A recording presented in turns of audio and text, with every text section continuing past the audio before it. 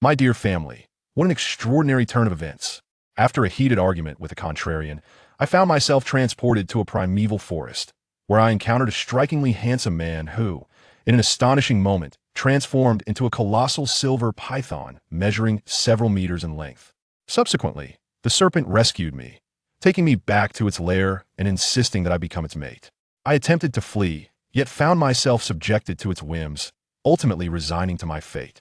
Now, he is leading me to a wild boar tribe to tend to my injured foot. It is all rather fantastical. I must tell you, I truly believe I have witnessed the unbelievable today.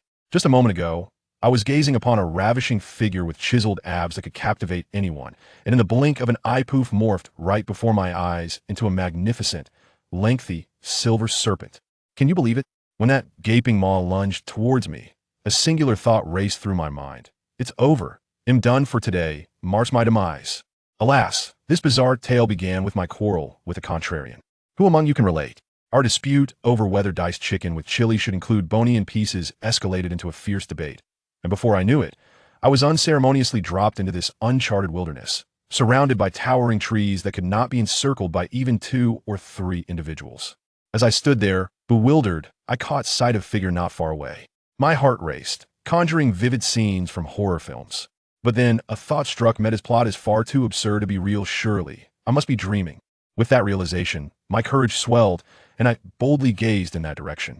Lo and behold, the man stood bare-chested, with broad shoulders, fluid muscle contours, and skin flawless beyond compare, truly mesmerizing.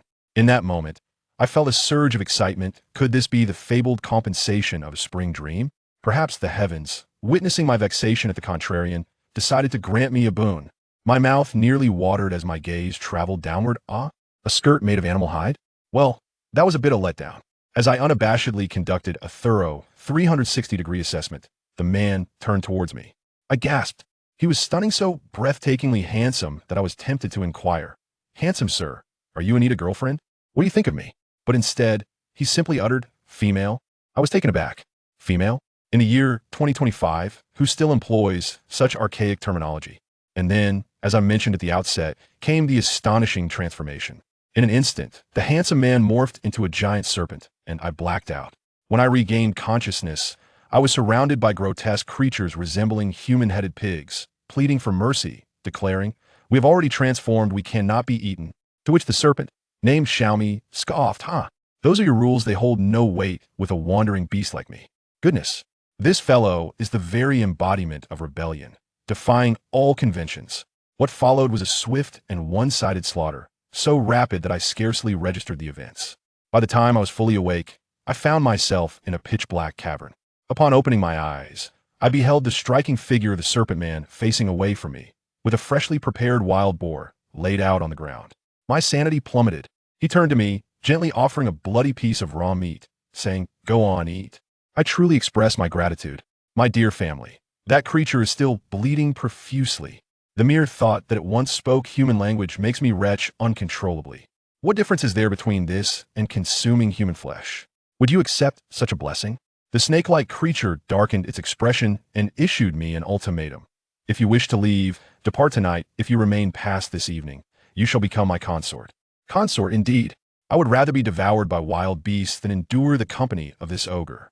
Without a moment's hesitation, I donned my nightgown and sprinted towards the cave's entrance, swiftly climbing down the vines with remarkable agility. Yet, my grace was short-lived. With a sudden crack, I twisted my ankle. At that moment, a wave of indignation washed over me. As a food blogger, I should have been savoring crystal dumplings, anticipating the succulent pork knuckle for lunch, and the lotus leaf chicken awaiting me for dinner. Instead, I found myself suffering in this desolate place, threatened by a serpent, and I burst into tears. Amidst my sobs, 2 shifty-eyed men emerged from the thicket, advancing with unwelcome intentions, cooing, "Little female, let your brother cherish you." Well, their greasy demeanor nearly made me vomit my dinner. They even suggested I bear them a litter of little mice. I was infuriated. Mice. How could I endure such a fate? I would rather die than submit. I grasped a sharp stone and pressed it against my neck, warning, "Do not approach. If you dare come closer, I will take my own life." Yet, these brutes showed no regard for honor. Seizing the opportunity, they overpowered me, sending the stone flying from my grasp. Was my virtue to be lost here? Just when despair enveloped me, my savior arrived. Though, ironically, my savior was a larger snake. That creature, Zoomi, seemed to enter a frenzied state, swiftly lunging forward, effortlessly dispatching one of the ruffians with a single bite. The other fled in terror, but Zoomi pursued and dealt with him as well. It was a clean and decisive end. Transforming back into human form, he cast a sidelong glance at me, bearing an expression that seemed to say, "See, you cannot manage without me," and inquired, "Are you still planning to leave?" I was cold and frightened, nearly stripped of my clothing, yet I defiantly replied, "I shall leave." He merely scoffed and turned away, showing no sign of regret. Alone in the pitch-black forest, my foot throbbing in pain, a small snake slithered down from a tree and began to crawl upon my neck. I completely broke down. I cried out, "I shall not leave. I shall not leave. Please, save me. Rescue me." Only then did he saunter back, squatting down to relish my plight. "Still planning to leave?" I shook my head vigorously. "I will not leave. I will not leave." He then asked, "Will you stay and become my consort?" What could I say? Under such circumstances, one must bow their head. I swallowed my shame and, like a murmuring mosquito, managed to utter, "I will stay as your consort." And he carried me back. His body was icy cold, causing me to shudder, and he paused for a moment, uttering an apology. Once inside the cave, he offered me 2 pieces of animal hide to cover myself, which felt coarse and uncomfortable against my skin. He watched as I wrapped myself tightly, his gaze laden with meaning. When I asked what tribe I belonged to, I fabricated an answer, a tribe called Earth. Seeing his bewildered expression of confusion, I felt reassured. Upon awakening the next day, he presented me with a piece of raw meat, this time rabbit. I was taken aback. He even inquired about my culinary preferences. I rattled off a list of dishes: jianbing guozi, crispy pork belly, tiger skin chicken feet, sweet and sour tenderloin, preserved meat clay pot rice. His expression reflected sheer bewilderment. With a sigh, I lowered my request. "Just cooked will suffice." He wore an expression that seemed to convey, "Females are truly troublesome." Yet he still agreed to venture out in search of fire. This serpentine creature, somewhat haughty but with a hint of conscience. Noticing my swollen feet resembling those of a pig, he decided to take me along. Then, with a sudden duong, he transformed into his colossal serpent form. He coiled his tail around me, lifting me to his head. Let me tell you, the view was akin to being atop a Ferris wheel. Initially terrified, I clung tightly to his massive head, but soon I let go, marveling at the grandeur of the trees and the beauty of the mushrooms, akin to Lu Lao Lao entering the Grand View Garden. Thus, we arrived at the wild boar tribe, where, lo and behold, they were convening a struggle session, passionately seeking vengeance against Xiaomi. As Xiaomi made his entrance, a massive shadow loomed over the gathering, and in an instant, the boars, who had been shouting for blood, let out a terrified howl and scattered in every direction. The scene was utterly comical. After a chaotic series of events, they finally grasped our intentions. An elderly shaman approached to treat my foot. His methods were akin to bone setting, causing me excruciating pain.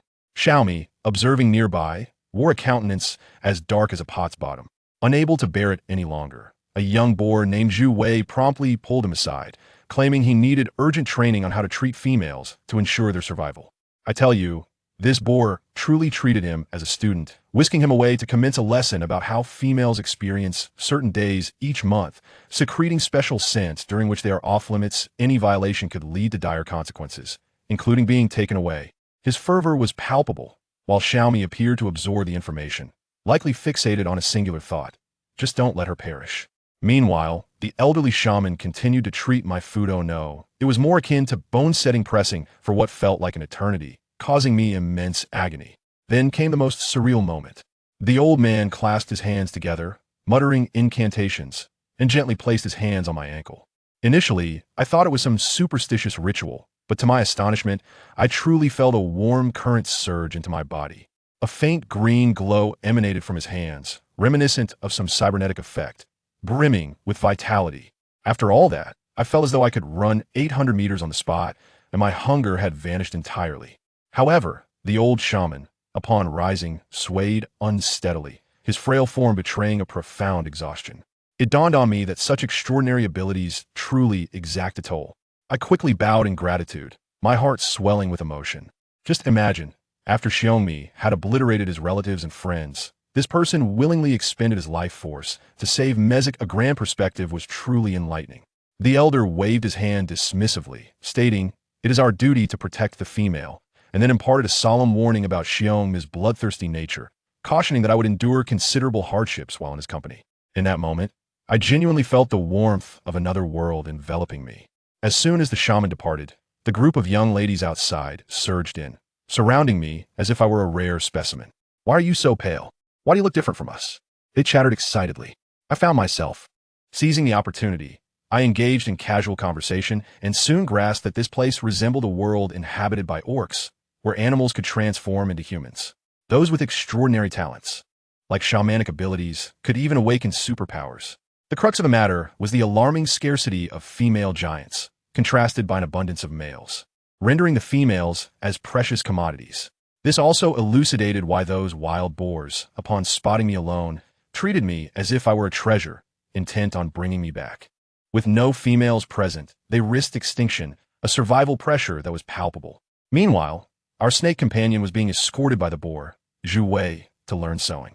It was amusing to see a group of burly men gathered around, crafting leather aprons. Upon noticing Xiao Mi's arrival, their expressions were a mix of fear and disdain. After all, who would wish to offer their hard-earned hides to the very being that had just slaughtered their village? Yet, under Zhu Wei's persuasion, they begrudgingly began teaching Xiaomi how to create leather skirts and blankets, even providing additional instructions on how to grind bones into needles. Upon my return to the cave, I finally indulged in cooked food. Who among my family could understand my elation? I savored roasted meat at last. Although the rabbit meat was tough and tasteless to me, it was a feast, bringing me to the brink of tears. Yet, Xiaomi scoffed dismissively, declaring it a poor excuse for sustenance. I thought to myself, what would he know? Fresh raw meat could never compare to the comforting warmth of cooked food. Curious about his activities, I approached him to see what he was doing. He was grinding a rabbit bone against a stone while adding water. In a good mood, I inquired about his task, only for him to hide the bone away as if it were a precious treasure. Just as I was about to chastise him for being stingy, I caught him staring intently at my chest. I was taken aback, blushing fiercely, and hurriedly retreated into the cave. He remained there, observing my retreating figure, perhaps pondering how amusing I was. After instructing me to stay put, he departed with the half-finished bone needle. Eager to confirm he was far enough away, I leaned against the wall and hopped on one foot to the cave entrance. The sunlight outside was splendid, and my thoughts began to wander. I had been here for 3 days without a proper wash. My body was caked with mud and dirt, and my hair was nearly tangled into a nest. I simply couldn't endure it any longer. Asking Xiaomi to accompany me to wash? That was out of the question. Peering down, I spotted a small pond not far from the cave, its water crystal clear. I reasoned that there seemed to be no large animals around the cave, so it should be safe. Resolute, I dashed inside, grabbed the sharp stone fragment Xiaomi had used for cutting meat, and slid down the vines. Before long, I reached the pond, just as pristine as I had hoped. After ensuring the surroundings were safe, I swiftly shed the 2 pieces of animal hide I wore and leaped into the water to wash. At that moment, it was pure bliss. I finished washing without incident and thought to myself that perhaps my luck wasn't so dire after all. However, my good mood evaporated when I returned to the cliff base. I could slide down, but climbing back up was an entirely different matter. The vines required both hands and feet to ascend, and my ankle was too weak to exert any force. After several exhausting attempts, I despondently sat at the bottom of the cliff. The sun warmed me, and I unknowingly drifted off to sleep. When I awoke, darkness had enveloped the sky, and a fire was crackling beside me, radiating warmth. Raising my head, I was stunned to see Xiaomi. He was sewing something, a tall, coldly handsome figure, deftly stitching a blanket. The sight made my mind race. The contrast was simply overwhelming.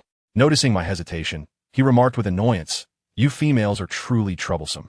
As I leaned closer, I realized he was indeed sewing something for me.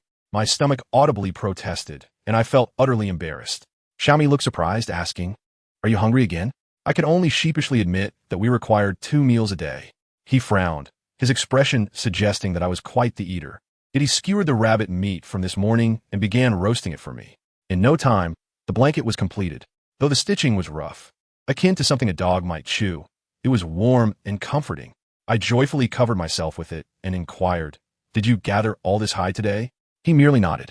I thought to myself how impressive he was. Unbeknownst to me, he had bartered for the hides with food from the wild boars. Just as I was reveling in my contentment, that peculiar feeling returned. Xiaomi approached me, raising a hand and effortlessly pulling me close. I felt utterly frozen. His body was cool against mine, and being embraced by him felt akin to being ensnared by a great serpent, sending shivers down my spine. Sensing my distress, he asked in a low voice, "Are you afraid of me?" How could I admit my fear? I could only stammer, and no. Best to keep it that way, he paused. "After all, you must consider me your lifelong mate. By the way, do you still wish to return?" My heart skipped a beat. Indeed, I quickly shook my head. I longed to return, but was it even possible? I didn't want to be with him like this, yet I couldn't afford to be without his protection. He buried his head in my neck, his voice laced with a chilling tone.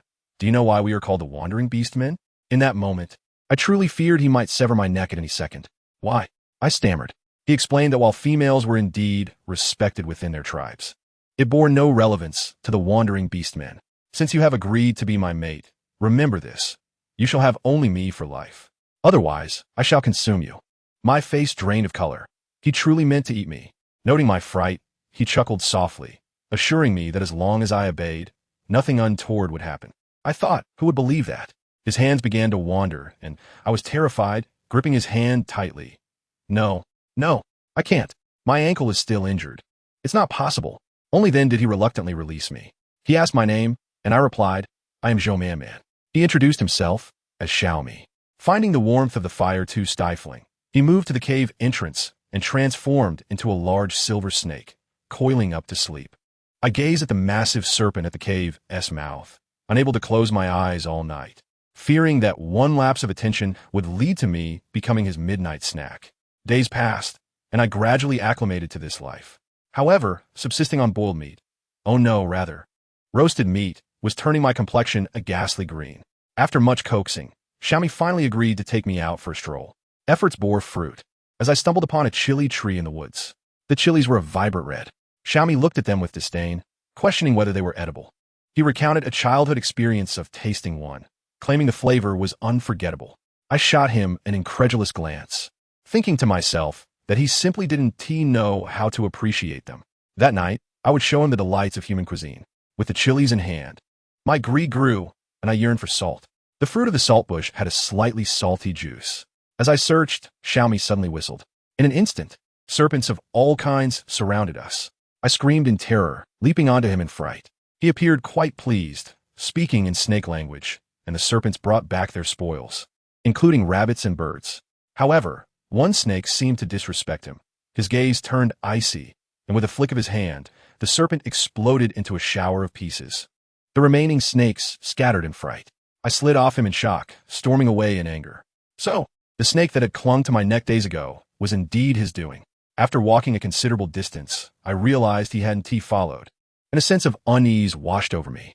The woods suddenly felt perilous. Moments later, he caught up, prompting me to hasten my pace. Upon reaching the cliff's base, I froze again, realizing I couldn't ascend without him. Frustrated, I kicked the cliff, lost my balance, and spectacularly fell onto my backside. How embarrassing. I simply lay there, refusing to rise. He approached and said, "If you don't get up, I'll have to carry you up." As I was about to scold him, my peripheral vision caught sight of a plant growing on the cliff. Upon closer inspection, I gasped in astonishment.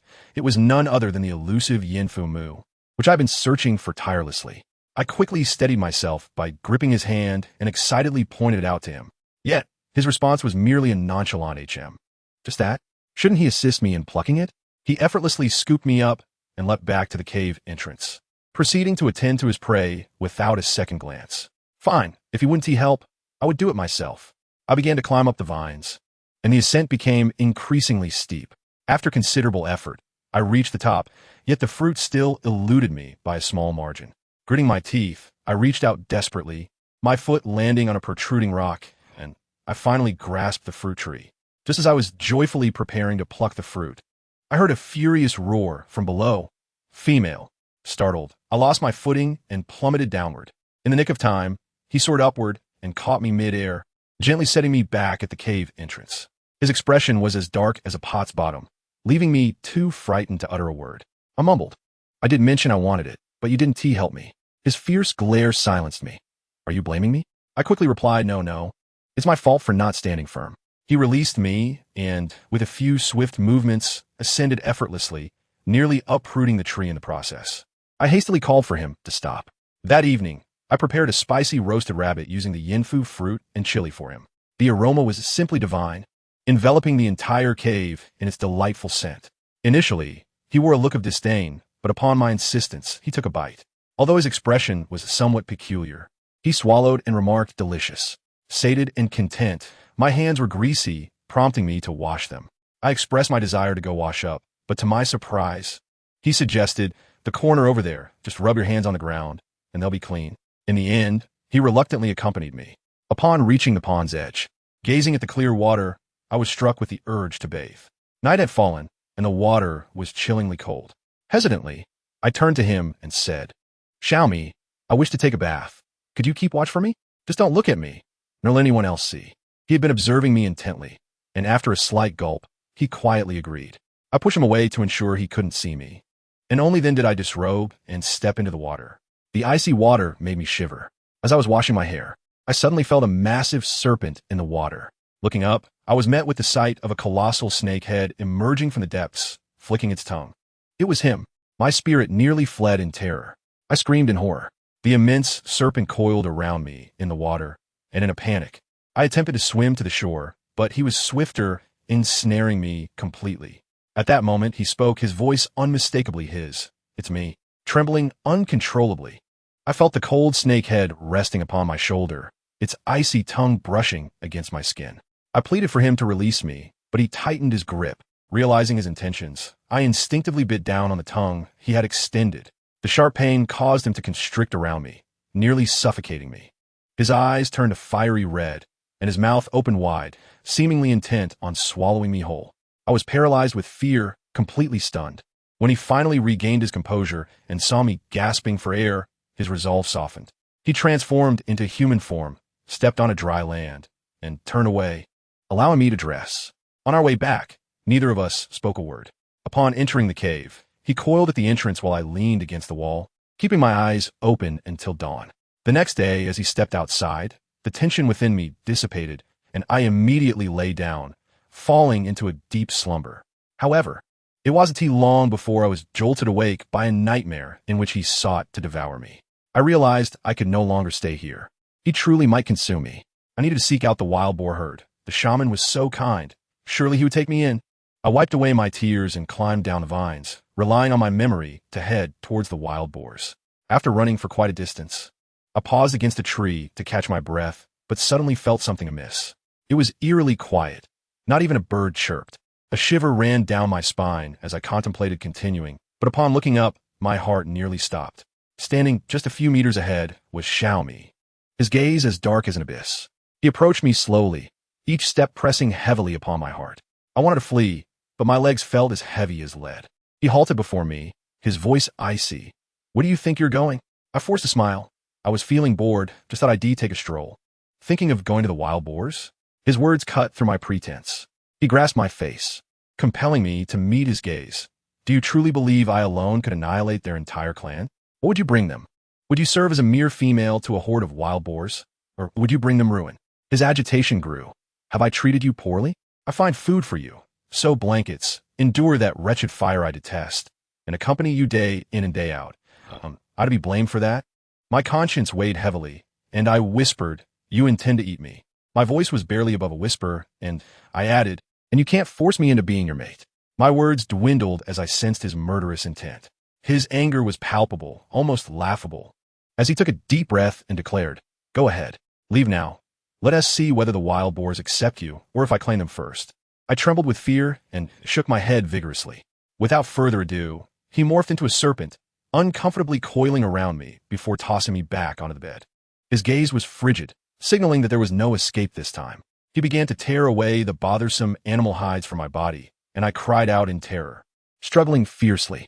My cries went unanswered, and in desperation, I broke into a sweat. Just when I thought my end had come, I felt a sudden warmth beneath me.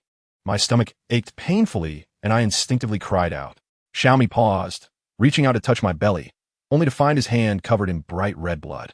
He brought his hand to his nose, and a peculiar scent wafted through the air. I noticed his reaction. My face flushed with embarrassment, and I hurriedly wiped the blood off his hand. "What is happening? Why are you bleeding?" he asked, bewildered. "It's nothing, I quickly explained. "It's a natural occurrence for all females." He appeared confused and attempted to reach out again. I smacked his hand away. What are you doing? Decency dictates you should look away, understand? My frustration peaked, and I quickly leaped from his grasp, urging him to turn around. Thank heavens I had worn undergarments to bed. Otherwise, I would have been utterly mortified. In a flurry, I managed to put on my underwear, and with determination, I removed the foam padding from my prized undergarment. Improvising with it, it was better than nothing. As I turned back, I was startled to find he had inexplicably turned back, staring at me with a mixture of concern and curiosity. My face flushed crimson, reaching all the way to my neck. I wished for a crack in the ground to swallow me whole. How much had he seen? Oh dear.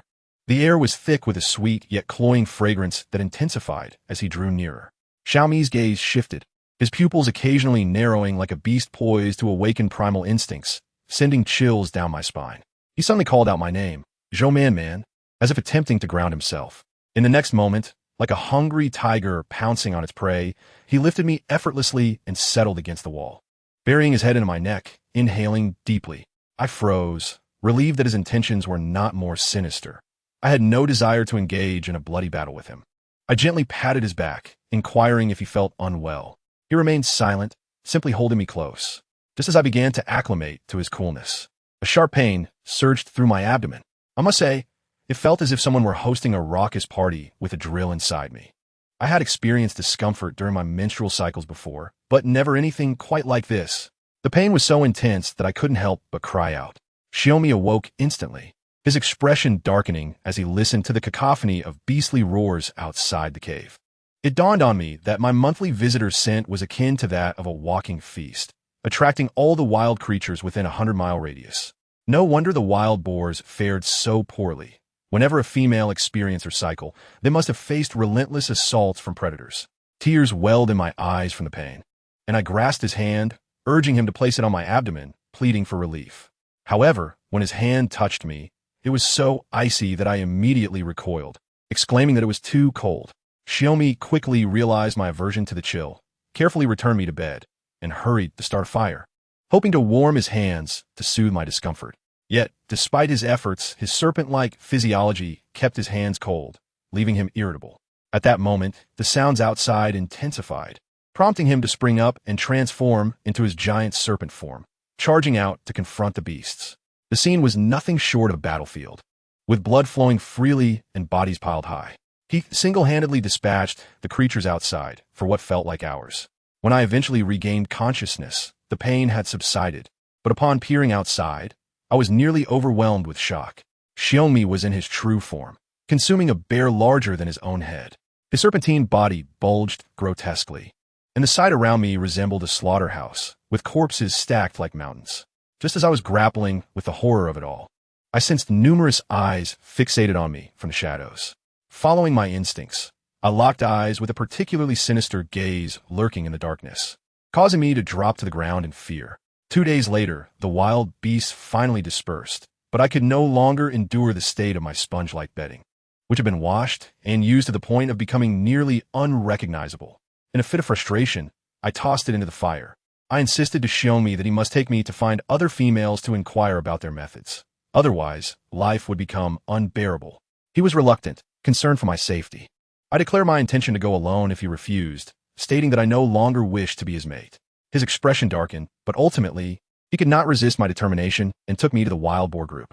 To my astonishment, as we approached, the male boars began to stir with excitement at the scent, but upon spotting Xiaomi, they immediately wilted, behaving as docile as quails. When I met with the female boars, it was as if long-lost friends were reunited, and we chattered joyfully. Meanwhile, Xiaomi observed from the sidelines, his gaze filled with jealousy that could rival the sharpness of aged Shangxi vinegar.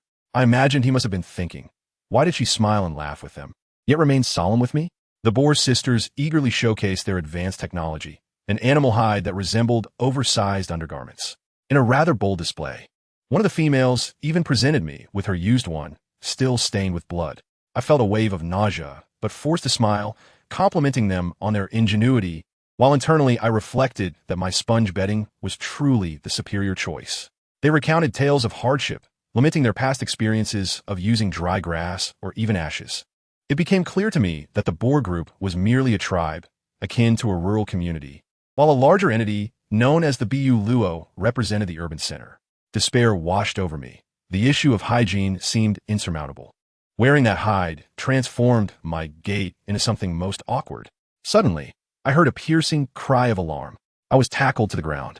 Looking up, I saw a massive eagle descending, its gaze identical to that of the creature that had spied on me the previous night. Before I could react, its talons lunged toward me. The female who had tackled me was forcefully pushed aside, and the eagle's claws struck deep into my shoulder. As pain coursed through me, I was lifted into the air.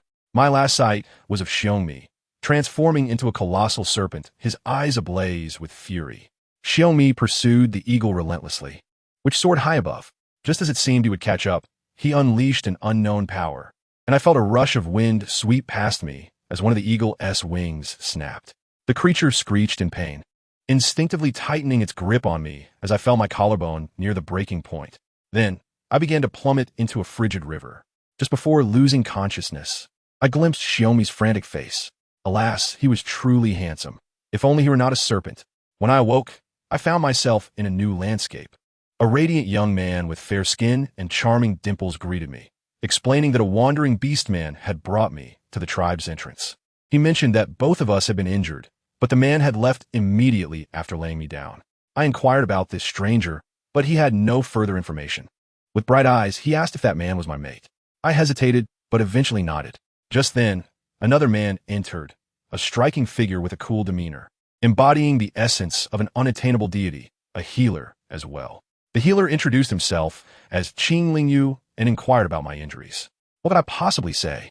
I could hardly admit that my handsome companion had gone on a rampage out of frustration, leading to my capture by his enemies. Noticing my silence, he began to draw his own conclusions, assuming Xiongmi was to blame, labeling the wandering beastmen as outcasts and bloodthirsty killers. The image of the carnage outside the cave left me speechless. He interpreted my silence as confirmation and gently reassured me that I would be safe now, as they would protect me. All I could do was weakly utter my thanks. He then placed his hand upon my head, and a green light enveloped me before I fell into slumber.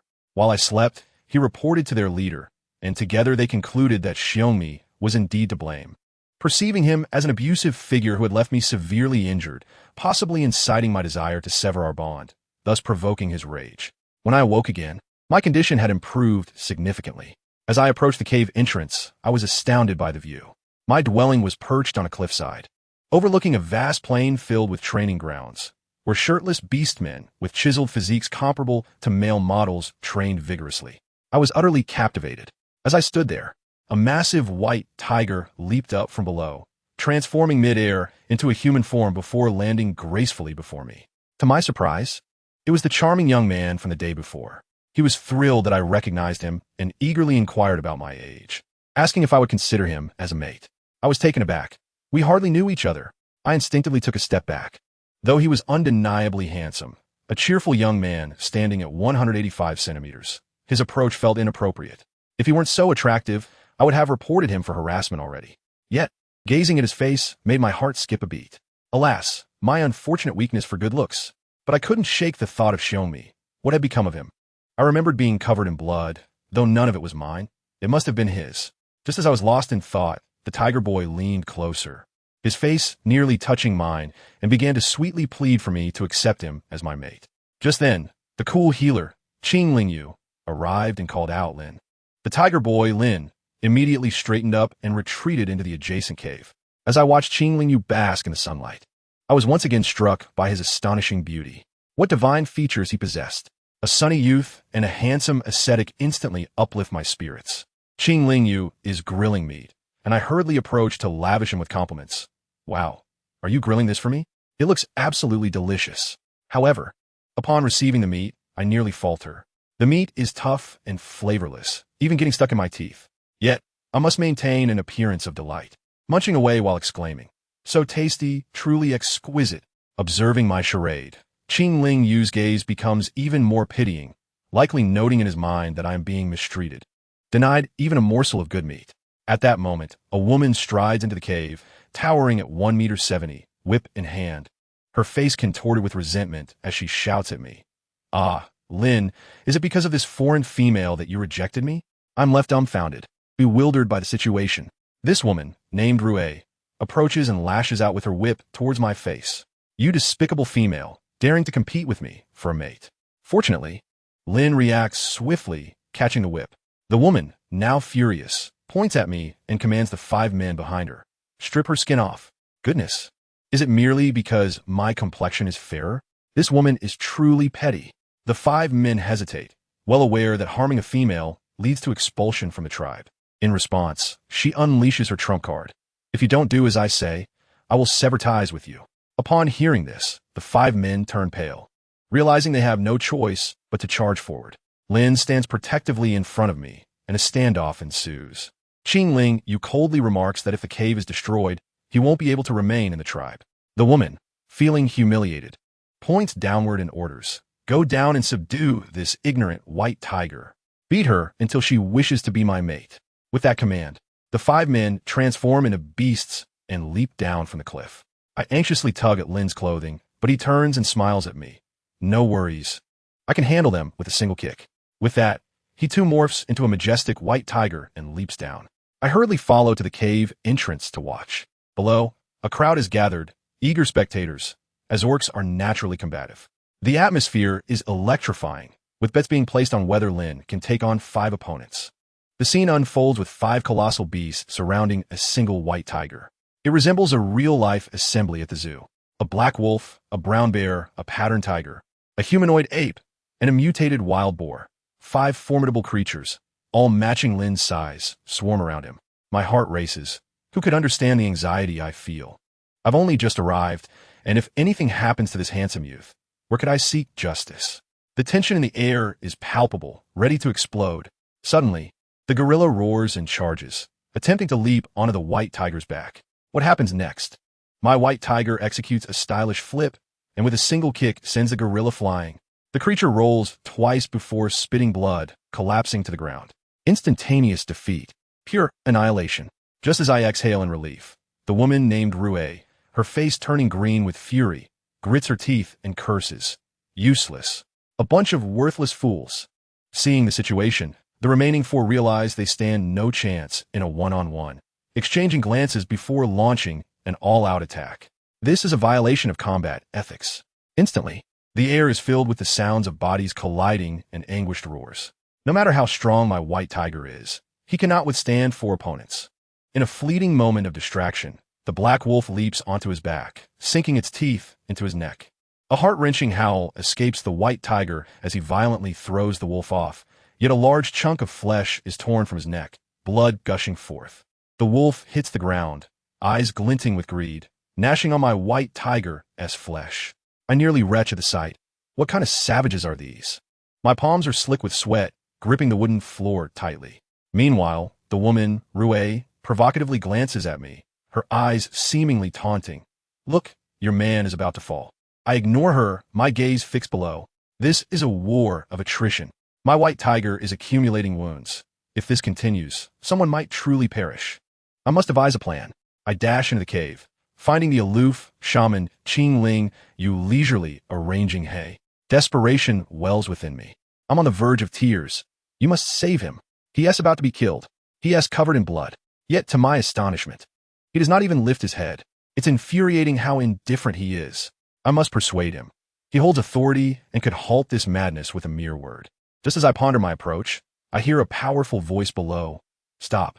Rushing outside, I see a middle-aged man with an imposing aura stepping forth from the crowd, the tribe's leader.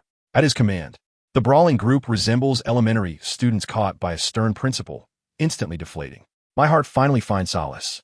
The white tiger, staggeringly rising from the ground, bloodied and battered, ignores the leader entirely and strides away. The leader's followers call out, "Lin," but he does not look back.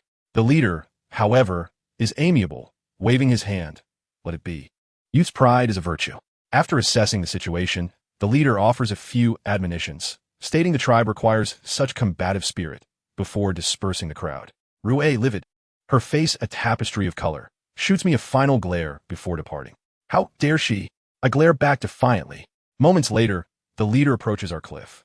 Upon closer inspection, I realize he is not the muscle-bound brute I had imagined, but rather refined and gentlemanly, akin to a friendly neighbor. He inquires about my well-being, and I express my gratitude. Our conversation flows surprisingly well, nearly revealing my hometown address. When the leader enters Qing Ling Yu's cave, realization strikes me. I almost became overly familiar. Shortly after, they emerged together. The leader looks at me and suddenly states, "Now that you've recovered, it's time for you to find a male companion." I'm taken aback. What? Find a male to live with? Can I live with other females? I inquire. The leader shakes his head with a smile. No, it must be a male. He claims this is for my protection, then glances at Qingling Yu, suggesting, what about the shaman? My goodness, I witnessed Qingling Yu's previously stoic face flush with embarrassment as he quickly averts his gaze. I hastily clarify, "Leader, you mean I only need someone to live with me and look after me, but it's not necessary to become his wife, correct?" "That is correct," the leader affirms. "The decision is yours." Realizing the implications, I nod, then shake my head. The leader appears bewildered. What does this mean? Clear my throat. I declare loudly, I do not want a shaman. I want the white tiger. It's only logical. He sustained such severe injuries for me. I must care for him. As for the shaman, I recall his previous indifference. No way would I live with an iceberg. As my words leave my lips, Qingling Yu's face drains of color. A flicker of anger flashing in his eyes before he masks it, standing there like a mere backdrop. Witnessing his discomfiture brings me an unexpected thrill, though guilt soon creeps in. After all, he did save me. Yet his earlier demeanor was utterly unacceptable. The leader agrees, personally guiding me to find Lin. He resides in a secluded area beneath a towering tree, having excavated a massive hollow. I was utterly astonished. It resembled a luxurious single room nestled within the forest. The chieftain called out to Lin at the entrance of the cave, and after a while, Lin slowly emerged, looking quite aggrieved as he called out. However, upon spotting me, his eyes instantly lit up, and with a joyful howl, he rushed over. The chieftain chuckled and remarked, "I know you have taken a liking to this little female, so I brought her to you." He then cautioned Lin, "She is merely residing with you temporarily. It does not imply possession. Everything still hinges on your own efforts." Lin looked at me, nodding fervently, his gaze practically inscribing my name as his first made upon his face. After the chieftain departed, Lin began to shadow me closely, following my every move. I told him he need not accompany me, to which he insisted, "I cannot. The chieftain instructed me to protect you." Just as I contemplated the absence of danger within the tribe, I witnessed a woman scream as she was snatched away by a silver wolf. Lin observed my pale countenance and earnestly reassured me, "See, it is perilous here. Only I can accompany you, or else other males might take an interest in you, and you could also be taken away." I believed him. I truly did. Very well, if he wished to be my shadow, so be it. As night fell, the temperature plummeted to that of an ice cellar. Lin urged me to remain in the tree hollow while he ventured out to fetch food for me. I mused that my situation was no better than being with the shaman. At least there was a fire to keep warm. Soon, Lin returned, and, as he entered, the entire hollow became warm, resembling a large furnace. He presented me with roasted meat, carefully wrapped in leaves, and joyfully handed it over. Holding the warm meat, I gazed at his numerous injuries and felt a pang of guilt. I had intended to care for him, yet now he was the one looking after me. I took a bite of the roasted meat and said, "You should rest at home tomorrow. I will go alone."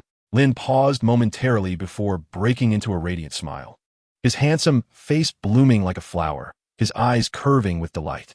It was only later that I realized he interpreted my concern for him as affection. He was so elated that he nearly transformed back into a tiger, howling in joy. After satisfying our hunger, I reclined onto the pile of grass, feeling utterly comfortable. Just as I was drifting off, I sensed a weight beside me and opened my eyes to find Lin attempting to lie next to me. I jolted upright. "What are you doing?" he asked innocently. I chuckled awkwardly. Nothing. It's just a bit warm after eating." As I spoke, I shifted away. "Goodness, although you are quite handsome, we have only known each other for a few days. It is too soon to share a bed." However, as I moved further away, a gust of cold air rushed in, sending shivers down my spine. Lin seemed to understand, lowering his head with a look of despondency. "I understand. I shall sleep outside then. My skin is thick. I won't feel the cold." With that, he turned to leave. This was unacceptable. He was still injured. I hurriedly called him back. He turned, his eyes filled with anticipation.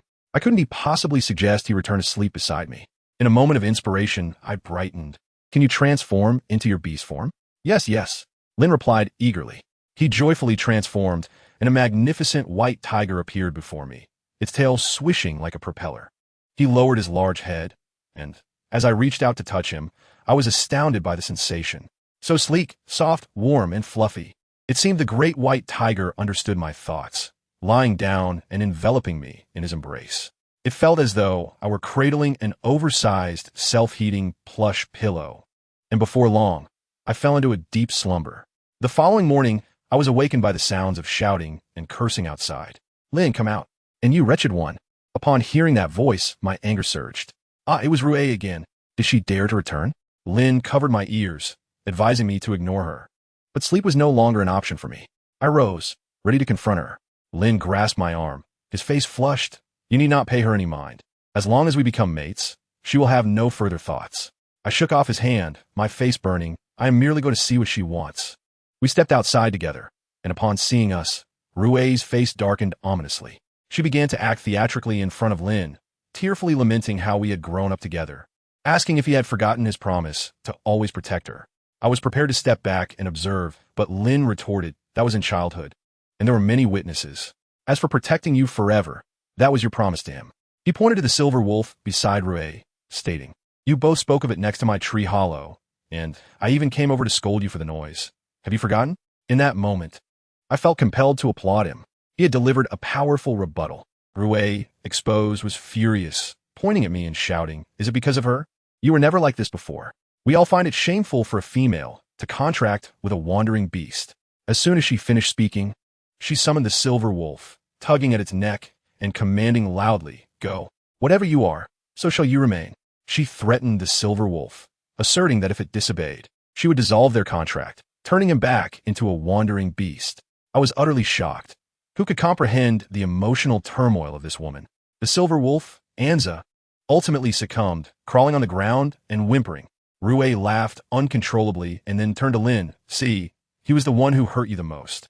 And now I am punishing him. Are you pleased?" As I watched the silver wolf crawling like a dog, I felt a profound sense of sorrow. He had once been a proud male. I couldn't help but think of Xiaomi. Had he too been subjected to such treatment? As these thoughts crossed my mind, tears welled in my eyes. Just then, the silver wolf raised its head and caught sight of my tear-filled eyes, seemingly misunderstanding the situation. Rue noticed this and immediately flew into a rage, rushing over to slap the silver wolf twice, shouting, "Aha! So you chose to disobey because you were entangled with this wretched female." She screamed, demanding the dissolution of their contract, while Anza knelt on the ground, pleading with her. Lin couldn't bear to watch any longer. "Why must you do this?" Rue became even more fervent, declaring to Lin, "If you truly pity him, agree to become my mate." Lin's expression hardened. "If you were to perish, I might consider it." "You." Rue was driven to fury, directly initiating the dissolution of their contract. A blinding light enveloped her and Anza. Just then, Qing Ling Yu arrived, shouting for her to stop. Alas, it was too late. All that could be heard was Anza's heart-wrenching wails, the kind of pain akin to bones being shattered and reformed. After what seemed an eternity, the light dissipated, and Rue scoffed before departing. A group of beastmen surrounded the fallen Anza, who had lost all strength, pleading for the shaman to save him. I stood there in a daze, returning to the tree hollow, unable to taste the roasted meat I was eating. I inquired of Lin whether Anza would survive. He nodded. "He has lost his strength, and according to the rules, he cannot remain in the tribe. Outside, he is effectively doomed." I felt a deep sense of sorrow. While Lin seemed indifferent, his thoughts solely focused on how to secure a contract with me. He even believed that his transformation into a tiger was too adorable, lacking masculine allure, thus deciding to showcase his prowess that evening. So, that night, as I was drinking water, I looked up to see Lin seriously removing his beast skin skirt. I sputtered, the water spraying out of my mouth. "What are you doing?" I exclaimed, my eyes wide with disbelief. "My dear fellow, is this display of masculinity a tad too forward?" He looked at me with a blend of innocence and grievance. "I am merely changing my beast skin." Meanwhile, the chieftain had decided that Anza must be expelled from the tribe. Qing Ling Yu was tasked with escorting him out. At the forest's edge, Qing Ling Yu coldly addressed Anza. "You should know, her tears are not shed for you." Anza stubbornly retorted, "Not necessarily." At that moment, Qing Ling Yu's gaze hardened, and with a wave of his hand, Anza was struck by an invisible force, spitting blood. Qing Ling Yu looked down at him with a menacing aura, declaring, "Do you even have the right?" It was at that moment that Anja realized with horror that this shaman possessed not one, but two extraordinary talents. As for me, I was utterly drained from the events of the previous night with Lean, and I slept soundly until I woke up naturally. My dreams were filled with delicious food, and as I leisurely stretched, my hand brushed against something nearby. What is this? It felt hard and segmented. Could be ribs? I thought to myself, though it didn't smell appealing. Never mind, I should taste it. I leaned in, only to be met with a suppressed, yet alluring masculine voice whispering in my ear. Startled, I opened my eyes wide. Good heavens! I saw Lean lying beside me, clutching his chest, gazing at me with a look of sorrow. My hand was firmly pressed against his sculpted abdominal muscles. My face flushed crimson, as if I could bleed from embarrassment. I was utterly dazed, collapsing onto him, and his body was as warm as a tiny furnace. Lean paused for a moment, then swiftly embraced me tightly. I struggled to break free, but he only held me closer. My mind buzzed with the thought that this fierce creature seemed intent on swallowing me whole. That notion was terrifying, so I quickly shook my head, dismissing it as mere hunger-induced delusion.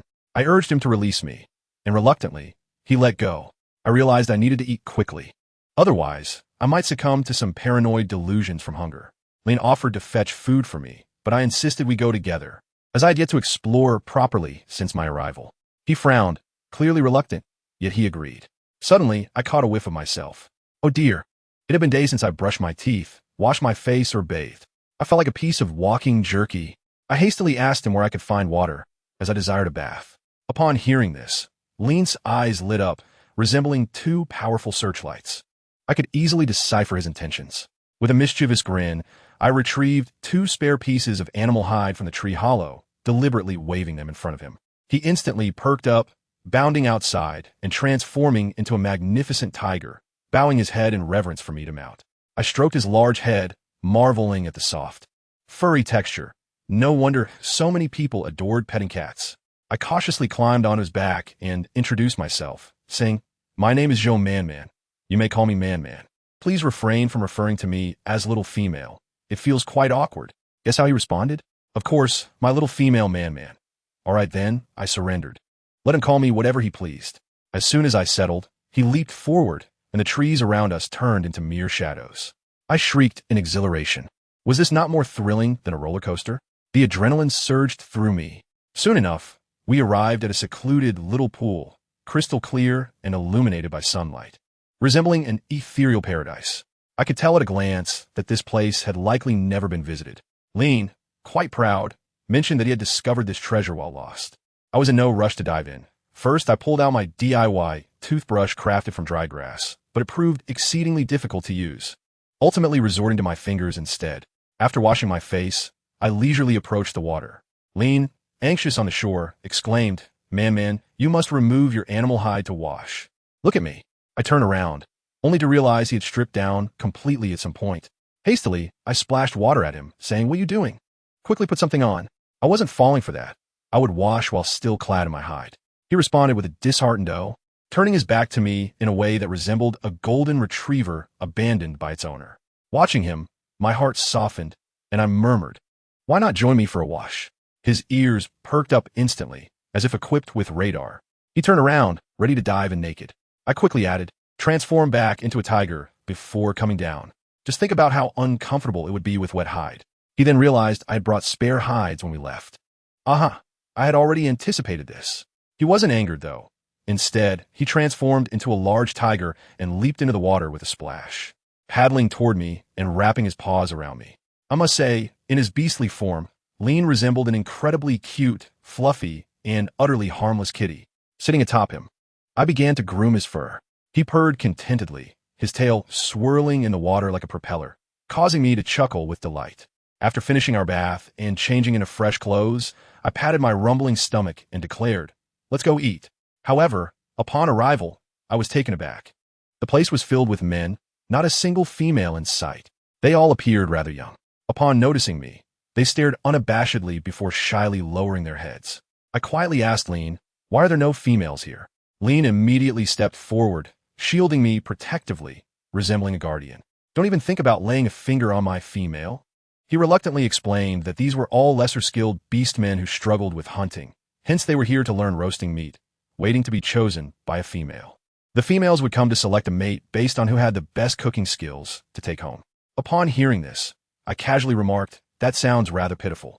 Lean's reaction was instantaneous. He flared up like a cat with its tail stepped on, launching into a tirade about how they were not pitiful at all, as the best meat from the tribe was brought here, and they only had to roast it, making them quite appealing to females.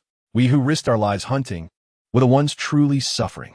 Understanding his jealousy, I quickly squeezed his hand to soothe him, saying I was merely making an offhand comment. It seemed that cooking for myself was out of the question. I would need a partner in my own stone house for that. How absurd. Why should there be such prerequisites for a simple meal? We took some roasted meat and began our journey back. On the way, we spotted a large crowd gathered, encircling an area, seemingly engaged in some activity. I leaned closer to Lin's ear and asked about it. He glanced over, his expression shifting, but he merely stated, "That's the arena. Perhaps someone's fighting." After delivering me back to the tree hollow, he cautioned me not to wander off and then dashed off to find food. I nibbled on the meat, but for some reason, an unsettling feeling washed over me. Stepping out of the hollow, I coincidentally encountered several females passing by, one of whom, named Lina, greeted me. Just then, the sky above seemed to be covered by a glass-like membrane, which suddenly cracked and then rapidly healed. I was stunned. Lina chuckled, assuring me it was nothing to worry about, explaining that it was the tribe's barrier, designed to fend off unwelcome attackers, and nothing had ever happened before. Yet, my unease only deepened, prompting me to request that she take me closer to investigate. As we approached, my heart raced faster. The murmurs of the crowd reached my ears, mentioning terms like stray Beastman and silver serpent, and my mind buzzed with a singular thought. Could it be him? Xiaomi? When I finally squeezed through to the front, my worst fears were confirmed. It was indeed him, a gigantic silver serpent, bloodied and battered, repeatedly slammed against the invisible barrier. A deep gash on his neck exposed bone, and there were numerous wounds pecked by birds that had become infected. To my horror, his tail was even partially severed.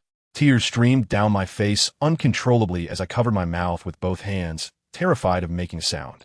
He seemed to sense something, his crimson eyes frantically scanning the crowd until they finally locked onto me like a nail driven into wood. In that moment, I saw a tumult of emotions in his gaze. Pain, rage, resentment, affection, and fear, all swirling together in an incomprehensible mix. His hoarse voice broke through the chaos. Each word forced out with effort. "Man, come out." Lina seized my arm, exclaiming, "Man, have you lost your mind? That's a stray beast, man." I shook my head, finally managing to voice the words I had held back for so long. The wounds on me were not inflicted by him. It was for his protection that he left his words unspoken, but a chilling voice intruded, belonging to that shaman. "He cannot protect you.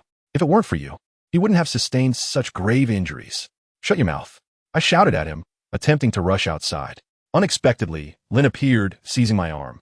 Reflexively, I yanked away from his grip, as if electrocuted.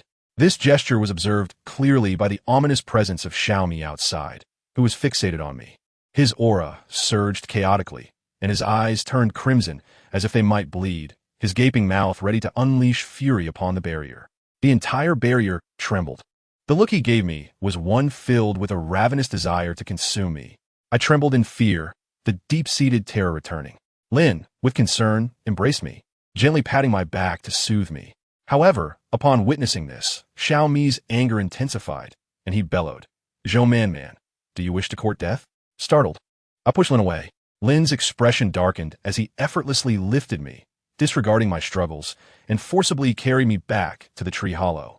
Once inside, Lin crouched down and inquired, Man, do you truly have feelings for him?" I hugged my knees and nodded. His gaze instantly dimmed, and after a considerable pause, he quietly asked, "What about me?" I was taken aback. Can affection be divided? Had I not already chosen Xiaomi?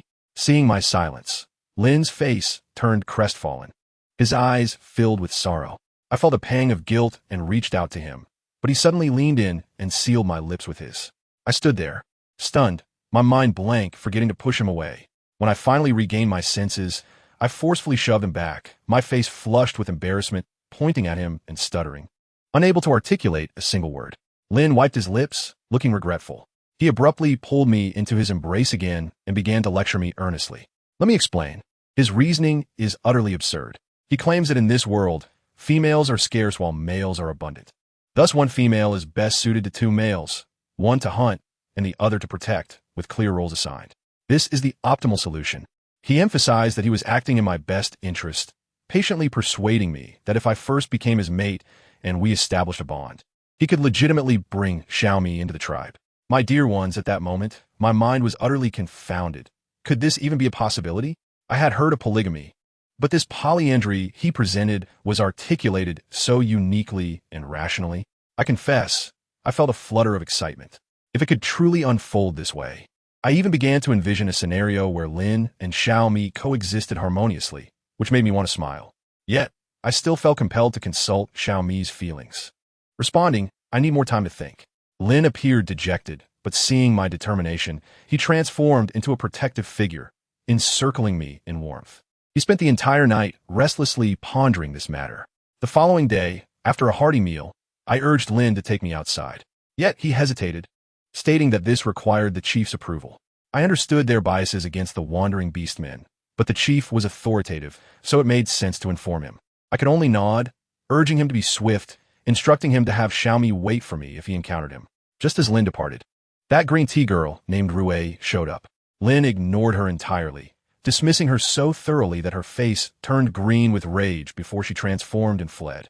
Let me tell you, such a woman possesses a jealousy that could burn through the earth's core. Once Lin was gone, she swiftly turned her attention towards me. She signaled to a nearby ape beastman to approach and divulged to me a method for sneaking out of the tribe. It was as if she could not wait for me to elope with Xiaomi, eager to make space for herself. As I languidly awaited inside the tree hollow, I heard footsteps outside. Thinking it was Lin returning, I joyfully ran out, only to find it was Rui's lackey. My heart sank, and I hurried to close the door of the hollow. But he called out, "Wait!" My mind raced with suspicion. Did he intend to harm me? To my surprise, he poked his head through the gap, revealing himself to be that ape beastman. He spoke in hushed tones. "I mean no harm. Please listen to me." I nearly scoffed, thinking, who did he think he was? His master was hiding behind the scenes like a coward, sending this lackey to deceive me? To my astonishment, this fellow was remarkably patient, likely accustomed to Rui's manipulations. He fervently insisted he was genuinely here to assist me. Curious about his intentions, I asked, "What can you help me with?" He glanced around nervously, as if in a spy film, and leaned closer to whisper, "I know how to exit the tribe." I couldn't help but chuckle, responding, "Of course I know how. Just go through the front door." "Do you think I'm foolish?" His bewilderment was palpable as he exclaimed, "What? You know? Then why haven't you sought out your mate?" His question caught me off guard. Indeed, why hadn't I gone? However, I couldn't let him gain the upper hand, so I retorted, "Why should I inform you?" He hastily waved his hands and clarified that he knew of a secret passage, a blind spot in the tribe's barrier. He explained that his motivation for helping me was not solely because of Rui. He revealed that his female had been emotionally unstable lately, driving away several males. Lacking strength, he had relied solely on his wits to survive, and now he lived in constant fear of being eliminated. He was placing all his hopes on me, believing that if I brought Xiaomi into the tribe, it would alter their policy towards wandering beastmen, alleviating his existential crisis. My goodness, his desperation was evident. He spoke with such sincerity, and as I peered through the gap in the door at his youthful face and muscular frame, I could see the earnestness of his desire to survive. Reflecting on Xiaomi's injuries, I felt a surge of determination and resolutely moved aside the wooden door. Meanwhile, Lin was restless as well. He had sought out Qing Lingyu, the aloof shaman. The two men faced each other at the cliff's edge, with Lin resembling a worried mother. He immediately asked, "What do you feel for Man-Man? Do you like her?" Qing Lingyu, like an iceberg, leisurely sorted through herbs, exuding an air of calm indifference. Eventually, pressed by Lin's urgency, he looked up and asked, "What does it mean to like?" Lin erupted in frustration, declaring, "Fine. You said it. When she runs off with that wandering beastman, I'll be eager to see where you end up crying." With that, he stormed away. Qing Lingyu stood alone at the cave entrance, gazing downward, his fists clenched. He liked me, but he was afraid. This cursed tug-of-war. Returning to my side, I followed the ape beastman as we ascended the mountain. My dear ones, who can understand the plight of my 21st century weak physique? After just a few steps, I was gasping for breath. The fellow was anxious, scratching his head, and eventually, unable to bear it any longer, he transformed into a sturdy figure, tucking me under his armpit and swiftly darting up the mountain. I nearly lost my lunch. Upon arrival, he pointed to a pitch-black cave, stating that we could descend from there. I stared into the bottomless darkness, my legs trembling. He reassured me that Xiaomi would sense my scent and instructed me to reveal the beast mark to guide him. I timidly replied, "But I haven't signed a beast mark with him yet." The expression on the ape beastman's face instantly turned to stone. He howled, "What?" Terrified, He exclaimed that this was unacceptable. Without the beast mark, I would be a living target. He immediately attempted to take me back. However, I was resolute, asserting, I have my methods. I just need to find him. With a firm resolve, I stepped into the unknown darkness. Upon returning to the tree hollow, Lynn discovered my absence and was momentarily rendered speechless, likely envisioning 100 tragic episodes of my abduction by a wild beast. Meanwhile, I had been wandering through that cursed forest for quite some time, engulfed in darkness and dampness. In a moment of carelessness, I stepped on a decayed tree and fell unceremoniously, landing hard and causing tears to well up in my eyes from the pain. I felt utterly aggrieved, thinking that had Lynn been there, I would not have found myself in such a predicament. Hobbled and in distress, I called out, Xiaomi, Xiaomi, and as I shouted, I heard rustling sounds emanating from the woods. My heart raced with fear, and I quickly concealed myself behind a large tree, mentally repeating the mantra of invisibility.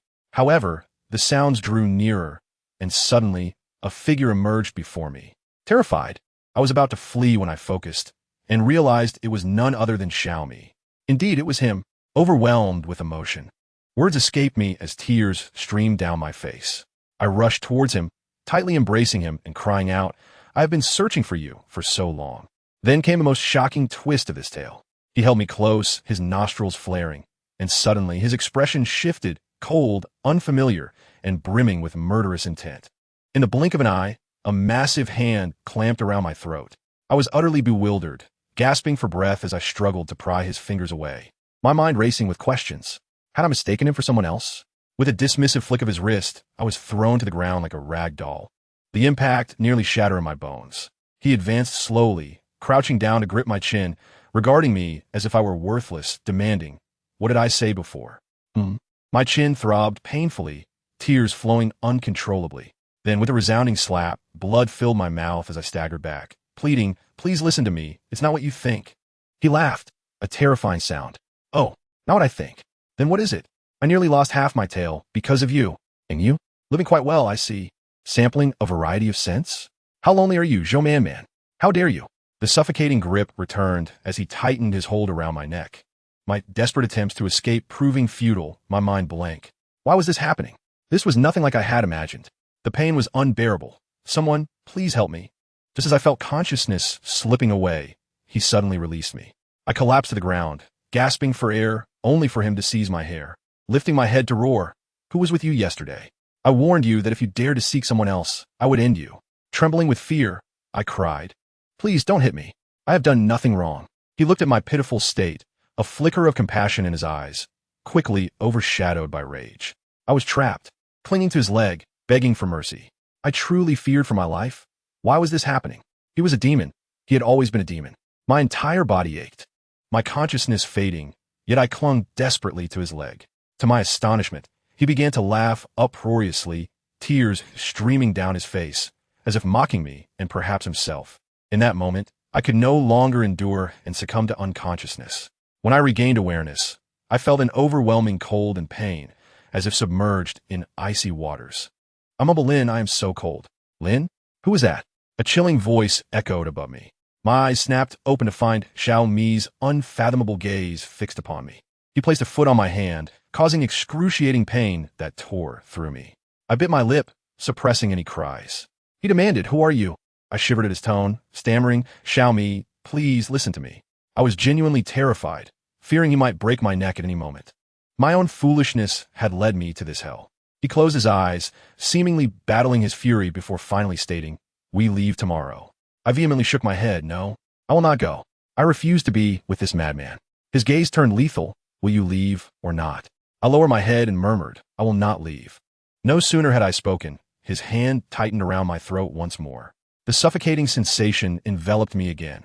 I desperately clawed at his hand, my mouth filled with blood as I gasped, if you have the ability, kill me. I will not go with you.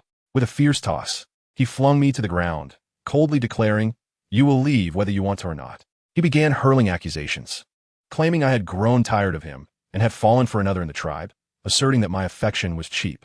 I coughed violently, the specter of death looming over me, rendering me mute. Then I heard the sound of him transforming into a beast, and in the next instant, a massive silver serpent coiled around me. I lacked the strength to resist, resigning myself to death, perhaps hoping to return to my former life. He shifted back to human form, caressing my swollen face, then leaned in with a fervent kiss, blood staining his mouth, seemingly unperturbed by the taste. As I slowly regained consciousness, I realized what he was doing, my face turning pale with terror as I trembled and begged. No, Xiaomi, I promise. I will go with you, but not now. Please. He laughed coldly. What? Your Lin is acceptable, but I am not? I bit my lip until it bled. Struggling against him, a wave of sickly sweetness surged in my throat. I could not help but vomit blood onto his back. Yet, he remained oblivious, lost in his own world. My consciousness began to blur, and I thought how absurd it was that I had traveled so far to find him, merely to provide an outlet for his anger, to lead to my own demise. Just as I felt myself slipping away, believing I was on the brink of death, he seemed to awaken. He looked down, horrified by the sight of bright crimson flooding the ground beneath me. Panic seized him as he realized my breath was barely detectable. He held me tightly, calling out, "Man, man, man, man," but I lay unresponsive like a lifeless body. Then, an extraordinary spectacle unfolded. A blinding green light enveloped us. A vivid beast mark, a silver serpent, slowly appearing on our bodies. Xiaomi stood frozen, comprehending the unique bond we shared. It dawned upon him that I had not betrayed him. Had I entered into a contract with another, he would have sensed it. In a flurry of urgency, he attempted to staunch the flow of blood, yet it continued unabated. His hands trembled uncontrollably as he gazed at the crimson stains. At that moment, I heard Lin's voice calling for me. "Man, man." He tried to flee with me, but upon witnessing my near-death state, he could not bring himself to move. If he took me away, I would surely perish. He stared at me for what felt like an eternity, gently kissing my forehead and whispering, "Survive. I am sorry. I will come for you." Then, he dragged his injured leg away, glancing back 3 times before vanishing. Not long after his departure, Lin and the others found me.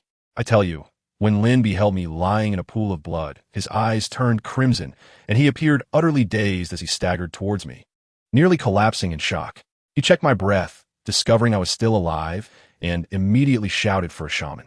Clenching his teeth, he rose with fierce determination, exclaiming, "I will kill that wandering Beastman." Those nearby restrained him, arguing that he would only meet his demise, and that I would want to see him first upon awakening. With that, he settled beside me, grasping my hand, tears streaming down his face, a large man reduced to sobs. When Qing Lingyu arrived, he too was taken aback by the sight of my suffering. He was about to remove my beast skin inspection, and Lin stopped him for a moment. The two exchanged glances, and only then did Lin silently release his grip.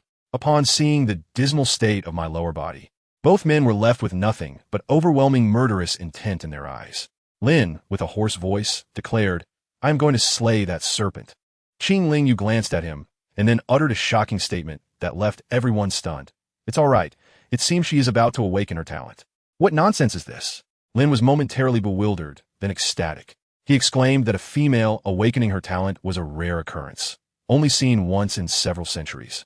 And if successful, I would not only be out of danger, but would also gain immense power. What talent is it?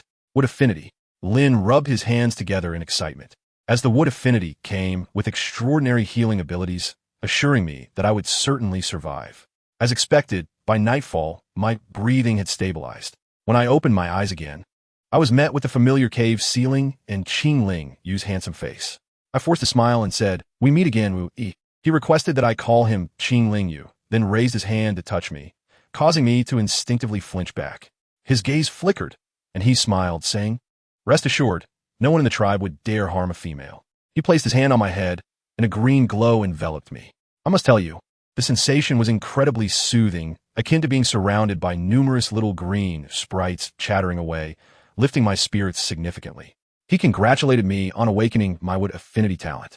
I closed my eyes, absorbing this wondrous power, feeling for the first time as if I truly belonged to this world. Just then, I sensed another force.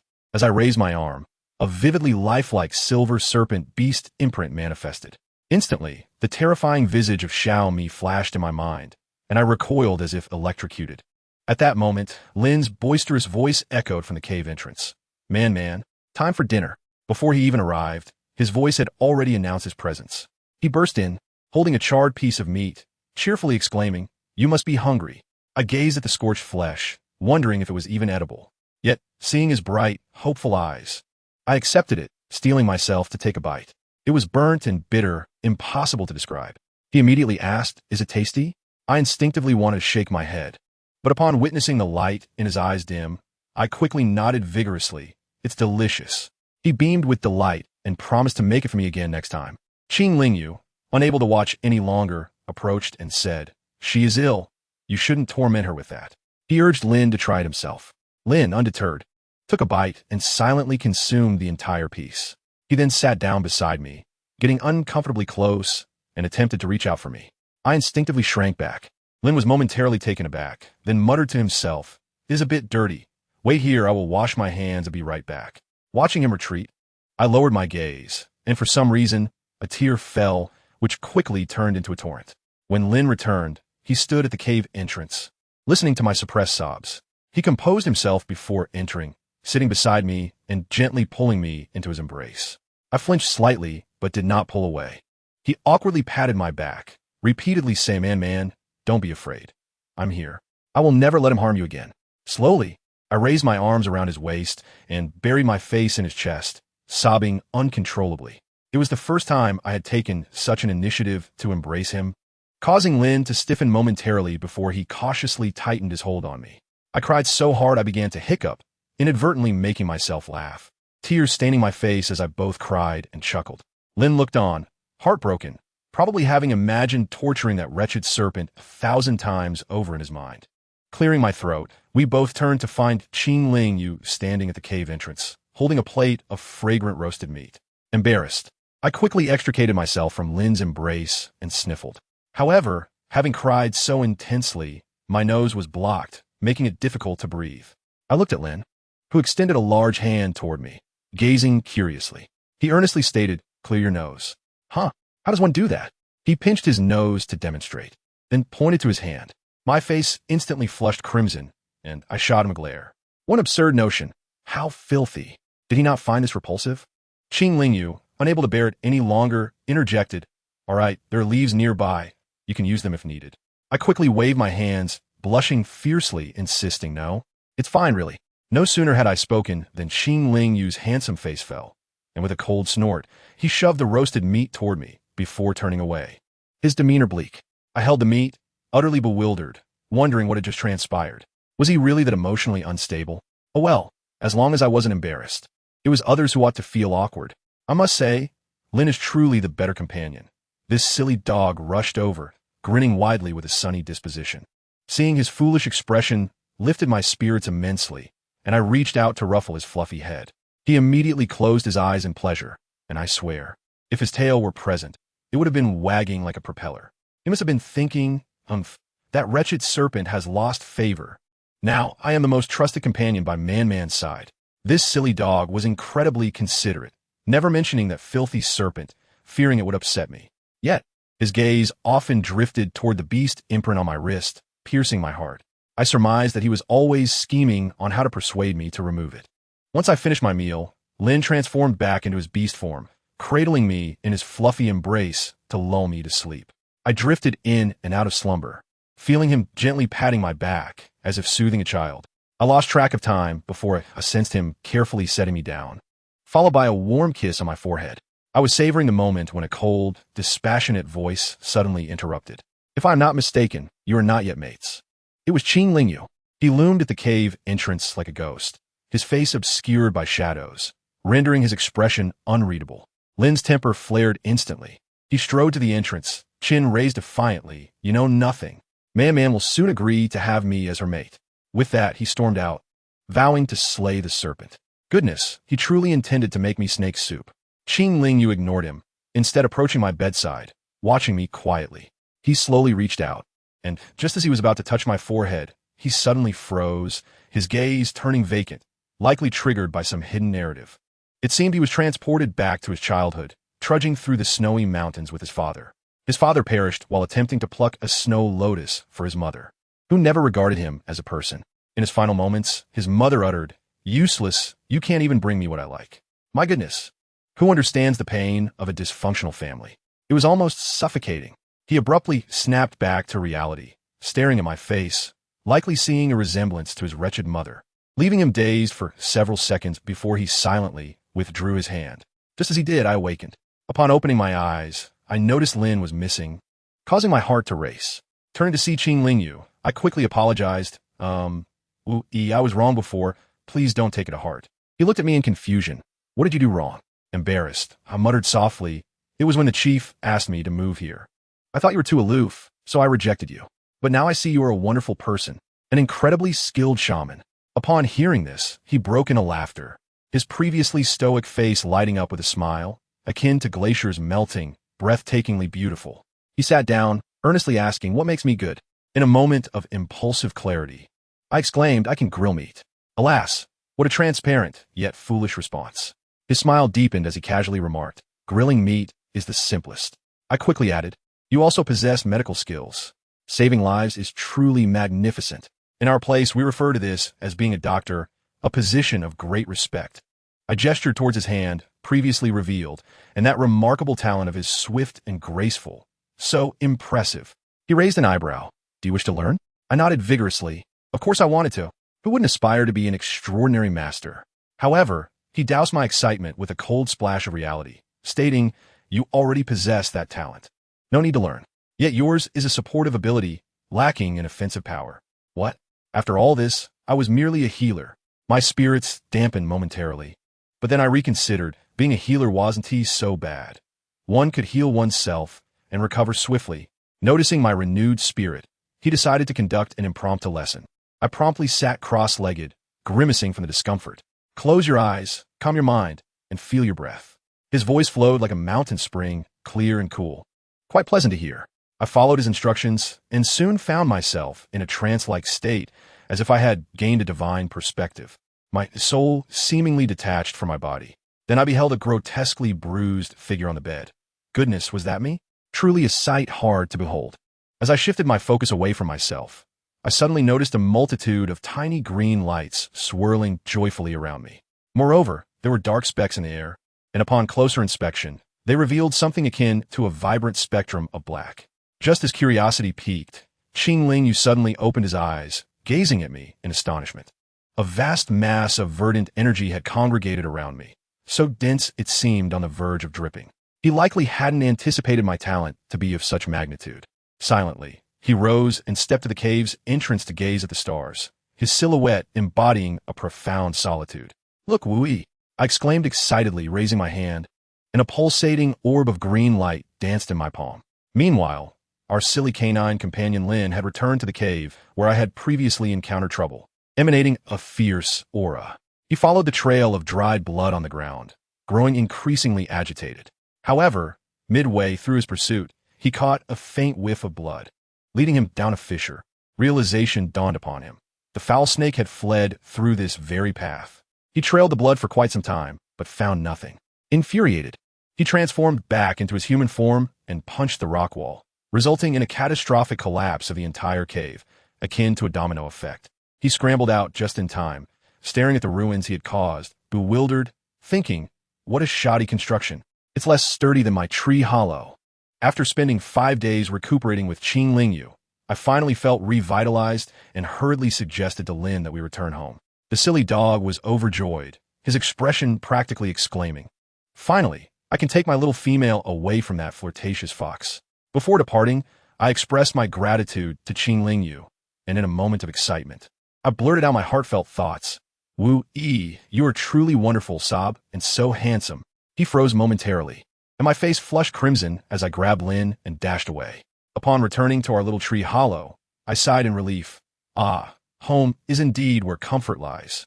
To my side, Lin remarked, you still recognize this as home? I thought you had forgotten. I felt embarrassed, fidgeting awkwardly as I pretended to tidy up. Observing the chill in the air, he proposed to inquire in the tribe about how to make blankets. I replied, I can do that. It's merely sewing together animal hides. He shook his head, insisting, no, I've seen others make them with fur. They're much warmer. I felt a swell of gratitude. This silly dog truly cared for me. A thought flashed in my mind. Why not consider living with him? Just as this notion surfaced, Lin scooped me into his arms, nuzzling my neck like a large cat seeking affection. Man, will you be my mate? Please, I must tell you. As he held me close, he became rather restless. I stiffened, squirming in his embrace, attempting to break free. Yet this silly dog, holding me tightly, a soft bundle, was utterly unable to resist. Soon, I found myself blushing furiously, managing to kick him away. He looked quite aggrieved, his little eyes seemingly questioning how this could possibly be his fault. As night fell and the temperature dropped, he stubbornly transformed back into his beast form and snuggled against me, enveloping me in his fluffy belly. His antics stirred my mind, and I could not help but ask, if I were to lift the beast seal, would Xiongmi lose all his powers like in Jia? His gaze flickered, reluctant to respond. I muttered to myself, how could it be any different? He was already gravely injured. If he were to lose his strength, he likely wouldn't survive 3 days outside. I touched the beast seal on my wrist, my thoughts engaged in a heated debate. On one side, he didn't deserve death. On the other, I wished never to see him again. If I chose not to lift the seal, could he discern my whereabouts at any time? Indeed, Lin's voice was low and rumbling. Overwhelmed with frustration, he extended his furry paw, covering the beast seal on my wrist, growling, "Sleep. I want to sleep." Then he flopped over, leaving me sprawled on his soft belly. I lay there, unable to sleep the entire night. The next morning, a gentle rain began to fall. I instructed Lin to carry the large bamboo tube outside to collect water. This silly dog, noticing my focused gaze on the bamboo, grew jealous and rushed over to block my view, commencing his daily routine of affection. Man, will you be my mate? Please, I beg you, it's truly unbearable. While he spoke, he pressed against me. Fearing the gaze of passing beastmen, I felt desperate to push him away. Ultimately, in a flurry of crimson embarrassment, I managed to stammer out 2 words, tonight. What? He hadn't heard clearly. I lifted my head, taking a leap of faith tonight. Lin was instantly elated, lifting me into the air, spinning around joyfully, howling in delight, as if he were a 200-pound dog expressing sheer joy. To expedite his departure, I quickly claimed to be hungry. He immediately dashed out, his urgency suggesting he could hardly wait for nightfall. After he left, I found myself growing anxious, even redoing our hay nest. This would be my first genuine attempt at romance in 2 lifetimes. When Lin returned, he appeared revitalized, looking splendidly confident, likely having taken a refreshing dip in the river. I accepted the grilled meat he brought, and while it retained its familiar aroma, it lacked flavor. Suddenly, I recalled the Sichuan pepper I had previously discovered. Once the rain ceased, I pulled Lin towards a mountain, directing him to the location of the pepper tree I had found. He immediately grew suspicious. How do you know there's a pepper tree? Who took you there? I felt a surge of guilt and quickly diverted the topic. He halted, adopting a stance of stubbornness, unwilling to proceed without an answer. With no other choice, I embraced his large head and planted a kiss on him. Goodness, his face turned instantly red, and he hastily picked up the pace, eager to avoid my gaze. Upon reaching the spot, I asked him to help me retrieve peppers from the tree that were out of reach. Noticing the small cuts on my hand from the thorns, he expressed concern, blowing gently on them before swiftly plucking all the peppers from the tree, treating the thorns as mere scratches. I then inquired if he knew where to find chili peppers. After contemplating for a moment, his eyes lit up. Aren't you a wood-type talent? You can find them yourself. Just envision what they look like. It possessed such a function. I quickly closed my eyes, fervently envisioning the appearance of chili peppers. Before long, a vibrant red dot illuminated my mental map. Found it. Over there. I excitedly pointed. Lin swiftly led me to the location, and indeed, we stumbled upon a vast patch of wild chili peppers. He curiously asked, "Can this be eaten?" I nodded, "Yes, it's delicious." This curious creature, however, picked one up and tossed it into his mouth. The next moment, I assure you, he went completely Spartan. Her face flushed instantly, and she spat out with fervor, letting out a cry as she performed an impromptu beatbox, tears streaming down her cheeks. I laughed until my stomach hurt and went over to pat her back in comfort. With an expression of grievance, she rested her head on my shoulder, feigning vulnerability. Just then, she abruptly lifted her head, her gaze sharp as she scanned the surroundings. "What's wrong?" I asked, tension rising in my chest. "It's nothing." She shook her head. "Let's hurry back." She swiftly transformed back into her beast form, and just as I was about to leap onto her back, a languid yet spine-chilling voice drifted from deep within the forest. "In such a hurry to take my female away. Where are you off to?" My entire body froze, trembling uncontrollably. I saw Xiaomi slowly emerging from the depths of the woods, a smile on his face that filled me with dread. Lin immediately crouched down, shielding me behind him and adopting an aggressive stance. I looked up at Lin's broad back, tears flowing uncontrollably. Xiaomi observed our intimate posture, his expression darkening. He had come here to test his luck, hoping to find me, And to his surprise, he actually did. He closed his eyes, taking a deep breath, seemingly suppressing his fury, then caressed the beast mark on his hand, muttering about acceptance. What as promised can naturally be accepted. Nonsense. I tell you, a man's words are nothing but deceit. He might say okay, but the next second he would unleash his fury. His sinister eyes, not even glancing at me, were directed straight at Lin, and he uttered, "Lin, your taste is quite lacking. How did you end up with such a useless one?" Good heavens! Lin's eyes turned red instantly, trembling with rage. I was furious at that moment. What was wrong with him? Who I choose is none of your business. I poked my head out from behind Lin, disregarding my fear, and shouted at him, "I'm the one choosing a mate, not looking for a muscle. I love him for who he is, so what?" Upon hearing this, Lin's eyes lit up, his tail wagging with excitement, howling joyfully. He looked utterly adorable. But little did anyone understand, my words pressed the detonator for Xiaomi. His expression darkened to that of a pot bottom, and without a second thought, he transformed into a massive silver serpent. In a flash, with a gaping maw, he lunged and sank his fangs into Lin's neck. I froze, my mind blank. By the time I reacted, Lin's blood was pouring out like a river. In a frenzy, I rushed forward, kicking, hitting, and biting at his serpent skin, crying out, "Xiaomi, let him go. You lunatic." But it was futile. I couldn't even scratch a single scale. As I watched Lin's struggles weaken, I fell on the verge of breaking down. In that moment of desperation, I summoned an unknown courage, raised my arm marked with the beast seal, and with all my might shouted, "Xiaomi, if you don't let him go, I will sever our bond right now." The air thickened instantly. The massive silver serpent halted all movement, its enormous head slowly turning towards me, eyes filled with disbelief. Oh no! This was akin to declaring our divorce right in front of him, immediately. He could kill Lin, but he could not afford the gamble of whether I would hate him for eternity. Gazing at my resolute expression, he reluctantly released his grip, letting the barely breathing Lin drop to the ground. I rushed over, shielding Lin like a mother hen, glaring warily at him. He scoffed, his voice chilling. "You seem to have forgotten who your true mate is." I never acknowledged it. I shouted back. I looked at the deep, bone-visible wound on Lin's neck, blood still gushing. My heart aching. What to do? What to do? He could die. I cried uncontrollably. Suddenly, I recalled the teachings of Qing Ling Yu, my talent. I immediately closed my eyes, desperately recalling that feeling, concentrating all my life force into my palms, and trembling, pressed it against Lin's wound.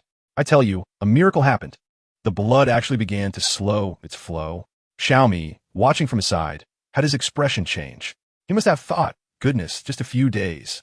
And this little female not only awakened her talent, but could apply it in real combat. This is the legendary you charge in. I'll provide support. Once I exhausted my strength and collapsed on Lin, he weakly opened his eyes and softly said, "Don't cry." Just those words made my tears flow again. But there was a problem. Lin was in beast form, a massive tiger several meters long. I couldn't carry him away. Leaving him here, Xiaomi was a ticking time bomb. I was anxious, pacing in circles, and could only sit down to meditate, hoping to regain some strength to devise a plan. However, Xiaomi saw right through my thoughts and approached me. "Stop." I jumped up like a startled cat. "If you come any closer, I'll sever our bond." He halted, tilting his head to regard me, a smirk forming on his lips, and began to perform theatrically. "Oh, can you? If you sever our bond, who would want to poor old me? Are you truly willing to abandon me for a newly acquainted male?" He spoke as he approached, and within moments, he stood before me. I raised my hand, trembling like a leaf, unable to make that decision. He squatted down gently, brushing my hand aside, wiping away the blood from my lips, sighed, and embraced me tightly, whispering in my ear, "Look, you can't bear to part with me. You have me in your heart." At that moment, I thought, how dare you? This guy is a master of emotional manipulation. Then he directly laid down his terms. "If you kiss me now, I will take him down the mountain and never harbor any ill will towards him again." I remained unmoving. To my surprise, he leaned in and gave me a gentle kiss, then looked at me with an air of righteousness. "See, I kissed you. You must let me fulfill my promise." What could I say? To save Lin, I had no choice but to comply. Xiaomi transformed into a giant serpent, coiling Lin with his tail, even allowing me to sit on his head, descending the mountain with a victorious demeanor. Upon reaching the tribe, I shouted for the shaman. When Qing Ling Yu appeared and saw the scene, his expression darkened. Goodness, the glances exchanged between the two men crackled with tension, capable of conjuring a 1,000-word rivalry narrative. Qing Ling Yu treated Lin's wounds, while Xiaomi followed into the healer's den, arrogantly pulling me into his embrace, even giving my bottom a playful slap when I moved. My face flushed with embarrassment. Am I not concerned about my dignity? As Qing Ling, you treated the wounds. His gaze occasionally flickered towards me, making me feel like a wayward woman, and I shamefully lowered my head. But as I did, oh boy, both men's expressions changed. Xiaomi thought I was shy towards Qing Lingyu, while Qing Lingyu believed I was interested in him. I couldn't clear my name even if I jumped into the Yellow River. In the end, Lin was too injured to move and had to stay with the healer. I wanted to stay with him, but Xiaomi insisted, me too, and Wu Ti leave. Qing Lingyu twitched his lips, and in the end, I had no choice but to let Xiaomi take me back to Lin's tree hollow. Once inside the hollow, Xiaomi began to fuss, complaining about Lin's scent, even throwing away our animal skins. I angrily ran out to retrieve them. What are you doing? Are you out of your mind? Throwing away someone else's pants? That night, it was cold, and he hugged me from behind, making me feel like I was pressed against ice, struggling desperately. He even whispered in my ear that moving would keep me warm. I completely exploded. Pointing at his nose, I yelled, "Get lost. I tell you, Xiaomi, I will never be with you again. You can forget it." I cried hoarsely, releasing all the fear I had from the previous injury he inflicted on me.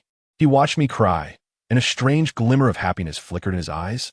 He held me tight, suppressing his voice, saying, "Stop crying. If you keep crying, I really want to be able to hold back. But family, this is how overwhelming power operates, utterly unreasonable." He sweet-talked me, claiming I was being good, and urged me to lighten up. Nevertheless, come morning, as I awoke to the sight of the man beside me, I felt utterly engulfed by guilt and rage.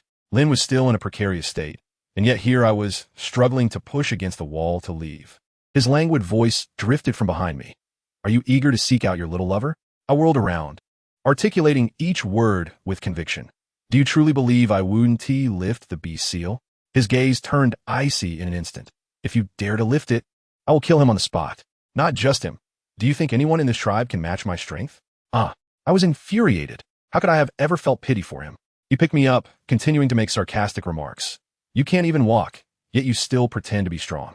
In a fit of anger, I bit down hard on his arm, the metallic taste of blood filling my mouth. And what was his reaction? He laughed, as if nothing had happened. When I finally released my grip, he looked at the wound and asked, "Are you satisfied now?" I huffed in response. Just as he set me down, my legs gave way, and he caught me again. "Be good," he whispered in my ear. "Next time I will be gentle." He forcibly carried me to the shaman's cave. Upon seeing me, Lin struggled to sit up, and I hurriedly urged him to lie back down. He twitched his nose, catching a whiff of the aroma of Xiaomi on me, and his expression darkened immediately. I felt a pang of guilt, yet he pretended nothing was amiss, and asked if I had brought back the pepper I picked yesterday. My nose tinged with emotion, and tears nearly spilled from my eyes. Xiaomi soon entered with roasted meat, adorning it with my favorite chili and salt fruit. I hadn't eaten all day, and without hesitation, I devoured it ravenously. Lin watched me eat with an expression filled with trepidation. Oh no, this wandering Beastman could not only fight, but also cook. My position was in jeopardy. Just as Lin glared at us, a commotion erupted outside the cave. How could a wandering Beastman enter the tribe? He had harmed our people and must be expelled. A throng of individuals gathered at the cave entrance, the chief among them. Xiaomi furrowed his brow and stepped outside. I felt a twinge of schadenfreude, curious to see how he would handle this. To my surprise, he remained unfazed and revealed the beast seal on his arm. "I am not a wandering beast man." The crowd fell silent. Then the chief inquired, "What is your current strength?" Xiaomi casually replied, "Lianzong." I must tell you, the atmosphere was utterly still. What did this mean? It was akin to a top-tier player suddenly dropping into your server. Within the entire tribe, including the chief, there were only 2 of this caliber. The chief's demeanor shifted immediately, becoming exceedingly amiable, asking him to swear never to harm the tribe, and this matter was thus resolved. Although the crowd was discontent, they could only suppress their grievances in the face of absolute strength. As I listened to the outcome outside, my heart sank. This was disastrous. I had unwittingly invited a wolf into the fold. Lin's wounds healed rapidly, and after 5 days, he was vibrant and full of life. This was troublesome. I must say, this grand white tiger, once healed, transformed into my personal human accessory, nearly glued to me 24 hours a day. And what of that vile serpent? Xiaomi? Could he endure? The 2 of them enacted a daily drama before me, the tension palpable. Whenever I showed Lin any kindness, Xiaomi's expression would frost over. If I dared to scold Lin, he would sulk for days on end. Eventually, Xiaomi could no longer contain himself and proposed a grand scheme, building a house. My eyes sparkled at the thought. A stone house? This meant I could finally have my own kitchen. I could make pottery, cook in a pot, and eat roasted meat daily until I turned into a primitive. Drinking warm, savory broth would be nothing short of divine. I nodded vigorously, agreeing wholeheartedly. However, when I turned around, I saw Lin's handsome face fall. Looking as pitiful as a 200-pound cat, he realized that if we built a stone house and had fire, we wouldn't feel cold at night. And he'd lose his excuse to hold me close while sleeping. He began to frantically backtrack, claiming it would be tiring to carry stones, that the road was long. I reassured him that we would go together. He then asked, "What about Man?" I replied, "I will stay at my friend and Lina's house. She's building right next door, and we could be neighbors." Lin was utterly at a loss, gazing at me with a look of betrayal, as if I were the one abandoning him. He weakly asked one last question. "How many rooms shall we build?" "One," I declared.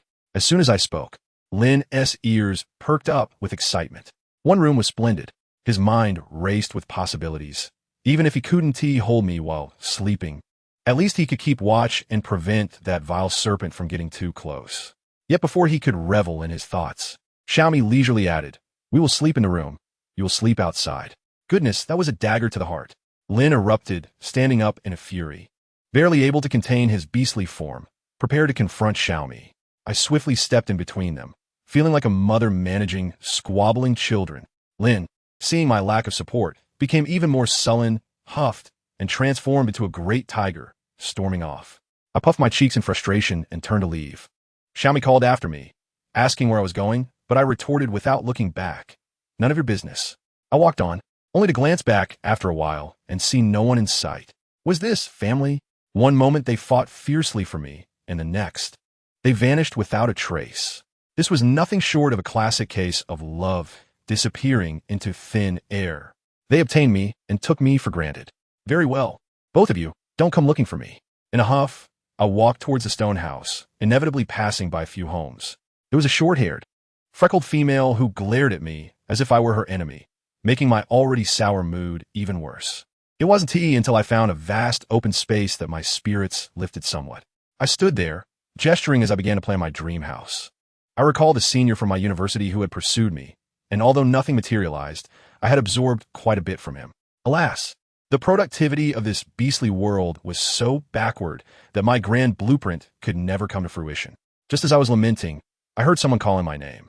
Looking up, it was my friend Lina. She approached with 2 large leaves, filled with the spices and salt fruit I had previously taught her to recognize. She mentioned that the males in her home had developed a fondness for cooked meat and were always fighting her for it. As we chatted, my stomach betrayed me with a loud growl. She immediately grabbed my hand, insisting I come to her house, claiming her male, June, made the best roasted meat. Since I also wanted to discuss the house-building matter, I followed her.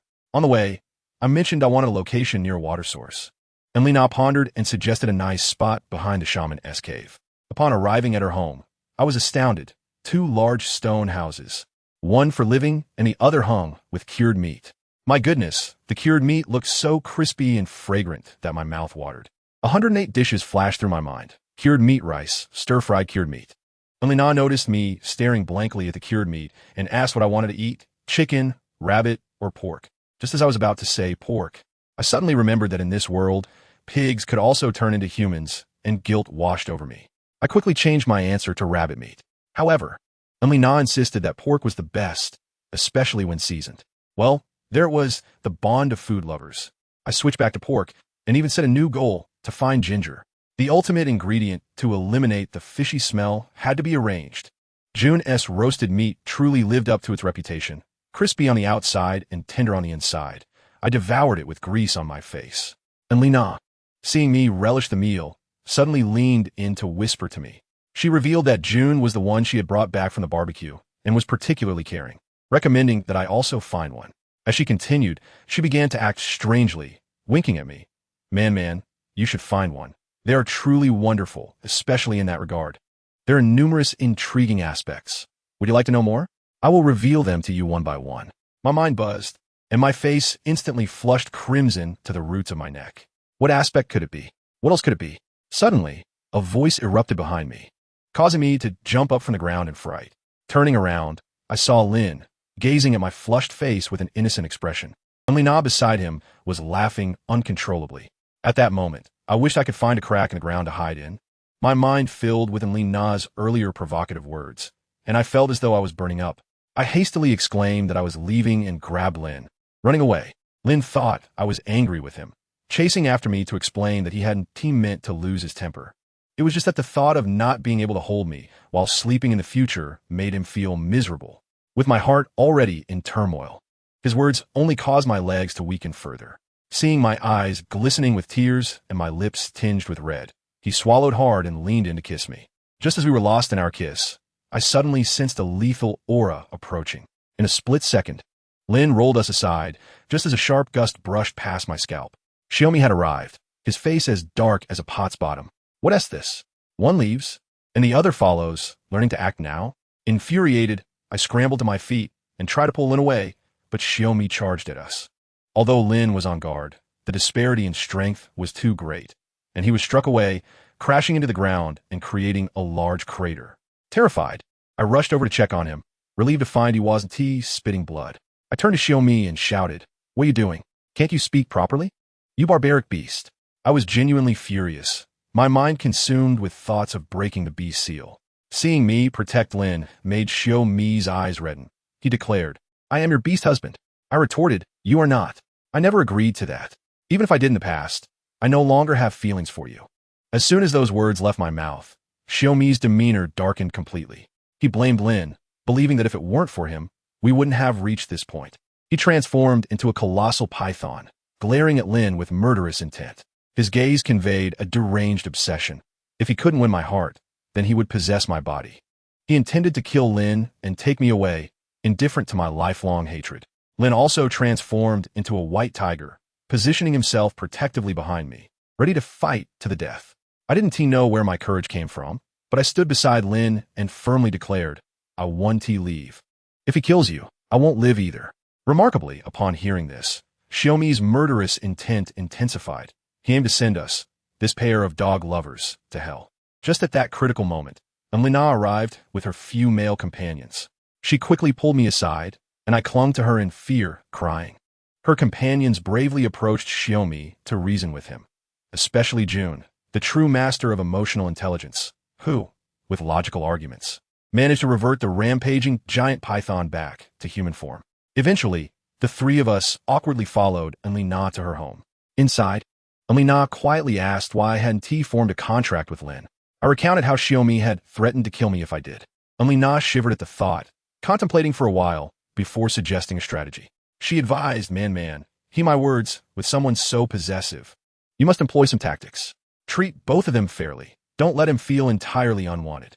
In time, as you acquire more beast husbands, he will naturally lose interest. In short, maintain an appearance of balance.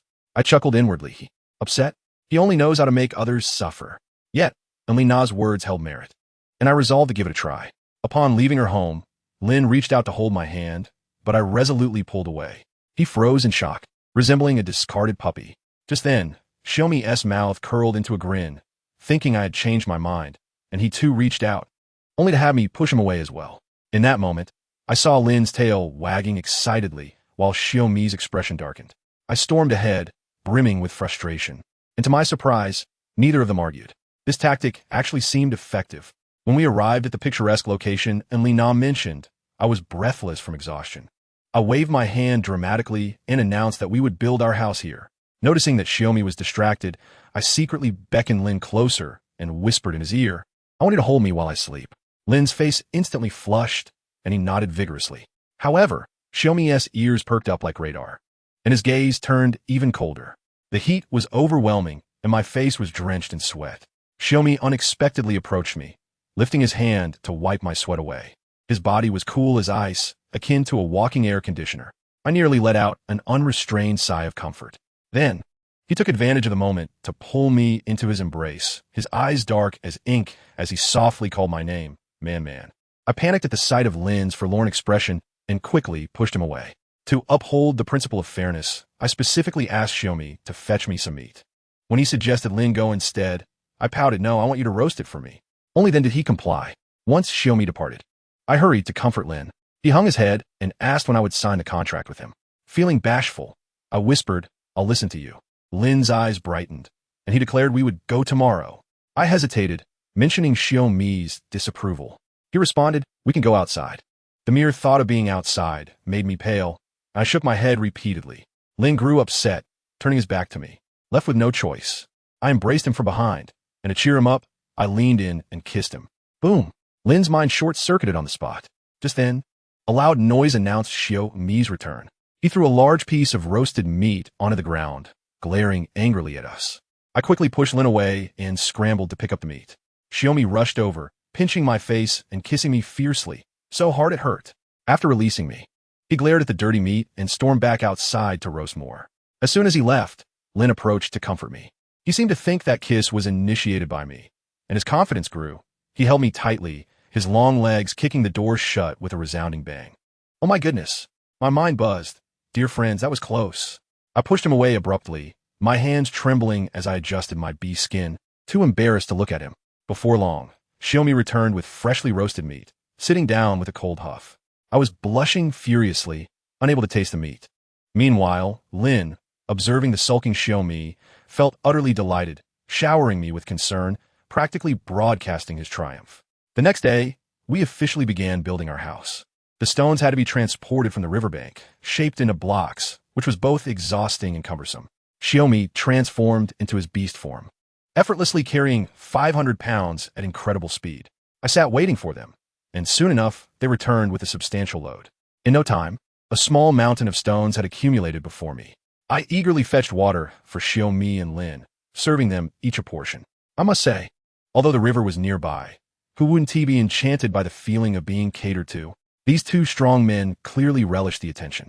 Looking at the towering pile of stones, I estimated there were nearly 100, each one heavy as lead, and asked, "Shouldn't this be enough?" Lin plopped down on the ground, panting like a dog, and replied, "It should be sufficient. If not, we can carry more later." Goodness, he looked more exhausted than if he had hunted for 3 days straight. I quickly tore a large leaf sitting between them to fan them.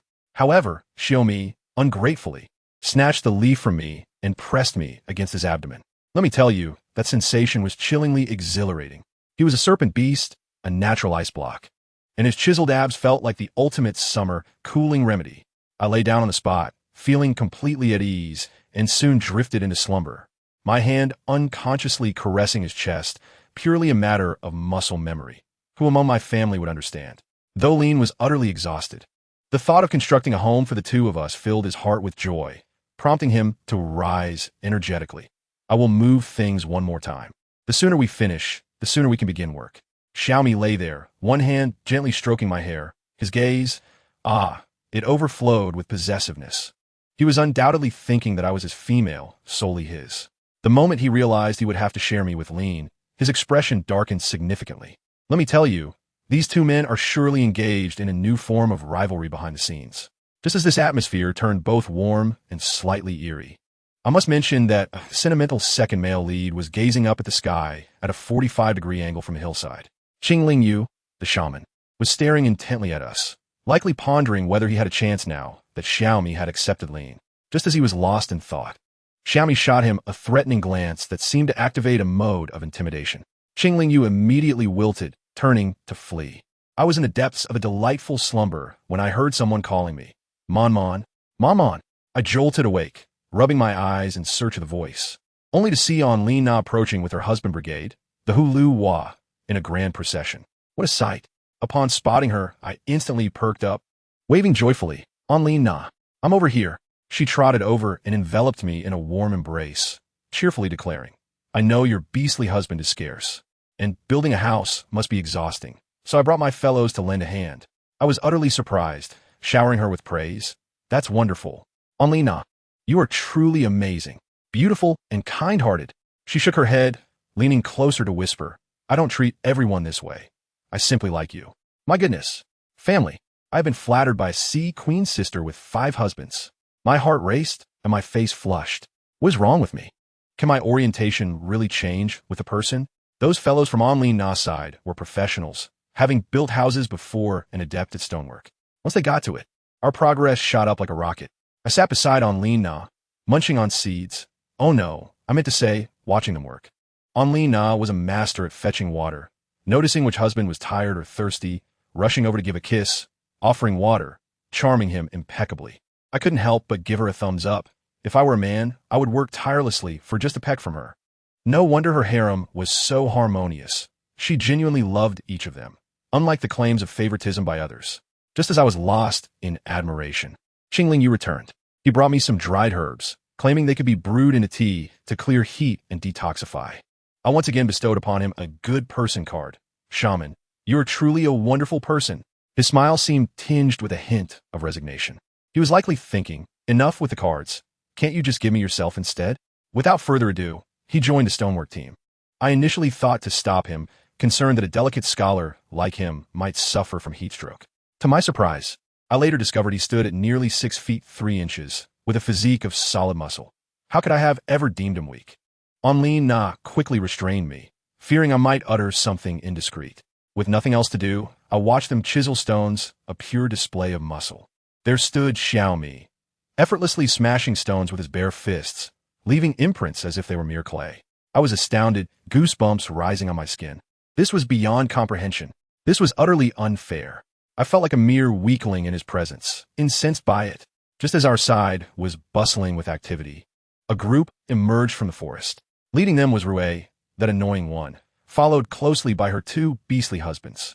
As she heard the clattering noise, she became irritable. Who is building a house here? It's unbearably noisy. Initially intending to leave quickly, her eyes lit up upon catching sight of Lean. Having harbored secret feelings for him, she was clearly excited. She must have thought some enchanting female was summoning her precious Lean to assist. Curious, she approached. As she neared, her gaze swept around, searching for the female responsible. Upon spotting me, her expression soured immediately upon realizing it was I. Why must I always be the one she covets? She gritted her teeth, ordering her beastly husband.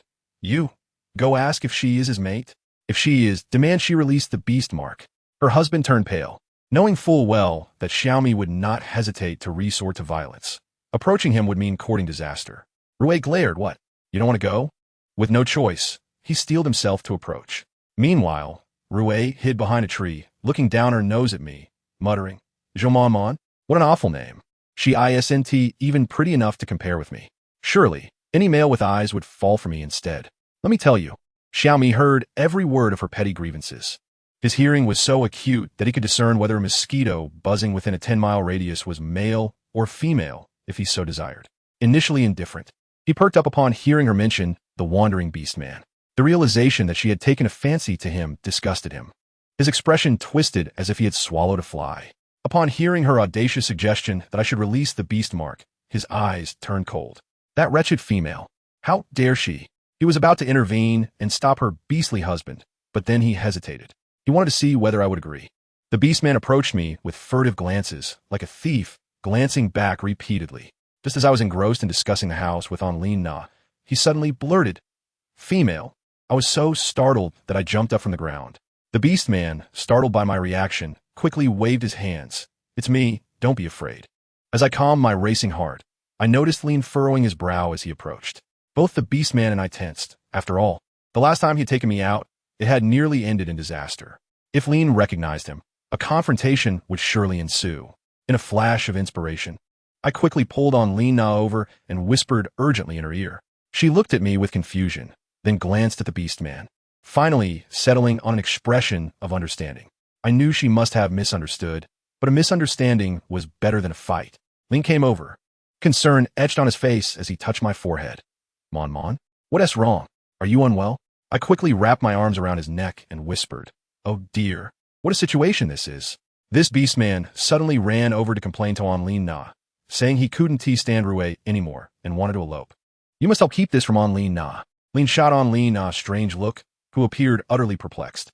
I promptly pushed Lean back toward the house. You should return to work. Remember to help keep an eye out for people. Though Lean found the situation odd, he thought it reasonable for her husband to act out given Rue's dramatic nature. He could only return with lingering doubts. His inner alarm bells ringing. I must keep a closer watch on Mon. Why do men keep coming to seek her out? Once Lean had moved a distance away, I breathed a sigh of relief and asked the Beastman, What on earth do you want? He fidgeted nervously, stammering for long while before finally closing his eyes and boldly asking, Mon, do you like your male partners? Just the two of them, including that wandering Beastman? What on earth does he intend? I found myself somewhat vexed, choosing to ignore him as I continued to peruse the properties. Just when he presumed I would remain silent, I casually remarked, I do like it. This single utterance shattered his defenses, nearly bringing him to tears. He must have been pondering why he was so unfortunate, desiring a sweet romance just like anyone else. From a distance, Xiaomi's ears perked up upon hearing my response, and a broad smile graced his lips. Humph. It was evident that she dared not dislike him. The Beastman, realizing his efforts were in vain, returned to report to Rue. Naturally, he dared not speak the truth, embellishing the tale instead. I conveyed my sentiments, but she professed her profound affection for him, urging us not to indulge in daydreams. What? Rue erupted, incredulous that she would dare to provoke me. However, upon glancing at her two beastly husbands, it seemed unlikely she could best Lin in a confrontation. Yet, stroking her own face, she regained her confidence, thinking, I am so attractive. Any male with eyes would surely choose me. As for Lin, he must be blind. With that thought, Rue boldly strutted over. Upon sighting her, I furrowed my brows, dreading the return of this troublesome presence. Rue approached me, imperiously pointing at Xiaomi, and commanded, I want you to sever ties with him.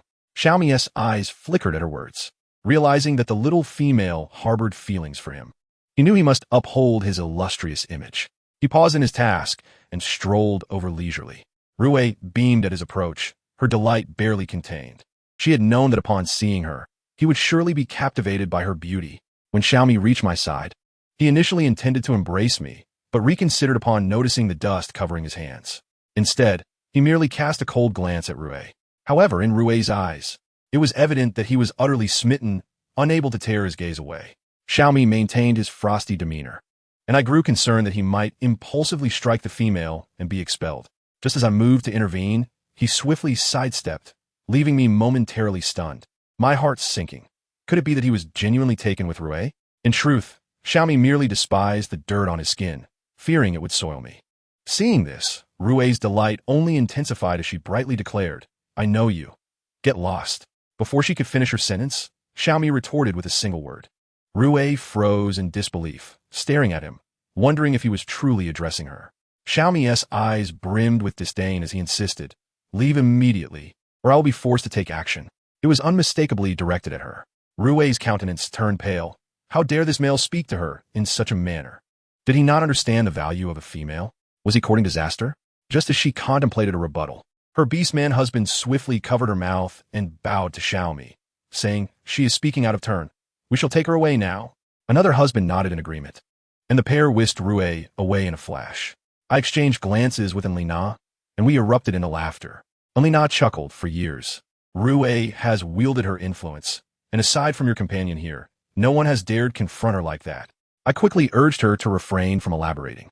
However, Enlina had long harbored disdain for Rue, and today she was determined to express her thoughts. When Man first arrived in the tribe, still recovering, Rue led a group to harass her.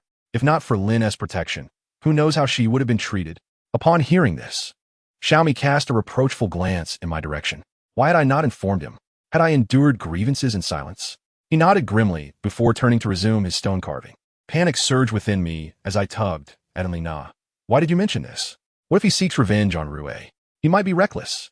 Enlina crossed her arms, relishing the unfolding drama. So, what exactly did you tell Lin? Why did he look at me that way? I felt a wave of guilt wash over me. She continued, do not worry. If he confronts her and remains undiscovered, Rue will merely suffer a few bruises. Everyone will be satisfied. If caught, the worst outcome would be his expulsion from a tribe, which aligns perfectly with your wishes. Hesitating, I mulled over her suggestion and, after some contemplation, concluded it was indeed a stroke of brilliance. I nodded in agreement. In the ensuing days, under the collective efforts of all, the house began to take shape, evolving remarkably each day. I devised a layout, 3 rooms, one for cooking, one for my own slumber, and the remaining one designated for Lin and Xiaomi, ensuring that neither would encroach upon my bed. Before long, the house was nearing completion. One day, while Lina and I played in the riverbank mud, no ordinary mud, but yellow clay suitable for pottery, I recalled how I had stumbled and discovered this treasure. Enthusiastically mixing the clay, I intended to craft some pottery to elevate our meals. Just as I fashioned a neat block of clay, I heard a commotion from the forest. Upon glancing up, I was astonished to see the tribe leader accompanied by a throng of individuals. Still pondering the reason for the leader's arrival, I suddenly spotted Rue trailing behind him, her face swollen like a pig's head. Unable to contain myself, I pointed at her, laughing uncontrollably. "Look at Rue. Her face is so swollen." Rue, witnessing my amusement, stomped her feet in fury and accused Xiaomi leader. It was him. He intentionally unleashed bees to sting me. The venom is so potent, they must have been summoned from outside. A quick check of the barrier will reveal the truth. The leader furrowed his brow. Approaching Xiaomi and inquiring, "Rue claims you set the golden-ringed wasps upon her. Is there any truth to this?" Xiaomi, unfazed, brushed off the dust from his clothing and retorted, "Why would I unleash bees upon her?" The leader faltered, casting a glance at Rue, whose eyes darted nervously. The leader quickly deduced the truth. This female had instigated trouble once again. Rubbing his temples in exasperation, he sought to defuse the situation. "If you choose not to speak, we shall consider it a non-issue. Return home to recuperate." Rue shrieked in protest, "Leader, he must be held accountable. I am injured, and the one responsible should face punishment." The leader, overwhelmed by her outcry, turned to Xiaomi, saying, "Just apologize to her and let it end there." Xiaomi shook his head defiantly. "I did not do it. I will not apologize." Rue, in a fit of rage, pointed at me, exclaiming she must have instigated it. "She has resented me for a long time, and now that she has someone to back her, she seeks revenge." Xiaomi regarded her coldly, aware that even if he were responsible, there was no evidence. Without proof, her claims were mere slander. My patience did not imply his forbearance. The leader, upon hearing this, disapproved of Rue's behavior. "Since you initiated the trouble, this matter concludes here." Rue stood frozen in disbelief. After crying for days to have the leader intervene, he had instead resolved against her. Her face contorted with rage. Realizing her defeat, Rue shot us a venomous glare before turning to leave. Just then, Xiaomi interjected, halting the leader with a feigned expression of grievance. "This is unacceptable, leader. She accuses me without evidence, disrupting my peace. How unfair is it that I am the one who has been wronged?" The leader's lips twitched in irritation as he exited. Rue attempted to slip away, but Xiaomi blocked her path. "Apologize." Rue, furious and fearful, begrudgingly uttered, "I'm sorry." Xiaomi pointed at me, instructing her, "Now apologize to her." Rue's eyes burned with hatred, as if she wished to pierce me through. I shrugged in response, relishing the moment.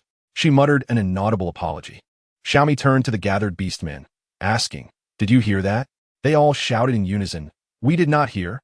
"Apologize," Rue yelled, closing her eyes and shouting, then covering her face as she fled. My heart raced with exhilaration. I had never felt so triumphant in my life. With the backing of a powerful ally, it was an exhilarating experience. At night, the house was finally ready for habitation. After Enlina and the others departed, I joyfully dashed through the 3 rooms. Xiaomi was spreading hay on my wooden bed, and upon seeing it, I frowned and pointed at the hay, declaring, "I don't want this. I want the fluffy mat that Enlina has." Xiaomi scoffed, "Then go find it yourself. Otherwise, you shall sleep on this." Oomph. I touched the small red spots on my back caused by the hay, feeling 100-fold reluctance in my heart. Lin, seeing my pitiful expression, offered, "I will inquire if there are any left." Once Lin left, only Xiaomi and I remained in the room. The atmosphere grew instantly quiet, and a sense of foreboding flickered in my heart. Just as I contemplated sneaking out, Xiaomi suddenly pulled me into his embrace. His face loomed large in front of me. I let out a soft and pushed against his chest with all my might. Detecting my lack of sincerity, he gently bit me. I winced in pain and glared at him in anger. "Let go of me," I shouted. He narrowed his eyes. "What? You're not happy that I'm releasing your frustrations?" I was indeed rather pleased, but could I confess that to him? If I did, he would surely be insufferable. I stubbornly replied, "I'm not happy. Hurry and let go of me." "Not happy?" Xiaomi dangerously squinted his eyes. "It was you who did it. So why not admit it? Cowardly actions without facing consequences." I felt him tightening his grip on me, and, for some reason, I recall the day Lin witnessed him kissing me. Why could Lin do it, but he cannot? The fire of jealousy ignited within him. What difference would it make if he acknowledged it? Would it lead her to find a way to expel him? Did he dislike him so much? Since he was not favored, he would strive to become the one she adored. Xiaomi grasped my face and forcefully kissed me. I relentlessly pushed him away, my heart screaming. This is unbearable. This is a madman. Enough. Xiaomi pinned my hands down, staring at me with reddened eyes. Zhou Wanwan, what are you thinking? I ask you, who is your mate? I had been bitten and was silently shedding tears, defiantly gazing back at him. Xiaomi suddenly let out a cold laugh. You wish to sever the beast's seal? I dare not speak. Speak, he bellowed. I hastily nodded in fear. A flicker of hurt passed through Xiaomi's eyes, and his grip became merciless. He had been thinking about the female who had harmed me, intending to teach her a lesson. Yet, how was I treating him? With a hiss, Xiaomi glanced down, seeing me glaring at him with resentment, my mouth firmly biting into his arm. His rage erupted entirely, with a fierce tug. I felt as if my bite was clamping down on iron. No matter how hard I tried, it was futile. In the next moment, this madman abruptly grasped my chin, and with a crack, I truly thought he would dislocate my jaw. The pain turned my face pale, and memories of that night flooded back, replacing my freshly ignited hatred with sheer terror. He looked at me with an icy gaze, as if I were a lifeless object, and coldly inquired, Did you think you could hurt me? He followed up with, Do you still wish to sever the beast's seal? I was so frightened that my words stumbled, and I shook my head frantically, murmuring, No, I don't want it all. He huffed, too late. As soon as he finished speaking, the piece of beast skin on me disintegrated into molecular form, vanishing in an instant. I was left in a daze, seizing the opportunity while he was momentarily stunned. I bolted. However, just as I took one step out, someone yanked my hair from behind, yanking me back. The pain felt as though my scalp was about to tear off, causing me to tremble all over. Who understands, family? This ISNTA demon. It's truly a madman. Tears streamed down my face like a waterfall, and in despair I shut my eyes, thinking, let it be, just destroy me quickly.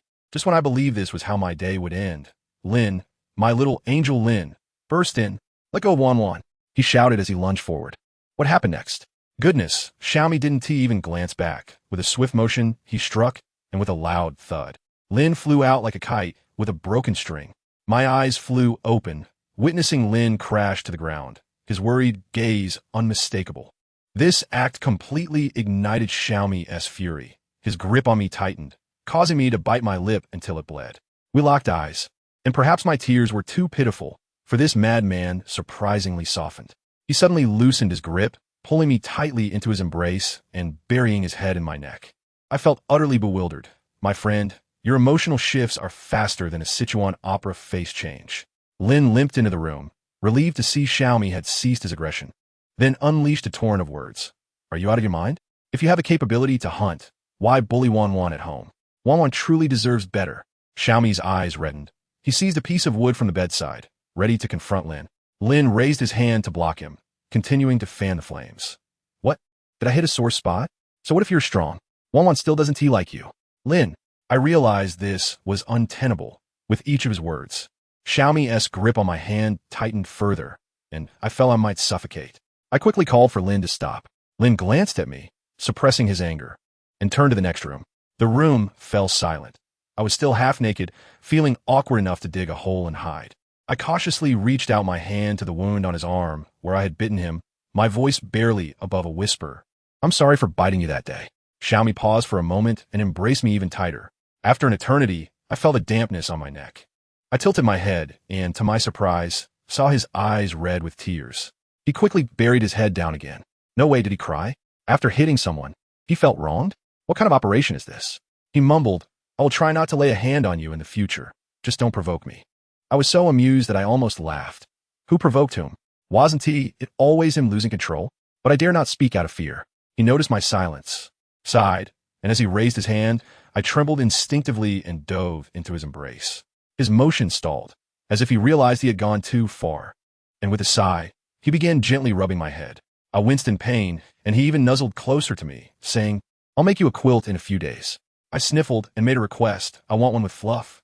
All right, he quickly agreed. Next time I hunt, I'll gather more furry bee skins for you. Then he added, I'm sorry, Wanwan. The more he acted this way, the more I felt wronged. I indignantly replied, Then I'll sleep with Lin every night. I expected him to explode, but instead he lowered his gaze and simply responded, Good. Huh? What is this? He said, Good? I couldn't believe my eyes as I looked up at him. He genuinely wasn't angry, which only fueled my frustration. What does that mean? Doesn't care, right? I struggled free from his embrace, randomly found a piece of beast skin to wear, glared at him fiercely, and dashed next door to find Lynn. Upon seeing me, Lynn circled around, checking if I was hurt. I pitifully said, "My chin hurts and my head aches." Seeing my chin was red and my lip split, he was filled with concern, apologizing as he rubbed my head. "I'm sorry, Wan. It's my fault for being weak." No, I quickly reassured him. "Don't think like that. You're amazing." I just told him that from now on, I would sleep with him. Let him suffer alone in an empty room. Lynn's eyes instantly brightened, like a puppy, overjoyed. I silently resolved that for the next few days, I would not utter a single word to Xiaomi. I would seize the opportunity to bite him again, and it had to draw blood. Lynn and I decided to stay in this room, while Xiaomi could do as he pleased. I surveyed the empty space, and suddenly had an idea. I told Lynn I wanted to enclose a little courtyard outside to plant flowers and plants. Without hesitation, Lynn agreed, "Of course. Whatever Wan likes, I'll help you with." Alas, my dearest puppy. I joyfully embraced him, exclaiming, "You are truly wonderful. I desire a small courtyard, filled with beautiful blooms." Lynn praised me, stating that I possessed a remarkable affinity for the wood element, which would surely translate into excellent gardening skills. "Oh, indeed," I exclaimed, my eyes sparkling with realization. Could my wood affinity be utilized in such a way? Would I not be able to cultivate anything I desired?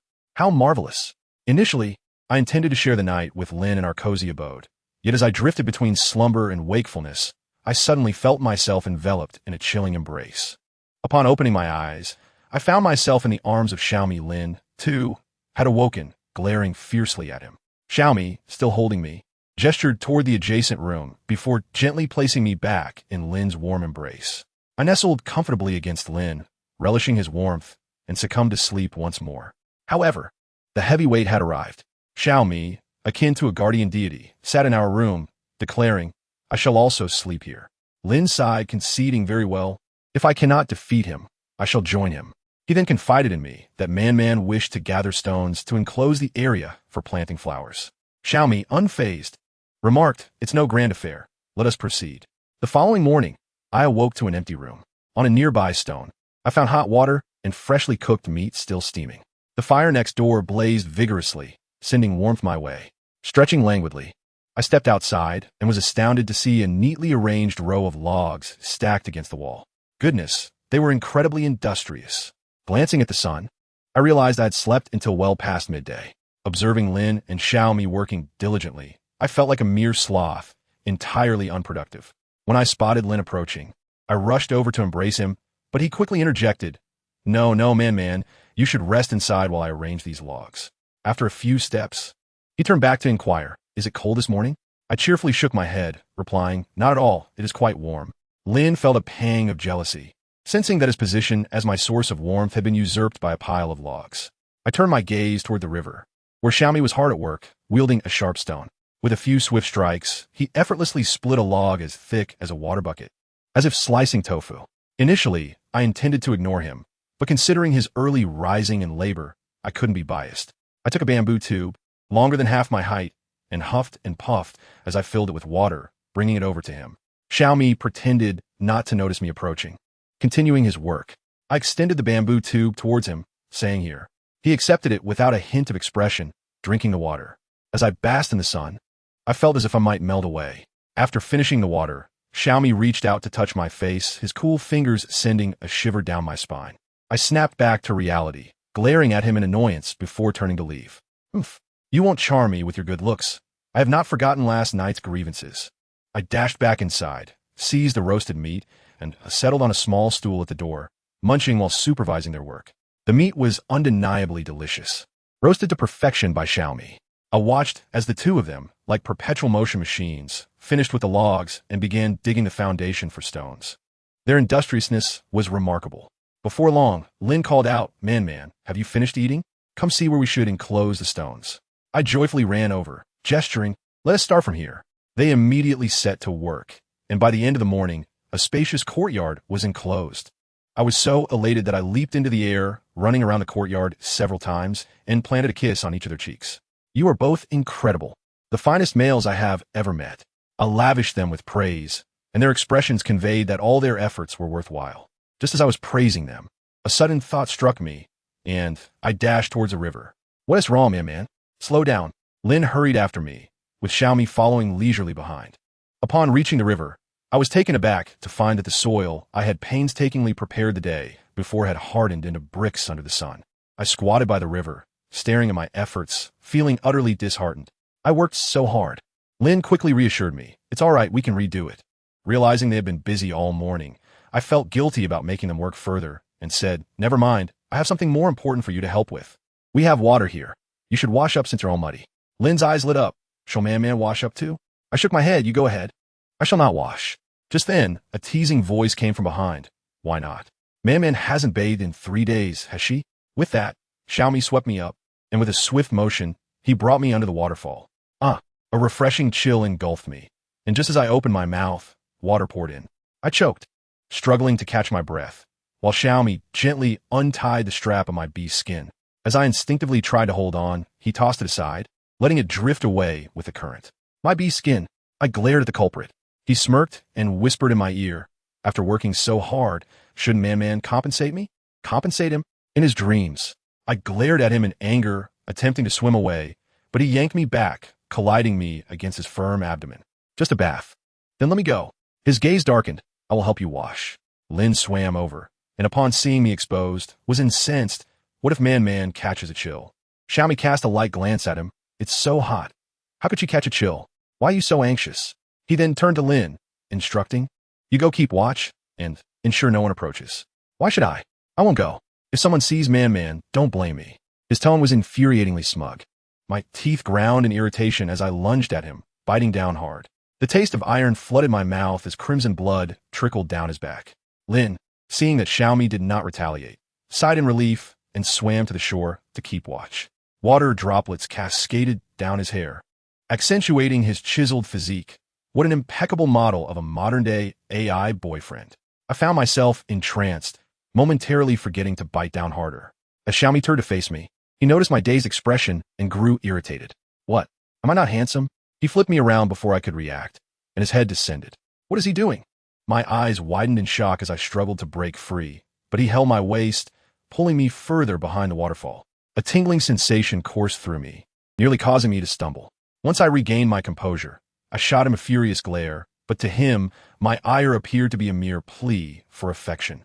He lowered his head, his voice husky as he asked, "Do you want this?" With a sliver of rationality remaining, I shook my head gently, my eyes clearing a bit. "Ha ha," he chuckled softly, lowering his head to nibble at me again, sending shivers throughout my body. He gazed at me, entranced, and asked, "It seems Man enjoys this?" The sound I emitted was beguiling, even to my own ears. Realizing what was unfolding, I instinctively recoiled, only to be ensnared by him once more. His massive form coiled around me. "You scoundrel!" Xiaomi swiftly silenced my protests, consuming all my sounds. He understood that soon his comrades would return, and they would embark on a lengthy hunt. He feared I might forget him, that my feelings of resentment could deepen. He wanted me to remember him, not out of fear, but out of affection. Once the encounter concluded, Xiaomi transformed back into his beast form, gently carrying me back to our dwelling. The moment my feet touched the ground, I dashed to the other side to don my beast skin. However, Xiaomi grasped my hand, and when I glared at him, my expression lacked any intimidation, resembling a playful pout instead. "Do not fidget. I do not need your help." I twisted around, deftly putting on my beast skin. Lin observed us, his eyes filled with a profound sense of yearning. He too yearned for my presence. Upon seeing Lin, I initially intended to hasten towards him, but as I walked, I suddenly felt a peculiar discomfort below, and my posture became oddly awkward. "Rest well. Where else do you wish to go?" Came Xiaomi's voice. I grasped his hand, ready to bite, but he withdrew it. "Don't bite. What if you hurt your teeth?" He leaned closer and whispered, "Besides, wasn't I just putting in enough effort?" "Oomph." I huffed in annoyance, turning to Lin with my arms wide open. "Lin?" He promptly stepped forward and lifted me into his embrace. I directed him to take me for a stroll, suggesting we go up the mountain where I could gather some flowers and plants, as well as some scallions, ginger, and garlic for seasoning. Noticing Lin's slightly melancholic demeanor, I instinctively draped my arms around his neck and nuzzled against him, akin to a playful kitten. Lin mustered a faint smile. "It's nothing." I understood his thoughts and pondered how to create an opportunity, knowing that it wouldn't work in the room. Xiaomi would never allow it. However, recalling today's events made my cheeks flush with a mix of excitement and trepidation. Yet, having experienced it once, surely I could do it again. Just the thought of it made me feel warm all over. Seeing my face redden, Lean hurriedly pointed to a distant pink flower, saying, "Maman, what do you think of that flower?" It was in full bloom, layers upon layers of petals, strikingly beautiful. Instantly captivated, I forgot all my chaotic thoughts and eagerly began to search for treasures in the forest. Ever since awakening my wood affinity, I felt a profound connection with the plants in the forest and was no longer as fearful as before. Of course, this was primarily due to Lean's presence. Thinking of this, I subtly reached out to touch his hand, only to find that he was distracted and unresponsive. Feeling a bit vexed, I pulled my hand away and walked a few steps ahead. When I turned back, the beautiful flower I had admired was now stripped of its petals, leaving only the core behind. "Ah, my flower." Lean's face was filled with regret. "I'm sorry, Maman. I'll walk more slowly. It isn't your fault." I gazed at the bare flower stem in my hand, sighing in relief that the root remained. If only I had a basket, but alas, I didn't know how to make one. With our hands empty, even if we found something good, we couldn't bring it back. Seeing my downcast expression, Lean had a sudden inspiration. "Mon, why not try giving it a bit of life energy?" Having been preoccupied with building my house, I had neglected my training and felt somewhat guilty as I nodded in agreement. I closed my eyes, sensed the energy within me, and slowly released a surge of power towards the flower. "Hey!" Lean exclaimed. "What is it?" I opened my eyes to find us staring at one another. "Where's the flower?" "I don't know, I was just holding it, waiting for you to release the life force." Suddenly, Lean's gaze sharpened, locking onto me. "What's wrong?" I felt uneasy, blinking rapidly. Mon, do you feel unwell?" I shook my head, feeling perfectly fine. Lean contemplated an astonishing possibility, his expression growing solemn. Could it be that Mon is truly that powerful? He casually plucked a wild grass from the ground. Mon, try directing that energy into this grass." I complied, and soon the grass vanished as well. Heavens! Lean's expression became even more peculiar, and I scratched my head in confusion. "So, where did they go?" Lean suppressed his astonishment, enveloping me in his arms and pressing my head against his chest. Silly girl. He recalled a legend that wood affinity was advantageous for males. But even rarer was the almost unheard of space affinity. Mon possessed two types of affinities. If others were to learn of this, it would cause quite a stir. He felt he could no longer protect me alone. Regaining his composure, he stated, "No, Mon, you are amazing. You possess another affinity, the space affinity." "What?" I was overjoyed, wriggling free from his embrace, eager to search for the flowers and grass that had just vanished. "Where are they? Are they inside me?" Lean chuckled helplessly. "You need to calm your mind." "Oh." I tried to soothe my excited heart. This was the space affinity. Did that mean I would become a mobile little warehouse in the future? Just the thought made my smile linger. After a while, I finally glimpsed the space and the two plants within it. However, it was disappointingly small, barely accommodating the two plants. I pouted in dismay, attempting to extract the flower and grass, which made the space feel even more cramped. "Oh no, this affinity is utterly useless. It can barely hold anything. I could sew a pouch that holds more." Lean chuckled at my little expression, comforting me.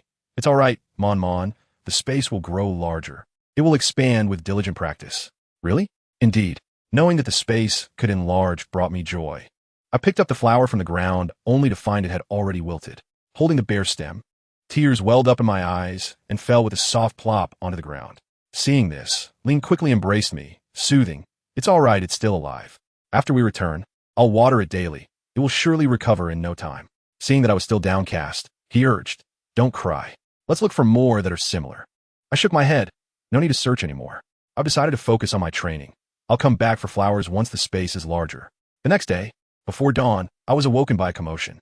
Mon, are you awake? Hurry up." It was on Lean Na's voice. Groggily, I sat up, and Lean also stirred awake. After checking that my animal hide was intact, I went to open the door. It was on Lean Na's first visit to my home, and she looked around curiously, asking, "Why have you surrounded this area?" "I plan to plant some flowers and plants in the yard. It will look beautiful when they bloom." Lean Na gasped.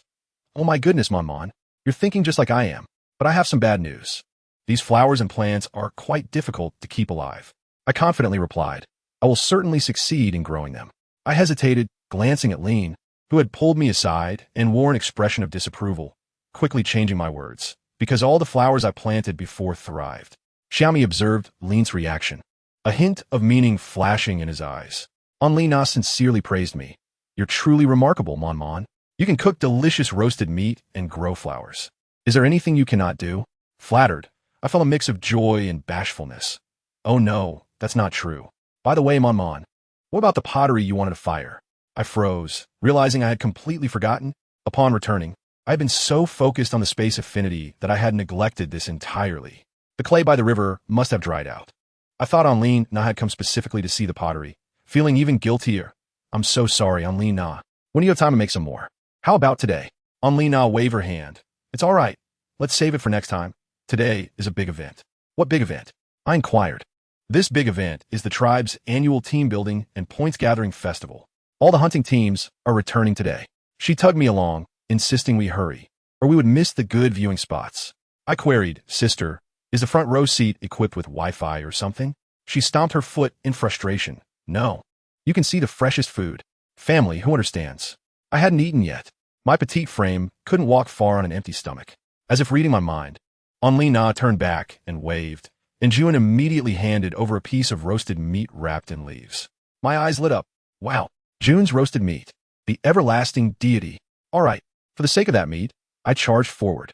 Xiaomi watched me, practically ready to devour Anlin Na's hand. His expression dark as a pot's bottom. Goodness, that look seemed to say, can I still starve you? Naturally, you all eat once every 10 days or 2 weeks. While I have 3 meals a day and occasionally indulge in afternoon tea like a little fairy. As I devoured the meat, my face smeared with grease. Xiaomi bent down and picked me up without warning. I immediately protested. No, I want to walk by myself. As a result, Anlina remarked beside me. No way. Man, today, the crowd is overwhelming. By the time you make your way over, it will be dawn. All right, I will take a step back. I want to ride a Lin. The look in Xiaomi's eyes, let me tell you, was as sharp as a knife, piercing through me. My instinct for survival kicked in, and I quickly changed my tune. Then, carry me, please. My mind was racing with schemes. I planned to rub all the oil from my hands onto him later. In an instant, they transformed, their speed astonishing, zipping to their destination. I was stunned. I had heard Anlina mention a crowd, but I thought, how crowded could it be? What grand scenes had I not witnessed?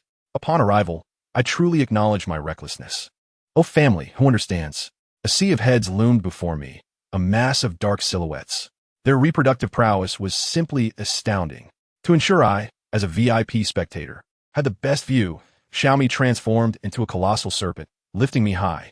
The vista was breathtaking, yet, as I surveyed the scene, it remained a throng of people, all of whom were beastmen. As the first light of dawn broke the horizon, the chieftain stood upon a high platform and simply uttered the word silence. Though the sound was soft, it resonated as if amplified through surround sound, and every individual heard it distinctly. The entire venue fell into an immediate hush.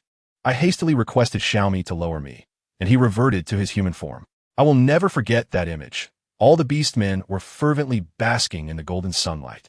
Truthfully, had this been any other time, I would have dismissed it as feudal superstition, but in that moment, I found a newfound respect for the sun blossoming within me. Just then, the ground began to tremble, dust swirling in the distance, as if a sandstorm were approaching. Squinting, I finally discerned 2 imposing figures riding massive wild elephants. Their aura commanding, standing at a height of 2 meters 8. One bore a prominent scar across his face, while the other was a mass of muscles, resembling a mobile fitness instructor. Their appearance screamed strength, their capabilities clearly written upon their faces. Trailing behind them was an uncountable number of beastmen, each bearing several hunting spoils, some even dragging long strings of prey with vines, resembling skewers. As the gigantic elephant approached me, I gasped. I was barely reaching its calf.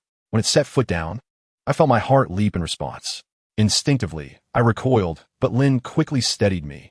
Don't be afraid, man. The elephant is gentle. My eyes lit up. Can I ride it? The elephant seemed to comprehend, letting out an excited trumpet, extending its long trunk toward me. However, Xiaomi swiftly stepped in front of me, casting a menacing glare, causing the elephant to turn away, looking quite dejected. It appeared that it merely found my scent appealing, wanted to get closer, but Xiaomi had intimidated it back. My curiosity piqued suddenly. I pointed at the beastmen carrying the enormous animal carcasses in the procession and quietly asked Lin, how do they distinguish between beastmen and pure animals? What if they mistake one for the other? Wouldn't that be a disaster? Lin instructed me to observe their eyes closely. After scrutinizing them for a while, I initially failed to grasp it, but then I suddenly noticed that each beastman had a shiny, diamond-shaped glint in their eyes. Meanwhile, the animals deemed as prey had nothing in their eyes. I had made a discovery. My excitement surged as I squeezed Lin's arm, akin to having uncovered a new continent. Lin allowed me to hold on, even playfully twisting my fingers. Yet, as he was engrossed in my hand, my gaze was drawn to something behind the group, a large wooden board, and my excitement surged as I exclaimed, "So many fur pelts." The board was tied with numerous pelts, still stained with blood and mud, grimy, yet the eyes of all the females in the tribe sparkled as if they had spotted a limited edition handbag. I eagerly tugged at Lin, "Will I get one of those?" But Xiaomi interjected, dousing my enthusiasm. "Oh, who was it that said they couldn't accept eating corpses? Now you're fine with pelts?" My face flushed. Isn't this the law of the jungle? Besides, abstaining from meat is simply impossible in this lifetime. Lin patted Xiaomi and took my hand, saying, "Let's go pick one." Let me tell you, selecting beast pelts follows certain customs. Whichever family sends males to hunt, their females have priority in choosing. Goodness, a KPI-driven tribe indeed. Contributions determine privileges, no doubt about it. I set my sights on a stunning brown pelt, only to watch in dismay as someone else claimed it. My heart sank. Xiaomi pinched my cheek and whispered, "Next time, I'll find you a good one." Just then, an opportunity arose. The chieftain began announcing the male team for the next expedition. As soon as he finished speaking, Xiaomi stepped forward. The crowd fell silent instantly. I must tell you, he is currently the star warrior of the tribe, and with him leading the team, the safety factor skyrocketed. Naturally, I, Zhou Man, as the partner of a strong warrior, transitioned from an ordinary spectator to the first VIP selected. I could choose 3 pelts. I was overjoyed, bouncing with excitement as I approached, selecting a pure white one, resurrecting the brown pelt I had previously coveted, and finally claiming a cool black one. Clutching my 3 soft pelts, I walked past Xiaomi, who reached out to ruffle my hair. Overwhelmed with joy, I stood on my tiptoes and planted a kiss on his cheek before dashing away with my spoils. After the selection of pelts came the meat distribution phase. Each family could choose 2 animals, living or dead, as they wished. My eyes immediately fell upon a corner where a scrawny goat stood, its belly still dripping with milk, clearly recently given birth. I quickly inquired of a nearby Beastman, "Is its kid around?" The Beastman, blushing, nodded, and soon returned with a dirty, palm-sized lamb. Upon seeing its mother, the lamb began to bleat. My heart melted instantly, and I decisively declared, "I want these 2 goats." Lin and Xiaomi had no objections. I carefully took the lamb in my arms and led the mother goat toward the females. And Lina and the others gathered around, chattering excitedly. One female, named E, even suggested, Man, goat meat from a mother that has just given birth isn't tasty. I have a little wild boar. Would you like one?" They were so warm-hearted. But as we continued chatting, the conversation took a sudden turn. One female looked at the lamb in my arms and asked, "Do you really like little ones, man?" I thought of the kittens and puppies and nodded. To my shock, she followed up with a question that left me speechless. "Then why don't you have some of your own? Tiger cubs are so fluffy and adorable.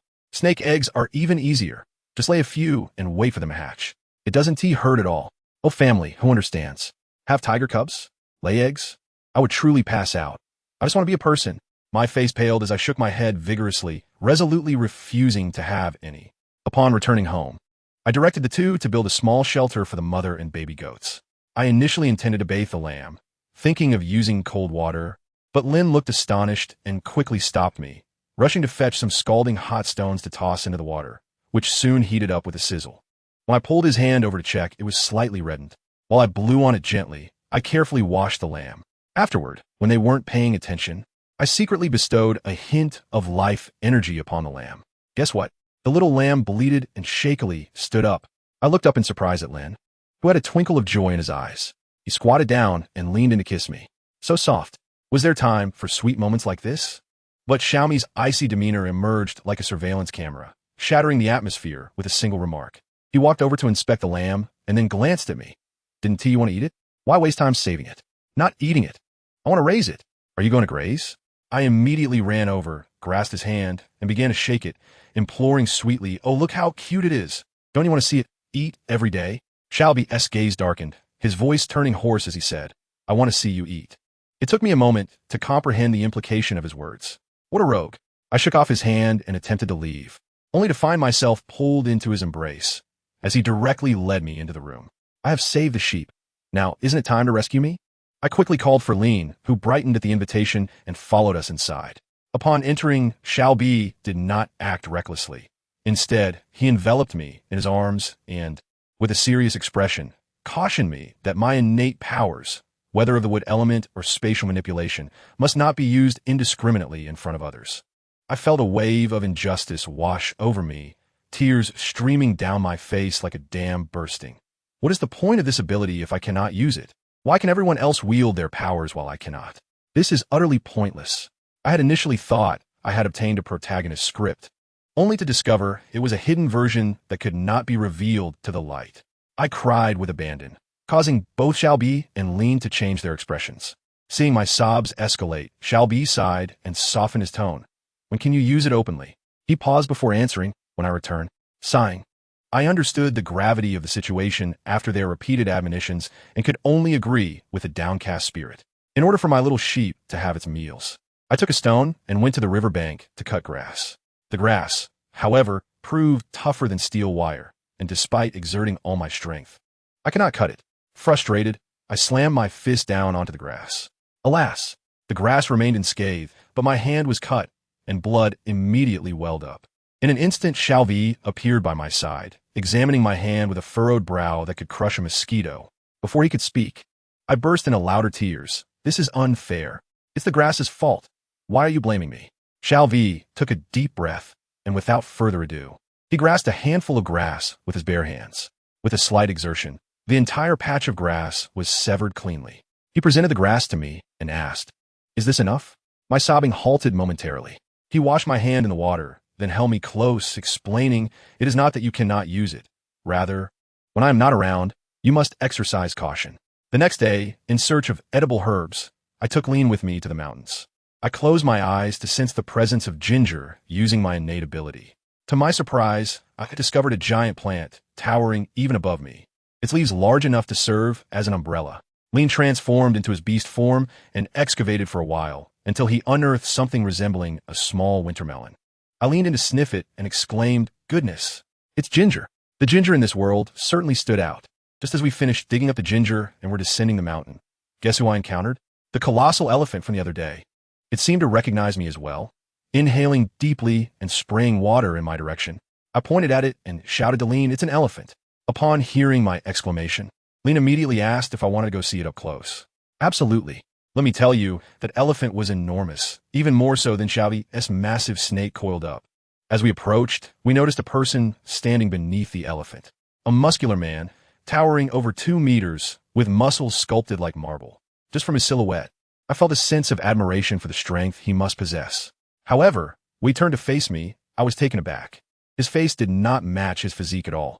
He resembled a living embodiment of a golden-haired doll. His skin had a healthy bronze hue, while his face retained the youthful softness of a boy. I instantly recognized him as the fellow who had ridden the elephant the other day. Noticing me atop the white tiger, he appeared equally surprised. Lin politely introduced me as someone who had come to see the elephant. The man nodded and stepped aside, yet his gaze remained fixed on me, akin to 2 searchlights, making me feel quite uneasy. However, my attention was soon captured by a pile of enormous fruits on the ground, golden and yellow, nearly the length of my arm, resembling oversized bananas. Just as I was about to inquire about them, the golden-haired doll spoke in a rich, gentle voice, explaining that they were called ganjiao and were meant for the elephant. Upon hearing his voice, Lin's brow furrowed, likely feeling a similar disconnect between the man's voice and his imposing physique. Curiosity got the better of me as I picked one up and asked, "Can I eat this?" Both men looked stunned, as if they had never seen a female willing to eat such a thing raw. Just as my words left my mouth, the elephant trumpeted, thinking I was trying to snatch its snack, and its trunk reached toward my face. I quickly understood and offered the ganjiao to it, saying, "You eat it, I won't snatch it away." The elephant's trunk curled around my hand, leaving a sticky residue, and I was instantly petrified, utterly repulsed. Hastily rubbing my hand on my animal skin skirt, the elephant seemed intelligent. I asked Lin if it could understand speech. He replied that it could not, but could likely grasp the general idea. An idea sparked in my mind. I wanted to ride the elephant. How grand it would be. However, the golden-haired doll stood there like a bodyguard, his gaze never leaving me, preventing me from voicing my desire. Thus, I pointed to the pile of ganjiao and inquired, "Where did you find these? Can I bring some next time to feed it?" To my surprise, the elephant appeared to comprehend, affectionately nudging its saliva-covered trunk against my face. I felt elated, but the golden-haired doll, perhaps unable to bear the sight, insisted that if I needed them, I could take as many as I wished. How could I refuse? I immediately gathered a large bundle. He noticed my struggle and was about to assist when Lean swiftly intervened, cheerfully taking the gunjal from me and leading me away, eager to leave without delay. On our way back, Lean transformed back into a great tiger, carrying me along with a pile of gunjal, moving with remarkable speed. It dawned on me that he had finally realized what was amiss. The way the golden-haired doll looked at me mirrored his own gaze. Jealousy brewed within him. I could only imagine the frustration he felt, grappling with his own feelings. Upon this realization, he raced even faster, his forepaws seemingly igniting with speed. Upon arriving home, I leaped down only to find Shelby absent for the courtyard. Just as I pondered his whereabouts, I heard faint breathing sounds from the neighboring room. Peering through the crack of the door, I was taken aback. A massive black snake was coiled up, nearly giving me a fright. Goosebumps instantly covered my body. Just as I was about to scream, Lean quickly covered my mouth, whispering, "He is hibernating. Do not disturb him." Hibernating? I thought incredulously. What winter sleep in this sweltering heat? Lean explained that Shelby was preparing for the long hunting season ahead. Snake beastmen, once well-rested, could maintain their peak condition. He added that the most perilous aspect of hunting was not the wild beasts, but rival tribes. The law of the jungle dictated that the weak would be devoured, and casualties were commonplace. My heart sank at this revelation, filled with worry and a mix of other emotions, leaving me in a complex state. I had initially wanted to boast to Shelby about my expanded space. Yet he failed to mention something as significant as his hibernation. Lean, noticing my change in expression, seemed to grow envious once more, likely wondering why I was so concerned for Shelby when he had formed a contract with me. His inner thoughts were written all over his face. In the next moment, my expression shifted from disappointment to anger, and I stood up abruptly. Lean looked perplexed, stuttering, "What is wrong?" I waved my hand dismissively, saying it was nothing, merely recalling an unpleasant matter, and pulled him along to plant flowers.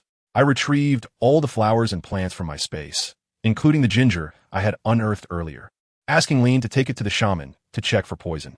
Lean nodded, suggesting I rest while he was away. The moment he left, the room felt desolate. I felt a bit bored and decided to go feed the sheep. The ewe had recovered well, and the lamb had grown significantly, almost like my electronic pet, lively and energetic every day. With no one around, I felt a surge of mischief and used a tiny bit of vitality on the ewe. To my surprise, it began bleating excitedly, nuzzling against me. I quickly covered its mouth, threatening that if it continued to make noise, I would withhold my blessings. Clearly, it was recovering splendidly. A cold voice suddenly emanated from the courtyard entrance, startling me and causing me to stand up abruptly. To my dismay, it was Lean and the shaman. I had been caught in the act and could only awkwardly scratch my head in embarrassment. The shaman, with his long eyelashes fluttering, pitifully inquired, "Am I not welcome?" Goodness, this fellow would be wasting his talent if he did not pursue acting. His words left me momentarily speechless, prompting me to hastily respond with an enthusiastic welcome. However, Lin, standing nearby, let out a cold huff, his expression nearly emblazoned with the words, "I do not welcome you." He grasped my hand and strutted past the shaman with the haughtiness of a peacock, leading me into the house. The shaman followed, casting a glance at the flowers strewn on the ground, and pointed at the ginger, declaring, "Not poisonous, just quite pungent." My eyes lit up with excitement. "Can it be eaten?" After a brief silence, contemplating my rather strong taste, he replied that, in principle, it was permissible, though he would not recommend it. I was undeterred. If it could be consumed, that was all that mattered. I carefully stored the ginger in my space. Next came the planting of flowers. I had initially anticipated that a professional like the shaman would demonstrate some skills, yet he merely observed. Lin and I, with our clumsy techniques, dug a hole and simply inserted the flowers. The shaman watched with a twitching eye, likely fearing that my enthusiasm might be dampened, and thus remained silent. Ultimately, he witnessed me waving my hand over the drooping flowers, and with a flash of green light, they instantly revived. I must say, the expression on the shaman's face was akin to that of someone who had seen a ghost. His jaw nearly dropped. He must have been thinking, is this how such innate talent is utilized? Such a waste. Upon seeing Lin and my smug expressions mirroring one another, he seemed to comprehend how I had been led astray. Unable to bear it any longer, he rose to leave, cautioning me once more not to showcase my abilities before outsiders. That same admonition again. I felt a twinge of discontent. Why should I hide what is mine? It felt as though my capabilities were being regarded as something shameful. Lynn, noticing my downcast demeanor, approached to offer a comforting embrace, but I suddenly exclaimed, "Oh no, you have dirt all over your head." I promptly stood up, shaking my hair. Lynn gazed at me with a glint in his eyes, nearly drooling, and leaned in to whisper, "Shall we take a bath?" My face flushed instantly, and all traces of my earlier discontent vanished. I felt as though I had been ignited. Observing my reaction, Lynn lifted me into his arms and dashed towards the river, muttering, "I will ensure you are thoroughly cleaned." Upon reaching the riverbank, he carefully set me on a stone, tested the water's temperature, and then poured some over my feet, asking if it was too cold. As I looked into his eyes, brimming with affection, my heart softened immensely. I felt incredibly fortunate to have encountered him. I leaned in and gave him a gentle kiss. This action seemed to flip the switch. He instantly became the aggressor, wrapping his arms around my waist. My mind became clouded, and my hands began to wander restlessly over him. The result was that he was barely able to contain himself, the veins on his forehead bulging, softly calling my name in my ear, ready to take the next step, when suddenly I clutched my abdomen, my face paling as I declared, "My stomach hurts." In the next moment, I found myself within a shaman's abode. Lynn, resembling a frantic ant on a hot skillet, inquired about my condition. The shaman, with an air of nonchalance, assured him, "No worries, just rest and recuperate." However, I felt as if I were on the brink of death, my complexion ghastly pale. The shaman explained that this was a natural occurrence for females. Some experienced discomfort, while others did not, and my situation was perfectly normal. Lynn, still hopeful, implored the shaman to bestow upon me some life force, but the shaman's expression darkened as he retorted, "You should give her your own." With that, he left in a huff. What a miser. Lynn remained steadfast by my side, using his warm hands to soothe my aching belly. In a daze, I felt as if a warm water bottle had been placed upon my abdomen, providing a great deal of comfort. Later, the shaman brought over a bowl of viscous medicine, and Lynn, with a look of disdain, questioned its contents. I had just awakened, still groggy, and upon seeing Lynn's handsome face, I couldn't help but exclaim, "Handsome." Turning my head, I caught sight of the shaman, ethereal and aloof, and my eyes brightened. I reached out, only to be shaken awake by Lynn. I then realized that this handsome man was mine. I seized the opportunity to plant a kiss on his cheek. However, the suddenness of my action caused my stomach to churn once more, and I cried out in pain. The shaman smirked, observing, "It seems you're on the mend. Drink the medicine and leave promptly. Do not come running to me for trivial ailments." His icy demeanor startled me into silence.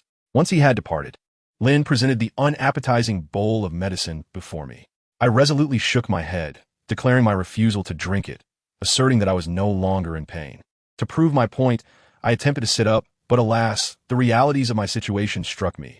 A rush of warmth ran down my legs. To my horror, I realized I was not wearing trousers, just a skirt made of animal hide. Lynn, bewildered, remarked, "Isn't this what you're supposed to wear?" Exasperated, I collapsed back down, the dampness beneath me eliciting a mix of shame and anger, and tears streamed down my face. Lynn, alarmed, hastily set down the medicine to comfort me. I buried my head in his embrace, longing to escape this mortifying scenario. He cradled me as we headed back, and I noticed the faint traces of blood on the ground behind us. Goodness, in my misery, this would forever haunt me as a dark chapter in my life. Upon returning to the house, I urged Lynn to promptly dispose of the hay at the shamaness, believing it preferable for him to handle it rather than outsiders. Once Lynn departed, I lay on the bed, contemplating life. The level of productivity here was shockingly outdated. They lacked even a sanitary napkin. When Lynn returned, you wouldn't believe what he carried. In one hand, he held the now-warmed medicine, and in the other, he brandished a leather item that resembled undergarments, boldly declaring it was from another female.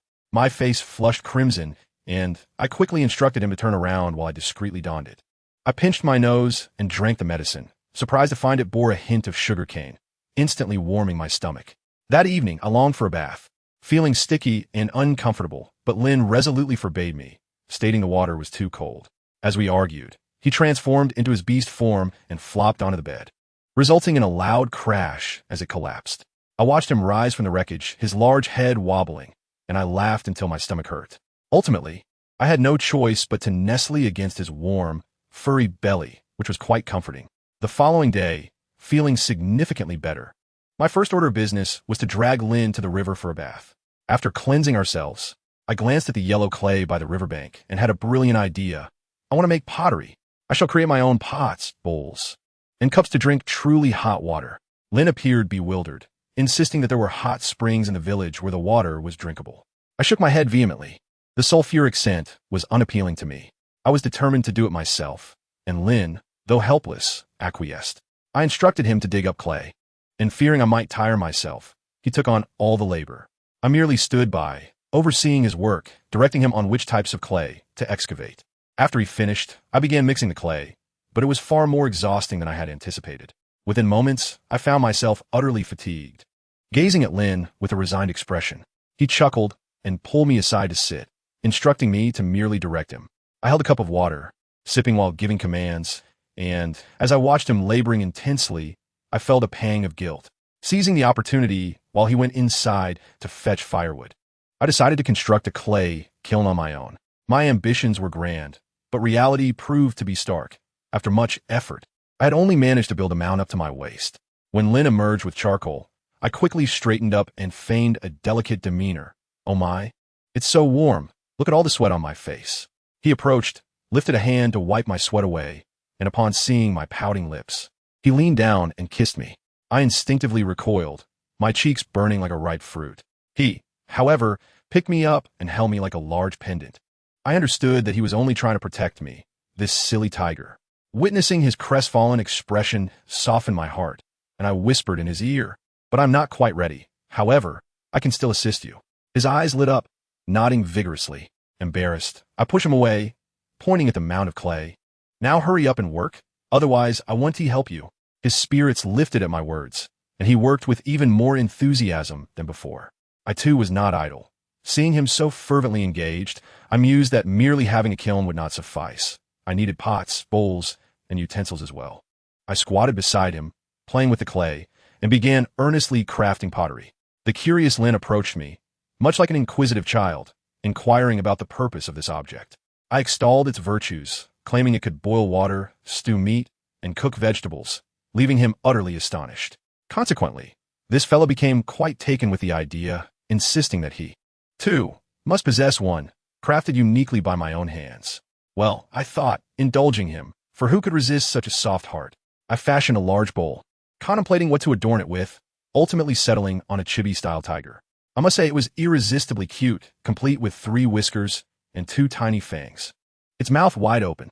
Yet, upon his gaze upon it, his countenance darkened. "What is this? Is this me? How absurd. I am truly majestic." His reaction sent me into fits of laughter, nearly rolling on the ground. In a fit of embarrassment, he scooped up some clay and smeared it across my face. A sneak attack, was it? We promptly engaged in a primal mud battle, with me chasing him for quite some time, panting heavily. Eventually, I resorted to a playful threat. "If you run again, I shall not fire your bowl." This proved effective. He halted immediately, allowing me to smear mud all over him. Once we had our fun, I resumed my work and began to shape another bowl for Xiaomi Lin's gaze, sharp as a hawk's, darted over, full of envy, as if he had just encountered an overturned jar of Shangxi aged vinegar. Wasn't this supposed to be unique to him? I couldn't help but chuckle inwardly, relishing the moment of his earlier teasing. I whimsically painted a rather unattractive little snake on Xiaomi's bowl and, with a stroke of genius, discreetly marked a tiny spot on the snake's body with a twig, nearly invisible. When Lin leaned in for a closer look, he immediately grasped the joke, clutching his stomach in laughter, exclaiming how small Xiaomi was. It was truly gratifying. He gazed at his own bowl, wishing for an addition. But I shot him a glance, and he quickly backed down, sheepishly declaring that it was just fine as it was. After all was said and done, the day had nearly faded into dusk. We made our way to the riverbank to wash our hands, but Lin's gaze was fiery, almost as if he wished to consume me whole. I quickly squeezed his hand, attempting to soothe him. "Patience, patience, the night has yet to fully descend." At long last, when night fell, he slammed the door shut. The subsequent events, well, they are of the nature that requires a fee to witness. The next morning, I awoke feeling as though my waist belonged to someone else. Lin, the exuberant canine, was full of energy, fussing over me with tender attentiveness. I thought, well, given his earnest efforts, I could assign him the task of cleaning the sheepfold. After breakfast, we officially commenced our pottery endeavor.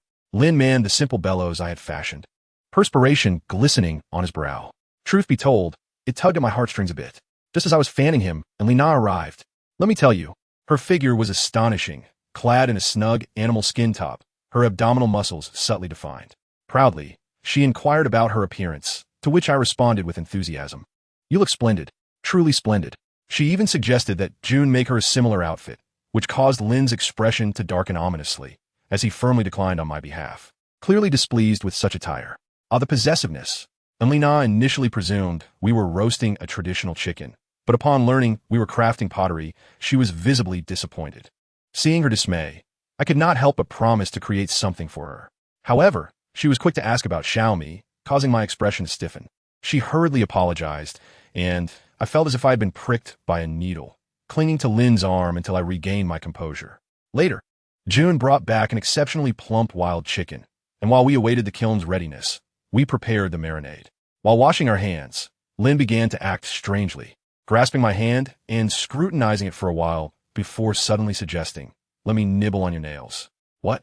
Nibble my nails? With his mouth. At that moment, I felt as if I were an elderly person on the subway, my pupils shaking in disbelief. What was the difference between this and asking me to help him blow his nose earlier? I adamantly refused, finding it utterly revolting. He was displeased, insisting that long nails could be hazardous. Finally, a spark of inspiration struck me, and I suggested using a stone to file them down. He reluctantly agreed. After a bit of grinding, my hand felt numb, and I promptly made my escape. Finally, the exhilarating moment of opening the kiln arrived. With a decisive command, Lin swung the hammer down, and lo and behold, most of the pieces emerged unscathed, their surfaces gleaming. Lin clutched his bowl, inscribed with his name and adorned with a silly tiger, unable to part with it. Next came the piece de resistance, the roasted chicken. Water bubbled away in the ceramic pot, leaving Lina awestruck, as she recalled that they had previously used heavy stone pots. When the chicken was unveiled, oh my, the aroma was divine, and Lina rushed forward, taking a bite that left her speechless, marveling at the absence of any fishy taste, which she had previously associated with this dish. I too sampled it, and to my astonishment, it was so delicious it brought tears to my eyes. I offered Lin the most delectable chicken leg, and initially, he hesitated, claiming he wasn't hungry. I countered, "Consider it a snack. Hurry." Only then did he joyfully begin to devour it. As the three of us relished the delectable feast, two other sisters from the tribe, Li and Yi, caught a whiff and approached. And Lina, ever the strategist, swiftly cleared the remaining chicken in anticipation of their arrival. When the two sisters saw the pile of bones, they erupted in outrage, directing their ire at Lina, who, with a feigned innocence, tossed the blame onto me. In an instant, the competitive spirit ignited among the sisters, with Li clinging to my arm, incessantly calling out to me in a tone that sent shivers down my spine, even reaching out to touch my skin, remarking on its smoothness. Lin's face darkened with fury as he shoved her away and wrapped me protectively in his embrace, resembling a fierce guardian tiger. With no choice left, I promised to cook for them the following day. Lin was not pleased, insisting that I needed to rest. Ultimately, after much persuasion, he begrudgingly acquiesced, yet his gaze pierced through the sisters like ice. He then stormed off alone, sulking in the house. Meanwhile, I continued to chat excitedly with them about our meal plans for the next day, completely forgetting about him. Before long, however, Lin reemerged from the house, visibly irate, likely having grown impatient with my lack of attention. In a huff, he strode outside. "Where are you going?" I inquired. He stood there, his posture practically screaming, "Come and comfort me." What did I do? I defiantly walked back inside, teasingly saying, "Oh, you are heading out? I suppose I shall have to stay here alone." In an instant, he crumbled, spinning around and almost colliding with me, startling me. I stumbled into his embrace, looking up to find his eyes red-rimmed. At this point, it was clear he was genuinely upset. I quickly showered him with praise. "Oh, I'm truly not tired. I merely played the role of a hands-off manager, delegating tasks while enjoying the companionship of cooking." Upon hearing this, his expression softened, and he lifted me effortlessly into his arms, as if all his earlier frustrations had vanished. He was curious, asking me about the term hands-off manager. I explained it means I do nothing but lie comfortably while bossing others around. He seemed pleased with this, declaring, "Good, then I hope to be a hands-off manager for a lifetime." My heart skipped a beat. The term sounded rather derogatory. Wouldn't that invite scorn? I quickly advised him, "One must rely on oneself. What if one day you decide to leave me?" He gently kissed my forehead and assured me, "I will always be here." Though I verbally expressed disbelief, my heart swelled with sweetness. Then, the atmosphere shifted abruptly as he placed me on the grass and suddenly inquired whether I had changed. My mind went blank. Huh? What? Once I processed his words, my entire being froze. My cheeks flushed crimson as I clutched my little animal skin skirt, refusing to comply. Previously, I had been subjected to social humiliation once at the hands of Xiaomi, and I could not endure such an experience again. I insisted on going alone, but he would not allow it, claiming it was late and that I would return with nothing to wear. Frustrated, I found myself nervously clutching my skirt, wondering if there was no one in this wretched world to devise a solution for us females. In a moment of intimacy, he whispered in my ear, "If Man does not disdain me, why would I ever disdain her?" I was taken aback for a brief moment before understanding his implication. In a fit of exasperation, I tossed aside that tattered animal hide and laid down in the grass, feigning death. With a smile, he fetched a clean hide to place beneath me. The following day, we set off in grand fashion to Lina's home, with Lin carrying 2 large earthen jars while I tucked away some ginger, garlic, and Sichuan peppercorns. To my astonishment, she had prepared a veritable feast, with lotus roots piled high like a small mountain and a well-prepared pig lying nearby. I had merely requested spare ribs, yet they insisted on making more, perhaps fearing we would not have enough to eat. Very well then, with so many of us, more food would not go amiss. I directed them to light the fire and chop the meat, placing the ribs in boiling water. Lina watched intently, her jaw nearly dropping as I discarded the first batch of cooking water. "Is this really enough?" she asked, astonished. "Not yet. Not yet. The water is dirty. We must discard it and start anew," I replied, gesturing toward the lotus roots. They looked at me with expressions that questioned the edibility of such ingredients. Just as I added lard to the pot, the oil erupted violently, splattering everywhere. In my short skirt, I yelped in pain as the hot oil splattered against me. Lin was frantic, but Lina was quicker, pushing me aside to stir the pot herself while letting out startled cries. It was quite the spectacle. The other females were left wide-eyed and apprehensive. Lin grasped my hand, inspecting my delicate skin where 2 red spots had emerged. They inquired, Man, "Do the females in your village cook in such a dangerous manner?" I explained, "Not really. Only those of us who enjoy eating tend to experiment." They considered my words and nodded in agreement, realizing my culinary knowledge was indeed vast. The women were so eager, it seemed their eyes were glued to the pot, nearly drooling. He was particularly generous, offering to gift me a pig of similar size. My eyes sparkled with joy as I nodded enthusiastically. After an hour, the rich aroma of the meat broth filled the air, and Lina could no longer contain her impatience, complaining that roasting the meat would have been quicker. When I announced that it was time to eat, the others lunged at the food as if they were starving wolves, each ladling a bamboo tube full of the broth, steaming and exclaiming, "Delicious, delicious." "What is this called?" I asked. "Lotus root stew with spare ribs," I replied, scratching my head as I took a taste myself. To my surprise, the flavor was exquisite. Could it be that my constant consumption of barbecued food had refined my palate? After satisfying our hunger, Lina patted her round belly, praising the dish and remarking on how delicious the plant roots were. On our way home, I asked Lin for his thoughts. He simply replied, "Pretty good," and then added a jab, declaring he was carnivorous and not accustomed to vegetarian fare.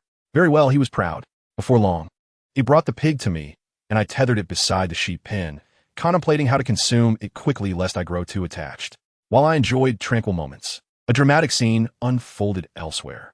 In the dense forest, a green tea named Rue was venting to her friend Hua about me. As she savored the lotus root stew I had prepared, she berated me with convoluted logic that would make anyone applaud her audacity. She blamed me for stealing Lin, claiming it had caused her to break up with another man, tarnished her reputation, and prevented her from winning over the tribe's top warrior, Yuan. In her mind, all the world's ills were my fault, as if she were the center of the universe around which everything else revolved. The most outrageous part? She was plotting to kick out all the useless beast husbands at home once she and Yuan were together, disparaging his looks, yet confidently believing that if she expressed her desire to be with him, he would be grateful and rush to her side. Could anyone comprehend this? Yuan himself was nearby, hearing every word. The term ugly rang in his ears like a haunting melody, leaving him dazed as he subconsciously touched his face, feeling utterly defeated. In a daze, he wandered to my yard, where I was humming a tune while watering my flowers. Just then, the shaman Qing Ling appeared. Noticing Yuan's disoriented demeanor and following his gaze to instantly understand the situation, she kindly asked, "Would you like to join us?" Yuan, in a daze, followed the shaman, and the two arrived carrying massive sugarcane stalks. When I opened the door, I was greeted by their presence, and Yuan's expression resembled that of a lost soul. I offered him water, but he appeared flustered. Curious, I asked, "Are you feeling unwell?" He shook his head and suddenly stepped closer, his towering form casting a shadow over me as he asked, "What do you think of my appearance? Am I ugly?" Taken aback by his sudden insecurity, I instinctively took a step back, hastily explaining that it wasn't due to ugliness, but rather his imposing height and build that made me anxious. His expression darkened further, interpreting my words as an admission of guilt. Realizing I needed to remedy the situation, I racked my brain for flattering words, stating that the men in my village were particularly fond of fitness, with well-defined muscles serving as a second face. I added, "You look quite handsome, like a cute puppy with the physique of a formidable wolf." He frowned, looking hurt as he asked, "Can I not be a dog?" I nearly chuckled at his misplaced concern. As I awkwardly explained that dog was a term of endearment, the shaman interrupted, stating that my sheep were shedding fur due to the heat.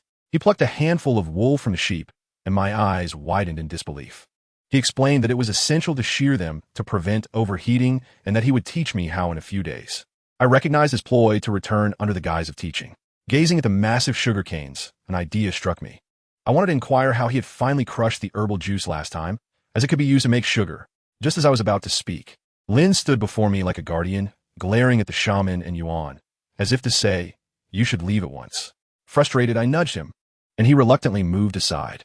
I quickly asked the shaman about the stone grinding process, and he cunningly pointed to Yuan, saying there was no need to look elsewhere as Yuan was skilled in that area. Yuan's eyes lit up with enthusiasm upon hearing this. I immediately arranged for him to help me craft a stone mill, and we agreed to examine the stones together the following day. Yuan was ecstatic, repeatedly assuring me it would be no trouble at all.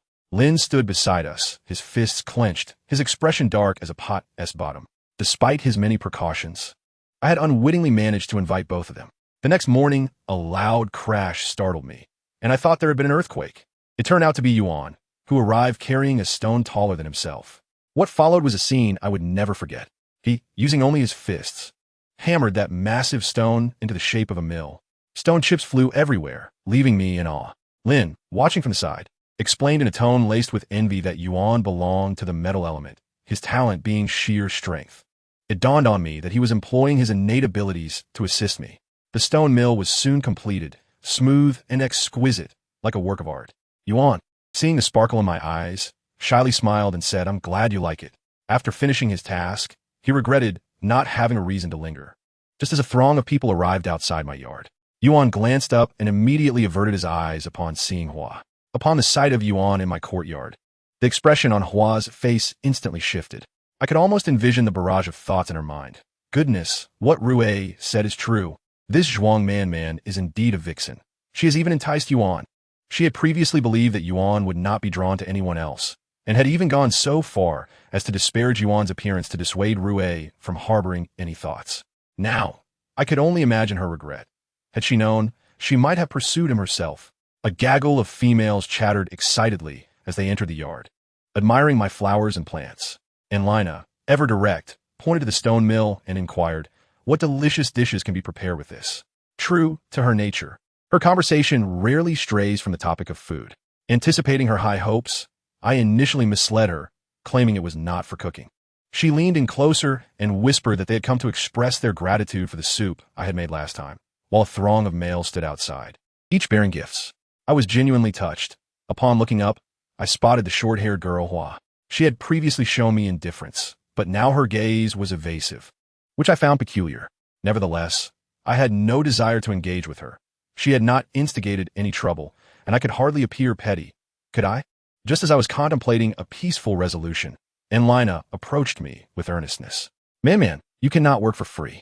Your cooking is too delicious. We must establish some rules, lest everyone take you for a free canteen, and when the time comes, you will have nowhere to voice your grievances. I thought to myself, this woman is truly a mouthpiece of the internet, a beacon of clarity. As we conversed, a commotion erupted at the courtyard entrance, reminiscent of rush hour. A swarm of fluffy little creatures, resembling tiny tigers and wolves, clamored at the doorframe, calling out for their mothers, eager to eat. Those who understand family dynamics know that it is quite surreal to hear a bunch of little animals speaking human language. Yet I found it utterly adorable. I excitedly grabbed Anlina, asking if her cub was among them. She merely shrugged, saying it had long since ventured out to fend for itself. Now about 40 or 50 years old. I was momentarily at a loss for words. What on earth? 40 or 50 years old? She appeared to be roughly my age. Seeing my astonishment, she explained that the lifespan of females here is typically measured in millennia. They do not show signs of aging until the final decade of life. I could only envision a subway elder engrossed in their phone. She then shared a more shocking revelation. Male cubs, upon reaching a certain age, must be driven out to establish their own territories. They may even come to blows with their own brothers over food. Hence, after giving birth to several litters, she chose to cease reproduction. Goodness, the survival laws in this beastly world are exceedingly dark and glorious. As the little cubs realized they were unsupervised, their courage surged, resulting in a delightful tumble. Just as I intended to assist them, Anlina pulled me back, insisting they should learn to rise on their own. Remarkably, none cried. They all managed to pick themselves up without assistance, demonstrating a commendable sense of independence. At that moment, I remembered that Xiaomi was still asleep inside. If she were to wake and find so many males in the house, would she not erupt in fury? I quickly suggested to Anlina that we should send Lin in to retrieve her belongings, urging everyone to disperse.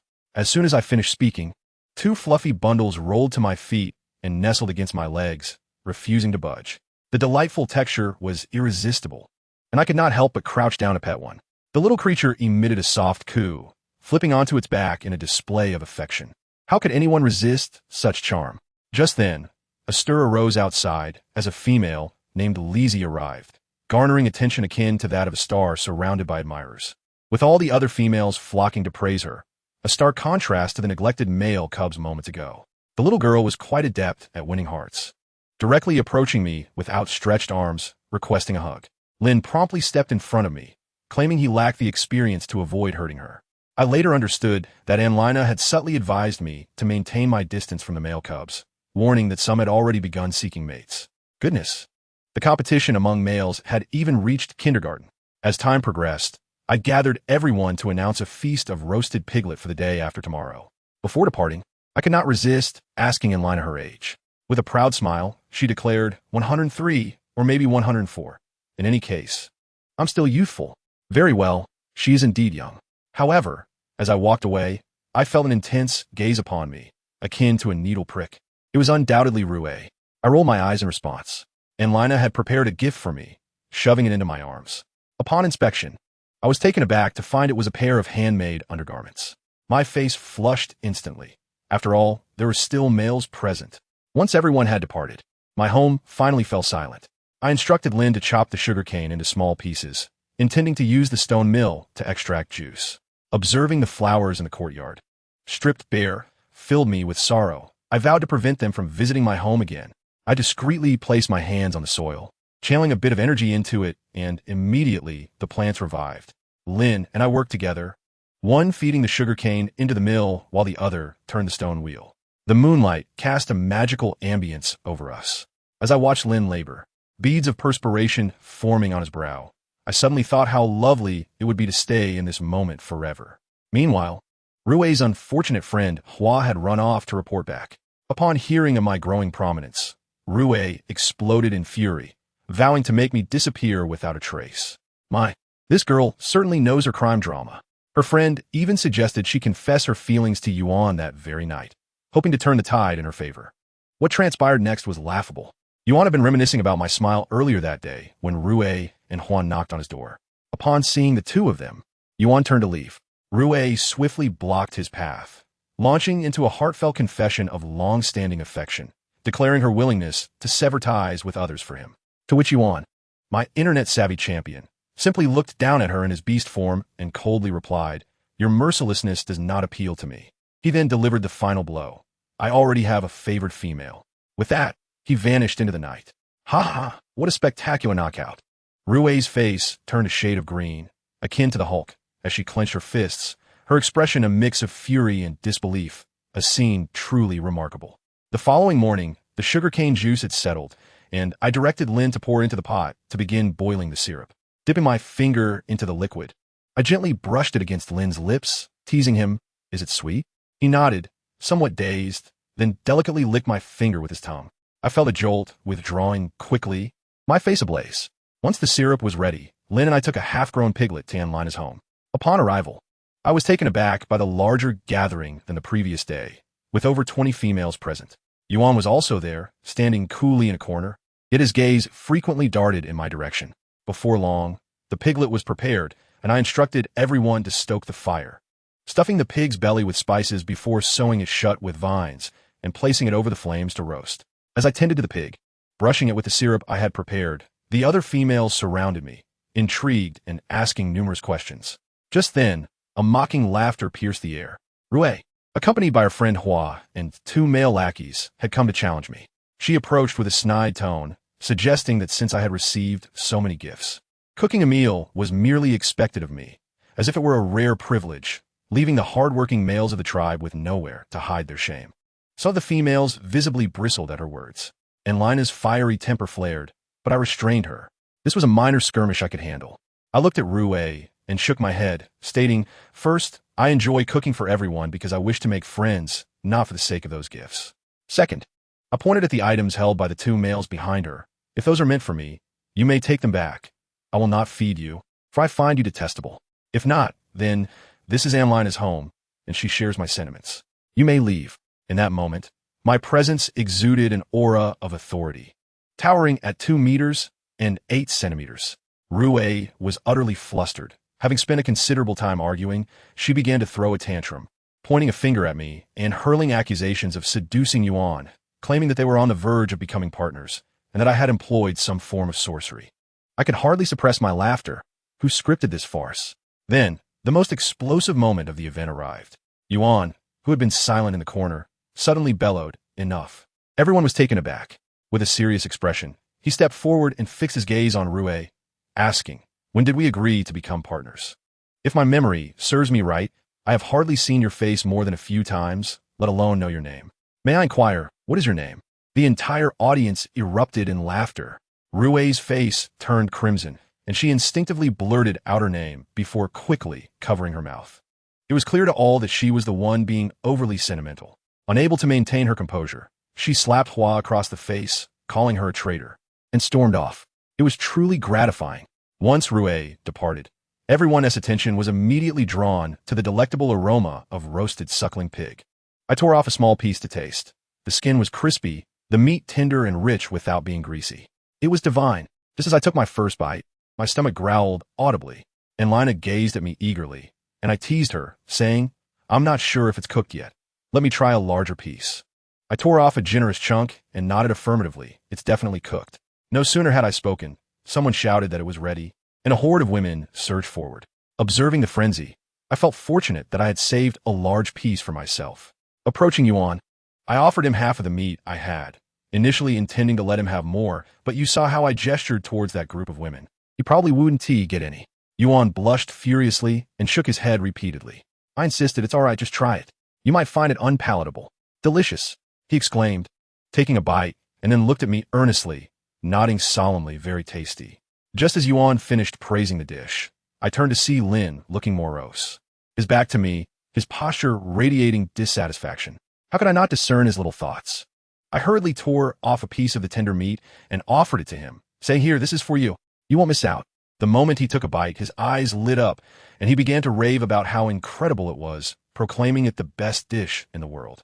I playfully challenged him, asking, "What if someone else makes it better in the future?"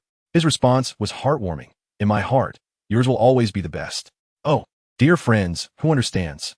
This little puppy's sweet nothings filled me with delight. The feast of roasted suckling pig elevated my status within the tribe. My peers looked at me with admiration, as if they wished to take me home as their personal chef. I quickly waved my hands, joking that if I cooked every day, I would have no time left for myself. Days passed peacefully until I thought to brew some ginger blocks with brown sugar for the warm weather. However, Lin, with his mischievous hands, poked at my freshly set sugar block, creating a dent. Just as I was about to reprimand him, he dramatically buried his face in my neck, lamenting that he hadn't meant to, not realizing it was so soft. My heart softened, and what could I say? Before the sugar was ready, the ground began to tremble, I initially thought it was an earthquake, and I screamed, "Lin, there's an earthquake." But upon looking up, I was astounded to see a massive elephant, like a moving hill, with Yuan wandering nearby. The sight was utterly captivating. Just as I was mesmerized, Lin grabbed my hand with force. Excited by the sight of the elephant, I insisted on riding it. Yuan, being accommodating, whispered to the elephant, and it consented. However, Lin exploded in protest, exclaiming loudly in front of Yuan and the elephant, Man, I will ride you every day. Tomorrow we shall go out and play, and I will pluck your fur." My face burned with embarrassment. I wished to disappear into the ground. Was this something to be said in public? It was pure social suicide.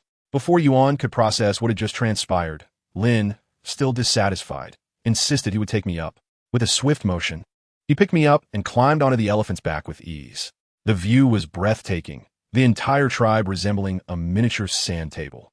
Yet, before I could enjoy the scenery, Lin's jealousy surged again, and he whispered in my ear, Man, didn't T that one disappear just a few days ago?" I froze in shock. Brother, Yuan is still standing down there. What was he plotting? Sure enough, the next words out of his mouth were, "So, should we become partners?" Man. His tone was overly sweet with a hint of teasing.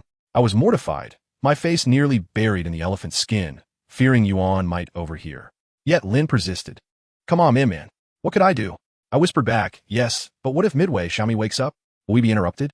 The moment those words escaped my lips, Lin's expression fell, resembling a wilted eggplant, leaving behind only a sorrowful whimper.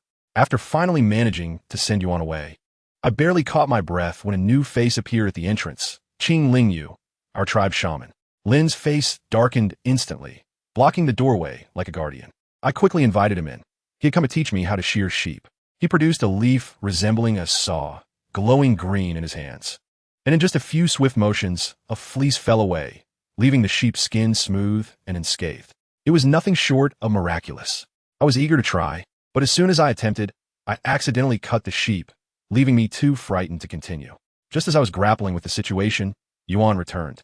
This time, even more extravagantly adorned with various fruits, resembling a human fruit platter. He set them down, and a cascade of colors spilled onto the ground. My mind raced. Could it be true what my friend had said earlier? Was this man truly interested in me? My scalp prickled with anxiety as Lin began to usher him away. Ultimately, I had no choice but to offer Yuan a piece of brown sugar to send the two of them on their way. Though the people left, the fruits were indeed delightful. I munched on a peach, feeling justified in my indulgence, thinking that at least I had reciprocated the gesture.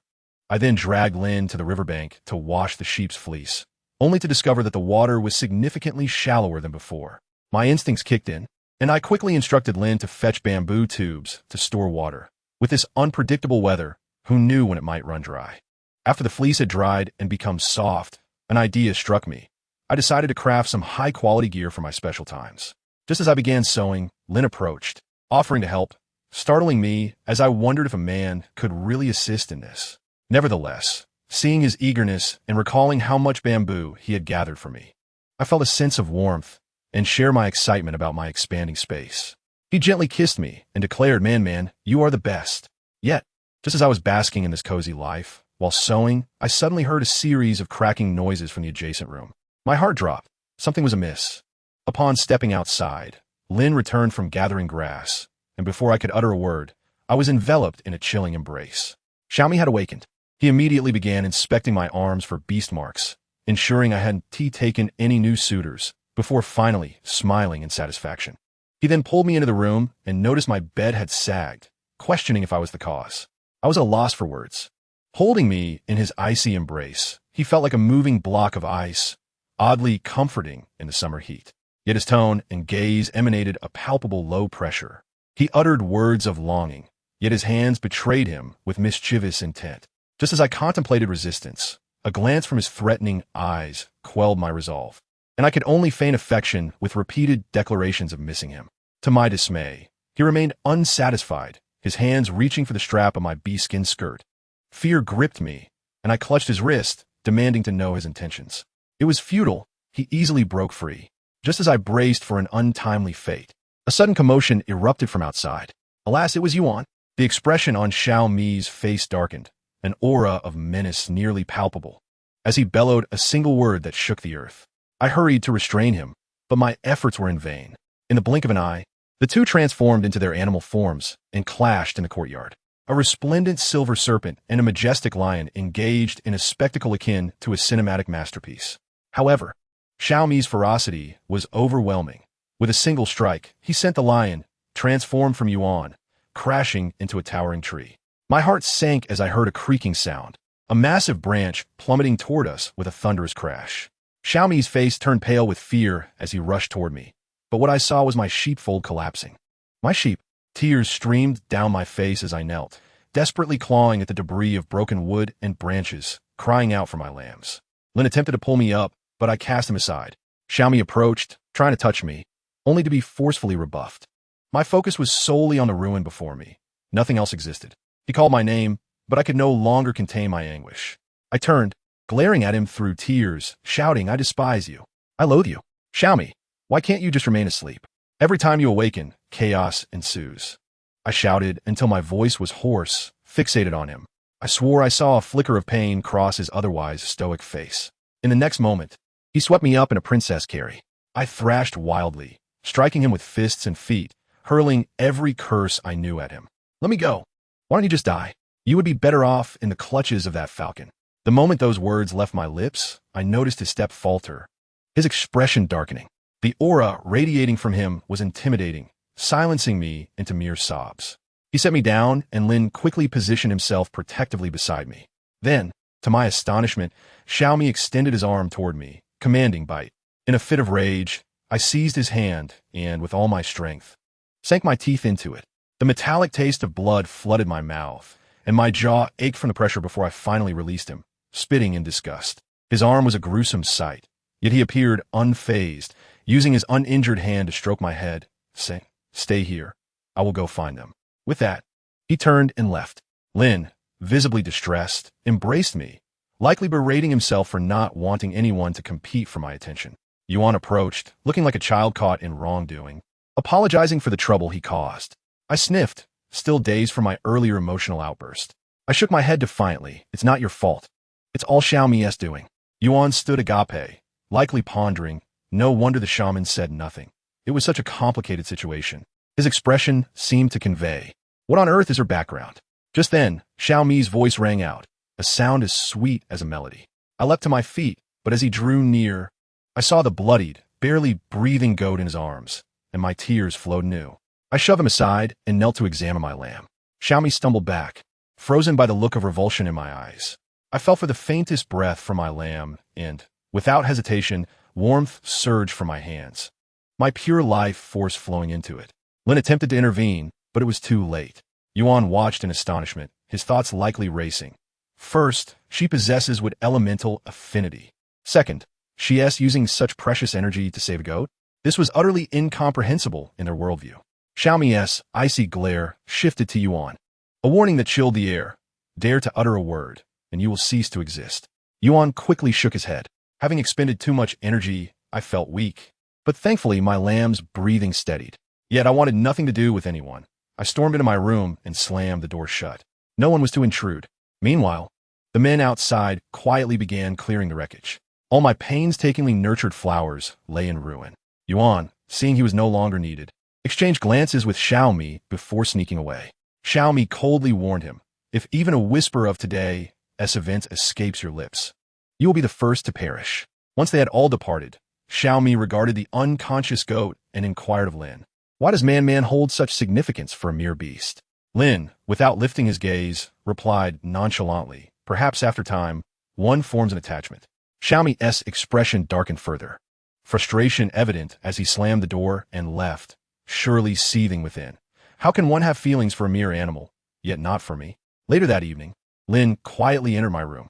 Upon hearing him, I immediately turned away, presenting him with my back. He approached my bedside, settled beside me, and, gazing in my swollen eyes, sighed before enveloping me in his embrace. "It's all right, man. The goat is safe." At his words, my grievances resurfaced.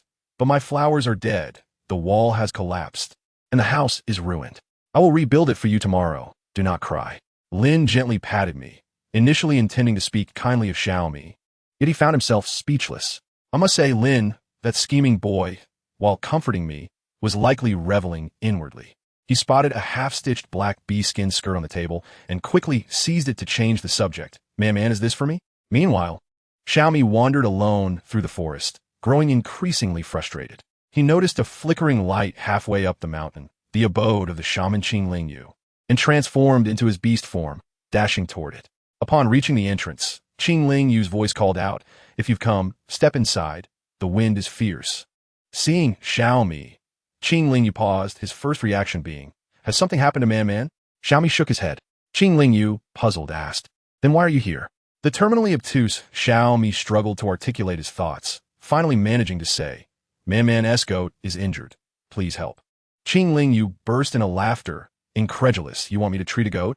Wear it to you just plucking its wool? I want to go." Qing Lingyu decisively refused, having deduced that Xiaomi was the one responsible for the goat's injury and was now seeking assistance, much to his amusement. Xiaomi frowned, a powerful aura enveloping the cave. Qing Lingyu's expression shifted. "Have you advanced? Will you go or not?" "I want to." As Xiaomi prepared to take action, Qing Lingyu defiantly crossed his arms. "Go ahead, kill me, but consider how Man would view you. And is this your attitude when asking for a favor?" To Xiaomi's surprise, he asked, "What do you want?" "In the future, when I seek Man, you must not interfere." This statement struck a nerve with Xiaomi. "You're courting death." In an instant, Xiaomi was before Qing Lingyu, gripping his throat tightly, causing the medicinal powders in Qing Lingyu's hands to scatter across the ground. "Cough, what does it matter if you possess great strength? You still cannot win a heart completely." With a loud thud, Qing Lingyu was forcefully hurled away, his back colliding with a stone mortar, leaving him pale with pain. Xiaomi gazed coldly at him and warned, "Refrain from harboring such thoughts, or next time, it won't merely be a matter of toppling a stone mortar." With that, he turned and departed. On the ground, Qing Lingyu coughed for a long while, supporting his chest as he rose, glaring at the scattered medicinal powder, fuming. "It's only fitting that you cannot earn a heart full of affection." Upon reaching the entrance of the courtyard, Xiaomi, not spotting me, presumably mulled over his words for quite some time. Just as he approached the threshold, he noticed me holding an odd bowl, poised to smash it on the ground, while Lin stood nearby, wearing an expression of delight at the unfolding drama. In a flash, Xiaomi dashed forward to catch the bowl. Upon inspecting it, he saw his name scrawled in a crooked manner, accompanied by a grotesque drawing of a snake. I caught sight of him and coldly huffed, extending my hand, "Return it." He raised the bowl high. "Isn't this meant for me? Who gave it to you?" "This is trash I intend to shatter. Return it."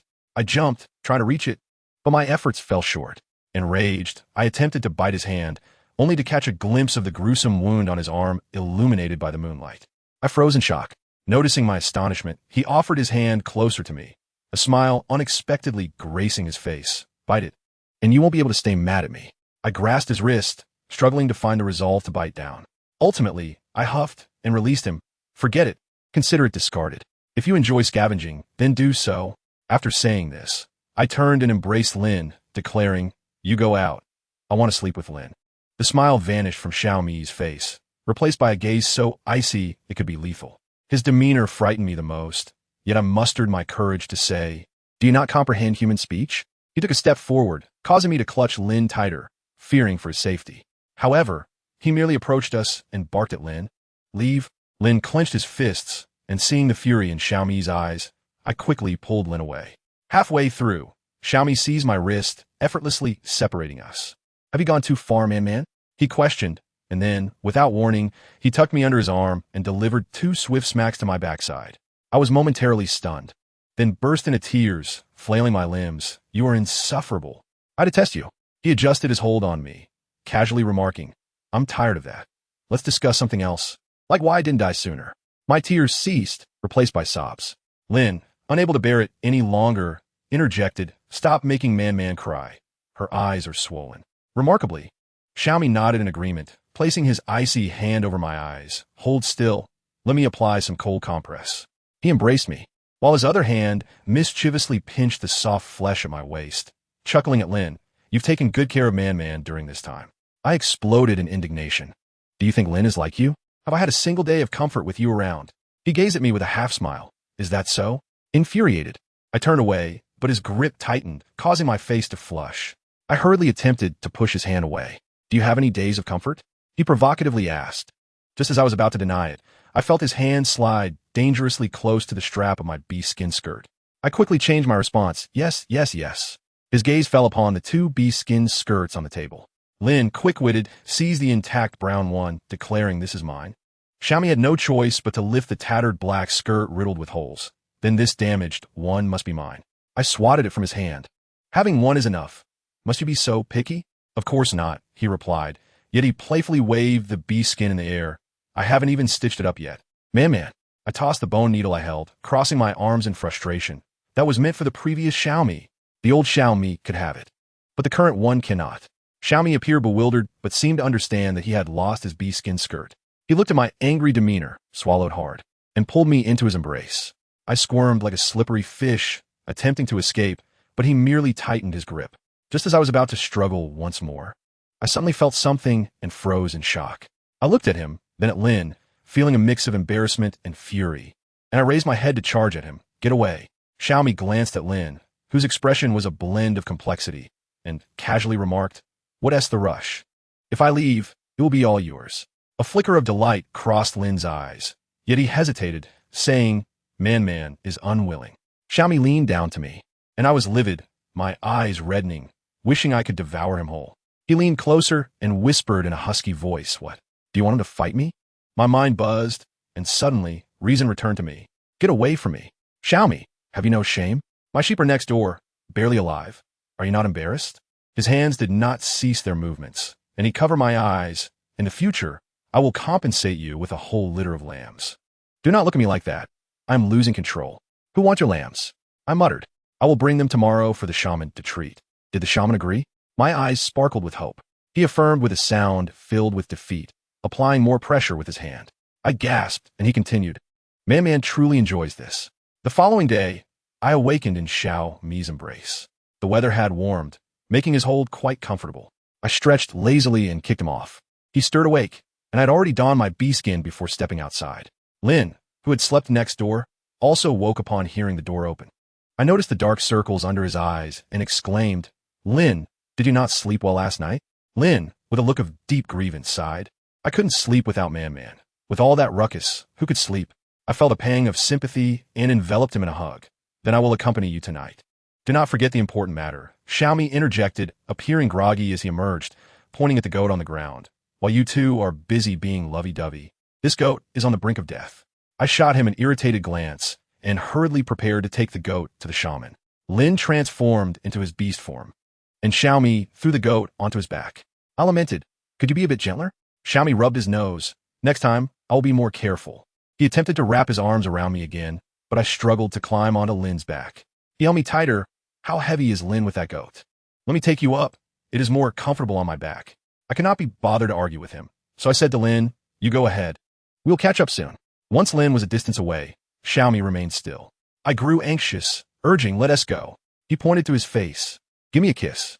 I nearly fainted from anger and kicked him hard on the foot. His expression shifted dramatically. I huffed a couple of times and started to walk away. To my surprise, he transformed into a snake and coiled around me, making a swift escape. The trees blurred past, and I clung tightly to his serpentine form. "Let go of me. This is so annoying. Will you kiss me?" No. He swayed even more violently. I felt dizzy, and finally, in humiliation, I cried out, I will kiss." Only then did he set me down, satisfied. Arriving at Qing Ling Yu's cave, Lin was already there. Upon seeing us, Qing Ling Yu's face darkened, resembling the bottom of a pot, yet he accepted the goat. After he stitched up the goat's wound and applied medicine, we finally breathed a sigh of relief. As we exited, Qing Ling Yu cautioned us to be wary of the heat. As we began our return, I suddenly looked up and screamed, "Fire!" A tremendous blaze. Qing Ling Yu's expression shifted drastically. The fire appeared alarmingly close to the tribe. Lin, realizing the gravity of the situation, instructed Xiaomi to protect me before dashing back. I was frantic, grasping Xiaomi's hand, intent on running. To my surprise, he moved leisurely. "What's the rush? It won't reach here." "Oh, you don't understand." I yanked my hand from his grasp.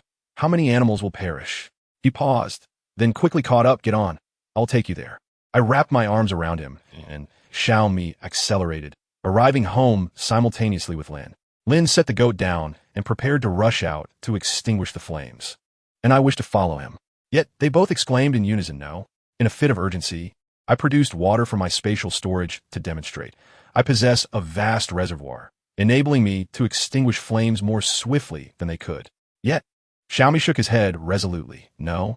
Lin knelt patiently, advising me, Man, the fire is not severe. We shall quell it shortly. What if your abilities are exposed? Remain at home. With no other recourse, I conceded. Then I shall accompany you to the tribe, but I will stay indoors. Only then did Xiaomi nod in agreement. Upon reaching the assembly point in the tribe, a multitude of beastmen had already gathered, their faces etched with worry. It dawned on me that this wildfire might indeed pose a grave threat. The chieftain had already led most of the males to combat the flames, leaving me with Anlina and a group of females, my heart racing with anxiety. What if something befell Xiaomi and Lin? Noticing my pallor, Anlina questioned, Man, have you gathered your belongings? Gather what? Of course, the essentials for survival. If the fire cannot be extinguished, we must flee. My heart tightened at the thought. Sensing my fear, Anlina reassured me. It will be fine. They will manage. Yet, my heart remained unsettled. Anlina's eyes sparkled with mischief as she whispered a few words into my ear. I seized her hand, and we stealthily slipped away, climbing to the highest peak nearby. At the summit, we collapsed in exhaustion. After a brief respite, I glanced towards the inferno, and my expression turned grave. Anlina, look. Why does it seem the fire has intensified? Anlina sprang to her feet, equally alarmed. Oh no, man, we may truly need to relocate. She tugged at my arm, urging me to descend and gather our things. When Lin returns, we shall leave. Back at home, Anlina gasped at the disarray of my surroundings. Has your home been ransacked? It was that Xiaomi. My mind raced with thoughts of how I could assist. Sensing my intentions, Anlina cautioned before departing. Man, promise me you will stay put. If anything happens to you, Xiaomi will have my head. I nodded vigorously, and as soon as she left, I sprang into action. I filled every available vessel with water and stored them in my spatial realm, then stealthily made my way to the tribe's entrance. Concealing myself behind a tree, I shouted in a strained voice, Help! The two guards at the entrance, predictably taken in by my ruse, rushed towards me. Seizing the opportunity, I darted around the tree and bolted towards the gate. The forest was alive with the cries of distressed animals, and the closer I approached the fire, the more oppressive the heat became. I hid behind a large tree, gazing at the inferno that seemed poised to consume everything in its path, my legs trembling. I witnessed a beastman engulfed in flames, swiftly devoured by the fiery tongues, while the chieftain bellowed for retreat, and everyone stumbled backward in disarray. Terrified, I instinctively retreated, and in a daze, I seemingly locked eyes with a pair of cold, furious ones. Zhou Man, a thunderous voice called, capturing everyone's attention. I froze like a child caught misbehaving. Upon seeing me, Xiaomi rushed over, intent on seizing me, and I fled in fright. However, I was quickly caught in his grasp. His expression was dark enough to draw ink. He shouted, You have become quite the independent one, Zhou Man. I instructed you to stay in the tribe. Did you not understand? Terrified by his fierce demeanor, I burst into tears, calling out for Lin. From seemingly nowhere, Lin charged in, enveloping me protectively. Glaring at Xiaomi, Why are you scaring Man? Xiaomi was almost amused by our predicament, pointing at me. Take this burden back. Upon hearing his words, I wriggled free from Lin's embrace, shaking my head vigorously. No, I refused to return, I declared, for Xiaomi's gaze bore down on me like a sniper's scope, causing me to shudder and retreat once more into Lin's arms. Lin, fiercely protective, stepped forward, forming an impenetrable barrier. Murmurs arose from the crowd. How could a female be here? She must be sent back. It is far too dangerous.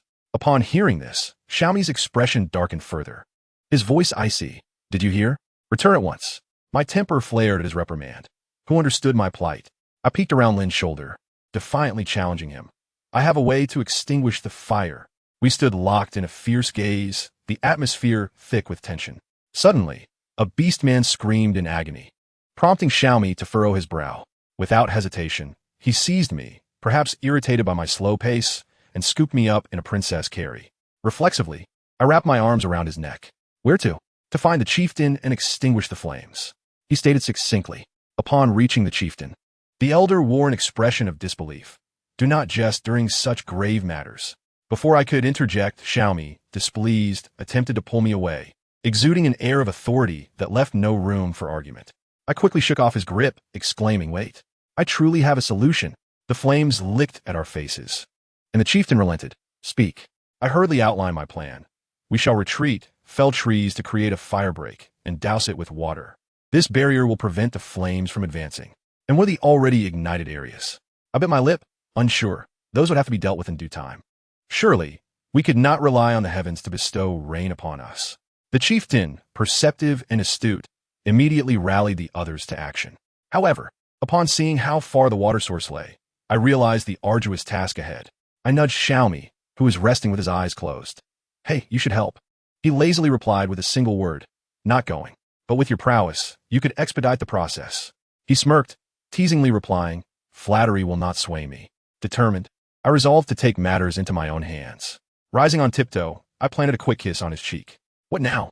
His eyes opened, narrowing with suspicion as he scrutinized me. "Do not attempt to divert me. What are you planning?"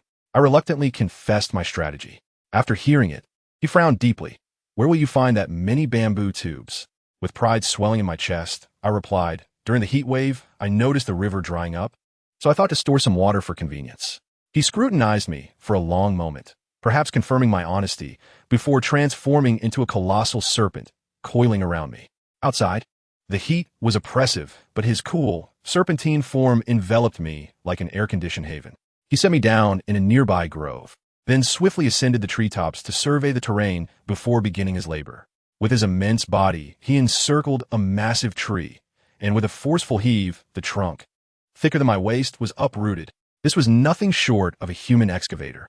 He continued to uproot several trees, panting heavily as he leaned against one for rest. Once he confirmed the area was safe, he nodded at me. "It is done." In a flash, I summoned a plethora of filled bamboo tubes from my space, creating a mound before us. Xiaomi was astonished. "Your space has expanded so much?" "Indeed, I diligently train each night." My tail nearly wagged with pride. I initially intended for him to assist in pouring the water onto the firebreak, but seeing his exhaustion, I resolved to do it myself. I stored the tubes back in my space, teleporting to the firebreak to pour out the water, repeating this until I was drenched in sweat. Alas, the amount of water I poured seemed negligible, akin to administering a few drops of eye drops into a desert. I rushed to Xiaomi's side, breathless and complaining. "You aren't helping me at all. I still need to uproot more trees." With a sigh, he effortlessly lifted me and swiftly returned to where the chief and the others were. As expected, the group of orcs were glaring at the roots of the great tree, struggling to dig even one. The moment the chief spotted Xiaomi, his eyes lit up as though he had seen a savior. Xiaomi wore a displeased expression, likely cursing the entire forest in his mind, wishing to take me far away. However, when he glanced down and saw my face smeared with dirt, like a little stray cat, yet filled with worry and seriousness, something seemed to click for him.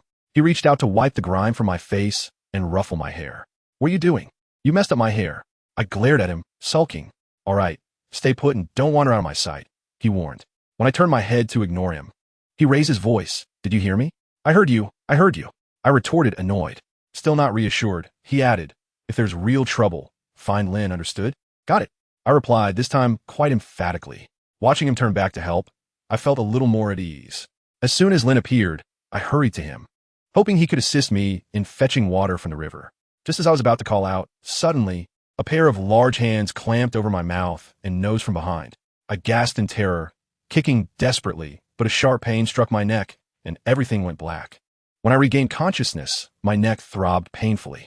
As I opened my eyes, I found myself in an unfamiliar cavern, with water dripping from above. My heart sank. I had been kidnapped. There was no light or sound, indicating I was far from the tribe. Just as I managed to stand, footsteps echoed ahead. I quickly picked up a sharp stone from the ground. When the figure approached, I was taken aback. "You?" I exclaimed, recognizing him. His face bore a sinister scar, looking as though he had just stepped off a horror film set. It was Njia, Rue's former partner. "What do you want with me?" He didn't respond, instead licking his lips and advancing toward me step by step. "Stay back. Don't come any closer." I brandished the stone at him. He grinned wickedly, confidently retorting, "You can't hurt me." Gritting my teeth, I aimed the stone at my own throat. "Try me."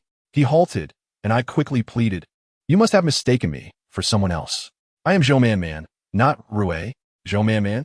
He repeated my name, his expression growing increasingly unsettling. What a lovely name. "I am not Rue." I was on the verge of breaking down. No. I've already killed her." He laughed chillingly. "And now I want you." Terrified, I stumbled backward, only to find my foot slip, sending me crashing to the ground. The the stone flying from my grasp. Seizing the opportunity, Tamesthe pounced on me like a ravenous tiger. The back of my head hit the ground with a thud, leaving me dazed. I realized then that these orcs, whether part of the tribe or stray, were all the same, utterly contemptible. Meanwhile, Tamesthe was vigorously uprooting trees. Suddenly, he felt a sharp sting from his beast seal. Turning around, he noticed my absence. Like a gust of wind, he rushed to Lin, coiling around him, causing him to tumble over. His voice was as icy as frost. "Where's Man-Man?" Lin was taken aback, and upon seeing I was truly gone, he panicked as well. "Where's Man-Man?" Noting Lin's ignorance, Tamesthe angrily flung him aside and vanished from sight. Back with me, and Tamesthe sensed the power leaking from within me and burst into laughter. "I wondered why that stray orc pursued you so relentlessly, and why that tiger orc suddenly became fixated on you. It turns out you possess wood element affinity. Ha ha ha. This is truly divine assistance. Get lost." My eyes burned with fury. "Oh, you seem unaware of the power of wood element affinity," he mocked. "The female wood element affinity is a superb cultivation aid. With you, I will soon become powerful." His gaze sent chills down my spine. I desperately summoned all the strength within me, but in this desolate place with scarcely any grass, my efforts barely registered against him. Seeing no other option, I placed my hand on the beast seal and fervently called out for Tamesthe and Lin. And Tamesthe lunged at me, pinning me down, whispering vile words in my ear. In a fit of rage, I shouted, "Now I finally understand why Rue wanted to break her bond with you. You are utterly unworthy." Furious, he seized my throat. "Shut up." Just as I was about to suffocate, a voice echoed from the cave entrance. And Tamesthe, we both froze and turned around, only to find Rue. She clutched her head, disbelief etched on her face. "You knocked me out? You still want to kill me?" And Tamesthe glanced at me and ignored her. However, upon seeing my disheveled state, Rue couldn't help but laugh, mockingly saying, "Did you ever imagine, Joe Man-Man, that you would end up like this? What a character," I thought, in 2025, and we still have such petty female rivalries. And Tamesthe, annoyed by her, glared, "If you keep talking, no one will mistake you for a mute. If I hadn't informed you of her whereabouts, do you think you would have the audacity to pin her down?" Rue shot back defiantly. I realized then that she had been orchestrating things from behind the scenes. Just as Rue prepared to leave, I seized the opportunity, flipping Tamesthe over and sprinting for the exit. Tamesthe attempted to crush Rue with a rock but missed, embedding it deep into her shoulder. Rue screamed in pain. I dashed past her, ignoring the fallen animal skin, crying out desperately for help. Just then, Tamesthe arrived like a whirlwind. His speed left only a blur. But just as I glimpsed hope, a stone thrown by Tamesthe struck my leg, causing me to stagger as he closed in again. Above, the flying serpent was Tamesthe. I watched helplessly as he sped past my head, completely oblivious to my plight.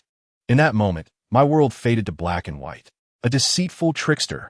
Just as Tamesthe thought he had succeeded, preparing to turn me over, his smile suddenly froze.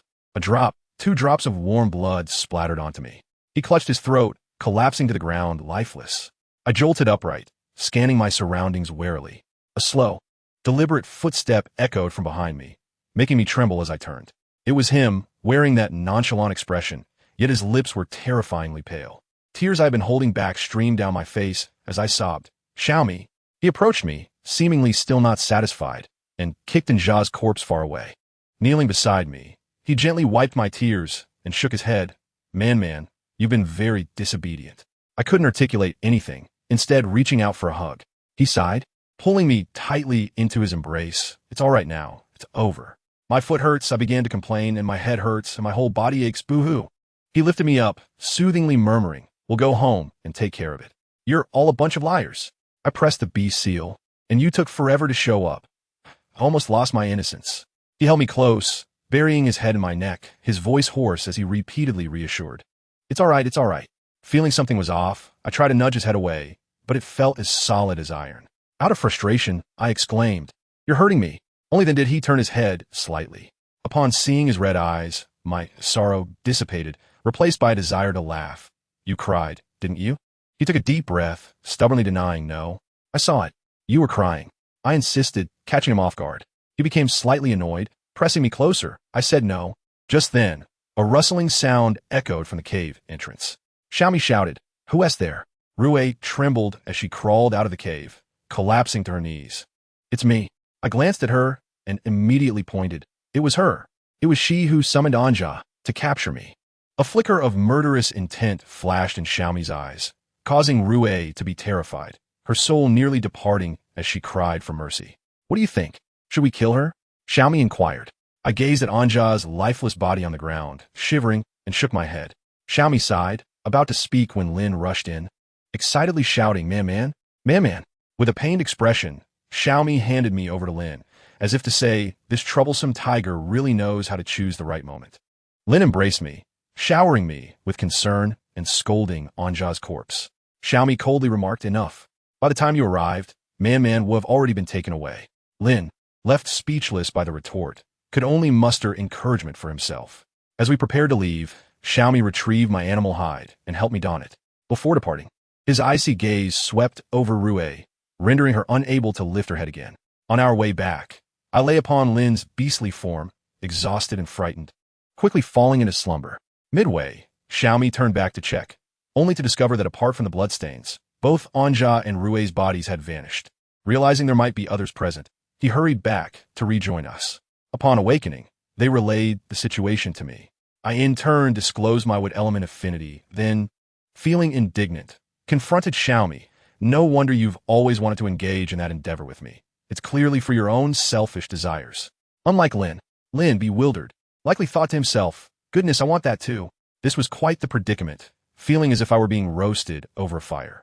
Xiaomi, taken aback by my retort, could only pacify me patiently. I was wrong before. I will make sure to consult your opinions in the future, all right?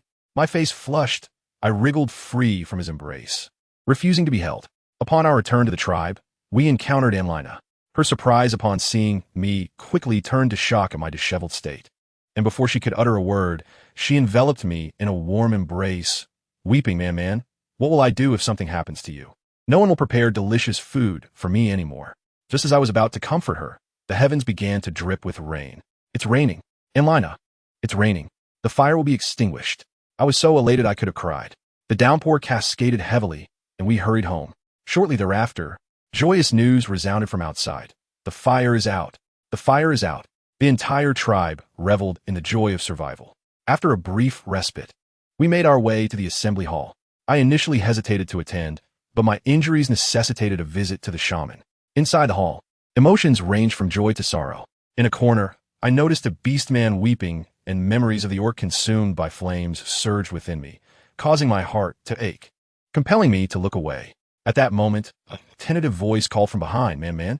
As I lifted my gaze before I could discern the speaker, Xiaomi's silhouette obstructed my view. The ape Beastman, emboldened, addressed Xiaomi. We wish to speak with the female. Xiaomi, frowning, stepped aside, revealing several unfamiliar males behind the ape Beastman. You're hurt? He inquired, attributing it to Rue. The ape Beastman appeared somewhat bashful, lowering his head. I couldn't stop it. By the time I came looking for you, you were already gone. Rue posed no real threat to you. Could you let her go? Xiaomi interrupted. Shouldn't you be more aware of whether she is alive or dead? The ape Beastman raised his arm, revealing a slightly dimmed beast mark that still flickered with light. Xiaomi's eyes narrowed. Indeed, she is still alive. But where could she be hiding? Is there someone lurking in the shadows? The sensation of being in the dark while others were in the light drove him nearly to madness. Although Rue had not perished, the messages conveyed through the beast mark were not promising. Since the female has not suffered significant harm, and Rue has endured her share of suffering, she must know her mistakes. Could you perhaps tell us where she is, and we will find her ourselves? Zhou Man furrowed her brow, pondering. We did not harm her. And as for her current whereabouts, I do not know. The ape Beastman gazed at her for a moment before bowing and departing. What a hassle, Zhou Man mused, watching them leave in a grand procession, feeling relieved that Anja was already dead. Otherwise, if her secret were revealed, she too would have to contend with many beast husbands. A truly terrifying thought. The chieftain gathered everyone, primarily to soothe the hearts of the beasts. However, Zhou Man was taken aback when the chieftain praised her individually. Feeling the weight of admiration from all directions, she shyly nodded. It is merely what I ought to do. In an instant, Zhou Man's reputation soared within the tribe. Those who had previously been unaware of her, or only knew her name and deeds, now recognized her completely. Look at how remarkable this female is. She sustained such severe injuries to save us from the fire, emerging so disheveled. Heavens, she is truly the woman of my dreams. What are you thinking, Man? Huh? Zhou Man snapped back to reality, glancing at Qing Lingyu, her face reddening as she shook off the thoughts swirling in her mind. Come, follow me to the cave. Along the way, Zhou Man could hear the faint whispers of praise surrounding her. Xiaomi, amused, observed her. You are quite happy with the compliments. Zhou Man nodded emphatically, elated. Xiaomi, affected by her joy, allowed a subtle smile to grace his lips. However, his amusement was short-lived as a relentless stream of reckless males approached, prompting him to ensure Lin held Zhou Man securely. Xiaomi swiftly dispatched several with powerful kicks. Get lost. His voice was frigid, reflecting the ire he harbored. As he walked past them with a stern expression, he glanced at Zhou Man, who was stifling laughter, and let out a derisive snort. Are you happy now? Zhou Man covered her mouth, shaking her head vigorously.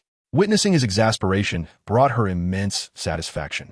Bursting into laughter, her mirth caused the males stealthily following to tremble, each wishing to present their finest offerings to the female, eager to see her smile.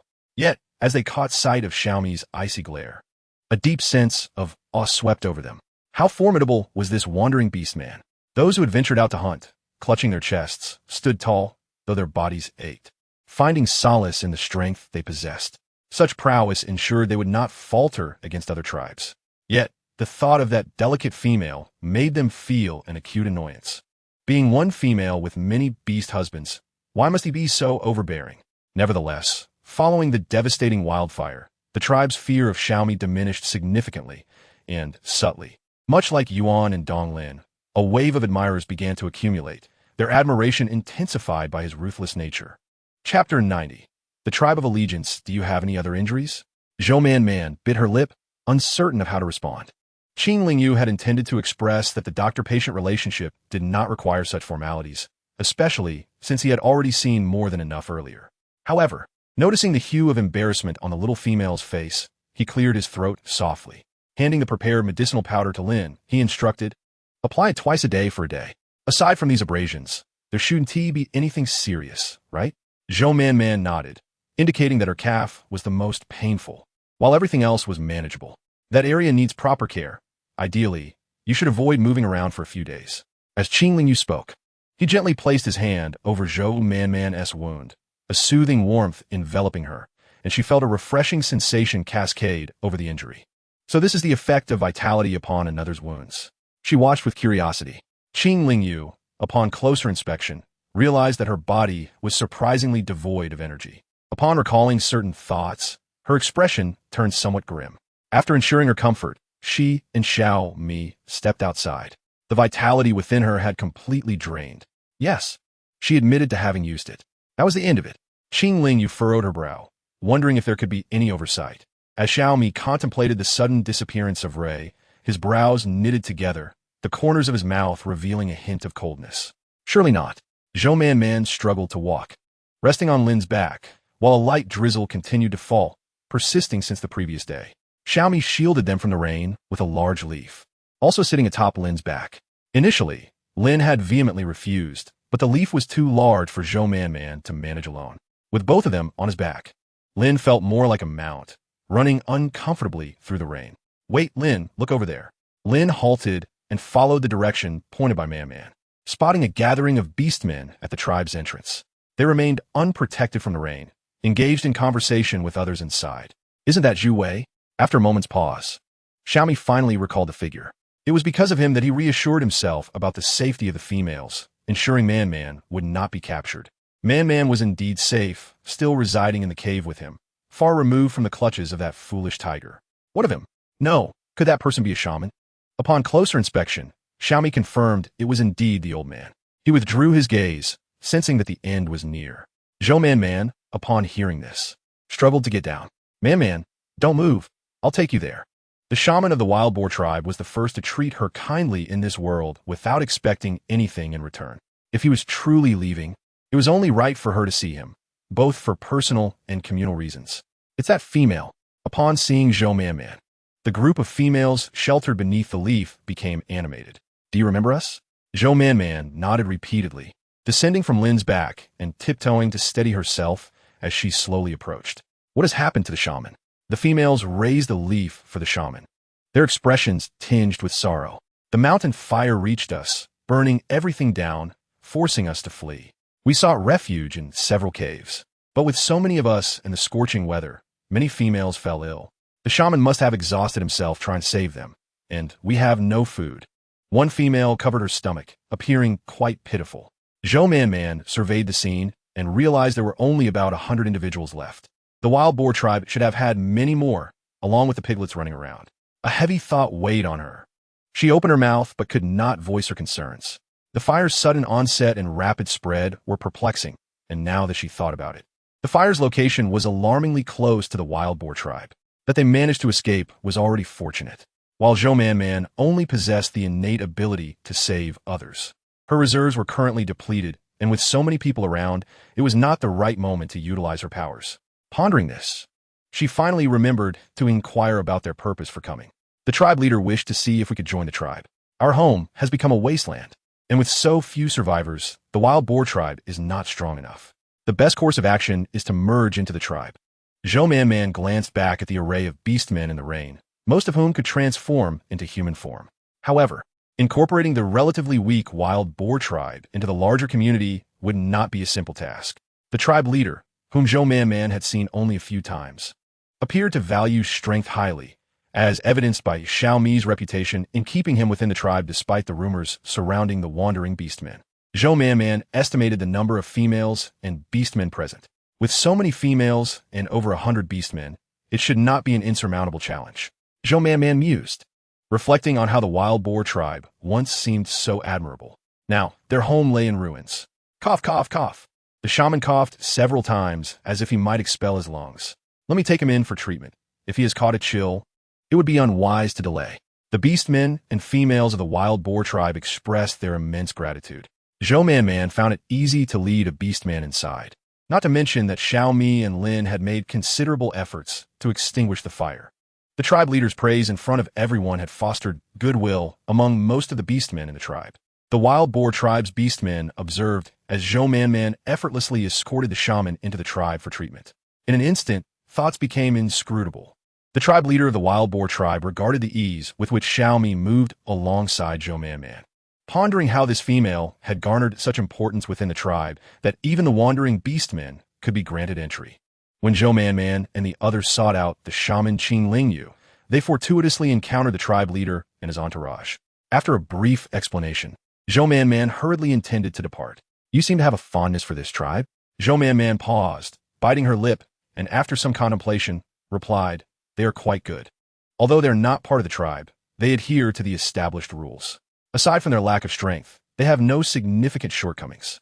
The tribe leader nodded in agreement.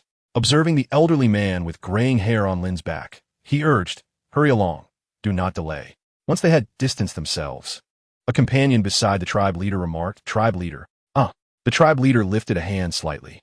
Given their surplus of females and the presence of shaman, it would not be detrimental for us to merge. At worst, we can simply support them. But the shaman's condition is quite dire. Rest assured, that lad you will not allow Zhou Man to suffer. Chapter 91. Thoughts of her, what is the status of the shaman? I checked on him. He has been settled, and his breathing has stabilized. Zhu Wei reported, also detailing the arrangements made for the females to the tribe leader. Tribe leader. The leader of the wild boar tribe waved his hand. Do not call me tribe leader. From now on, refer to me as Uncle Zhu. We are now part of the tribe, so there's no need for such formalities. Zhu Wei paused for a moment before nodding. Yes, Uncle Zhu. By the way, what did you think of that wandering snake beast and the female today? They seem to be doing quite well. That is not what I meant. I was asking about your feelings towards that female. Zhu Wei abruptly looked up, the image of the female flashing in his mind, causing him to blush slightly. But Uncle Zhu, the snake beastmen are quite jealous. How would he ever agree? Isn't there an old tiger beside her? It seems she is not as fearsome as the rumors suggest. You can certainly give it a try. Zhu Wei, you must understand that even though we have entered the tribe, integration will not happen overnight. If you can bond with that female, it will be beneficial for both you and your kin. Zhu Wei recalled the harrowing events of the day the fire broke out, feeling a pang in his heart. I will give it a try. The leader of the wild boar tribe nodded, never expecting that his long-held desire to join the tribe would come to fruition in this manner. Zhou Man, concerned for the elderly shaman, ascended the mountain early the next morning, also intending to change the dressing. Seeing that the shaman had awakened brought her great joy. The shaman, Zhu Cheng, clearly remembered her, greeting her with a warm smile. "Is it you? Did you save me?" Zhou Man shook her head. "It was not me, it was him." Qingling turned, still somewhat weakened and in need of proper recuperation, advising against overexertion. Zhu Chong struggled to rise. "No, I must know how the children are faring. What will they do without me to treat their ailments? Do not worry. You have all been incorporated into the tribe." "Really?" Just as Zhu Chong finished speaking, delighted voices echoed from outside. "Shaman, you are awake." Upon witnessing the situation, Zhu Wei contemplated entering, but hesitated as he noticed Zhou Man seemed somewhat uneasy. "You are awake." Zhu Zhong stroked his long beard resting on his chin. "Come closer, so I can observe you and discuss the state of our clan." A glimmer of tears welled in Zhu Wei's eyes, fearing to disturb the shaman's recovery. He only shared a few essential details. Yet, upon hearing his words, the shaman remained silent, likely having inferred much from what was said. As Zhu Wei spoke, he stood and earnestly expressed his gratitude to Zhou Man. "Thank you. Had it not been for you, it's nothing really. Even without me, you would have integrated into the tribe." Zhou Man reassured him as she helped him rise. Feeling the lingering warmth of her touch on his arm, Zhu Wei lifted his gaze to the female before him. After recalling their conversation from the previous night, his heart ignited with an overwhelming desire for her to flee from him. Once he confirmed the shaman was well, Zhou Man felt a sense of relief. While descending the mountain, she remained seated upon Lin's back. Zhu Wei pondered for a moment before choosing to accompany them as they departed. "Are you injured?" "It's nothing serious. Just some minor wounds." "Was it that snake Beastman?" No. Zhou Man vehemently shook her head. Reflecting on the dangers faced that day, Zhu Wei felt fortunate to see her again. What had transpired with that eagle hawk afterward? Zhou Man was reluctant to revisit the past. Her infatuation with Xiaomi, coupled with the pain he had inflicted upon her, left her feeling choked with emotion whenever she recalled it. She had managed to suppress those memories deep within her mind, but exposing them to the harsh light of day only intensified her discomfort. "I don't know. I woke up here in the tribe." They fell into silence, and Zhu Wei pondered her feelings toward Xiaomi, unable to discern them. Tentatively, he remarked, "That Eagle Hawk clan has been circling above. I later learned that Xiaomi single-handedly annihilated their entire lineage. It seems we have benefited, as we have not been disturbed by the Eagle Hawk since." Zhou Man recalled the fracture on his body, her heart in disarray. Sensing her despondency, Zhu Wei intended to say more, but Lin interjected. "You have just arrived in the tribe. There must be much to organize. Perhaps you should return and handle that." Zhu Wei stood still for a moment, watching as Lin led Zhou Man away. After walking a short distance, Lin cautiously inquired, "Are you unhappy, Man?" "No," she replied, her voice muffled, clearly indicating her discontent. The weather, which had briefly cleared, began to rain once more. Lin's plan to take her out was temporarily abandoned, as they quickly returned home. Xiaomi had already repaired the wall of the courtyard that had previously collapsed, but it appeared empty of flowers. Upon their return, he anticipated praise from Man, only for her to turn away upon seeing him. Xiaomi's expression darkened as he glanced at his muddy hands, angrily tossing the dirt aside before rushing inside to wash up. "What's wrong? Are you hungry? Or is that old shaman's injury still unhealed?" Zhou Man shot him a fierce glare, turning away to avoid engaging with him. Xiaomi furrowed his brow, contemplating for a while before tentatively looking at Lin. Lin shook his head, indicating he was equally unaware. After sending Lin away to prepare roasted meat for Man, Xiaomi settled beside her, attempting to embrace her. Zhou Man, exasperated, resisted his advances. When he grasped her hand, she opened her mouth to call for Lin, but he swiftly silenced her. She whimpered and bit down on Xiaomi's tongue. "Ouch!" he exclaimed, covering his mouth in pain. "Have you eaten explosives? Get lost. I don't want to see you." "You no longer want to see me?" Xiaomi remarked, turning her face towards him. He noticed her reddened eyes, glistening with unshed tears, yet she clenched her teeth. Refusing to let them fall, her nose flushed. Xiaomi could no longer maintain his fierce demeanor and sighed softly. "What troubles you, Man? Who has upset you? I will deal with them." "You? Me?" Xiaomi was taken aback. "What have I done? I want to sever our beast bond," she began, but her words were abruptly silenced as he sealed her lips with a fervent kiss. After a brief interlude, Xiaomi yearned to continue, but upon seeing her distress, he merely held her close and gently patted her back. "If you truly despise me, there is no need to express it now. When should I say it?" Zhou Man felt her anger dissipating due to Xiaomi's interruption. "Wouldn't it be better to address it while I'm out hunting?" His lips curled into a sarcastic smile. One death solves all. Chapter 92. I'm still unwell. Zhou Man felt a surge of panic, gently pressing her hand against his mouth to halt his words. In a whisper barely audible, she replied, "That is not what I meant. I am simply very upset." She felt foolish, torn between feeling aggrieved and furious. But she did not wish for his demise. The more she pondered, the more sorrowful she became, and soon tears streamed down her cheeks. Xiaomi pressed his lips together, his fingers tenderly brushing away her tears. Despite the anger boiling inside him, he controlled his touch. After a prolonged attempt to console her yielded no results, she eventually cried herself to sleep in his embrace. Carefully, he laid her down and covered her with a fur blanket. Only then did he rise. Noticing the animal skins and sewing supplies nearby, he carried the basket to the next room. Once finished, he stormed off to find Lin. What transpired? Lin turned the skewers of meat in his hands. Nothing much. We simply checked on the shaman. Oh, we encountered someone who seemed to know you. Man spoke with him for a bit and became somewhat upset. Zhu Wei. I'm not certain. As Xiaomi prepared to leave, Lin could not help but ask, "Where are you going?" "To settle the score." How dare he malign me in front of Man? He must truly seek death. I haven't had the chance to settle the previous scores yet. Inside the cave, did you see that female today? How'd it go? Were you able to speak with her? We exchanged a few words, but she did not seem very enthusiastic. No harm done. She likely bears you no ill will. Zhu Wei's face flushed, and he lowered his head, nodding slowly. The chief of the Wild Boar clan, along with Zhu Wei, turned to see Xiaomi, their faces paling in color. So that is why Man returned to me with such a sour expression. It seems you two are up to no good? No. I did not speak ill of you to her. Xiaomi surveyed the cave, which appeared desolate and forlorn. He found a spot to sit before addressing Zhu Wei. I have yet to settle the score with you regarding previous matters. Zhu Wei's complexion turned pallid, and he trembled, nearly falling to his knees. After a moment, he heard Xiaomi speak casually.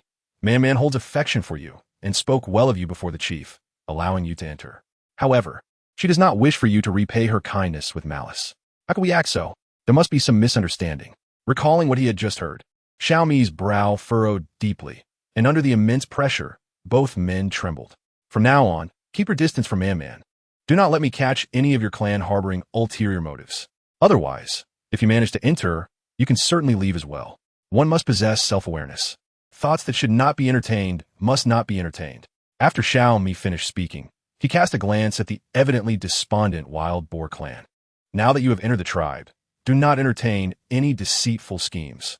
Instead, use this time to enhance your abilities. We have no desire to support idlers. Once Xiaomi had walked far enough away, the Wild Boar clan chief, Zhu Yi, finally exhaled as if he had just resurfaced from underwater. His voice trembled with evident fear. This snake beast is truly unyielding. How could the tribe allow such a wandering orc to enter? Uncle Zhu Wei, anxiously supported him, feeling quite distressed by the biting sarcasm directed at Xiaomi. If it were not for limited talent, who would not wish to cultivate diligently? Alas, Zhu Wei, just pretend you have never heard me speak of this. Do not approach that female. Zhu Wei clenched his fist slightly, his fingertips seemingly retaining the warmth of the morning. He pursed his lips. This was the sentiment of that snake orc, yet not that of the female. I am certain she would not be like him. Zhu intended to intervene, but, seeing the determination in his eyes, reluctantly allowed him to leave. Xiaomi suppressed his fury, his serpentine body gliding swiftly through the heavy rain. Upon reaching the doorstep and observing the barren yard, he pondered for a moment before returning to the mountains. He toiled until late into the night, finally descending with some flowers that had lost their buds due to the rain, collapsing into another room and falling asleep. Man, come and see if these flowers are usable. Zhou Man rubbed her bleary eyes and glanced at the flowers on the ground. Her voice carried concern. With such heavy rain, why did you venture out to find flowers? Moreover, it should be that culprit, Xiaomi, who should be searching. Lin inspected the flowers, though they appeared a bit wilted. They were still alive. Thus, he remarked, it was indeed his doing. Zhou Man responded quietly, casting a glance at the pouring rain, feeling immensely drowsy and yearning to rest. I am so sleepy. I don't care about him. I want to sleep. No, I cannot sleep. I have already slept for a long time. Why is Man so drowsy? Lin, holding the frail little female who seemed to be entirely leaning on him, returned to the bedside, noticing her skin was unusually hot. A careful touch confirmed her temperature was indeed alarmingly high. Xiaomi, Man has a fever. Xiaomi looked at the flushed face of Man on the bed. No wonder there are so few females. They are too delicate. She was merely frightened. Yet her reaction was so extreme.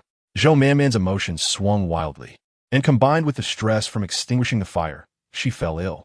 The onset of illness was as sudden as a mountain collapse, and recovery seemed as slow as pulling threads. Her body temperature soared, her complexion reddened, her eyes slightly bloodshot, and she would occasionally whimper. Her brows knitted tightly. Lin immediately rushed up the mountain to fetch the shaman. Xiaomi sat beside the little female, grasping her fiery hands, seemingly finding comfort in their warmth, while Zhou Manman unconsciously leaned against him for the coolness. He was about to leave the tribe to hunt. How could Xiaomi leave her behind? Zhou Manman drowsily opened her eyes, barely recognizing who sat beside her, her voice slightly hoarse. I want water. Xiaomi hurriedly tucked away the last needle and brought her some water to sip. Zhou Manman opened her eyes, having dreamt of returning for several days. Her head throbbed. I feel so unwell. When will I recover? She clutched her head, feeling quite vexed. You'll be fine soon. Here, try the newly sewn beast skin. Xiaomi lifted her up and placed the beast skin beneath her, and Zhou Manman visibly felt more comfortable, humming softly before drifting back to sleep.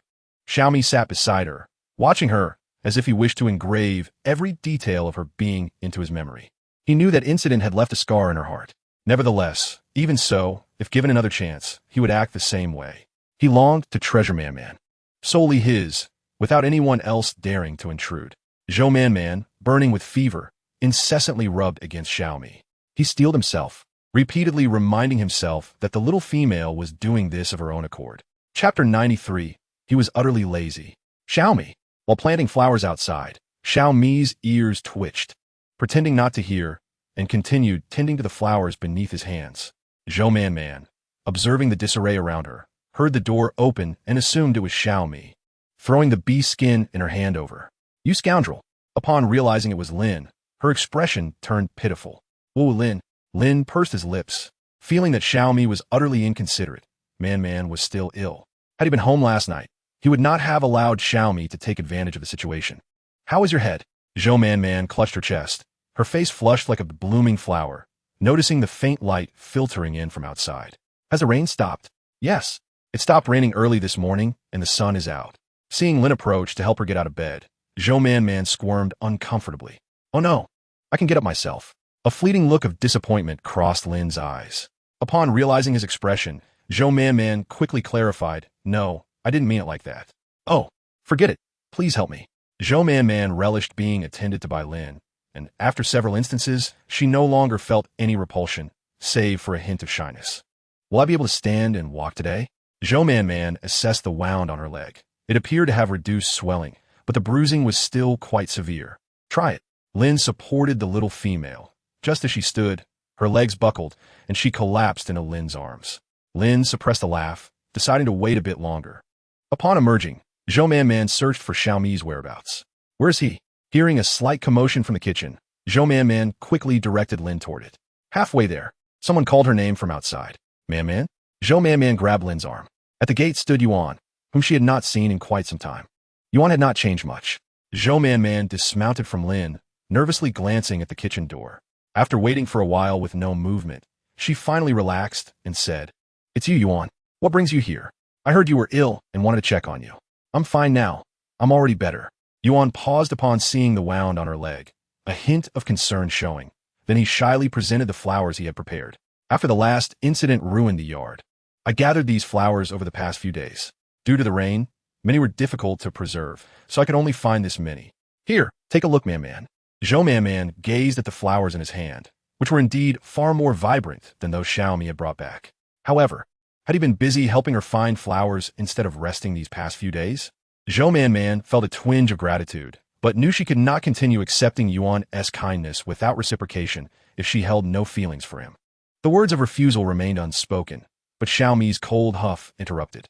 The flowers Yuan brought were utterly worthless. What are these? The flowers are so small. How could they possibly look good? And this, it has no fragrance at all. What purpose does this flower serve? Moreover, I'm not criticizing you, you blockhead. Finding some flowers is one thing, but why gather so many leaves? What good are these useless leaves? Zhou Manman's gaze fell on the leaves. Her eyes brightened as she picked one, tore off a bit, and tasted it. Lemongrass. How could this lemongrass be so large? She and T even recognized it. Zhou Manman shot a glare at Xiaomi, deciding against her earlier intention to refuse. He was infuriating. Turning to Yuan, she beamed a radiant smile. I really like them. Yuan, come in and sit for a while. Seeing Xiaomi blocking the way, Zhou Man pushed him aside effortlessly. Xiaomi acknowledged that he had been a bit excessive the previous night, but this was for healing, after all. Observing that Man appeared perfectly fine now, with neither a headache nor a sore throat, and her spirits were remarkably high, he noticed Lin did not resist either, merely hovering beside Zhou Man as if she were the most important person. What a sycophant. What are you saying? Xiaomi reached out. Grasping a flower, Zhou Man tossed his way and placed it on the ground, taking a deep breath before re-entering the kitchen. The majesty he held for over 100 years has now been destroyed in an instant. Fortunately, those wretched snakes did not witness it. Xiaomi handed the roasted meat to Zhou Man, who devoured it with great satisfaction. After being ill for so many days and lacking an appetite, it truly tasted exquisite today. Yuan observed the female's excitement and pondered how long it had been since she had eaten properly. Could it be that these two had mistreated the little female? A tightness gripped his heart as he looked at Zhou Man and asked, Is there anything you wish to eat, Man? I shall bring it to you next time. As soon as the words left his mouth, two icy gazes fell upon him. Yuan opened his mouth, intending to say something more, but Zhou Man had already shyly waved her hand, insisting it was unnecessary, explaining that her lack of appetite was due to her recent illness. That's good, Yuan nodded. Seeing Xiaomi standing nearby, Zhou Man could not suppress her irritation and ordered Xiaomi to plant the flowers and herbs. Yuan, acknowledging that the collapse of the courtyard was partly his fault, voluntarily joined Xiaomi in the labor. Xiaomi felt a lump in his throat, observing Yuan's overly eager demeanor, which made him uncomfortable. After they finished planting the flowers and herbs, Zhou Man tossed aside the bone she had been eating, dusted off her hands, and walked to the edge of the courtyard wall. With a slight motion, greenery began to pour forth. However, she soon stopped, her face displaying a hint of frustration. She had been ill these past few days and had neglected her training. Despite witnessing the spectacle once more, Yuan was still quite astonished. You must not deplete your body's strength like this, Man. Lin gently held her small hand, patiently wiping it, reminding her that the shaman had said her illness was caused by pent-up emotions and excessive exertion. I understand, she replied, gazing at the flowers. But if I do not give them the energy to thrive, can they survive? Xiaomi scoffed. Why can't they? If they can't survive, we simply replace them. He had never found those flowers appealing. Zhou Man retorted, pointing at the collapsed sheep pen, her eyebrows furrowed. And what about the sheep pen? Hurry and repair it. Observing Man's attitude towards him, Lin was exceedingly pleased. All right, no need to be angry. Let's go inside. Be careful not to get sunburned. Yuan stood outside in a daze for a moment, contemplating before silently walking over to Xiaomi to start fixing the sheep pen. Upon seeing Yuan working, Xiaomi decided to abandon his task and simply rested in the shade, watching Yuan hustle around. When Zhou Man emerged, she was so infuriated that she nearly hurled the bamboo tube of water she was holding at Xiaomi. She called out sharply, to which Xiaomi merely rubbed his ears, acknowledging her call. Chapter 94. The Bean Incident. Man. Zhou Man looked up to see Lina approaching with a group of females in tow. Were these not the females from the wild boar tribe? How had Lina gotten on so well with them in just a few days? Zhou Man ignored Xiaomi and focused on their approach. Lina held up a plant and said, Man, look at this. I said it couldn't be eaten, but they insisted it could. Zhou Man took the plant from Lina and examined it closely. After a moment, her eyes sparkled as she exclaimed, It can be eaten. Where did you find this? Lina pouted, It really can be eaten, right? We wanted the tribe to help us cook it, but someone said it couldn't be eaten. However, we have consumed this plant before without any issues. Zhou Man scrutinized the plant, which closely resembled soybeans, but was larger, yellower, and had a smooth seed coat. If they had consumed it for so long without any adverse effects, it could only be soybeans. Her eyes lit up with excitement. There are so many things one could make with soybeans: soy milk, tofu, dried tofu, bean sprouts, and various sauces, all of which depended on soybeans. Where did you find this? She inquired. We had previously cultivated a piece of land to grow it, but it was burned down later. We found this while wandering around the tribe a few days ago.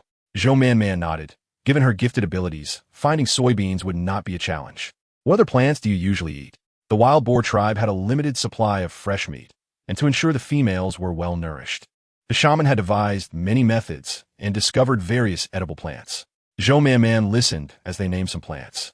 noting that they bore a striking resemblance to those in her own region. Good. Upon hearing Zhou Man say they could eat them, the wild boar tribe's females turned to Enlina, asking if they were now allowed to prepare this food. It's not that I don't want to cook for you. It's just that aside from the shaman's place, there are very few places to cook. The females felt a wave of disappointment. They had previously had a large stone pot in the wild boar tribe for boiling water and cooking, but now they were eating meat every day and felt unwell from the lack of vegetables. Zhou Man empathized with them and thoughtfully suggested, let's prepare it here. I can cook, but do you just want to boil the beans or do something else? The females were uncertain. They simply felt dry from eating meat every day and had developed acne, recalling how the shaman used to boil some plants for their meals. They had thought to try it again, but they were unsure of the specifics. Never mind, just follow Man's lead. Let her handle it. The females eagerly nodded in agreement. This is a bit insufficient, Zhou Man remarked, picking up the soybean plant, feeling somewhat troubled. It's all right, I pulled up plenty. I'll go back and get more. While they went to retrieve more, Zhou Man tested the stone mill in the courtyard with water, finding no issues. It seemed the fallen branches had not damaged it. Enlina silently observed Yuan and Xiaomi repairing the sheep pen, sensing a strange silence between the two. She could not help but give Zhou Man a thumbs up. Zhou Man brushed her hand away, huffing. It's only natural for him to fix what he broke. When they returned with the soybeans, Zhou Man casually assessed the quantity, noting it was quite ample. Cooking some and grinding the rest might leave some behind. With her limited mobility, she could only instruct the others to assist, but fortunately, they were all quite capable. As they prepared the soybeans in clean water, the group of females surrounded Zhou Man, eager to help. Even Lin and Enlina were pushed to the side, observing Zhou Man's popularity with a mix of admiration and envy. Enlina, feeling a pang of jealousy, turned to Lin and asked, when did Man become so close to them? Perhaps they knew each other before, Lin replied. Oh, Enlina felt a wave of regret. Had she known they would be doing this, she would have let them be and not brought them to Man. It was truly a case of shooting herself in the foot. The water is boiling, Man. Ah, good. Zhou Man stood up, but immediately a female urged her sit, insisting they would handle it. Enlina, feeling sour, sat at the side, thinking that if it weren't for wanting to taste the beans that Man claimed could be eaten, she would have left already. Once the beans were cooked, Zhou Man had to make do with some clean leaf for serving since there weren't enough small bamboo tubes. Enlina tentatively took a few bites, finding the beans to be soft and devoid of any strong flavor. Watching the others enjoy their meal, she inexplicably felt a twinge of sympathy. Putting down the beans, she shook her head vigorously. What nonsense! They had come specifically to steal her Man. What about the rest? Enlina pointed at the large portions still in the pot. Those? Grind them up and make soy milk. What is soy milk? Zhou Man blinked her bright eyes. And soon you will know. Lin, could you assist me with the grinding? What do you need ground? I will help you. Upon noticing the sudden appearance of Xiaomi, Zhou Man coldly huffed. I do not require your help. Are you feeling down, Man? Have you repaired your sheep pen? Zhou Man glanced in that direction, where Yuan was busy constructing the roof. She withdrew her gaze, focusing on the carefree Xiaomi. Then you may assist me with the grinding. The female wild boars had all encountered Xiaomi before, and now seeing him by Man's side, they fell unusually silent. This was Xiaomi's first time witnessing the utility of these two stones. He observed as the originally plump beans transformed into a thick juice through Man's grinding with added water. Truly a marvel. Having only been dormant for a little over a month, he had missed so many events concerning Man. Had he been out hunting this long, he would have missed even more. With his long eyelashes drooping, Xiaomi's thoughts swirled as he quietly continued grinding. Once finished, Zhou Man extracted some juice and began to cook. Soon, a rich aroma wafted through the air. Is this truly the scent of beans? The females chewed on the beans in their mouths, finding the flavor vaguely familiar, yet distinctly different. Zhou Man produced some brown sugar and added it to the pot. Not long after it was ready, the group of females felt a sudden delight upon tasting it. So, this is how beans can be prepared? Enlina savored the flavor, surprised that these humble beans, mashed so well, turned out to be quite delicious. She handed her empty bamboo tube to Man, saying, I want more, Man. Xiaomi encircled Zhou Man, allowing her to enjoy her soybean milk in peace, glancing at Enlina, indicating she should help herself from the pot. Chapter 95. The toad aspires to eat the swan's flesh. Behind the distant great tree, several figures stood. Zhou Man, with her kind heart, sensed that there was no need for further schemes. Harmony could still be maintained. As if to remind Zhu Wei, the clan leader Zhu, he pointed him out. Zhu Wei, Observe how well the females are getting along with her. They had brought beans for the females, concerned about their fair treatment. And it appeared that the interaction was indeed quite pleasant. Zhu Wei managed a reluctant smile, yet his heart was heavy, unable to feel joy while witnessing such camaraderie. Since there is nothing more to be done, let us return. In a few days, it will be time for hunting, and we need to discuss our plans. The orcs present immediately shrank back. The leader's face remained stern. What? Are you incapable of even going out to hunt? Provoked by the leader, they hastily replied, We can. All right, keep it down. There's a training ground in the tribe. You all go practice. I will return first. With that, he tucked his hands behind his back and departed. The remaining orcs lingered for a moment before heading towards the training ground. Zhu Wei, come on. Zhu Wei waved his hand, feeling reluctant to leave the scene before him. You all go ahead. I will join you shortly. As they walked away, Zhu Wei could still hear their sparse jeers. This fellow truly aspires to eat swan meat. Indeed, he had previously admonished them against harboring such thoughts about a lone female.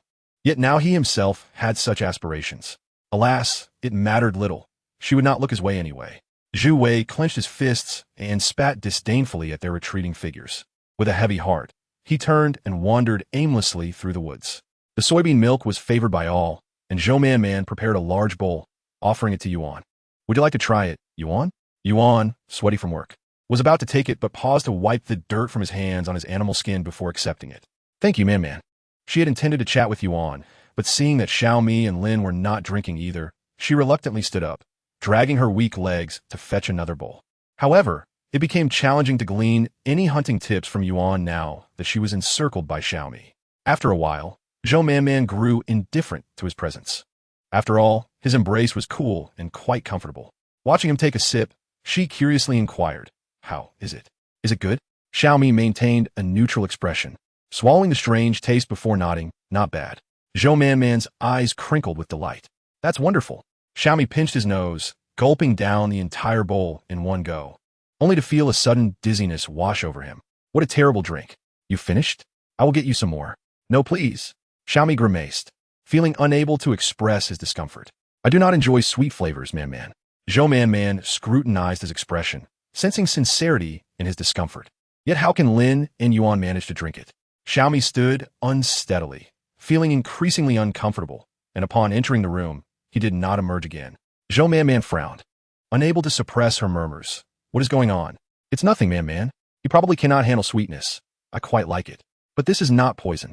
Why such a strong reaction? Inside the room, Xiaomi wished he could expel the taste lingering in his mouth. This sugary concoction made him feel uncomfortably warm. Never had he encountered such a distasteful drink in all his life. Lin and Yuan, in their efforts to please Man, had spun such fabrications. Zhou Man, observing the remaining soybean juice, suddenly felt a surge of stubbornness. This was the first time someone had claimed her creation was unpalatable. How utterly absurd. If he could not handle sweetness, then she would prepare something savory. She tiptoed over to Yuan's side and inquired, Have you ever seen limestone? It is a stone, usually found by rivers or lakes, white and soft, generally grayish-white or pale yellow. Yuan pondered for a moment before nodding. I have seen it, but it is too soft to be used for much. At most, one could carve light trinkets. Zhou Man's heart leaped with joy, nodding vigorously. That's perfect. I have great use for it. Excitedly, she placed her hand on Yuan's shoulder. You must help me keep an eye out. Realizing this might be inappropriate, she shyly withdrew her hand. Yuan solemnly nodded. In that case, I will go find it for you now. No, you have been working hard. Please rest. It's not urgent for me. But Yuan had already risen. It's not far. I will return shortly. With his insistence, Zhou Man could only acquiesce with a nod. Zhou Man enjoyed a bowl of soybean milk, then leaned against Lin, relishing the breeze he fanned for her, feeling quite content. Man, and Lina patted her shoulder. Zhou Man responded with a hum. Look, there is so much left. Can I take some back? It's quite delicious. Please let me take some for the Beastman. Of course, you all can take some back. Really? Absolutely. Upon saying this, Lina embraced Zhou Man and planted a firm kiss on her cheek. I knew you were the best, Man. If everyone enjoyed it, feel free to take the remainder. The females immediately nodded with delight, showering her with compliments as if words of praise were free to give. Who does not relish hearing kind words about themselves? Zhou Man sat happily on a rock, swinging her legs, allowing them to pack the leftovers to take home. What about me, Man? And Lina asked, a hint of melancholy in her voice. If Man had not suggested it, they would not have thought to pack some to take back. And now, having packed the leftovers, there was hardly anything left for her. After they packed up, some began to bid farewell slowly. Man bid farewell to them, and then comforted Lina, saying that in a couple of days she would gather more ingredients to prepare a delicious meal for her. And Lina's eyes sparkled with curiosity, asking what would be so delightful. Man responded that it would be made with beans, and she would reveal it to her in a couple of days. And Lina nodded, still carrying some leftover items, and without hesitation, packed them all up. Thinking of Xiaomi, Man curiously opened the door to take a look. Xiaomi. She was taken aback by the sight of Xiaomi's face, covered in red spots, looking quite terrifying. Chapter 96. His threat after a chaotic flurry of activity. Xiaomi remained in the cave of Qinglingyu, allowing the shaman to wrap his face with leaves and some unknown materials, resulting in a head that appeared several times larger, enduring the stickiness on his face. Xiaomi had every reason to suspect that the shaman was taking the opportunity to settle old scores. Man suppressed her laughter, asking if everything was truly all right. For the time being, it seemed fine, as long as he refrained from consuming any more beans. Zhu Zhong, observing from the side, was utterly astonished. After all these years, it was the first time someone could not tolerate those beans, realizing that it was due to his actions that the females had brought beans to Man, leading to Xiaomi's condition. He felt an overwhelming sense of guilt. He sincerely apologized, assuring that next time he would strictly instruct them not to bring any more plants. Xiaomi snorted coldly, acknowledging the sentiment. Man playfully patted his head, which was mostly covered except for his eyes, emphasizing the need to respect the shaman. Xiaomi took a deep breath, feeling that after what had happened to him, he should not be expected to be courteous. It's no problem, it was my oversight, he reassured. It's not your fault, shaman. Perhaps Xiaomi simply cannot eat them. The shaman nodded, realizing there was still much to learn about the tribe. Indeed, it was wise to consume fewer plants. If Man were to learn of his thoughts, she would undoubtedly argue that Xiaomi was clearly allergic. Despite pondering endlessly, she could not fathom how a snake could be allergic to soybeans. Fortunately, Xiaomi had vomited them out, and the situation was not too serious. Qinglingyu, seeing Xiaomi's miserable state, let out a sigh of relief, almost reveling in his plight. You should really keep your head wrapped, otherwise it might frighten people. Xiaomi sprang to his feet, his eyes radiating fierce intensity. You seek death. Man pushed him playfully. All right. Xiaomi felt utterly wronged. Despite sustaining such a severe injury, Man allowed others to ridicule him. Growing increasingly agitated, he stormed out. Man paused in surprise. Oh, well, we shall take our leave, shaman. She grabbed Lin and began to chase after Xiaomi. Xiaomi intentionally slowed his pace, but after a while, Man still couldn't catch up. Glancing back, he saw her hand in hand with Lin, strolling leisurely. This sight nearly caused him to lose his breath, prompting him to pick up his speed. Hey, Xiaomi, Man called out, watching his rapidly retreating figure, unable to suppress her laughter. However, before she could fully comprehend the situation, she suddenly felt herself being lifted and swung through the air. Xiaomi. Man turned to see Xiaomi moving with incredible speed, only catching a glimpse of Lin chasing after him. I think I'm going to be sick. Xiaomi. After a brief struggle, Xiaomi finally shoved her into the river.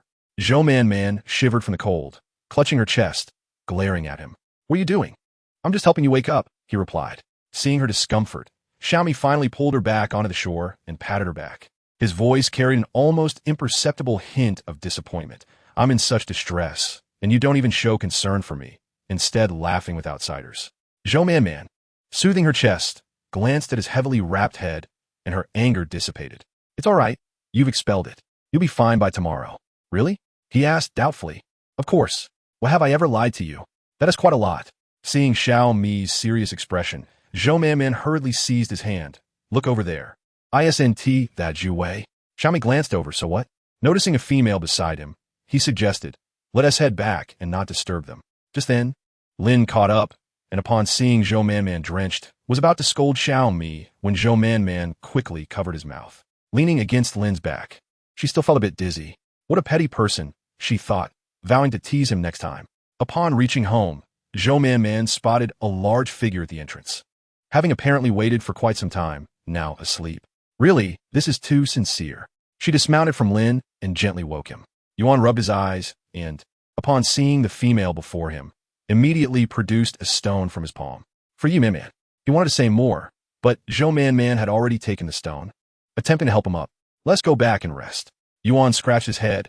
I was waiting here because I didn't know where you went, hoping this was the stone you wanted. Thank you, Yuan. It's no trouble. Since it's the stone, I'll take my leave now. Xiaomi cast a cold glance at Yuan, who seemed oblivious to the chill emanating from him, then turned to observe the young female, who was visibly touched by the gesture.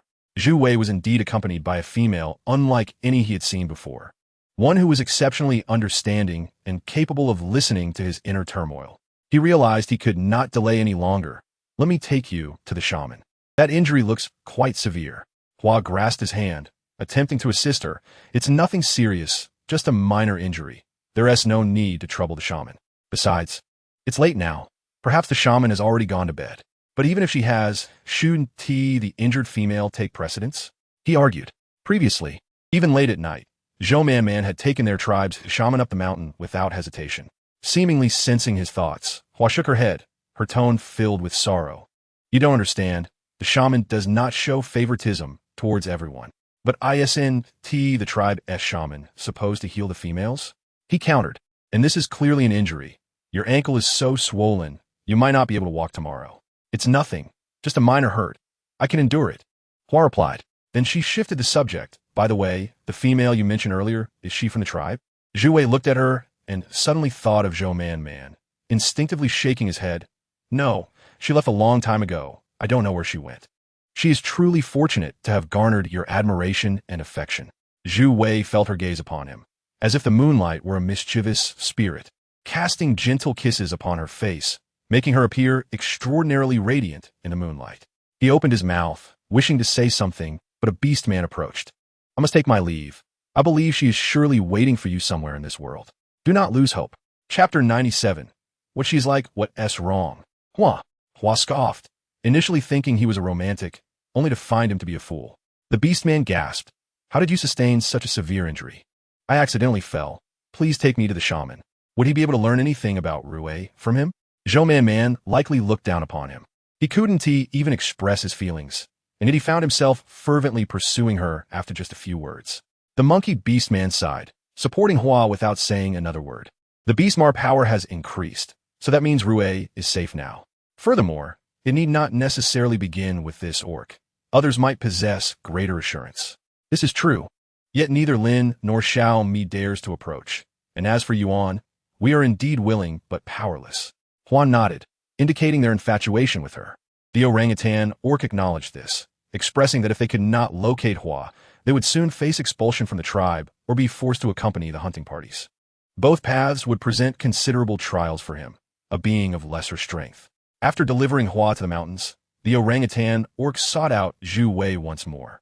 Zhu Wei, eyeing the evidently unfamiliar orc with caution, positioned himself against the door, preventing entry. Who are you? He inquired. Rui's mate, came to reply. And who is Rui? The orc hesitated momentarily before lowering his head and softly stating, the enemy of Zhou Man. Zhu Wei furrowed his brow, questioning how someone as gentle as Man could easily provoke conflict. Even if she had issues with Man, that should not involve him, as he had no ties to Zhou or Man. As he spoke, he intended to close the door. However, the orc braced against it, unyielding to Zhu Wei's force. What do you truly desire? Zhu Wei demanded. I merely wish to discuss a matter with you. Do you not hold affection for Zhou Man? Zhu Wei recalled the female from that evening, and within moments, thoughts of Zhou Man flooded his mind, causing him to inadvertently allow the orc to slip inside. It was then that he noticed the orc's troubled countenance. Unable to restrain himself, he asked, Do you also harbor disdain for Zhou Man? No. The orc replied earnestly. I bear no ill will towards that female. I simply seek my own mate. Otherwise, I shall be cast out. Zhu Wei poured a cup of water for the orc, who took it gratefully and began recounting his tale. In disbelief, Zhu Wei eventually queried, Are you suggesting that you suspect Zhou Man harmed your mate, yet you are uncertain of where she is confined, rendering your search futile? The orc nodded, intentionally concealing Rui's provocations and stating only that the two had developed mutual animosity, leading to the current predicament. Zhu Wei recalled the harmonious interactions he witnessed between Zhou Man and the other females during the day, feeling a twinge of skepticism. But what use is it for you to share this with me? He questioned. It is of great importance. The orc sipped his water before continuing. Zhou Manman's mate harbors suspicion towards me, and her two mates are formidable. Not to mention Yuan, who has long coveted her and is one of the tribe's strongest. I cannot approach her, yet she harbors no suspicion towards you. Her mates show no significant resistance to you either. If you were to seek her out, perhaps you could extract some information. Listening to this, Zhu Wei felt a wave of discomfort wash over him. Could it be that the reason Zhou Manman had not taken a liking to him was due to his lack of strength? Pondering Xiao Mi's recent visit, he wondered if it had also been orchestrated by her. In mere moments, the delightful image he had of her crumbled. His lips dry, he finally managed to stammer. How do you wish for me to assist you? Ah, right, he added self-deprecatingly. Xiao Mi warned me long ago. The orangutan orc was taken aback, realizing that Zhu Wei's approach would not yield results, and he began to rise to take his leave. Wait, Zhu Wei interjected. I have a request. If you can agree to it, I will be willing to take this risk for you. Speak, the orc urged. This evening, I encountered a female by the river. Zhou Manman was idly peeling beans harvested that morning, accompanied by Li Na and several of her mates. Xiao Mi was inside, sleeping soundly.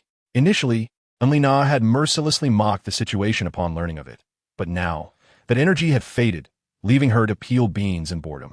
When Zhu Wei entered their line of sight, Li Na excitedly nudged Zhou Manman. Look who it is. Why does he keep staring over here? Zhou Manman turned and met Zhu Wei's gaze. He quickly ducked behind a tree, carefully scanning the area for Xiao Mi before cautiously approaching. Lin sat beside Manman, observing with vigilance, but upon noticing that Zhu Wei was not of the type Manman favored, he resumed fanning her. Manman, hello, he greeted. It's you. How did you come here? Are you looking for Xiao Mi? Zhu Wei shook his head vigorously. No, I came to see you. What?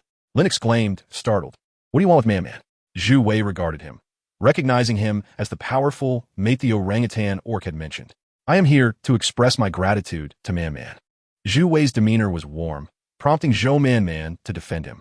Oh, he is simply here to thank me, though she felt there was little to be thankful for. Their politeness compelled her not to dismiss him outright, so she stood up to fetch him a drink. No, I will go, she insisted. You stay seated. Lin tousled her hair, placing a leaf atop her head like a hat. And Li Na soon engaged Zhu Wei in conversation about the recent fire, becoming emotionally affected by his description of the devastation, shedding tears. Zhou Manman comforted her helplessly. Zhu Wei carefully observed the expressions of everyone in the courtyard, and after much contemplation, he finally voiced his suspicions. That fire did not appear to be an act of nature. It seemed someone intentionally set it. What? Li Na rose in anger. How can anyone be so malicious? In a flash of insight, Zhu Wei recalled something he had overheard that day. He opened his mouth, but the words were lodged in his throat, unable to be spoken. The orc he had encountered bore a scar and had mentioned Rue in his words. Zhu Wei suspected the orangutan orc was concealing information from him, yet thoughts of that female from last night lingered.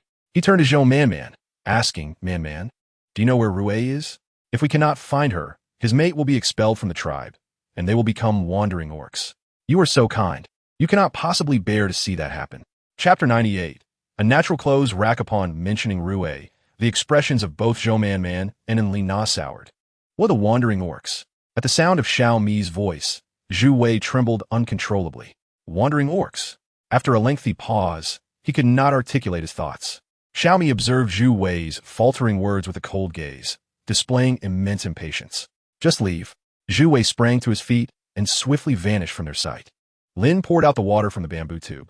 I knew that unexpectedly arriving males rarely had good intentions. Zhou Manman contemplated saying something, but recalling Zhu Wei's earlier words, she sighed softly. Xiao Mi grasped her hand, gently caressing her face.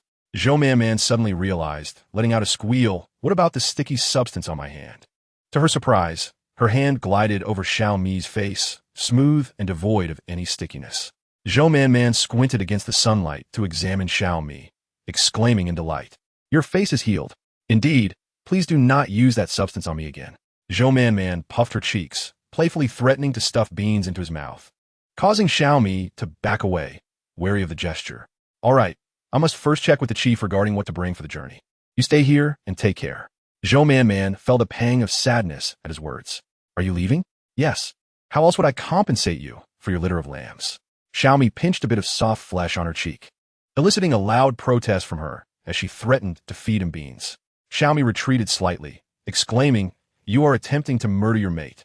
He walked away gradually, and with his remark, Alina lost interest in continuing to peel beans, knowing she also had a mate to prepare for hunting. Man, this should be sufficient, right? Please check if it is enough. I need to return early to prepare supplies for the journey. What do we need to prepare? Lina counted on her fingers, considering the essentials: water, food, clothing, everyday pleasures, and items that could convey her longing. Anything useful, portable, could be taken along. Zhou Man appeared contemplative. However, this time she did not forget to have Lina help her tidy up the mess on the ground. With their beast husbands assisting, they quickly disposed of the rubbish. Lina embraced Zhou Man, promising to see her again in a few days when they departed. These days, spend quality time with Xiaomi, she added. He doesn't need my company. All right. Lina stifled a laugh and turned to leave. When she was gone, Zhou Man fell into deep thought. Observing Lin, who was sorting beans, she could not help but inquire, Lin, what do you desire most? Lin's eyes sparkled as he replied, without hesitation. Zhou Man's face flushed crimson, and she waved her hands. Be serious, I mean it. Then, how about something made by you? Zhou Man, like a fluttering butterfly, stood up, embraced Lin, and lightly kissed him on his tiptoes. I know what to bring for Xiaomi. What is it? Lin did not wish for Xiaomi to possess anything he lacked. Come inside and see, Zhou Man said, pulling Lin into the house. She found the black, fur-covered beast hide, which still bore many holes from her previous work. What about yours, Lin? Lin's demeanor shifted to one of alertness. What's wrong? I plan to sew another piece of beast hide here and stitch that bowl into it, so Xiaomi can drink from the bowl I made anytime, anywhere. Lin pondered the size of the bowl and could not help but chuckle. Seeing the smile on his face, Zhou Man felt a twinge of disappointment. Wasn't this idea good? No, I think it's quite wonderful. Your ideas are always the best, and I'm sure Xiaomi will love it. Saying this, Lin approached his designated spot for keeping beast hides and retrieved the one he had carefully pressed beneath. Zhou Man compared the two pieces of beast hide, cutting a portion from a leftover to sew onto the black hide. Lin sat quietly behind her, watching as she diligently stitched. By the way, Lin, why aren't you wearing the beast hide I made for you? Lin lay across the fur hide, one hand encircling Zhou Man's slender waist, and responded without a second thought, I can't bear to part with it. There's no need to hesitate. I will sew more beast hides for you in the future. If given the opportunity, she hoped to see Lin wear clothes from her world. Lin was so handsome. She could imagine him in a sports uniform, captivating countless girls, or in casual attire, catching the eye of a detective. Zhou Man stitched a pocket the size of a sea bowl onto the side of the beast hide, but when she searched the house for Xiaomi's bowl, she could not find it in any corner. Reluctantly, she decided to test with Lin's bowl first. Fortunately, the sizes were similar when she pinched them, so she thought it should fit Xiaomi's bowl. She could only mention this to him when he returned. Xiaomi walked a few steps away from the wall, tapped his feet lightly, climbed onto the roof, and retrieved his bowl. Zhou Man found his vigilance amusing. Hey, oomph. Zhou Man took it, testing it out, and it fit perfectly. Isn't this my beast skirt? Why does it look so ugly now? Ugly? Xiaomi immediately shook his head. Not ugly at all. Zhou Man then solemnly handed him the beast skirt. This is what I stitched today. Try it on and see how it fits for going out. Should I take my bowl too? Who will want your bowl? Xiaomi smirked, accepting the beast hide skirt from Zhou Man's hands, declaring, not ugly, it looks splendid. Zhou Man knew that the beast hide skirt was merely passable, but since he had annoyed her before, it was better than nothing. There was no room for complaints. When Xiaomi donned the beast hide skirt, Zhou Man was instantly taken aback, even doubting her own handiwork. It felt as though Xiaomi transformed entirely in it. After circling around him, Zhou Man concluded, you look great in black. It must be so. Previously, Xiaomi had only worn brown beast hides, and this sudden change to black truly dazzled her. Lin, not to be outdone, put on his brown, fur-covered beast hide skirt. Man, Zhou Man turned, nodding repeatedly. Looks good. Looks good. I made them both. How am I so talented? They truly were two perfect models. Why did you hide the bowl I made on the roof? Xiaomi snorted in response, not answering, recalling how she had previously threatened to break his bowl. The beast skirt felt a bit awkward, but the longer Xiaomi wore it, the more pleased he became, unwilling to take it off. Chapter 99. Farewell that night. A torrential downpour fell outside. Xiaomi gathered all his belongings, adorned himself in the beast skirt he had been reluctant to wear for days, and intended to leave directly. However, he could not help but glance at the tightly shut door. He pushed it open, and Lin immediately awakened. Shoo! Xiaomi tiptoed into the room. Lin, in his beast form, lay beneath Zhou Man, who was wrapped in the beast hide, Xiaomi had sown, sleeping soundly against Lin's belly.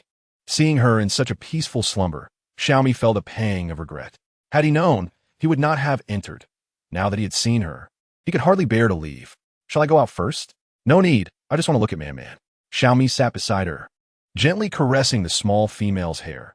He remembered when he first met her, her long hair cascading to her waist, but now it barely reached her collarbone.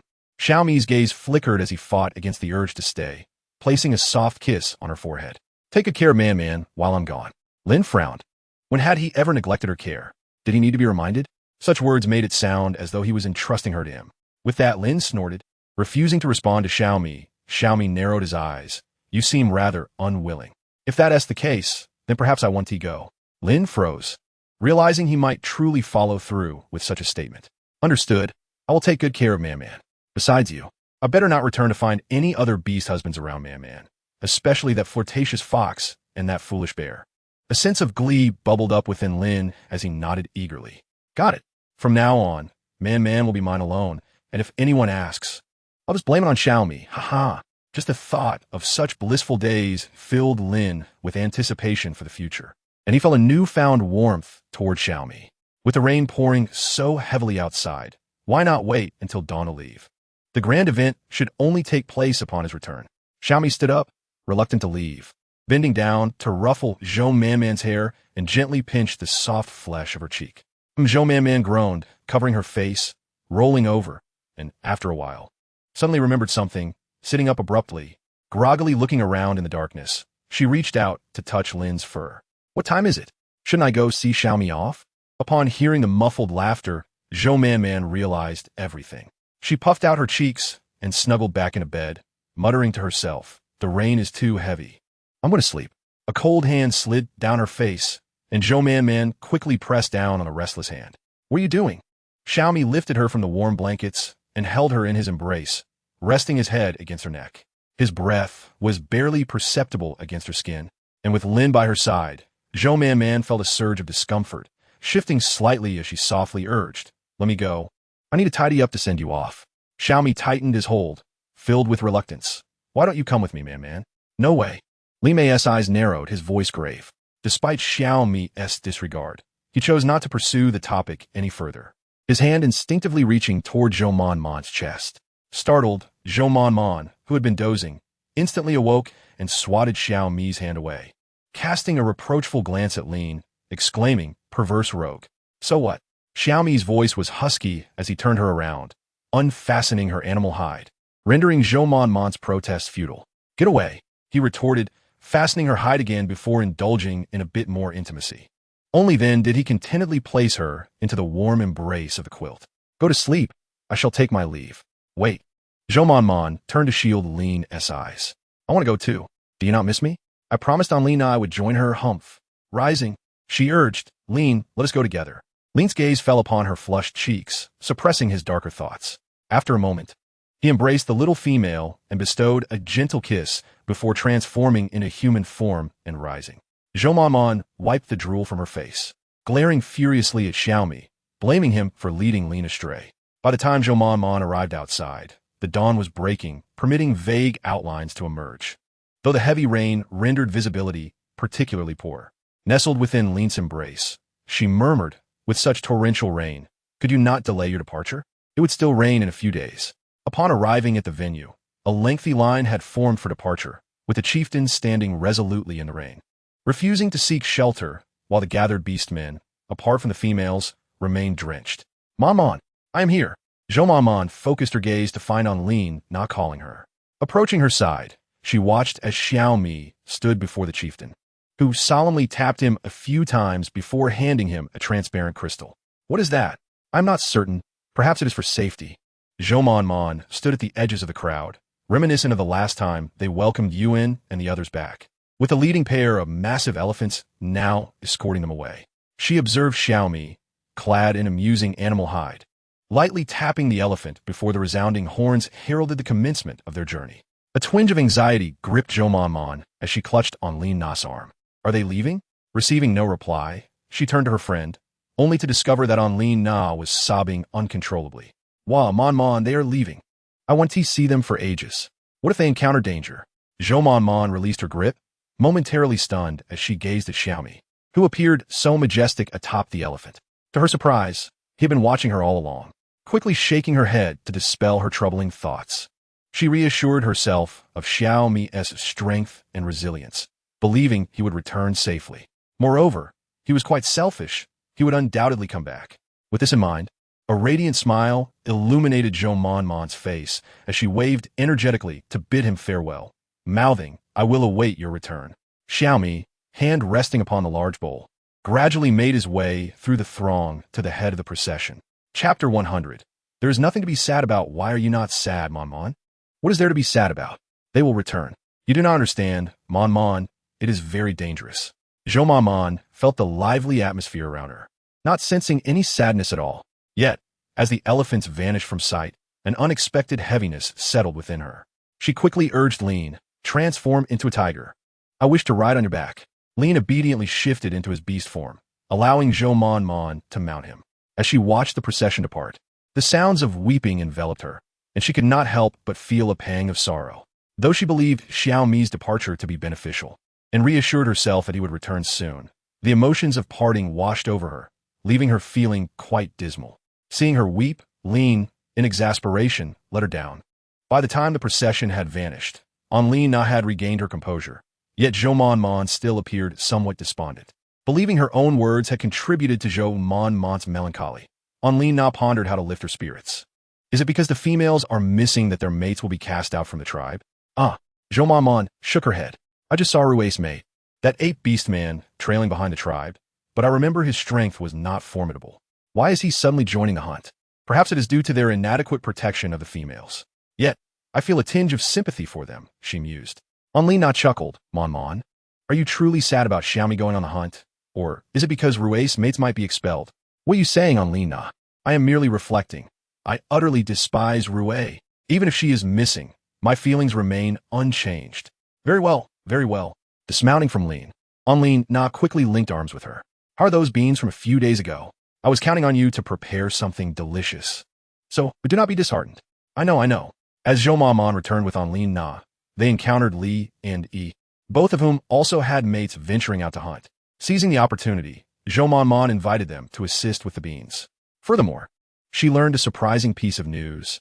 He was expecting a child.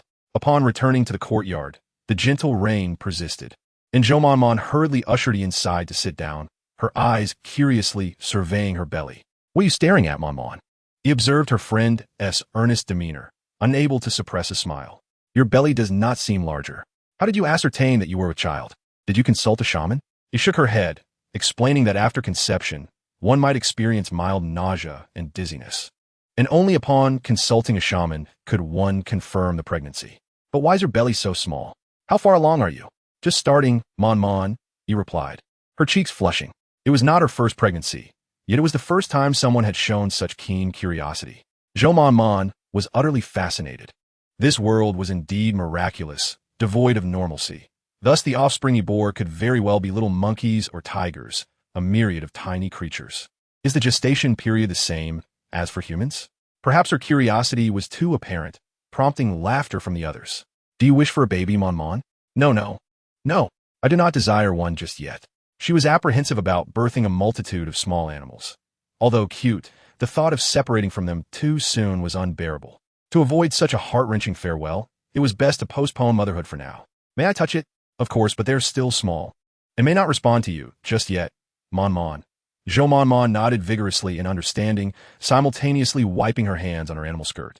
The others chuckled at her anxious demeanor, paying them no mind. Zhou Mon solemnly placed her hand upon Yi's belly, feeling for a while, yet sensing nothing extraordinary. She grew slightly disappointed and was about to withdraw her hand when, suddenly, she felt movement. Oh my goodness! Zhou Mon's eyes sparkled as she turned to, exclaiming, there truly is something. What are you expecting, Yi? It should be a leopard cub, Mon. When will they be born? In just over 3 months. So soon? Zhou Man was overwhelmed with curiosity as she gently caressed her abdomen, feeling the miraculous movements within. A profound sense of nobility suddenly blossomed in her heart. This was life. Oh, perhaps not just one, but several. In the past, if someone had claimed that humans could give birth to animals, she would have never believed it. There was even a popular meme online where everyone joked about giving birth to a hajime. But now, in just 3 months, she would truly be bringing forth several hajime. Should she avoid certain foods during this period? Today, she had initially planned to grind some beans for pancakes. And Lena and E exchanged glances and immediately shook their heads in unison, exclaiming, "No need to avoid anything." However, she insisted, "No, one really should be cautious, otherwise, it could upset the stomach." He stood up and embraced Man, reassuring her, no. Even if something were to happen, it would simply be our misfortune. Besides, we are healthy. There will absolutely be no issues. After discussing for a while, Man pondered deeply. It seemed she had indeed never encountered anyone allergic to soybeans. Apart from Xiaomi, nor had she heard any claims that pregnant women should refrain from eating beans. Thus, she nodded emphatically and declared, "All right, then let's make pancakes later and add some meat to the mix." "Great." The three of them nodded enthusiastically. Just then, the rain outside began to subside. Man retrieved the soaked beans she had prepared earlier and began grinding them. Once ground, she filtered the mixture through a pre-made sieve, allowing the remaining soybean dregs to be used for making dread cakes and round dumplings. She could even add some sticky plants to the mixture for the pancakes, replacing flour with beans. Although the taste was somewhat peculiar, it was still quite palatable.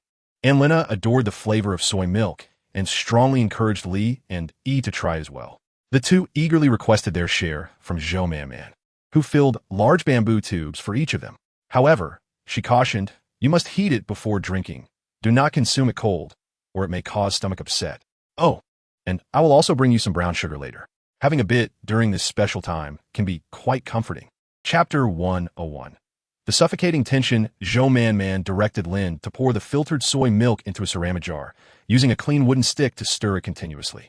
Lin observed her flustered demeanor as she tended to the fire and offered to take over. Man shook her head insistently, stating, "No, it's crucial to monitor the heat. If it cooks too long, it will acquire a burnt taste and stick to the bottom, making the soy milk taste strange." She had never prepared tofu before, so she understood the importance of precision. If she could not master it, how could Lin? "But Man, your face is flushed from the heat," Lin remarked. Man wiped the sweat from her brow, the sticky perspiration uncomfortable, yet she stubbornly replied, "It just rained. The air is quite cool. I'm not hot." Lin remained steadfast by her side, insisting, "Please let me help." And Lena, feeling the heat as well, suggested, "Why not let Lin take over? It doesn't need to be perfect, it just needs to be edible." With Lin's insistence, Man reluctantly handed the stick over. Initially concerned that Lin, being male, might lack the finesse for such delicate work, she was pleasantly surprised to see him mimic her movements, stirring slowly yet rhythmically, without breaking a sweat. Man instinctively rose on her toes and kissed Lin on the cheek. Lin's focus momentarily wavered, causing him to lose some of his strength in the task. Man cried out, "Hey, pay attention." Embarrassed by the peculiar inflection in their voices, Man felt her cheeks redden. The three of them smiled, not with malice, but rather at the sight of her behaving differently than usual. And Lena was somewhat accustomed to such antics, but for Li and E, who rarely expressed profound affection for their mates, this seemed unnecessary. They believed that Man should not appear so vulnerable before them. It would undermine her position among the males. Exchanging glances, they decided to discuss this issue with Lena, hoping she could help resolve it. If Man could not assert herself, she would struggle to command respect from her mates. Without delay, they pulled Lena outside, leaving Man curious about their secretive conversation. Before long, she was drawn in by the enticing aroma wafting from the kitchen. "Ah, it's ready. Quickly, pour it out before it burns." Man handed Lin 2 pieces of leftover animal hide, folded thickly before passing them to him. Due to the small size of the ceramic jar, they would need to cook the soy milk in multiple batches, which would also allow time for it to cool. Placing the cooked soy milk under a tree in the yard, Man noticed some wood shavings rising due to the high temperature and felt a twinge of regret. "Oh no, I was so focused on finding a container that I forgot about the temperature. Can we use bamboo tubes, Man?" Man nodded affirmatively. Yes, indeed. She glanced at the three who had vanished from sight and confidently retrieved the bamboo tubes from the storage area. Previously, Lin had found her large bamboo tubes, capable of holding 2 or 3 pots of soy milk with some leftover. Meanwhile, Li and E led a bewildered Lena to a corner, where they could finally relax. Lena looked at them quizzically, wondering if they intended to ask her to convey an unfavorable request to Man. Realizing this, Lena straightened her face, and said, "If you need me to help with something, I can, but—" She rubbed her hands together. Lee and he exchanged astonished glances. Lee exclaimed, "Anlina, how did you know we wanted something? That's incredible." Even before they had spoken, Anlina seemed to know their intentions. Could it be that she truly could read their minds? Anlina shrugged, having guessed their thoughts fairly accurately. Such overt gestures could only indicate that they sought something. "What do you want Man-Man to do?" Anlina wondered aloud. "Oh my, Anlina, how did you know? Can you really read minds?" Lee's voice was too loud, prompting E to tug at her sleeve, before turning to Anlina and saying, "Yes, yes. I still have a little pig." Anlina's eyes brightened, picking up on what E was hinting at. "Do you want Man-Man to help roast it?" Anlina nodded vigorously. "Yes, absolutely." Who wouldn't he know how precious E.'s little pigs were? Each time she mentioned them, she spoke of raising them to have piglets. Now, she was proactively bringing it up. "Yes, that is fine. However," Anlina added, "we're not just looking for you for this matter. There's more?" "What is it? Just say it. I will definitely help if I can. You don't need to be so formal with me," Anlina said, casting a pointed glance at Lee. Lee blinked innocently, while he took over, leading Anlina further away to ensure Lin could not overhear. In a hushed tone, she said, "Anlina, don't you find it a bit strange how Man-Man interacts with Lin? It feels like she lacks a voice. Her words carry no weight, especially in front of Xiaomi." Mentioning Xiaomi, both Lee and E shared a sense of dissatisfaction. The more they interacted with Zhou Man-Man, the more they felt she deserved a mate who would dote on her and treat her like royalty, not a domineering male like Lin, nor a wandering Beastman like Xiaomi. And Lin sighed. If only Xiaomi were here, he would surely be infuriated by this. Fortunately, she had previously spoken to Mon Mon and knew that Mon Mon would likely not mind. Otherwise, upon witnessing the scene, she might have perceived Mon Mon as quite vulnerable. However, reflecting on the interaction she had shared with Mon Mon, Lin Na could not help but sigh. Could she express her desire for a confident yet benevolent beast husband, rather than one who is merely obedient and appears kind on the surface while harboring grievances in private? After much deliberation, she tentatively inquired, "Do you think Mon Mon has feelings?" Lee and E exchanged a glance, followed by an eerie silence, and both asserted emphatically, "It's all an act. Just imagine how anyone would feel under such control." "Really?" Lee replied with irritation. "I just think it's unfair to Mon Mon. I'm not saying Lin is bad.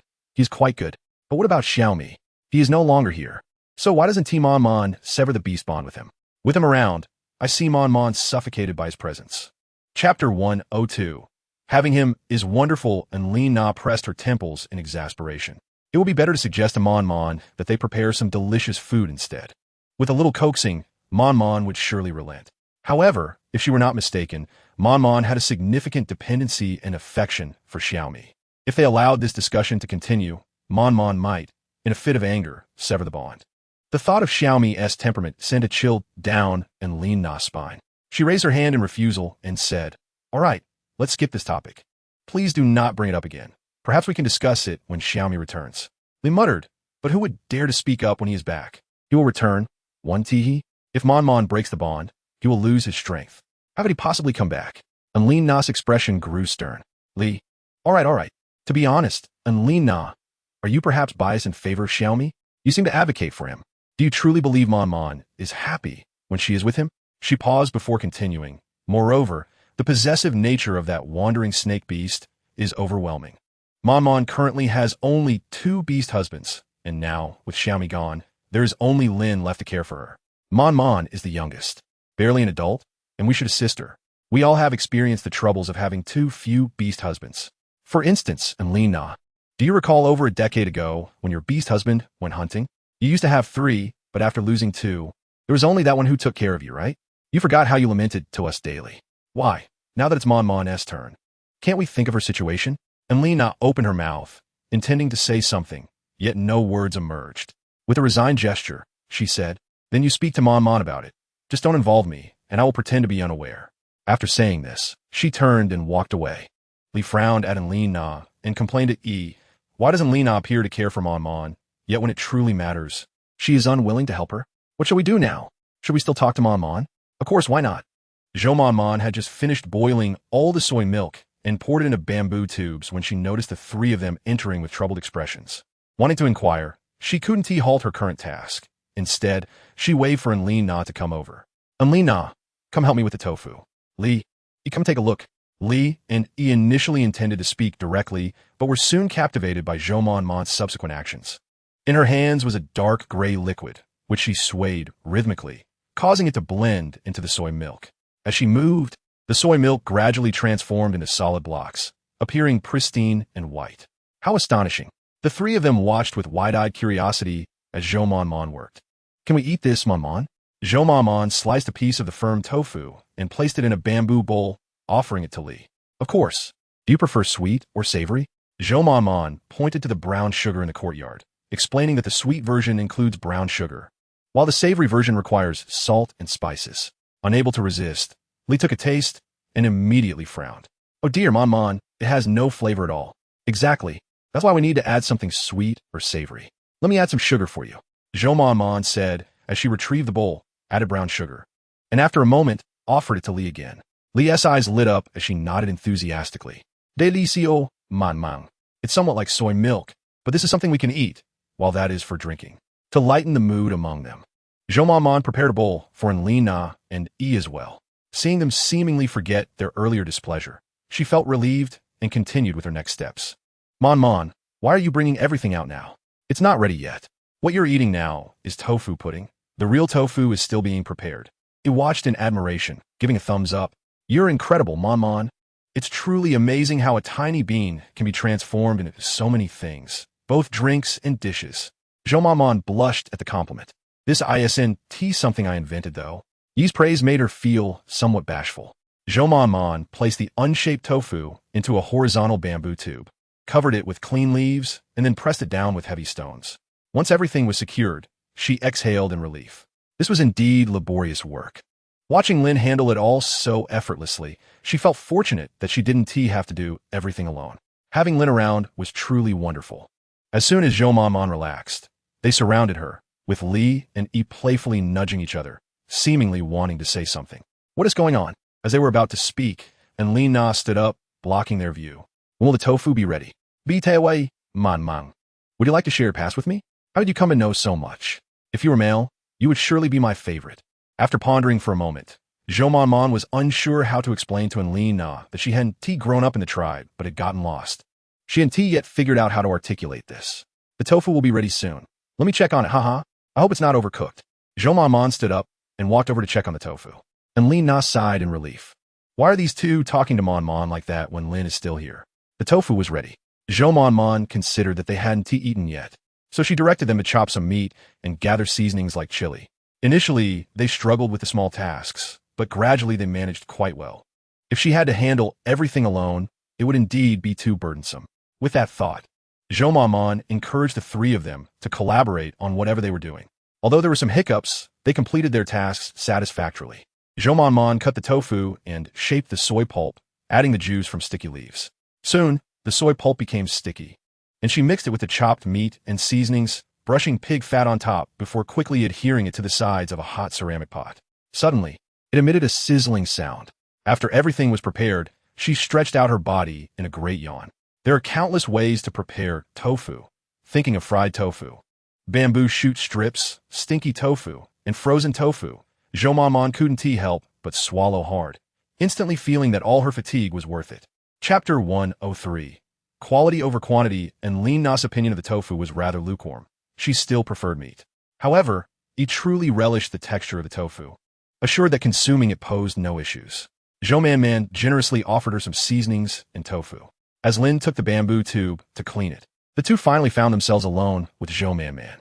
And Lina glanced over, then lowered her gaze, continuing to savor the tofu in her mouth. Li and he exchanged glances, and he spoke first. Man, do you have a favorite male? Huh? Zhou Man was momentarily taken aback, and upon realizing, her face flushed with color. I suppose I do have someone in mind. She nodded slightly, recalling Lin's figure. Who is it? Man, let me tell you. We females cannot rely on just a few males, otherwise it would be quite overwhelming. Huh? Zhou Man was genuinely bewildered, suddenly recalling the introductions to potential partners. Could it be that Li and he intended to find her a few suitors? Before she could ponder further, Li continued, Yes, man, you mentioned that you only have Lin around. How troublesome. Moreover, that stray beast, you can't possibly be with him all the time, right? Well, I think Lin takes good care of me. Lin was the most patient and good-tempered boy she had ever met, although he wasn't technically her partner, if given a choice. She would prefer to be with Lin over anyone else. No, man, it's Xiaomi. He used to be strict with you when he was around, and we couldn't say much. But now he has gone. Have you forgotten the harm he caused you? Since he has left, you can certainly find a few beast husbands to deal with him. Zhou Manman's complexion paled instantly as memories of Xiaomi's harm resurfaced. Fear and resentment flooded her heart. If he comes back with objections, you can simply release the beast bond, right, man? Furthermore, even if you were to release it now, what difference would it make? Enough. Lina furrowed her brow, unable to endure any longer. She looked at Zhou Manman, whose lips had turned pale. Man, you must see your own heart clearly. I do not oppose you finding more beast husbands, but I do not support you releasing the beast bond at this time. Li frowned, visibly agitated. Lina, why do you always speak up for that stray beast? Have you forgotten the harm he inflicted on Man? Now is the perfect time to rid her of him. If Man doesn't take decisive action, she will remain in his shadow forever. Do you think Man should release the beast bond without considering what she feels for Xiaomi? What feelings? What feelings could one possibly have for a stray serpent beast? Lina took a deep breath. The team has likely traveled at least 1,000 miles by now, perhaps even reached the hunting grounds or are already hunting. Releasing the beast bond now would only seal Xiaomi's fate. He is the leader. If anything were to happen to him, would the team return safely? You must understand that he is the only one strong enough to lead. If something were to happen to him, what would the hunting team do? What about the thousands of orcs in the tribe waiting for their meal? Have you considered all of this, Li? Are you willing to gamble Man's lifelong happiness for this? How do you know that Man isn't happy? Lina's words were interrupted by Zhou Manman. All right, she smiled faintly, pointing at the still-cooking pot. That meat pie seems to be ready. Let's take a look. Lina, you love meat, and has meat inside. Man. Lina's voice trembled slightly. She wished for Man's happiness more than anyone else did. Zhou Manman seemed to disregard her and attempted to retrieve the meat pie. However, the heat was too intense, and she instantly burned her hand, causing her features to scrunch in pain. Man, Lina exclaimed. All she could see was a blur as Zhou Manman's hand fell into the water. Are you all right? Zhou Manman looked at Lin and silently shook her head. Lin sighed lightly, regretting not having entered earlier. Otherwise, Man wouldn't have burned her hand. I'm fine. It's nothing, just too hot. I wasn't careful. Lin felt a lump in his throat, struggling to voice his thoughts about finding her 2 more beast husbands. If Man had a couple of them, such incidents would certainly be avoided. Even if he were to leave, others would take good care of her. He gently took out her hand, revealing a red mark with slight swelling. Lin tentatively touched it, causing Zhou Manman to gasp softly. Noticing Lin's gaze, she quickly lifted her head and smiled. Man, are you looking for 2 beast husbands? Zhou Manman gently ran her fingers through his hair, playfully tousling it. What are you saying, Lin? Having you all is enough for me. Lin looked up slightly, sunlight cascading over the ends of her hair, her almost translucent skin glimmering softly, making her appear ethereal, as if she might vanish at any moment. Lin bit his lip, tightening his grip. He quickly released her. I'm sorry, Man. Did I hurt you? It's fine.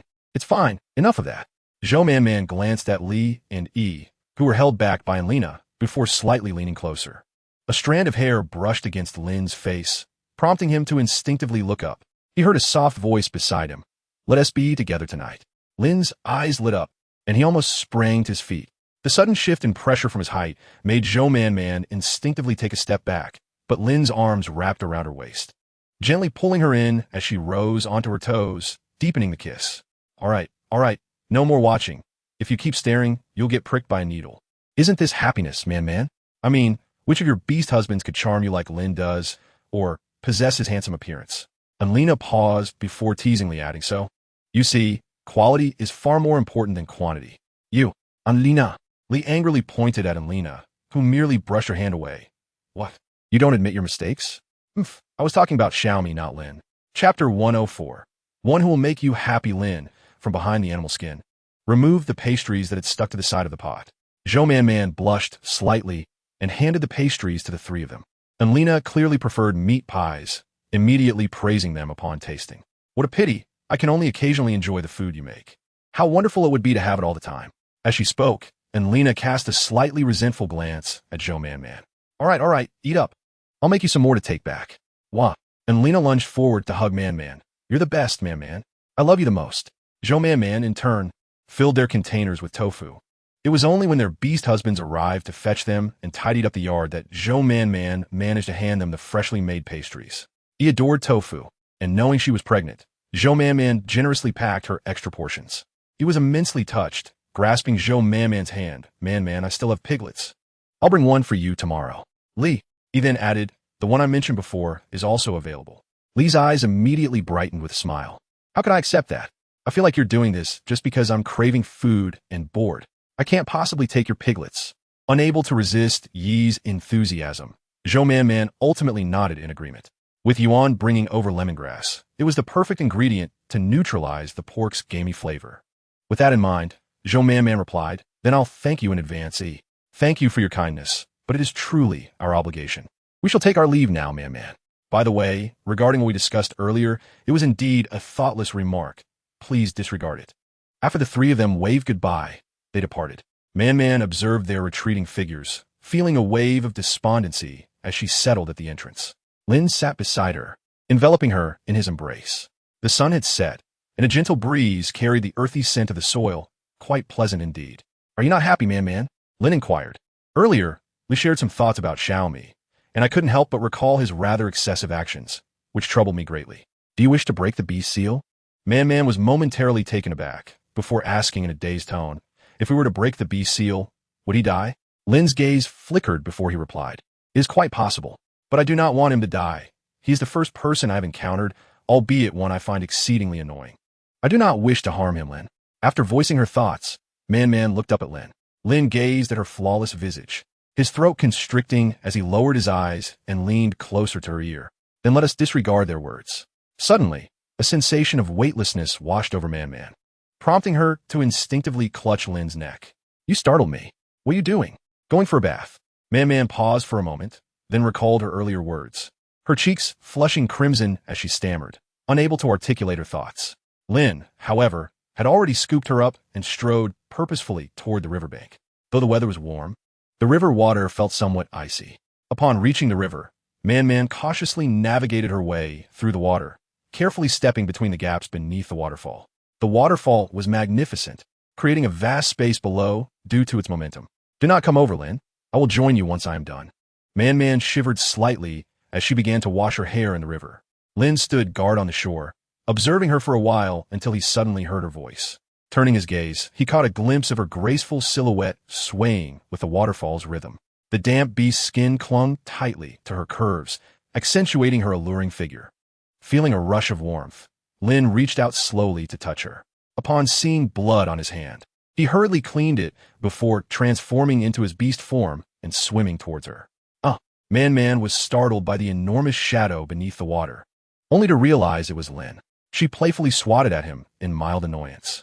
Lin surfaced beneath her, his head emerging slowly from the shallow water. Man, captivated by his large eyes, found herself at a loss for words. She climbed onto his back, embracing him and beginning to tickle him. Lin was not particularly ticklish, but seeing her so spirited, he laughed heartily in response. As Lin lay on the ground, he felt the soft presence of Man atop him, his thoughts racing uncontrollably. The more he pondered, the more distressing it became, and he found himself wanting to gaze at her. However, she kept urging him to lower his head. Once Man finished washing, she affectionately ruffled Lin's fur before beginning his bath. Lin purred contentedly, relishing the sensation. As she tended to him, Man grew curious about what Lin had been like as a cub, wondering if he resembled the cub she had seen the other day. A pang of sorrow struck her heart as she considered whether he had ever felt unloved like those cubs. With a soft sigh, Lin noticed her distress. Are you tired, Man? He asked, his ears twitching slightly as he turned to her. What were you like as a child? She asked curiously. Just like a tiger. But I was quite valiant. He replied, Do you wish to have cubs? Lin's eyes widened in surprise, his heart racing uncontrollably. Did Man actually want to bear his cubs? She was willing to have his offspring. He was indeed her most beloved beast husband. With that thought, his tail began to wag uncontrollably. Man, her cheeks flushed, leaned closer and whispered, I feel fine now. In an instant, Lin transformed into his human form, gently cradling the drenched young woman as they made their way slowly onto the shore. I will bring you joy, Man. Though soaked, Man felt a sudden warmth enveloping her, as though she had fallen into a blazing inferno, the heat overwhelming her senses. Even as she was gently laid upon the beast's skin, her heart raced like a drum. It felt as if her mind were on the verge of exploding, her body unresponsive, and her breath quickened. She instinctively recoiled slightly, only to be drawn closer by Lin's embrace. Standing before her, his tall figure slightly bent, he leaned down to kiss her tenderly, each caress igniting a deeper blush in her eyes. "No, this cannot be. What can't be?" he teased, his voice tinged with allure. Man-Man's face burned with embarrassment as she lost herself in his gaze, her voice softening to a whisper, "Kiss me." Chapter 105. Unwillingness as the night deepened. The atmosphere within the room became intoxicating. A gentle, emerald glow enveloped the two, and a vivid beast seal began to manifest upon their bodies. Meanwhile, far away on the grasslands, Xiaomi felt an unexpected surge of emotion within his heart. He glanced at the brief glimmer of the beast seal on his arm, feeling a wave of agitation wash over him. His mind was no longer focused on the conversation around him.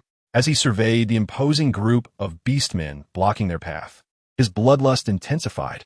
Just as he was about to charge forward, Sheng pulled him back forcefully. Xiaomi violently shook him off, and Sheng stumbled back a few steps, while the nearby 8 beastmen looked disapprovingly at Xiaomi. "There are many of them. Engaging in battle would not be in our favor," one argued. "Indeed, especially since they have 2 formidable warriors among them, while we have only 1. If a fight breaks out, the casualties would be severe. Hunting is our objective, not war." Moreover, their comrades were fatigued from travel, lacking sufficient rest, and their combat capability was clearly diminished. Reflecting on this, the 8 beastmen grew increasingly disgruntled with Xiaomi. They had not needed to rush so hastily. It was unclear what had driven this wandering beast to push forward relentlessly, arriving here in just a few days. They had barely spotted a resting herd of goats before being told they should hunt. While they were not entirely opposed to it, another group soon arrived, claiming they had discovered the goats first, which led to a less than favorable negotiation with the 8 beastmen. In their view, goats were not particularly desirable game, not favored by the females, and they could simply be given to them without dispute. However, if it were a prime piece of beast skin, it would be another matter altogether. Yet this wandering beast was obstinate and unwilling to relent. As his impatience grew, an 8 beastman snapped, "If you insist on fighting, then go ahead and do it alone." Xiaomi regarded him with a sardonic smile. "Oh? Is this your team or mine?" His expression shifted to one of a mix of anger and fear as he met Xiaomi's menacing gaze. "And what about you? What do you think?" The clan leader had insisted on bringing along several weaker 8 beastmen, and the lack of female presence had left him increasingly irritable. Compounded by their incessant chatter about what should and shouldn't be done, it was exceedingly challenging. Had they not sworn an oath previously, they would not have survived to this day. One trembling 8 beastman timidly raised his hand. The others glared at him in disbelief, while Xiaomi looked on in surprise, recognizing him as one of the beast husbands of certain Rue. Unexpectedly, he proved to be quite perceptive. He casually withdrew his gaze and announced with a resonant voice, "All beastmen, gather." The warriors, brimming with fighting spirit, remained undeterred by the relentless days of travel that had failed to diminish their innate zeal for battle. With a seemingly indifferent gesture, he commanded them to be subdued. As his words echoed, the individuals atop the massive elephant swiftly transformed into silver serpents, darting forth like blades. Opposing them were the wolf beastman and the lion beastman, whose tribe boasted numerous formidable warriors. They were accustomed to triumph in every hunt, often leaving others to retreat in defeat. Yet this time, they found themselves confronted by someone unafraid of death. In an instant, he was upon them, his speed so remarkable that it appeared he was but a fleeting shadow. The 2 adversaries initially presumed that his swiftness was merely for evasion. What use is speed if it's merely to facilitate an escape? They jeered, and laughter erupted among the beastmen. The wolf beastman transformed into his true form, prepared to engage, while the lion beastman intended to join him, but was met with refusal. This little stray beast dares to lead a hunt? Surely, it belongs to a feeble tribe, despite their numbers. Perhaps they have mobilized their entire clan. His laughter abruptly ceased, for the serpent tail had swiftly coiled around his neck, tightening with each passing moment. The laughter of the other beastmen continued until they recognized the peril. The wolf beastman struggled desperately, his eyes bulging as he fought against the constricting grasp.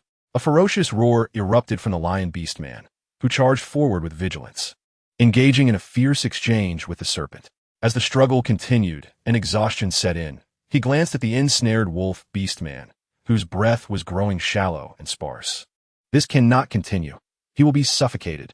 The lion beastman realized that as long as the stray beast faced him, The wolf Beastman's chances of survival dwindled with each passing moment. He opened his mouth to speak, but before he could utter a word, the serpent tail was flung violently, sending the wolf Beastman crashing to the ground, blood gushing from his wounds. "I surrender. We are willing to concede a portion of our spoils," the lion Beastman shouted, but the silver serpent swiftly discarded the wolf Beastman and lunged toward him. Reluctantly, the lion Beastman engaged in combat once more, feeling increasingly alarmed by the strength of the stray beast, which far surpassed his own. As the clash intensified, he was sent flying, stirring up clouds of dust. An eerie silence fell over both groups of beastmen. After a moment, one side erupted into triumphant shouts, while the other cowered in silence, tails tucked between their legs. Finally, the lion Beastman found an opportunity to speak. "We are willing to clear a path. We shall offer a tenth of our future catches." The expressions of the ape beastmen were inscrutable, yet none dared to counter, despite their losses. The prospect of yielding a tenth was substantial. Typically, they favored stability. Conflicts arose only from deliberate provocation, yet the audacity displayed was intoxicating. A tenth? No, 2/10. Even if you surrender all, there will be no escape. As an enemy, they could not afford to show mercy. With a light-hearted yet chilling declaration, he initiated an onslaught, his tail raised menacingly before crashing down. The beastmen witnessed the once proud wolf Beastman being mercilessly torn apart. Such a powerful warrior was obliterated. How could they possibly survive? In an instant, chaos erupted among the beastmen as they fled in all directions. The lion Beastman, nearly choking on his own blood, was overwhelmed by despair at the sight of the relentless foe. "Half! Half! Half!" The ape beastmen, stirred by the prospect, began shouting from afar, pleading for mercy. "Do not kill him. We agree."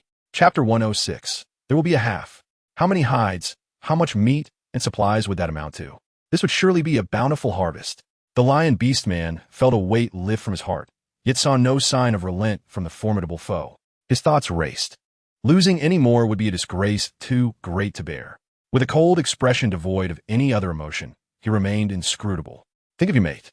Shung, who had approached quietly, attempted to distract him, but his next words halted his movement. "There are too many enemies. You may endanger Zhou Man.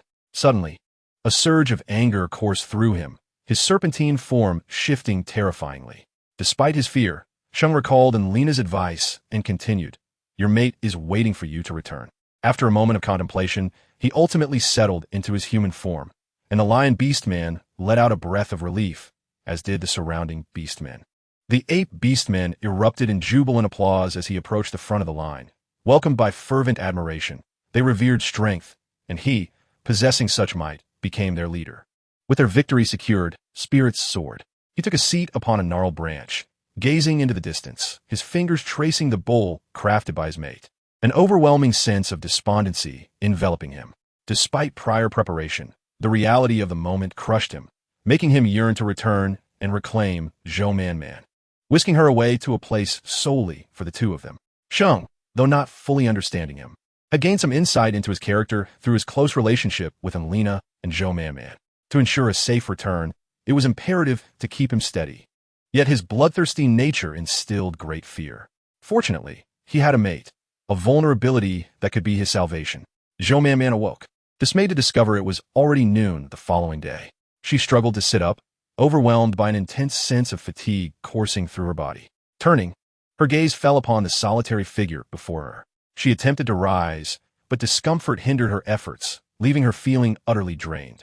Lin, eager to assist, quickly offered, "Let me help you, man."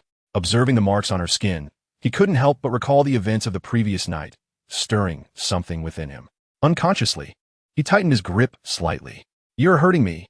Her reaction signaled a recollection of the previous night's events, flashes of memories flooding her mind. Her heart raced, and her cheeks flushed. With a swift motion, she concealed her hands behind her back, anxiousness evident in her voice. "I can manage on my own." Lin, quick to react, supported her and effortlessly lifted her into his arms. "You smell delightful," he remarked, causing her to blush further as she attempted to push away his face, feeling flustered. "I like you, man. Do you like me?" Gazing at his sun-kissed, handsome visage, echoes of his tender whispers from the night before resonated in her ears. After a prolonged pause, she bashfully huffed, her face burning with embarrassment. Sensing her discomfort, she feigned anger, exclaiming, "I need to wash up." Lin chuckled softly, All right, my darling. He carried Zhou Man to the riverbank. The weather was mild, and despite Lin's earlier assistance, she still felt a bit sticky and uncomfortable. As she stroked her abdomen, a mix of shyness and sorrow overwhelmed her, tears streaming down her cheeks. Sitting quietly on a stone, Lin observed her, noting her sudden distress. Panic surged within him as he waded through the water to her side, gently lifting her chin and tenderly wiping away her tears. What's wrong, man? Realizing the depth of his concern, Lin felt an overwhelming sense of guilt. I will surely do in the future. What? Zhou Man, with tear-filled eyes, blinked in slight confusion. After a moment, she reacted with anger and pushed him away. What are you saying? You, shameless. Once she had calmed down a bit, Lin took her hand and led her towards the water's edge. The water was still a bit chilly. We shouldn't let Man soak in it. No, I don't want to. Zhou Man shook off his hand and splashed into the water with a loud sound. Instantly, a shiver ran through her body. She didn't want a baby yet. Perhaps getting cold would reduce the chances. Previously, when she was with Xiaomi, she had worried too, but after several attempts, nothing had happened. Zhou Man couldn't help but wonder if there was something wrong with Xiaomi. Nevertheless, she felt quite happy, but Lin was different. She truly might be carrying Lin's child. If that happened, she wouldn't have the heart to get rid of it. With that thought, Zhou Man couldn't help but let out a deep sigh. What clumsy oaf! Lin, completely perplexed, had no idea what was troubling the little female. However, the river water had yet to warm in the sun, and given her body temperature, it was quite cold. With this in mind, Lin firmly picked her up, saying, All right, Man, you can't stay in there. You'll catch a cold. Zhou Man's evident melancholy was hard to miss.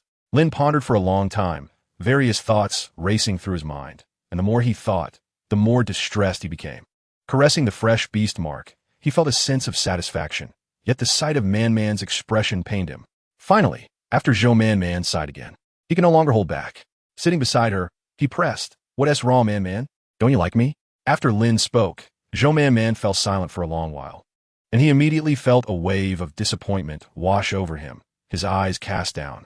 Just as he was about to leave, Zhou Man suddenly grasped his hand. No, it's not that. Lin, what should I do if I'm pregnant? Lin's eyes lit up as he tightly grasped the little female's hand. Are you really pregnant, Man? No, it's not.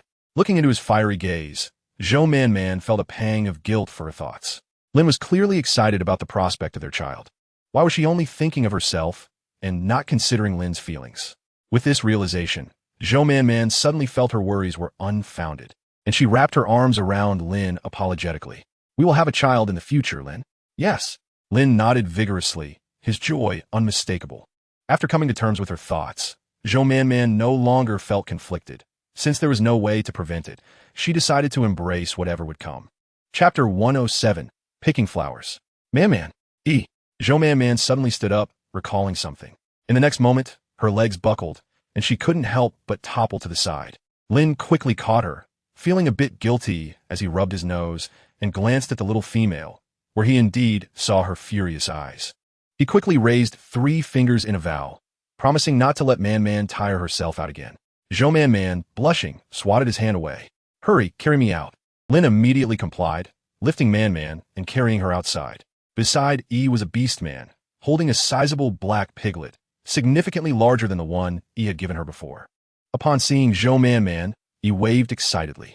Zhou Man descended from Lin's arms, took a moment to adapt, and then went to open the door for her. Come in. Come in. He led the little pig into the yard. Man, do you love this big pig? I like it quite a bit. It would be perfect for roasting. Suddenly, a voice interrupted. Who? Lin's sharp gaze darted towards the corner. Moments later, a figure slowly stood up. Zhou Man looked at him, her mood far from pleasant. What are you doing by my wall? Zhu Wei lifted the small basket in his hand, revealing a collection of white bird eggs. The females went out and found some nests. They asked me to bring you some. Zhou Man peered into the basket, the white eggs appearing quite appealing. She wanted to refuse, not wanting to accept Zhu Wei's gifts, yet she couldn't help but glance at them again. Zhu Wei set the basket down on the wall. I'll leave it here. I'm heading back.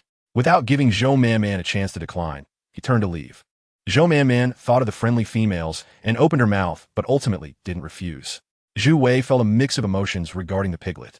Although he knew it was just an ordinary pig, the mere thought of it being similar to his own form made him feel increasingly uncomfortable. How could a female eat such a thing? Sighing, Zhu Wei quickened his pace, initially intending to transform and leave as a beast. However, thinking about the piglet that would be slaughtered, an uncomfortable sensation arose within him. He hurriedly walked away. Suddenly, he heard a familiar voice, causing him to pause and hide behind a tree. "What's wrong, Hua? Is there anything over there?" Hua was picking fresh flowers and putting them into a basket made of leaves. "Nothing. I might have seen it wrong." "Then let's hurry and pick. I heard that the Talarsha from Kashwan love these flowers, but their tribe is near the river, and there are none of these flowers by the riverside." Hua pondered and asked, "Is what her Beastman brought back really that magical? Just a little can make food taste better?" "Of course," the female replied, her hands never stopping. Zhu Wei peeked out to confirm it was indeed the female from that day, feeling a surge of excitement. He stepped out from behind the tree, adjusted the beast's skin on his body, and slowly approached. "Hello, beautiful female." Zhu Wei bowed politely. The female beside Hua looked at Zhu Wei in confusion, then at Hua, her expression revealing understanding as she discreetly stepped aside. Hua awkwardly nodded, continuing her task. The two fell into silence as Zhu Wei began to help pick flowers. "These flowers are as enchanting as you." He gathered a large handful and offered them to Hua. "No need. I have enough," she replied, shaking her head. Another female appeared from nowhere, insisting, "Pick a little more." Zhu Wei was taken aback. "Look at these flowers. No need." Observing the coldness on her face, Zhu Wei felt uncertain. Could he have mistaken her for someone else? After he had inquired that day, he informed the gorilla Beastman. Yet that Beastman refused to disclose the identity of the female, claiming he couldn't reveal her unless he had the location of the pollen. Although Zhu Wei was furious, he felt no resentment when he saw him leave with the hunting party. He thought he would never see that female again. Yet, fate had its own plans. And they met again. Why, then, was this female's attitude towards him so drastically different from that day? "Do you have something difficult to say?" Hua frowned. "I don't know you. Who are you?" Zhu Wei gazed into her eyes, confirming for a while that it was indeed her. He pressed his lips together and said, "That day by the river, you twisted your ankle, and you spoke a lot with me." Hua's eyes widened in realization. "Oh, it's you. I remember now. So, did you manage to pursue the female you like? If you don't know who she is, you can tell me. I will help you." Zhu Wei thought of Zhou Man eating pork and immediately shook his head. The image of that female had been shattered in his mind. He had never liked her. Had it not been for Uncle Zhu's orders and for the tribe, he would never have approached her. Now it's different. Zhu Wei gazed deeply at the female before him. "I have someone else I admire. She is the kindest, most beautiful, and perfect female in the world. If I could win her affection, I would do anything for her." Hua's expression flickered. "You would go to such lengths for her? Would you do anything she asks?" "This is natural. I shall be your most devoted believer." Hua's face revealed disappointment, wondering which fortunate female had captured your affection. Was she saddened because she had found someone she cherished? What a kind-hearted girl she is. Yet she did not inquire further about the identity of that female. Zhu Wei mused, his heart swelling with joy for her, and he suddenly embraced her tightly. "The female I adore is you." He gazed at Hua with deep affection, asking, "Can you accept me, beautiful female?" Hua looked at Zhu Wei's face, and suddenly it transformed into another visage, that of the one she had admired for so long. Yet, gradually that face morphed again. Hua's eyes fell in disappointment as she thought of the person who was now beyond reach, feeling a twinge of sorrow. He ought to be a strong individual, admired and adored by many. How could a strong person have a weakness? How could a strong person have someone they cherish? Hua pondered, having created so many fortuitous encounters. Why did that person seem oblivious to them, instead choosing to take a new female into his heart, clumsily trying to please her? It truly pained her. Wonderful. Zhu Wei paused for a moment. Then his joy surged forth. "I will treat you well, I promise." Hua smiled faintly, removing his hands from her body and handing him the basket. "Then let us gather flowers together." In the distance, a male approached with a basket in hand. Hua pointed at Zhu Wei and introduced him. "This is my new male, Zhu Wei." "Zhu Wei, this is Jiang, one of my beast husbands." Zhu Wei stood in shock and nodded in acknowledgement. Chapter 108. Secrets on this day. Zhou Man was at home, idly watering her flowers, unable to contain her frustration. She complained to Lin about the unpredictable weather, why it alternated between sunshine and rain. Yesterday, she had intended to dry some bean dregs, but a torrential downpour had descended unexpectedly, forcing her to hurriedly store the dregs in her space. Thankfully, her space preserved their condition, so even a rain delay was inconsequential. Reflecting on this, Zhou Man felt increasingly grateful for her space. Although she diligently practiced every day, who would ever resent having a vast secret base? However, it was unfortunate for the flowers in the yard, which had been bent over by the heavy rain and were now wilting under the scorching sun. Zhou Man Man pressed her hand against the soil, wishing to impart a touch of vitality to them. Man Man. Zhou Man Man quickly withdrew her hand and turned to see her visitors. She sighed in relief, surprised to see Li and Yi, who had startled her. Shaking the dirt from her hands, she washed them clean at a wooden post in the yard before opening the door for them. What brings you here? Behind Li and Yi were their beast husbands, who had brought a pig into the yard after seeking Zhou Man Man's consent. What's going on? Isn't there already one? Zhou Man Man pointed to the small pig in the corner of the yard. Perhaps they recognized each other, as they began to squeal excitedly. No, Man Man. Li waved her hand, presenting Zhou Man Man with a neatly wrapped item. You see, these past few days, Yi and I have been foraging for flowers, and we exchanged some of these with a female from the neighboring Kashwan. They are quite precious, so we only traded a little. We tried on roasted meat, and it indeed enhanced the flavor, making it more delicious. We saved some for you. Zhou Man Man felt a surge of gratitude, realizing the effort they had put into foraging for 2 days. She quickly declined, embarrassed to accept something when she had salt fruit, though it was not as refined as proper salt. Please, don't be so polite with us, Man Man. You will surely love it. Just open it and see. Zhou Man Man pondered what it could be for a moment, but when she finally saw it, she was astounded. It was some white crystals, appearing coarser than the salt she had previously consumed. She dipped her finger to taste it, her eyes lighting up. It was indeed salt. Though somewhat rough and containing traces of dust, it was salt nonetheless. But didn't she remember that only seawater could yield salt? She understood the process of extraction, but without seawater, she had to resort to using salt fruit as a substitute. Where did this come from? There is a female named Talasha in the neighboring tribe. Her beast husband travels far and wide, bringing back valuable items when he finds them. This salt is from his recent haul. Zhou Man Man nodded and glanced at the small pig. Li and he exchanged glances, appearing somewhat bashful. I have been craving the roast you made before, Man Man, he admitted, blushing. I tried to replicate it at home, but I couldn't achieve that same flavor. I didn't particularly want it first, but ever since I mentioned it that day, I've been thinking about it nonstop. Zhou Man Man understood that cravings could suddenly strike a pregnant woman, so she nodded in agreement. All right, E, since the weather is good today, let us roast it at my place. You know dit enthusiastic. Thank you, Man Man. We'll give you half of the pig once it's roasted. Zhou Man Man was about to say that she couldn't finish half, but then heard E continue. Lin will surely enjoy it as well.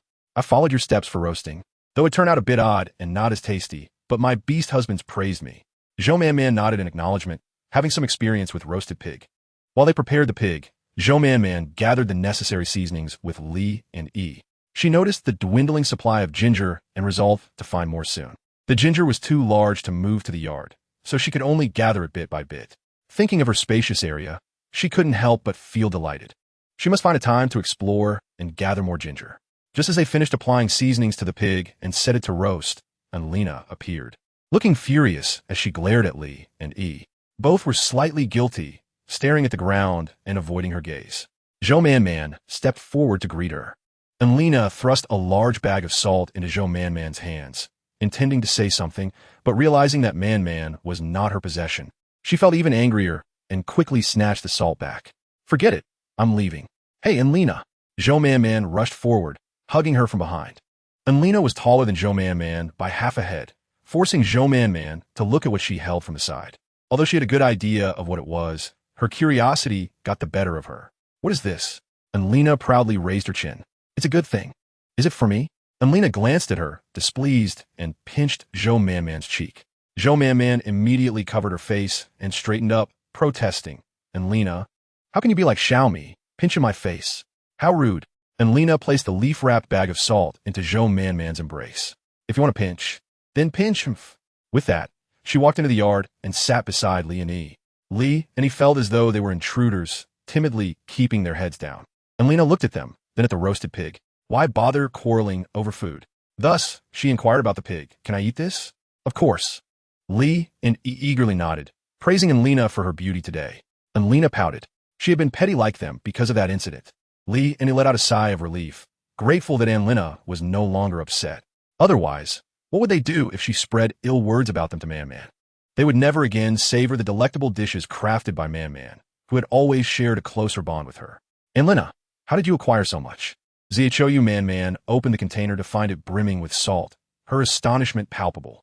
Li and E were equally surprised. for they had painstakingly collected flowers for a long time to exchange for that salt. And Lena blinked and replied coyly, "It's a secret." This only piqued Zhou Manman's curiosity further as she gazed intently at her, eager to hear the secret. Chapter 109. Reluctant to lose weight reluctantly, and Lena revealed, "It was exchanged for the tofu you gave me. However, Man, I have given most of what I received back to you." And Lena paused. "You must remember to give me some more tofu." Zhou Man chuckled, nodding repeatedly. All right. She hadn't anticipated her tofu would serve such a purpose. Noting Man's nonchalant demeanor, and Lena hurriedly added, "You have no idea how much she loves your tofu, Man. Why is that?" Man inquired. "Well, you see, Tara Shah is rather plump, and her beast husband has been tirelessly foraging for edible plants to bring her, even providing rice. However, it seems to have made her even plumper," and Lena explained. After a brief pause, she continued, "I told her that tofu can help her slim down. Instead of eating rice, she should eat tofu to lose weight." Lee and he exchanged worried glances and voiced their concern. What if she discovers it doesn't actually help her lose weight? "Don't worry, she has already tested it and found it effective. That's why she gave me so much salt," and Lena reassured them. Zhou Man was taken aback. Even in this era where females held such high regard, there were still some who were obsessed with losing weight. Yet, she mused, rice paired with meat typically leads to weight gain, while solely consuming tofu might indeed facilitate weight loss. But the fact that rice was available was astonishing. Zhou Man grasped Ann Lena's arm. "Does she still want tofu?" Ann Lena nodded uncertainly. "I suppose." "No, Ann Lena, she can't eat only tofu. You must tell her that I have a plan to help her lose weight, but she must agree to one of my requests first. Then she could ask for some rice, though she was unsure if it could be cultivated, with her affinity for wood elements in mind." Zhou Man felt a surge of confidence. She looked at Ann Lena and assured her, "I can truly do it, Ann Lena.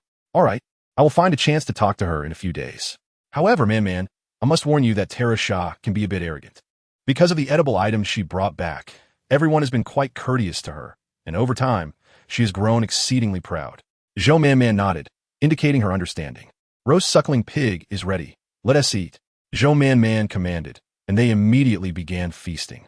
This time, they did not substitute salt with the sour fruit, and the lack of sourness enhanced the flavor, earning them enthusiastic praise.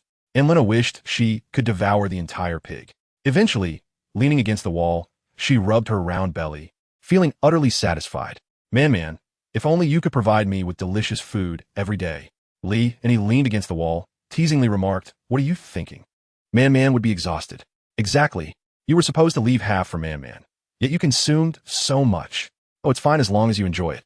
Ann Lena proudly raised her eyebrows. Man obviously favors me, which frustrates you."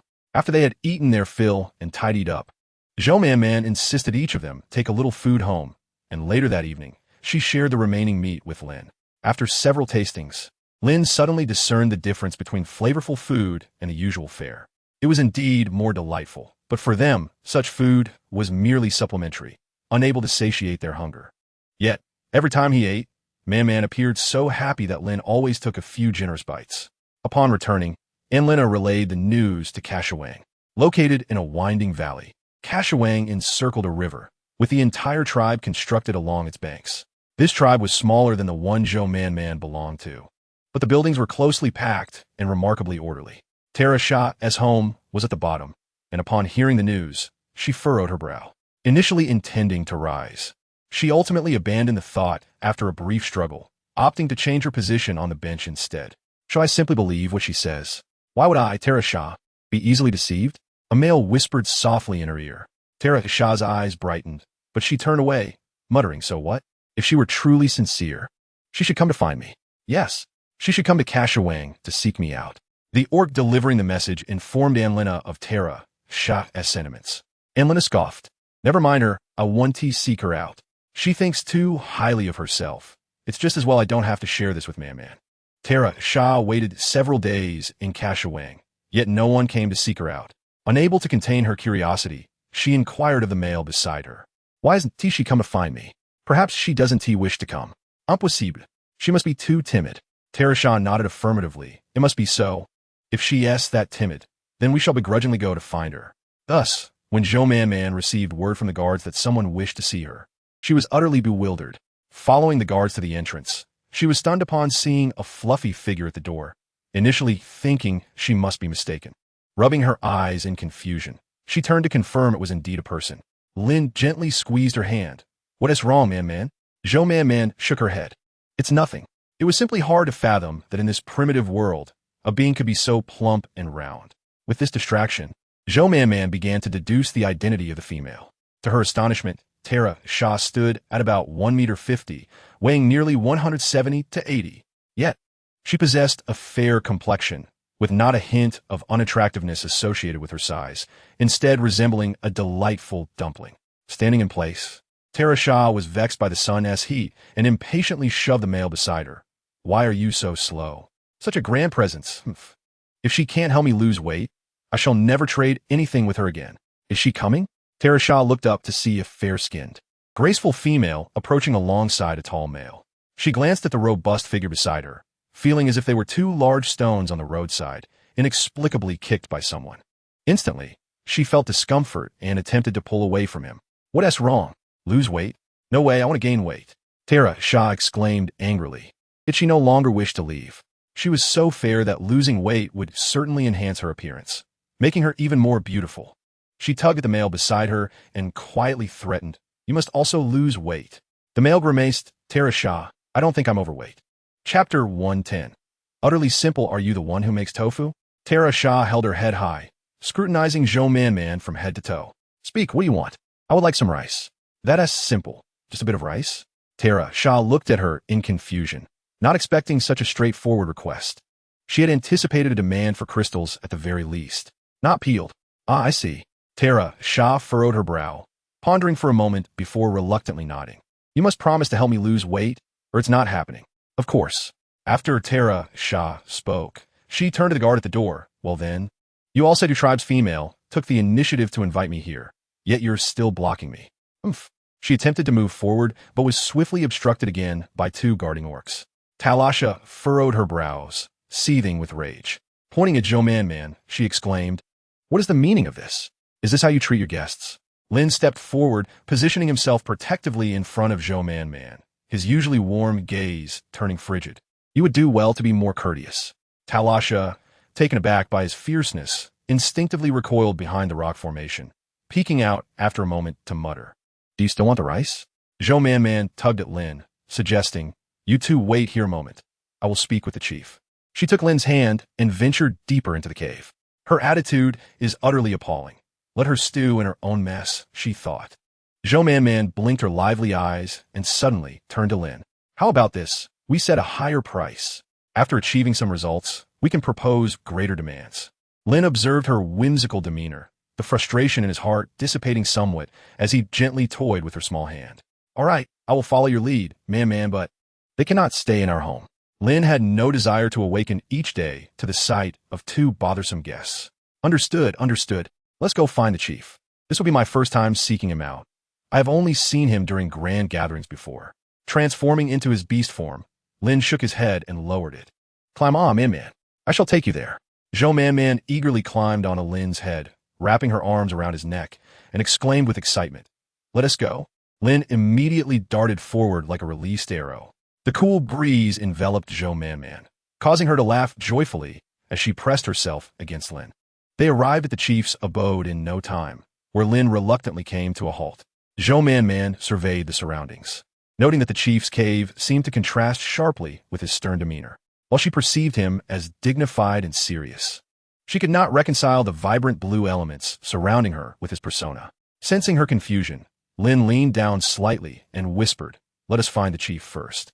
I will explain later. Zhou Man nodded, and soon after, someone appeared to welcome them inside. Within the chief's chamber was a large fish tank, and he stood before it, feeding the fish. What brings you here, Lin Man?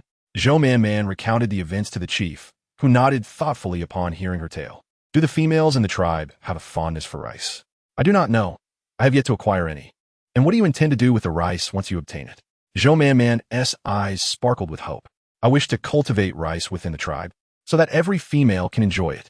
The chief nodded in acknowledgement but cautioned, however, the conditions for growing rice are rather challenging, and success is not guaranteed. I am certain I can do it. Then go ahead. After the chief spoke, someone quickly brought forth a block-like object that emanated a subtle blue glow, its surface smooth and delicate like water. Zhou Man curiously examined it, intrigued by its material. By the way, Chief, could you arrange a cave for them? Talasha will require considerable time to slim down. You may search for an unoccupied cave. With that, the person escorted Zhou Man and Lin back outside. Zhou Man intended to inquire further, but the individual had already hurried away. Holding the object in her hands as she mounted Lin's back, she asked curiously, "What is this? I have never seen such a marvelous item. And why is the chief's cave so adorned with feminine touches?" The cave was adorned with blue, unidentified corals, blue shells, and blue beads, creating a truly enchanting sight. That is how the chief decorates for his female. The chief has a female? Zhou Man expressed her astonishment. Unable to fathom that the stern chief had a female, let alone that he would go to such lengths for her. Upon entering, she felt a dissonance that was palpable, and she could only imagine how the other orcs might perceive such an arrangement, fearing it would undermine the chief's authority. Indeed, but the chief's female belongs to another tribe and requires special care, rarely making an appearance. Another tribe? A mermaid? Zhou Man's eyes lit up, her voice rising in excitement. A mermaid? Zhou Man. Okay. Zhou Man quickly covered her mouth, yet her curiosity remained piqued. Leaning over Lin's head, she asked eagerly, "What do mermaids look like? Are they beautiful?" Lin pondered the mermaids he had encountered in his youth, nodding before hesitating and shaking his head. "None are as lovely as you, Man." Zhou Man burst into laughter, certain he was trying to flatter her. "You were just trying to make me happy. No, you're the most beautiful." Even knowing Lin was teasing her, Zhou Man felt elated, planting a big kiss on him. Talasha stood impatiently beneath a large tree outside the tribe, feeling increasingly uncomfortable due to her weight. She had been waiting for quite some time, and the heat was becoming unbearable. From a distance, she spotted the female and was infuriated to see Zhou Man and Lin engaged in playful banter. Taking a deep breath, Zhou Man handed the blue block to the guards at the entrance. They nodded and allowed her passage, watching as the item was stowed away. Zhou Man felt a twinge of reluctance. Talasha, in a fit of anger, gestured dramatically while Zhou Man feigned ignorance, calmly instructing her on a few matters. 1 month. If you do not help me slim down in a month, I will not give you the rice. Zhou Man opened her eyes, glancing at Talasha, and nodded in agreement. All right. However, she added after a moment's thought, if you do manage to lose weight, you must give me your most treasured possession. Talasha nodded, not believing she would actually lose weight, but she did consider the delicious tofu made by the female, thinking that she could still indulge in some. If she did not lose weight, she would simply leave. Talasha was optimistic, agreeing without hesitation. But when she saw the cave they were to reside in, her expression changed instantly. What? It's so shabby. I will not stay here. Zhou Man crossed her arms. Then where do you intend to stay? I just want tea. If you refuse to stay here, there are no other options. You'll have to sleep outside. There is nothing here. How can one stay? Talasha rolled her eyes, surveying the cave. I want to live with you. Wherever you stay, I shall stay too. This place was devoid of amenities, clearly uninhabited, and she would never dwell there. Lin pursed his lips in refusal. No, you must stay here. Otherwise, you will have to return. Talasha's face turned green. She was adamant that she would not comply. If there is nothing here, you could bring items from the tribe. After all, we are to stay for a month. Talasha was about to argue further when a voice from outside called out in confusion, Man. Upon realizing it was indeed Zhou Man, Yuan's face lit up with joy. He glanced at the unfamiliar female in the cave and then at Lin and Zhou Man, asking, Are you moving? Zhou Man shook her head and briefly recounted the situation. Yuan nodded. My home is just ahead. Would you like to come over for a visit? Zhou Man was about to agree when Talasha quickly interjected. You must first resolve my sleeping arrangements. You cannot just leave. Zhou Man sighed, feeling utterly helpless. Just bring your belongings over, and besides, I've already secured them for you. You might not even be accustomed to using them. Talasha huffed, contemplating for a moment before realizing this was indeed the best option. However, she wondered how she could lose weight if she stayed there alone. What must I do to slim down? Addressing this matter poses a considerable challenge. Zhou Man had no choice but to decline Yuan's invitation and took a seat on a nearby stone bench to inquire thoroughly with Talasha. To her surprise, Zhou Man discovered the reason behind Talasha's considerable weight. She truly despised physical activity, yet had an insatiable love for food. Essentially, she would consume anything edible, regardless of its taste, and could even transform her aversions into delights. On a daily basis, she would indulge in 5 or 6 meals. which essentially meant her mouth was perpetually engaged. In light of this, it seemed unwise to leave her alone. Zhou Man turned to Lin, who resolutely shook his head in refusal. Thus, she stated, "You may stay here for now. However, if you wish to lose weight, you must comply with my instructions regarding your daily meals." Zhou Man, committed to honoring her promise, earnestly pondered how to assist her. She remained lost in thought until they exited the cave. Just as they were about to part ways, Yuan could no longer contain himself and asked, Man, do you need anything? I can bring it next time." Zhou Man snapped back to reality, waving her hands dismissively. No, it's fine. A few days ago, I discovered a type of small red fruit that is sweet and sour. I specifically asked the shaman about it, and it's non-toxic. In a couple of days, I will gather some for you. Suddenly recalling something, she lifted her gaze to Yuan, only to find herself ensnared by his gaze. His eyes were a captivating shade of brown gold, and in that moment, she felt an inexplicable pressure settle upon her heart. She wished to express her desire for Yuan to cease his efforts on her behalf, as she could not reciprocate his feelings. However, he had never explicitly stated his intentions, leaving her to grapple with her own assumptions. She recalled the night when Yuan had waited for her at the door until midnight. Ultimately, she felt a pang of compassion and gently nodded in agreement. All right. Upon hearing her words, Yuan's face lit up with joy, the tension dissipating and being replaced by excitement as he took a step closer to her. His towering height of over 2 meters created an overwhelming presence, prompting Zhou Man to shift uncomfortably and subtly retreat a step. This fruit, Man, differs slightly from the one I previously gave you. Its flavor is somewhat peculiar. Some are sour, most are sweet and sour, while a few are extremely sweet. I have some freshly picked in the cave. Wait here for a moment. I will be right back. Zhou Man opened her mouth to say something, but Yuan had already transformed into his beast form and dashed off. Sensing someone watching her, Zhou Man swiftly turned her gaze. It was Hua. Was that Zhu Wei beside her? Upon meeting Zhou Man's eyes, Hua forced a smile, but appeared strained. Her hands were nearly bleeding. After exchanging brief greetings, Hua turned to leave, with Zhu Wei silently following. Zhou Man watched their retreating figures in confusion. Was it her imagination, or did it seem that Hua harbored even more malice towards her? During their first encounter, Zhou Man had found Hua quite memorable. After learning of her connection to Rui, she had ceased to dwell on Hua's attitude. However, in subsequent gatherings organized by Enlina, Hua had been present, seemingly attempting to mend their relationship. Why then? Did it seem different now? As Zhou Man pondered this, Yuan returned, holding a large green leaf adorned with plump, red fruits. Zhou Man scrutinized one for quite some time, realizing it resembled a cherry. She popped one in her mouth, and a delicate sweetness burst forth. Zhou Man's eyes brightened with delight. Delicious. Yuan was elated, offering her the entire leaf. I'm glad you like it, Man. I will gather more for you next time. He had only intended to bring some back for the shaman to taste, never anticipating how much she would enjoy them. Yet, it was not too late to collect more now. Zhou Man accepted the leaf and could not resist devouring another cherry. Noticing that each one was adorned with tiny droplets of water, it seemed they had already been washed. Turning to glance at Yuan, who stood still, she was about to express her gratitude when suddenly, her head was pushed down. Rubbing her head, she looked at Lin, only to find his jawline tense. His perfect Adam's apple and collarbone, followed by his flawless six-pack abs. Zhou Man swallowed hard. Perhaps her gaze was too intense. Lin was compelled to glance down. He noticed the little female staring intently at his chest, her face gradually flushing. What are you looking at? Zhou Man blushed furiously, burying her face in Lin's chest, nuzzling her fluffy head against him. Lin could no longer maintain his composure, swiftly lifting her into his arms.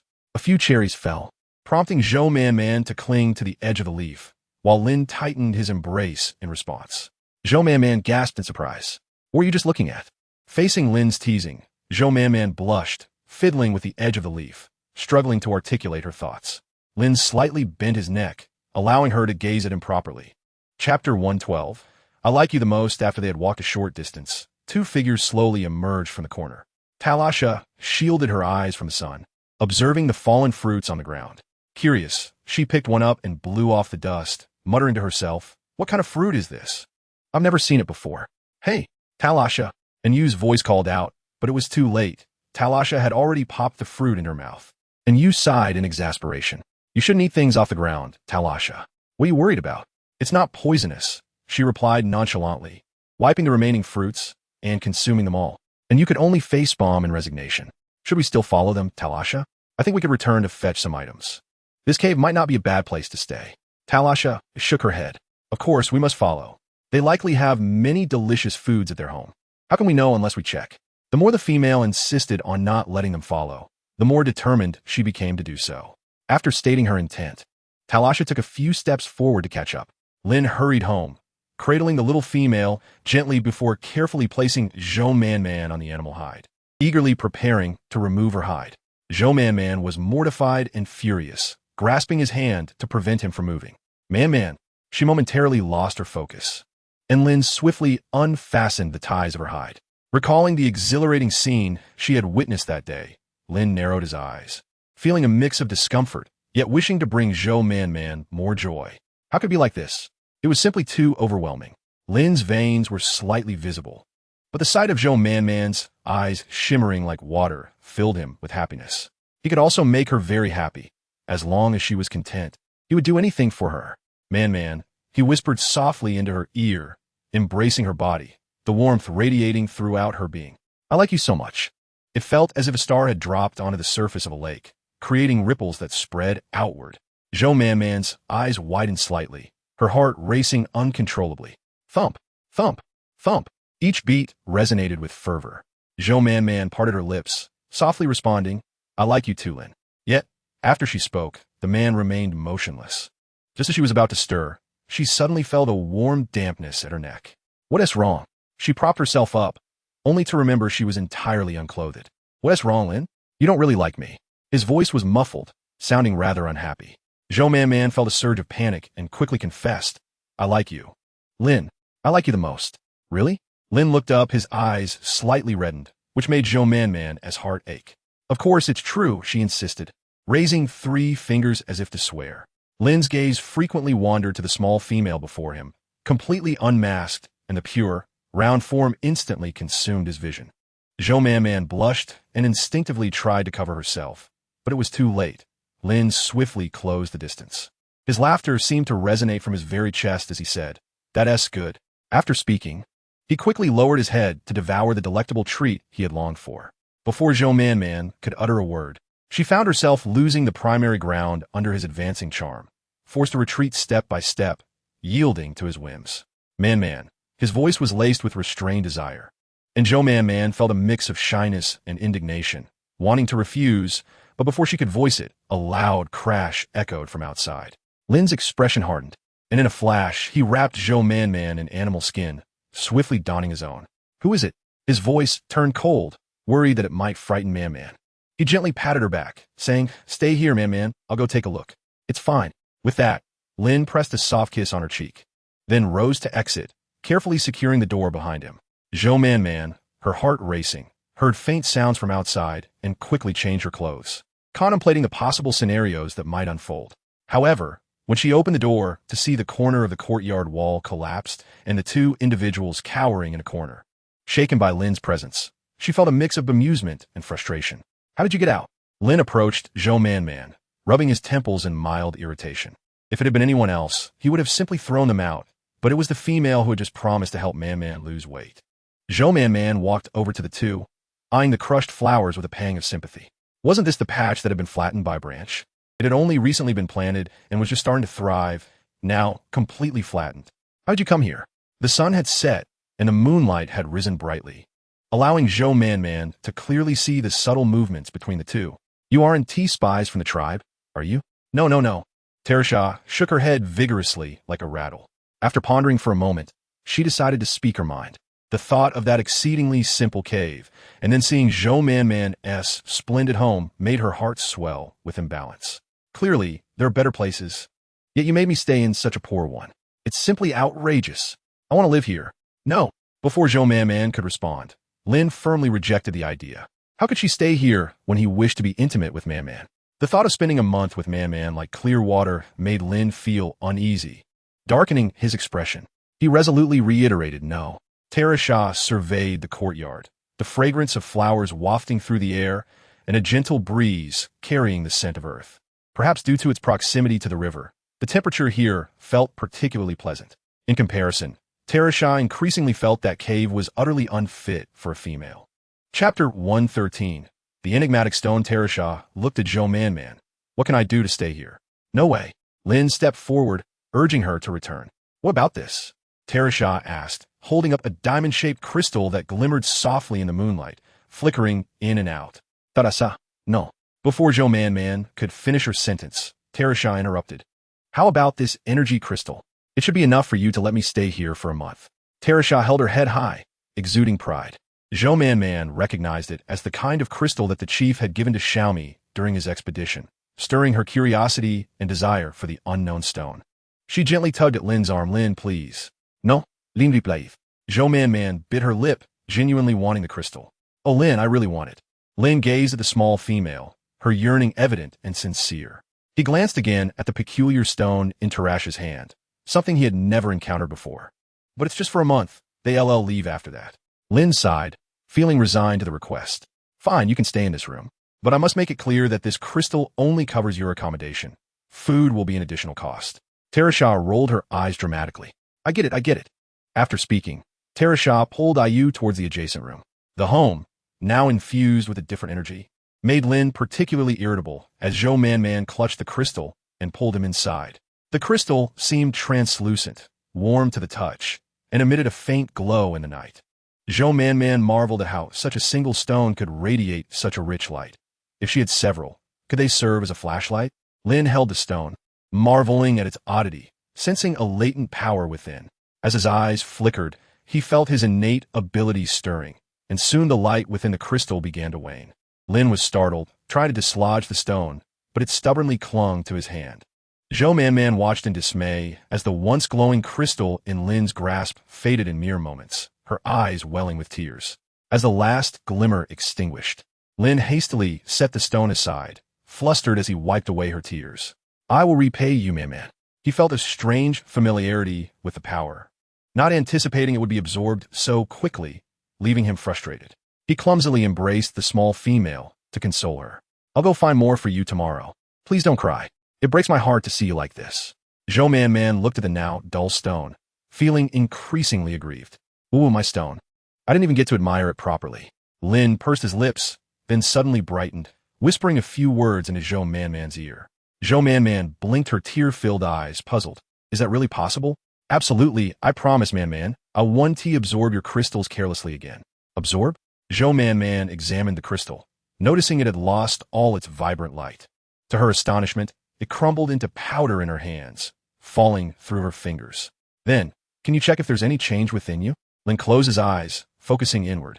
Man, my innate ability has increased. Really? Zhou Man exclaimed in delight. Then I'll find you more. Do you think my strength is weak? Lin's tone reflected his disappointment. It was only natural for Man to feel that way. As if he were stronger, she wouldn't have to be at the mercy of Xiaomi. Without him, she would have had a compromise due to Xiaomi's threats. No. Once you gather enough, if Xiaomi dares to confront you, you can fight back fiercely. Zhou Man envisioned that scene, feeling elated. Then he 1T dare to say anything to you. As she spoke, she suddenly wrapped her arms around Lin's neck, whispering, Wait for me tomorrow. I'll gather more for you. Lin felt warmth spread through him, holding the soft and delicate female, his heart overflowing with affection, wishing to present her with the finest treasures in the world. Early the next morning, Tereshah was lured by an enchanting aroma. Drowsily, she attempted to sit up, but after several failed attempts, she grew frustrated with herself. Ayu. As Anyu gradually opened his eyes, he became aware of the scents wafting through the air. Upon fully awakening, he helped Talasha to her feet. Talasha, initially irked, found her annoyance dissipating as the aroma intensified. She exclaimed that this female must possess delectable food. With a glimmer of excitement in her eyes, Talasha propped herself against Anyu's belly, eager to indulge in the culinary delights he might have. She envisioned the next 30 days spent here as a time of unparalleled comfort, and even if she did not lose weight, she could simply claim she had. Avoiding the trouble of sourcing the large-grained rice for this female, a month of indulgence would suffice. However, her dreams were swiftly dashed when she stepped outside only to be informed that there was no food available. Instantly disheartened, she pointed at the tantalizing, fragrant meat resting atop the stone table, exclaiming that there was plenty left. Zhou Man savored a piece of braised pork with great delight. She had been bustling about since dawn, contemplating how to prepare a dish that would astound Tamesthe, compelling her to willingly part with the luminous stone. After considerable thought and rummaging through her supplies, she discovered some leftover pork, which she decided to turn into braised meat. Lacking raw candy, she substituted it with brown sugar, which imparted a hint of sweetness, yet her culinary skills ensured that the flavor was minimized to perfection. The dish turned out to be extraordinarily delicious. Tamesthe watched intently as Zhou Man devoured piece after piece of meat, her impatience growing as the leaves soon revealed only remnants. "I have already given you the energy stone. You must share your food with me," she insisted. But that was merely for lodging. Anyu frowned, noting the preciousness of the energy stone. It was hardly sufficient. "Well, I actually have prepared food for you," Zhou Man revealed, retrieving a plain white tofu from the side. Upon seeing it, Talasha's face turned pale. While tofu was not inherently bad, it paled in comparison to the sumptuous fare Zhou Man was enjoying, igniting a pang of hunger in her. "Anyu, I want to eat that. It looks absolutely delicious," Tamesthe exclaimed. Among her 7 beast husbands, Anyu was the one most akin to her, sharing her passion for food. Typically, males would dismiss the allure of culinary delights, but Anyu was different. He too craved indulgence. Yet, when Tamesthe expressed her desire, Anyu reluctantly averted his gaze, shaking his head. "It does not look appetizing at all." Tamesthe felt a mix of despair and urgency as only 2 pieces of meat remained. Zhou Man and Lin each claimed one, leaving her feeling defeated. "What do you want?" Zhou Man asked, placing her chopsticks down, her hands resting on the stone table as she regarded Tamesthe with a nonchalant gaze. "You need to lose weight. If you eat this, how will you manage that?" "I can't blame you," she added. "That's simply one to-do," Zhou Man continued, shaking her head, for she desired more than just this. Tamesthe, feeling frantic, wondered what more was required. Zhou Man exchanged a glance with Lin, who nodded in agreement, prompting her to continue. "The energy crystal you gave me yesterday, the luminous one, I truly appreciate it.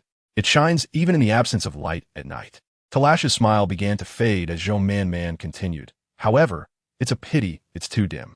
If only there were more before she could finish." Anyu interjected.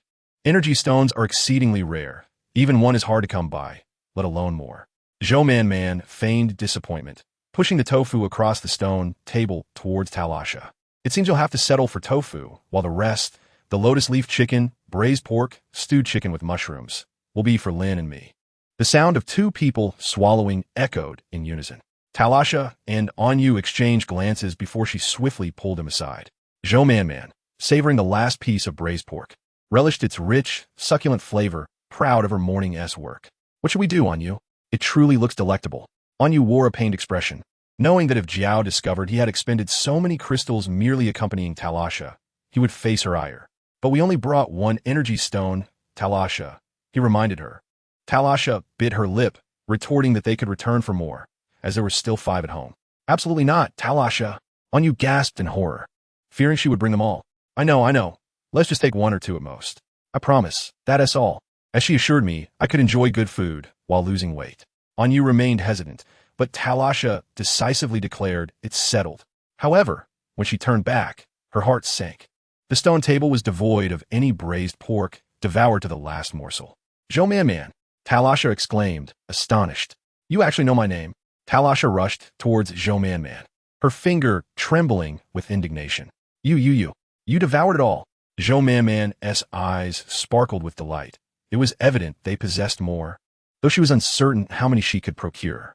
Given their expressions, the energy stones seemed exceedingly precious. Lin felt a surge of innate power after using one, which was not unexpected. Yet Zhou Man recalled the shaman's words, that innate power was notoriously difficult to replenish. If she acquired more energy stones, wouldn't that expedite the recovery process? Conversely, even without immediate need, wouldn't using them for training be advantageous? Their innate powers differed from hers. While she could swiftly recover her consumed energy, her wood-based abilities were limited to healing and nurturing plants.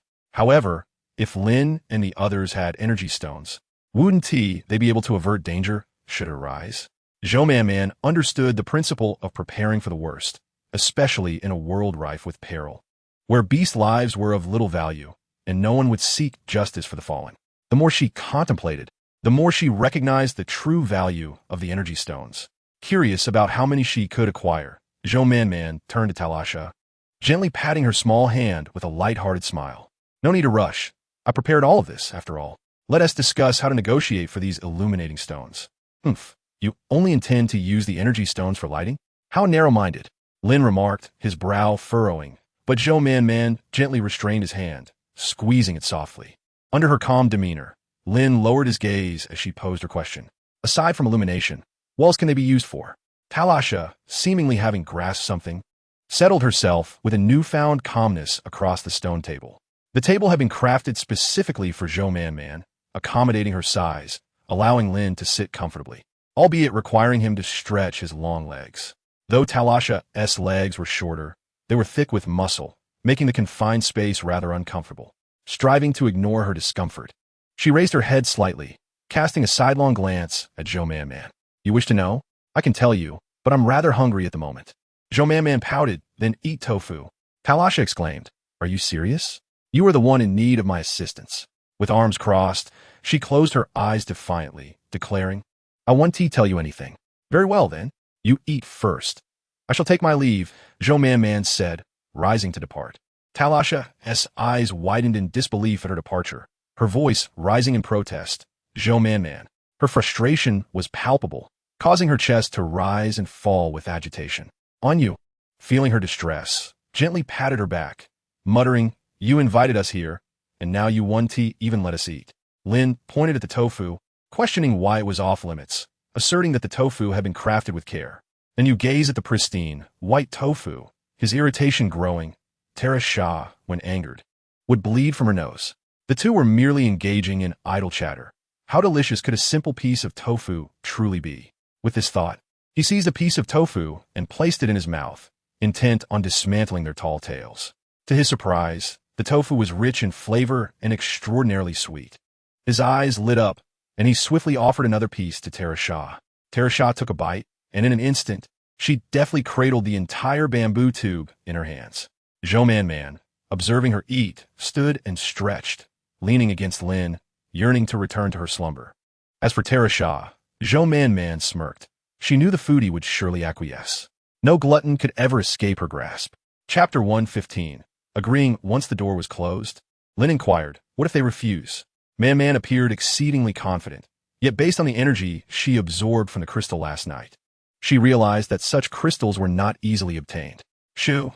Zhou Man gently placed a finger to her lips, signaling Lin to lower his voice, then discreetly pointed towards the door. Lin rose and approached the door, peering through the crack, and immediately spotted two figures hiding in the corner. Move a bit, and you're on my foot, one whispered. Did you hear anything? Tamesthe shook her head, defeatedly handing the bamboo tube to Inu, although she initially intended to let it go. The bland tofu had been transformed into something so delectable that Tamesthe could hardly fathom how delicious the braised pork must be. She gently tugged at Inu, proposing, Why don't we just agree to her offer? Jiang is quite capable. Next time, she'll surely bring back more. We could just take 2 pieces and leave one behind. Inu swallowed hard. He knew this wasn't ideal, yet he found himself nodding in reluctant agreement. Tamasthe's eyes sparkled, and she hurried to the door, knocking loudly. Lin approached Zhou Man, who confidently opened the door. Tamesthe, caught off guard, nearly toppled into Zhou Man, but Inu managed to catch her just in time. Lin, still shaken, thought about how disastrous it would have been had she fallen. Zhou Man cleared her throat, her voice sweet as honey. What's the matter? Have you made a decision? Tamesthe glared at her, but the softness of her cheeks rendered her threatening demeanor ineffective. Tamasthe's gaze wandered around the room. Upon seeing its emptiness, she felt a wave of disappointment wash over her, suspecting it might be a fruitless deal. Fine, let us settle for just the same food. She couldn't believe that Zhou Man could possibly eat poorly every day. Zhou Man chuckled lightly, extending her hand. Energy crystals. We need to go back and fetch them for you. All right, Tamesthe replied, ready to close the door. Wait a moment, I'll get you some food. Tamesthe stepped back, pondering, why is she hiding things so carefully, as if I might steal them? After Zhou Man closed the door, she discreetly moved to a secluded corner, retrieving the braised pork she had prepared that morning. The aroma wafted through the air as soon as she unveiled it. As Zhou Man opened the door, Tamasthe's eyes widened with delight upon seeing the braised pork, and she swiftly snatched it from Zhou Man's hands. Zhou Man settled down at the stone table in the courtyard, ready to enjoy the meal while also learning about the acquisition of energy crystals. Tamesthe took a piece, and the taste was beyond anything she had ever experienced. Her eyes narrowed in bliss as she savored the delicacy, and she struggled to take a seat at the stone table. Are energy crystals truly valuable? How are they obtained? From Tamasthe's description, Man began to understand that energy crystals grew on a certain type of creature. Although referred to as an animal, Tamasthe's depiction suggested it resembled a chimera, possessing horns atop its head and either scales or bare skin. These creatures were massive, brutish, and devoid of humanity, often attacking tribes and preferring the tender flesh of females and younglings. Fortunately, it seemed that such beasts were not found in their vicinity. The creatures were formidable, their skin and flesh incredibly tough, and they seemed impervious to pain.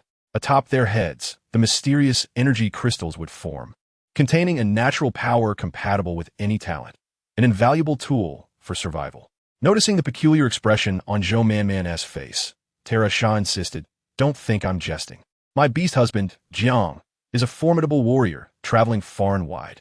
Even he might struggle to defeat them, and their tracking abilities are exceptional. He once encountered these beasts while trying to protect a tribe, and ended up being pursued by them." Man gasped, and then Tamesthe, her legs trembling slightly, proudly lifted her chin. "Jiang defeated all the pursuing beasts. Your beast husband is truly impressive." "Indeed," Tamesthe replied, returning to her meal of braised pork. After a moment, she reluctantly set aside 2 pieces for Anu and then added another for good measure. Anu was deeply touched, his eyes glistening with tears. Tamesthe had finally remembered him. Once Tamesthe finished eating, she intended to lie down in her room, but Man swiftly intervened. "No, we have things to do today. You can't just eat and sleep, especially since you're aiming to lose weight." "What shall we do?" Tamesthe inquired. "What shall we do?" Man pondered, considering various methods. Pamela, weight loss exercises, running, skipping rope, intermittent fasting. She mentally reviewed every possible way to shed pounds. Yet, looking at Tamesthe's robust figure, she felt quite challenged. Tamesthe was too heavy for such activities. Lin, suddenly struck with inspiration, leaned in to whisper a few suggestions in Man's ear. She nodded enthusiastically. "Excellent. Let's go off for a stroll today." Tamesthe appeared reluctant. "What is there to explore?" "You must listen to me," Man insisted. Given her unwavering tone, Tamesthe begrudgingly stayed in the courtyard, waiting for her to gather her belongings. Lin observed as Man held the empty bamboo tube, piecing together her intentions. They couldn't go empty-handed. They must return laden with treasures. He took the large bamboo tube from her, feeling that his plan was flawless. While Yuan sought items to please Man, he could lead her to find what she adored on the mountain. How could he not? Moreover, the thought of Yuan failing to deliver cherries brought him immense joy. Man gently pinched Lin's arm, snapping him back to reality. "What are you thinking about, looking so pleased?" Lin beamed widely, pulling Man close. He nuzzled against her neck, murmuring, "I was thinking of you, Man." Man glanced at the 2 individuals before her, who appeared utterly astonished, and playfully nudged Lin. Chapter 116. A stroll before setting off. Man laid out 2 requirements for Tamesthe. First, no matter how fatigued she felt, she could only lean on Anu for support and not ask to be carried on his back. Second, regardless of how tired she became, she must not lose heart or sulk. Tamesthe gritted her teeth, meeting Man's provocative gaze, and nodded in agreement. They had just arrived at the base of the mountain, and Man quickly realized the reason for Lf's ample figure. It was likely due to her habitual laziness. After traversing such a short distance, Tamesthe was already panting. Although Man acknowledged that her own weight might also play a part, the group ambled along, albeit slowly, yet the journey was not devoid of interest. I watched with concern as Tamesthe became drenched in sweat, wanting to offer her support several times, but was deterred by N's amused gaze. Tamesthe managed to keep pace, albeit with some difficulty. The group continued their ascent at a leisurely pace. Tamesthe found it peculiar that Man was so curious about the surrounding flora. It was unusual for a female to exhibit such fascination with plants. Man had decided to embark on this mountain excursion partly to encourage Tamesthe to engage in physical activity and burn some calories. But a significant motivation was her desire to discover useful plants. The female wild boars had reminded her that she could not only search for spices to complement their meat, but also seek out edible items such as potatoes, wheat, and a variety of fruits and vegetables. With her affinity for wood-based abilities, This endeavor felt tailor-made for her. Nothing could be simpler than this task. Hence, Watasa finally exhausted herself and leaned against a tree to rest. Domaman instructed Lin to stay put for a while, either resting in place or exploring the forest. And they agreed on a rendezvous point before she and Lin gradually vanished into the underbrush. Once their figures were out of sight, Dude hurriedly supported the nearly collapsing Ova, asking anxiously, "How are you?" Talasa clutched her chest, breathing heavily. She had refrained from speaking earlier out of pride, but now she felt utterly drained. Her weight was a burden indeed. "If it's too much, we can head back, Talasa. I don't think you're really that heavy." The thought of the female in her tribe who constantly mocked her figure ignited a fire within Ova, and she was tempted to retort. But the memory of the braised meat they had eaten that morning made her swallow her words. She closed her eyes, sitting on the ground, reassured herself that she was okay, not overly fatigued, and could endure. Meanwhile, Jolon and Lin ventured in the opposite direction of their previous outing, where the forest was teeming with a myriad of plants, including many fungi that had emerged after the rain. Some were strikingly beautiful, akin to enchanting dancers, captivating to behold. However, Jolon merely glanced at them before averting her gaze. The primary rule about mushrooms was that the more visually appealing they were, the more poisonous they often proved. "How about I transform into my beast form and you can ride on me, Maman?" Lin suggested, noticing the sheen of sweat on her brow and wiping it gently. "It's all right. I need to walk more too." Indeed, not only was Kalasha lacking in exercise, but so was she. If they encountered any danger, it could spell disaster. She was neither strong enough to fight nor swift enough to flee. This thought only intensified Domamon's resolve to maintain her fitness and avoid becoming as corpulent as Talasa. It wasn't that being overweight was inherently bad, but rather that it posed practical inconveniences in life. With her eyes closed, Jomon envisioned the appearance of potatoes, mentally conducting a thorough search, yet found no trace of them. Feeling somewhat disheartened, she opened her eyes. "What is wrong? Did you find nothing, Maman?" Jomon shook her head.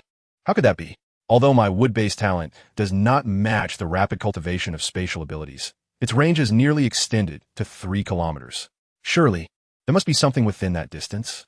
She lifted her gaze towards the lush treetops. Upon looking down, realization struck her. Potatoes likely did not grow on mountains, but rather on flatlands, requiring fertile soil, suitable temperatures, and moderate sunlight. However, this meant that searching for plants might be even more challenging. While her powers replenished quickly, they could not support her in frequently seeking out plant life. Jominmon glanced at the enormous dead branches in the forest and had a sudden inspiration, closing her eyes once more. In an instant, it was as if she had activated a sensor, and several locations within the forest emitted brilliant light. It seemed her hypothesis had been correct. Jomamon opened her eyes, touched Lin's hand, her gaze brightening, transformed into her larger tiger form. Lin. With a few swift transformations, Lin became a massive beast, nuzzling his large head against her hand. Jomamon gently stroked his head, causing his tail to sway and his ears to flush with warmth. He lowered his head slightly, and Jomamon climbed onto his head, holding on tightly before directing him. After a swift run, Lin stared blankly at the large pile of dead branches before him. "What are we doing here, Maman?" Jomamon looked up, confronted by a heap of substantial dead branches, which seemed intentionally cut down, many severed at the roots, resulting in a landscape strewn with fallen timber. "We came here to find something delicious. Why are there so many dead branches?" She dismounted from Lin, taking a few steps forward. Lin transformed back into his human form, nervously grasping the little female's hand. Most of the trees were precariously balanced atop one another. One could never know when they might break and fall. It wouldn't matter if they fell on him, but if they struck Maman, it would be catastrophic. Jomamon curiously examined the area and soon pointed excitedly at a spot, exclaiming, "So many wood-ear mushrooms." She hurried a few steps toward the branches, discovering them densely packed with thick, translucent wood-ear mushrooms, while another tree hosted countless delicate, white ginseng mushrooms. "Oh, this is it, Lin. This can be eaten, and it's delicious." Lin looked at the item she pointed out with mild skepticism, but nodded, recalling how Lamon often had peculiar ideas. However, he voiced his concerns. "Let us take some back and ask the shaman if they're safe to eat." Understanding his apprehension, Jomamon nodded enthusiastically. Surely, she could recognize the food she had eaten since childhood. Wood-ear mushrooms were one thing, but white ginseng mushrooms were among her favorites. Known for their fragrant and unique flavor, the scent alone was enough to confirm their edibility. With such an abundance of wood-ear and white ginseng mushrooms, they would have plenty to eat for a long time. The thought of having a space to store food without spoilage filled Jomamon with glee. She joyfully navigated the dead branches, her hands never ceasing their movement. Noticing Lin standing still in a daze, she quickly urged, "Help me pick some too, Lin." Lin nodded, though he had intended to suggest they first take some back to consult the shaman. Simemong, so delighted, he reluctantly joined her in the harvest. In Chapter 117, filled with trepidation, Duman and Lin diligently collected every wood ear and white ginseng mushroom in sight, creating a sizable pile on the ground. Jolmanman, exhausted, shook her hands repeatedly.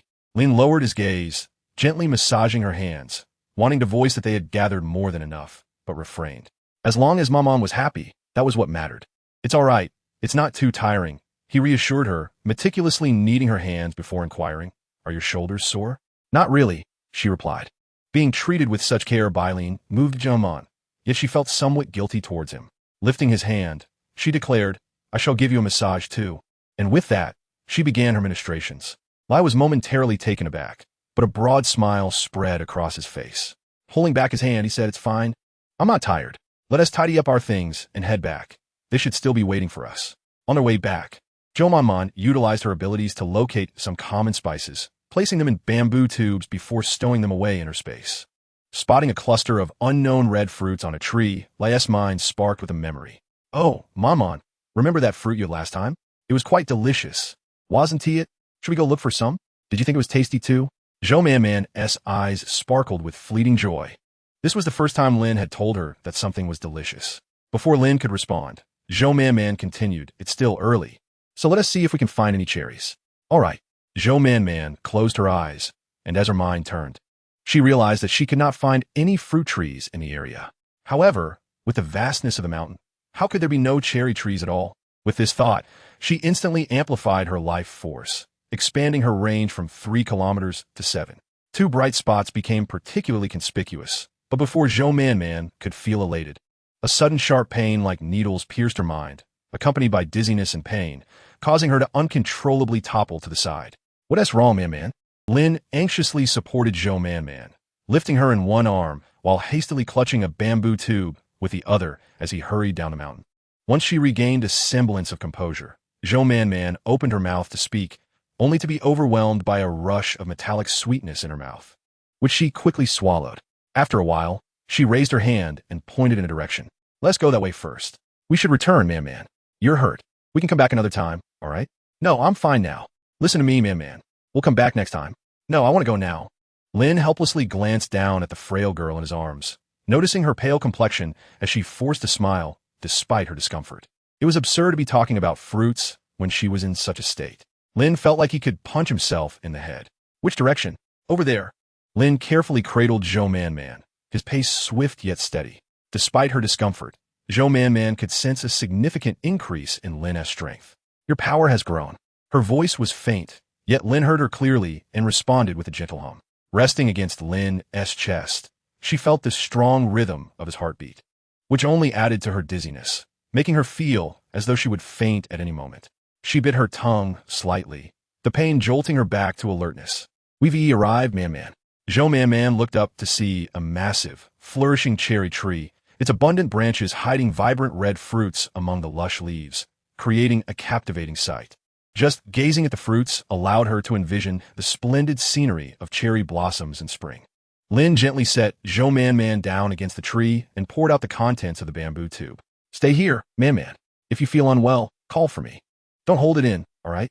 Zhou-Man-Man nodded. Lin glanced at her with concern before placing both hands on the tree trunk and swiftly climbing to a higher vantage point. As he settled, cherries cascaded down like rain. In no time, Lin had filled the bamboo tube to the brim, feeling a surge of competitiveness as he remembered that Man-Man's space could preserve the item's freshness. He handed the tube to Zhou-Man-Man to store in her space. Zhou-Man-Man couldn't help but smile, realizing Lin had a hidden fondness for cherries that she hadn't noticed before. However, as soon as the items entered her space, the sharp pain returned. Zhou-Man-Man suppressed her discomfort, determined not to worry Lin, and took out several empty bamboo tubes at once. "Let's pack more." Lin took them, quickly filling them up. Noticing Zhou-Man-Man's poor condition, he pushed aside his own thoughts and transformed into his beast form, sprinting through the forest with her.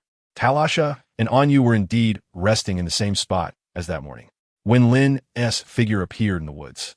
Anyu awoke with a start and called Talasha to rouse her. We're going back. Talasha rubbed her eyes, glancing at the white tiger nearby, recognizing it as Zhou Manman's beast husband. Not seeing Zhou Manman around, she seemed puzzled. Sensing her confusion, Lin clarified, Man is unwell. She's on my back. Talasha immediately felt a sense of unfairness. I want on you to carry me too. Why does she get a rest? Zhou Man, feeling ill, opened her eyes only to find her vision somewhat blurred. Panic surged within her. She couldn't afford to dwell on it and quickly responded, okay. Talasha looked at her with a sense of triumph, but upon seeing her pale face devoid of color, she was startled. What happened to you? Goodness. We need to hurry back. Anyu let out a mighty roar, transforming into his beast form, which turned out to be a massive crocodile. Its dark green scales shimmered in the sunlight, and Zhou Man, shocked by his form, clung to Lin even tighter. She wondered how Talasha could ride on the crocodile's sharp scales. Just then, Anyu wrapped Talasha in his soft belly and rolled down the mountain at an astonishing speed, leaving Zhou Man in awe as she struggled to see clearly.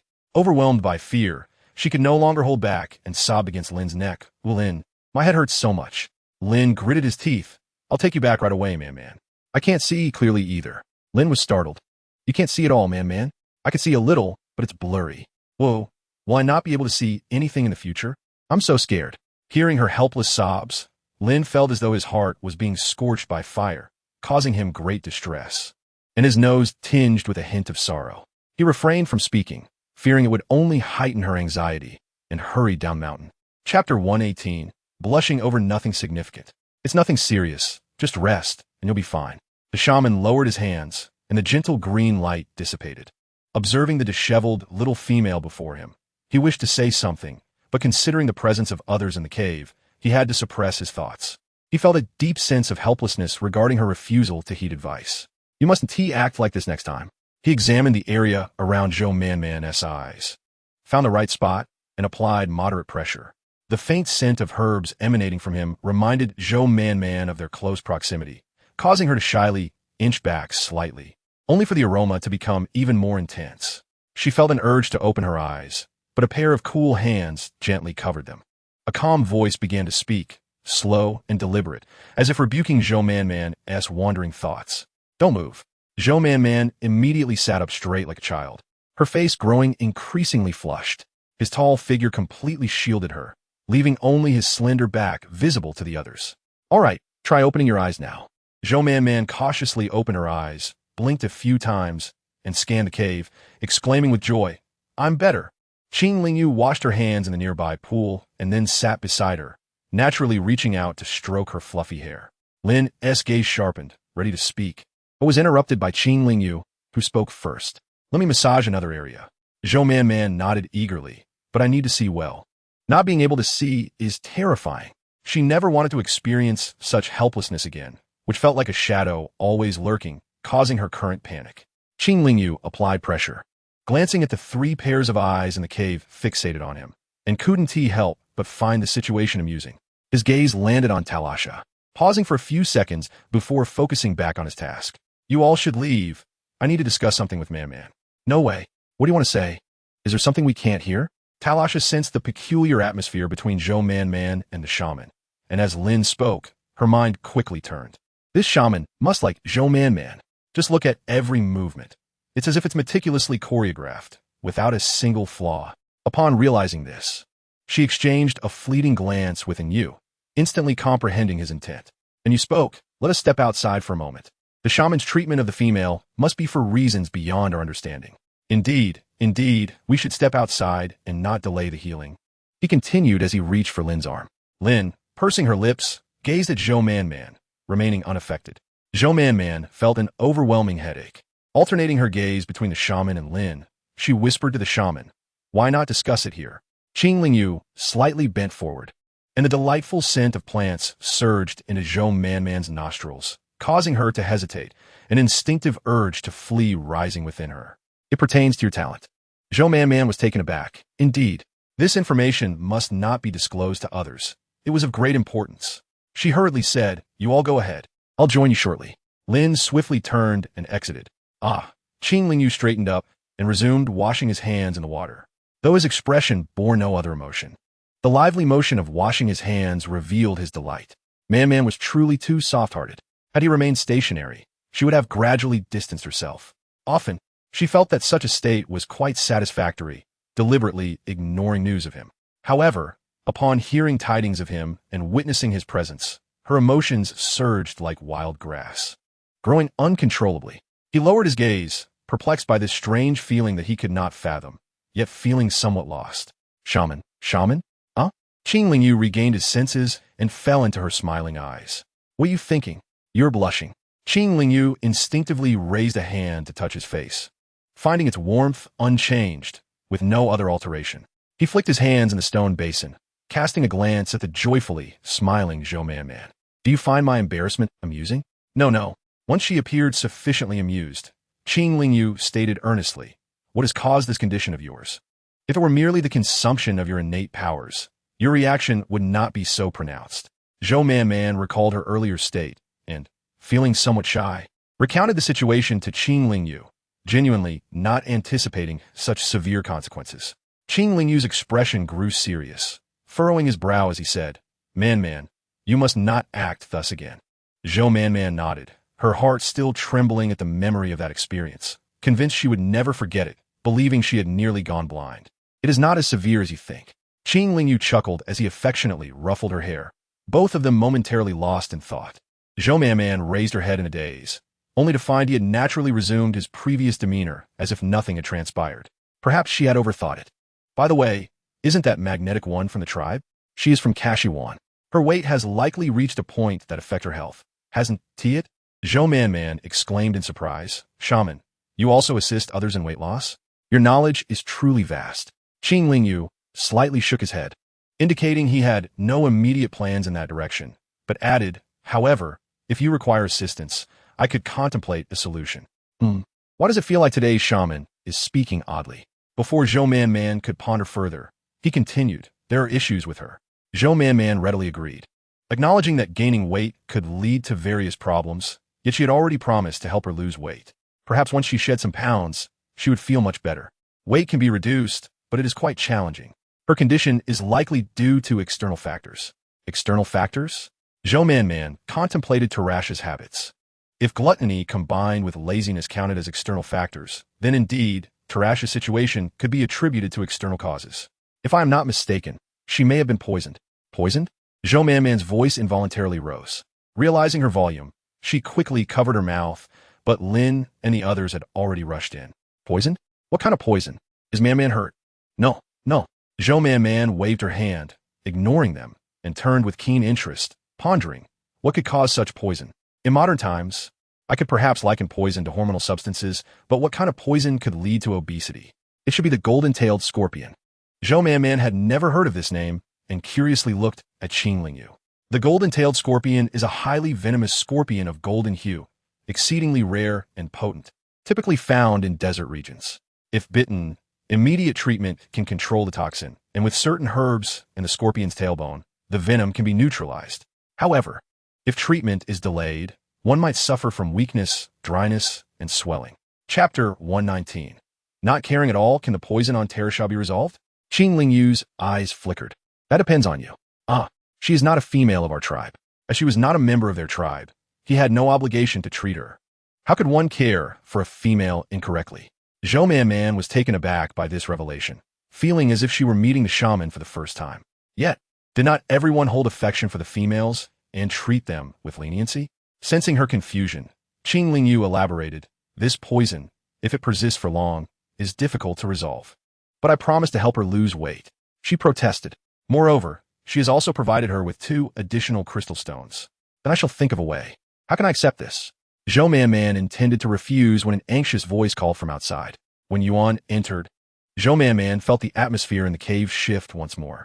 As for the exact nature of this change, she could not articulate. Yuan, what brings you here? Yuan anxiously scrutinized her from head to toe, finding no apparent issue, which eased his worry. He handed her a bundle of cherries wrapped in leaves. I just retrieved these. They are fresh. Man, do give them a try. Before Zhou Man could express her gratitude, she noticed Lin pointing towards a bamboo tube in the corner. No need. It's just cherries. We have gathered plenty. The overpowering scent of gunpowder made Zhou Man frown disapprovingly, glancing at Lin. having just expelled him due to Qing Lingyu's words. She now reproached him due to Yuan. Lin felt as though his heart had been pierced by a large hole, painfully filled with rushing air. Yet, the more he felt this way, the more reckless he became, adopting a broken pot, broken mentality. Did your mother not teach you as a child that pursuing a female requires mutual consent? Is it because Man has never rejected you that you have lost clarity? Then let me be her voice and refuse you. Will you cease your pursuit henceforth? Zhou Man abruptly stood up. Lin, what are you doing? Their eyes met. And after a moment, Lin huffed in anger and transformed into his beast form, running away. Watching his retreating figure, Zhou Man's lips trembled, her eyes brimming with tears. Man. She hurriedly wiped her tears, her voice muffled. I am fine. Tamesthe and Yu felt as though they had stumbled upon an astonishing revelation. Glancing at the distant Lin and then at the tense atmosphere within the cave, both retreating slightly to avoid being seen. Qing Lingyu pressed his lips together, wanted to help her sit down, but Zhou Man evaded him. He withdrew his outstretched hand, clenching it slightly behind his back. Zhou Man struggled to regain her composure, looking towards Yuan, only to find his sincere gaze piercing her heart. He did not blame her for avoiding him. Instead, he silently treated her with kindness, a fact Zhou Man was well aware of. As for why she had not rejected him earlier, Zhou Man reflected. It seems she initially did so to provoke Xiongmi and later tacitly accepted their relationship. Zhou Man felt as though she were a clumsy pig hoof, unable to bear responsibility while leading someone on. This was truly unfair. Yuan, you should try some, Man. In the future, this has been washed by me. Those should still be unwashed, right? Zhou Man remained silent, taking the cherries from his hand with a grateful expression. Then I shall take my leave. Yuan turned around, inhaling deeply, and departed with large strides. Qing Lingyu observed the scene, feeling an undeniable sense of joy in her heart. Zhou Man sighed and began to bid farewell. By the way, Wu Yi, I may trouble you with Tarash's condition later. Of course, Qing Lingyu replied, a slight smile gracing her lips, showing no intention of keeping anyone. As she watched the trio depart, a glimmer of triumph sparkled in her eyes, satisfied that her effort to convey this news to Yuan was not in vain. Moving forward, all he needed to do was to take the initiative, but the thought of Zhou Man's earlier firm rejection made him murmur to himself, what a heartless female. There was a hint of delight in his tone. Tamesthe and Anyu walked behind Zhou Man, perfectly playing the role of a backdrop until they reached the foot of the mountain. Zhou Man was unsure of how to face Lin and decided to let them return first. Tamesthe, remembering she had promised to make delicious food in the morning, nearly spoke up, but was quickly silenced by Anyu covering her mouth and carrying her a bit farther away. Zhou Man strolled by the river board, kicking at the wet mud on the ground, her straw sandals caked in dirt, her fair feet no exception. Tired from walking, she sat on a nearby rock, listening to the waterfall crashing against the rocks, the gentle flow of water, and the sounds of unknown insects. She felt as though her heart had never been so tumultuous. She should resolutely reject Yuan, urging him not to be so kind to her anymore. However, the thought of Yuan's sincere, dog-like eyes made it difficult for her to utter cruel words. She wrapped her arms around her knees, feeling lost on how to confront Lin. How could she be like this, liking one after another? Was her affection too cheap? Lin sat inside the house, hearing sound from outside. He instantly jumped up and slammed the door shut. After closing it, he felt guilty, realizing how sad Man must be. He awkwardly thought, peering through the crack of the door to sneak a glance outside. Where's Man? He flung the door open, calling out, Man. Tamesthe and Anyu were startled, and after a moment of hesitation, they quietly replied under his fierce gaze, by the river. Just as the words left their mouths, the figure before them vanished.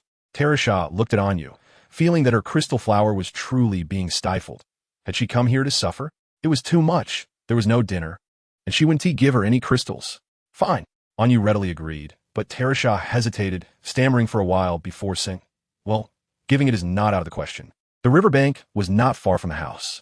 Zhou Man did not deliberately sit in a hidden spot, so Lin saw her at first glance. Just as he was about to approach, he suddenly changed his mind. What could he possibly say? Man had done well. It was he who should not harbor such a strong possessiveness over her, especially after Xiaomi left, as Man had only him by her side. Her heart and eyes filled only with him. The mere thought of her affection being shared with others enveloped him in an inexplicable fear. Lin hid behind the reeds, contemplating for a long time before deciding how to comfort Man-Man. At worst, he could pretend not to see her in the future. The worst outcome would be Man-Man pairing with Yuan. Just as Lin had gathered his thoughts to look up, he saw the small female smiling at him. His mind momentarily malfunctioned, and he swiftly turned away. Zhou Man-Man let out a soft huff and walked around him. Chapter 120. Embarrassment. Lin, filled with regret, hurried after her. Man-Man. He walked alongside Zhou Man-Man, gathering his courage to grasp her hand. Her hand was delicate and soft, causing Lin to feel unexpectedly bashful, reminiscent of past moments. "What are you doing?" came the cold, firm voice of the small female, snapping him back to reality. "Don't be upset, Man-Man. Let us go back. I'll cook some meat for you." Oof.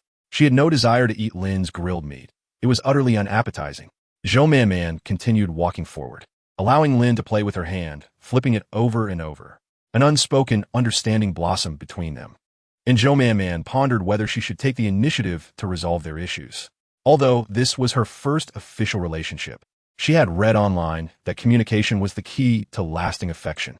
Before she could think further, Lin had already lifted her and placed her on the animal skin. Gentle kisses fell upon her body, melting her heart. What wrong had Lin done? He was her darling. Upon awakening from her slumber, Zhou Man-Man opened her sparkling eyes. Remembering the events of the previous night, a hint of shyness filled her heart. One of Lin's hands rested on her waist as she turned to look at him. He lay there with his eyes closed, long eyelashes casting a shadow, his plump, rosy lips marked with a tooth impression she had accidentally left. Zhou Man-Man reached out her hand, delicately tracing his features in the air. Her Lin was truly handsome. A sunny, warm-hearted boy. Who could resist such charm? Zhou Man-Man felt warmth spreading in her chest. Noticing it was still early, she nestled deeper into Lin's embrace, wishing to sleep a little longer. "Onyu, I'm so hungry. Why isn't tea brightened yet?" Zhou Man-Man exclaimed. "Ah, they were also there." She had forgotten everything from last night. Lin, confused, sat up, covering his face and blinking. "What is wrong, Man-Man?" How could he even ask her what was wrong? She felt she had lost all dignity in this lifetime. Zhou Man-Man thought of the sound she might have made and felt an urge to bury herself in the ground. "Stop sleeping. Get up and cook." Lin, still dazed, sat up, and after a while, he obediently followed the small female, fussing over her, serving tea and water with utmost attentiveness. Zhou Man-Man, seeing his behavior, finally calmed down a bit. The white ginseng mushrooms they brought back yesterday, when stir-fried or stewed with eggs, would indeed be flavorful. However, she currently had no eggs. Only a few bird eggs. These bird eggs were given to her by Yuan previously, and thinking of Yuan, Zhou Man-Man sighed, cracking the eggs and mixing them with the white ginseng mushrooms. Since she intended to lose weight, she had to balance meat and vegetables, avoiding overly greasy meals. Considering that Lin and Onyu would also eat, Zhou Man-Man deliberately made extra. Tamesthe was in the courtyard feeding the sheep when she saw the food was ready and excitedly offered to help carry it. "Let me do it." "Where's Onyu? Why is Tamesthe the only one in the courtyard?" "I'm back."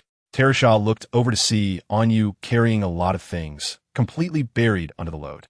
Zhou Man-Man, thinking of Yuan, shook her head, dismissing the thought. When she and Lin emerged with the wood ear mushrooms and meat stew, Tamesthe immediately reached out with her long fingers. "Here for you." Zhou Man-Man placed the stew on the stone table, happily accepting it. Tamesthe sat on a stool. "I'm going to eat." Zhou Man-Man inspected the crystals under the sunlight before carefully storing them away. Noticing that the table lacked appetizing food like yesterday, Tamesthe was about to say something when she saw Onyu's eyes light up, continuously nodding at her. She reached out and had already filled the bowl after tasting it. Her eyes instantly brightened. Compliments flowed freely, as if they were of no cost. Everyone loves to hear sweet words, and Zhou Man-Man squinted her eyes in delight, realizing her previous impression of Tamesthe as proud was misguided. "By the way, Tamesthe, didn't you get bitten by a scorpion before?" Tamesthe lifted her head from her meal. Surprised, "How did you know?" "That's right." Zhou Man-Man nodded in understanding. "But that poison has been resolved. There may still be residual effects, but I feel quite well now. I can eat, drink, and sleep without discomfort." Zhou Man-Man relayed the words of the shaman to her. Whether she would choose to lose weight with her assistance was entirely up to her. However, if she desired to reclaim the crystal, she could persuade Qingling Yu to consider it as a medical fee. As Zhou Man-Man contemplated this, she heard Tamesthe say, "I will follow your lead. Whatever you instruct me to do, I shall do, as long as I am provided with delicious food daily." With that, Zhou Man decided to take Tamesthe up the mountain after their meal. Qing Lingyu could hardly have anticipated that after nearly parting ways yesterday, the two had reconciled sweetly, their feelings for each other deepening, even exceeding their previous rapport. His perfect smile almost cracked for a moment, but quickly returned to its original state. Zhou Man informed him of her intentions and, after some thought, produced a crystal. This is from Tamesthe. If the treatment proves effective, I shall give you one as well. They surprisingly had a means to acquire crystals. Qing Lingyu's eyes dimmed slightly. It was evident that Zhou Man cherished this crystal. No need. You should keep it. Zhou Man, feeling a bit embarrassed, retracted the crystal, caressing its smooth surface, genuinely fond of it. As she considered saying more, Qing Lingyu had already turned to earnestly inquire about details from Tamesthe. Zhou Man curiously observed the herbs within the cave, picking up and sniffing the dried herbs atop the sturdy leaves. Traditional Chinese medicine encompasses dietary supplements. She was somewhat familiar with certain medicinal foods, but in this case, she recognized none of the herbs. Interested, Zhou Man looked up in surprise, noticing Qing Lingyu holding a stone mortar and selecting herbs to place within it. She hastily stepped aside and sincerely replied, "I don't recognize any of them." "That's quite normal. If Man wishes, I can teach you." He turned, and Zhou Man found herself momentarily flustered, escaping his gaze, still struck by his appearance. He had slightly upturned eyes, a high-nosed bridge, and exquisite bone structure, with an air of cool aloofness, yet the beauty mark at the corner of his right cheek balanced out his detachment perfectly. Zhou Man had always known Qing Lingyu was handsome, distinct from the sharp dominance of Xiaomi and the sunny charm of Lin. He possessed a beauty that was both distant and untouchable. However, she had never before lost her composure in his presence. Confused, she glanced up at him again, unable to articulate what had changed, but sensing an unfamiliar shift. "What's wrong?" Nothing. Zhou Man shook her head vigorously and moved to Lin's side. Handing her the herbs, he specified the proper dosage. Remembering her fondness for energy stones, a smile crept onto her lips, wondering if Yuan might have some. Chapter 121. It's raining Man. What are you doing up so early? Lina stood in front of her house, observing the breathless duo before her, pausing briefly to ascertain that Tamesthe was indeed the female from Kashawang. Quite plump indeed. At that moment, Tamesthe was extraordinarily delighted, finally able to rest. Since she had consumed a cup of soybean milk and endured unpleasant medicine that morning, she had not eaten anything else and was utterly exhausted from running around. Zhou Man paused to wipe the sweat from her brow. "Morning jog, Lina. Would you like to join?" Lina immediately shook her head. She despised running. Zhou Man did not press the matter and chatted with Lina for a while before starting her run again with Tamesthe. Watching Tamesthe trudge behind Zhou Man, Lina couldn't help but chuckle. Man certainly knows how to manage things, ha ha ha. Upon returning home, Tamesthe eagerly anticipated her meal, and her spirits lifted considerably upon seeing the food, devouring 2 large bowls of rice. This rice was brought back by Anyu. Although Tamesthe frequently consumed this rice, she had to admit that Zhou Man's cooking was exceptional. Just as she was about to reach for a 3rd bowl, Zhou Man restrained her hand. "No, you can only have 2 bowls. But I'm still hungry." Zhou Man pushed the lotus root and pork rib soup towards her. "You can drink that. That's acceptable." Initially, Zhou Man had planned to take a leisurely jog in the evening, but the weather had other ideas, and it soon began to rain heavily. The raindrops struck the ground, creating swirling mist, only to be pressed back down by the subsequent deluge. Tamesthe gleefully exclaimed, "It's raining. It's raining." Zhou Man cast her a sidelong glance. "You can still exercise in the rain." Tarash's smile quickly faded, feeling that her pursuit of the crystal had been a punishment. Among the items Tamesthe had brought was a large animal hide for sleeping on. Zhou Man instructed her to take the hide into her room, and then calmly began teaching Tamesthe a combination of yoga and Pilates, which she termed Pulayu. Zhou Man wasn't entirely clear on the distinctions between Pilates and yoga. She only knew a few movements, and which ones require more energy was clear to her. She first had Tamesthe warm up before guiding her into meditation, conveniently allowing Zhou Man to replenish her vitality while doing so. They sat in silence for most of the day, while Lin and Anyu sat in a room, enveloped in an awkward stillness. Neither spoke, each occupying a corner, unable to venture outside due to the rain. After a while, Anyu broke the silence. "Your female is quite popular, huh?"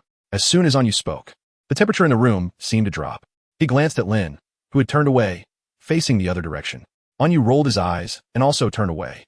Zhou Man Man felt as though her insides were an endless abyss, absorbing the surrounding greenery, enveloping her in an astonishing manner that would astonish even those without awakened talents. If Tamesthe were to open her eyes now, she would witness Zhou Man Man's peculiar state. However, Tamesthe was far too tired and quickly dozed off, her snores gradually rising. Yet Zhou Man Man remained undisturbed. Far away on the grasslands, numerous beastmen cautiously advanced in their beast forms, leading them to a large herd of antelopes. They were pitch black, adorned with sharp horns, and sported yellowish whiskers on their chins. Antelopes are among the most common migratory animals. Each year, the tribe hunts many, but due to their tough meat and strong flavor, they are not favored by females. Thus, when the beastmen catch them, they often dispatch them on the spot for a hearty meal. However, because the antelope's horns are exceptionally sharp, they can easily injure untrained beastmen, creating a love-hate relationship with them. Encountering antelopes is undoubtedly a stroke of good fortune, as they reproduce rapidly, like wild grass flourishing in spring. The beastmen formed a surrounding circle from a distance, encircling the herd. Gradually tightening their formation, they awaited Xiaomi's command. Xiaomi, in his human form, approached quietly, walking with casual grace. Shun reminded, "The antelope's horns are extremely sharp. Be cautious." "Is that so?" Xiaomi smirked, quickly advancing. The herd of antelopes startled and scattered. Yet Xiaomi's movements were swifter. He leaped into the air, transforming into a massive serpent beast, and as he landed, he ensnared an antelope with his tail. With a slight exertion, the antelope could not even struggle before it ceased to breathe, its horns snapping under Xiaomi's immense strength. Shun felt somewhat speechless. There's truly no comparison. Fortunately, Xiaomi's actions were ruthless and swift, providing substantial assistance to the other beastmen, alleviating their pressure considerably. Ultimately, after releasing the young antelopes, they began to celebrate. They transformed into beastly forms, feasting voraciously upon the carcass of the antelope, its tough hide yielding to their sharp teeth. The only sounds that remained were those of chewing and the cracking of bones. Xiaomi devoured hungrily, his movements swift and efficient. In no time, he had satiated his hunger and, as was customary, found a spot to sit and tenderly caress the small bowl crafted by the female he cherished. Did she miss him? As he thought of her visage, a subtle smile graced his lips, and the surrounding hostility seemed to dissipate. A simian beastman mustered his courage to approach Xiaomi. Noticing the frown on Xiaomi's face as he tucked away the bowl, the beastman hesitantly nodded. After much mental preparation, he voiced his request. "If I survive this journey, could you kindly intercede for me with the chief?" Throughout their travels, other simian beastmen had often contradicted him, but fortunately, this one had consistently stood by Xiaomi, earning a modicum of his respect, a loyal subordinate, indeed. "What plea do you have?" Xiaomi inquired. "Might I remain within the tribe? I promise to live honorably and will never act against the tribe's interests." Xiaomi furrowed his brow. Remaining in the tribe was not an issue, and voicing such a request was not significant.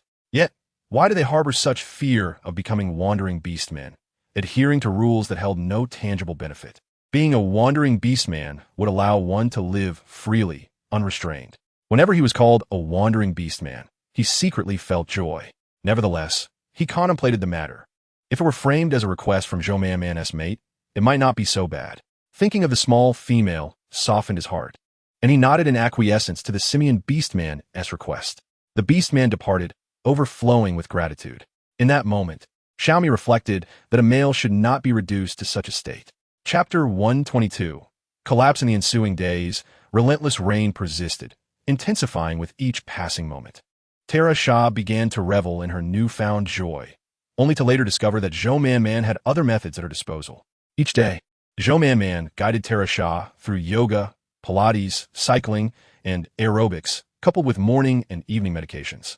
The transformation was evident. Tamesthe had noticeably slimmed down, and now, sitting on a bench in the courtyard, she no longer felt uncomfortably trapped. Man, Zhou Man Man, startled, halted her movements and opened the door to find Enlina standing amidst the downpour. "What is wrong, Enlina?" Enlina's face was etched with urgency. "There has been a collapse in the wild boar's territory. Many females are trapped beneath the rubble. The chief has requested each family to send a male to assist. I was worried Lin might leave you frightened, so I came to accompany you." A collapse. Zhou Man Man's expression shifted to one of shock. She recalled that the wild boar's habitat consisted mainly of caves, Yet how could they so easily succumb to collapse? Moreover, with the rain, everyone would be sheltering in the caves. The fallen rocks could potentially claim many lives. Zhou Man hoped Na was jesting, especially since no one had yet come looking for Lin. As she pondered, her gaze fell upon the hurried and anxious Beastman approaching from a distance. Lin had already grasped what Na had conveyed. He looked at her and said, Man, please take care of them. With that, he transformed into his beast form and dashed into the rain, disappearing from view in an instant. Zhou Man welcomed Na inside. Although Na was not well acquainted with the females of the wild boar tribe, she felt a twinge of worry. Upon seeing Tara Shah, she exclaimed, Tara Shah? You've lost so much weight. Tara Shah paused, lifting her head slightly. Really? She couldn't see her own reflection, but since she had slimmed down a bit. However, she lacked a clearer perception. Zhou Man and the others spent each day with her, making it hard to notice any significant change. Yes, you've lost a tremendous amount. Na circled Tara Shah in disbelief. She turned to Zhou Man, giving her a thumbs up. You're incredible, Man. Initially, she had thought Man's claims of weight loss were mere exaggerations, but now, in just a short span of 25 days, the transformation was astonishing. It's Tara Shah's own hard work, Tara Shah replied, nodding in agreement. Although it was her efforts, she couldn't suppress her joy at the compliments. Her lips curled into a smile as she asked Na, So how much do you think I've lost? Who could quantify such a thing? And Na pondered, stroking her chin thoughtfully before responding. You've shed 3/4 of your former self. Previously, you were as round as a ball, but now your waistline is finally visible. The three of them shared a moment of joy, but faintly, they could hear cries from outside. Given the distance of the wild boar tribe's residence, the sound reaching them hinted at the severity of the situation and the depth of their sorrow. Shall we go take a look? No. Na interrupted before Zhou Man could finish. While cave collapses were rare, there had been occurrences in the past. Na recalled a female-S cave that had collapsed due to severe rain, and she had visited to witness the aftermath. The female-S mate had held her tightly, but she had still suffered numerous injuries, ultimately succumbing to her wounds. The image haunted Na to this day. That had merely been one cave-S collapse. Reports indicated that the wild boar territory had experienced a series of collapses. The number of females lost would be unfathomable, and the scene would surely be gruesome. Na could scarcely bear to contemplate it. How could they allow Man to venture into such peril? Zhu Yi stood in the downpour, his posture momentarily collapsing under the weight of despair. Mud clung to his form, and though someone urged him to rest, he could only gaze at the bodies being unearthed, feeling as if his very essence was hardening, leaving him devoid of strength. These were his children. He had painstakingly led them to safety from the flames, yet now they had not survived. Some had been rescued, still breathing, but upon such discoveries, the shaman Zhu Zhong and Qing Ling would exert every effort to revive them, hoping to save a few. However, their innate abilities were limited, permitting them to aid only a handful of females. The males, despite suffering grievous injuries, bore their pain in silence. Zhu Wei hurriedly arrived at the scene with Hua, and upon witnessing the devastation, his heart felt as if it were being seared in flames. Stumbling forward, he reached Zhu Yi's side. Chief, you must take a moment to rest. Collapsing now would be detrimental. His voice trembled with emotion, and thankfully, Zhu Yi exhaled deeply, moving aside to sit down. Zhu Wei let out a mournful, beastly roar, transforming into his beast form and joining the rescue efforts. After a period of silence, the open area became a resting place for numerous bodies, predominantly female, but some males were among them. Zhu Wei remained beside Hua, observing the scene with an expression of numb despair. They were indeed witnessing the downfall of the wild boar tribe. Hua, seeing him in such a state, felt a pang of sympathy. Supporting him, she inquired, Are you all right, Zhu Wei? Zhu Wei shook his head, his voice feeble and devoid of vitality.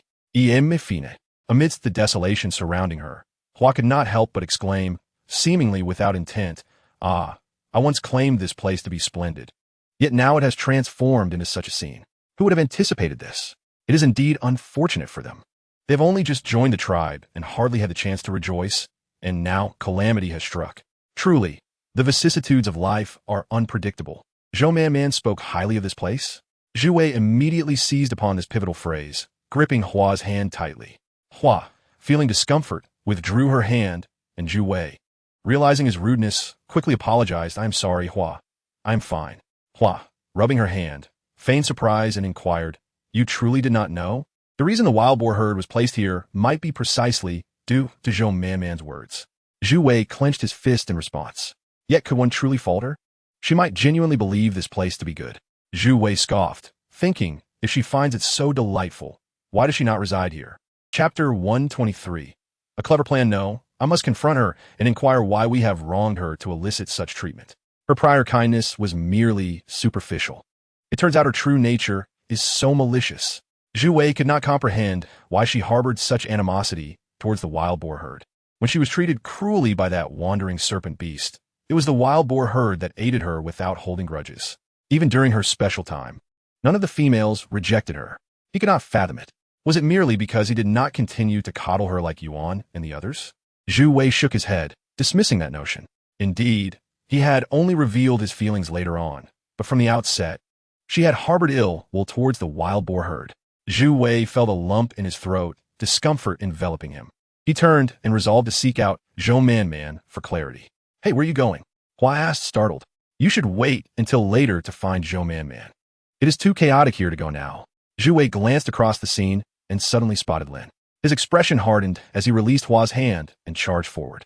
Lin was intently listening for any survivors buried beneath the debris, completely unaware of Zhu Wei's approach. By the time he reacted, it was too late. He turned just in time to block Zhu Wei's attack, yet his sharp fangs still pierced Zhu Wei's abdomen. Although the injury was not severe, it was enough to infuriate Lin. Rising from the ground, he let out a thunderous roar that drew everyone's attention.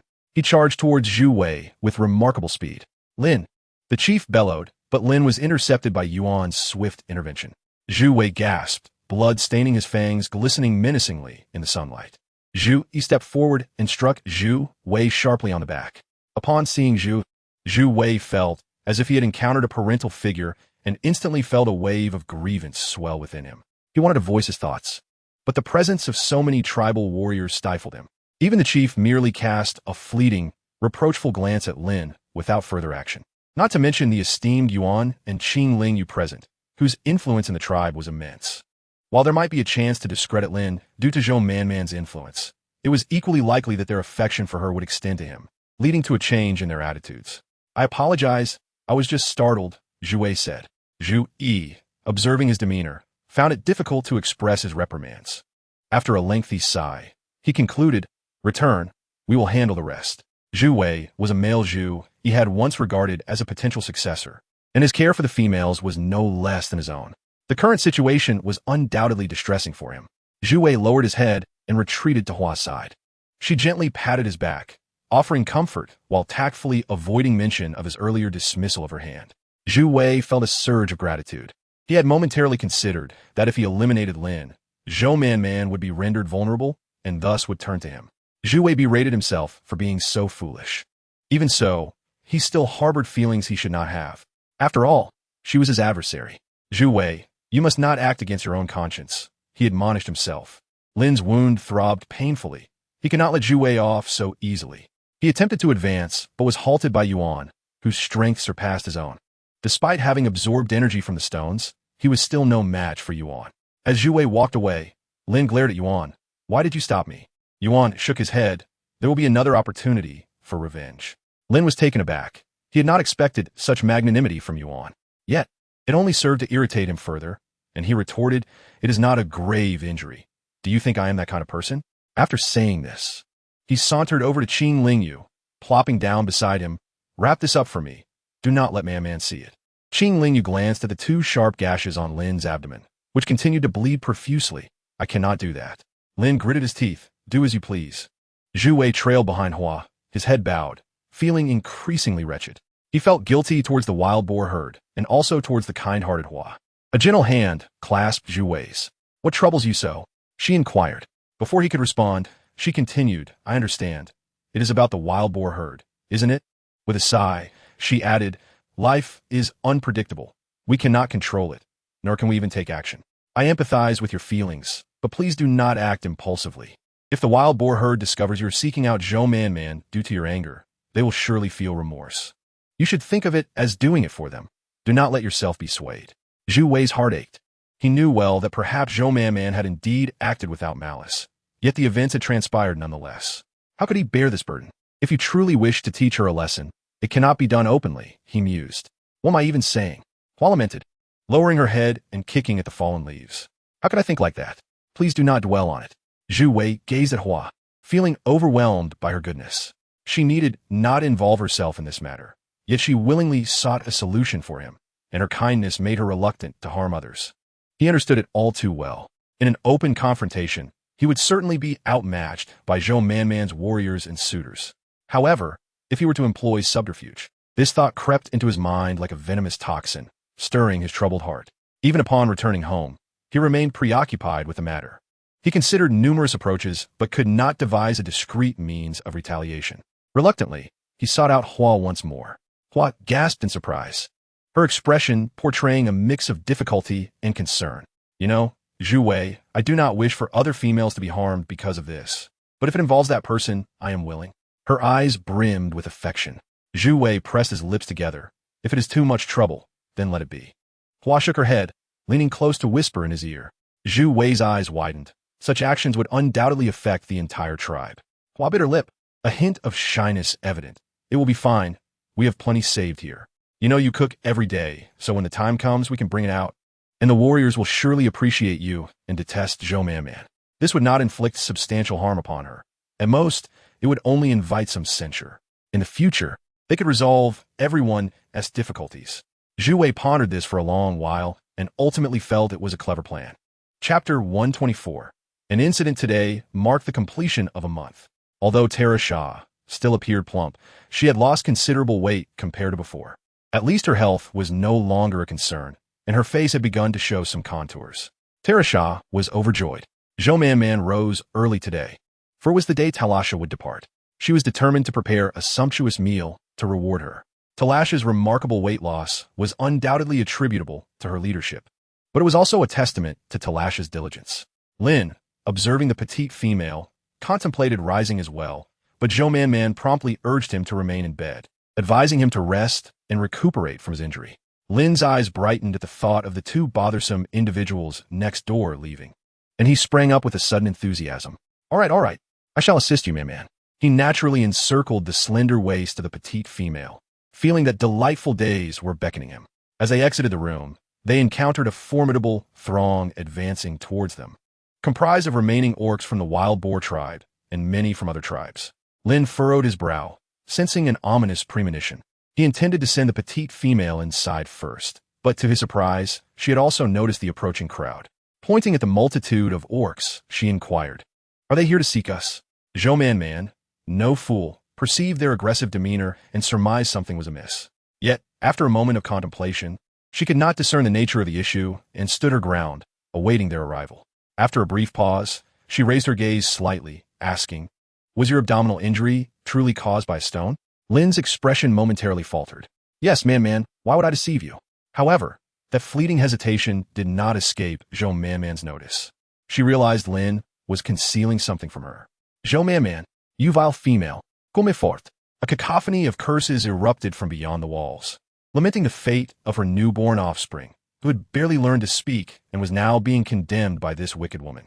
"We have no fire. How shall we cook? Are you attempting to doom our females?" Various shouts filled the air. The crowd began to hurl insults, yet they had not yet breached the walls. Lin, standing beside Zhou Manman, exuded an intimidating presence, ready to defend her fiercely. Zhou Manman was a cherished treasure, one he would protect with utmost care. How dared they insult her? She tightly grasped Lin's hand, not out of fear, but to prevent him from retaliating. Her complexion paled as she listened intently to their accusations.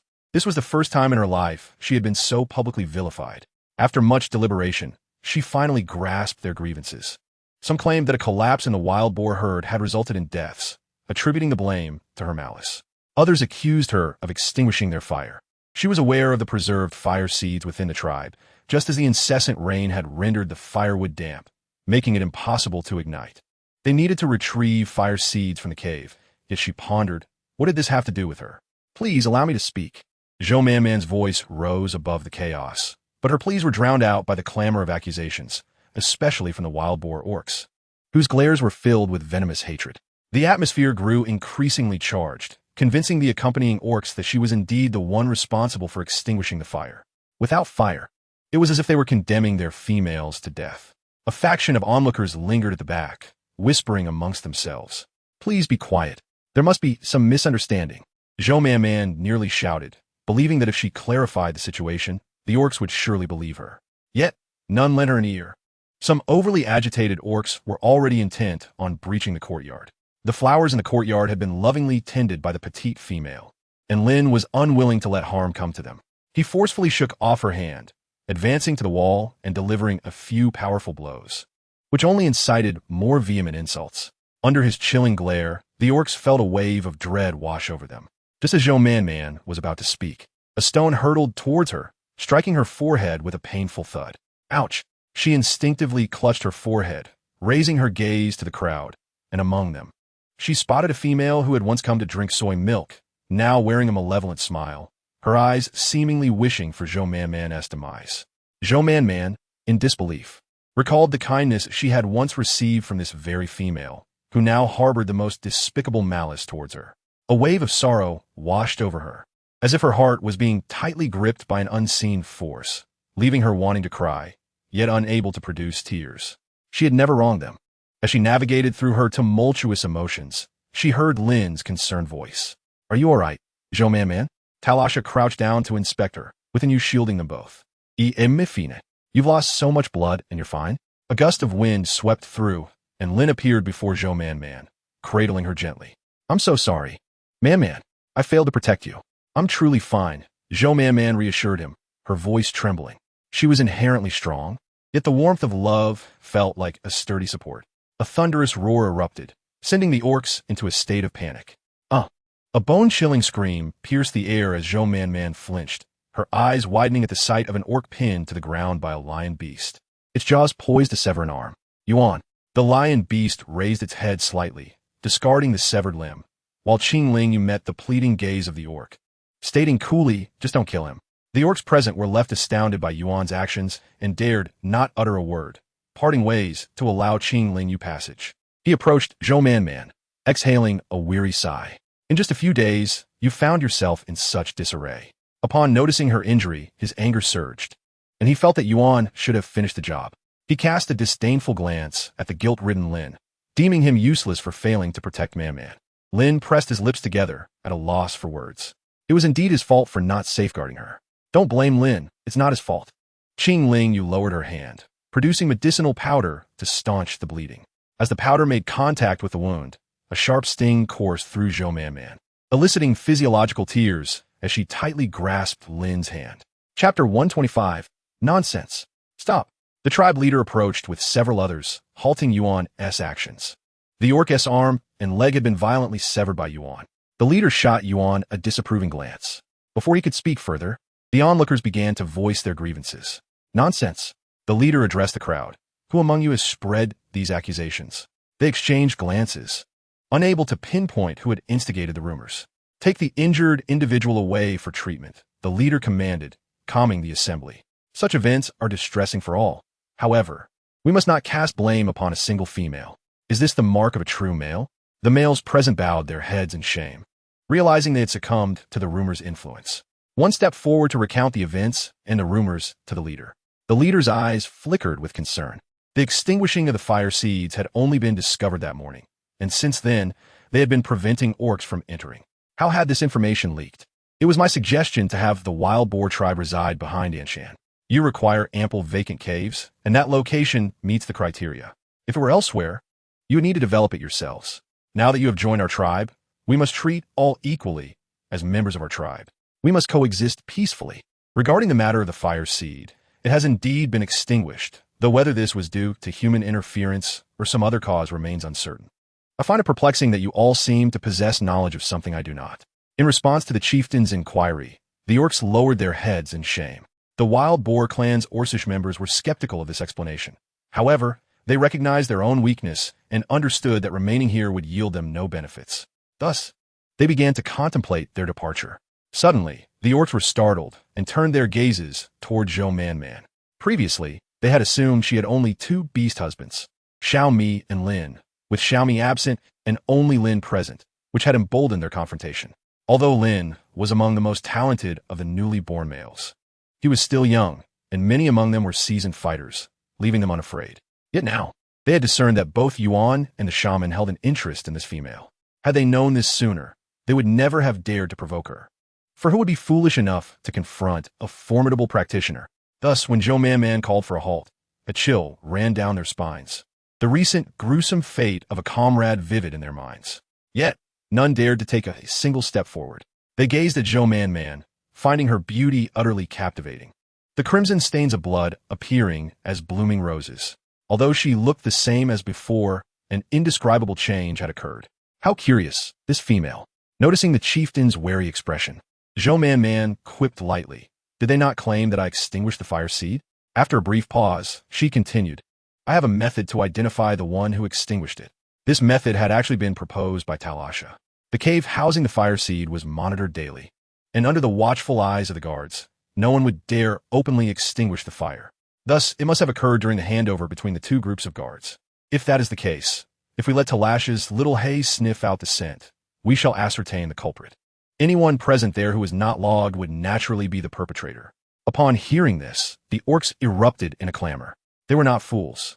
Most had come to believe that Zhou Man was likely innocent. However, if she were to uncover the true culprit, it would imply that they had wrongfully accused her. The chieftain held trust in her and nodded in agreement. Such treachery should not exist within the tribe, as it could lead to dire consequences. Talasha instructed Yu to return to Kashwan and bring back Xiaohe, fearing that someone might conspire against Zhou Man, thus putting Yu in danger.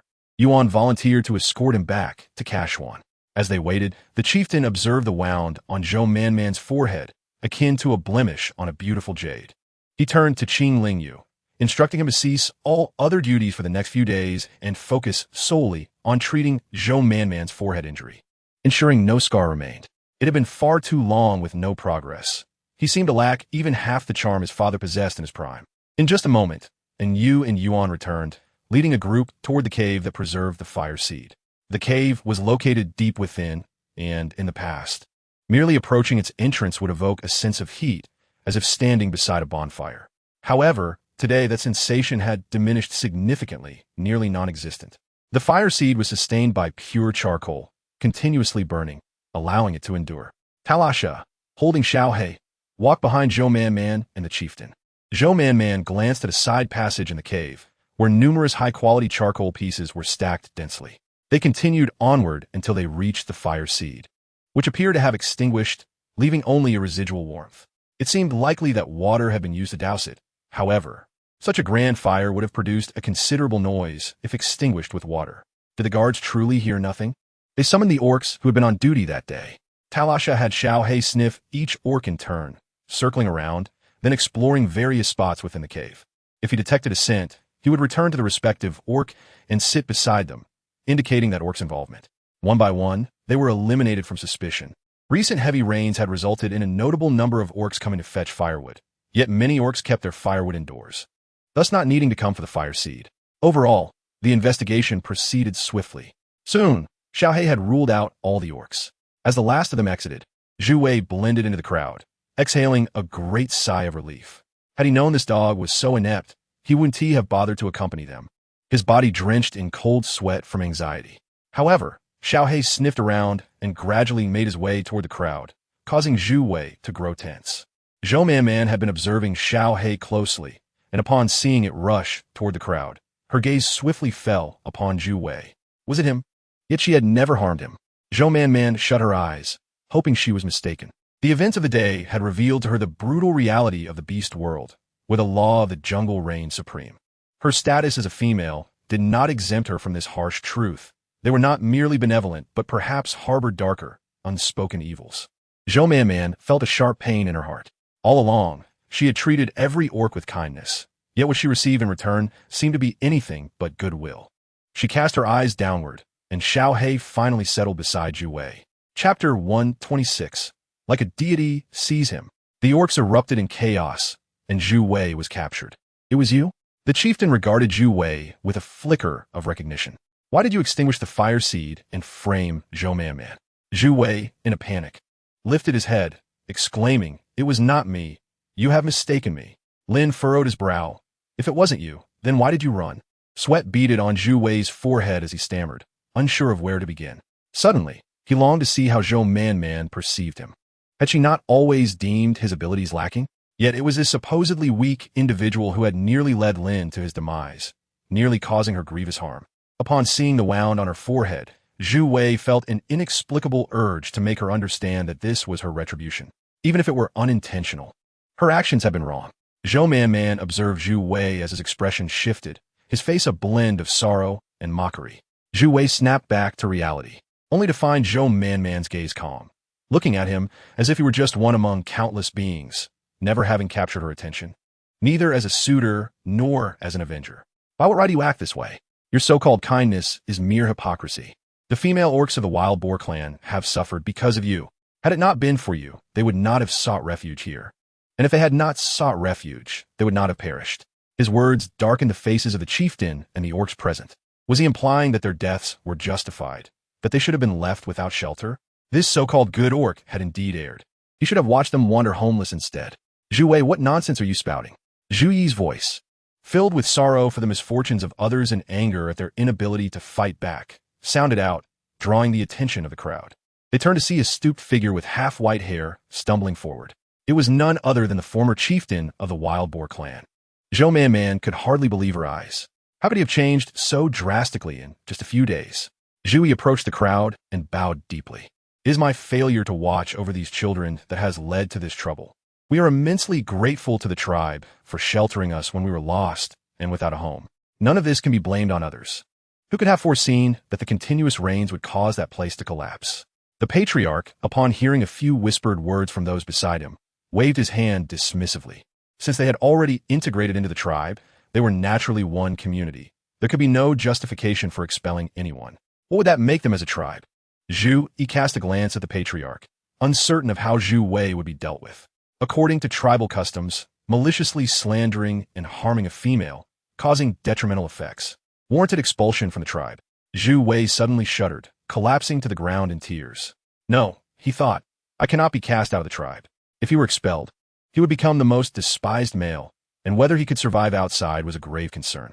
He finally recognized his mistakes and repeatedly bowed to Zhou Man, pleading, Man, considering the kindness the wild boar herd once showed you, please do not cast me away.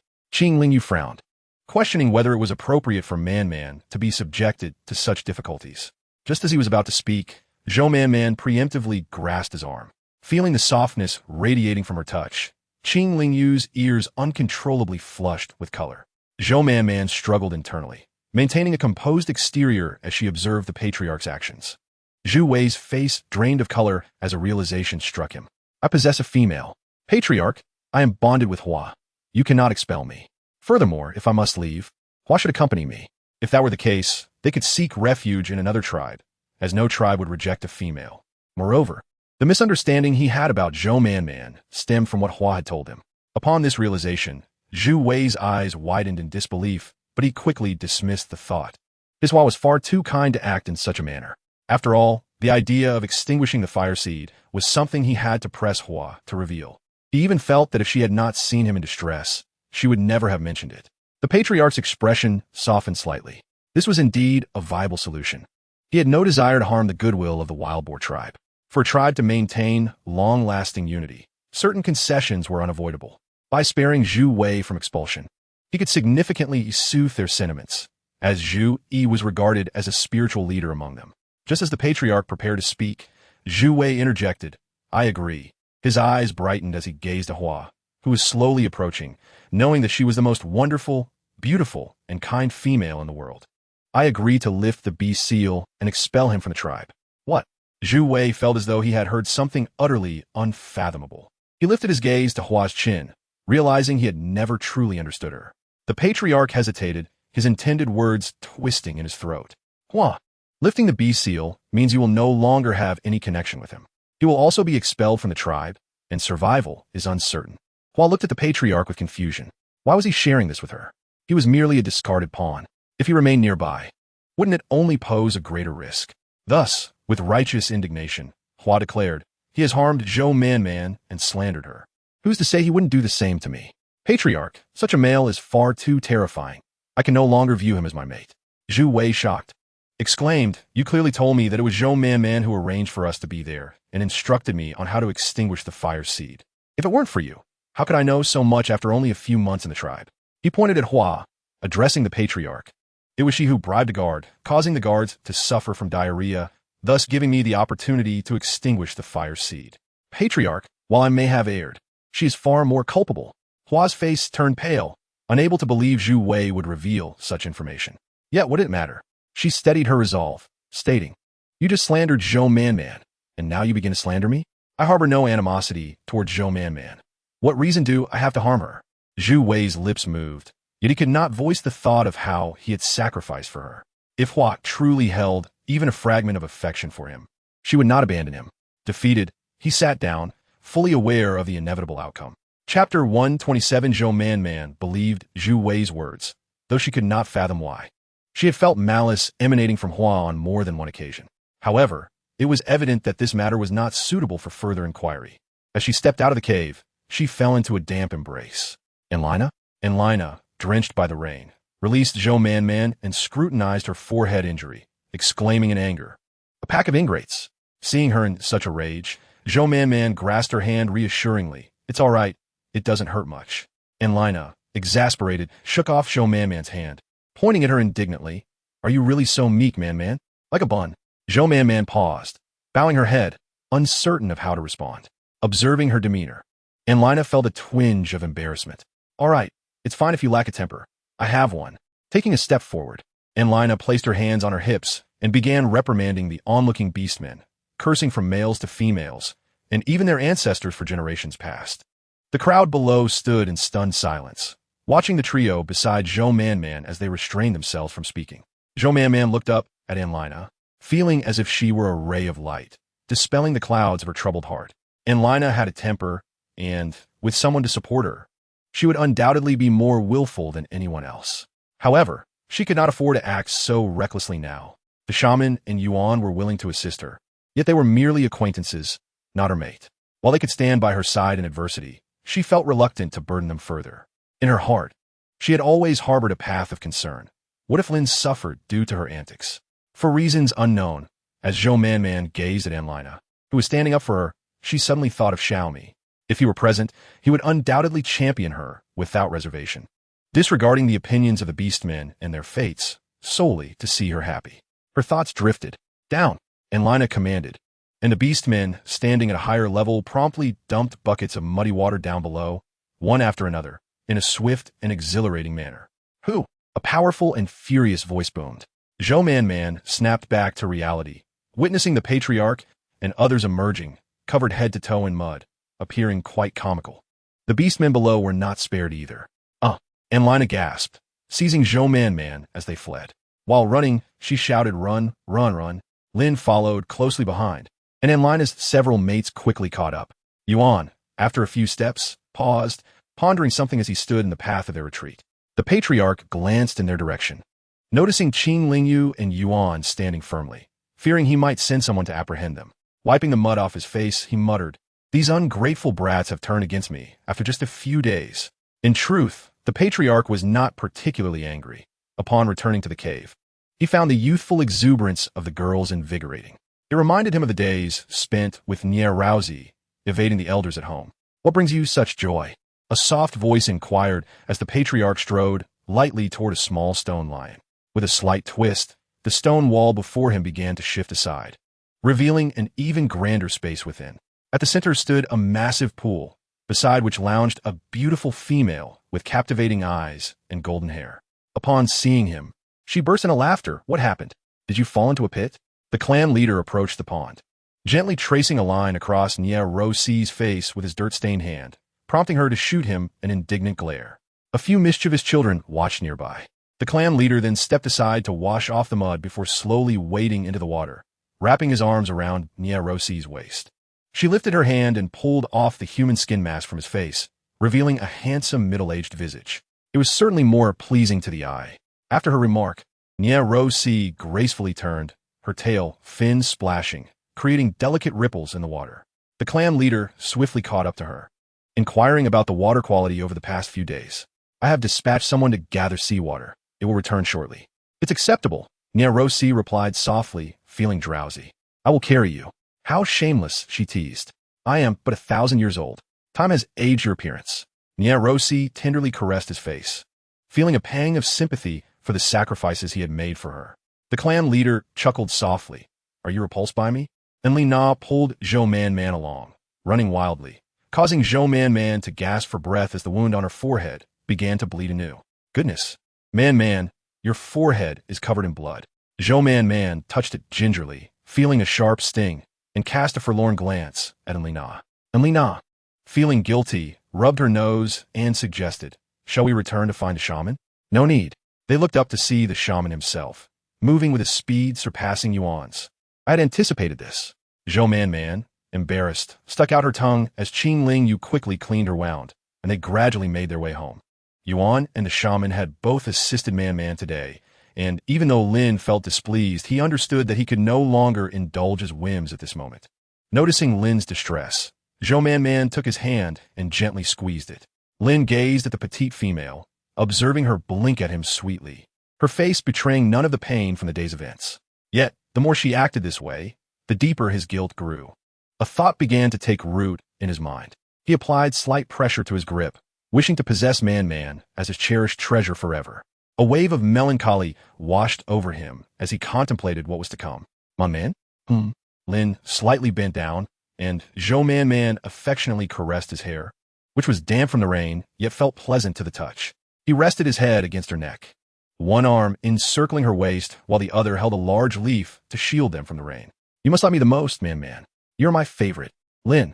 Zhou Man Man turned her head slightly, her soft lips brushing against Lin's forehead, filling his heart with warmth. I failed to protect you, causing you harm. I'm sorry, Man Man. It's all right. It doesn't hurt much, and besides, he has been punished. No one will dare to harm me again. Lin suddenly recalled that it was Yuan who had dealt with the Beastman, not him, feeling somewhat vexed. However, when he thought of that moment, he realized he would still prioritize Man Man's safety above all else. Chapter 128. New discoveries after Tereshah's return. He departed again, and before leaving, then he made a trip back to Kashawang to fetch some already shelled rice, as Jia had not yet returned, leaving Tereshah without unshelled rice. He promised to deliver it as soon as Jia was back. On the day Tereshah left, the shaman moved in under the pretense of caring for the injured Zhou Man Man. Lin nearly ground his teeth in frustration, but ultimately acquiesced. The fire source in the cave had been restored, and many beastmen were well preserved. It only required a query to rekindle the flame, though it would take some time. Zhou Man Man, recalling her unpleasant experience with the fire source, quietly resolved to create her own fire starters. When needed, she could simply take them without the hassle of retrieving fire from the fire source room. She had made fire starters before, though that was long ago. Fortunately, her memory served her well, and after 2 days of contemplation, she devised a plan. Fire starters were far more convenient than the fire source, easy to carry, and if stored properly, could last for years. Of course, Zhou Man Man was self-aware enough to know that she lacked the tools and experience to create such refined fire starters. However, making a rough version that could be discarded after use should suffice for 6 months to a year. Remembering the chilling experience in the snake's den, she felt compelled to create these fire starters. After sharing her idea with Lin, he nodded in agreement but hesitated due to the heavy rain. My man, the rain is so intense. If you go up the mountain to gather these materials now, you risk catching a chill. Shall we wait for the weather to clear? Zhou Man Man glanced at the darkening sky, shaking her head resolutely. We must go today. This thought had been lingering in her mind for some time, but with the incessant rain, she had only just mentioned it to Lin, having already pondered it for several days. Very well. Although Lin was not in favor, he would support her determination to go. Creating fire starters required saltpeter, sweet potato vines, cotton, reeds, sulfur, camphor, and rosin. Saltpeter was simple enough to obtain. A bit of walled dust from the kitchen would serve as a perfect substitute. However, Zhou Man Man still needed to seek the other materials on the mountain. After a brief preparation, the two set out, and as they were leaving, something occurred to Zhou Man Man, prompting her to look up at Lin, who nodded in response. She approached and knocked on another door. Shaman, we are going to the mountain. Would you like to join us? Qing Ling Yu had been aware of their departure and pondered whether he would be called. Upon hearing her gentle voice, he felt his heart race. After a moment, he irritably patted his chest. How ungrateful. He opened the door, his expression cool. I will join. Zhou Man Man climbed onto Lin's beast form, holding a large leaf above her, initially expecting to see the shaman in his beast form. However, Qing Yu also grabbed a leaf from the corner and strolled leisurely in the rain. Zhou Man felt a twinge of disappointment. She had never seen what the shaman's beast form looked like. Lin turned slightly, whispering, Qing Yu is the most vain of all. He cares deeply about his appearance. He must be worried about the rain ruining his fur. Zhou Man leaned closer to Lin's ear, asking, what does the shaman's beast form look like? A flamboyant white fox. A fox? Qing Yu's ears perked up as he looked at the two chatting openly in front of him, clearing his throat. Zhou Man and Lin immediately fell silent. The three of them silently made their way up the mountain, and after a while, Qing Yu asked Zhou Man what they were searching for. Naturally, Zhou Man would not divulge her disdain for the fire source room. Instead, she spoke of the marvelous uses of fire starters. Qing Yu's eyes flickered with curiosity as he regarded Zhou Man, intrigued. Having never heard of such a useful item before. Man, you truly are full of surprises. He smiled slightly, asking, once you have made them, may I have one? Absolutely. Zhou Man had already considered that if they proved useful, she would make more to give to Enlina, Li, and Yidu, while others in the tribe could forget about it. She had come to understand that kindness did not guarantee reciprocation. The females in this beastly world were not as benevolent as she had once believed. Sweet potato vines were easy to find, and with a calm mind, Zhou Man soon located a large patch. She hesitated for a moment, contemplating whether to reveal her spatial secret, but ultimately decided against it in front of the shaman. Lin bundled the sweet potato vines into a large bundle and then cut many sweet potato tips. Afterward, he gathered some rosin, placing it into a bamboo tube. But they still needed cotton, reeds, sulfur, and camphor. Camphor is a type of tree. After some searching, Zhou Man eventually found a vast expanse of it by the banks of Luhui River, yet she could not locate any cotton despite its abundance in the mountains. Observing her dejected expression, Qing Yu surmised that her inner vitality was waning, and thus offered, what else do you require? I shall assist you in your search. Zhou Man did not insist. She simply described the cotton and sulfur to him. Qing Yu furrowed his brow slightly, and, just as Zhou Man was about to give up, he remarked, fortunately, I possess both. Zhou Man's eyes widened in astonishment. This was splendid news. Lin had brought a bundle of sweet potato vines and several pieces of rosin, causing Zhou Man to burst into laughter, likening Lin to the diligent Sha Sung from the westward journey. When the shaman returned with the items, Zhou Man confirmed that they were indeed cotton and sulfur. She washed the sweet potato vines clean and combined them with the cotton and reeds, asking Lin to pound them together until they were perfectly blended. Although they should have been dried in the sun for several days, persistent rain thwarted her efforts, leading her to impatiently move them to the kitchen for roasting. Once thoroughly dried, she crushed them using the shaman's stone mortar, feeling a twinge of embarrassment at the thought of providing the shaman with more if her concoction proved effective, as he often needed to brew medicine. After grinding, she mixed in sulfur, saltpeter, camphor, and rosin, achieving a significant portion of success. However, she faced a challenge with the final wrapping of the grass paper. While pondering, she noticed some rain-resistant leaves propped against the wall. These leaves could be preserved for several days once plucked, and their sturdy nature made them popular among the tribe for shielding females from rain. Yet, slightly dehydrated leaves would split into 2 layers. An idea struck Zhou Man.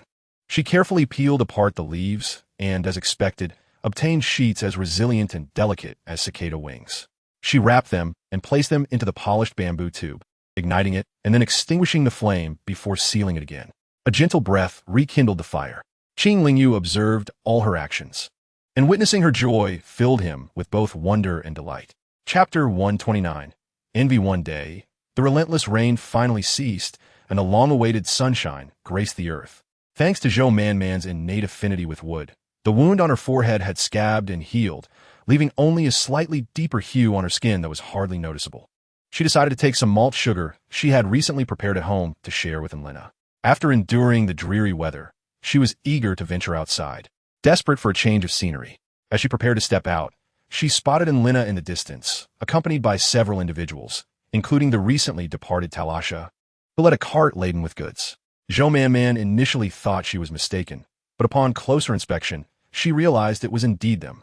Rising from her seat, she watched as they approached her door, glancing between Enlina and Talasha, puzzled by their unexpected arrival together.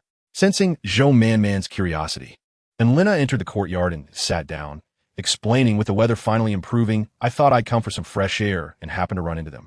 Man looked at Talasha, who stood with two males behind her, one being in you and the other, a striking figure exuding a powerful aura. Presumably the Beastman Talasha often mentioned.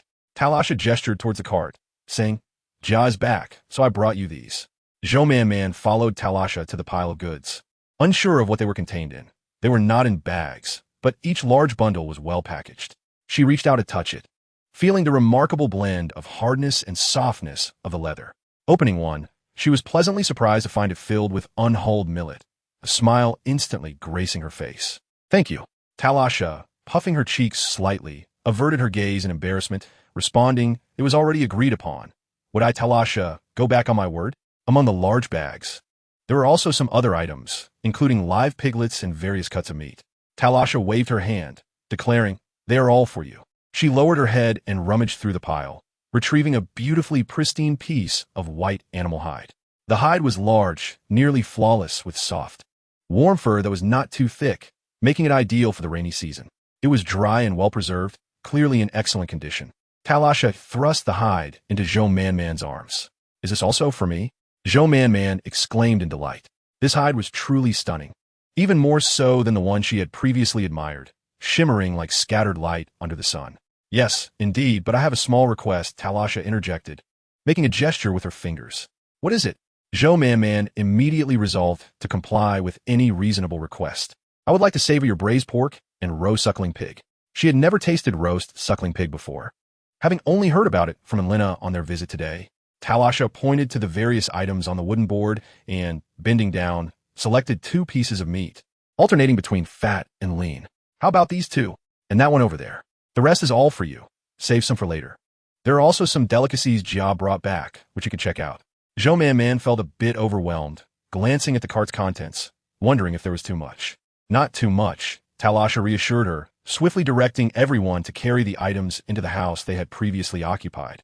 As she seemed more familiar with Man's courtyard than her own, the surrounding beastmen initially thought something was amiss upon seeing the unexpected visitors.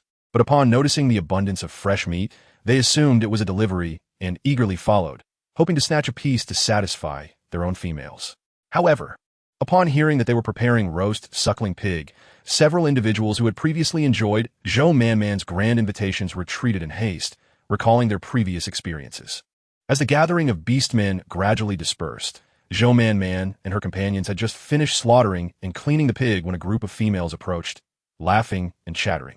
Upon reaching the door, they jovially called, Man, are you all making roast suckling pig again? Do you need our help? In the past, Man would not have turned them down. After all, it was merely sharing a meal and not a particularly rare delicacy they couldn't finish. However now, absolutely not. She would no longer allow herself to be taken advantage of. Just as she was about to respond, Lena preemptively declared, no need, we're busy here. Are you all going out to play? After so many days of rain, it's time to enjoy the sunshine.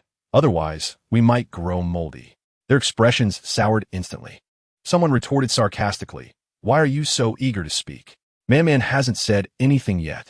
Man, being kind-hearted and accommodating, knew they understood her intentions. Yet, to their surprise, she shook her head. It's fine. We have enough people. You all can go enjoy yourselves. They had no intention of helping. They always expected to enjoy the food without contributing. Man wished to avoid being perceived as free labor. She recalled a previous incident where she had received something, only to be admonished by Rue. At that time, others had also followed Rue in their remarks. Despite Rue leaving afterward, they continued to gossip behind her back. She would not be foolish enough to fall into such traps again. Exchanging glances, they gazed longingly at the golden-brown roasted pig, memories of its enticing aroma flooding back and causing saliva to gather in their mouths. Can we share? The speaker clasped her hands together, eyes filled with hope. Please. Man had never been adept at refusing others and felt a headache coming on. However, if she wished to avoid trouble in the future, this was an unavoidable moment. I'm afraid not. This little pig, isn't mine. It belongs to Talasha, who gifted me many items in exchange for it, hence my exception. This roasted pig is not mine to share. Talasha was not a member of the tribe, and they would have no further interaction, so she decisively declined. No, you should consider how much I invested to obtain this. Besides, this pig is mine, If you wish to partake, you must bring offerings of equal value. Or else forget it. Chapter 130. Abundance. They had heard of the vast number of items she had brought. How could they possibly offer so much? Some females left with slightly twisted expressions, angered. Others lingered for a moment, hoping to see if Zhou Man would relent. Yet, after waiting for some time, without hearing Zhou Man call them back, the tantalizing aroma wafted through the air, making it unbearable, and they ultimately departed. Once they were gone, Enlina shot a disdainful glance at their retreating figures. What a bunch of ingrates! Where were they when Man was being criticized? Now they were all too eager to seek her favor. She scolded them before turning to Zhou Man. You mustn't give in, do you understand? Zhou Man nodded earnestly. Enlina's expression softened a bit as she turned to Talasha. So, can I partake, Talasha? Talasha wanted to refuse, but, seeing the threat in her eyes, reluctantly nodded. As the roasted pig continued to cook, Zhou Man prepared to make some braised meat. Enlina noticed Talasha's apparent disinterest and realized they had likely eaten before. She feigned disappointment. Well, Man, now that you're making delicious food, you want to share with me? Of course not. It has been raining continuously. Indeed, it had rained incessantly for a month, day and night. Fortunately, Zhou Man's stockpile was abundant, allowing them to survive the month. Enlina looked on, finding the aroma even more enticing than the roasted pig. The thought of enjoying such delightful food soon filled her with joy, and her worries dissipated. They always supported each other during meals, showering Zhou Man with compliments. While her face remained impassive, inside, she felt as if she had a little tail wagging joyfully. In the end, much of the food was taken back by Talasha. Enlina longed for more, but given the effort Talasha had made to come from Kashwan, bringing so many items just for Man to prepare delicious food, Enlina felt hesitant to ask for more. After sending them off, they encountered the same group of females on their way back. Upon seeing Zhou Man and Enlina, the group coldly snorted and walked past as if they were invisible. TC, Enlina scoffed. Crazy. Ignore them, Man. Is he about to give birth? Would you like to go check on her? So soon. Zhou Man was surprised. It felt too quick. They had last met nearly 2 months ago. In calculating the days, she realized that 2 months was merely 1/5 of a typical pregnancy. Is she really about to give birth? Yes, it should be within this month. Should I prepare anything, like animal skins for the baby? After a moment's thought, Zhou Man belatedly remembered that the cubs would not transform into little children, but would resemble small leopards. She had never seen a newborn leopard before, and Enlina's mention sparked her curiosity. Yi's home was not far from Enlina's, so Zhou Man returned to grab the maltos she had just prepared. I'll take you there, Man. Great. She was eager to avoid walking. Zhou Man climbed onto Lin's back, and in no time, they arrived. From a distance, Zhou Man spotted a female outside the house, who raised her hand and shouted, He looked pleasantly surprised as she saw Enlina, and Zhou Man. What brings you here? I came to see you. I was very curious. Zhou Man awkwardly pinched the corner of her animal skirt, realizing how odd it sounded. It was much better to say she was visiting after a long time apart. However, he seemed unconcerned and was particularly delighted by their arrival. Zhou Man gazed at Yi's round belly and remarked, It has been ages since we last met, but we only saw each other not long ago, right? For them, a month or two was merely a fleeting moment. Zhou Man handed the maltos to them. Try this. I found these sprouts on the mountain. She had discovered them on the day she found the mushrooms. Initially uncertain if they were wheat, she had carefully observed and confirmed they were indeed wheat. But they were merely seedlings without seeds. Zhou Man had collected them into her space, intending to plant them upon her return, but the persistent rain hindered her plans. She had been thinking about it so much that she couldn't resist using most of them to make maltos. Enlina and he looked at the white, tender substance with curiosity and took some taste. His eyes lit up. Delicious, Man. She had particularly enjoyed the soy milk and the remaining brown sugar Zhou Man had given her, which she had dissolved in water. This maltos is even better. He had a genuine love for sweet treats. Zhou Man glanced at Yi's belly and suddenly felt a gentle kick. She was astonished. It's moving, Yi. Yes, they're moving now. Would you like to feel, Man? Zhou Man hesitated, but he had already placed her hand on her belly. Yes, animal skin had been adjusted at the back, not fully covering her belly, but covering it just enough. Zhou Man gently stroked Yi's belly, feeling the slight movements and marveling at the miracle of life. The love in Yi's eyes for her cubs was palpable. Zhou Man thought to herself that despite the fierce competition among males from a young age, their mother loved them dearly. What some females in the tribe did not anticipate was that each day thereafter, many from Kashwan would come seeking out Zhou Man Man, bringing meat and gifts in abundance, all just to have her prepare some food for them. Initially, they thought it was madness to trade so much meat for a bowl of roasted or prepared dishes. However, as time passed, even those from farther tribes began to arrive out of curiosity. They felt puzzled, disheartened, and frustrated.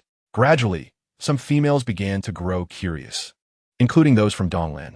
The Donglan females were among the least sociable in the tribe, not due to any other reason, but because they had lived for 500 years, having seen through many things and experienced countless events. Yet, Zhou Man Man's culinary skills rekindled a long-lost curiosity within them. As the Donglan females often ventured out to hunt, their homes were filled with various dried game and countless animal skins. They brought some to Zhou Man Man in exchange for the highly sought-after braised meat, and upon tasting it, they awakened cravings that had lain dormant for years. The tribespeople, upon seeing her, could no longer contain themselves and eagerly exchanged food with Zhou Man Man. In an instant, Zhou Man Man found herself amassing a considerable fortune. Chapter 131. Panic days passed both slowly and swiftly. Although it rained incessantly, Zhou Man Man no longer felt bored. She dedicated some time each day to prepare delicious meals for the females who brought her food, while occasionally practicing her skills, absorbing her innate powers, and experimenting with new ideas. Initially, she felt a twinge of guilt for receiving so much, but later realized there was no need to diminish her worth. After all, none of this was coerced. It was all voluntary on their part. With this understanding, her life became much more joyful. Each day felt like unwrapping a surprise box, as the items sent by the females varied greatly, predominantly consisting of animal hides and cured meats, yet each type of hide was unique. However, in recent days, fewer individuals sought her culinary talents, not due to any shortcomings in her cooking, but because of the relentless rain, which had caused several collapses within the tribe. Zhou Man Man's residence was situated in a remote area, though close to a waterfall. After several anxious observations, she had not yet discovered any signs of collapse nearby. A gloomy atmosphere pervaded the tribe. Despite her prolonged stay at home without venturing outside, the oppressive mood lingered like a shadow. A faint sound came from outside. Zhou Man Man hurried to the door. "You're back." Lin was in the yard washing his hands, covered in mud, but concerned for the little female, he decided to return first.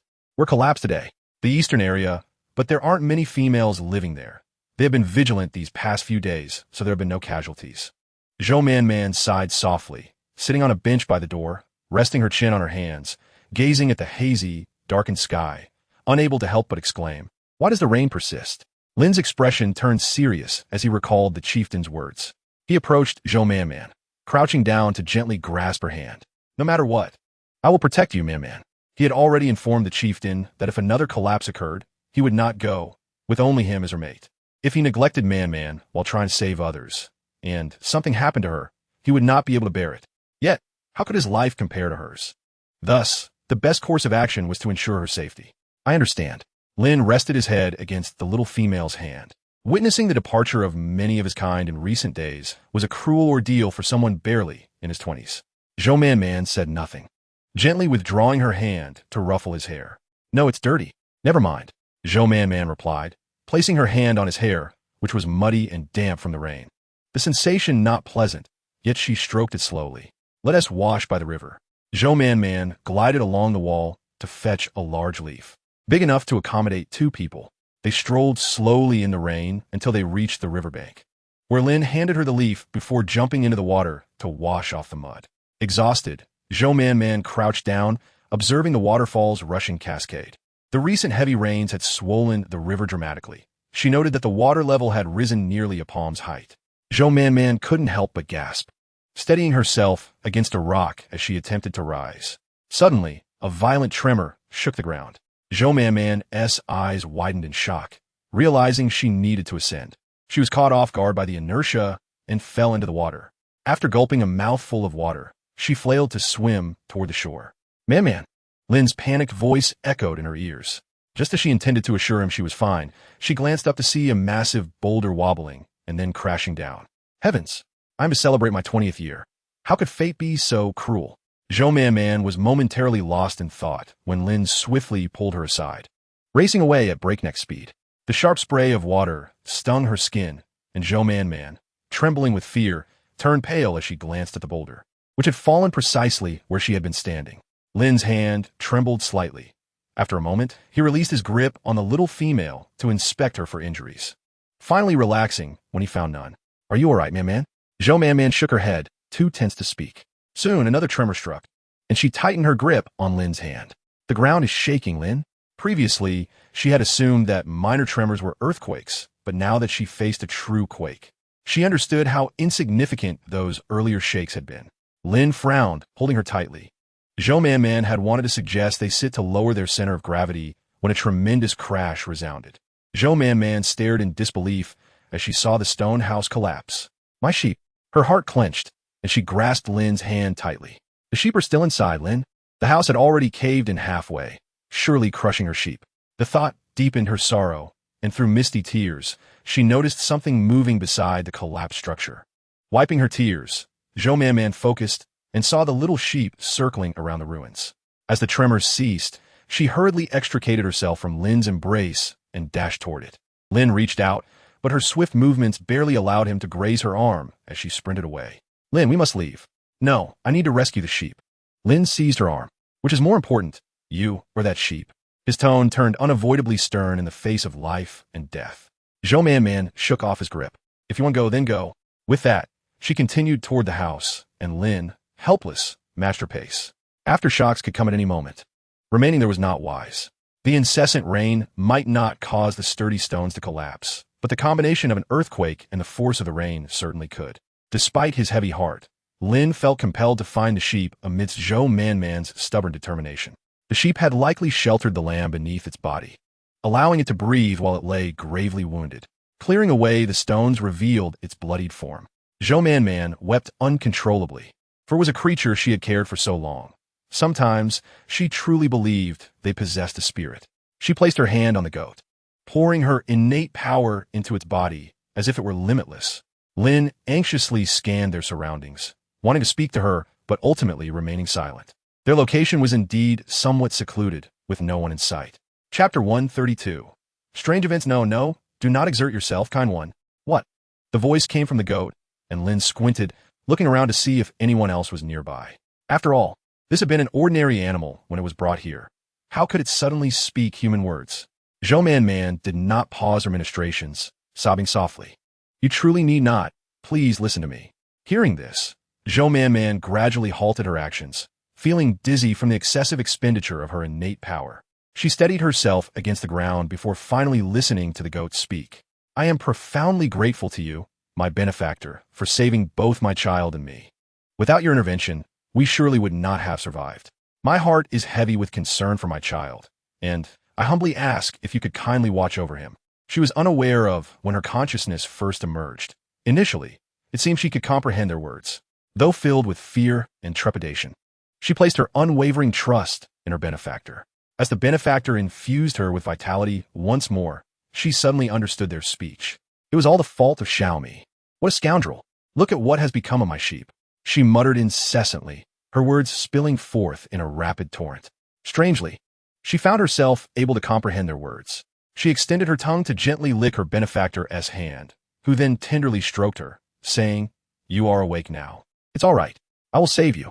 In the days that followed, her moments of clarity grew more frequent, and with each revelation came an increasing sense of anguish.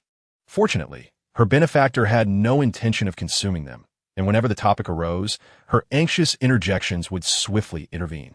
Gradually, her heart found solace. She thought to herself, her benefactor is truly wonderful.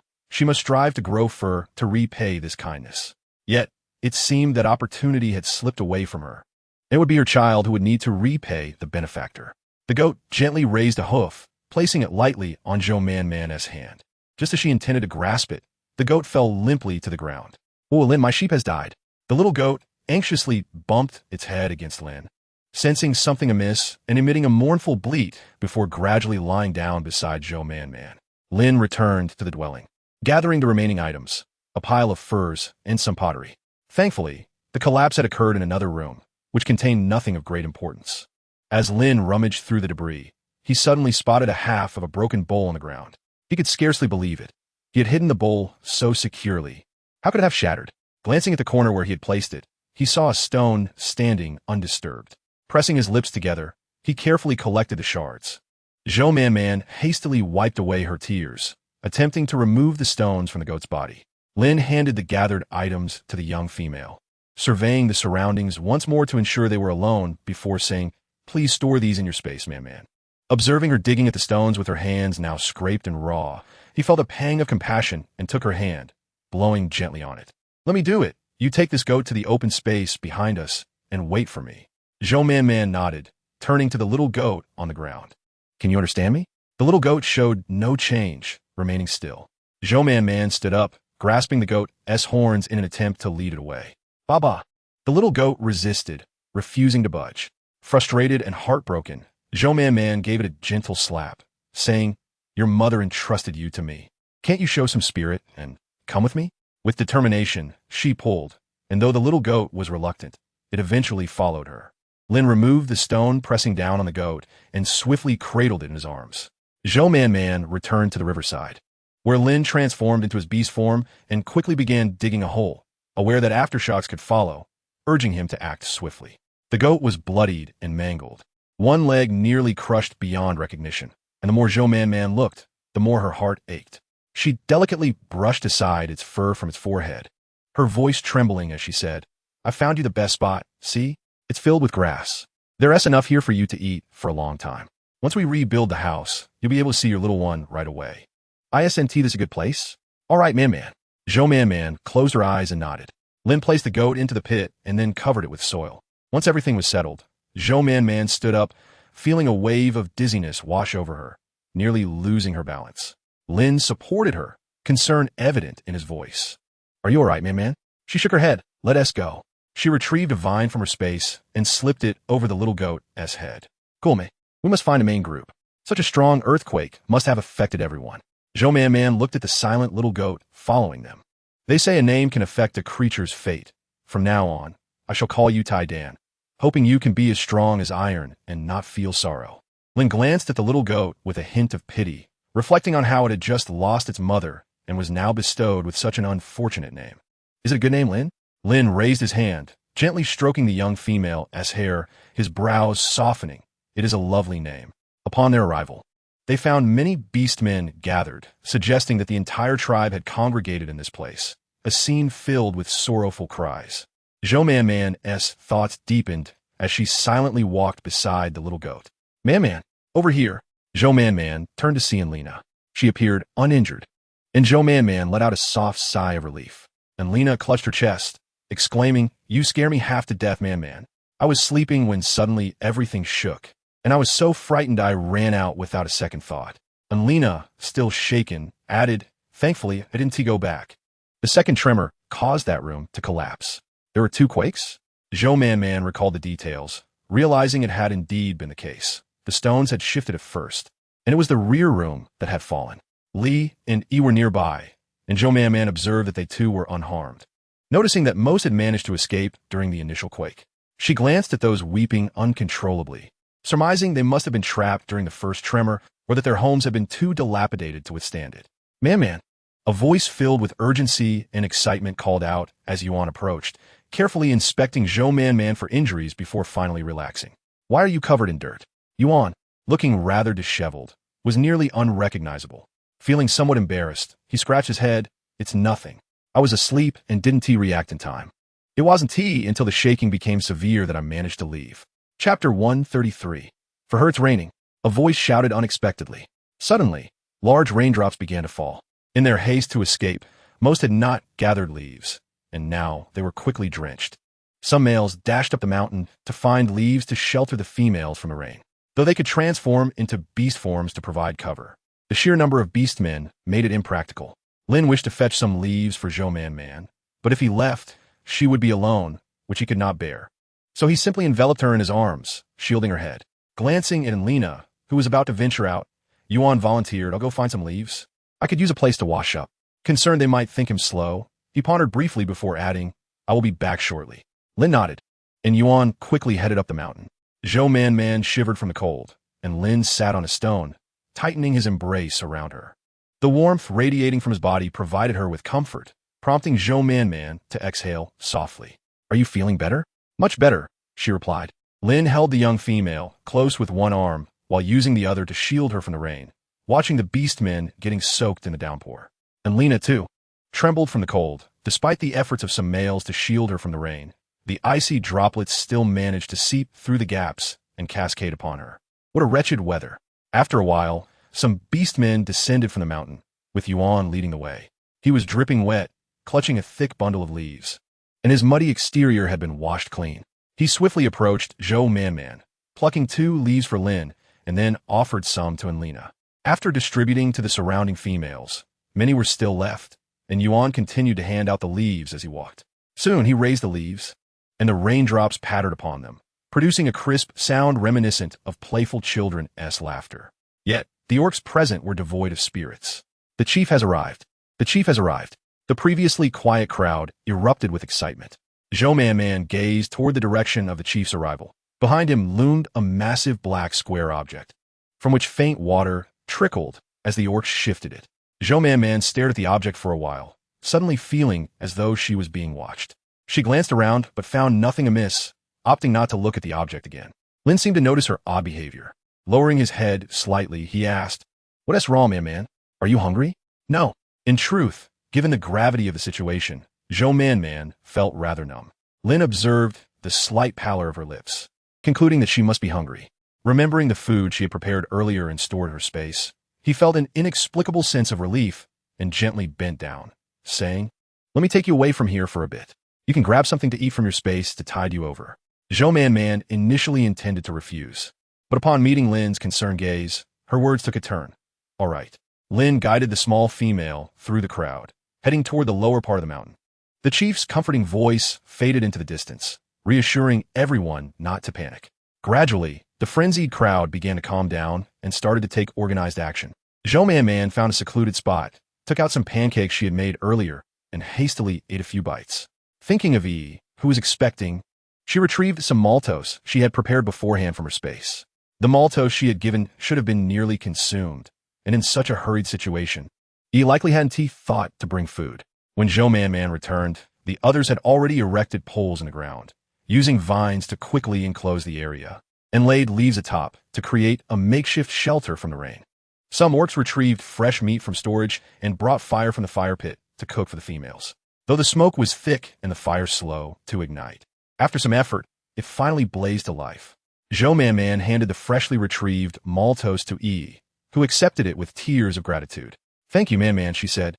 Her voice choked. She hadn't expected Man to share the maltose in such an urgent time, especially since Li and Enlina had not. Zhou Man waved her hand dismissively. "It's nothing. I still have more at home." A teasing voice chimed in. "Didn't your house collapse? I can make more later." Zhou Man replied with a gentle wink at Enlina, who huffed and turned away. Soon, the chief began to assign people to assess the damage. And to everyone's astonishment, the losses were indeed severe. There were scarcely any houses in the tribe that had not collapsed, and even those that had not were cracked and uninhabitable. When this news was announced, the females present immediately felt a wave of distress. They had been so focused on escaping that they hadn't had the time to salvage anything. Years of animal skins and cured meats, everything was lost. As dusk fell, the cold, damp environment combined with the inability to change out of wet animal skins had the females lamenting their plight.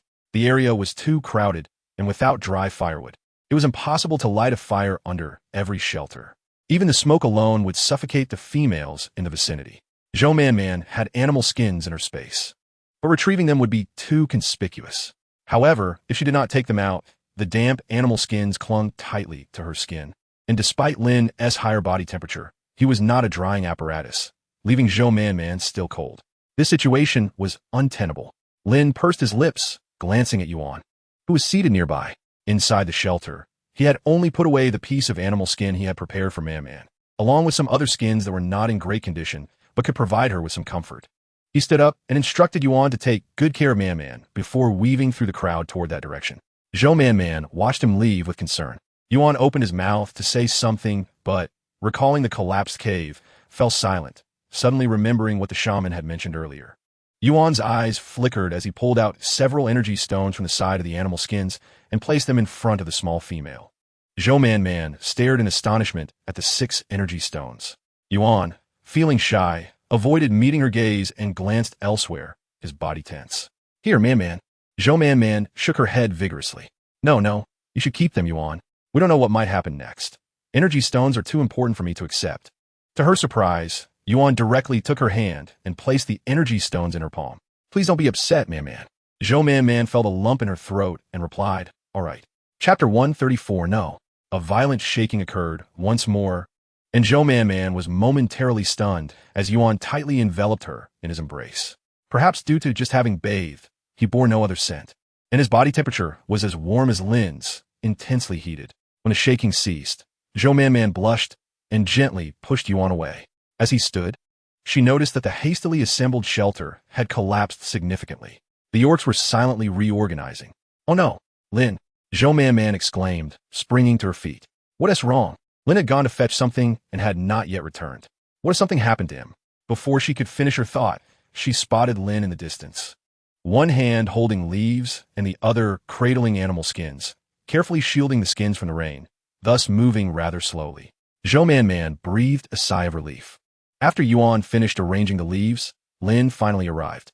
Noticing the slight redness around Zhou Man's eyes, Lin wrapped her entirely in the animal skin, sitting down to hold her close, gently stroking her hair. What is the rush? I am the fastest in this tribe when it comes to escaping. Zhou Man chuckled softly. Are you feeling better? Zhou Man nodded and took out the energy stones Yuan had given her to show him. Good, then keep them safe. Lin leaned in close to her neck, warming her slightly chilled face. After Yuan finished his tasks, he silently sat down inside the shelter. Seeing Zhou Man looking somewhat drowsy yet tightly clutching the energy stones he had given her, he felt a thrill of excitement. Remembering the soft touch earlier, he felt a tightening in his chest. He suddenly stood up, deciding not to linger in the shelter, and walked outside into the rain to calm his thoughts. He felt a bit ashamed of his inappropriate thoughts. The chief of Kashwan has come for a visit. The chief of Kashwan led a group of orcs hastily toward the tribe. Upon seeing clusters of resting orcs, he couldn't help but sigh. It seemed they were not faring much better, yet remarkably, there were no injured females among them. A stroke of good fortune. Kashwan lay in the valley, warm in winter and cool in summer. The females had often praised the advantageous location of their tribe, and he had always agreed. However, with the recent incessant rain, mudslides, frequent landslides, and rising river waters, their living space had been drastically reduced. As for today's earthquake, within a brief span of time, all the houses collapsed. He hurriedly led them upwards. Though they managed to settle temporarily, their departure was too hasty, leaving them with few belongings and even less food. Reluctantly, they had no choice but to seek external aid. When Luo Shi Wan noticed the chieftain's stern expression, he quickly approached. This natural disaster was likely to persist for some time. Could they leave together? The chieftain, with a slight tightening of his lips, gazed into the distance. As the leader of a tribe, he possessed a handheld device issued by the capital, capable of lightly detecting unusual catastrophic weather. The aura emanating from the device indicated that this gloomy, rainy weather would indeed continue for an extended period. However, the thought of departing meant the immediate destruction of the tribe he had diligently nurtured over the years, not to mention the immense challenges he and Yerosi would face. What was there to deliberate? In the current situation, leaving was their only option. The chieftain of Kashwan, Luo Shi Wan, became somewhat agitated, his voice inevitably rising. They were conversing near where the Beastmen were resting, and as his voice escalated, everyone immediately took notice, the uproar intensifying. No, how can we leave? This is our home, our means of survival. Without it, how can we continue to live? The females are delicate and cannot endure the pains of migration. We cannot leave. We cannot leave. The chieftain, feeling a headache coming on, looked up and managed to quiet the crowd a bit, though whispers still persisted. Some beastmen believed that the chieftain of Kashur was attempting to persuade him to lead them away from their homeland, and they began to verbally insult him. The chieftain of Kashur, once respected by the beastmen, had never faced such humiliation. With a swift motion, he coldly rebuked, foolish. He intended to leave at once. Buddy Lin quickly pulled him aside, whispering, it's not that I do not wish to leave. You see the obvious resistance from the beastmen. If this continues, will the females survive? With the constant cold winds and rains, without fire or food, even the males struggle to endure, let alone the fragile females. These beastmen are utterly ignorant. Chieftain Lin paused and said, leaving is not feasible for now. However, if you have any matters that require assistance, I shall certainly help. Upon hearing this, Luo Shi remembered that there indeed were matters requiring aid. The chieftain sent people to distribute firewood and food to them. Zhou Man, listening to the escalating arguments around her, grew impatient and covered her ears. Were we leaving? I don't know, but from what I gather, the chieftain seems inclined to leave today, Zhou Man exclaimed, her eyes widening as she gripped Lin's hand tightly, feeling anxious. Where are we going? Their position was at the back, and they couldn't hear the specifics of the conversation ahead, only piecing together information from the murmurs around them. Lin replied, uncertainly, we might have to leave. This is unacceptable. The hunting party has not yet returned. Lin was taken aback by her intense emotion and hurried to soothe her. It's not certain. Perhaps it's just idle talk. Zhou Man bit her lip and scanned the crowd. She had parted ways with Li Na when they had set up the rain shelter, but they were not far apart now. After a brief search, Zhou Man spotted on Li Na. I need to find Li Na, Lin. The heavy rain outside made her hesitant, particularly since Li Na's beast husbands were all huddled under one shelter, likely leaving no space. Seeing the determination on the young female's face, Lin reluctantly grabbed some leaves to shield her from the rain. Li Na, how did you get over here? Li Na was surrounded by her beast husbands. Yet despite this, she lacked warm furs, and the ones she wore were soaked, leaving her looking rather unwell. Seeing her like this made Zhou Man forget her original purpose for coming over. Gripping her hand with concern, she asked, why are your hands so cold? I'm Yufina. Hearing the nearby Beastmen speak, Zhou Man suddenly remembered what she wanted to ask. Are we leaving? Li Na rubbed her hands together, and Jun warmly wrapped her in his embrace. Leaving might be good. It's so cold, I just want to sleep well. Growing up, this was Li Na's first experience of such distress. Zhou Man's lips moved slightly, her heart fluttering with anxiety. But if they were to leave, where would they go? A wave of unknown fear surged within her as she hesitantly voiced, but the hunting party has not yet returned?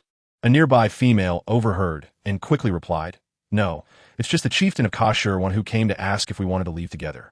They should be departing soon.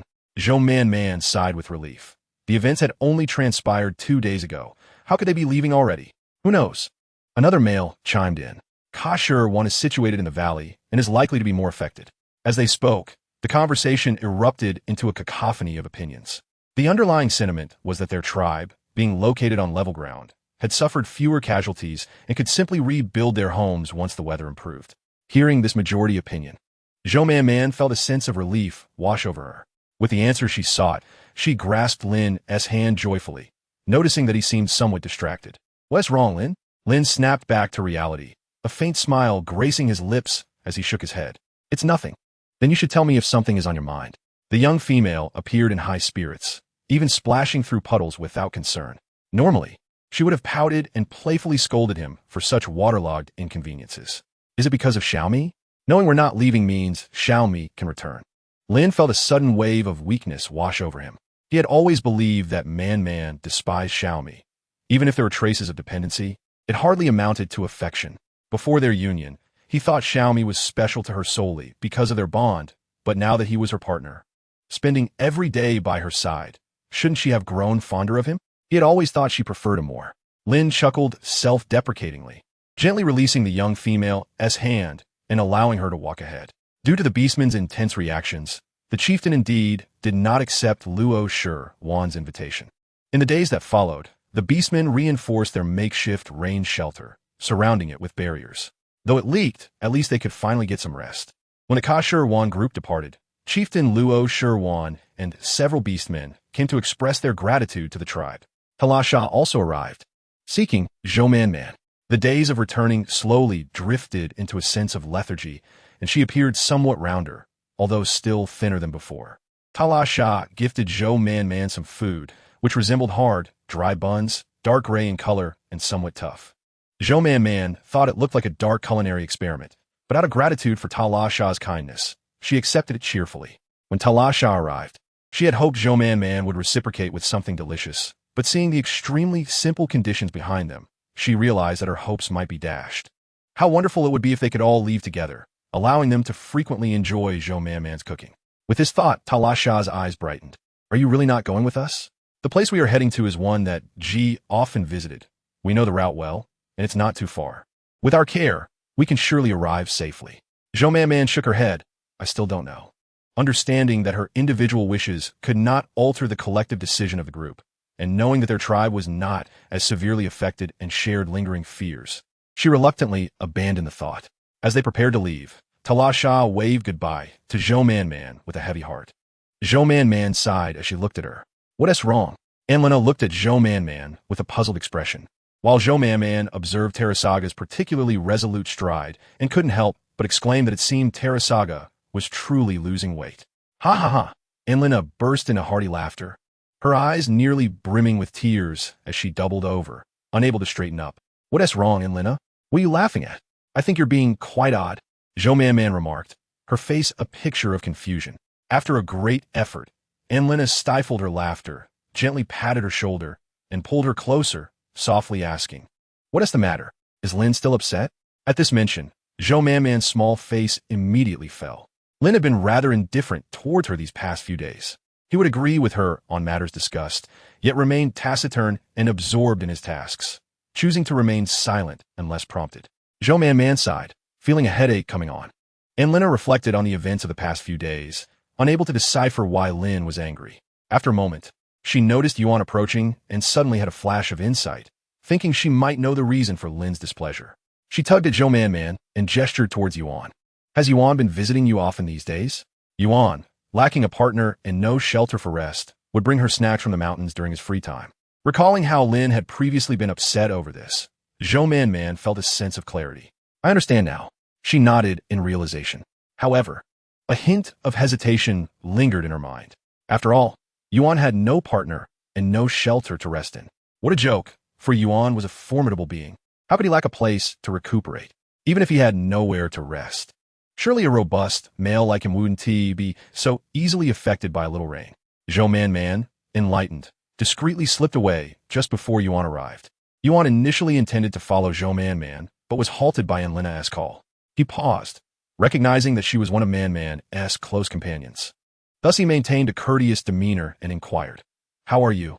Anlina looked at the robust Yuan and sighed softly. This is not her fault. Man Man's backyard is nearly on fire. Zhou Man Man cautiously lifted the curtain to peek inside, but did not see Lin, prompting her to exclaim in surprise. Lin, observing the small female with her rear end poked out as she held the curtain, couldn't help but smile slightly. But then, as if reminded of something, the smile vanished. He deliberately made his footsteps louder, causing Zhou Man Man to freeze momentarily and awkwardly turn around. Upon seeing Lin's serious expression, she noted he wasn't carrying any leaves and wondered where he had been. Water dripped from his body, and his towering height added an air of pressure as he stood too close for comfort. Zhou Man Man coughed awkwardly. You went out, Lin? Lin replied, crossing over the small female to enter the rain shelter.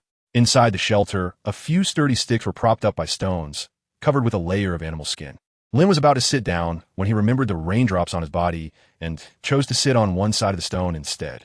Chapter 136. Leaving alone, Zhou Man Man felt a slight sting in her nose, overwhelmed by discomfort. She had no understanding of why Lin was suddenly ignoring her. If she had done something wrong, he could simply tell her instead of resorting to this cold treatment. Yes, it was indeed cold treatment. A profound sense of disillusionment engulfed Zhou Man Man, leaving her breathless. Tears welled up in her eyes, and she could no longer hold back as she turned and fled. Lin was momentarily stunned, springing to his feet and cautiously parting the curtain to see the small female heading towards Anlina's direction. This eased his mind a bit, and after a moment's struggle, he clenched his fist and sat back down. Hey, Man, Anlina called, watching as Zhou Man Man, with a pout and reddened eyes, dashed past them towards the distance. June glanced back, not seeing Lin, and furrowed his brow in concern, wondering how Lin could let a female venture out alone in such perilous circumstances. Anlina had intended to chase after her, but halted when she saw Yuan returning. Calling out to June, observing Yuan catching up to Zhou Man Man, he felt a flicker of concern. Lin truly was careless. If he couldn't take good care of Man Man, she would support having another person look after her. Zhou Man Man dashed through the herd of beasts and reached the mountains.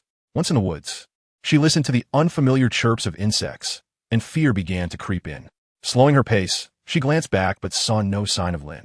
Assuming she had simply run too fast, she paused for a moment, yet still did not catch a glimpse of him, which deepened her distress. Clenching her teeth in frustration, she disregarded the insect sounds and marched forward. After a considerable distance, feeling fatigued, she began to kick the soil beneath her feet, tears streaming down to the ground. Yuan, hiding behind a tree, noticed her demeanor and recognized that she was likely feeling down. He suppressed his urge to approach, knowing Man was typically delicate and likely did not wish for anyone to witness her vulnerability. Yuan occasionally peered out to observe her. Zhou Man found a stone to sit on, propping her chin in her hands as she gazed into the distance, her mind a chaotic tangle of thoughts. Suddenly, she sensed a gaze upon her, prompting her to cautiously look around, but found no one in sight. The earlier encounter with Anja lingered in her mind, making her wary of potential threats from the Beastman. The thought of Hua, with whom she was at odds, tightened her heart. She quickly stood and attempted to descend the mountain. Alas, she slipped on a small stone, letting out a cry of pain. A gust of wind followed. Zhou Man coldly chuckled, realizing someone was indeed following her. Did they wish for her demise? She lifted her gaze sharply, only to find it was Yuan. Surprise flickered in her eyes, and the coldness within her melted away. Yuan paused, having caught her ankle, and spoke in a muffled tone. I saw you running up the mountain looking upset, and I worried something might happen to you, so I followed. Being a male, Zhou Man felt a bit embarrassed and shifted her ankle, which sent a sharp pain coursing through her. Her face paled slightly. Don't move. I'll take you to find a shaman, Yuan insisted. Zhou Man quickly grasped his arm, whispering, I don't want to go back yet. Upon hearing this, Yuan picked her up, carefully ensuring her injured ankle was not further harmed. Where do you wish to go? I will take you. Zhou Man's heart raced as she pressed against Yuan, feeling an intense warmth radiating from him. Lowering her head, she pondered for a moment. She didn't want to return. Going back would only lead her to a place of despair, and the only alternative would be to seek Anlina. She preferred to remain in this secluded spot where she could cry in solitude. Realizing Yuan had been following her all along, she felt a wave of embarrassment wash over her, her face flushing deeply. After some thought, she remembered the enormous cherry tree they had seen on their previous ascent. Let us head up the mountain. Yuan nodded, silently carrying the small female upwards, each step steady and swift, his lips pressed tightly together, his expression one of determination. Zhou Man opened her mouth yet remained silent, occasionally guiding Yuan along the path. When their ankles accidentally collided, Zhou Man inhaled sharply and shifted slightly, causing Yuan to pause, his ears quickly turning crimson. Yuan looked up at the massive cherry tree before them, recalling Lin's words from earlier in the shaman's cave. He lowered his gaze slightly and carefully placed Zhou Man beneath the tree. She was somewhat damp, but the dense foliage provided enough cover to prevent her from getting too wet. You stay here, Man. I'll go find some leaves. It's fine, no need, Zhou Man replied, adjusting her animal skirt. After all, it was already wet, and it didn't matter. No one would care for her if she fell ill and perished. So be it. Yuan shook his head firmly, insisting, no, you cannot get wet. I'll be quick. Do not be afraid. As he spoke, he awkwardly brushed her hair aside, pointing to the base of the tree. Just wait here. I'll be back shortly. A resounding thunderclap reverberated through the air, causing Zhou Man's heart to tremble twice. She pondered anxiously whether she might be struck by lightning while sheltered beneath the tree. Just as this thought crossed her mind, a bolt of lightning streaked across the sky with remarkable swiftness, seemingly cleaving the heavens in twain. Many cherries fell from the cherry tree, battered by the rain, and Zhou Man felt a pang of sadness at the sight of the scattered fruits. She bent down to collect a few, exclaiming, You didn't want any, did you? I'll take them, Man. A firm yet somewhat somber voice interrupted her thoughts. Zhou Man paused in her gathering, her once pallid complexion subtly acquiring a hint of color. She extended the cherries in her hand toward Yuan, saying, Here for you. Yuan beamed widely, his eyes resembling those of an eager golden retriever. He took the cherries from her hand, and, before she could caution him that they were unwashed, he devoured them all in one go, swallowing without chewing. Zhou Man's unspoken words lodged in her throat as Yuan stepped forward to shield her with a leaf, noticing her difficulty in walking. He effortlessly lifted her and placed her beneath the tree. I'll go pick some fruits for you, Man. Lin sat for a while under the rain shelter, growing increasingly anxious as he awaited the return of the young female. He sighed softly, realizing that his irritation was directed solely at himself. He lifted the curtain to glance toward Lina's direction. The curtain swung open, yet Zhou Man was nowhere to be seen. Where's Man? Lin gritted his teeth, secretly wishing for her to come and comfort him, so he could feel assured of his place in her heart. After all, he had endured trials for her sake. However, where could she have gone? Among the tribe, her acquaintances were limited to Lina, Li, and Yi. yet they were all within Lina at this moment. The image of a shaman flickered in his mind. Lin stood up and exited the rain shelter, intending to seek out the shaman, only to spot Xing Yu approaching, offering words of comfort to the females. He was engaged in detailed inquiries regarding the situation of the females, and Man was conspicuously absent. A sense of panic began to envelop Lin. Where could Man possibly be? Chapter 137. Another crisis. Lin approached Lina, intending to inquire if she had seen Man, but she merely huffed and turned away, clearly disinclined to engage with him. Lin's brows furrowed slightly as June could no longer bear to watch, declaring that Man had gone up the mountain. What? Lin hesitated for a moment before sprinting up the mountain. Although there had been no earthquakes in recent days, one could not afford to be careless. How could Man venture alone into the mountains? What if she encountered falling rocks or landslides? Worry gnawed at Lin as he hastened his pace. However, the mountains were vast and empty. The scents mingled, and he struggled to discern where Man might have departed. He closed his eyes and pressed his hand against the beast mark. Zhou Man, perched on Yuan's back, felt the beast mark radiating an intense heat, and she raised her hand in confusion, wondering what was amiss. Below, the Beastmen could faintly see Zhou Man's anxious expression. She awkwardly returned her hand to Yuan's shoulder, murmuring, "Thank you, Yuan."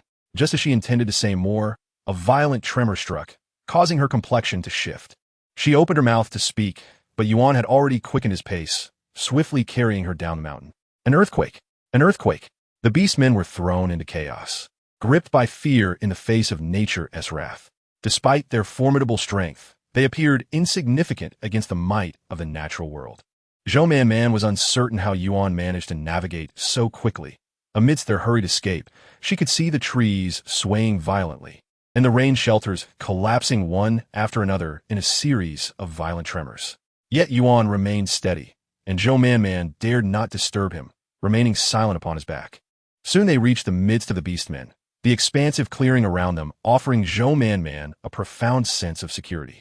As the tremors subsided slightly, she was about to request Yuan to set her down when a panicked voice erupted from among the beasts. "Run. Rocks are falling." Zhou Man looked up to see several massive boulders hurtling down the mountain at alarming speed, pausing momentarily as they collided with trees, only to continue rolling downward due to their momentum. How many lives could such enormous rocks claim? Zhou Man's face paled, her voice trembling as she asked, "What should we do, Yuan?" Already, some beastmen had transformed and formed a makeshift wall of flesh to block the impending disaster. But just then, a violent jolt shook the ground once more. Towering trees uprooted themselves, crashing down. The beastmen were thrown into disarray, the males desperately protecting their females. Yet even amidst their protective efforts, some frightened males transformed, crowding the females to the point where they had no space to stand, risking being trampled underfoot. Despite the chieftain's attempts to restore order, the chaos was overwhelming, and few beastmen could calm their minds enough to listen. As trees crashed to the ground, Zhou Man watched helplessly as several females were struck down, their eyes bursting from the impact.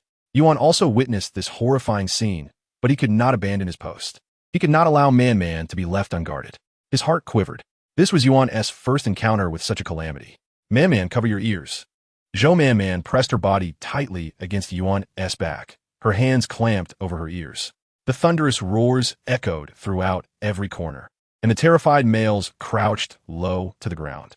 Zhou Man had already covered her ears, yet the vibrations still caused her to frown deeply. While the unprotected females writhed in agony, the tremors eventually ceased, but rocks continued to pummel the beastmen who had formed a barrier with their bodies. Although the force had weakened, many were still struck. At last, the stones came to a halt, halted by Dong Lin's intervention. The scene was one of devastation. Zhou Man lowered her hands in shock as Yuan gently set her down, holding her in his embrace. Noticing her fearful expression, he softly reassured her, "Do not be afraid." Man. Zhou Man felt her heart pounding violently, engulfed by fear. Man. She suddenly looked up to find Lin, covered in mud and appearing somewhat unwell. Upon seeing her unharmed in Yuan's embrace, he deflated like a balloon, rendered speechless. He took a few steps forward, feeling his legs weaken. Heaven knows how terrified he had been. The moment he saw those falling rocks, he felt as though his heart would stop. He had followed the trajectory of the stones, fearing she might be beneath one of them. Man. He reached out, wanting to take her from Yuan's arms. At that moment, he felt no jealousy or envy. All he wished for was her safety. Zhou Man gently turned her head away, avoiding Lin's gaze. Lin was momentarily taken aback, unsure of what to do, and he lowered his gaze to the mud on his body. I'm a bit dirty. I should go wash up now. Having said this, he intended to leave, but Zhou Man hurriedly called out to him. The nearest source of water was the river by her dwelling. She still remembered the massive stones that had fallen a few days prior. Raindrops began to fall from the sky once more, prompting Lin to halt his movements and commend. Indeed, Man possesses foresight. Zhou Man huffed softly in response. As the initial shock wore off, sadness began to envelop everyone. This time, not only had many males perished, but numerous females had also lost their lives. Some females had even been trampled by their male counterparts in their beast forms. The bereaved husbands of the females could hardly contain their grief, leading to fights and sorrow. The scene descended into chaos. Despite the chieftain's attempts at consolation, he could not alleviate their profound sorrow. Witnessing the turmoil, the chieftain could only helplessly cease his efforts, slowly approaching the darkened cauldron. The cauldron allowed for a view of the outside world. Ordinarily, one could not see within, but with a few deft maneuvers, one could catch a glimpse of the inner happenings. The chieftain took a breath and gently tapped a few times in front of the cauldron, allowing him to clearly see the unfolding events within. See, it seems that we may truly have to depart. The sorrow in Rosi's eyes shimmered as tears cascaded down, transforming into radiant beads that sank beneath, casting a soft glow. If that is the case, then we shall leave. At that moment, a disheveled Beastman hurriedly passed by, his voice neither too loud nor too soft, yet clear enough for all present to hear. The fire seed chamber has collapsed. What? The fire seed chamber has collapsed. What will the females eat now? Where can we find any more fire seeds? The fire seed chamber was their last glimmer of hope, and now even that faint hope has vanished. It is crucial to understand that females cannot consume raw meat. If the fire seed chamber has collapsed, there will be nowhere left to obtain fire seeds. How then can fire be kindled? How will the females survive? Enough. Upon witnessing the chieftain's fury, they fell silent. The chieftain's authoritative gaze swept over the entire tribe of beastmen, who bore wounds, were covered in mud, or wore expressions of despair and anger. Chapter 138. Preparing to leave, the chieftain refrained from uttering any further harsh words. We shall rest and adjust for a few days before departing. No sooner had the chieftain's words left his lips than the beastmen began to wail in despair. No, chieftain, how can we leave this place? Here, we have fire seeds and food. If we encounter such calamity on the road, what will we do? Indeed, chieftain, how many of us would perish then? None have experience in leaving. Our expertise lies solely in hunting. However, although the hunting grounds may be plains, sources of water and trees are scarce, rendering survival difficult. Moreover, this is the tribe that has sustained us for hundreds of years. How can we so easily abandon it? Their words left the chieftain momentarily silent. Indeed, they made a valid point. Yet, if we remain here, we may all perish. The chieftain raised his gaze to the sky, where the rain fell in a gentle patter, and the heavens appeared as dark as night, devoid of any light.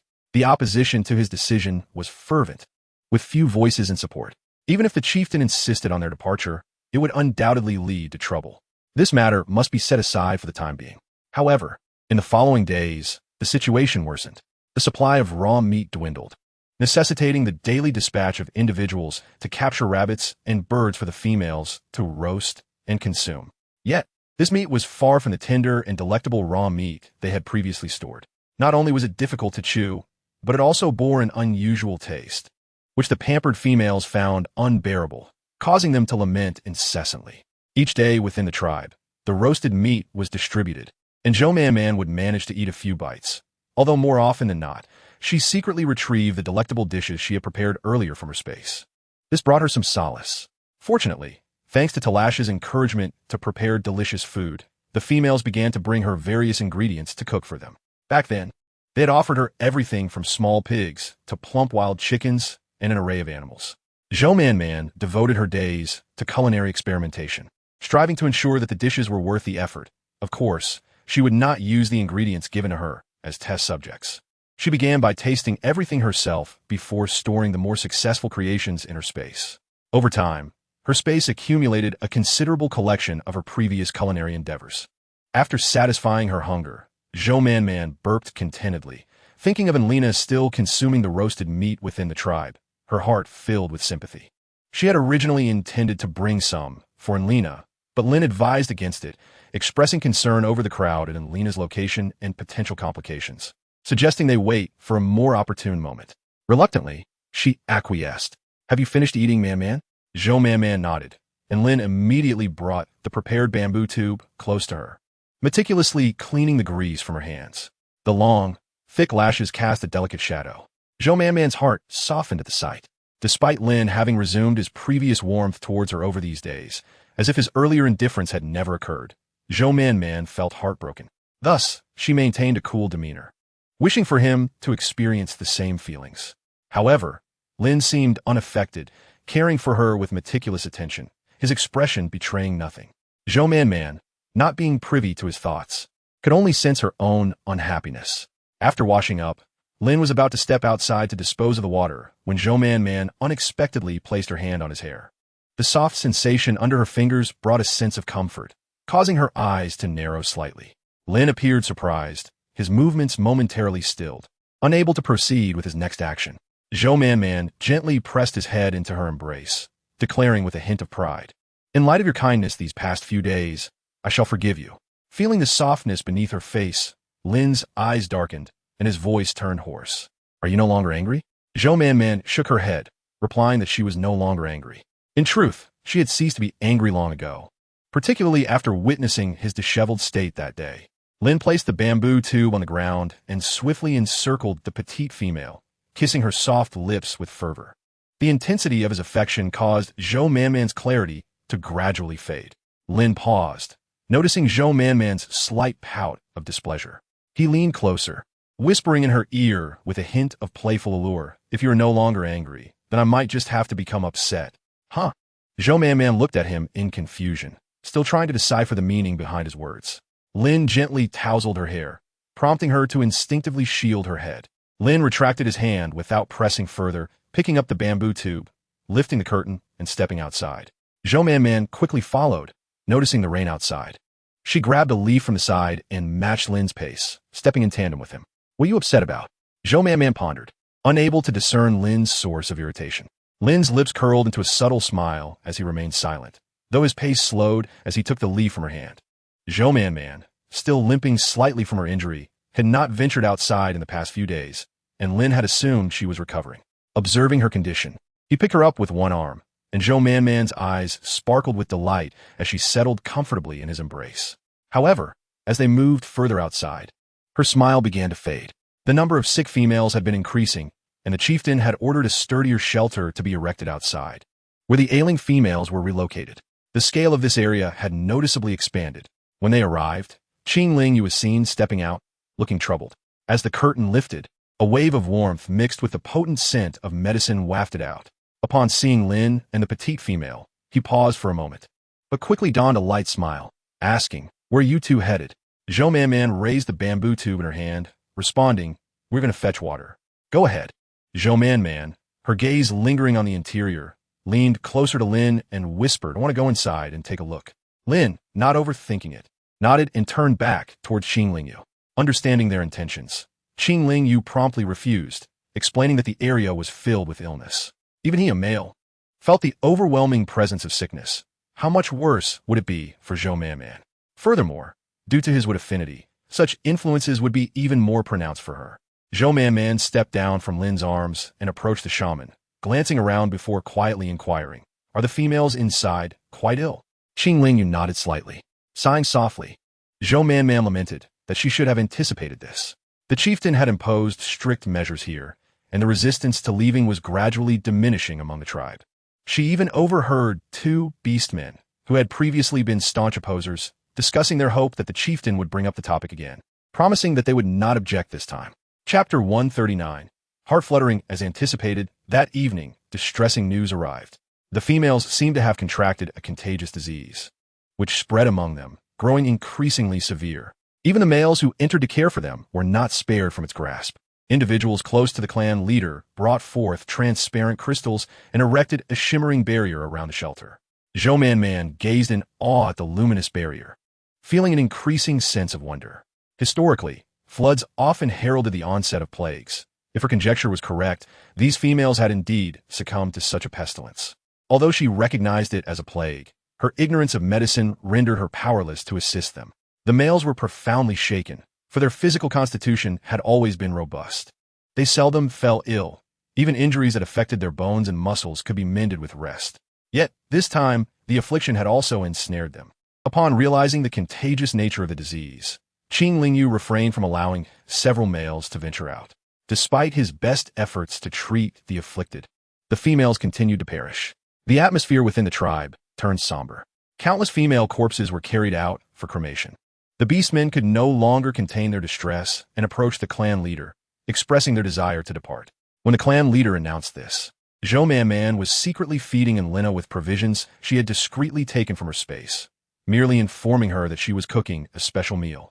Enlina, unsuspecting, savored the food with delight, feeling deeply moved by Zhou Man's kindness in preparing such treats. Suddenly, Zhou Man was startled, dropping the malt candy she held.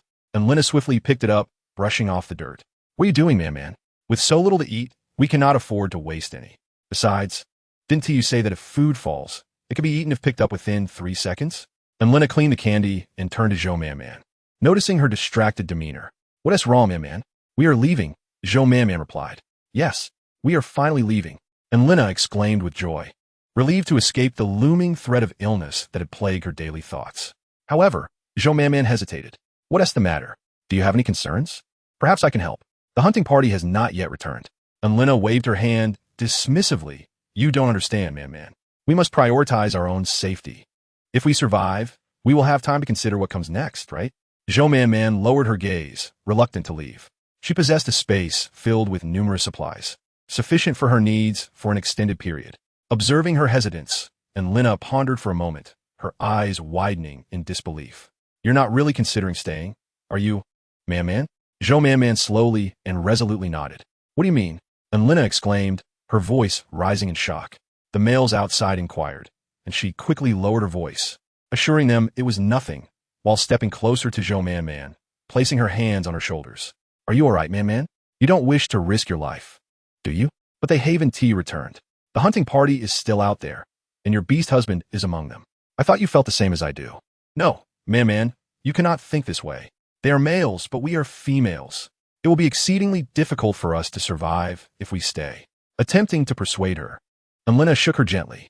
"I asked you on, and they should return within half a month." Enlina could barely contain her frustration, taking deep breaths to calm herself, only for Zhou Man to continue. "I thought you felt similarly about your beast husbands, yet you clearly have a stronger affection for June. What will you do about that?" Zhou Man faltered, her gaze reflecting fear as she witnessed Enlina's anger. Enlina, exasperated, tapped her forehead. "How can you forget the pain that Xiaomi has caused you so soon? You are waiting for him now. Who was it that said they didn't like him? And now, you seem to value him more than Lin. Have you considered Lin? He cares for you day and night, ensuring you are safe and sound. You claim to favor June, but what about Lin's kindness? Are you truly blind to it?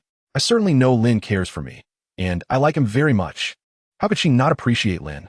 Enlina scoffed. "Your so-called affection is merely holding on to him while you wait for Xiaomi. Have you thought about how dangerous it is for Lin to leave with you alone if Xiaomi does not return? Is this how you express your love?" Zhou Man could not help but step back, disbelief etched on her face. After a moment, frustration surfaced within her. She lifted the curtain and dashed outside, while June looked on worriedly at the two of them. "Should I follow Man? "No need. Man is heading back to look that way. Forget it. You can follow her to see if you encounter Yuan or Lin and then return." June nodded, trailing after Zhou Man from distance. Enlina sighed as she watched their figures fade away. She knew very well that Shang was still outside, but given the inherent dangers of hunting, who could say if he would return safely? Enlina placed a hand over her heart, which felt slightly heavy, and tilted her head back. Contemplating Zhou Man's earlier expression, she finally understood their differences. To her beast husbands would always treat her well. Therefore, she did not need to invest excessive emotion in them. Even in their absence, others would come along. Simply put, they were replaceable. Yet for Man, recalling the shock and sorrow in her eyes, it seemed impossible. Man's stance was both a blessing and a curse. Man, Lin approached the young female, noticing her tear-streaked face, looking utterly pitiful. "What's wrong, Man?" His anxiety surged as he gently led her to sit down, tenderly wiping her tears, his eyes brimming with concern. "Speak to me, Man. Is it my cold demeanor from a few days ago that has upset you? I apologize, Man. I will never. Before Lin could finish, Zhou Man, like a small beast, rushed into his embrace. Her voice trembled with emotion. I'm sorry, Lin. Lin's body stiffened momentarily, bewildered by her words. Had she perhaps been with Yuan? But hadn't she told him she was going to find Lina? After pondering for a while, Lin suddenly realized he had not provided any hints. A wave of relief washed over him, mixed with a sense of fortune. It appeared that Man truly favored him the most now. After he had shown his displeasure, she had not gone out to play with Yuan, mistakenly believing he was present every day, hence his anger. It's all right, Man. Even if the sky were to fall, I would still be here for you. Zhou Man gazed into Lin's earnest eyes, her heart fluttering unexpectedly. Chapter 140. Tidying up following the clan leader's announcement, an unexpected tranquility settled over the tribe. The males indulged their appetites, consuming all remaining provisions, while the Beastmen organized efforts to gather numerous living creatures. However, transporting fire was a considerable challenge. Without the means to cook food, the females would struggle to endure the protracted duration. After much contemplation, Zhou Man approached the clan leader, offering him 2 fire starters. The clan leader regarded the instantly igniting fire starters, his gaze dimming slightly. With these, many of our troubles could be alleviated. He then looked at the bashful female. You mentioned wanting something? I would like some charcoal. Although we have the fire starters, the wood is too damp to ignite. The clan leader nodded, realizing he had overlooked that aspect. Is there anything else? Zhou Man appeared taken aback. Is there more?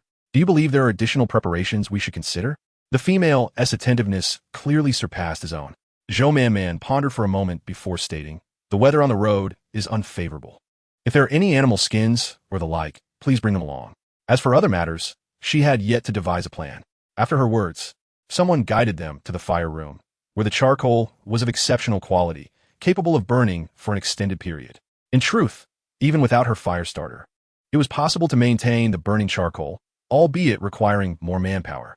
Upon reaching the cave entrance, the Beastman ceased to accompany them further. He gestured towards the interior, indicating that the charcoal was stored in the rightmost cave, the deepest one. Although the outer section had collapsed, the interior remained intact. Yet he was still apprehensive and opted not to wade into the murky waters. After a moment of hesitation, the Beastman cautioned, you all should move quickly. Man, you stay here, and I will fetch it for you. No, let's go together. Acquiring charcoal was inherently perilous. She even considered undertaking the task alone, unwilling to let Lin take such risks. Zhou Man's resolve was firm, leaving Lin with no choice but to accompany her inside. Having been there before, they quickly reached the cavern where the charcoal was stored, which was vast and piled high, leaving Zhou Man momentarily at a loss regarding its enormity. Lin, can you check if anyone is around? Lin understood her intention, nodded, and approached the entrance. Zhou Man chose a discreet spot to gather the charcoal into her space. Once she had collected a sufficient amount, she straightened up and called out, Lin, I'm ready. Come help me take some. As they departed, Zhou Man felt a pang of regret over the vast amount of charcoal, pondering how long it had taken the tribe to accumulate such a supply. If they could take it all, that would be splendid. However, if they could not carry it all, it would be a great pity. Yet, she was uncertain about how much the chieftain intended to take and feared that taking too much might raise suspicion. After securing the charcoal, the two returned to the riverside dwelling. Zhou Man stood outside the house, overwhelmed with emotion. It was here that she had resided for nearly half a year, the longest period since arriving in this world. She had witnessed the construction of this house, and the joy of that experience lingered in her heart. Yet, in the blink of an eye, the house had collapsed. Although the flowers in the courtyard had been battered by falling stones, they resiliently sprouted anew from the other side, displaying tender new buds, as if the disaster had scarcely affected them. Zhou Man noticed the stone mill in the courtyard and approached it. Though it had been struck, it remained intact. She looked around and decided to store the stone mill in her space. Finally, she took Lin's hand and stood in front of the courtyard, her heart full of sentiments. Lin gently squeezed the small female's hand, reassuring her that they would have other houses in the future. Zhou Man slightly raised her gaze and replied, all right. Fortunately, Lin was still by her side, and no matter how many challenges lay ahead, they would overcome them together. Thinking of Xiaomi, Zhou Man could not help but lower her eyes. She wondered how he was faring now, and Lina's words echoed in her mind, shaking her heart. She was unsure why, as she should have despised Xiaomi the most. If he returned to find they had all moved on, he would probably be infuriated. The thought of angering Xiaomi lifted her spirits, and she declared, "Let us go, Lin. You can ride on my back, Man. Lin transformed into his beast form, and once Zhou Man was settled, he added, "We should also gather some food, Man. I know you have plenty, but we must not be too conspicuous." Zhou Man nodded in agreement. Lin paused, feeling uncertain and conflicted, before continuing, Man, you must keep your spatial ability concealed at all costs. Do not reveal it in front of anyone. At this point, this ability is even more perilous than the wood ability. If anyone were to discover your spatial talent, I can imagine many items from the tribe being stowed away in your space without considering whether you can bear the weight or that you're merely a female. In the face of survival, everyone is selfish. It is even riskier on the road. Who knows when a female might grow hungry and seek provisions from you? If you claim there is none left, would they believe you? Lin's heart tightened as he shared all his concerns with the small female, fearing that she might relent. Zhou Man leaned against Lin's neck, listening intently. "I will remember," she assured him. She understood that the law of the jungle would not afford her any privileges simply because she was female. The tribe was bustling with activity, scavenging through the wreckage of houses. Generally, most houses had collapsed, but some remained standing. Thus, Beastmen would not care whose house it was. Whoever was swiftest would dart inside to secure items, and if they found cured meat, it was even better, leading to fierce competition among them. Zhou Man sat atop Lin as they passed by. Suddenly, an idea struck her, and she grasped Lin's fur. "Let's collect more water, Lin." Although it was currently raining, no one could guarantee that it would continue. What if the sun shone again, turning the landscape dry as before? They returned to fill their containers with water before proceeding to collect meat. The distributed meat was specially cured by the tribe, with each female receiving half a pig's worth.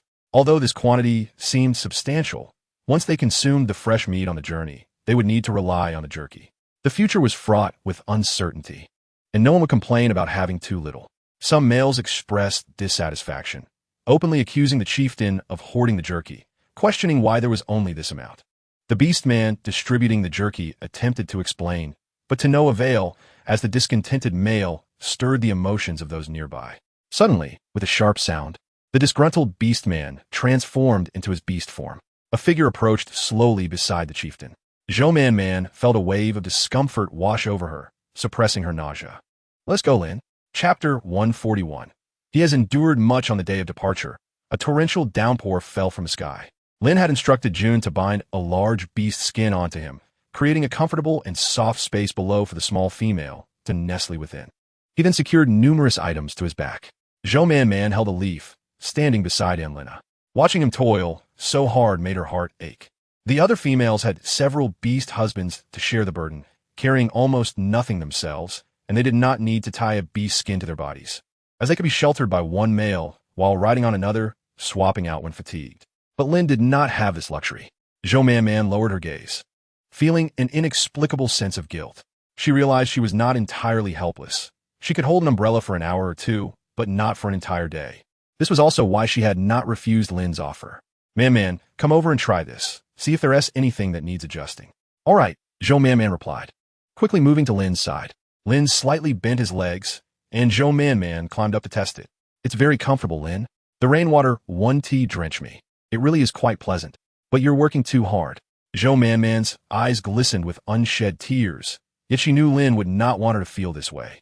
Reflecting on her previous desire to remain behind for her selfish reasons filled her with an indescribable remorse towards Lin. She gently stroked the fur on his back. "Is it heavy, Lin?" "Not at all. Man is very light. The items on my back are minimal. Most of what I carry is stored in my space, making this load feel as light as a feather." The beastmen transformed into their beast forms, forming a long line that stretched outside the tribe. They proceeded in 3 segments. First, a trusted individual next to the clan leader, accompanied by Dong Lin, led the orcs ahead to clear the path. Should they encounter any danger, they would return to report. Following them were the healthy females, including Zhou Man and the bulk of the orc troops. Lastly, 2 shaman, Qing Lingyu and Zhu Zhong, along with Yuan Zhao, tended to the ailing females. The moment those at the front set out to scout, Zhou Man felt a faint tremor beneath her feet. The orcs dashed forward, and only when the time was deemed right did the clan leader command the main force to commence their march. The main group began to move slowly, but their progress was orderly, and Lina, Li, Yi, and Zhou Man remained close together to look after one another. and Lina observed a sheep perched on Lin's back, dutifully nibbling on 2 leaves. She noticed Zhou Man Man had already burrowed into the small sleeping bag Lin had prepared for her. Unable to suppress a pout, she thought, Man Man, don't rush in so quickly. Stay with me for a while. And Lina perched on the back of one of the orc men, who held a leafy umbrella over her. Lin immediately objected, stating, No, what if we get separated? Man Man must stay by my side for my peace of mind. How stingy, she thought. As Lin walked on, Zhou Man Man gently swayed within the sleeping bag. Before long, fatigue overcame her, and she drifted into slumber. Lin could hear the soft rhythm of her breaths. Occasionally, her delicate little hand would brush against his abdomen, evoking an inexplicable sense of fulfillment within him. It felt as if Man Man belonged solely to him, her heart and thoughts entirely devoted to him. With this thought, Lin steadied his pace. When Zhou Man Man finally awakened, it was already nightfall, a time when they refrained from traveling. She groggily responded to Lin's call, her face instantly flushed with embarrassment at having slept during such perilous times. She rolled out of the sleeping bag, her cheeks crimson. She stole a few glances at Lin, hesitated to speak, and then hurried off to find Lina. Lina, noticing her rosy complexion, couldn't help but tease, Oh, someone has had a good sleep. Zhou Man Man shot her an annoyed glance. I wanted to call you earlier, but Lin insisted I shouldn't, claiming you've been in a bad mood. I truly don't understand what is bothering you. Just thinking about reaching a better place, free from daily fears, brings me joy. And Lina's eyes sparkled with yearning. You know, the place we are heading to is where Talasha's orc frequently goes to trade. There might be many novel things there. Is that so? Zhou Man Man pondered, her heart fluttering with anticipation. Her primary desire was to acquire energy stones. For Talasha had mentioned that his orc had slain a beast and obtained 2 crystals. The others were traded for various items. Zhou Man Man recognized that food was monotonous in this world, as everyone merely struggled to survive, rarely aspiring for a higher quality of life. Perhaps she could exchange some items for crystals, which she could then give to Lin. The thought of this possibility filled her with elation, alleviating her resistance to the upcoming journey. Soon, some orcs had roasted meat ready for distribution. Lin contemplated for a moment, removing his belongings and transforming into human form to fetch food for Zhou Man Man. He then sat beside her, watching her eat. They had roasted rabbit today, which tasted quite decent, albeit a bit bland. Zhou Man Man took out some salt and sprinkled it on their portions. Lina glanced at the items behind Lin and suggested, Why don't we do this, Man Man? Have Lin bring over the things, and we can take some for you. It's quite boring with you sleeping all the time. Although Lin carried what appeared to be a lot, it was mostly lightweight items, just some grass for the sheep, covered with animal hide. If Lina helped, they would discover he had hardly brought anything substantial. Thus, Zhou Man Man shook her head. I sometimes sit on Lin's back for a while. Zhou Man Man finally understood why little kangaroos adored their mother's pouches. It was indeed so comfortable. Being next to someone she trusted deeply, the gentle swaying brought immense security, lulling her into a deep state of drowsiness. They rested in an open space, and the time was brief, making it difficult to find materials to erect a shelter from the rain. After finishing their meal, Lina began to feel the strain. The males held leaves over the females, while they themselves braved the rain. Even so, the cold wind, which had been bearable during the day, became intolerable at night. The darkness enveloped them, making it challenging to sit still. There was no place to sleep, and the fragile females began to complain. Soon, one female could no longer bear it and approached the clan leader to voice her grievances. Lina, feeling drowsy, looked at Zhou Man Man, who appeared quite spirited, and couldn't help but chuckle, thinking, It seems I'll need to get myself a pouch like yours for tomorrow. Though the rainy weather was chilly, the male's body heat remained high. Zhou Man Man took a leaf from Lin's hand. You should sleep for a while, Lin, she insisted, unyieldingly pressing his head onto her lap. She then retrieved 2 leaves from the side to cover him. Chapter 142, Crisis. The following days unfolded smoothly, but gradually new issues emerged. The nights grew too cold, leaving the females unable to sleep. Over time, their complexions worsened, leading to several females being sent to the rear due to fevers. Soon, others began to imitate Zhou Man Man and Lina, wrapping themselves in animal hides atop the males to rest.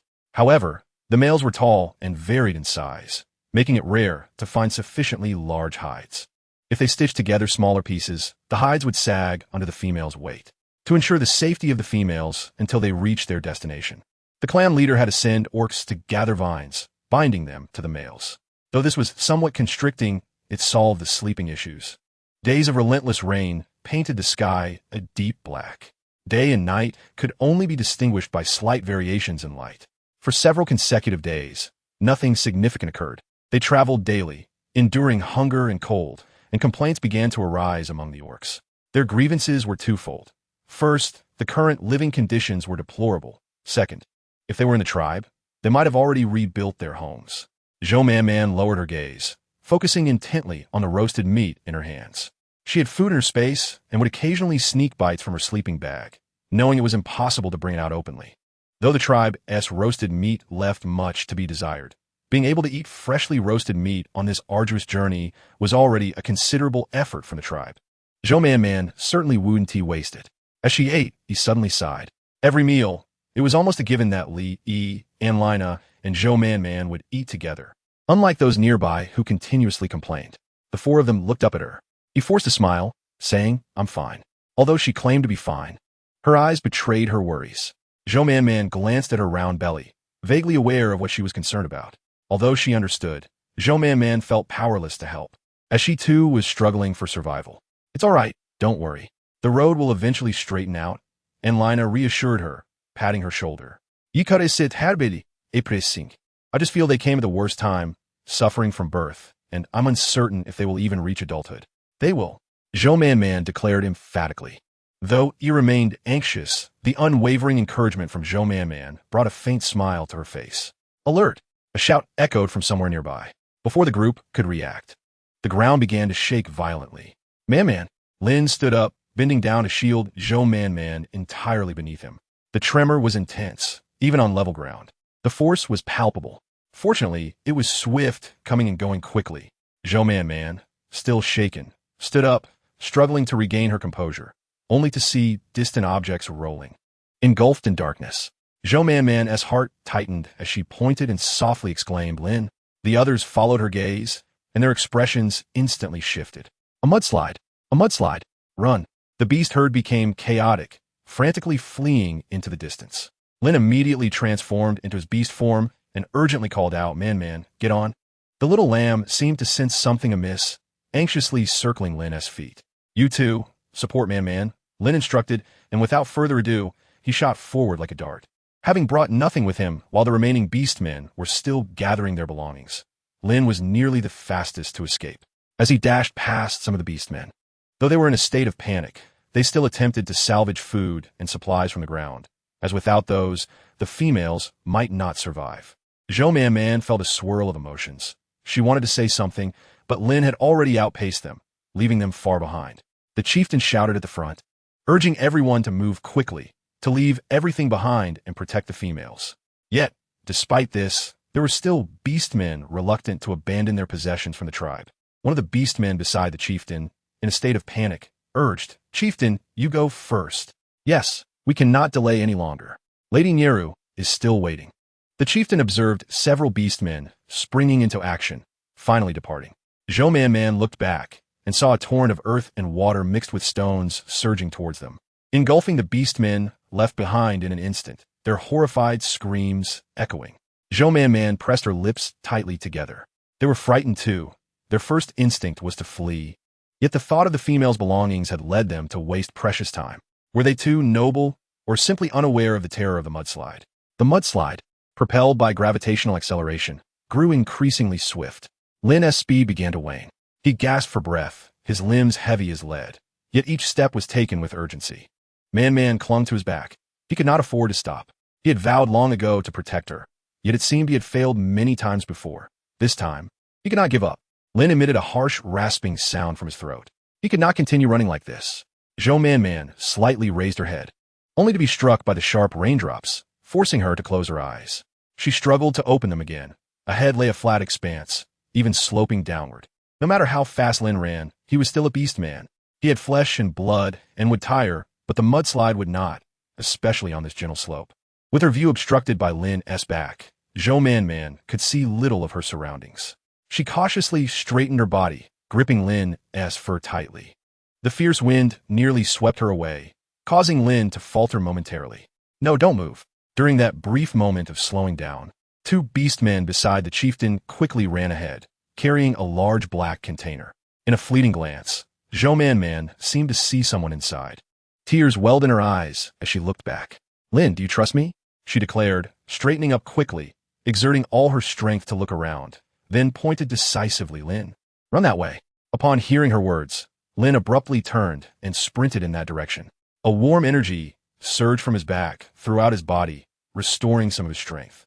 Once he processed what Man had done, Lin felt an overwhelming anger rise within him. "Stop. It's too dangerous. There are beastmen everywhere. Does Man know what she is doing?" Zhou Man pressed tightly against Lin, feeling the dampness at his neck. Lin could no longer be fierce. "But this is truly dangerous, Man." With Zhou Man's life force invigorating him, Lin felt his body regain strength, and he quickened his pace once more. Soon, a higher terrain appeared ahead. Lin dashed up with great speed. The beastmen behind, witnessing this, also hurried toward the same direction. Lin collapsed onto the ground, his tiger-like body heaving rapidly. Chapter 143. No one noticed Zhou Man, feeling dizzy from the jostling, finally reached Lin's side and whispered in his ear, "I've checked. Lin, no one is paying attention." The sky was dimming, and the beastmen were solely focused on escaping. Who had the time to watch them? Besides, she had pressed her hand against her body, and the glow of her life force was not very bright, nearly imperceptible. Lin cracked open his eyes slightly. The little female's eyes sparkled, though her face and lips were pale.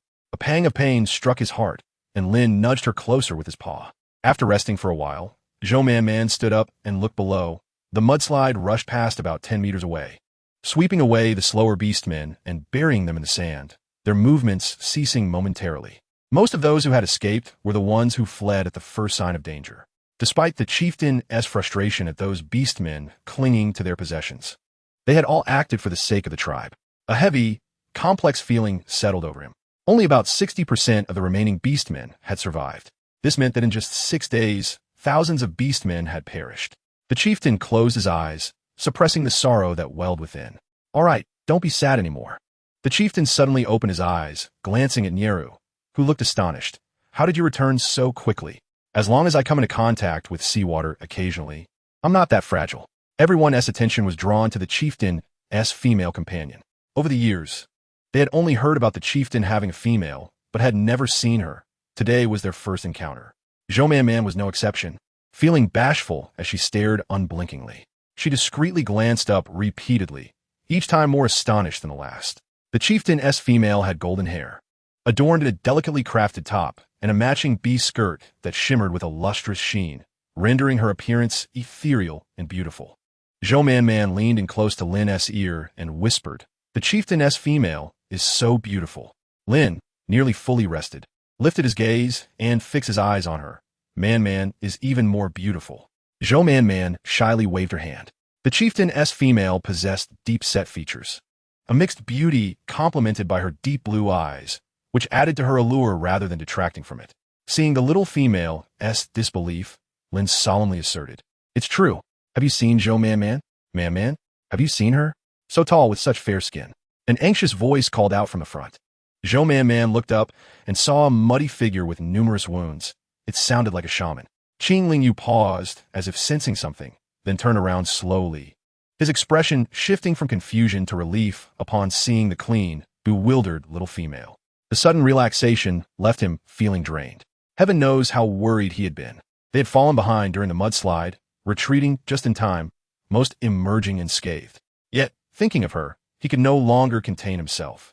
He feared she might perish under the mudslide, terrified that despite rescuing so many females, he might witness her death before his eyes. Yuan had feelings for her. He was aware of this. So when Yuan instinctively rushed out, he understood what Yuan intended to do. He had tried to talk himself out of it many times. But in the end, he could not resist seeking her out. "Shaman? How did you end up like this?" Qing Lingyu snapped back to reality, looking at Zhou Man, who wore a puzzled expression. Suddenly, he felt that all he had done was for his own emotional gratification. What an ungrateful little thing. Zhou Man watched as Qing Lingyu's expression shifted from anxiousness to the familiar cold indifference, momentarily taken aback. Upon encountering his cold, piercing gaze, a sense of unease washed over her. Qing Lingyu approached, crouching down to check his pulse, then scanned his body, noting that he was remarkably clean, without any visible wounds. As her eyes shifted toward Lin, She intended to commend him for his excellent work, yet felt that she lacked the appropriate standing to voice such sentiments. This realization only fueled her irritation.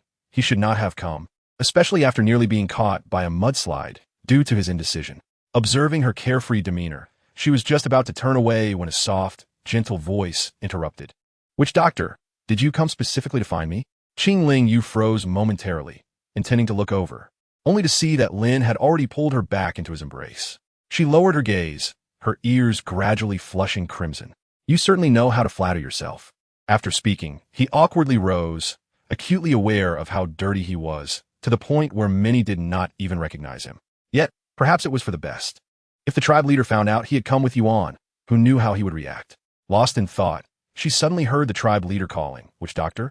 Qing Ling Yu paused, pretending not to hear, and attempted to turn away. "Where do you think you're going?" Reluctantly, she turned back and surveyed the crowd, soon spotting Yuan, who was partially hidden behind a tree.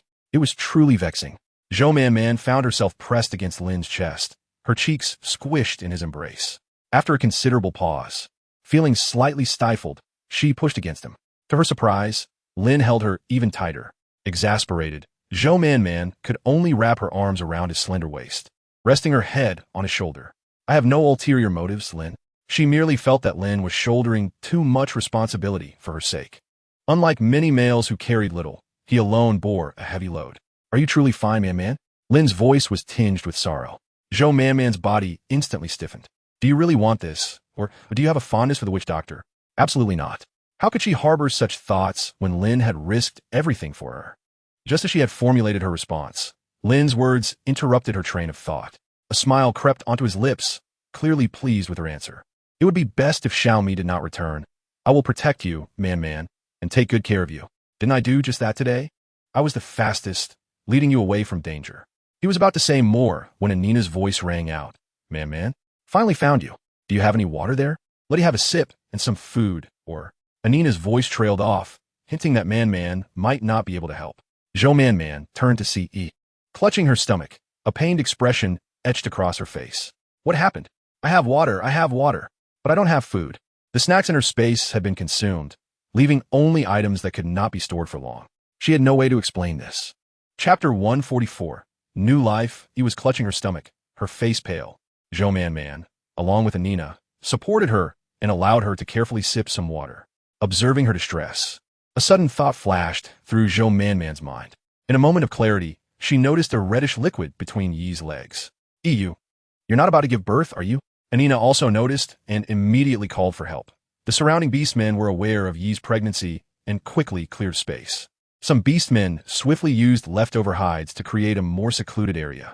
Yi's mate lifted her and gently placed her down. Zhou Man hesitated for a moment, but decided to follow. What should they do now? The witch doctor had just left and should be nearing their destination, but there was no experienced help available. Anina was growing anxious. The tribe leader had arrived, although giving birth was not as perilous for females as could be. The long journey had taken a toll on many, especially those carrying young. This unnecessarily increased the risks. He summoned the beastmen to hasten after the witch doctor. Upon entering, Zhou Man witnessed Yi, drenched in sweat, her complexion ashen, her hair sticking to her cheeks. She had her eyes closed, striving to stabilize her breath. As Zhou Man stepped on a dry twig, the crisp sound echoed in the silence. Yi opened her eyes, looking at the startled Zhou Man, and gently waved her hand. Man. Zhou Man hurriedly knelt beside her. He grasped her hand, squeezing it tightly. The sight filled Zhou Man with dread. Sensing her fear, he whispered, "It's all right. I'm just in a bit of special circumstance. Please do not be afraid." Zhou Man nodded earnestly and looked up at Anina, who was pacing. "What should we do, Anina? What actions ought we to take?" "We must wait for the witch doctor," Anina said, suddenly looking at Yi. "Are you unable to hold back any longer?" He closed her eyes and nodded with difficulty. This birth had been overdue. She had been trying to hold off so as not to delay the group. Otherwise, the cubs would not have grown as large as they had. Yet, in just a short while, Yi's situation worsened. Anina gritted her teeth. Man, you should step outside. I will take over. After all, I have given birth before." Zhou Man quickly shook her head. "No, I will stay here. If something goes wrong, we will have time to rectify it once the witch doctor arrives." "All right, then you help me with her sweat. I will take charge." After taking a deep breath, Anina removed Yi's hide. He should have given birth 3 months ago, but now she had endured for over 4 months. The cubs were larger than usual due to their prolonged growth in the womb, compounded by Yi's poor nutrition and inadequate rest during the journey. Consequently, she was exhausted after exerting herself. Breathing heavily, she frowned, her spirit somewhat disoriented. Anina glanced up and suddenly called out, "Has the witch doctor not arrived yet?" "Almost there," came the hurried reply from outside. Anina turned back, encouraging E, "You can do it. Just one more push." E felt as if she were floating, her body light as a feather. She opened her eyes to focus on the crude branches above, hearing only her own labored breathing, unable to discern Anina's words. Suddenly, a pair of bright eyes appeared before her. Man waved in front of E, noticing that her pupils had not moved, which sent her into a panic. She glanced at Anina, who was intently focused on helping the cubs emerge. Gritting her teeth, she gently placed her hand on Yi's back. It's happening. With Anina's excited voice, the last cub was lifted triumphantly into the air. Man had seen newborns before. They were wrinkled, eyes closed, and their skin a vibrant red. She watched as the tiny cubs, resembling small kittens, struggled to take their first steps around E. A wave of sentiment washed over her. Life is indeed a wondrous phenomenon. Observing E, who was so much like herself, she marveled that she could bring forth such tiny beings. Listening to the faint cries from within, many shared the same sentiments. The arrival of new life was a tremendous encouragement to their weary beast tribe, just emerging from hardship. As long as there was new life, the tribe could thrive and endure eternally. The witch doctor hurriedly arrived. Anina and Man stepped outside, recognizing that such matters were best left to the professionals. Anina looked at the blood on her hands, a half-smile playing on her lips. Man was bewildered. Anina sighed. "It seems I will also be able to assist in deliveries in the future. Isn't that wonderful?" "Certainly. How could it be otherwise? When the time comes for you to bring forth your offspring, I shall personally assist in the delivery." Enlina's lips curled into a smile as she observed Man's cheeks gradually take on a rosy hue. Her spirits lifted. Man initially intended to retort, suggesting the presence of a shaman, but the thought of such a situation with the shaman present evoked a sense of vulnerability that made her blush and nod instead. After a moment, she realized that her instinctive response was not to refuse. Man immediately shook her head, asserting that she was not yet ready to bear children. But perhaps in the future. She had more to say, but Lena had already brought over freshly collected rainwater for them to wash their hands. Man hesitated as she washed, feeling a softness in her heart at the thought of a tiny creature resembling a kitten. Her gaze fell upon Lin, who was meticulously cleaning for her, and a sudden thought crossed her mind. "I wonder what our offspring would be like if they were born together. What am I thinking?"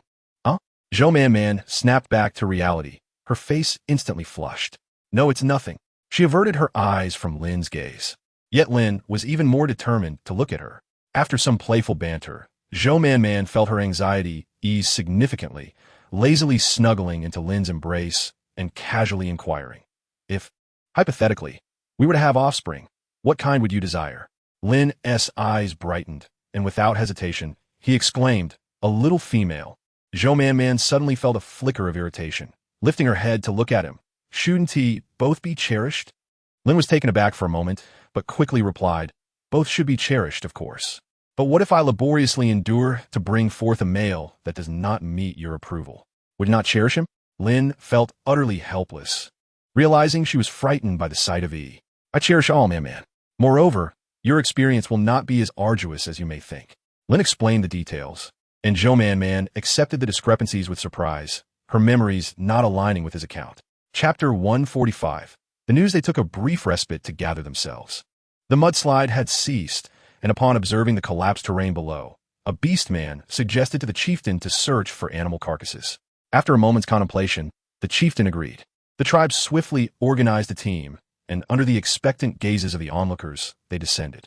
Man held Lin's hand, with Anlina beside them, and after some time, Man finally remembered to ask, "Where is Lee? I haven't seen her." Anlina suddenly appeared somewhat uneasy, stammering for a while. Man, incredulous, widened her eyes, suppressing the ache as she gazed down at the scene below. Anlina sighed, recalling the events of that moment. They had been the first to leave, and thus should not have encountered any trouble. However, Lee's beast husband wanted to gather as many items as possible and was struck by a falling rock. In an attempt to save him, Lee called for a halt and tried to bring him with her, but in that fleeting moment, a torrent of sand and stones engulfed them. A glimmer of sorrow flashed in Anlina's eyes, and recalling something, she cautioned, "Do not mention this to E just yet. Her bond with Lee is strong, and having just given birth, she must not be overly agitated." "Lee, when did this happen?" Anlina stiffened momentarily before turning around after a considerable pause. E's complexion was ashen, cradling 2 offspring in her arms, one for her and one for her beast husband. Zhou Man tugged at Anlina's sleeve. Tears streamed down E's face as she shut her eyes, the floodgates of sorrow opening. She and Lee had grown up together, occasionally bickering, yet more often they were as close as sisters. Now, faced with such tragedy, how could she find solace? A wave of dizziness washed over E, and she struggled to maintain her footing. Her beast husband quickly supported her. "Yi, zol maman purset herdips," feeling a tightening in her heart at the thought of such vibrant lives extinguished. The shaman approached, noticing E outside in her weakened state, and stepped forward. "Did I not instruct you to remain indoors?" E's husband nodded repeatedly, assisting her back inside. Anlina took the offspring from E, saying, Man, I will escort E back. Please be cautious." King Linjiu glanced at Lin with a wary expression, but chose not to speak and walked away. Zhou Man raised her eyes, surveying the devastation below, her heart heavy with an indescribable sorrow. They were uncertain how much longer they would have to traverse. Soon, the Beastmen returned, bearing numerous animal carcasses, unrecognizable, and some bamboo tubes filled with water. After a simple roasting, the food was distributed among the females. Zhou Man tightly grasped Lin's hand, carefully retracing their steps. "Chieftain, we have been digging for quite some time, but the mudslide was too ferocious, and those items were swept away. We have no idea where they may have gone.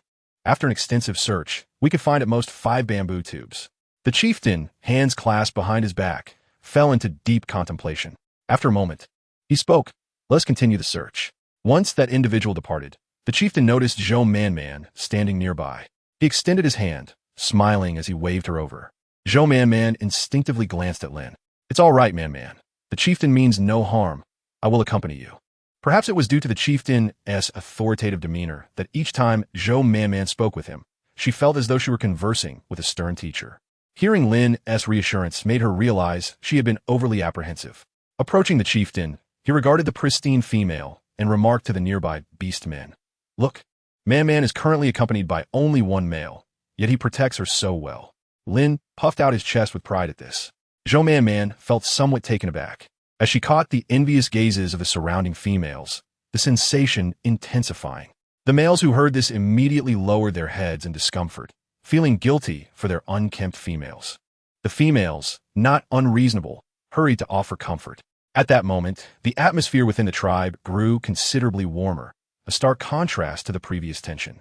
After a moment of reflection, the chieftain gestured for them to move closer to the black box. "By the way, Man, do you still have any fire starters?" "The one you previously gave me." The tribe had been on the move for quite some time, and today marked the 28th day. Logically, a fire starter should last 3 months. However, due to the damp weather, charcoal would have been preferable, yet in their hasty escape, all the charcoal was abandoned. To ignite a fire now, they could only rely on the fire starters, which would soon run out if this continued. Zhou Man bowed her head, feeling conflicted. Observing her distress, the chieftain assumed she had none left and quickly reassured her, "Even if you do not possess any, it is of no consequence." Zhou Man was not without. On the contrary, she still had plenty in her space. However, such items, once produced, tend to invite subsequent requests. Recalling Lin's careful instructions before their departure, Zhou Man hesitated to refuse, yet the sight of the pitiful, huddled females tugged at her heartstrings. She glanced up at Lin. Lin's heart softened, and he gently ruffled her hair before turning to the chieftain, stating, "We still have a few, all packed away. We did not check carefully and are uncertain of the quantity. Man and I will return to investigate." The chieftain nodded in agreement. Lin took Zhou Man's hand and led her back. "Wow, Lin, how did you know I was struggling with this?" "Of course I know, but Man, how many do you intend to give?" Zhou Man furrowed her brows, contemplating for a moment before responding, 3. Any more would not do. Lin nodded in agreement. Upon reaching their resting place, they unwrapped their bundle from beneath the little sheep. The area was crowded, yet the spirits of the people were low, and no one noticed Zhou Man's actions. She reached into the bundle, feigning to search for something, while secretly retrieving 4 fire starters from her space. And after a moment's thought, she also took some fruits. Subsequently, she led the little sheep with the bundle towards the chieftain and, in front of the many beastmen, opened the bundle to produce 3 fire starters. Having cleared the way, it was unlikely anyone would inquire further from now on.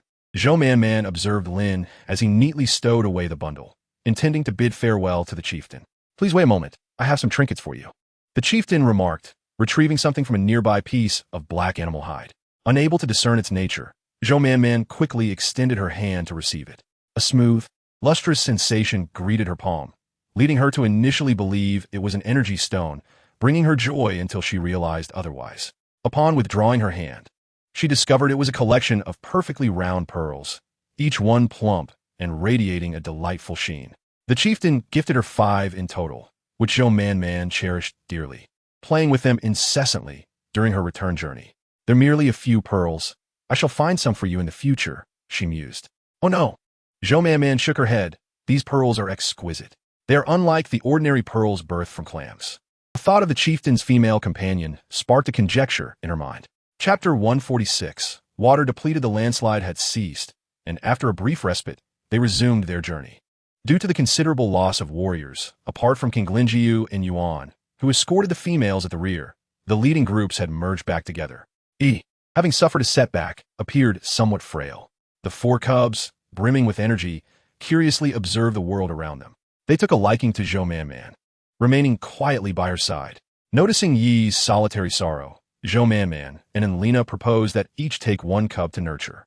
The newly born cubs, after just 2 days of nursing, were already capable of ferociously tearing into raw flesh. With most of their supplies nearly exhausted, Zhou Man and Lin were left with only a small bundle. Lin transformed into his beast form, allowing the little female to ride atop him. After 2 days of rain, the skies gradually brightened. Under the sunlight, it seemed as if life was rekindling, a long-forgotten vitality filling everyone's hearts.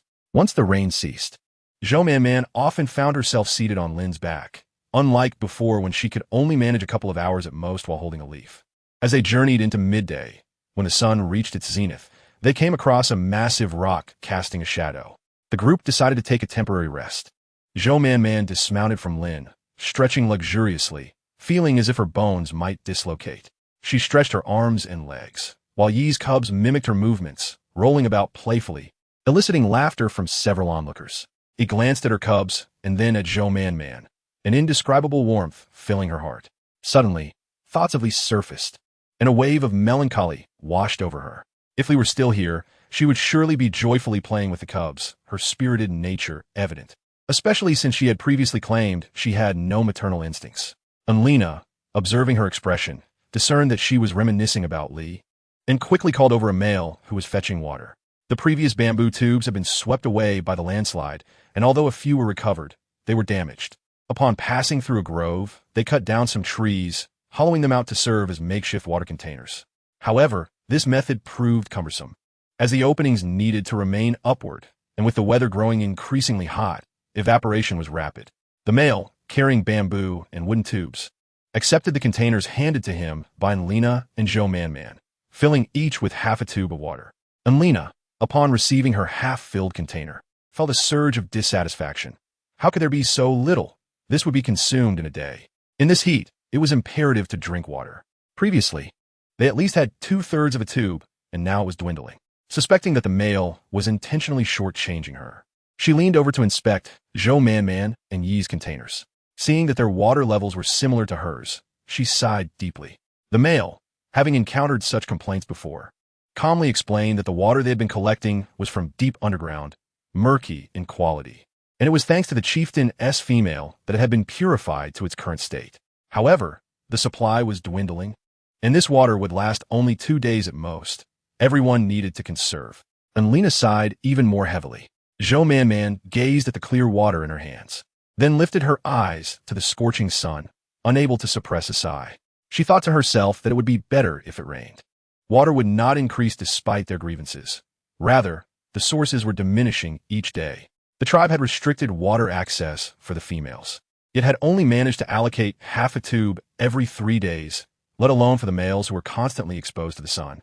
One after another, males collapsed from exhaustion, and today marked the 3rd incident. Finally, a male could no longer endure and protested. unable to resist the temptation of secretly drinking water. He consumed an entire bamboo tube before being subdued by the surrounding males. Yet, after drinking, he remained despondent, gazing at the dirt-covered females and the cracked-lipped males, repeatedly lamenting that it would have been better if they had not left. The chieftain, observing his disoriented state, had withheld his commands for too long, but in order to maintain discipline, he ordered the male to be dealt with and expelled from the group. Zhou Man witnessed the entire scene. Seeing him bloodied and cast aside, and as she departed on Lin's back, he glanced back with unease. In her space, she had stored plenty of water. She bent down and noticed Lin's chapped lips, whispering softly in his ear, "Lin, later tonight when we rest, I will secretly give you some water to drink." Lin's heart tightened with uncontainable anticipation. Yet if he did not feel thirsty, he hesitantly shook his head. "No need, Man. I am not thirsty. I don't believe you," Zhou Man replied, straightening up without further ado. Lin wished to speak, but their proximity made him wary of being overheard by other beastmen, so he held his tongue. When night fell, the chieftain decisively organized the beastmen to dig for water. Digging required going deep underground, typically done every 3 nights. But it was evident that the males could no longer bear the strain and needed to replenish their water supply. However, to their astonishment, even after digging deep, no water emerged.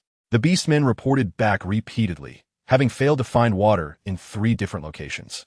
Such a commotion was impossible to conceal, and soon the tribe was engulfed in anxiety.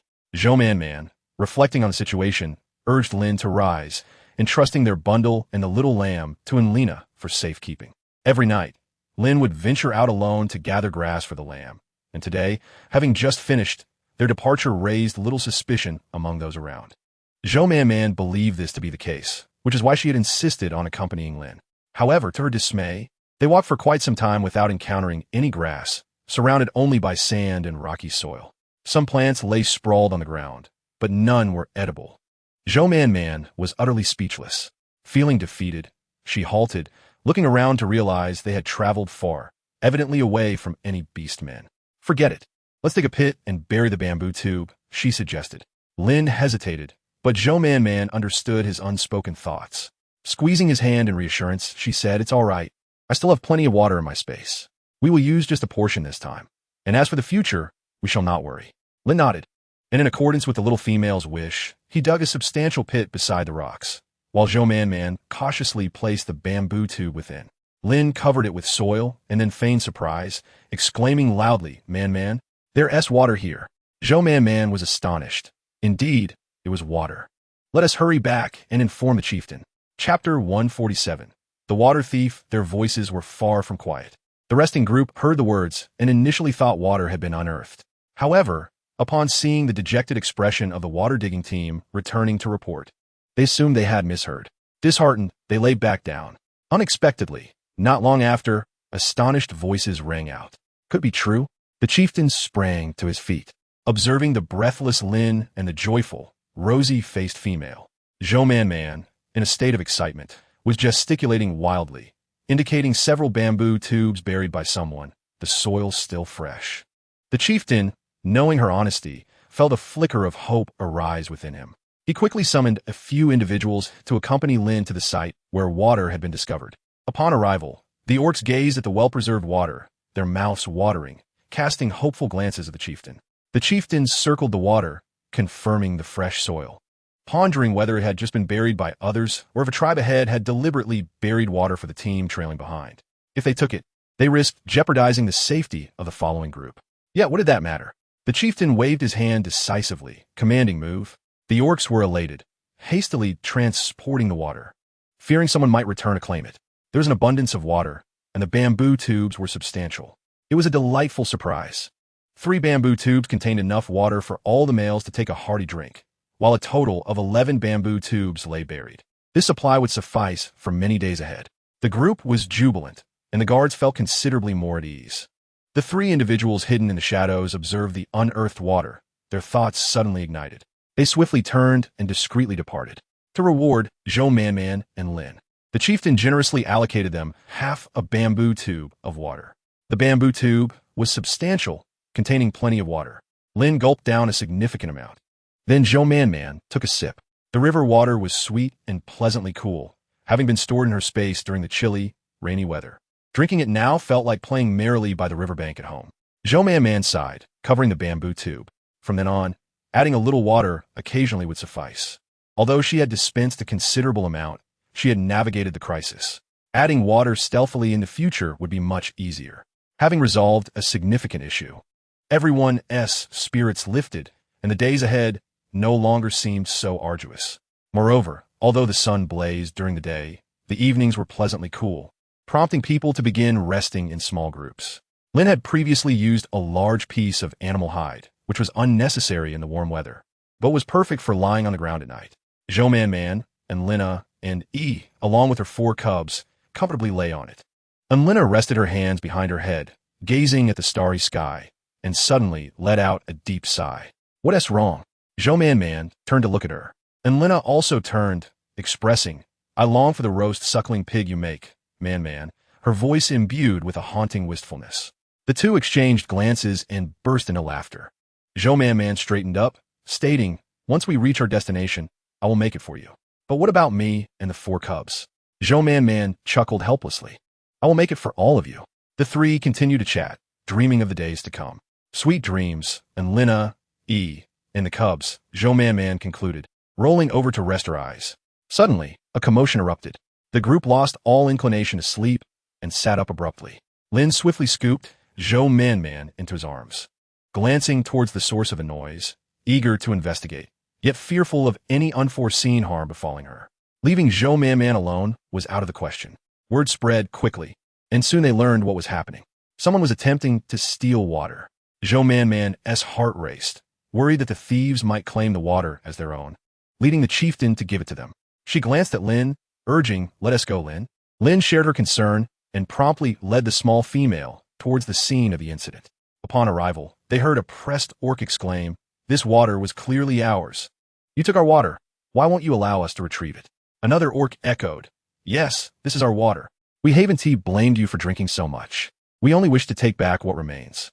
Aren't you afraid of the city's wrath? Unexpectedly, the chieftain, who had been wavering, hardened his resolve at that moment. Kill them. The only rule within the tribe was to refrain from killing fellow tribe members. It had never been stated that they could not kill members of other tribes. The orc holding them down prepared to strike. The 2 orcs, terrified, cried out for help. Is this water truly yours? Upon hearing this, their courage faltered, and they quickly shook their heads. It's not ours. Please don't kill us. The chieftain raised his hand, and the would-be attacker halted, disappointment etched on their face. The chieftain regarded the newcomers, then at the 2 trembling orcs. If it is not your water, why claim it as yours? The 2 orcs exchanged glances, their lives no longer in immediate peril, and their thoughts began to shift. They quietly admitted, it is our water. The chieftain frowned, unwilling to waste time on further discourse. Zhou Man, sensing the tension, interjected, please wait, chieftain. The chieftain looked at her in confusion. Zhou Man stepped closer to the chieftain, distancing herself slightly, before quietly sharing her thoughts. The chieftain regarded her youthful visage, nodding with a smile, surprised to find such wisdom in a female of the tribe. Returning to the 2 orcs, Zhou Man queried, since you claim it is your water, where have you hidden it? The 2 exchanged knowing glances and responded, in a cave. Yes, about a kilometer eastward. The chieftain's entourage immediately understood, feeling relieved that it was not their water. The urgency to silence them stemmed from both anger at nearly losing the water and a fear that they might return with reinforcements. There was still a long way ahead. It was best not to waste resources unnecessarily. How much have you hidden? The 2 orcs, feeling smug, boasted, 7 or 8 tubes, perhaps. Huh, still daring to deceive? The chieftain waved dismissively, causing the 2 to freeze, unable to fathom their lack of credibility. They shouted, if you kill us now, someone will surely go to the city to report. The chieftain's gaze turned sharp, a mouthful of lies. What a mighty city. As the chieftain prepared to act, the 2 orcs could no longer contain themselves and spilled the entire story. They were scorpion orcs living in the area, adept at digging and fleeing. Their usual practice involved robbing passing orcs. For instance, if an orc arrived with water and food, they would dig deep, taking everything away. This region was extremely arid, devoid of vegetation. Even if things were stolen, the travelers would search in vain for a few days before giving up, while the 2 would hold onto the stolen goods until the next group arrived, at which point they would neatly package them for sale. If they encountered formidable orcs in their ranks, they would only steal water under the cover of night, cleverly repackaging it for other uses. Over the years, this skill had allowed them to thrive, but little did they expect to falter today. Just as they were on the verge of success, they discovered that the powerful individual before them was of the earth element, and his innate abilities rendered the soil nearly impervious to their efforts. After their plans unraveled, despair enveloped them as they pleaded with the chieftain, expressing their willingness to return everything they had stolen, beseeching for mercy. To their surprise, there was an unexpected turn of events. The chieftain pondered for a moment, then stated, "We shall accept your offerings, and your lives shall be spared." However, he paused deliberately, causing their hearts to race. What more could he possibly want? Watching the chieftain's inscrutable expression, they yearned for him to conclude swiftly. They had already retreated so far. Their greed could not afford to worsen their plight. They were not mere helpless orcs to be bullied so easily. Yet, upon hearing the chieftain's subsequent words, the tension within them dissipated. What would they do? They could neither fight nor escape, leaving them no choice but to endure. Nevertheless, they sought to negotiate for their own benefit, proposing that if they could leave this area, they would be allowed to return. The chieftain smiled knowingly. That is agreeable. He gestured for the orcs to release them, and they stretched their limbs. Zhou Man observed them impassively, suddenly reflecting on their audacity. Just moments ago, they had been begging for mercy, and now they shamelessly approached Dong Lin, addressing him as brother repeatedly. As they departed, Zhou Man returned, contemplating the food they must possess. Though she never anticipated the abundance they had, the sight of water and provisions piled high like a small mountain astonished her. She wondered if she had been too righteous, as this underhanded method had proven quite lucrative. Observing their casual demeanor, she deduced that this was likely just one of their hideouts. However, even with these supplies, it would be sufficient for their needs. After enduring a landslide, the females faced arduous days, while the males suffered even more, daring to drink only a sip of water. With such a plentiful supply now, they could finally quench their thirst without restraint. As resources improved, their lives gradually brightened. The chieftain originally intended to praise Zhou Man's cleverness before the tribe, ensuring that the orcs remembered her kindness. However, under Nia Rousey's advisement, he reconsidered. Though the two scorpion orcs appeared spineless, those who could thrive in such a harsh environment were often ruthless.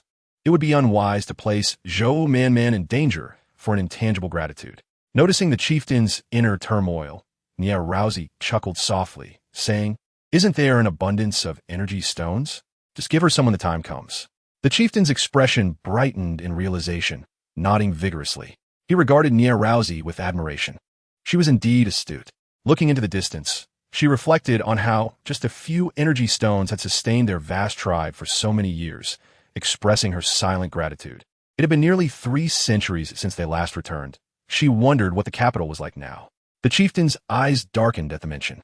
"Why bring that up?" Nia Rousey turned, gazing at him softly. "Those matters are long past. We should let them go. Besides, the tree of life protects the capital's vicinity, so natural disasters are of no concern." She reminisced about the long streets filled with food, saying, "You should give that girl a few more energy stones. She could buy things she likes."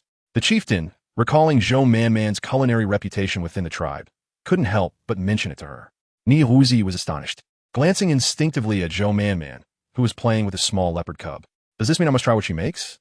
Zhou Man, sensing something, turned her gaze toward the chieftain's direction and met Nia Rousey's eyes.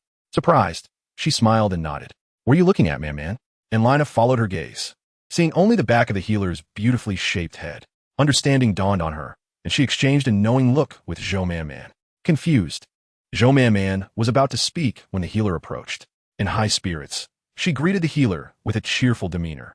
Qing Lingyu stepped closer, presenting a beautiful fruit to her. Zhou Man inspected it.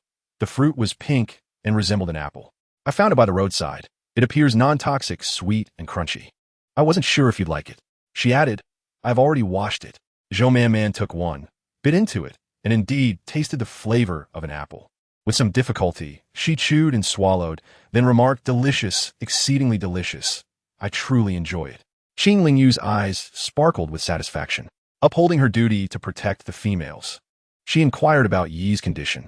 Spotting Yi, she approached to check on her. And Lina, ever watchful, quickly took another fruit from the leaves for herself. Upon tasting it, Lina's eyes widened in surprise, and she gave Zhou Man a thumbs up. Now, nothing shall go to waste, Zhou Man thought with relief. Heaven knows, her greatest fear was biting into a mealy apple. Chapter 149. The bandits' den, according to the two orcs, this region was a vast expanse of sand, requiring a long journey to escape. Based on their estimates, it would take roughly 10 days to traverse. Fortunately, they did not lack water or food, despite the heat. Conditions were relatively manageable. One day, they arrived at a perilous gorge, and unease settled over them. This area was home to tribes born from banditry, often lying in wait to ambush passing orcs. With the intention of inflicting severe casualties, neither spoke up. Yet, unbeknownst to them, the tribe had sent scouts up the mountain to investigate. Their expressions paled as they exchanged glances, then addressed the chieftain. "If we delay any longer, we will have to rest in this gorge tonight, and should we encounter a landslide, it could spell disaster." They harbored many ulterior motives. The chieftain, however, was not easily deceived. Not only he, but the orcs present were equally skeptical.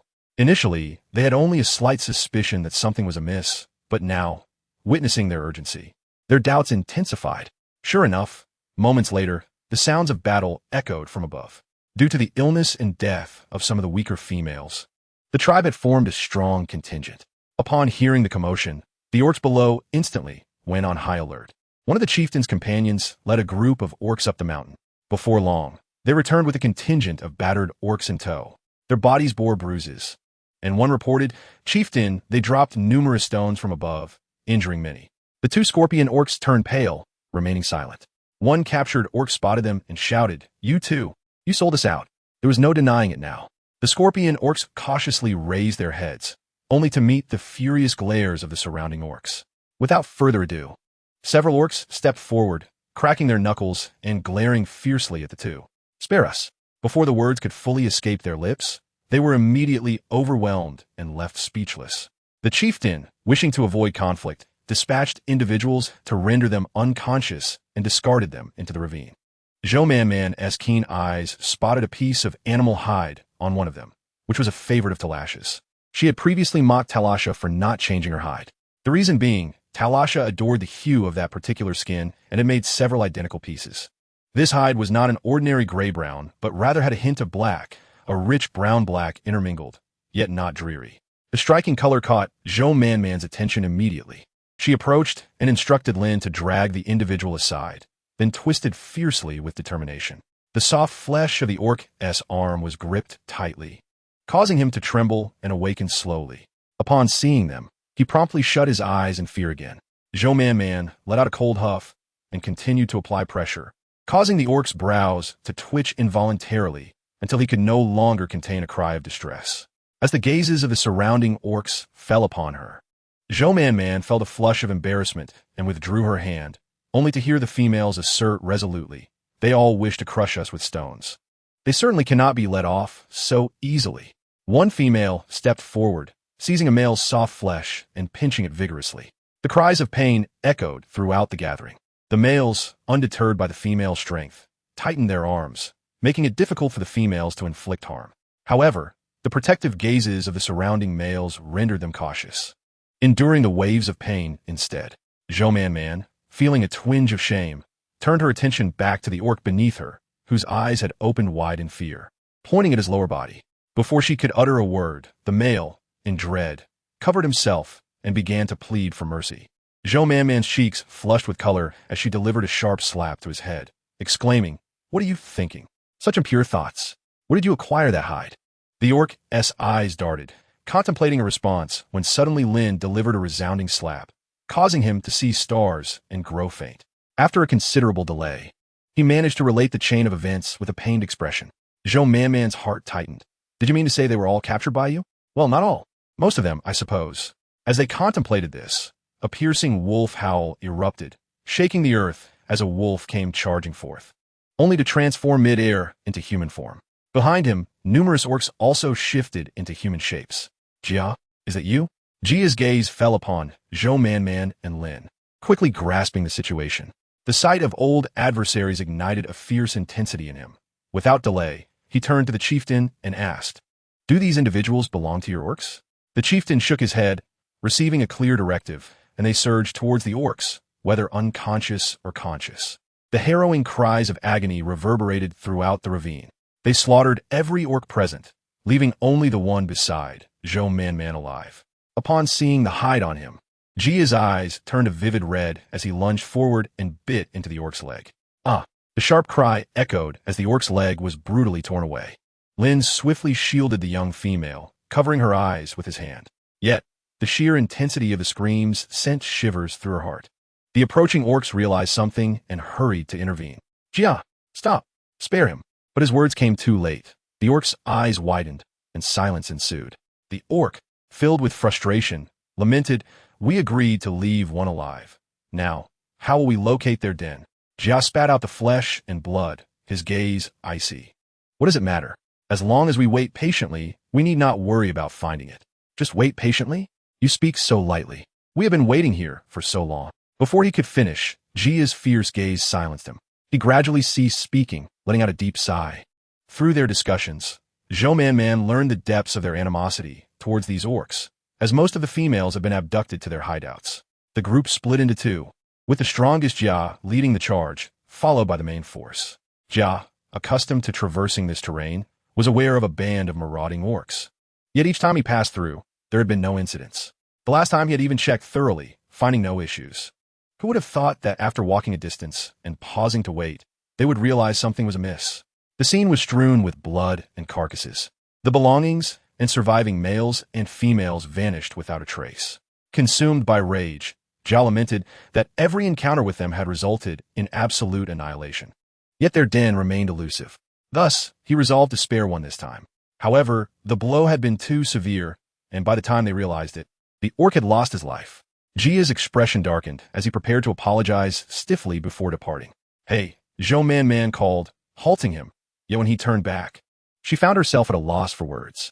All she could manage was a dry inquiry. Is Talasha safe now? One male and one female, upon forming a bond, could usually ascertain each other's well-being, whether alive or dead, or perhaps if there were other mates involved. John nodded slightly, safe.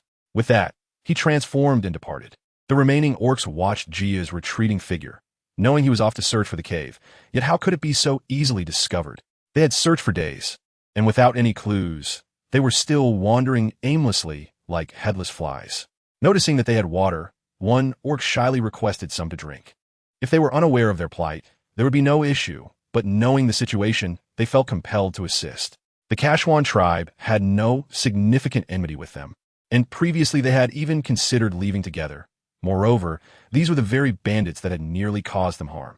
How could the orcs contain their indignation? They quickly expressed their outrage, pounding their chests and declaring they would surely help. "Who?" Donglin's voice rang out sharply, and simultaneously, his innate power manifested. Everyone felt the ground tremble slightly, and upon looking at Donglin, they saw his serious demeanor. He escaped so swiftly. Zhou Man diverted her gaze, walking over to the two scorpion orcs lying on the ground, gasping for breath. She gave them a kick. "Where's your hideout?" The orcs paused, realizing they had forgotten about these two. They must know something. The two scorpion orcs, on the verge of tears, opened their eyes to see a multitude of fierce gazes upon them, wishing they could just close their eyes and faint. Lin's eyes sharpened, compelling the scorpion orc to stammer. "I don't know. I only know there are many marauding orcs around here, and their leader is a monkey orc. Beyond that, I truly know nothing." The knowledge that the leader was a monkey orc did not surprise the others.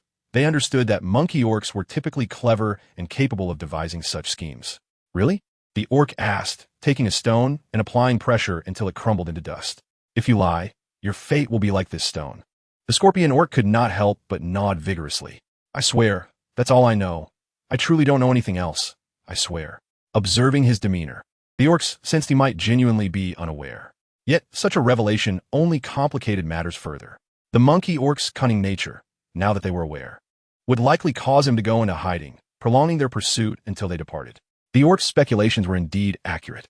Upon the return of the Shu Shourin, the matter was reported, and a fierce debate erupted below.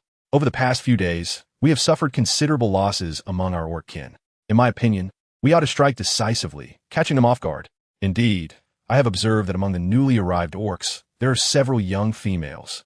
The speaker's countenance was filled with lustful intent, his murky eyes betraying a hint of obsession.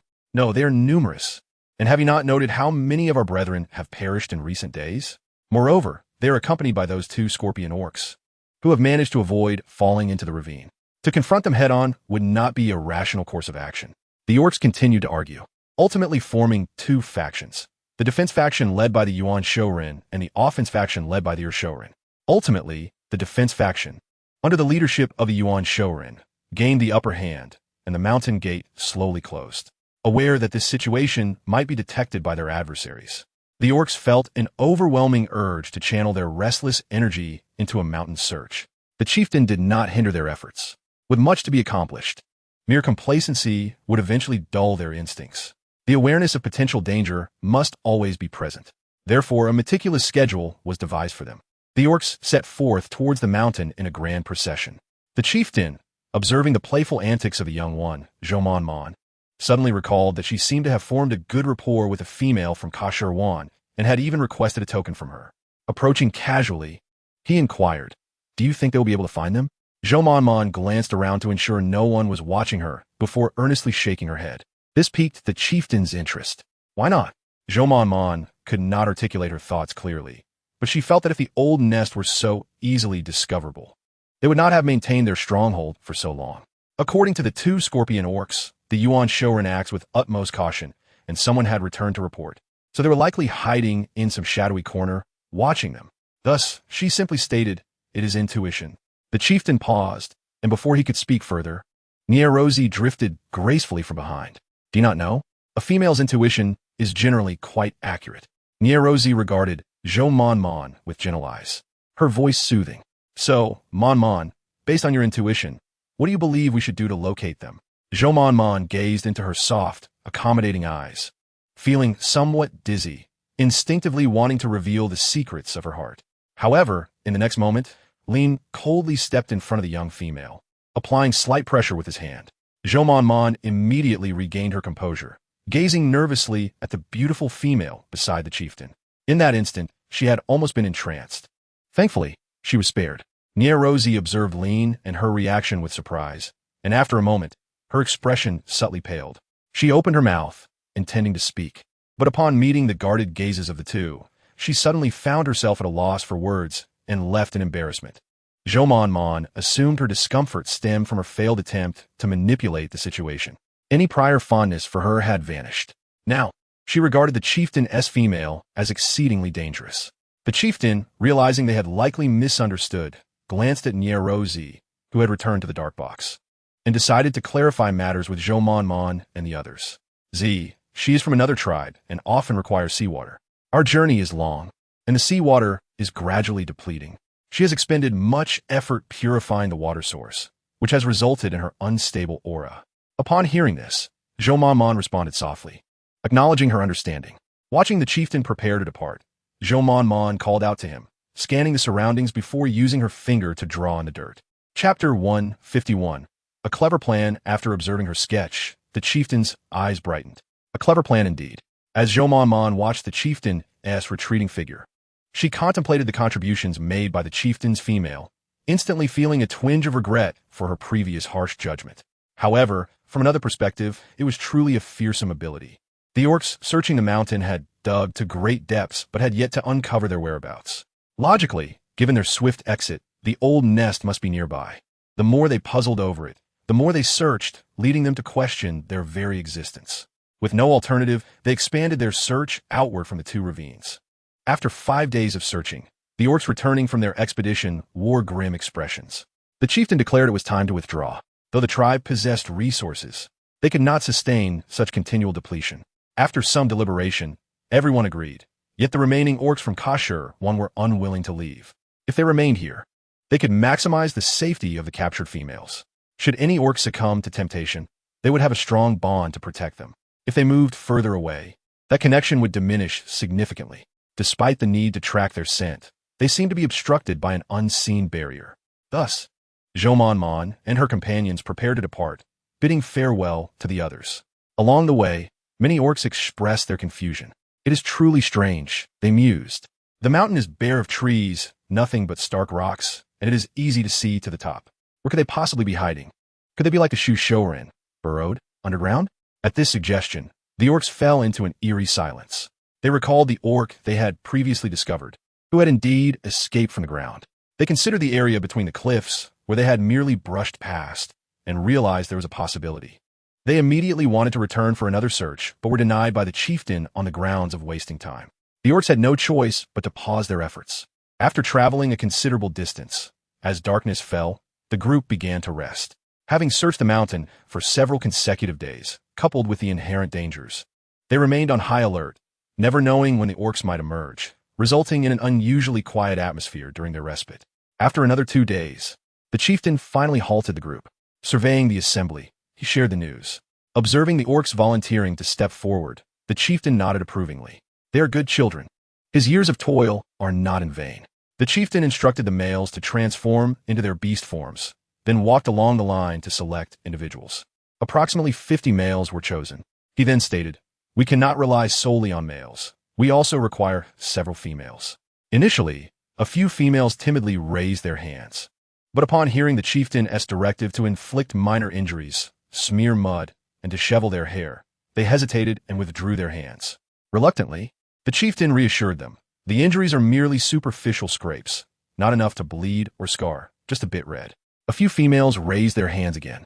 Counting roughly, there were only 5 or 6. Their group, in such disarray, could not carry excessive supplies to avoid suspicion. Thus, having more females would be advantageous, as sometimes their allures surpassed that of material goods. Therefore, the chieftain had to incite further enthusiasm. Any orc encountered on the road would surely possess rare treasures in their caves, whether exquisite pelts or sparkling beads. Any female who ventured forth could select 1 or 2. Mon-Mon's eyes sparkled, and she raised her hand eagerly. Onlin Knot gasped in alarm, quickly attempting to lower her hand. But the chieftain had already noticed and recorded her with a smile. "What are you doing, Mon-Mon? It's too dangerous." Onlin glared at her, exuding frustration. And he also displayed concern. "It will be fine. It won't be that dangerous. Moreover, just thinking about it, one can surmise that there must be many valuable items there. I possess spatial talents. I must seize the opportunity to scavenge." Linwei pressed her lips together, uncertain whether Mon-Mon would go or not, and thus refrained from raising her hand. She intended to seek out the clan leader to include him.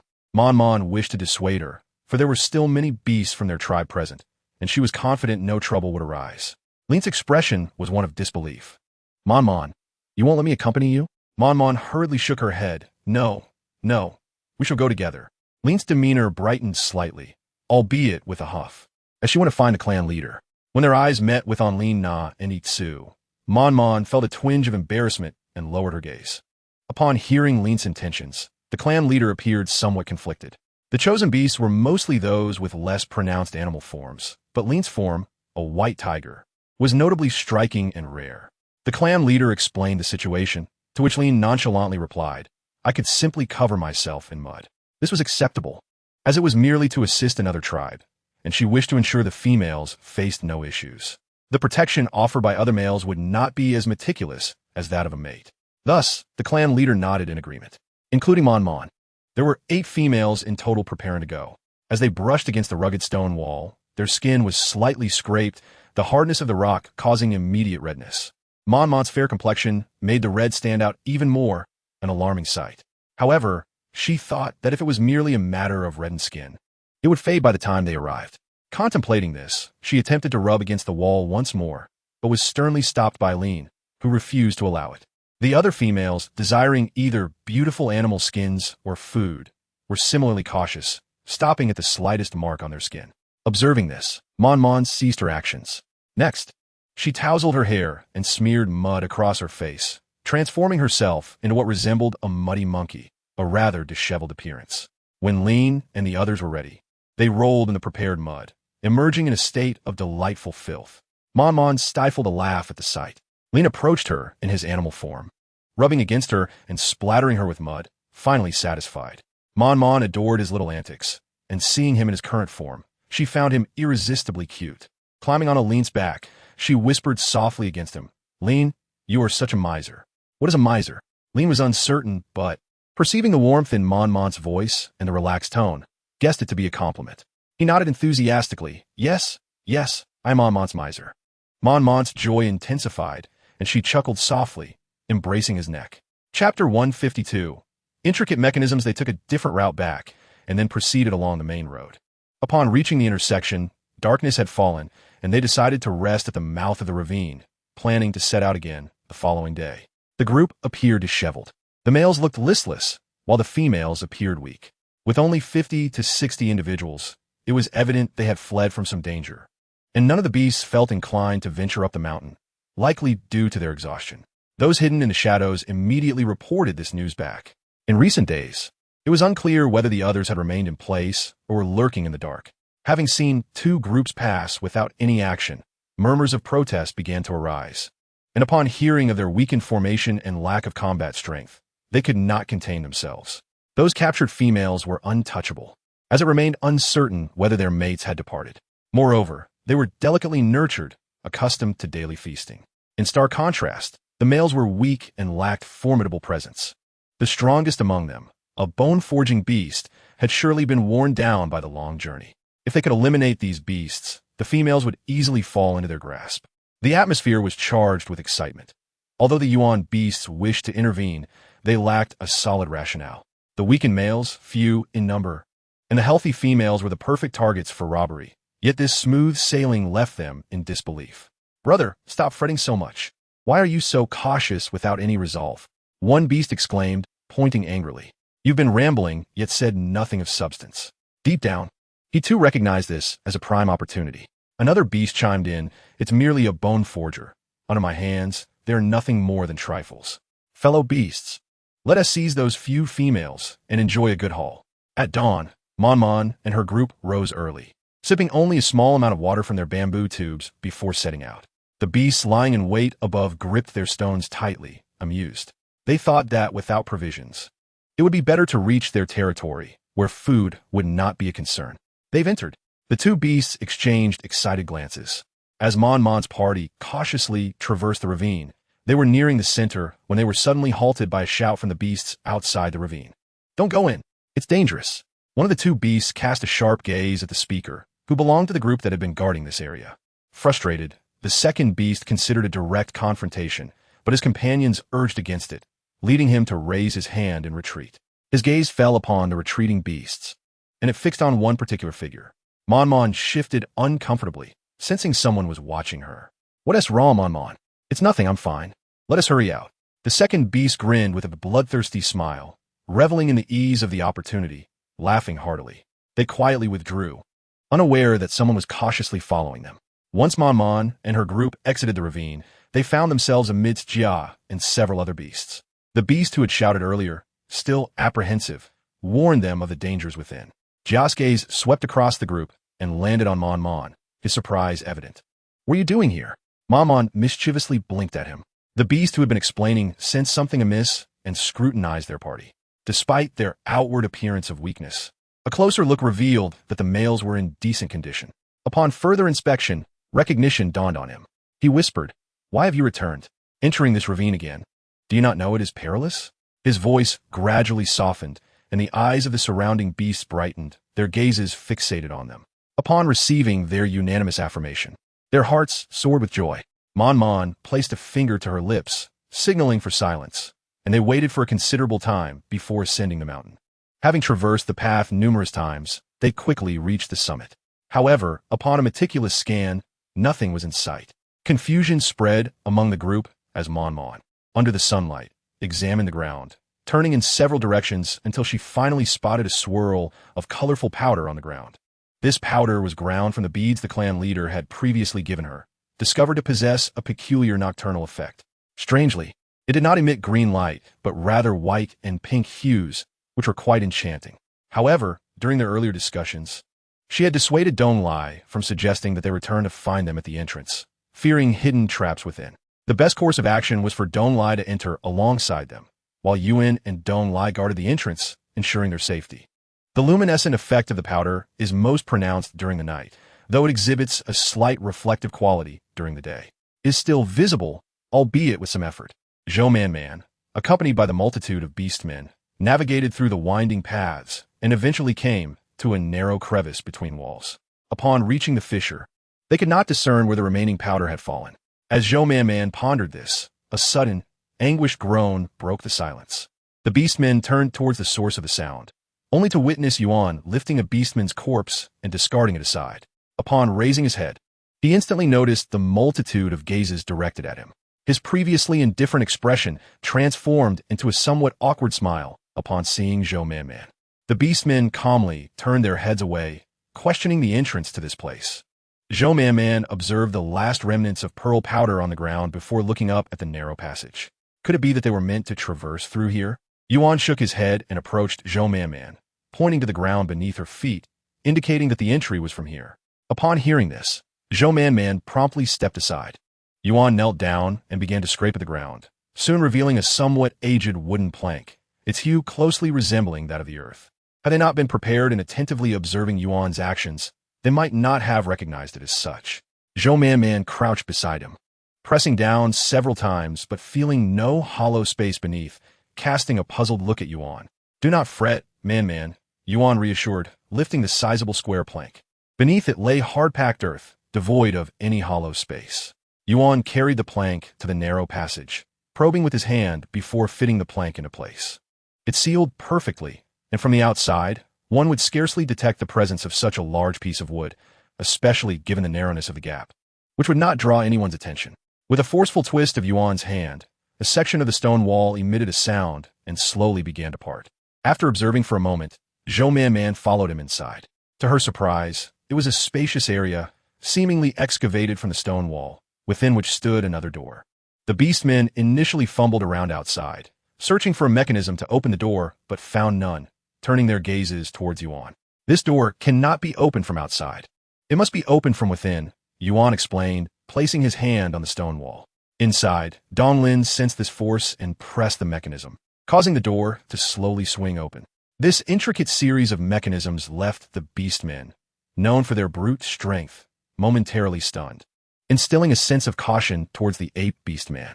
The intellect capable of devising such a strategy was not that of an ordinary Beastman. "I have entered behind them. There are many passages here. Follow me, and remember to remain silent." When they reached a junction, Kashabin and his entourage of Beastmen halted. Zhou Man sensed the presence of females within. Yuan exchanged a glance with Donglin, prompting them to search, and he decided to allow a few females to accompany them. They were destined for battle, and it was inevitable that they would be preoccupied. Lin, unable to quell his concern for the young females, followed the males of Kashabin into the passage. The interior was dim, devoid of torches, but fortunately, the Beastmen had excellent night vision, and Zhou Man closely followed Lin's side. As they traversed the long corridor, they soon found themselves in a well-lit cavern, illuminated by flickering firelight. The females, trapped in a dismal location, were forced to endure the indignities of their confinement, and many had already succumbed to illness. The sickly females were segregated on the opposite side. Hearing footsteps, Talasha immediately opened her eyes. Though plump, hunger gnawed at her insides, causing discomfort. She dared not hope for a swift rescue. All she wished for was a full meal. To her dismay, she looked up and saw no food, disappointment washing over her. Yet, upon catching sight of the tall figure before her, disbelief struck her heart. "Jia, woo!" The nearby Beastman startled and quickly covered her mouth, urging her to remain quiet to avoid drawing attention. Talasha gazed at Jia with a look of longing, then turned to see Zhou Man, exclaiming, "I knew it. How could Jia possibly find this place without you, Man? Whoa, I'm so hungry. I want to eat your braised meat." Jia's expression darkened as he approached the wooden cage holding them, wrenching the door open and pulling Talasha out. Zhou Man could scarcely believe this was Talasha. She had lost considerable weight since their last encounter. Once a plump, fair-skinned dumpling, she had transformed into a darker, rounder figure. Jia bounced Talasha slightly in his arms. She immediately protested, squirming to be set down. Zhou Man found it amusing, recalling how anxious Jia had been when searching for Talasha, now seemingly displeased with her newfound roundness. After inquiring about the whereabouts of Anyu and the clan leader, Jia sent someone to locate them. Talasha scampered to Zhou Man's side, undeterred by her disheveled appearance, and opened her arms to embrace her. Man, what a miserable life I've led without you. Whoa, I knew you would come and rescue me. You're the best. Will you make me some braised meat?" Zhou Man sighed, feeling exasperated. In a distant place, 500 miles away, the marching Beastman contingent suddenly came to a halt. The leader's gaze was cold, his expression icy. The 8 Beastmen felt the pressure from behind and trembled as one ventured to inquire, "What has happened?" Xiaomi's eyes were frosty as he sensed the absence of any aura. He could not help but glance down at the beast mark on his hand, which remained intact and vibrant. He breathed a sigh of relief, but spoke coldly. Those who are anxious may proceed first. With that, he halted by the roadside, leisurely observing the Beastmen trailing behind. The Beastmen found themselves in a predicament, their faces drawn in silence. Little did they know that on their return journey, they encountered a severe earthquake, the ground splitting apart in a catastrophic rift.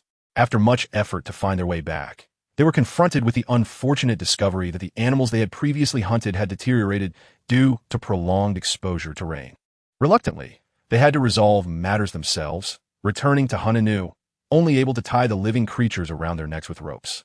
This slowed their pace considerably, compounded by the muddy terrain and rolling stones, rendering it impossible to drag their burdens.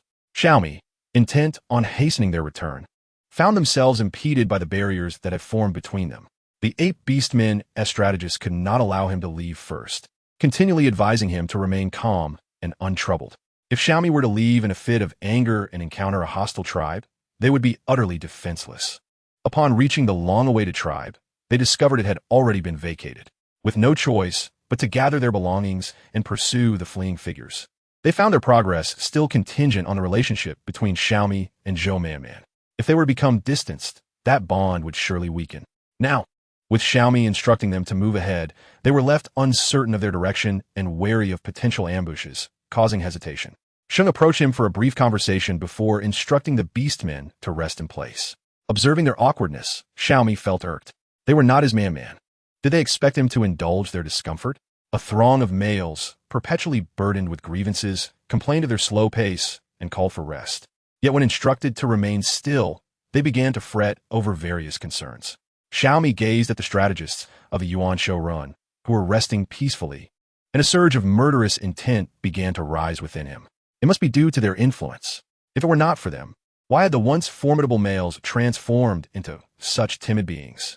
Sheng could only sigh in resignation, blocking Xiaomi's line of sight.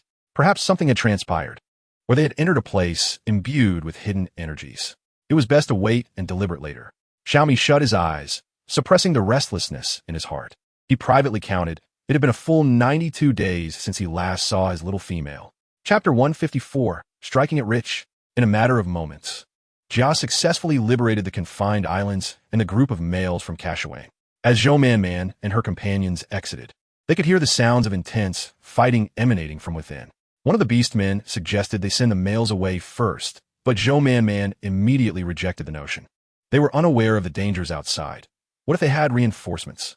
What if they could not defeat the foes inside? Of course, that was merely a facade. The most pressing matter was how she could discreetly pocket some items. Zhou Manman spoke, and Takasha hastily echoed her sentiments, insisting he would stay with her.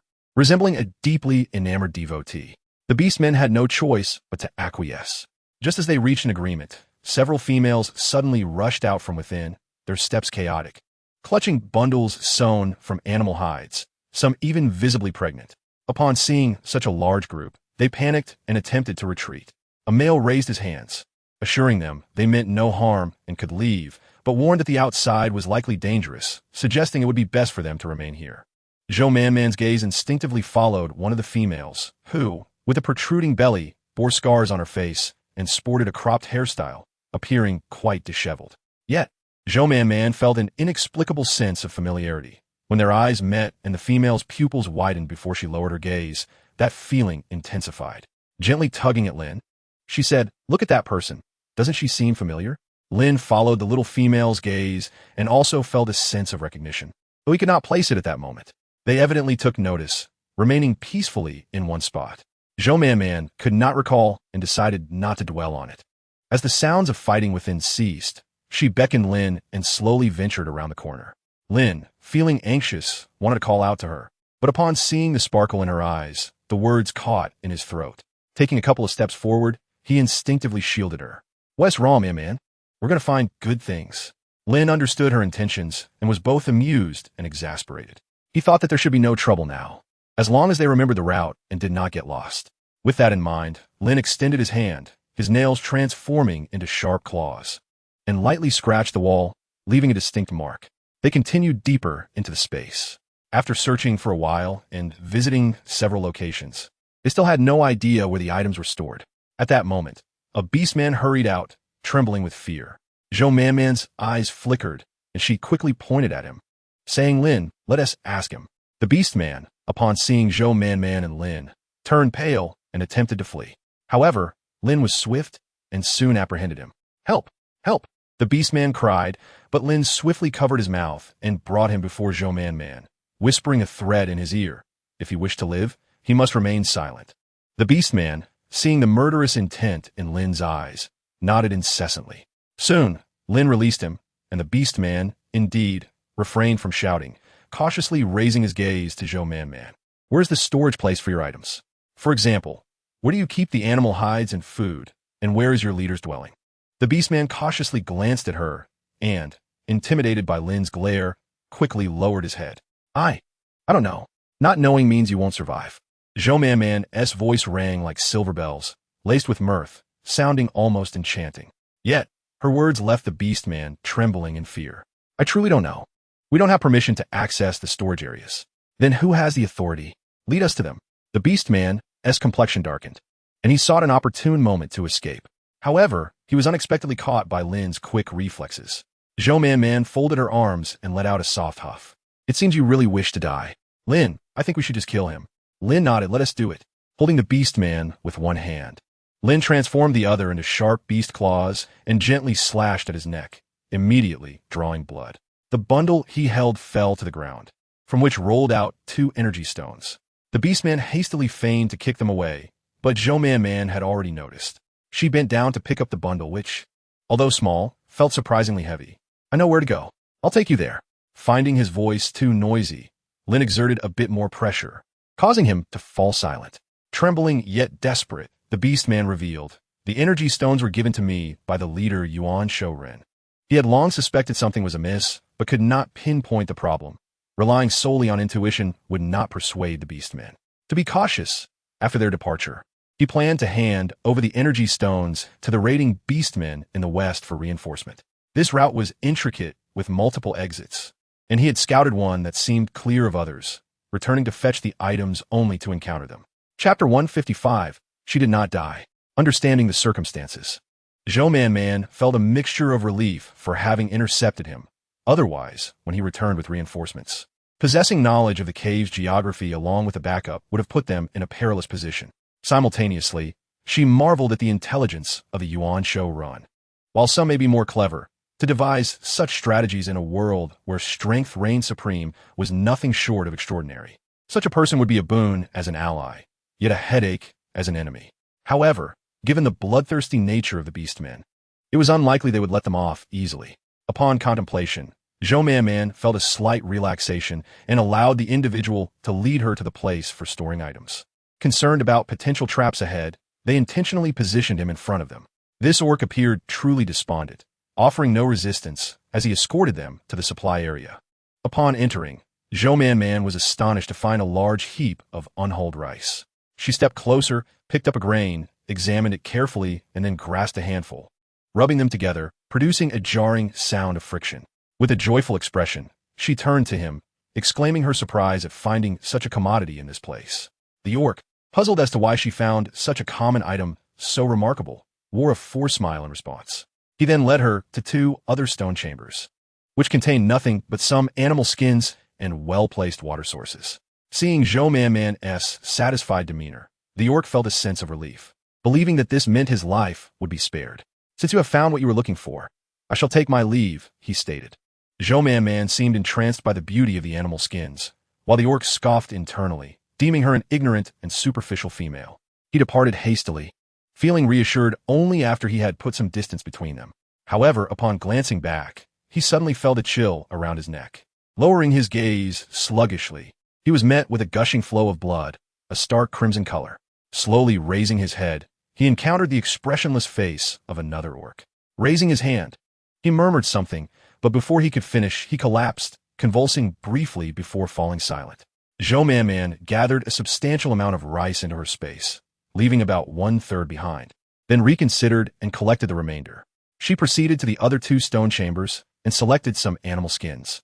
As she was sifting through them, she heard footsteps and assumed it was Lin returning. "You're back," she called without looking up, feeling a twinge of discomfort over the life-and-death decision she had made.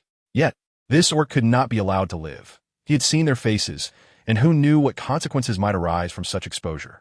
Moreover, at such a time, compassion was a luxury she could not afford. While she understood this intellectually, her heart struggled with a moral dilemma. Hearing no response, Zhou Man abruptly halted her actions, sensing something was amiss. Lin's footsteps were not so light. Realizing the situation, she swiftly sidestepped just as the woman lunged at her with a sharp stone in hand. Zhou Man, wide-eyed with fear, stared at the weapon, her mind momentarily blank. Suddenly recalling, she pointed at the woman. "You are Rue?" Upon uttering this, she felt a pang of doubt. Rue had vanished near the tribe. How could she possibly be here, given that this place was a considerable distance of 800 or 900 kilometers away? Yet, the animosity in the woman's eyes made her uncertain. "It's you. I sent it." The woman remained silent, raising the stone to strike Zhou Man fiercely. Hatred radiated from her eyes, and after several failed attempts to hit her, she finally screamed, "Zhou Man, you deserve to die.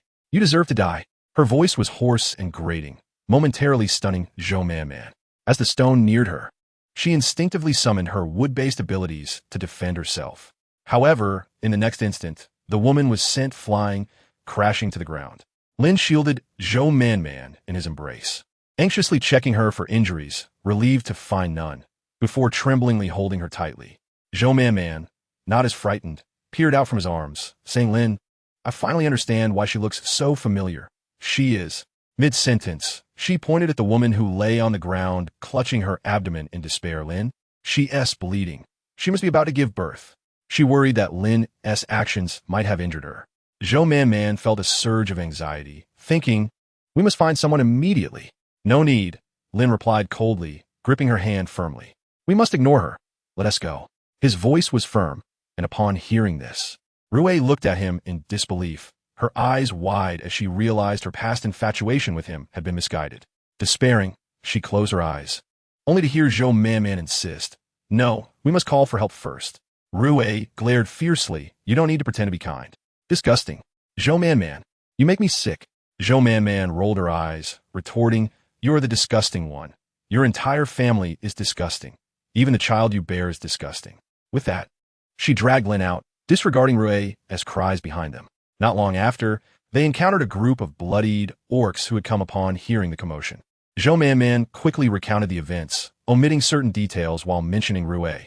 Upon hearing that Rue was still alive, Yuan Wei frowned, the first thought crossing his mind being her survival. However, the matter of childbirth was serious. Despite his disdain for Rue, such events could not be delayed. Soon, an orc was dispatched to fetch assistance. Noting that Rue had nearly harmed Zhou Man, Yuan looked at her and asked, Man, you weren't hurt, were you?" Zhou Man shook her head, assuring him, "I'm fine. Let us leave." Yuan wanted to say more, but Zhou Man had already taken Lin's hand and hurriedly exited. Yuan glanced down at the blood on himself, feeling somewhat regretful. As Zhou Man emerged from the narrow passage into the main thoroughfare, she spotted a group of females resting together. Talarsha beckoned her over to eat. Observing their carefree demeanor, Zhou Man felt an unexpected pang of envy. The scent of blood wafting from the meat made her feel queasy, and she shook her head in discomfort. Chapter 156. Familiarity after sitting with them for a while. Zhou Man prepared to leave. Just as she opened the cave door, a commotion erupted inside. "Block him. Don't let him escape." The females turned to see a dark figure rushing towards them. Zhou Man was pressed down by Lin, but caught sight of a pair of sinister eyes. In a gust of wind, the orc soared into the sky, while those chasing him stood below, cursing in frustration. Blood dripped down, one drop landing on Zhou Man's upturned face. Wiping the blood away, she gazed at the circling eagle, distant memories surfacing slowly. Concerned, Lin asked, "What's wrong, man?" Zhou Man pointed at the eagle, her voice trembling. "Lin, he captured me before." Regarding the reason for her presence in the tribe, she had previously mentioned it to the small female, so although her words seemed disjointed now, Lin understood. His expression turned serious as he held her hand. Looking toward the sky, the eagle circled for a moment before flying away into the distance. Zhou Man sighed in relief, but Lin remained vigilant, not leaving her side for a moment. Ultimately, Rue safely delivered 3 offspring, which turned out to be 3 mice. The birth was relatively uneventful, yet their appearance elicited disdain from the surrounding orcs. Some tribes were simply born to be feral orcs, outcasts, bloodthirsty, and scornful of rules. Such populations can generally coexist only within their own kind. Should they form tribes, countless troubles would inevitably ensue.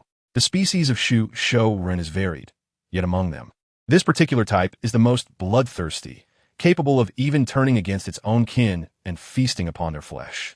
Observing Rue's face contorting in disgust as she gazed at the young rodents, Zhou could easily infer the horror she had endured.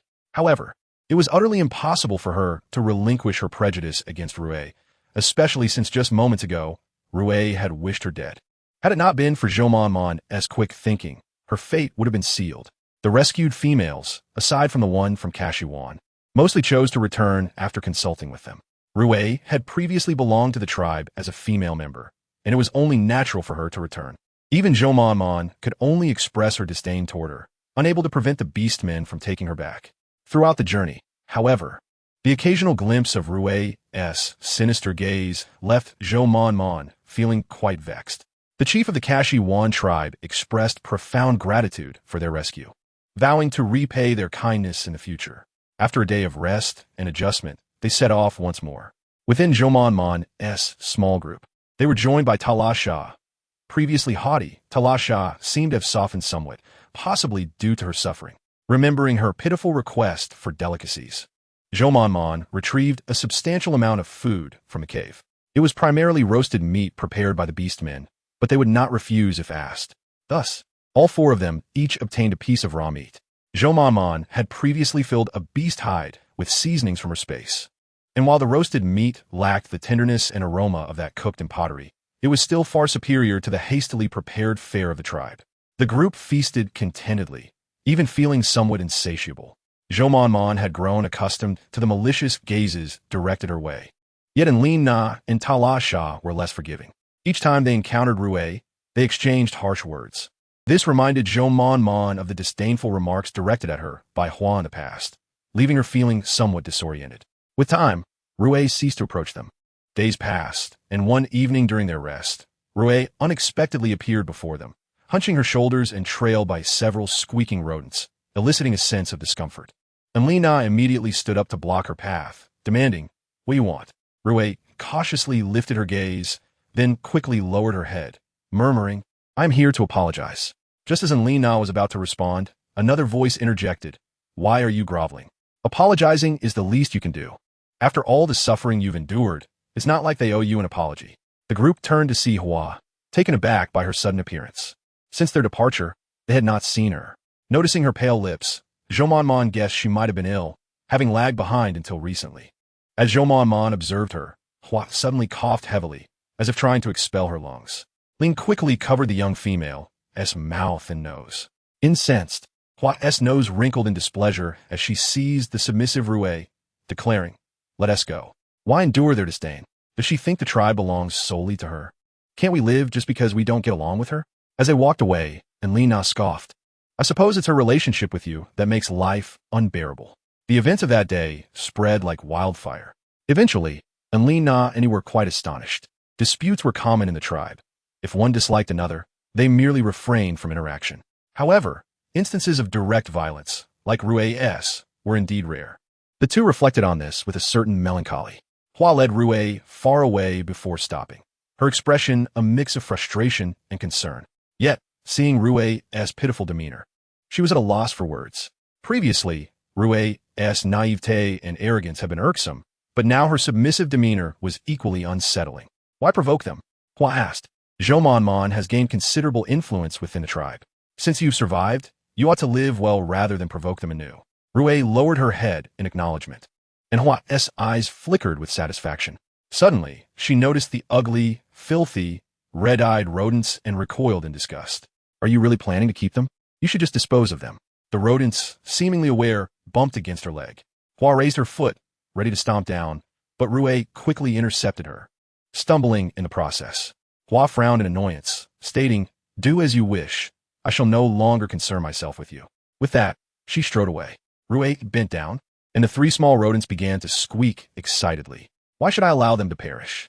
Rue's gaze darkened with malice. "They should not die. Both she and Zhou deserve a fitting end." Yet, with the presence of these little ones, Rue's eyes softened. Perhaps there was a scheme to be devised for their sake. Chapter 157. A Path to Survival. Rue pondered for many days on how to seek a path to survival. By chance, she witnessed Yuen transporting firewood and food from a cave, and a plan began to form. However, before she could act on it, she observed Yuen retrieving items from the cave to present to Zhou Mon. Her hands rested on a stone, her fingertips turning white from the pressure. Due to a prior agreement, the items found in the cave were to be prioritized for the females. The cave's hiding spots were well concealed, and after searching diligently, they finally located several.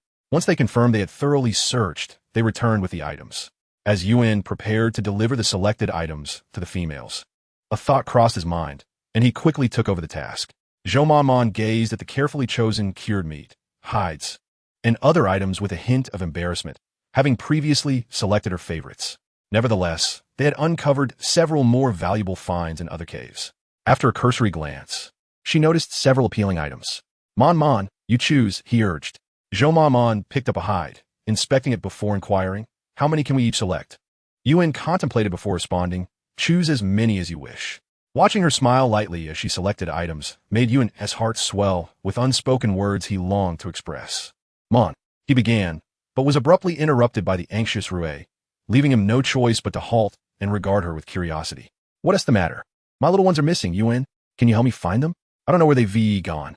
They were just playing beside me this morning. And now they've vanished. Yuen, reluctant to let this opportunity slip away, noted that Lean had gone out to gather grass for the lambs, leaving Zhou Mon without any other males nearby.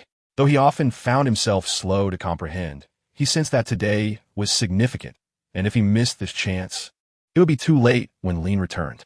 Furrowing his brow, Yuen replied, they might have wandered off to play. Look around for a bit. If you can't find them, I'll help you search. Rue bit her lip, her anxiety palpable, as she began to kneel before Zhou Mon. Mon, please let Yuen accompany me to search. I know my offspring are mere rodents, and everyone despises them, but they are still young and deserve to live. Please, Mon, grant me this favor. Zhou Mon barely restrained her impulse to leap up and hastily moved away. What a curse, what a curse! Her complexion appeared somewhat off.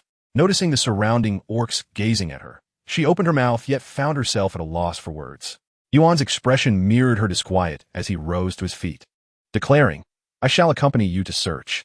Rue, immediately filled with gratitude, bowed her head repeatedly, exclaiming, you possess such a kind heart. Thank you. I will remember your immense kindness. Once they had walked a distance away, Enlina, with a look of astonishment, remarked, why do I feel her words sound so peculiar? Though each phrase is laden with praise, why does it feel so off? It is indeed strange. Zhou Man gazed at the beautifully patterned animal skins, feeling rather disinterested. Previously, Rue had not evoked this sensation in her. Now it was even more pronounced. You too can make your selections. I no longer desire them. Really? Indeed. With that, Zhou Man turned aside and sat down, idly observing the myriad stars twinkling in the night sky. The cub lay on the animal skin, sleeping with its four paws in the air, completely trusting of those nearby. Zhou Man reached out to gently rub its exposed belly, prompting a soft whimper from the cub. After convincing herself that perhaps the cub was indeed lost, she finally managed to dispel the nagging feeling from her heart. Meanwhile, Rue feigned urgency, tugging Yuan toward a secluded area. Yuan, glancing into the darkness ahead and then back at her, suggested, perhaps we should call more people. It would expedite the search. Rue immediately shook her head, declaring, they all detest my cub and would be unwilling. Internally, Yuan scoffed, recalling how she had previously spoken ill of him, deeming him unattractive. However, seeing her anxious demeanor, he refrained from voicing his thoughts and continued walking into the distance. Everything was meant to proceed seamlessly, as Rue had planned for the cubs to make a noise once they reached a more remote location, thereby leading Yuan to the spot where the trap was set. Once the tasteless powder fell into his heart, he would no longer have a choice in the matter. After all, he could only bond with one female throughout his life. Should he dissolve that bond with her, he would forever be relegated to the status of a wandering orc. Rue had devised an excellent plan, but unforeseen complications arose. Just as they were about to depart, they heard a series of squeaks. Rue, anxious, exclaimed, over there, let us go. Yuan, pointing at the small mouse peeking from its hiding place, remarked, it is not over there. We merely need to call them over. Rue's expression darkened as she spotted three mice huddled together, watching her. In that moment, she regretted not having had Hua step on them directly. Perhaps sensing the displeasure on Amu's face, the little mice suddenly scurried away. Yuan had no choice but to pursue them quickly. Yet he was surprised at how swiftly the small creatures moved. Rui, eyeing the approaching half-human height stone, felt a surge of triumph. Upon reaching the stone, she saw the three little mice obediently waiting. Yuan, filled with suspicion, opened his mouth to speak when Rui abruptly raised her hand to strike a branch that had become lodged atop the stone. A bad thought flashed through Yuan's mind, prompting him to retreat hastily. Watching the swirling dust, he felt unease settle over him. What is this?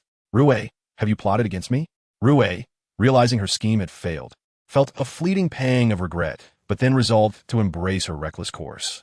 She tossed her hair back, and with a gaze filled with yearning, said, Yuan, you know I have always admired you. I understand you favor Zhou Man, yet she does not return your affections.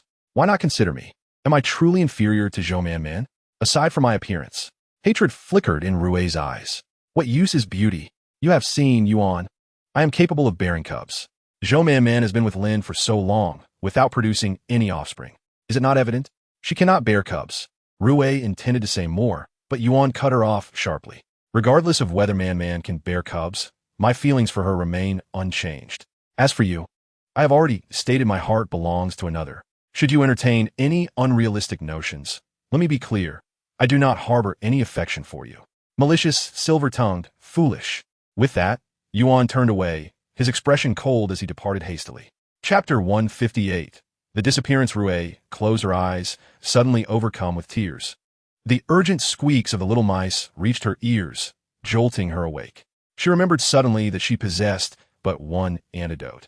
Initially, she had intended to lead the cubs away, but to her surprise, they remained, and she had already used the sole antidote. The potion was neither strictly toxic nor entirely harmless.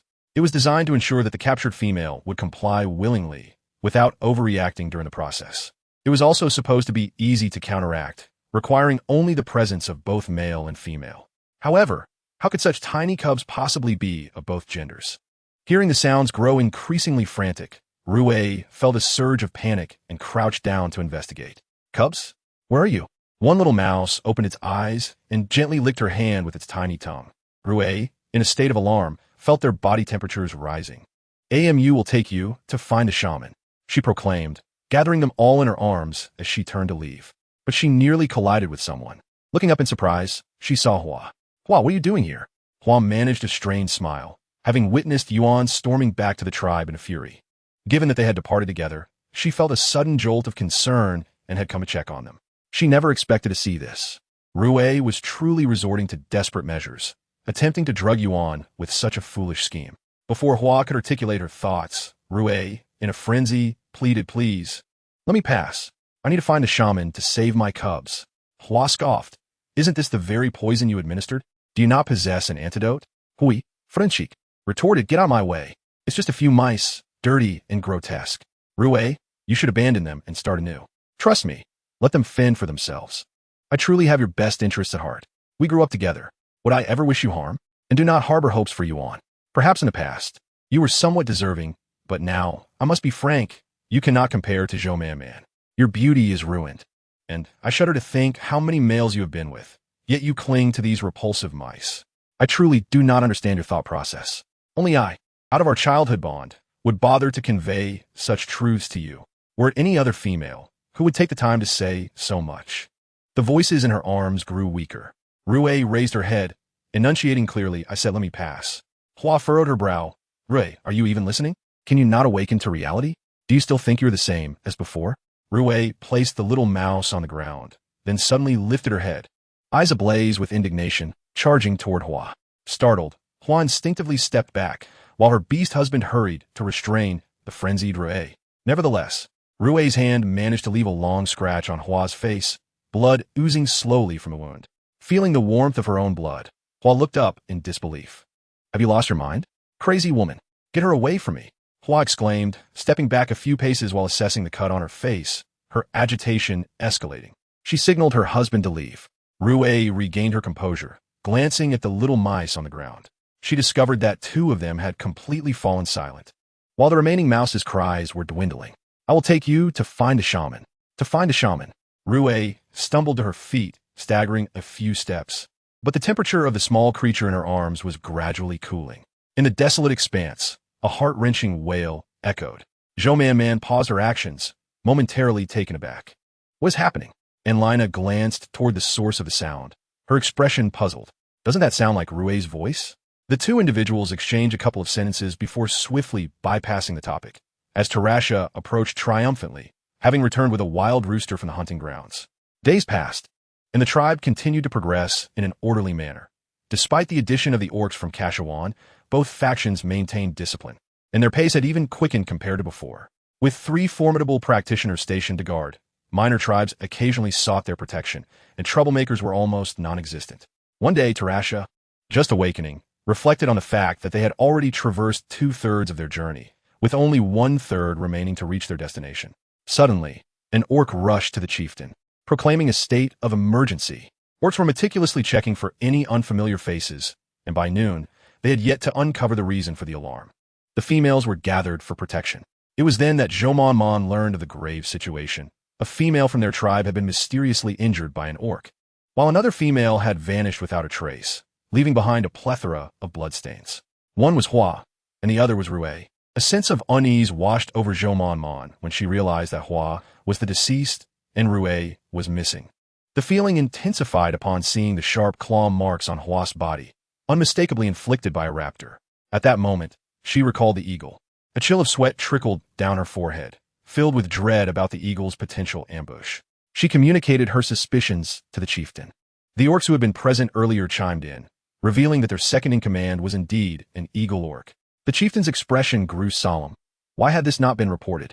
The orc, embarrassed, scratched his head, explaining that the eagle orc had sustained severe injuries, and, although he had managed to escape, they believed he would not survive long, which is why they had kept quiet. Little did they expect him to still be alive. This revelation sent shockwaves through the tribe, creating ripples in their previously calm existence. The orcs began to heighten their vigilance and place greater emphasis on the protection of the females. After 3 or 4 days, an orc reported discovering the eagle orc's lifeless body at the edge of a cliff. Upon inspection, they found numerous wounds on the body, many of which had begun to rot. Though it was not officially declared to be the eagle orc's corpse, the news spread among the orcs. The tension eased significantly. However, Lean had not forgotten that this was the same eagle orc that had caused them harm. The uncertainty of whether it was indeed the same eagle orc necessitated caution. Zhou-Man had grown accustomed to Lean's carefulness and felt no discontent. However, while she usually found some grass to rest on at night, today, her search yielded nothing. It's all right, you can go look for it. You should be back shortly. If not, I can accompany you, she suggested. Lean shook his head, deciding against it. I'll return shortly. It's safer inside the tribe. It might be more dangerous outside. With that, he transformed into his beast form and vanished from sight. Chapter 159. Danger. Zhou-Man turned to sit down, thinking that Lean would be back soon, gently patting the little lamb's head in a soothing manner. She reminisced about that rainy night, observing the sleeping lamb and pondering. The mother sheep had seemed ordinary, yet why could it speak later?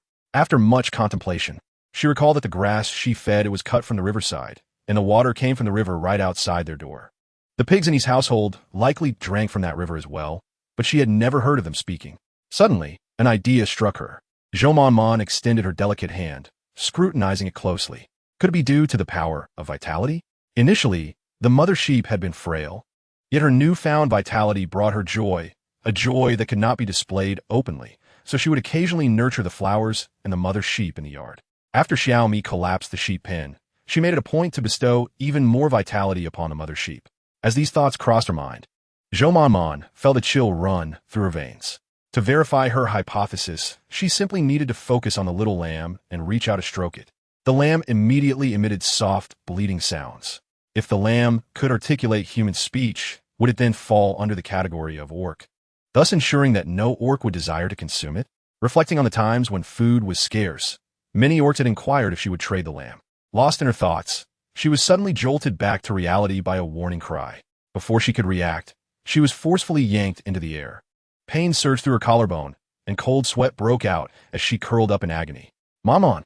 The pain blurred her consciousness, and, as she regained awareness, she saw Tarasha and Onlina anxiously running after her, along with the astonished orcs from the tribe, including Yuan and the hastily arriving Lin.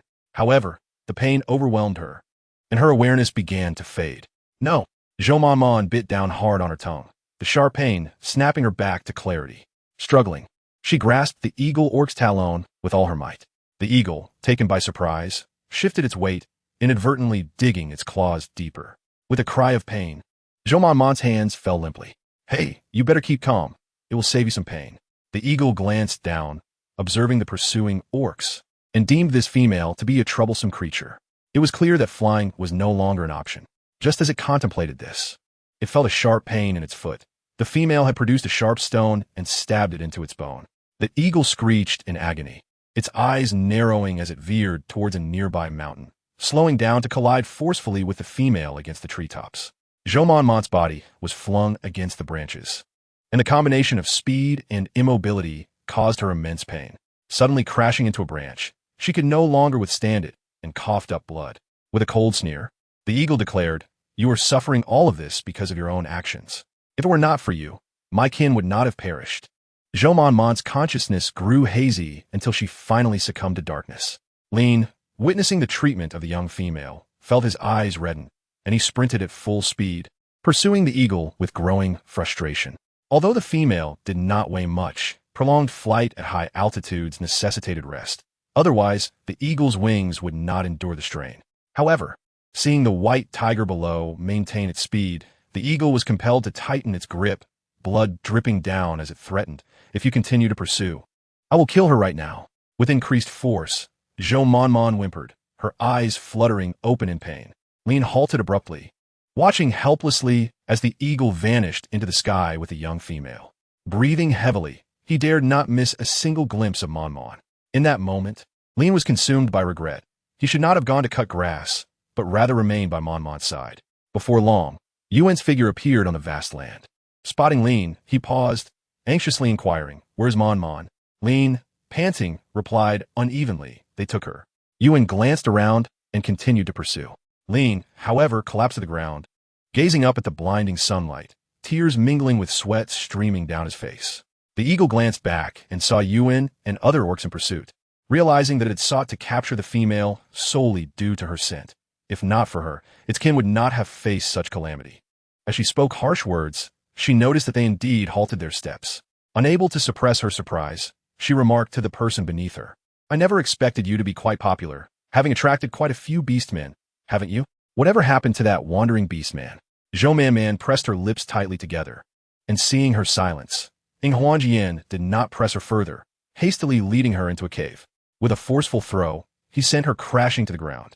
Zhou Manman let out a muffled groan, followed by a spurt of blood, collapsing on the ground, her body gently rising and falling. "Airshow Run, you have returned." A familiar and sycophantic voice rang out. Zhou Manman weakly opened her eyes and turned towards the source of the voice. It was indeed her. Rui, gazing at Zhou Manman, who was covered in wounds, felt an overwhelming sense of joy. "Airshow Ren, you are simply remarkable," she exclaimed, showering compliments as if they were free. Jian's expression remained stern, devoid of any excessive emotion. "Do not touch her." Rui paused momentarily before quickly responding, "Of course, rest assured. Do not let her die." Rui's expression soured further. Jian added, "She still has value to me." After saying this, he ventured deeper into the cave. Rui lingered for a moment before slowly approaching Zhou Manman. She bent down, grasping her face to inspect her injuries. "Look, isn't this our pure and virtuous Manman, beloved by many? How did you end up in such a dire state?" "Ha ha ha." She laughed heartily, tears streaming down her face as she threw Zhou Manman's face away. "You too have your day." Observing the scars marring her face, she felt a surge of delight and remarked, "Did you not think my scars were ugly? Do not worry. In a few days, your face will resemble mine." She murmured, her hand brushing against her cheek, filled with hatred. Previously, when she was taken away by Huan, it was not long before that man frantically ruined her face. Time and again, the sharp stones glided across her skin. She feared she would never comprehend that terror. However, it mattered not now. Soon she would endure the same fate. After all, Huan was simply a madman. Chapter 160. Have so many beastmen been killed? Zhou Manman was in excruciating pain, yearning only to drift off into a deep slumber. Yet, she felt an intensely malicious gaze fixed upon her. Upon opening her eyes, she saw Rue squatting against the wall. Upon noticing her wakefulness, Rue's face instantly brightened with a smile as she swiftly approached the depths of the cave. Zhou Man felt an impulse, gazing at the light outside, attempting to prop herself up to stand. Her arms felt as though they had been rendered useless. Any exertion resulted in excruciating pain. She leaned against the wall, slowly rising to her feet, and approached the cave entrance. Upon looking outside, she saw an abyss so deep that the bottom was invisible. Remembering how close she had come to stepping out, she instinctively retreated 2 steps, collapsing onto the ground. Laughter echoed from behind her.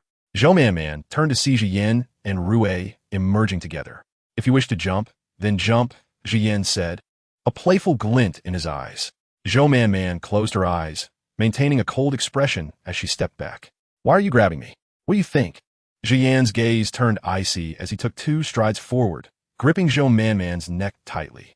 He leaned close, his voice booming in her ear. "Why am I holding you?"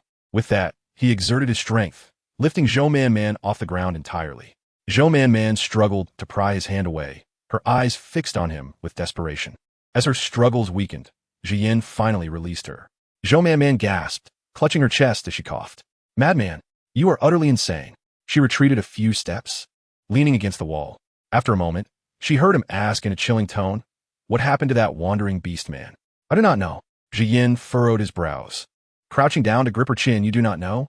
How could you possibly not know? He slaughtered 38 of my kin, be they frail fledglings or females, all mercilessly killed for you." He glared at her. "You expect me to believe you do not know where he is?" Zhou Man's heart raced.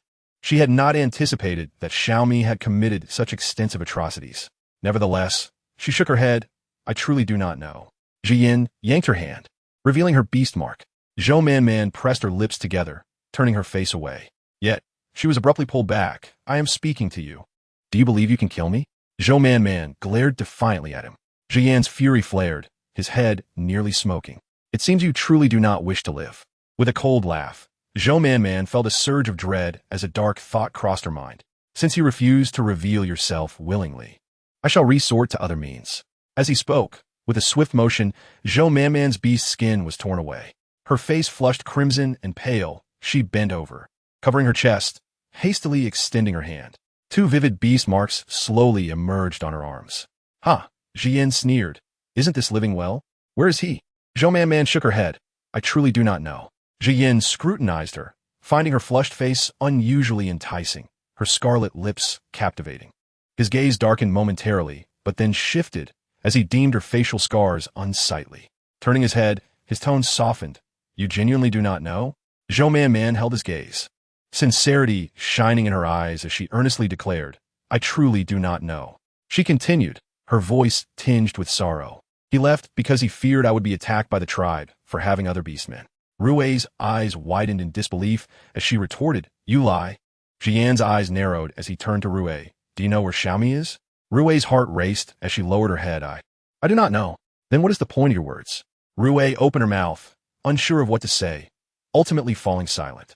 Jiyan observed Zhou Man's expression, refraining from pursuing whether Xiaomi had indeed left. After all, he had captured her, and, given Xiaomi's nature, he would undoubtedly seek her out. Even if he did not, Jiyan had his ways of making Xiaomi regret all his past actions.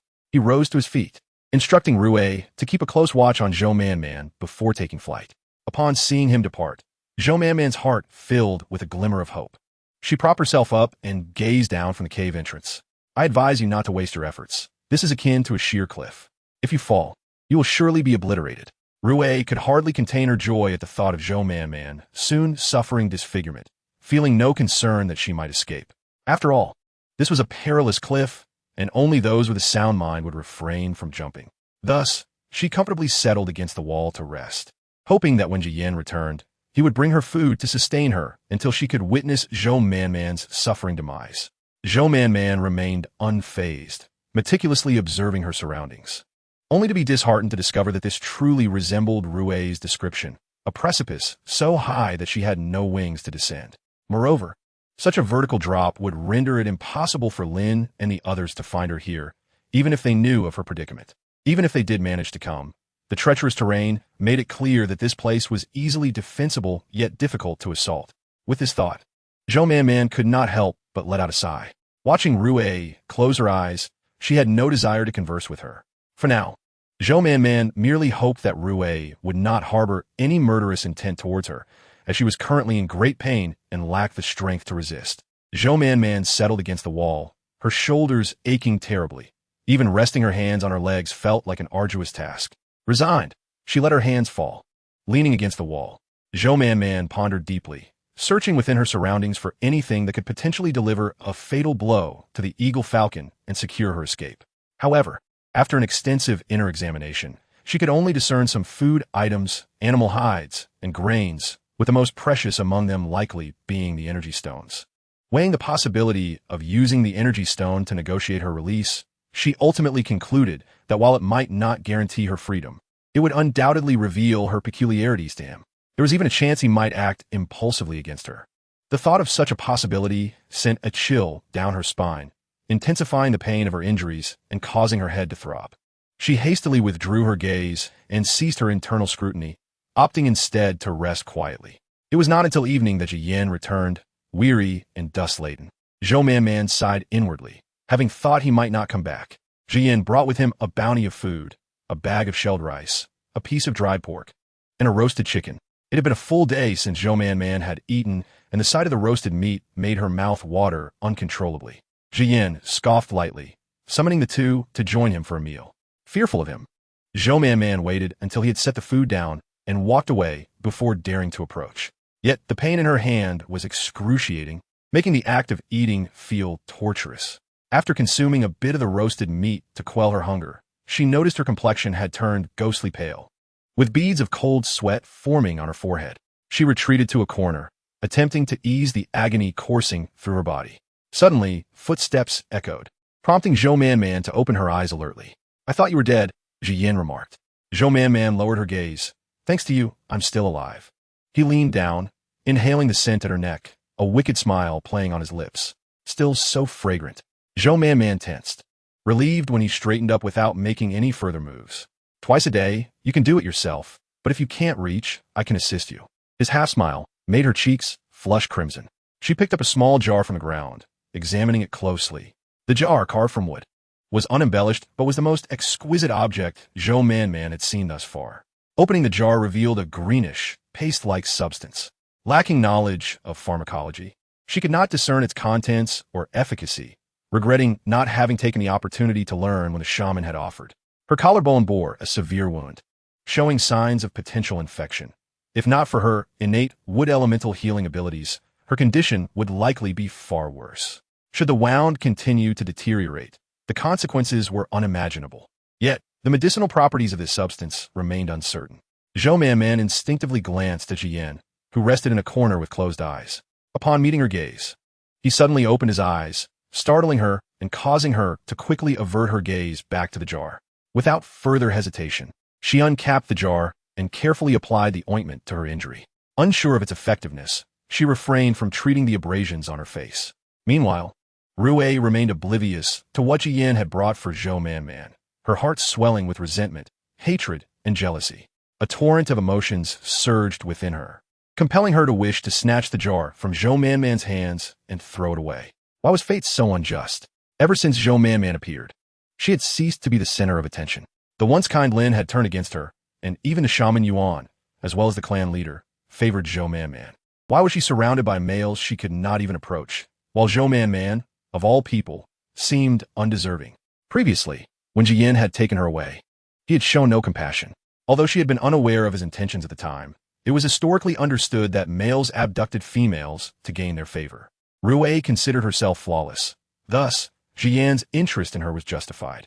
Although he had a somewhat brutal nature, was he not akin to a fierce hawk? As long as he was fond of her, he would unconditionally stand by her side. Convincing the ruthless Jiyan to avenge her would be a trivial matter. Yet unexpectedly, Jiyan dealt her the most crushing blow of her life, shattering her illusions entirely. What tormented her most was Jiyan's special treatment of Zhou Man. Tears glimmered in Rue's eyes as the jealousy intensified, her gaze directed at Zhou Man, brimming with venomous hatred. Zhou Man felt a slight unease, grateful for Jiyan's return.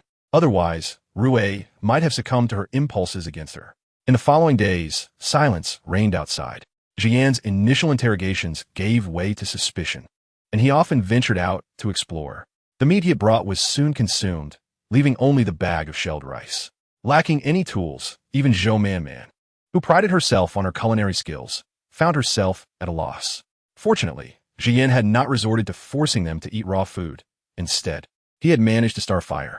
Zhou Man buried the rice in the ashes, allowing it to cook, though occasionally the popping rice would explode out. As time passed, Zhou Man increasingly sensed Rui's murderous intent toward her. Often waking from her slumber, she would catch glimpses of Rui's red eyes, reminiscent of a rat, which sent shivers down her spine, making her too frightened to close her eyes. Additionally, as her wounds healed, the scar on her face faded, rendering her appearance as if she had never been injured. Rui would occasionally taunt her, lamenting her own ill fate and asserting that had someone provided her with medicine, her face would not be marred. Zhou Man dared not linger near the cave entrance, frequently retreating further back. When Jian prepared to leave once more, Zhou Man eagerly volunteered to accompany him. Jian regarded her with furrowed brows, yet she approached him cheerfully. "Look, it's been days, and they haven't come looking for us. Isn't that hindering your revenge? I thought perhaps the location here is too elevated for them to find. Even if they did, they couldn't climb up. How would you take your revenge then? To be honest, I can no longer tolerate Xiaomi. He is selfish and cruel. Such a male is unworthy of being a partner. Look at him. The moment we had a disagreement, he distanced himself, not allowing me to bond with any other males. I've had enough of him." Zhou Man intended to continue, but Rui interrupted sharply. "You liar. Everyone in the tribe knows Xiaomi is devoted to you." "You," she scoffed. "If you dislike him so much, why not sever the beast seal?" Both women presented their arguments. Jian observed them, while Zhou Man's eyes glistened with unshed tears as she looked at him with a pitiful expression. "You see, she doesn't understand my suffering," she lamented, tears threatening to fall. "When you took me away, I thought I could finally escape him, but he relentlessly pursued me. I couldn't flee in the end. If I had to choose, you are far better than he is." Her voice trailed off, her expression pleading, deepening Jian's gaze. Rui's eyes went wide with fury, pointing an accusatory finger at Zhou Man. "You shameless wretch." Zhou Man's face reflected even more grievance. "How could I be? I have always considered Jian." Her voice dwindled further, seemingly overwhelmed with indignation. Jian raised a hand. "Let us go." Zhou Man's face broke into a smile, cautiously following beside him. As Jian had no immediate intent to end her life, she saw this as an opportunity to adapt and perhaps find a chance to escape. Jian transformed into a beastly form. A colossal eagle perched at the entrance of the cave. Zhou Man cautiously climbed up, tightly grasping Jian's neck. Chapter 162, Seeking Opportunities. Jian's eyes darkened slightly as he glanced back, perceiving the fragility of this female, so delicate that a mere shift could send her plummeting into the abyss below, leaving only her remains.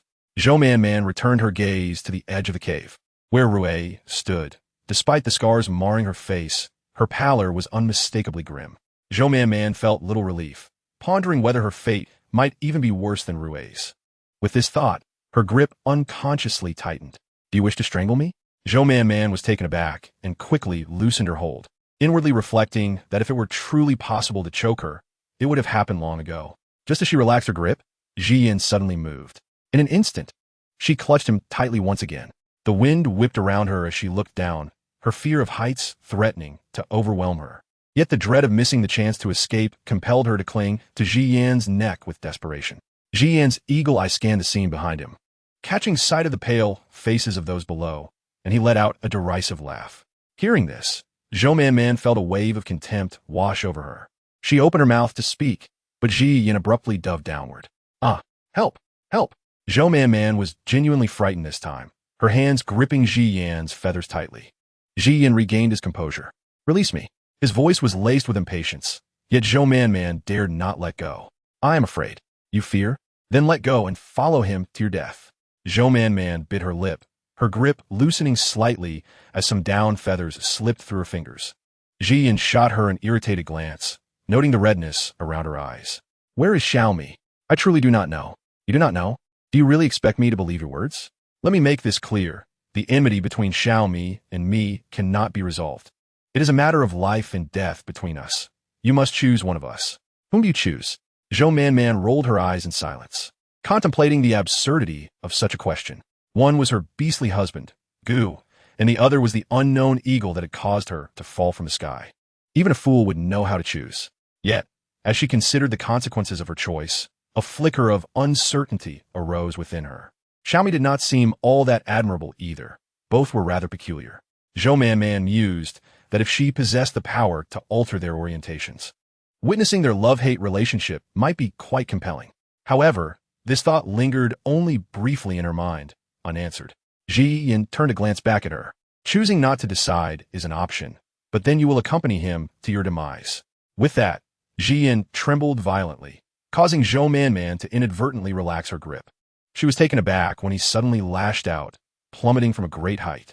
Her eyes widened in shock, fear gripping her as she let out a piercing scream.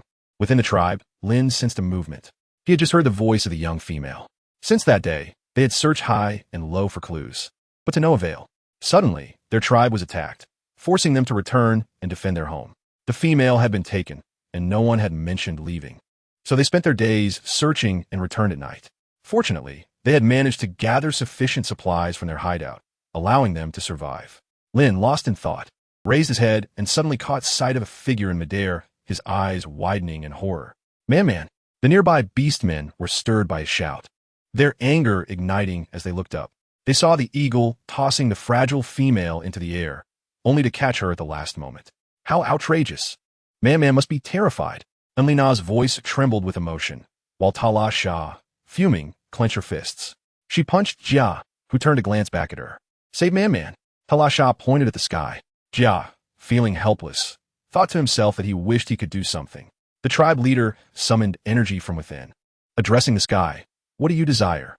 Hearing his voice, the others quickly gathered around him. Zhou Man, dizzy and disoriented, transitioned from fear to indifference. She loathed the situation, lamenting her powerlessness, unable to resist her fate. Jian caught her and, looking down, declared, Let Xiaomi come to find me alone. In 3 days. If I do not see him, what you will witness is her corpse. After stating this, Jian turned to flap his massive wings, ready to depart. To his astonishment, the seemingly weak female managed to create a significant hole in his wing. Gritting his teeth against the pain, he struggled to maintain balance and cursed. It seems you wish to die. Zhou Man stood against the wind on his back, glancing down at him defiantly. Indeed, I do wish to die. With that, she leaped from his grasp. Ji Yan's eyes widened in disbelief, not expecting her to seek death. The beastmen below, witnessing Zhou Man plummet, scrambled in panic. Zhou Man felt the gentle caress of the wind and longed to open her eyes and look once more, but fear gripped her heart. She dreaded seeing Lin's disappointed gaze, fearing the sorrow reflected in his eyes. This time, there was no water below, only hard jagstones. She was doomed. Before she could fully comprehend her fate, a familiar pain shot through her shoulders and neck, leaving her disoriented. Above her, Jian's voice thundered, wishing to die? Not so easily. He tossed Zhou Man against the wall. Rui, witnessing the two emerge together, was utterly unprepared for this twist. Zhou Man's shoulder wound reopened, bleeding profusely, leaving her pale, while Jian bore a charred wound on his shoulder. Rui approached with feigned concern. Are you all right? I told you Zhou Man was trouble. She is utterly despicable for colluding with other beastmen to harm you. Ji Yin scoffed. She deserves to die for injuring me. Hui, momentarily surprised that Zhou Man had inflicted the injury, then felt a surge of joy, believing her fate was sealed. Ji Yin was not one to forgive easily. As she pondered this, a faint sound emerged from the wall. Both Ji Yin and Rui turned their gaze in unison. Rui, anticipating the unfolding events with glee, noticed Ji Yan's brief glance before he withdrew his attention, perplexed. She injured you? Indeed, Ji Yin replied, tossing a white vial to Rui. Do not let her die. She still serves a purpose. With that, he turned to leave.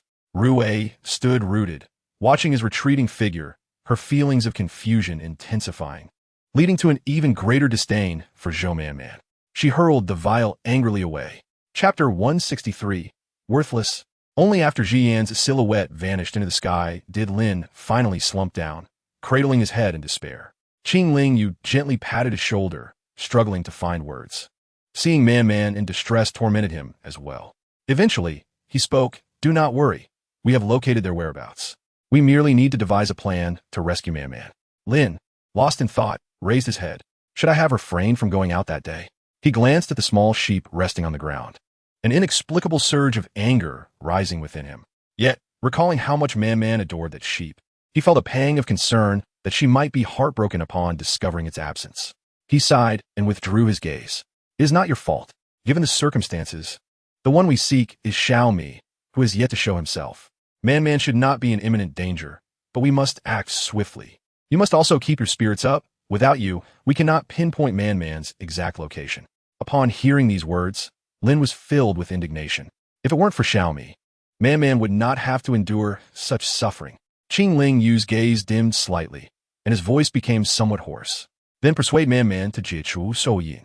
After speaking, he turned and departed, leaving Lin in a daze. Only after a moment did he comprehend the implications of his words. He had always known that Qing Ling Yu harbored feelings for Man. But naturally, Xiaomi would not allow it, and no one had dared to bring this matter to light. Did Man know? Lin was uncertain, yet given her intelligence, how could she possibly remain oblivious? In the past, he had been unwilling to share the petite female with others. But the series of recent events had unequivocally demonstrated that Man required more care, and indeed, she deserved it. However, human nature is inherently selfish. He clenched his fists, dismissing the chaotic thoughts in his mind. The immediate priority was to rescue Man. They rallied the Beastmen and set forth along a concealed route towards the source of the scent. Zhou Man had endured several arduous days in the cave, her body burning with fever. Originally, Rui had contemplated personally delivering her demise when Jian showed no interest in Zhou Man. But alas, her sudden fever turned the situation into a source of grim delight.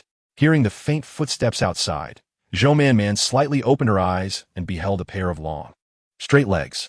Someone lifted her head to inspect her for a while, followed by a muffled grunt from Rui. Zhou Man gently curved her lips in a smile, simultaneously marveling at her own resilience and lamenting Jiyan's duplicity. It is said that humans are complex beings. Even beastmen possess their own intricacies. Zhou Man pondered slowly, concluding that as long as one is capable of thought, whether human or beast, complexity is inherent. Observing Zhou Man's flushed face, Jiyan resolved to take her away. Rui, in a fluster, exclaimed that if they left, she would be left alone. She hurriedly approached, saying, "Take me with you. I can look after her and ensure she does not escape." "Is that how you intend to watch her?" Jiyan replied. Rui, upon hearing this, lowered her head, her eyes shifting, and then she cried out in grievance, "This is unfair.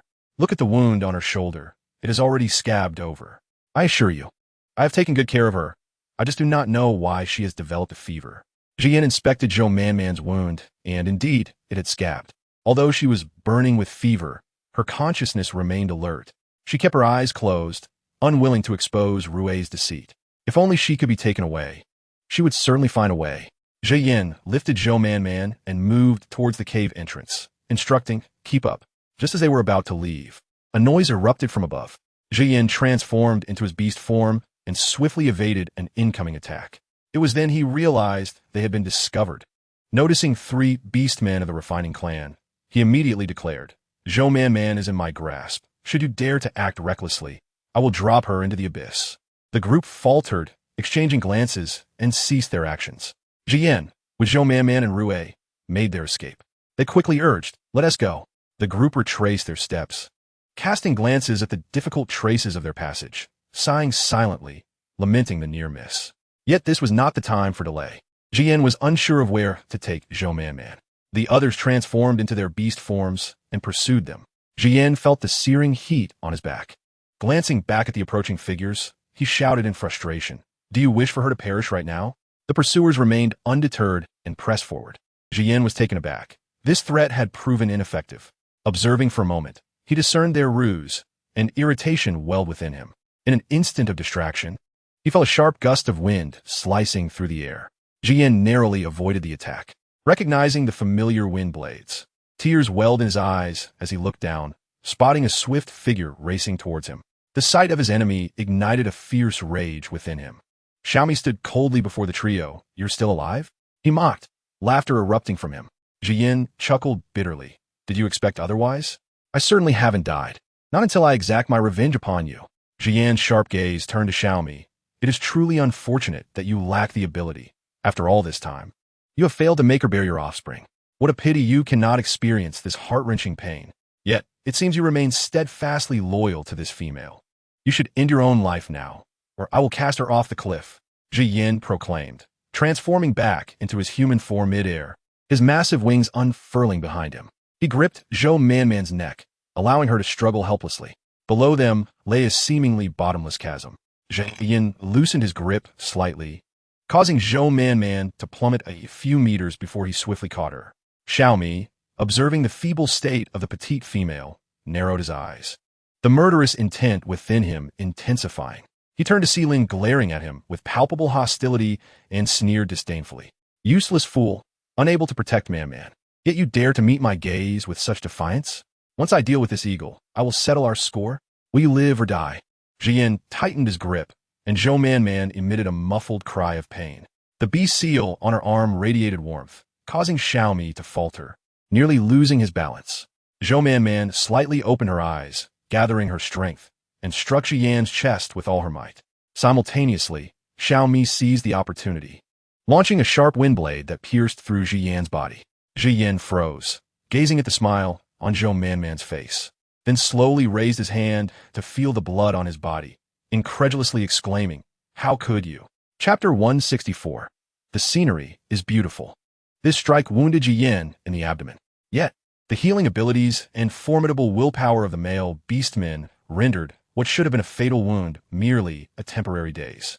Once he regained his senses, fury surged within him, and he contemplated throwing Zhou Man-Man into the abyss. However, gazing into the unfathomable depths, he hesitated for a moment. Meanwhile, Xiaomi pressed forward, and Ji Yin slowly retreated. They reached a significantly elevated slope, where he placed Rui and Zhou Man-Man down. Without a moment to spare, Ji Yin seized some vines and bound Zhou Man-Man, turning to depart, instructing Rui, "Keep a close watch on Zhou Man-Man." Zhou Man-Man exhaled quietly, her hands trembling slightly as she attempted to free herself from the vine's grasp. Yet, before she could relax, she suddenly felt a malicious gaze fixated upon her. Following the line of sight, she saw Rui's eyes filled with a faint redness. A wave of apprehension surged within her. Rui approached step by step. Zhou Man-Man leaned against the hard cliff wall, asking, "What do you intend to do?" Rui smirked, her smile combined with the scars on her face appearing grotesque. "What do you think I want to do?" Rui laughed heartily, tears streaming from the corners of her eyes. Clutching a sharp stone, she declared, "Did you think you could escape, Zhou Man-Man? Ultimately, you have fallen into my hands. I despise you so much for stealing everything from me. All my suffering is because of you. If it weren't for you, my life would be so blissful now. Everyone would adore me, and the Beastmen would respect me. I possess beauty." Rui caressed her face, touching the grotesque scars, her gaze suddenly turning sharp like a sword aimed at Zhou Man-Man. "Ji Yin is too reluctant to harm you. That is fine. I will exact my revenge myself. I have long been displeased with you." Zhou Man-Man furrowed her brows, her hands incessantly rubbing behind her back, retrieving a stone from her space, sharpening it. However, the vines were thick, and she needed more time. Observing Rui's frenzied demeanor, Zhou Man-Man felt beads of cold sweat forming on her forehead. She had to stall her. Suddenly, an idea struck her, and she asked, "Where are your offspring?" Rui's expression shifted momentarily before darkening with anger. "It's all your fault. You did this. If it weren't for Zhou Man-Man, how could she have conceived such a method? Not only did she fail to obtain Yuan, but she even caused the demise of her own offspring." Rui's steps quickened, and in an instant, she approached, raising a stone to strike fiercely at Zhou Man-Man. Zhou Man-Man deftly sidestepped the attack, but in doing so, Rui caught sight of the half-ground vine. Rui immediately straightened up and lunged at Zhou Man-Man once more. Zhou Man-Man awakened her innate powers, endowing her with superior physical attributes compared to the average female, thus allowing for a back-and-forth struggle, even while ensnared by the vines.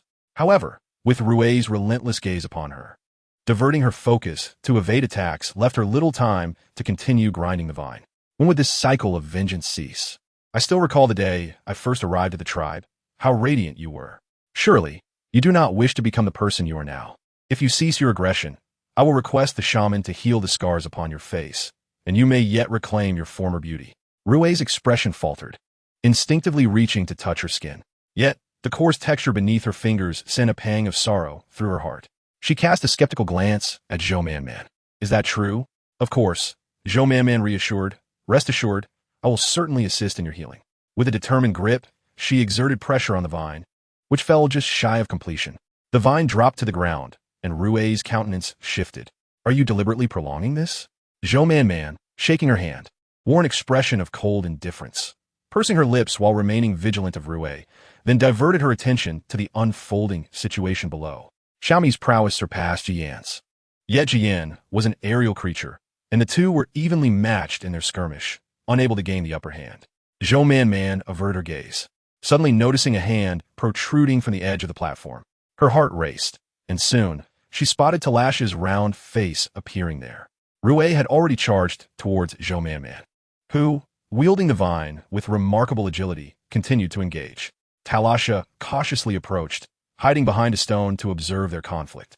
Noticing Zhou Man gaining the upper hand, she felt relieved and began cheering. Zhou Man, her shoulder injured, felt pain after swinging the vine for a while, managed to subdue Rui and called for Talasha to bind her. Talasha, appearing somewhat plump, possessed considerable strength. She tightened her grip around Rui's neck, causing Rui to flail and roll her eyes in distress. This made it difficult for Zhou Man to bind her, so she gently patted Talasha, urging, be gentle. After securing Rui and silencing her, Zhou Man turned her attention to Talasha, glancing at her and then behind her, noticing that her beast husband had not followed. What brings you here, Talasha?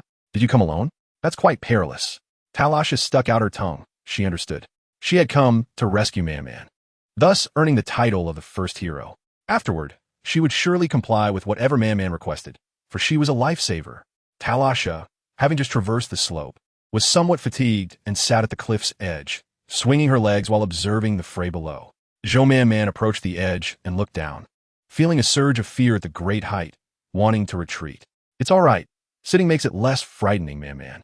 Zhou Man gazed at Talasha, astonished by her bravery. Inspired, she mimicked Talasha's posture and slowly eased herself down. Indeed, once seated, her fear diminished as she watched the fierce battle unfold below, her heart racing with anxiety. Do you think they can defeat Jian? Of course. Jian is formidable. Zhou Man observed them. Jian was cornered and unable to escape. It would take time to vanquish him. A pang of pain shot through her shoulder, and she sighed softly, then noticed the blood beneath her. Are you injured, Talasha? Zhou Man finally noticed Talasha's pale complexion. I bumped my thigh while climbing up. It hurt terribly. But it's nothing. We'll go down soon. Besides, your shoulder is severely wounded. That eagle should be punished. As she spoke, her hand inadvertently brushed against the blood beneath her, and her expression changed. Just as she was about to speak, her peripheral vision caught a glimpse of a figure. Man. Zhou Man reacted swiftly, dodging just in time, before they could breathe a sigh of relief. Rui suddenly seized Talasha's ankle, dragging her down. Zhou Man felt her heart shatter and gripped Talasha's hand tightly. However, her shoulder injury was severe, and sweat dripped from her forehead onto Talasha's face. Zhou Man, I will drag you down with me. Shut your mouth, Talasha exclaimed, struggling to shake off Rui. She glanced at Man, who had tightly pursed lips, and then at the unfathomable depths below. Closing her eyes, she shouted, Man, you must let go. If this continues, none of us will survive. Chapter 165. Quickly save them. Talasha risked her safety to find her, and she could not possibly release her grip. It's all right, Talasha. Hold on. I will certainly pull you back up. The orcs engaged in battle noticed them and shouted urgently, Hurry and save them. Lin glanced over and, upon realizing the peril, abandoned the battlefield to rush towards them. They were too far away. Rui also spotted their approach. She clawed desperately at Talasha's ankle, hoping to weaken her resolve and drag Zhou Man down with her. Man, let go. One of us must survive. If someone must perish, it should be me, not you. Talasha. Talasha was moved to tears. Jian noticed them as well, and seeing Zhou Man in peril stirred an indescribable feeling within him. He should have despised and loathed her, yet when faced with her imminent demise, a complex emotion welled up inside him. If it weren't for her, his kin would not have perished entirely. Zhou Man could no longer hold on, and all three fell together. Man, Talasha. Lin moved with lightning speed, but even then, he could not catch Zhou Man in time. Helplessly, he watched her plummet into the abyss, his eyes nearly bursting with blood from the overwhelming anxiety and rage. Without hesitation, he contemplated leaping off the cliff to rescue Zhou Man, but at that moment, Jian, with astonishing reflexes, held him back. "What are you doing?" Jian shouted angrily. Lin forcefully pushed Jian aside, his gaze resolute and desperate, as if he had lost his sanity, murmuring, "I must save Man-Man." Jian suppressed his inner anguish and scolded loudly. "Enough! Stop this madness. Think rationally and find another way." Just then, Jian witnessed Zhou Man-Man and Talasha falling into the abyss, his brow furrowing tightly. Without a moment's hesitation, he soared towards Zhou Man-Man. Simultaneously, Xiaomi's wind blades followed closely behind. Jian successfully caught Zhou Man-Man, but unfortunately, he too was struck by the wind blades, causing him to stagger involuntarily. Xiaomi had never anticipated that Jian would recklessly dive to rescue Zhou Man-Man. The two clashed mid-air, engaging in an intense confrontation. Despite Xiaomi's formidable strength, he was ultimately a moment too late. Forced to watch as Jian carried Zhou Man-Man away. Left with no choice, Xiaomi scooped up Talasha and safely delivered her to the cliff's edge. Jian cast a grateful glance at him, expressing sincere appreciation. However, Xiaomi did not linger. His gaze remained fixed on Jian's retreating figure as he pursued without hesitation. Lin, Yuan, Qingling and Dong Lin closely followed. Zhou Man-Man was astonished that Jian would save her. Beneath her, a gaping wound bled profusely. "Are you injured?" Zhou Man-Man inquired, her expression reflecting a mix of emotions as she examined Jian's wounds. Jian scoffed. "No need for your feigned concern." He was acutely aware that Zhou Man-Man did not genuinely care for him. It was merely a facade. Zhou Man-Man pursed her lips, reflecting that she certainly did not possess such a malevolent heart. She did not believe that Jian deserved the injury he received. Rather, she was taken aback by his unexpected act of saving her. After all, their previous relationship could be described as irreconcilable, with Jian even harboring intentions to kill her.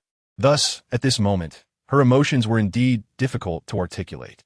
Nonetheless, the pain Jian had once inflicted upon her lingered in her heart, etched deeply in her memory. She shot him a fierce glare before turning to look behind her, where a Beastman was closely following her. "Where do you intend to take me?" Zhou Man-Man coldly inquired. "If you think to use me as leverage against Xiaomi, you are gravely mistaken. Xiaomi would never jeopardize himself for my sake. You overestimate his feelings for me." Upon hearing this, Jian was instantly consumed by rage. He shouted furiously, "Shut up!" His ire stemmed from the undeniable truth in Zhou Man-Man's words, which left him with no retort, and from his own regret for having saved the woman who had caused the destruction of his kin. He found himself engulfed in self-doubt. Was he truly any different from those brutal aggressors? As these thoughts swirled in his mind, Jian's anger intensified, wishing he could immediately shatter Zhou Man-Man into 1,000 pieces. Before them loomed a massive cliff spanning several dozen meters. As Jian soared over it, he calculated the implications of the precipice below.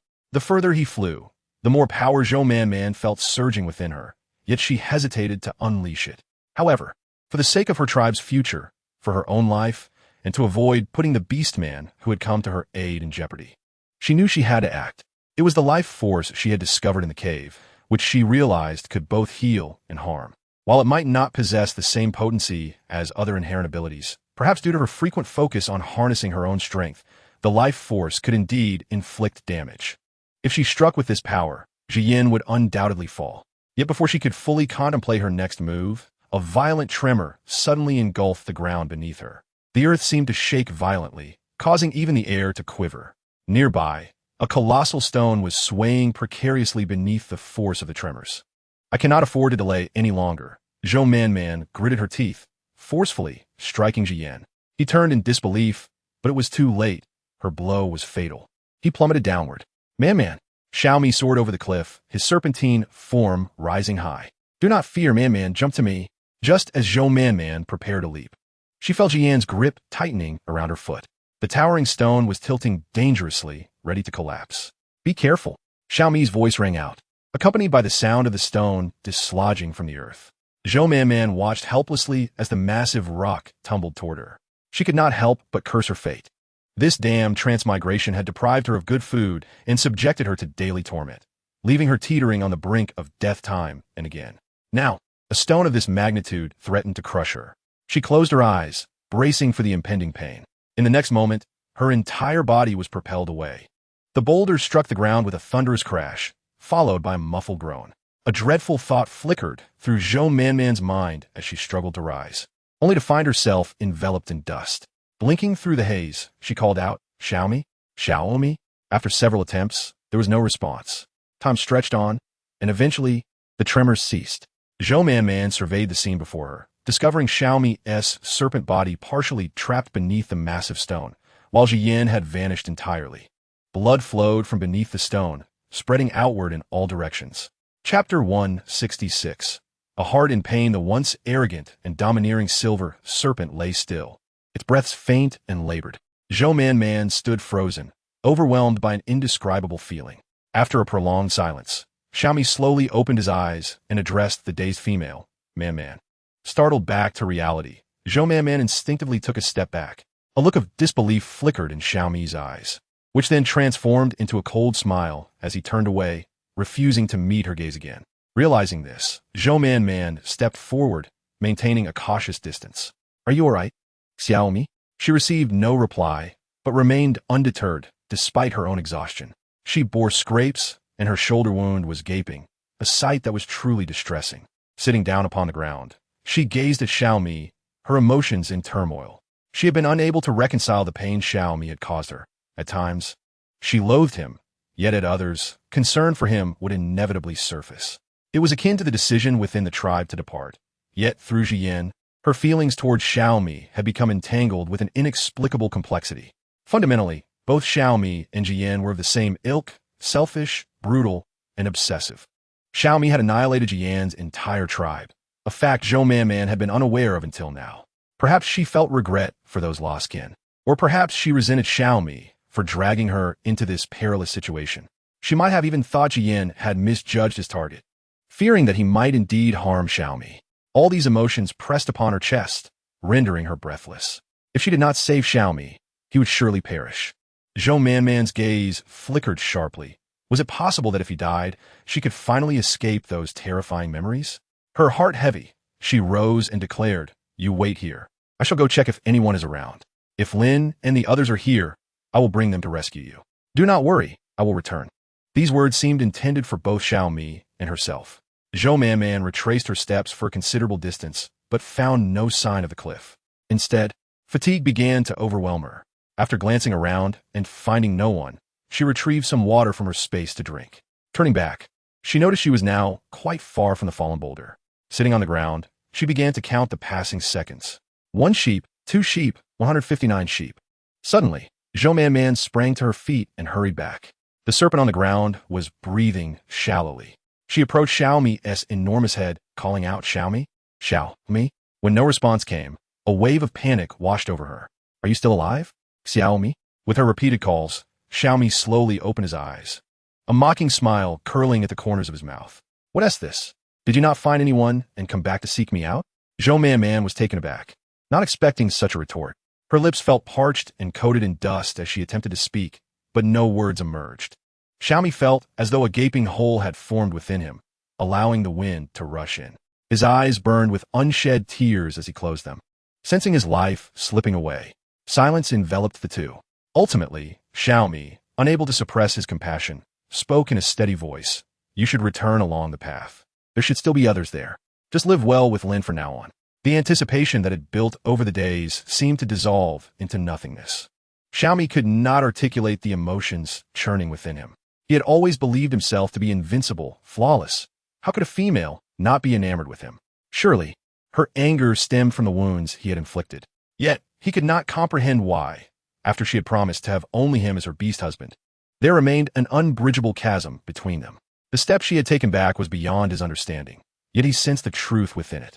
Suddenly, Zhou Man enveloped Xiaomi in her arms, tears cascading down her cheeks like a torrential rain, soaking her wrists and staining Xiaomi's face. He opened his mouth, intending to offer a sarcastic remark, but seeing her in such distress, he found himself at a loss for words. After a long pause, he finally said, I do not blame you. You should go. No, I do not hate you, Xiaomi. I promise I will save you. Zhou Man rose to her feet and reiterated with determination, Rest assured, I shall save you. Xiaomi closed his eyes, his voice languid and distant. No need. You may leave, Man. If there's a next life, do not allow our paths to cross again. Zhou Man felt a pang in her heart, overwhelmed with fear and sorrow at his words. Why did he take such pride in his suffering? She could not comprehend why, despite his grave injuries, he could not simply lower his head to her. Each day, he acted as if he were a pampered heir, more so than any true heir she had ever encountered. As she approached the spot where the stone had fallen, she examined the wound, only to discover that even someone as formidable as Xiaomi had been left bloodied and mangled beneath the weight of the boulder. Zhou Man reached out gently, contemplating whether she could extract his tail from the rubble. Xiaomi's forked tongue flickered as he turned to fix a piercing gaze upon her, causing her heart to race. Embarrassed, she stammered, "I was merely checking to see if I could help you out, and then we could return." Xiaomi, exhausted by her concern, concealed his anger and replied tersely, "Just go. Do not concern yourself with me." Zhou Man bit her lip, stepping closer to lightly pat his head. "Be good." Xiaomi was taken aback, his eyes brimming with unspoken emotions as he lowered his head, a hint of despair lacing his voice. "You should leave, Man. I may not survive. After this, whether you choose to be with Wu Yi or Yuan, I shall not interfere. Please go back. I truly do not hold it against you." Before he could finish, a sharp slap resounded on his head, and he glared at Zhou Man in disbelief. With her hands hidden behind her back, she comforted him, secretly elated, for this was the first time Xiaomi had struck without retaliation.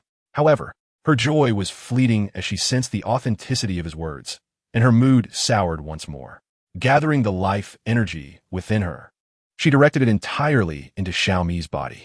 Afterward, she weakly withdrew her hand, feeling darkness encroach upon her vision as she nearly collapsed. Sensing the power coursing through him, Xiaomi wished to offer her words of caution, but upon seeing her frail state, he chose to close his eyes and rest. It was futile.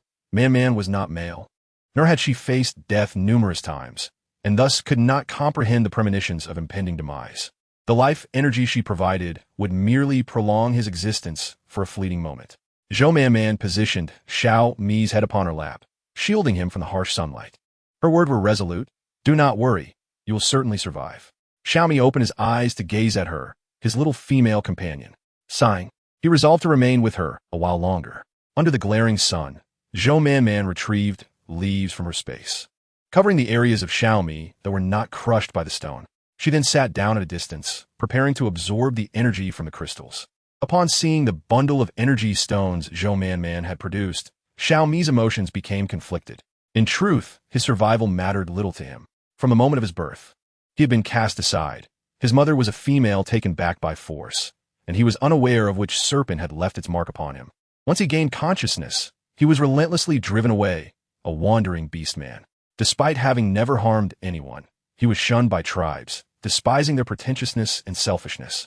He also harbored resentment toward his parents, who had expelled him before he had the means to fend for himself. For many years, survival had become instinctual, and strength a necessity.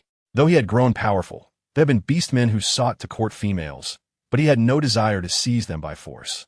More importantly, he detested the notion that those females feared him and did not wish to share his existence. Xiaomi felt like an outcast, yet before absolute strength, his uniqueness became irrelevant. This had been his reality for many years until he unexpectedly encountered her. Initially, he had intended to send her home, but he soon discovered her charm and the absence of other beastly suitors, leading him to desire her exclusively. The moment she agreed to him, Xiaomi's heart raced with a bewildering emotion he could not quite despise. Zhou Man tossed aside the energy stones, inhaling deeply as she approached Xiaomi. Just as she was about to transmit her life energy into him once more, he suddenly asked, Man, if I were to ask you to sever the beast bond with Lin and leave with me, would you?" Zhou Man lowered her gaze, momentarily stunned. After a pause, she replied, "Lin has never asked me to sever the bond with you." Xiaomi scoffed coldly. "Never? You cannot be unaware of his desires. He would relish the opportunity. Would he not? Do you all wish for my demise? If that is the case, why do you trouble yourself to save me? Just go, leave at once." The flicker of anger in his eyes made Zhou Man take a step back in fear. This retreat only deepened Xiaomi's ire as he bellowed, "Leave." Zhou Man wiped away her tears furiously. "You are injured. I shall not hold it against you." After speaking, she resumed her efforts to absorb the energy from the crystals. Xiaomi's will to survive waned, and his condition deteriorated further. He regarded Zhou Man with a cold demeanor. Undeterred, she continued to absorb the energy, determined to save him, ignoring his biting remarks as if they were mere whispers.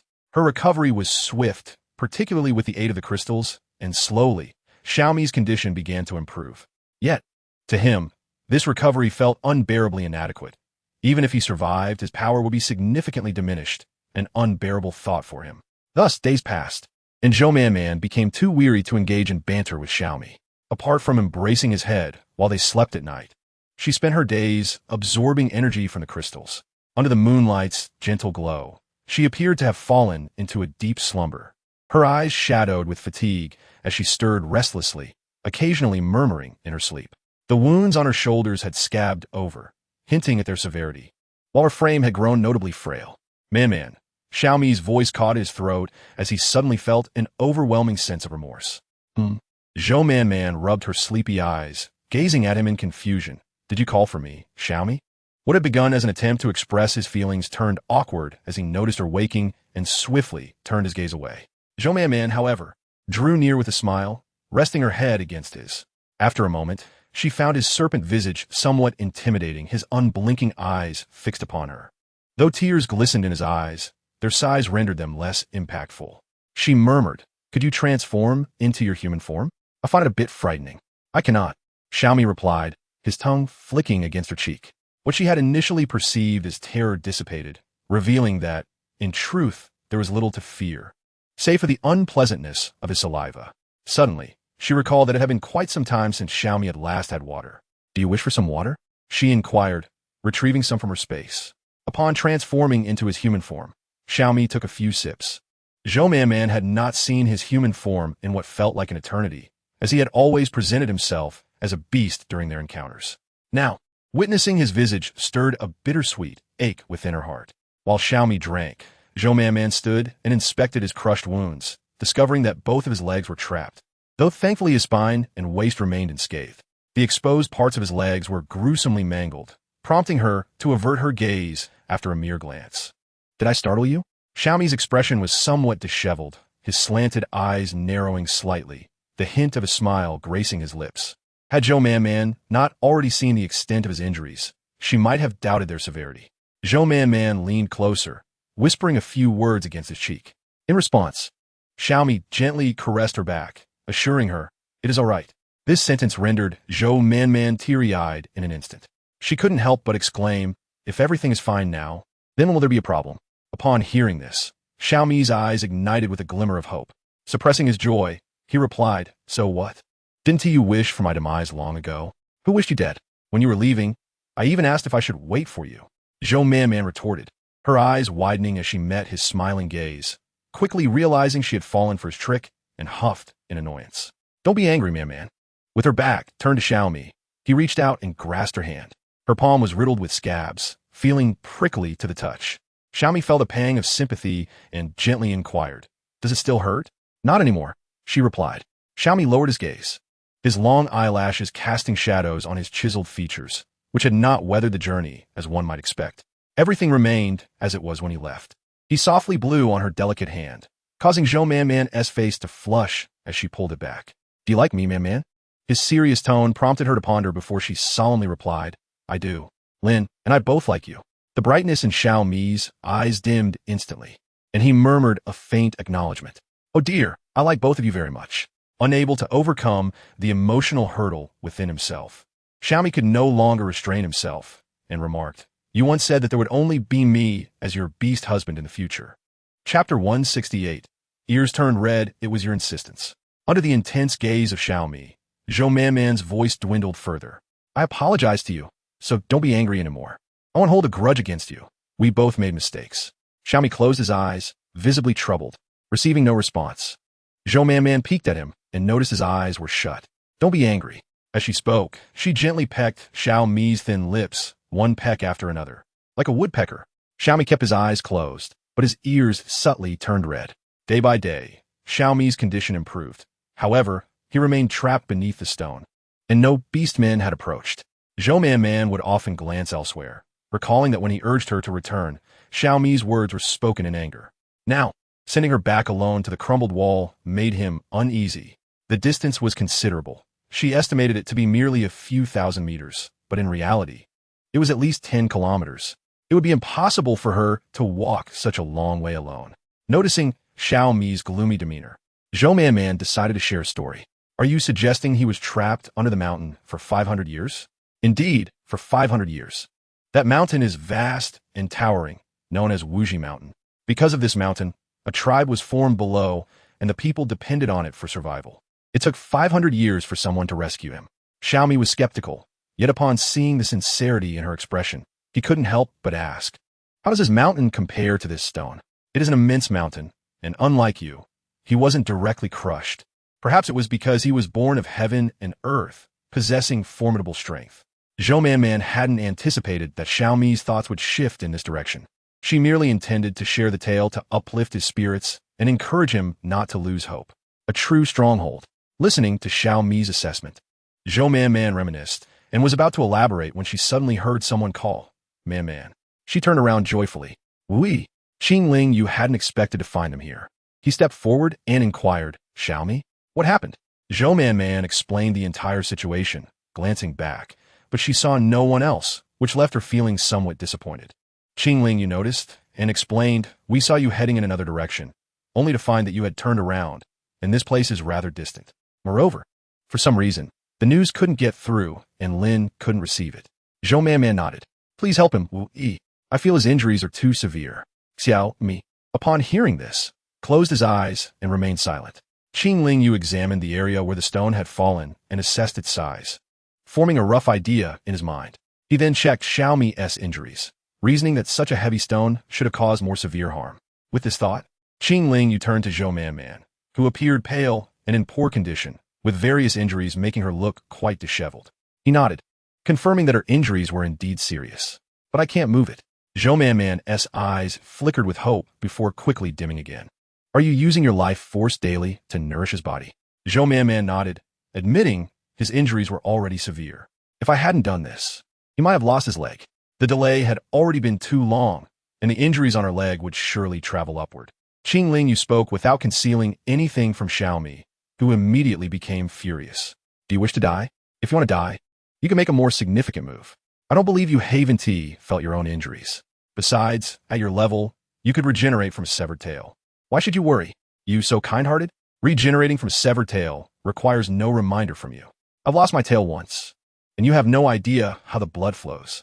You intend for me to perish." Xiaomi's eyes narrowed as he shielded Zhou Man protectively, casting a wary glance at Qingling Yu. Qingling Yu lowered his gaze.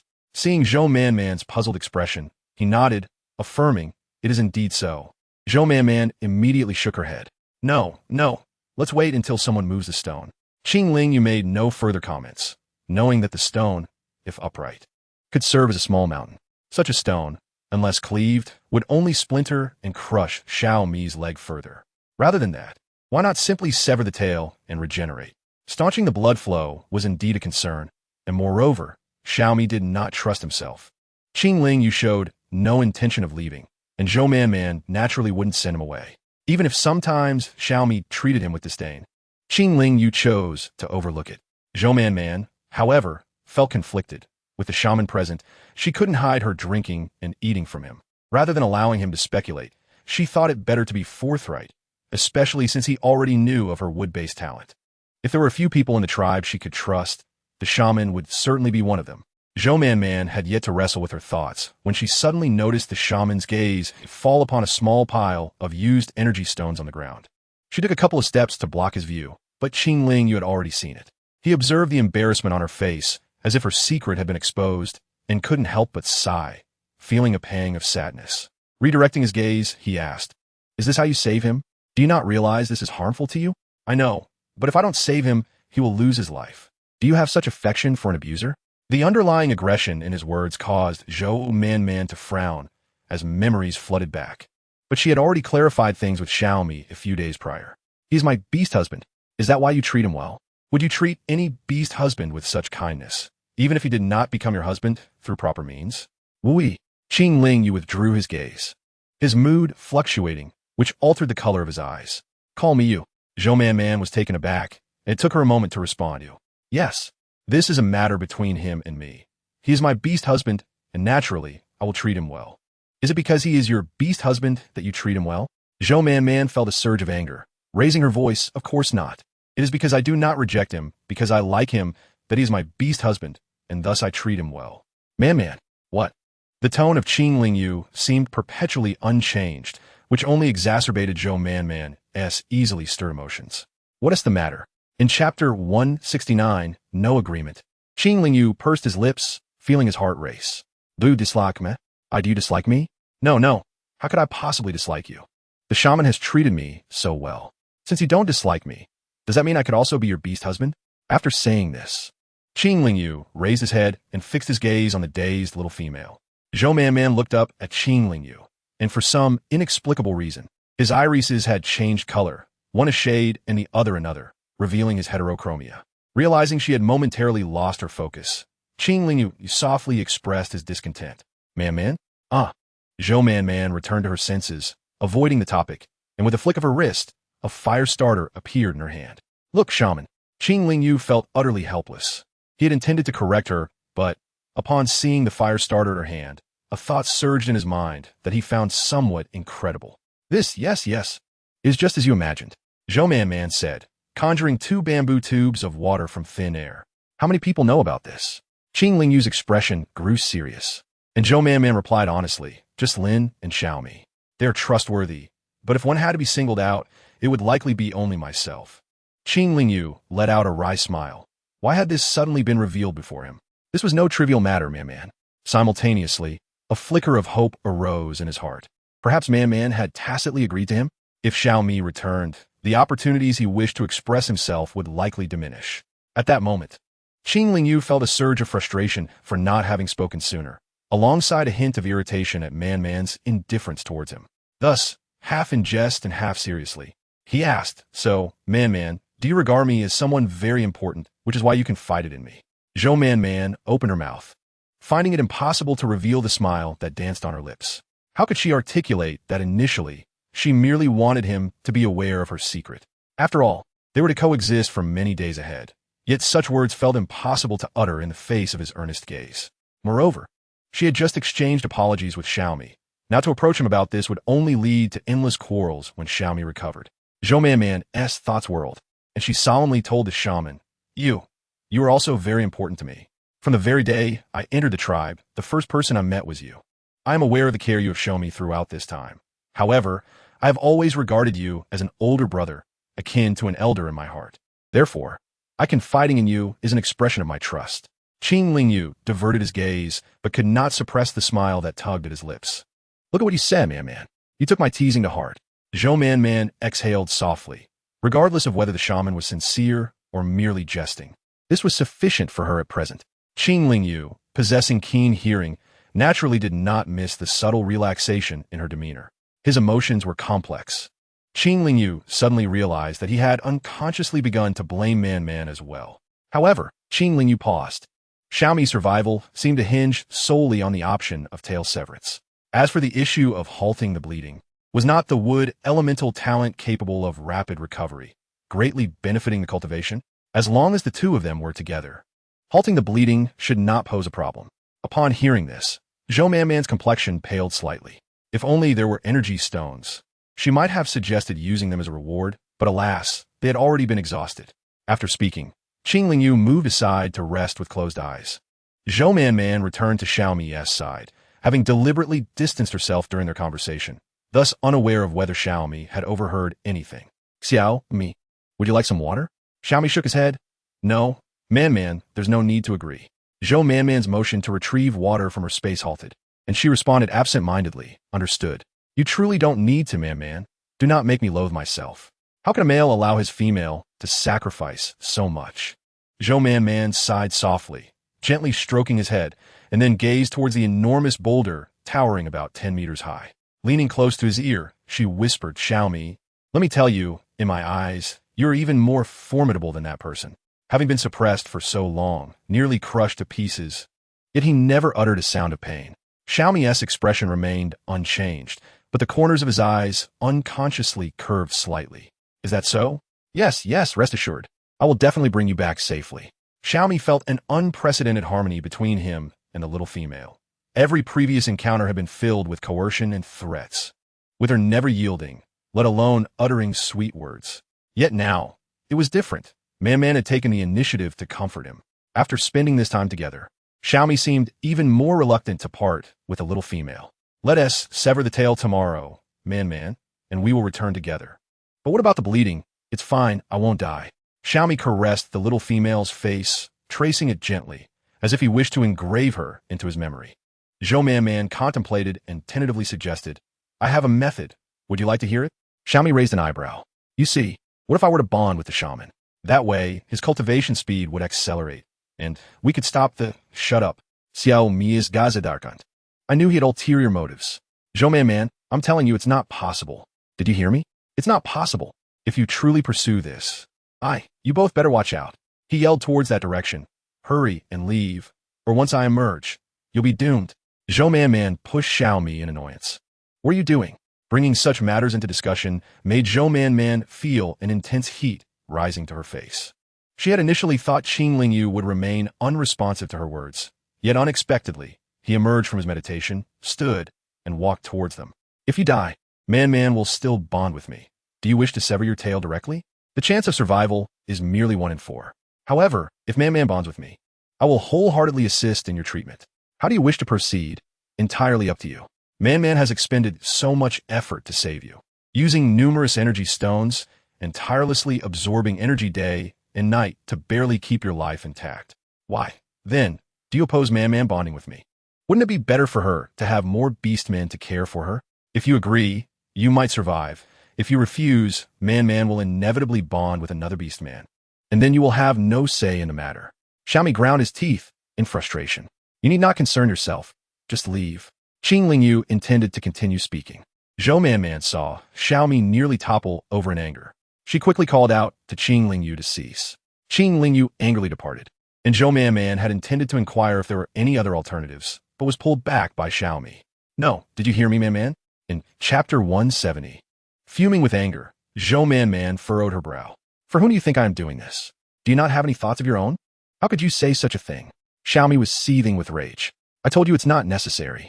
Then when you die, I will still bond with the shaman. You dare. Zhou Man ignored him and headed in the direction the shaman had left. Qing Lingyu sat upon a stone, facing the aimless yellow sands. A gentle breeze stirred, lifting clouds of dust that drifted into his ears. Zhou Man turned around the fallen boulder, only to find him right around the corner, her face registering surprise. She hadn't yet decided how to address the shaman, and at such close range. Had he not heard everything they discussed? Upon meeting the shaman's gaze, Zhou Man felt her face flush slightly, lowering her head as if she were a child caught in wrongdoing, feeling lost. What's the matter, Man? Zhou Man opened her mouth slightly. You wish to ask if there are any other methods? Zhou Man looked up at Qing Lingyu and nodded. Yes. Qing Lingyu averted his gaze, his voice somewhat subdued. Zhou Man's heart tightened in an instant as she stared blankly at his profile. She had known from the very beginning that the Wu Yisheng was remarkably handsome, his exquisite visage seemingly carved by the hands of a deity, every contour perfectly balanced. Often, she felt as if the Wu Yi resembled a beautiful puppet, quietly grooming itself, aloof and ascetic, beautiful to behold yet unapproachable. However, at this moment, he employed such a method to coax her into submission. Zhou Man could discern his thoughts, yet she questioned what obligation he had to save Xiaomi. Reflecting on her own situation, she felt she could easily see through the Wu Yi's intentions. Yet, despite understanding his mindset, she felt no disdain towards him. Instead, an inexplicable resentment arose within her, as she had brought a god down from his pedestal, perhaps rendering him ashamed of himself. She glanced over, as if she could perceive a faint melancholy in the Wu Yi's eyes. Taking a step closer, as their gazes met, her cheeks flushed slightly. Then, let us proceed as originally planned. A flicker of surprise crossed Qing Lingyu's eyes, his ears turning slightly red. All right, after they reached an agreement. It was as if they had discussed an entirely different matter, and they began to talk about other things. Are there any energy stones left, Man? The pain of a severed tail is excruciating. I initially hoped that if Xiaomi were conscious, he could assist himself, but he is too resistant to the idea. To proceed effectively, it may be necessary to render him unconscious. Otherwise, even if the bleeding stops, his struggles could cause the wound to reopen. Zhou Man pressed her lips together, shaking her head. There are none left. I've used them all. I will have another word with him. She lifted her head and solemnly added, the Wu Yisheng's charm is undeniable. I believe many females in the tribe admire him. And you? Well, naturally, I also hold affection for him. Qing Ling Yu felt a bittersweet sensation in his heart, difficult to articulate. However, with Man Man's words, his actions seemed inconsequential. He was merely forcing something upon her, no different from Xiaomi struggling. He said, "If you are unwilling." "No, I am willing."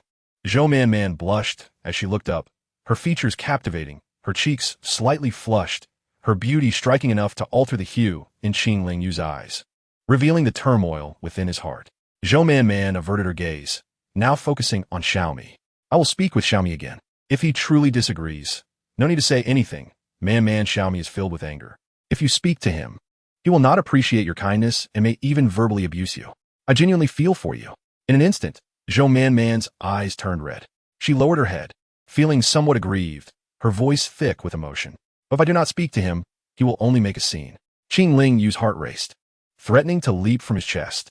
In this moment, he wished to hear nothing about other males from the lips of his beloved. Soon, he and Man Man would become partners. All entanglements, whether resolved or not, would no longer consume their thoughts. Qing Ling Yu took a slight step forward, enveloping the petite female in his embrace. He narrowed his eyes, glancing at the obstructed Xiaomi, a fleeting flash of murderous intent crossing his mind. Yet, upon hearing Man Man's aggrieved tone, his thoughts dissipated.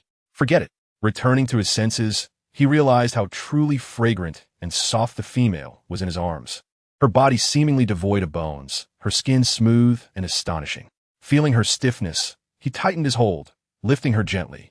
Zhou Man Man gasped, instinctively wrapping her arms around Qing Ling Yu's neck, her cheeks aflame, too shy to meet his gaze. Qing Ling Yu's movements were delicate as he first inquired if she had any animal skins, carefully laying them out. Watching his actions made Zhou Man Man's palms sweat with anxiety. When with Xiaomi, he often resorted to coercion and intimidation, lacking any sense of shame. But with Lin, he was gentle and meticulous, leaving her in a daze, agreeing without fully understanding. This time, however, her mind was exceptionally clear, her body unusually warm. Zhou Man Man beheld the incessantly talking Wu Yi, marveling at how he seemed perfect in every regard, truly unparalleled in beauty. His long, slender fingers seemed fit for a pianist. A hand model would pale in comparison. His tall, lean figure glistened with a sheen as he knelt on the ground, meticulously arranging the animal skins, leaning down in a way that made her yearn to embrace him. Zhou Man Man couldn't help but focus her gaze on Qing Ling Yu, feeling like an insatiable admirer. Anticipating what was to come, her heart fluttered with softness. Finally finished with the animal skins, Qing Ling Yu straightened up and beckoned to her. "Come here." Zhou Man Man felt as though his gaze rendered her soft and weak. Noticing her reaction, Qing Ling Yu let out a low, slightly magnetic laugh. Zhou Man Man bashfully lowered her head, revealing only the rounded top of her head. Qing Ling Yu lifted her gently, placing her on the mat, as if she were the most precious treasure. "Are you afraid?" Zhou Man Man shook her head, murmuring, "Not afraid." Qing Ling Yu tenderly untied the straps of the animal skins, gently covering her eyes, whispering in her ear, "I'm sorry, Man Man." Zhou Man Man was not one to be overly sentimental, yet in that fleeting moment, an indescribable emotion welled up within her, and tears spilled forth. Soaking Qing Ling Yu's palm, he sighed, his movements becoming increasingly gentle. At the same time, approximately 20 kilometers away, Lin sat on the ground, sensing the energy within him, and suddenly sprang to his feet. Yuan glanced at him warily. "What is it?" Man," Lin uttered, sensing something familiar, a dangerous energy emanating from her. Clenching his teeth, he strained to perceive the slightest hint of her distress. "What happened? Is Man in trouble?" "She has bonded with another Beastman." Yuan pursed his lips. "Is it that eagle hawk? Damn it, he must die." Lin's voice seemed to squeeze out between clenched teeth, and he could no longer remain idle. He abruptly stood and addressed Yuan. "Let us split up the search. Working together is too inefficient. We don't know if other Beastmen have found her yet. With such a small area to cover, how can we not find her?" Yuan nodded in agreement, and the two set off in different directions. Meanwhile, Xiaomi sensed Zhou Man Man's actions and was taken aback to find that she truly disregarded his warnings and bonded with Qing Ling Yu. They certainly had not gone far. The mere thought ignited a firestorm of rage within him, wishing to eliminate the pair of adulterers. After simmering with anger throughout the night, the blazing sun of the day diminished much of his fury. The serpent's body temperature was cool and constant, yet even so, His severe injuries made him particularly averse to the heat. Upon seeing the two figures before him, Xiaomi raised his serpent head, his gaze sharp as a blade. Zhou Man instinctively recoiled behind Qing Lingyu. Xiaomi's expression grew even more menacing as he coldly commanded, "Come here." Zhou Man shook her head vehemently. Xiaomi let out a chilling laugh, feeling his breath become labored, turning his head aside, and spoke in a low voice, "Get lost. You too. Go as far away as possible." Zhou Man had yet to respond when Qing Lingyu interjected, "You probably lack the strength to maintain your human form right now. If you have so much energy, you should focus on healing, lest your severed tail truly fail to regenerate." Xiaomi's serpent eyes narrowed, brimming with murderous intent directed towards Qing Lingyu. Qing Lingyu felt utterly content after a satisfying meal, regarding the vast expanse of yellow earth as mere embellishments to his joy. Even though Xiaomi was seething with rage, he was apprehensive about provoking a reaction that could be fatal. Why must you be so domineering? If you truly care for Mon, you ought to respect her choices. Xiaomi's anger surged, and he spat out a curse, followed by a mouthful of blood. The moment the crimson liquid left his lips, he seemed to lose all strength, his head drooping in exhaustion. Mon was startled and, without a moment's hesitation, rushed to kneel in front of Xiaomi, her voice laced with concern. "Are you all right? Xiaomi? Please, don't be angry." The memory of her own emotional turmoil from the previous night flooded her mind, leaving her feeling bashful and unable to articulate her thoughts.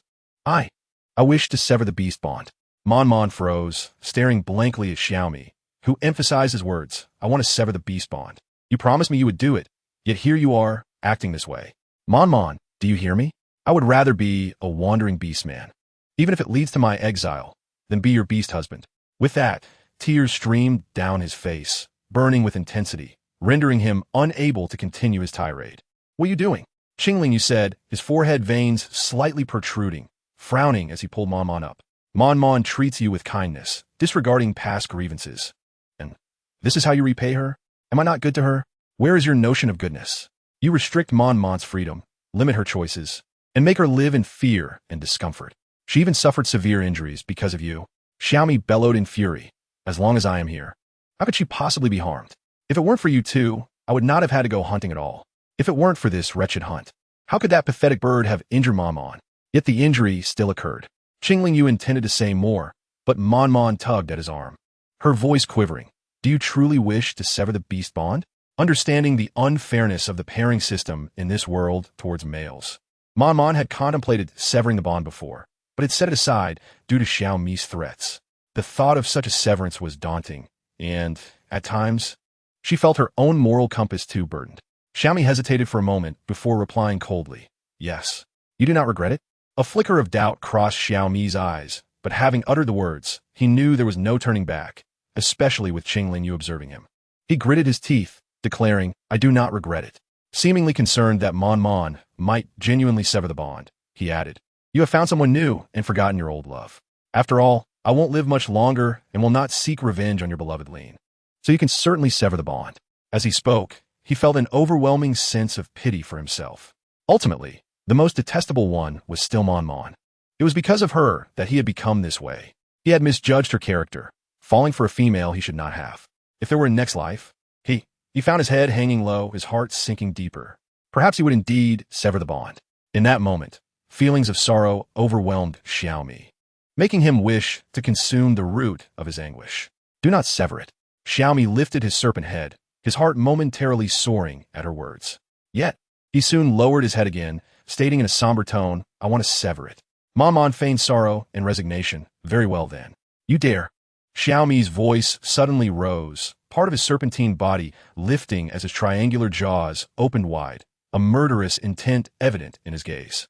Qing Lingyu's heart tightened, and he hurriedly pulled Mon out of Xiaomi's attack range, casting a disapproving glance at him.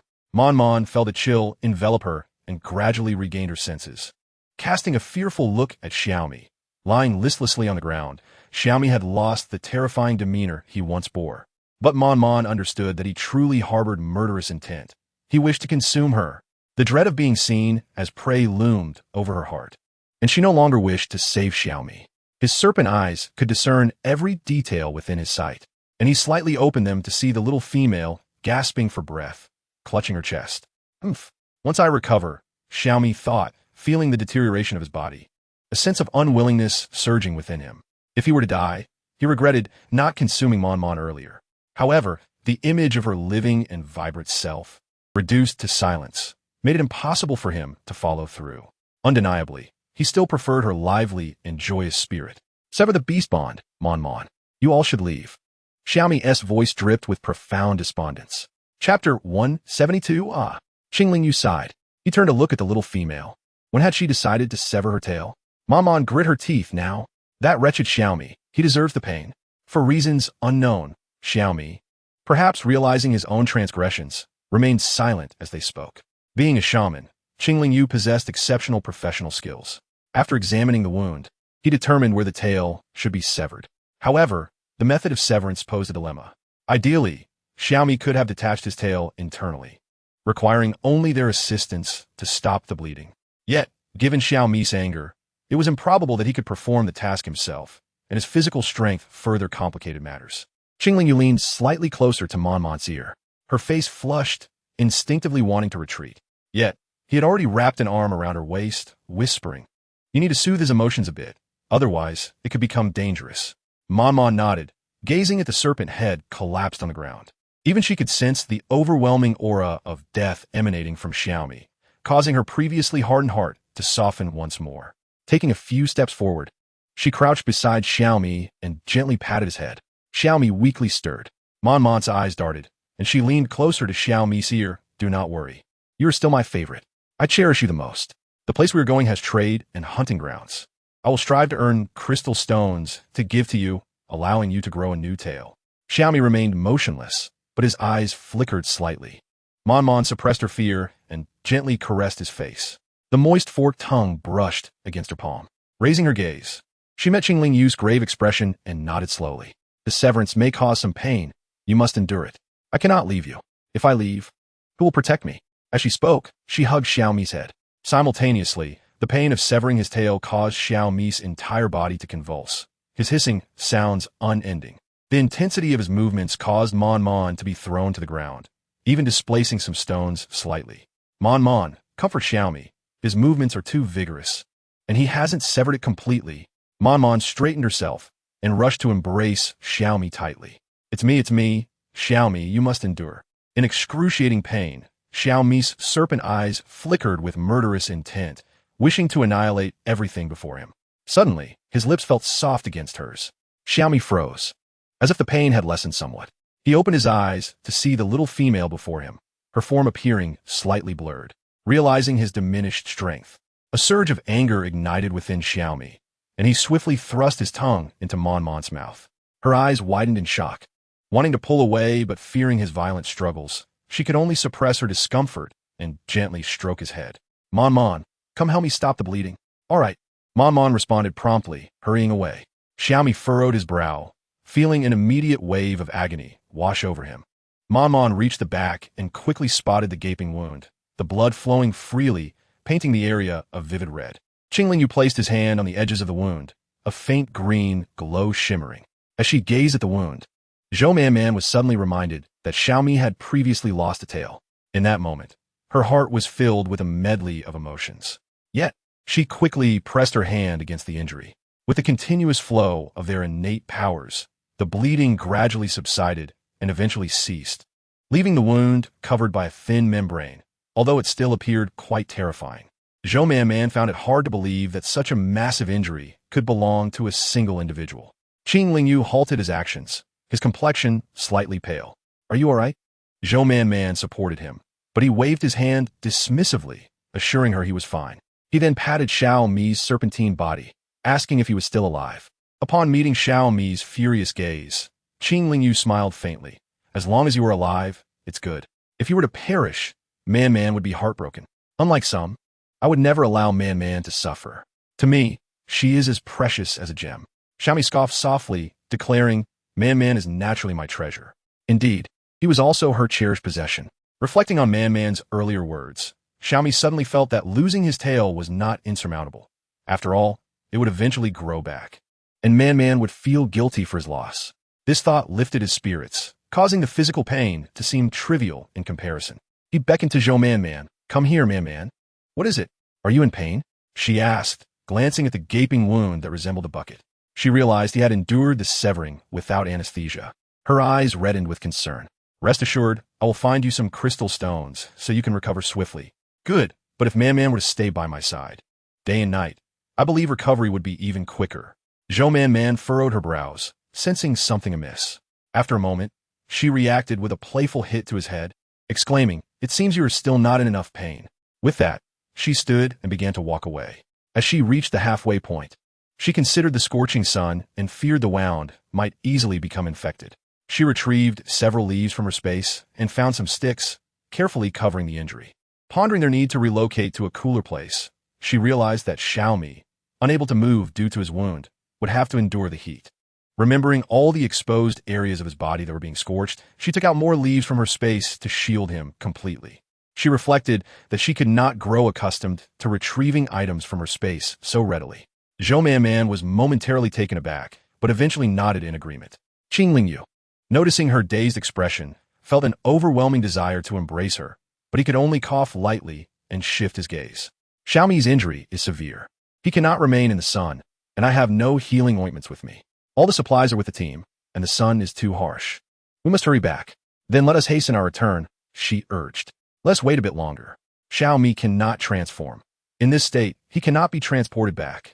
Zhou Man nodded in understanding, feeling somewhat guilty for troubling the healer. Even though they were already bonded, she still felt a faint sense of unfamiliarity. She wished for Xiaomi's swift recovery, which required the absorption of life energy, but the energy stones had all been used. When Qing Lingyu mentioned this, Zhou Man felt her world tilt. Staring in shock, she noticed that Qing Lingyu's expression remained unchanged, devoid of any visible reaction. Lowering her head, her cheeks flushed as she stammered, then, "Let us proceed as the healer suggests." Qing Lingyu's lips curled into a slight smile, knowing that this was a way for Man to deepen her feelings for him. Chapter 173.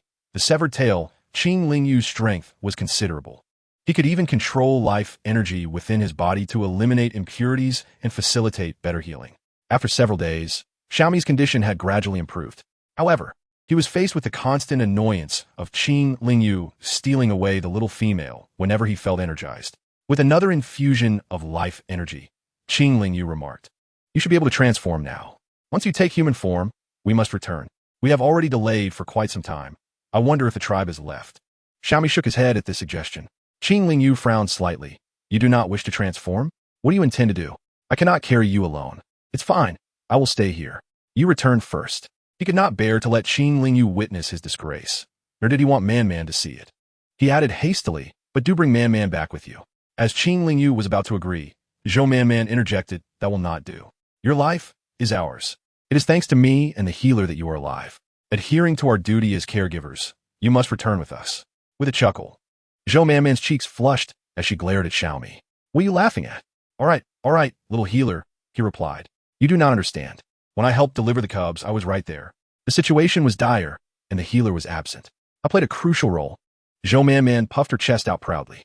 The term cubs echoed in Xiaomi's mind as he glanced at the little female, gritting his teeth in response. "Fine, let's return." Zhou Man gleefully rushed to inspect the wound, discovering it had formed a scab. With the scab in place, transforming into human form would no longer cause bleeding. It would only leave a frightful scar. She waved her hand, "Quickly transform, and then we can head back." Heaven knows how challenging it was for her to express her affection to a snake daily. In his human form, Xiaomi was undeniably striking, though it was a pity. Zhou Man had mentally prepared herself, but seeing his lost legs still tugged at her heartstrings. Concerned he might feel self-conscious, she rushed forward to embrace him, asking gently, "How does it feel to stand? Does it hurt?" Xiaomi jumped lightly before landing steadily on the ground. However, with his legs now shortened, the sudden loss of height left him feeling quite uncomfortable. Qing Lingyu, upon seeing Xiaomi transform into human form, also shifted into his beast form. When Zhou Man turned to look, she was momentarily stunned, regaining her senses only after Xiaomi gave her an annoyed tug. Feeling a bit embarrassed, she remarked, "The healer's beast form is so beautiful." Qing Lingyu had transformed into a magnificent nine-tailed white fox, with tails that were both soft and fluffy, lazily floating in the air and swaying gently, complemented by his enchanting fox eyes. Come here, Man, he called, his voice melodious. Zhou Man felt as if her feet were floating, captivated by his every glance, believing him to be the epitome of perfection. She never expected such a man to be her beastly partner, leaving her with the sensation of having won the lottery. Bending down, Qing Lingyu invited Xiaomi and Zhou Man to climb onto his back. Xiaomi, dissatisfied, tugged at the fur beneath him. After a moment, he coldly huffed. Refrain from displaying your lustful demeanor. Do not enchant Man. That is not the case at all, Qing Lingyu replied. As he took off running in the direction they had come from, his thoughts involuntarily drifting to his father. How ironic it was that, in the Fox clan after bonding, the female would develop a filter through which she viewed her mate, inevitably perceiving him as exceptional. This was evident with Man. But the same could not be said for that woman. Her cruelty had led him to lose hope in females.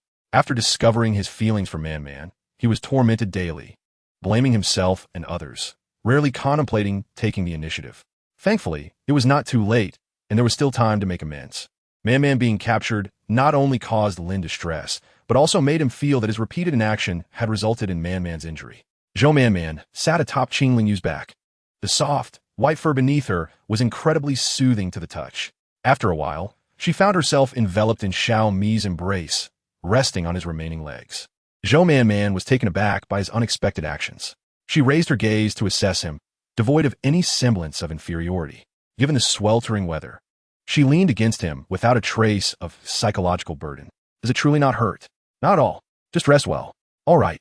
After lying down for a while, Zhou Man began to scrutinize the injury on Xiaomi's leg. It was indeed remarkable how resilient males could be. In just 2 days, the wound had already scabbed over. And even if Xiaomi were to jump around, it showed no signs of reopening. One could surmise why Xiaomi was not prone to feelings of inferiority or sorrow. After all, the leg would eventually regrow, albeit in a somewhat unsightly manner for the time being. If it were a human, a fracture would necessitate a splint, appearing rather unattractive and somewhat inconvenient. Yet bones always mend in due course. From a distance, she heard the voices of Beastmen, and Zhou Man excitedly stood up, her eyes wide with anticipation. She then joyfully patted Xiaomi, exclaiming, "It's people from the tribe. We can return soon." Lin.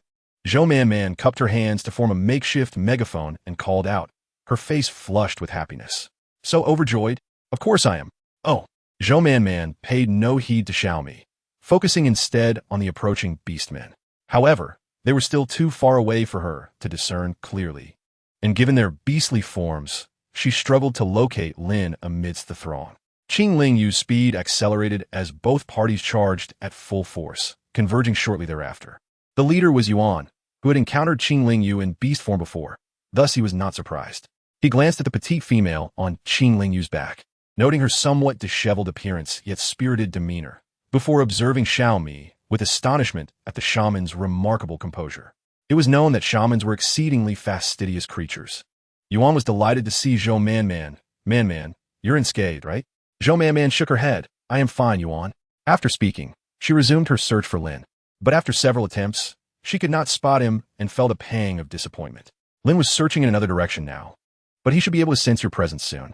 Once he detects you, he will come swiftly. Yes, thank you, Yuan." Zhou Man expressed her heartfelt gratitude to everyone. "Thank you for coming to find me. You've worked hard." The Beastmen, their faces flushed, lowered their large heads, each insisting it was nothing extraordinary. Upon returning to the tribe, Zhou Man was warmly welcomed by all. When they learned that she had bonded with the shaman, and Lina shot her a teasing glance. Once the males had busied themselves, even Xiaomi was called away to report to the chieftain, and several approached her eagerly. "I knew it. Man, you must be with another Beastman, but I never expected it to be the shaman." He stroked her chin, circling around Zhou Man and nodding. "You've lost weight. What is so surprising about it? The shaman has always been kind to Man. You just didn't notice," and Lina remarked, leaning in to inspect the wound on Zhou Man's shoulder. After several scrutinizing glances, she puzzled, Tereshah returned, and kept complaining about that falcon, saying it caused you a large gash. Yet here you are, completely unmarked. Zhou Man's heart tightened. "The shaman found us first and treated my injury. That's why it's healed. But how did you know I have a new beast husband?" Zhou Man felt a bit bashful saying this. "How else would we know?" Lin came back and slapped that sheep twice, then wore a stern expression and remained silent, making me feel somewhat sorry for the sheep. That sheep was quite spirited. delicate and fluffy with its snow-white fleece. After Zhou Man Man had been abducted, Lin and the tribe were busy searching for her, while Lena took care of the sheep. Speaking of the little sheep, and Lena became animated. Even he chimed in, praising how spirited the sheep was, playing well with the cubs. Soon the cheerful sounds of the cubs approached, their chattering growing louder as they drew near. AMU, meh. Zhou Man Man was pleasantly surprised. They can talk now? Yes, they can talk now. It's astonishing, though one of them still can't. He pointed out, picking up one of the cubs and presenting it to Zhou Man Man. Here, it's this one. Zhou Man Man affectionately stroked its forehead, and the cub nuzzled against her joyfully. The sheep at her feet bleated happily, moving about playfully. Zhou Man Man crouched to pet it and then embraced it. Concerned that Lin might have injured it, she examined the sheep closely and found no wounds. It seemed he had merely given it a couple of light pats. Lost in thought, Zhou Man Man suddenly remembered that Lin had not yet returned. A wave of unease washed over her, as Lena had mentioned that the tribe had occasionally faced provocations from other beastmen or desperate individuals seeking supplies. Lin had been away for 6 days now. After bonding, males could generally sense a female's location, yet females could not reciprocate. Zhou Man Man felt somewhat anxious. How did Xiaomi get hurt so badly? Is that falcon dead? Zhou Man Man recounted the events leading to this situation, and he sighed. I never imagined he would risk his life to save you. I must admit, I underestimated him back then. That is not true. I used to find Xiaomi bothersome as well. Oh, but you're not annoyed anymore, are you? Let us not start bickering again. Zhou Man Man waved her hand dismissively. I want tea. But has Xiaomi returned yet? What about Shum? They've all returned, bringing back a bounty of food. If it weren't for all this theft, we wouldn't have had so much, but thankfully they came back early. Otherwise, the remaining supplies would likely not have lasted this long. As for Xiaomi's leg, it will heal. He will be fine. Zhou Man Man resolved silently that once they reached their destination, she would seek out ways to acquire energy stones. Even if selling goods at a stall did not yield profits, she would strive to absorb energy, aspiring to reach the level of shaman and learn how to channel energy internally with control. Then, should she misstep or find herself at a critical juncture, she would possess the means to inflict harm. Zhou Man Man sighed, lamenting why her innate abilities were not as impressive or potent as those of other beastmen. Wow. Man, you're back. Zhou Man Man looked up to see Tara Shah approaching with a massive roasted pig leg in hand, stomping over eagerly. When she noticed Tara Shah reaching out with greasy hands to embrace her, Zhou Man Man was horrified and quickly stepped back, exclaiming, I'm back. Tara Shah gazed at her empty hands, pouting in disappointment. Lena, noticing this, quickly asked, Did you catch that little thief who stole your food? At the mention of this, Tara Shah became flustered. Things have been going missing in the tribe lately, but no one loves food as much as I do. I have so much around me, so I've been stolen from the most, and I have no idea who the culprit is.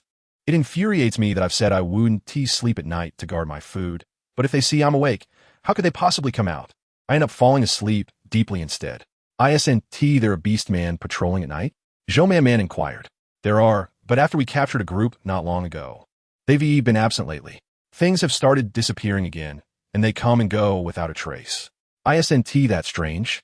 Indeed, it is quite peculiar, Zhou Man Man pondered, furrowing her brow in thought, but could not find a solution. Man, a loud voice called out. Zhou Man Man withdrew her thoughts, her eyes widening slightly as she caught sight of Lin, whom she had not seen for a long time. A wave of bittersweet emotions washed over her, and she rushed towards Lin. She leaped into the air, and Lin caught her steadily. After gazing at the small female for a long while, he buried his head in Zhou Man Man's neck, his voice slightly choked. I am sorry, Man. I. Zhou Man Man attempted to lift Lin's head, but he stubbornly refused. It's all my fault, Man. I let you be captured by that eagle. That eagle is dead, Lin. Look, I am unharmed. Zhou Man Man lifted his head, only to notice the dark circles under his eyes, a clear sign of prolonged fatigue, making him appear quite haggard. Instantly, her heart ached. Look at me, I'm perfectly fine. But if I hadn't left, you wouldn't have been taken by him in the first place, Lin replied. Hearing this, Zhou Man Man finally understood what was amiss. Remembering what Lena had said earlier, she shyly confessed, I've bonded with the shaman. Lin pursed his lips, and after a moment of relief, he nodded. That's good. As long as no one is forcing you, I'm very worried. He feared that Man would be alone, without anyone to help her, helplessly facing the wrath of Yin, and he was particularly concerned about her being subjected to inhumane treatment. However, As long as Man Man was willing, it was acceptable. At least the shaman would not impose anything on her. Chapter 175. The Cat Thinking of Jian. Lin felt a surge of anger toward Xiaomi. If it weren't for Xiaomi, Man Man would not have been involved with him. Where's Xiaomi? Lin set the small female down, his brows furrowing with growing hostility. You go stay with Lina and the others for a while. I will return shortly. Zhou Man Man guessed that he might be seeking trouble with Xiaomi and quickly grabbed his arm. Xiaomi was seriously injured trying to save me. That is what he deserves. Lin huffed. Zhou Man Man sighed as she noticed him striding away, clearly fuming. The little sheep was delighted to see him, but he brushed it aside with a wave of his hand. Zhou Man Man followed him and saw him sulking on the ground with his back turned to everyone. And Lina and Yi sat not far away, observing the situation and mouthed, "Is everything all right?" Zhou Man Man shook her head and took a few steps closer to sit beside Lin. If it weren't for Xiaomi, you might not have seen me again, Lin. Thanks to him, he is also gravely injured. If you see him later, please don't say anything. Lin's anger intensified, muttering that he shouldn't have to hold back from saying a few words to him. What does it matter if a male gets hurt? Why is he so precious? Despite his thoughts, he stiffly replied, understood. Zhou Man Man looked at Lin's disgruntled face and felt a wave of exhaustion wash over her. Why are they always arguing? As she pondered this, she couldn't help but lament the journey still ahead. If they were to bicker later, Jian might unleash his fury on her at night. Zhou Man Man shivered, wishing the journey would last a little longer. Before long, Xiaomi returned, and upon hearing his voice, Lin sprang up in anger. However, when he saw Xiaomi, who had lost a leg, his fury seemed to dissipate instantly. After a moment of silence, he said, "You were hurt this badly?" Xiaomi glanced at him without acknowledging him, handing over 5 energy stones that the clan leader had given him to the small female. Zhou Man Man waved her hand, saying, "You keep them. You're not fully healed yet." Xiaomi, hearing this, did not insist further, settling down to absorb the energy stones. Lin appeared deflated, a surge of inexplicable sympathy towards Xiaomi rising within him. "It's all right. Your leg will grow back. Just don't mention it in front of Xiaomi." Lin nodded, holding Zhou Man Man's hand tightly, occasionally glancing at Xiaomi with complex emotions. Many beastmen in the tribe saw Xiaomi's condition and either felt sympathy or took pleasure in his misfortune, yet many approached to inquire about his recovery. Xiaomi met their inquiries with a cold demeanor, unfazed by their whispers. If anyone provoked him, he would retaliate, maintaining a remarkably positive attitude. At first, Zhou Man Man would argue with others, feeling furious over their words. But as Xiaomi dealt with them one by one, everyone fell silent. Despite his diminished strength, Xiaomi still possessed terrifying combat prowess, easily handling them. On the eve of their planned departure, Talasha joyfully ran over to inform Zhou Man Man that they had caught the little thief. "I was so furious. Food has been disappearing every day for the past few days. Then Xiao returned, and we set a trap, hiding for 2 days to catch him. I must punish this little thief who stole my food." The others were intrigued by the little thief, discussing going to see. Upon arrival, they immediately spotted a fierce-looking cat in a cage. Zhou Man Man rubbed her eyes and stared for a while, realizing it was just a cat, dirty but with striking blue eyes, hissing ferociously. And Lina circled the cage, commenting, "What is this? It looks a bit like a leopard cub." No, leopard cubs don't look like this." He observed for a moment and speculated. "Is it an animal?" Talasha gritted her teeth, saying, "It's a beastman, a hybrid of some sort, stealing my food every day. If I don't teach it a lesson today, I'm not worthy to be a female of Kashwan." The beastman inside the cage, hearing this, lunged at the bars, baring its teeth, fur bristling with fury. Talasha jumped back, instinctively hiding behind Xiao. "Kill it. Quickly, put it down. It scared me." Zhou Man Man's heart skipped a beat. "Are you going to kill it, Talasha?" Actually, Zhou Man Man had previously kept the cat in her dormitory, so she had no objections to this one. However, its owner treated it poorly and was furious if anyone intervened. Eventually, due to one dorm mate accidentally leaving the door open, the cat escaped, leading to a massive fight that escalated to the instructor, resulting in the cat's owner facing disciplinary action. However, Zhou Man Man was unaware of the cat's fate, as she was busy with her shop, and the incident only came to her attention later when that student moved away, leaving the cat behind. Seeing this cat and hearing Talasha's intent to kill it softened her heart. "How much has it stolen from you, Talasha? I will prepare it for you." "Huh?" Talasha paused, rolling her eyes and feigning composure. "I can't recall exactly, but I estimate quite a bit, man. Then tell me what you want to eat, and I will make it for you." "All right, no backing out." Zhou Man smiled, assuring her there would be no backing out. Can I handle this cat? Of course. Wait, how did you know it's called a cat? Talasha exclaimed. But despite its dirty fur, it would make a beautiful pelt. Talasha, Zhao's voice was filled with anger, startling Talasha, who quickly stuck out her tongue. I was just joking. She momentarily forgot it was a Beastman. The animal in the cage, predictably, understood their conversation, growing more furious, its eyes blazing as it gnawed at the bars. Lin found a vine and dragged the cage back. The cat tumbled inside, struggling to stand, desperately clawing at the cage, but no matter how hard it tried, it couldn't escape. Qing Lingyu was tending to Xiao Mi's wounds when he saw them returning upright. You're back, Zhou Man replied affirmatively, moving closer to observe. Feeling somewhat shy to meet the shaman's gaze, she was reminded of some unspeakable matters, which felt strangely enticing. It seems to be healing a bit, not merely a sensation, but a tangible elongation. How swiftly this has transpired. Chapter 176. Unfair. Zhou Wanwan gazed in astonishment at the wound. Her leg had indeed grown longer compared to before, akin to a child experiencing a growth spurt. Albeit in the case of Xiao Mi, it extended downward. Qing Lingyu raised a hand to gently prod her nose.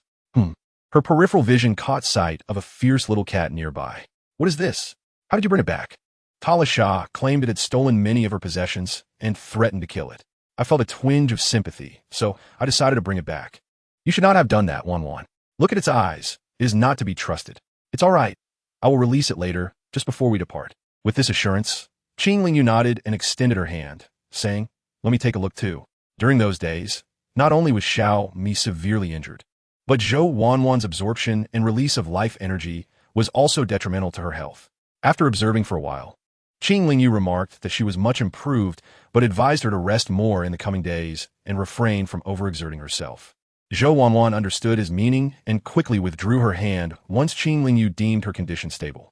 A hint of shyness washed over her, fearing he might discern the impure thoughts swirling in her mind.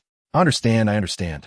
Xiao Mi observed this scene, feeling a sharp pang of jealousy, and scoffed, flattery. How can this not be a wicked creature? In my opinion, it appears rather endearing, undoubtedly gentle and kind-hearted. Qing Lingyu shot him a glance, dismissing his comments, and directed her attention back to Zhou Wanwan, suggesting they check on the ailing females. Many of the females in the tribe were aware of the shaman's pairing, which had shattered numerous young hearts. Even those who were unaware had their advances firmly rebuffed by Qing Lingyu, who made it clear he was already bonded. In the past, his presence had been a lively one, despite his aloof demeanor that extinguished many females' hopes. Yet, due to his striking appearance and demeanor, many females feigned discomfort just to seek him out. When leaving the tribe, he had to quell their hopes, fearing the contagious nature of the illness and the associated dangers. Now that the hunters had returned, the chief mentioned that their destination was not far off, and a collective sense of relief permeated the group. There were even more females gathered around the shaman.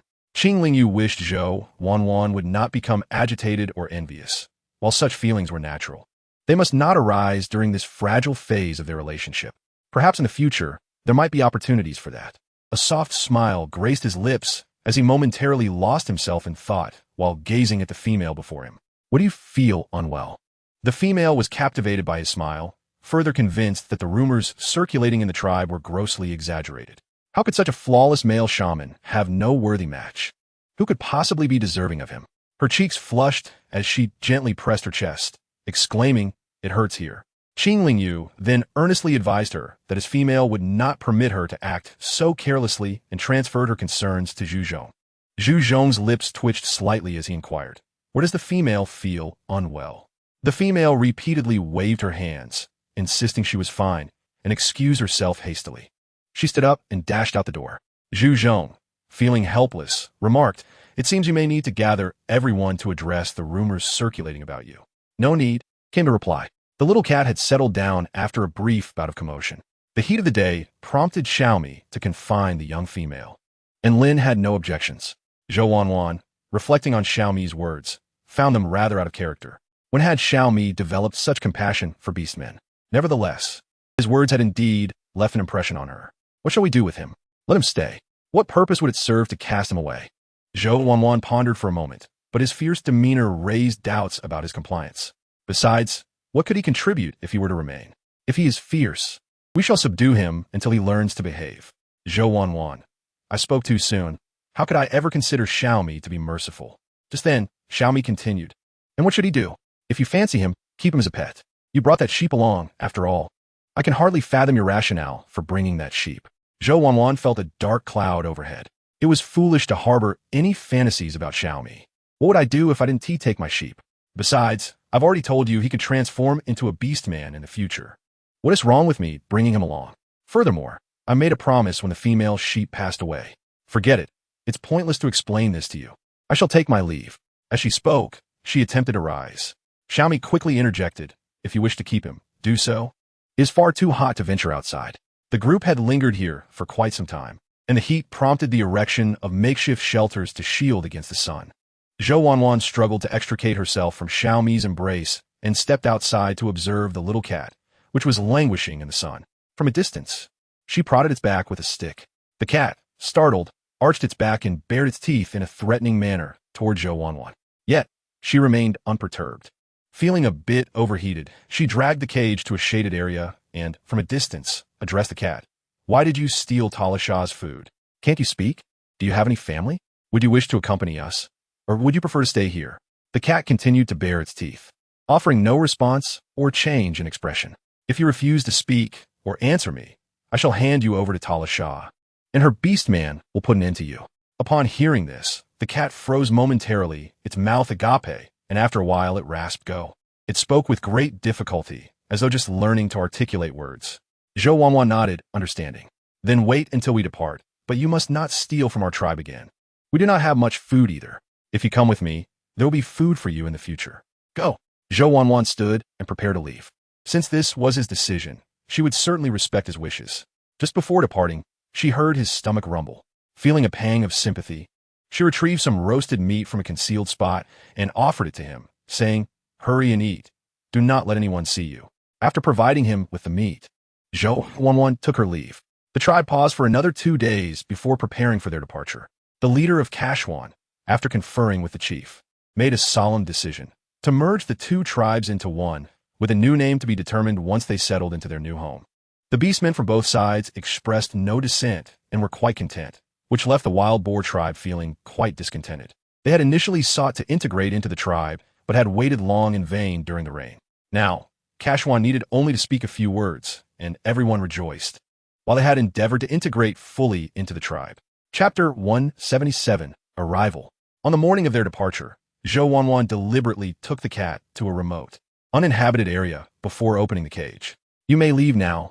We must also depart. Do not steal from others again, and you cannot simply steal from one person. Talishah was furious with you for stealing. The cat cautiously scanned its surroundings, sensing no danger, and swiftly bolted away, disappearing in no time. Zhou Wanwan watched in surprise. No wonder no one had noticed. It was remarkably fast, leaving a blur in its wake. Indeed, Lin led the young female. Let us return. We are leaving soon. The group had rested for several days, and the beastmen, having grown idle, contemplated remaining here, but the barren surroundings devoid of life and water soon dispelled those thoughts. When Zhou Wanwan and the others returned, the group was lined up neatly. This time, the shaman did not walk elsewhere or lag behind. He stayed close to Zhou Wanwan, ostensibly to protect his female. The number of ailing females within the tribe has noticeably diminished. Zhu Zhong found himself capable of managing alone, leading the chieftain to acquiesce. They possessed scant resources. Thus, Lin transformed into his beast form, allowing Man-Man and Xiaomi to mount him. As for the shaman, after some contemplation, Lin too, albeit fatigued, decided to sit atop his own beast form, with Xiaomi unceremoniously joining him. Thus, a world formed wherein Lin bore the sole injury. Man-Man found herself seated between the two, sensing an almost tangible tension in the air. In a moment of synchrony, Qing Ling Yu and Xiaomi both attempted to embrace Man-Man's waist, only for their hands to collide in midair before hastily retracting, exchanging disdainful glances. And Lina, observing nearby, burst into laughter, beckoning to Man-Man. Man-Man, would you like to join me? Yi's offspring is here with me. Man-Man nodded eagerly, swiftly escaping the charged atmosphere between the two. Xiaomi and Qing Ling Yu shot a resentful glance at Lina before distancing themselves from one another. After 8 days of travel, they entered the grasslands, and the weather gradually improved. The temperature over the course of 11 days was exceedingly pleasant. Upon traversing the mountain ahead, they would arrive at their destination. Man-Man shielded her forehead with her hand, gazing in the direction pointed out by Talasha, feeling as though the mountain was within arm's reach. She exclaimed so soon, contemplating the days to come. Her heart surged with a mix of uncertainty and joy. However, to her surprise, the mountain that appeared so close required a full 10 days of walking to reach the halfway point. Xiaomi's legs had improved significantly. Yet every time Man observed the lengthening of his legs, it struck her as peculiar. They had grown to an odd length at the calves. Nevertheless, Xiaomi was thoroughly pleased with his recovery speed, regaining his haughty demeanor. Man often found herself exasperated by his arrogance. Days passed, and as they approached what seemed to be the summit, Man felt a sense of disorientation. A line of beastmen stood silently atop the peak, their demeanor unsettling, stirring her concern for an ominous turn of events.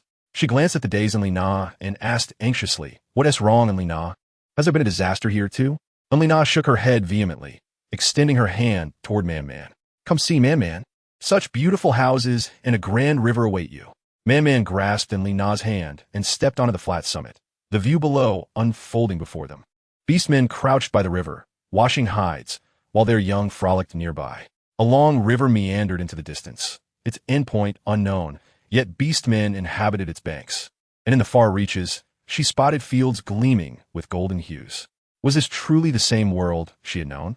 Before she could dwell on her confusion, the reality set in. They were indeed in a different world. The beastmen below had noticed their presence, forming a large gathering, with males transforming into their beast forms. Eyes glinting with hostility, the summit featured a flat expanse, and the chieftain promptly instructed everyone to rest momentarily before he descended to negotiate. Although Man and her companions were spared the burden of walking, the journey felt more arduous than resting on level ground. As they settled down, Man spread a hide and laid down beside Lina, reluctant to move. The weather was splendid. In this moment of strangeness, Man felt an odd sense of happiness. It struck her that happiness often arises through contrast. Previously, she would have deemed it madness to find joy in such a primitive and underdeveloped tribe, where the essentials of life fell far short of modern standards.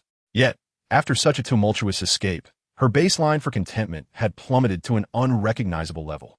"Hey, what is it?" Man followed Lina's gaze, spotting a lush grove below, adorned with vibrant wildflowers. An enchanting sight that felt like a transition from autumn's desolation to spring's revival. Just as she prepared to speak, Lina hesitantly remarked, "I think I just saw a shadow flash by." "Really?" Man scrutinized the surroundings, but found nothing amiss. Had it been a figment of her imagination? Lina seemed uncertain, turning to the other side, murmuring, "Perhaps. Ever since things went missing, I've felt a strange sense of unease. Any slight rustle makes me alert. It's no illusion. Someone is indeed present." Xiaomi's voice was grave as his gaze scanned the area meticulously. Man's heart raced. Xiaomi exchanged a glance with Lin and Qing Lingyu, instructing them to safeguard Man before sprinting toward direction. Although Xiaomi had not fully healed, Man felt compelled to follow, anxiety propelling her forward. "Your leg isn't fully recovered," she called back to Lin and Qing Lingyu. "Do not worry, everything will be fine." Qing Lingyu reassured her, guiding her back down to sit, brushing off the dirt from her feet and offering her a pair of grass shoes, albeit somewhat worn. "Once we reach our destination, I shall procure you a softer pair." He had learned that this place was far more advanced than their previous one, with beastmen displaying greater care towards females and an abundance of crafted goods, making it reasonable for Man to receive compensation for her labor in the tribe. Man nodded, her face flushing deeply as she contemplated the implications. Chapter 178. Rooting out the problem before long, Xiaomi returned, hauling a struggling cat. Man approached, recognizing it as the same cat from before, perplexed as to how it had reappeared without anyone in the tribe mentioning lost belongings. Xiaomi tossed the cat to the ground, and it immediately adopted an aggressive posture, fur bristling, teeth bared as it threatened those around it. Its coat appeared dirtier than before, resembling the brown hues of tree bark. Man knelt beside Xiaomi, inspecting his wound with discontent. "Your injury isn't healed yet. Why did you chase it? It merely ran fast and poses no real danger. What if you hurt yourself?" Xiaomi felt a sudden softness within him. He averted his gaze, allowing her to inspect him. He posed no threat to males, but still harbored some danger for females.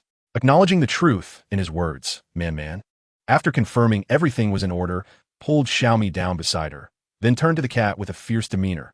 "Why have you followed us again?" We had an agreement, and you cannot go back on your word.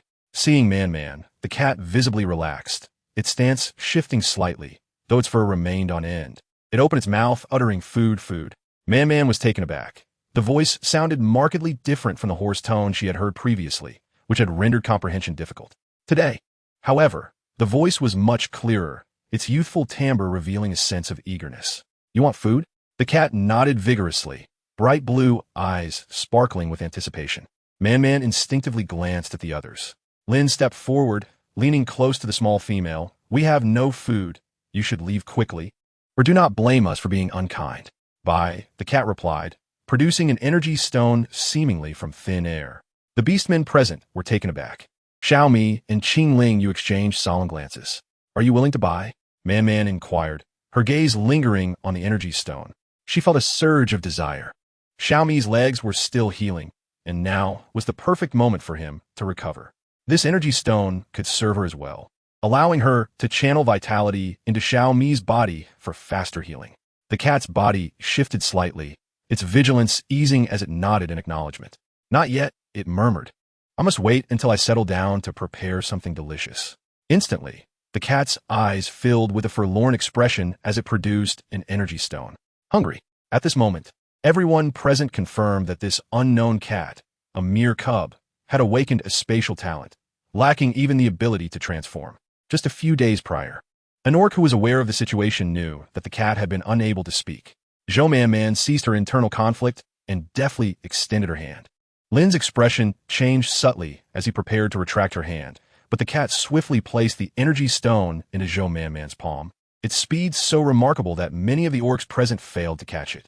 Few orcs understood the significance of the energy stone as they lived in the mountains, spending their days hunting and training through combat. However, some were familiar with it. Many from Kashwan had followed the captain back and forth, trading goods, sometimes returning with an energy stone, or, by chance, defeating a beast and obtaining one. Each of these tasks was arduous. Observing Zhou Man acquire the stone so effortlessly, envy swelled within the onlookers. Glancing between Xiaomi and Lin, one ventured forth, I have food too.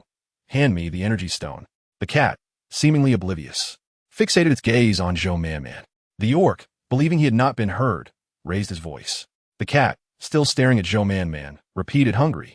The orc's anger flared immediately. You tricked me. Little brat, just wait until I take you down. He charged forward, his rage palpable. Had the space been larger, he might have transformed into his beast form without hesitation.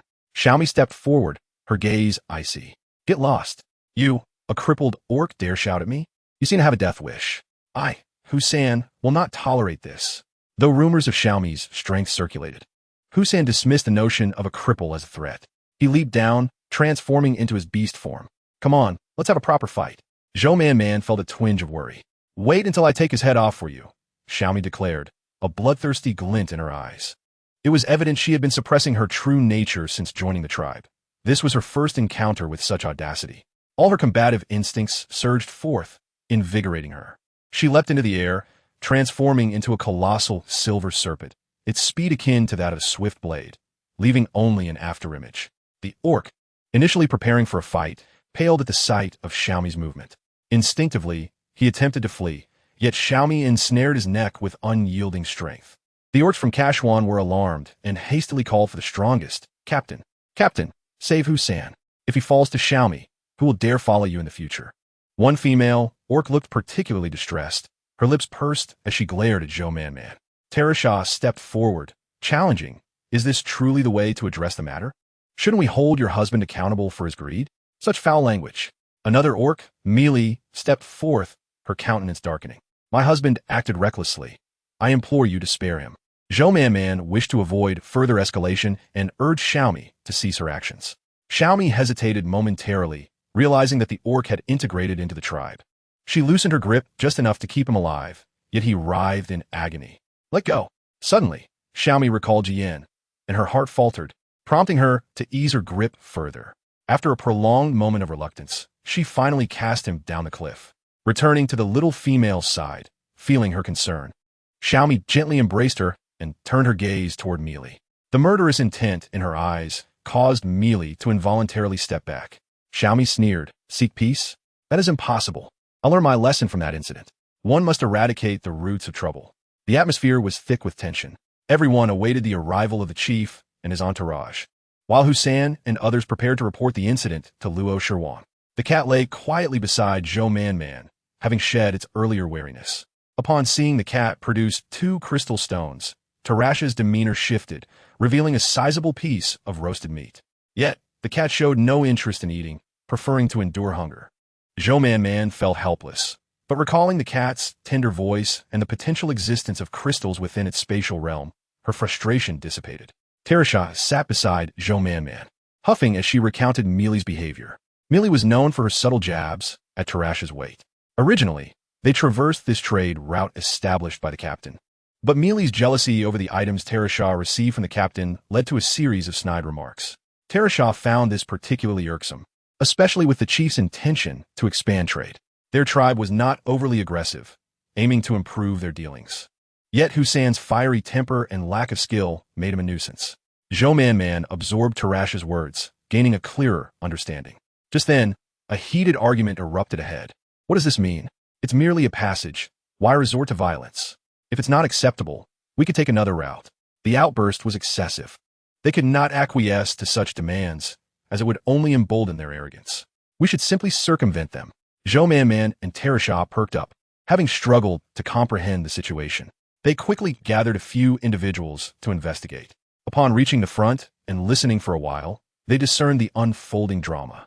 After the chief and his entourage descended, the opposing party initially displayed friendliness, even inquiring if they lacked any supplies, asserting they had everything. Naturally, they had no needs and candidly stated so, only to be met with a demand for 50 energy stones as passage fees. Upon hearing this, several orcs instinctively glanced toward the sleeping cat, pondering how many crystals it might possess, perhaps enough to meet the demand. However, their side firmly rejected the proposition. What is there to discuss? We should strike. Luo Shirwang, weaker in strength, had sustained an injury to his nose during the scuffle and was receiving treatment from the shaman. Zhu Zhong. He hesitated, glancing at Xiaomi, questioning whether this might be ill-advised. Would it be wrong? The situation is chaotic. It's just a narrow path. We are not worried about ambushes while standing here as roadblocks. How can such behavior be justified in a central city? There was no basis for such a claim. If passage required energy stones, chaos would ensue.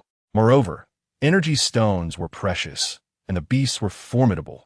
They had yet to encounter one, having only heard tales of their ferocity. Xiaomi scoffed. Then let's proceed with force. Since no such rule exists, we shall fight.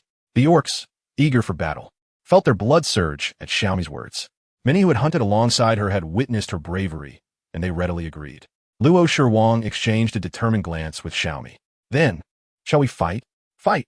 The orcs were filled with exuberance, almost as if they were celebrating a festival. In contrast, the orcs of Kashwan appeared hesitant. However, with Luo Shirwan in agreement and Jia also supporting this course of action, they had no choice but to raise their hands in approval. The orcs below relaxed their vigilance. 2 tribes coexisted here, and currently, the chieftains of both tribes were gathered in a single room. The earlier actions had been excessive. They had no formidable orcs among them. One chieftain, however, was unwilling to concede as the assailants hailed from his side. This cunning elder likely sought to reduce his share of the energy stones, which was unacceptable. He exclaimed, "Look at them. After being beaten, they slink away without a word, proving their lack of capability. If they possess no strength, why should we fear them? Undermining our own prestige to elevate theirs is something I will not condone." The other chieftain thought differently. He stroked his long, white beard, furrowing his brow in contemplation. With events having transpired as they did, all he could do was hope for greater losses on their part. He had initially suggested 50 energy stones, believing they might haggle. But to his surprise, they departed without negotiation, leading to the current discord. Those orcs, emerging from some remote mountain, likely had never seen the world. What could possibly exist within those mountains? They probably spent their days hunting wild chickens and boars, possessing few energy stones, hence their slow cultivation. With this realization, it dawned on him that they might not even comprehend what energy stones were. Those simpletons! Given that the previous groups could only muster a few energy stones, it was no wonder they appeared so wretched that I hesitated to let them pass. However, this time was different. The condition of many of their females looked rather decent. A glance exchanged between the 2 chieftains spoke volumes. They awaited the arrival of their representatives for negotiations. It was certain they would come down to negotiate. Taking a detour around this place would require traversing many treacherous areas, and they could not possibly bring their females and cubs along. Seeing the pitiful state of their adversaries, the orcs below began to slacken their guard, leaving a few to stand watch at the entrance while the rest returned home to rest. The chieftain observed the fervent spirit of his tribe and felt a pang of worry. He cautioned, "When we descend, remember, do not kill. We can only injure, and we must not harm the females or cubs." The 2 energy stones had already been fully absorbed by Xiaomi, and Zhou Man had managed to coax 3 more from that cat. By the time Xiaomi had absorbed them all, his legs had fully grown. He tossed the consumed energy stones to the ground, stood up, and stretched his joints, raising an eyebrow at the chieftain. "Naturally, we cannot harm the females and cubs. But if they are intent on robbing us, should we not also seize their possessions?" The chieftain was momentarily taken aback by his nonchalant demeanor and the excited gazes of the orcs, waving his hand dismissively. Do not go too far. Chapter 180. A misstep in direction, the orcs let out a roar of excitement. With a spirited hiss, Xiaomi transformed into his beast form and flew down, followed closely by the orcs. Despite the lack of recent skirmishes among the Kashuan orcs due to trade, their innate warrior spirit surged within them, and they charged forth. Zhou Man, witnessing Xiaomi's chaotic demeanor, found it hard to watch, trailing behind with Lina and the others at a leisurely pace. The orcs below were thrown into disarray, unprepared for a direct assault, and cried out in distress. The descent down the mountain was considerably easier, revealing a well-trodden path compared to the arduous climb they had previously endured. The cat trotted closely beside Zhou Man, drawn by the allure of her wealth, which she welcomed without reservation. Leading the charge, Xiaomi and his orc companions struck fear into their adversaries, prompting cries of desperation from both tribes below.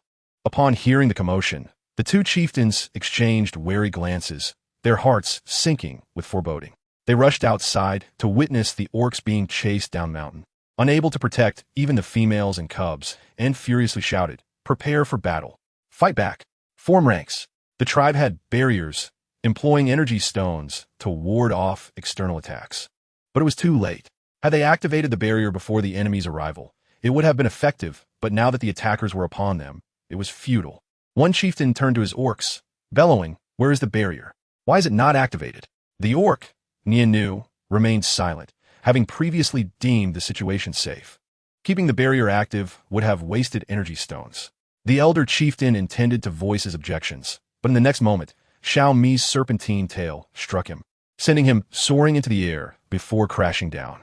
Upon hitting the ground, he coughed up blood, and after a moment of realization, he spat out several more mouthfuls in fury. The orcs shouted, "Chieftain! Chieftain! We will fight!" Yet it was a futile endeavor, as they were soon surrounded, huddled in the clearing of their tribe. Xiaomi transformed back into human form, his expression cold as he approached Zhou Man. Though his face betrayed no joy, somehow, she sensed his inner happiness. He soon reached her side, and Zhou Man smiled brightly, asking, "You were amazing. Are you injured? Let me see." Xiaomi's expression remained unchanged, yet his ears flushed with color, declaring, "In my eyes, they are but ants." "What arrogance! They deserve a good beating," Zhou Man replied with a grin. Xiaomi embraced the small female, wishing for all their days to be like this, with provocations followed by his triumph and her praises. Lin Luo returned shortly after Xiaomi, and Zhou Man approached him to check for injuries. However, her praise for him differed. Xiaomi needed to be lauded, whereas for Lin, she expressed concern instead.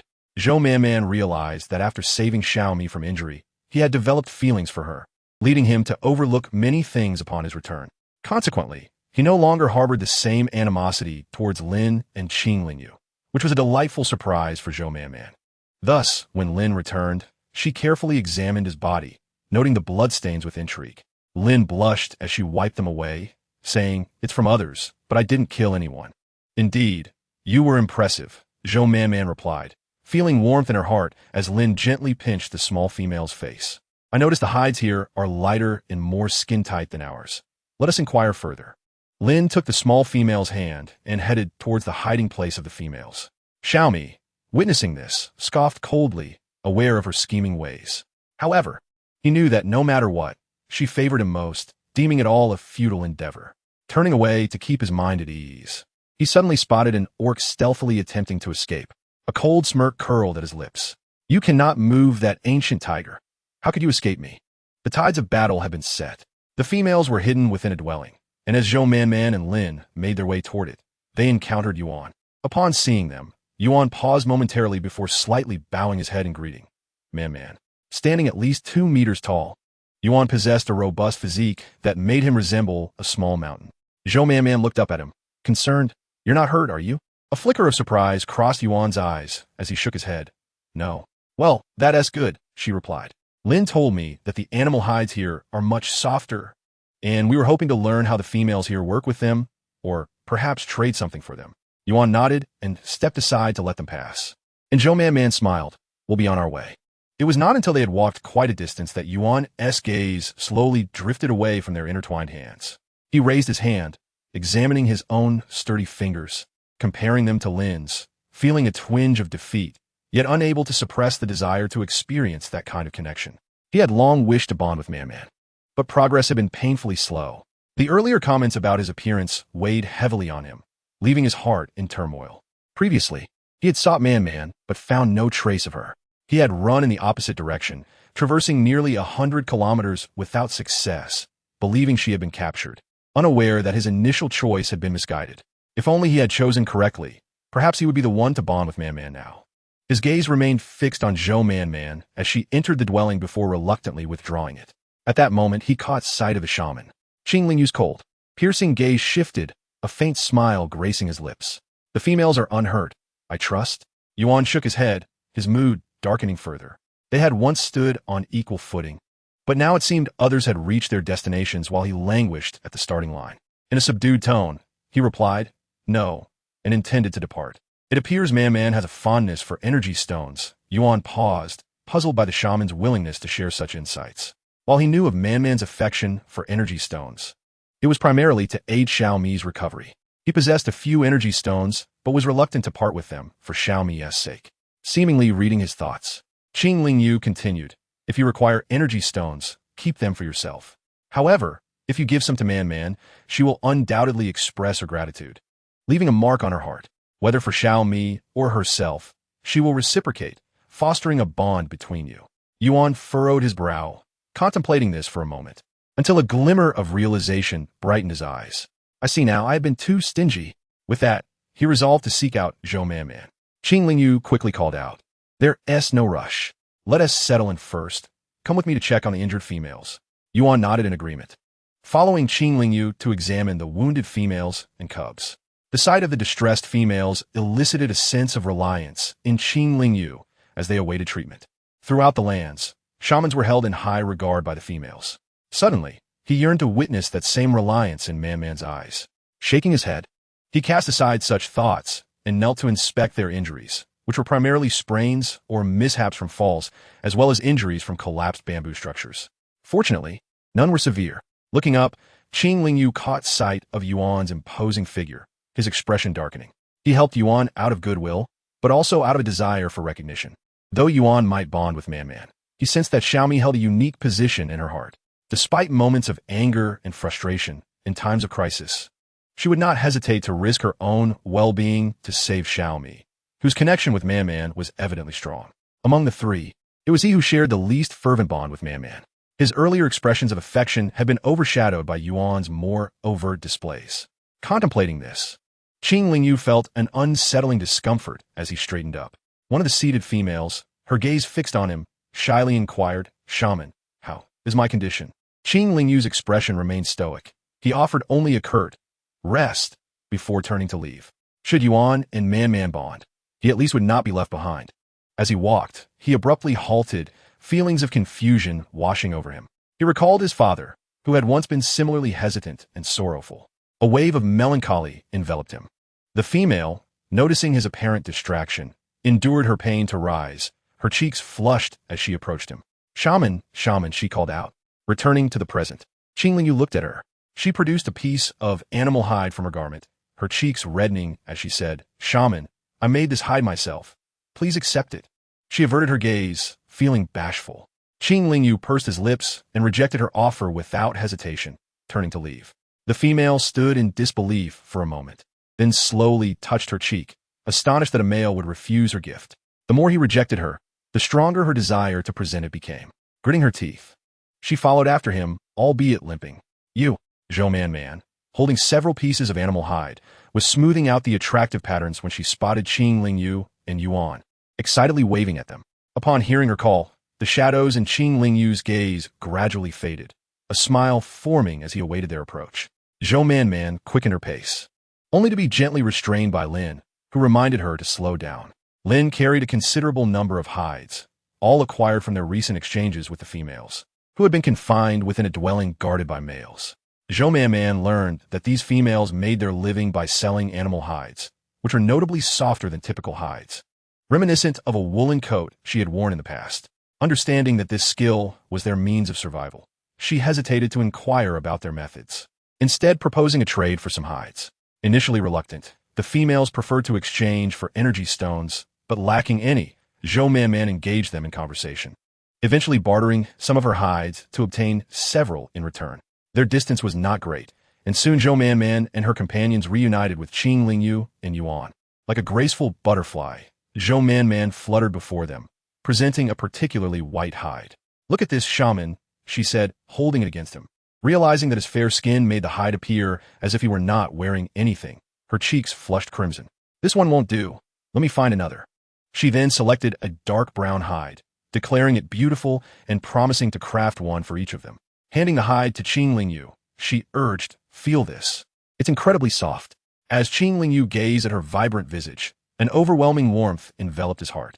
One hand reached out to touch the hide, while the other drew her into an embrace. She carried a faint scent of fresh grass, an aroma befitting one blessed by the wood element. It was soothing, grounding, and instantly pacified Qing Lingyu's previously tumultuous emotions. "It's exquisite. Will you make one for me, Man?" "Indeed. Let each of you have one," Zhou Man remarked, noticing Yuan's emotions were somewhat subdued. The words she had intended to utter took a different turn and remained unspoken. She emerged from Qing Lingyu's embrace and selected a larger yellow-brown beast hide from the pile, held by Lin. "This is for you, Yuan." The hide was substantial enough to fashion 2 or 3 skirts, yet Yuan was not her beast husband. Thus, crafting such an intimate item seemed rather inappropriate. However, gifting him a hide for him to create something himself was an excellent idea. Yuan caressed the beast hide in his hands, initially inclined to decline, but unable to part with it. He nodded and smiled, saying, "Thank you, Man. I truly love it." The female who had followed them stared blankly at the scene, taken aback for a while, observing the handsome male, usually so stern, bestow all his tenderness upon a female. In that moment, a wave of discomfort washed over her. Subconsciously, she began to compare her own appearance to Zhou Man's. Normally, females did not engage in comparisons of beauty, as there were no standards, but each harbored a notion that comfort in appearance, smooth skin, sufficed. Yet no matter how she looked, that female seemed to radiate a gentle glow, exuding an extraordinarily pleasant aura.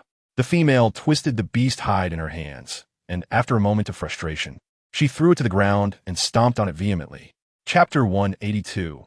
By the sea, ultimately, they found themselves subdued and were compelled to yield, even stealing a significant amount of food from their adversaries, including several beast hides. The two chieftains transitioned from initial fury to a desire to lodge complaints, only to discover their pleas fell on deaf ears, leading to their eventual capitulation. They did not genuinely wish to fight. They simply sought passage. However, their refusal to acquiesce was their undoing. Xiaomi slapped one of the bound chieftains on the face, saying, "Look at you. Wouldn't it have been simpler to yield sooner than endure this ordeal?" The chieftain's eyes reddened with indignation. One of the chieftains cleared his throat twice, signaling Xiaomi to temper his behavior. "In light of this, it seems we must trouble you." The chieftain maintained a smile that appeared exceedingly affable. Yet to the two chieftains, it was the most revolting smile imaginable. Still, they had no choice but to comply. Bewildered by these formidable beastmen who were both incredibly strong and fiercely combative, having never even engaged in negotiation, and yet they cunningly deceived them with strategy. Both chieftains believed that had they not initially presented themselves as so benevolent and benign, the outcome would undoubtedly have been different.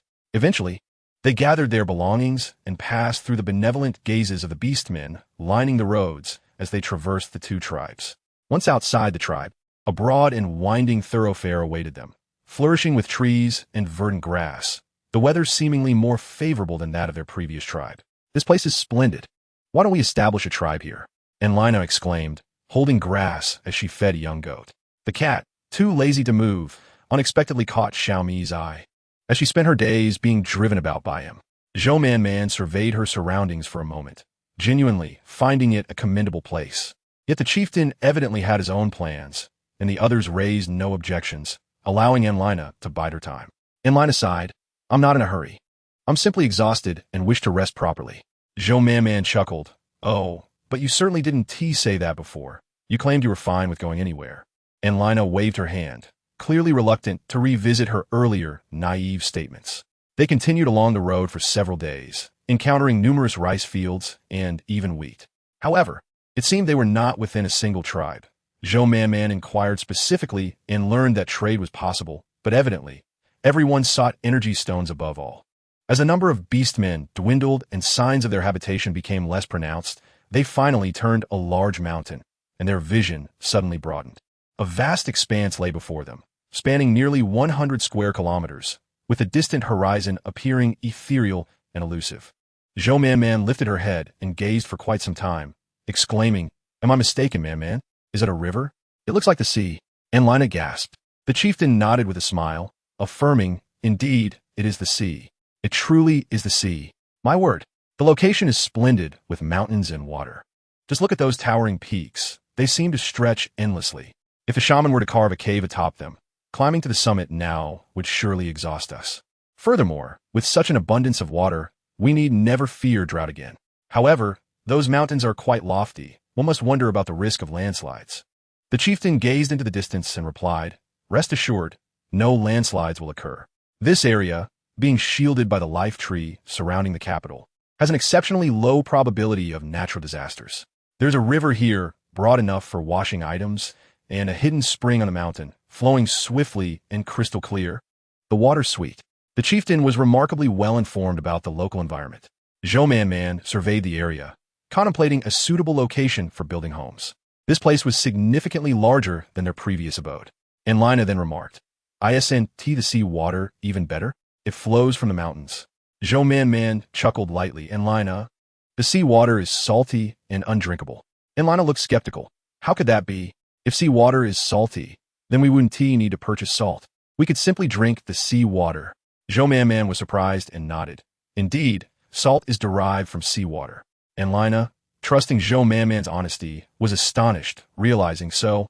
Does this mean we can procure our own salt in the future without needing to buy it? As they journeyed, they passed by many tribes, each possessing unique and intriguing wares that Enlina found delightful.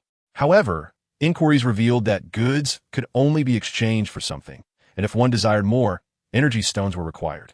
Enlina harbored a rather poor opinion of energy stones, feeling the weight of their necessity, particularly as she lacked them. Yet some females remained skeptical of the notion that sea water could be salty, questioning the chieftain. The chieftain responded, If you are curious, go and see for yourselves, but do not venture too far into the water. Return swiftly if the tide rises. The females, having never witnessed the sea, having lived in the mountains since birth, were eager to explore. The chieftain's female, Niarauzi, also decided to join, forming a small group. As for the males, there was no need for additional reinforcements. Each female had her male counterpart. Xiaomi accompanied Zhou Man, while Lin remained behind to distribute supplies for everyone to build their own homes, allowing for the establishment of small families. Seeing this, Lin had no choice but to stay and oversee the distribution. Qing Lingyu glanced at the coastal scenery, feeling a desire to accompany them. Thus, they marched in a grand procession towards the shore. Though the distance appeared short, the journey proved to be quite long. The males transformed into their beast forms, carrying the females and hastening their pace. Man, look, Enlina exclaimed, following Zhou Man's gaze to behold the sky ablaze with the colors of sunset, the horizon painted in hues of red, resembling a breathtaking scroll of art. This is simply exquisite. Such beauty would soon become commonplace. Moreover, the mountains were perpetually snow-capped, which they surely would enjoy. The shaman gazed at the sunset, then turned to the young female, his eyes reflecting relief and nostalgia. Zhou Man and Enlina exchanged glances, each thinking of the same place. Looking at Qing Lingyu, they inquired, Where will the cave be excavated next? Qing Lingyu regarded the young female with a playful glint in his eye. What man?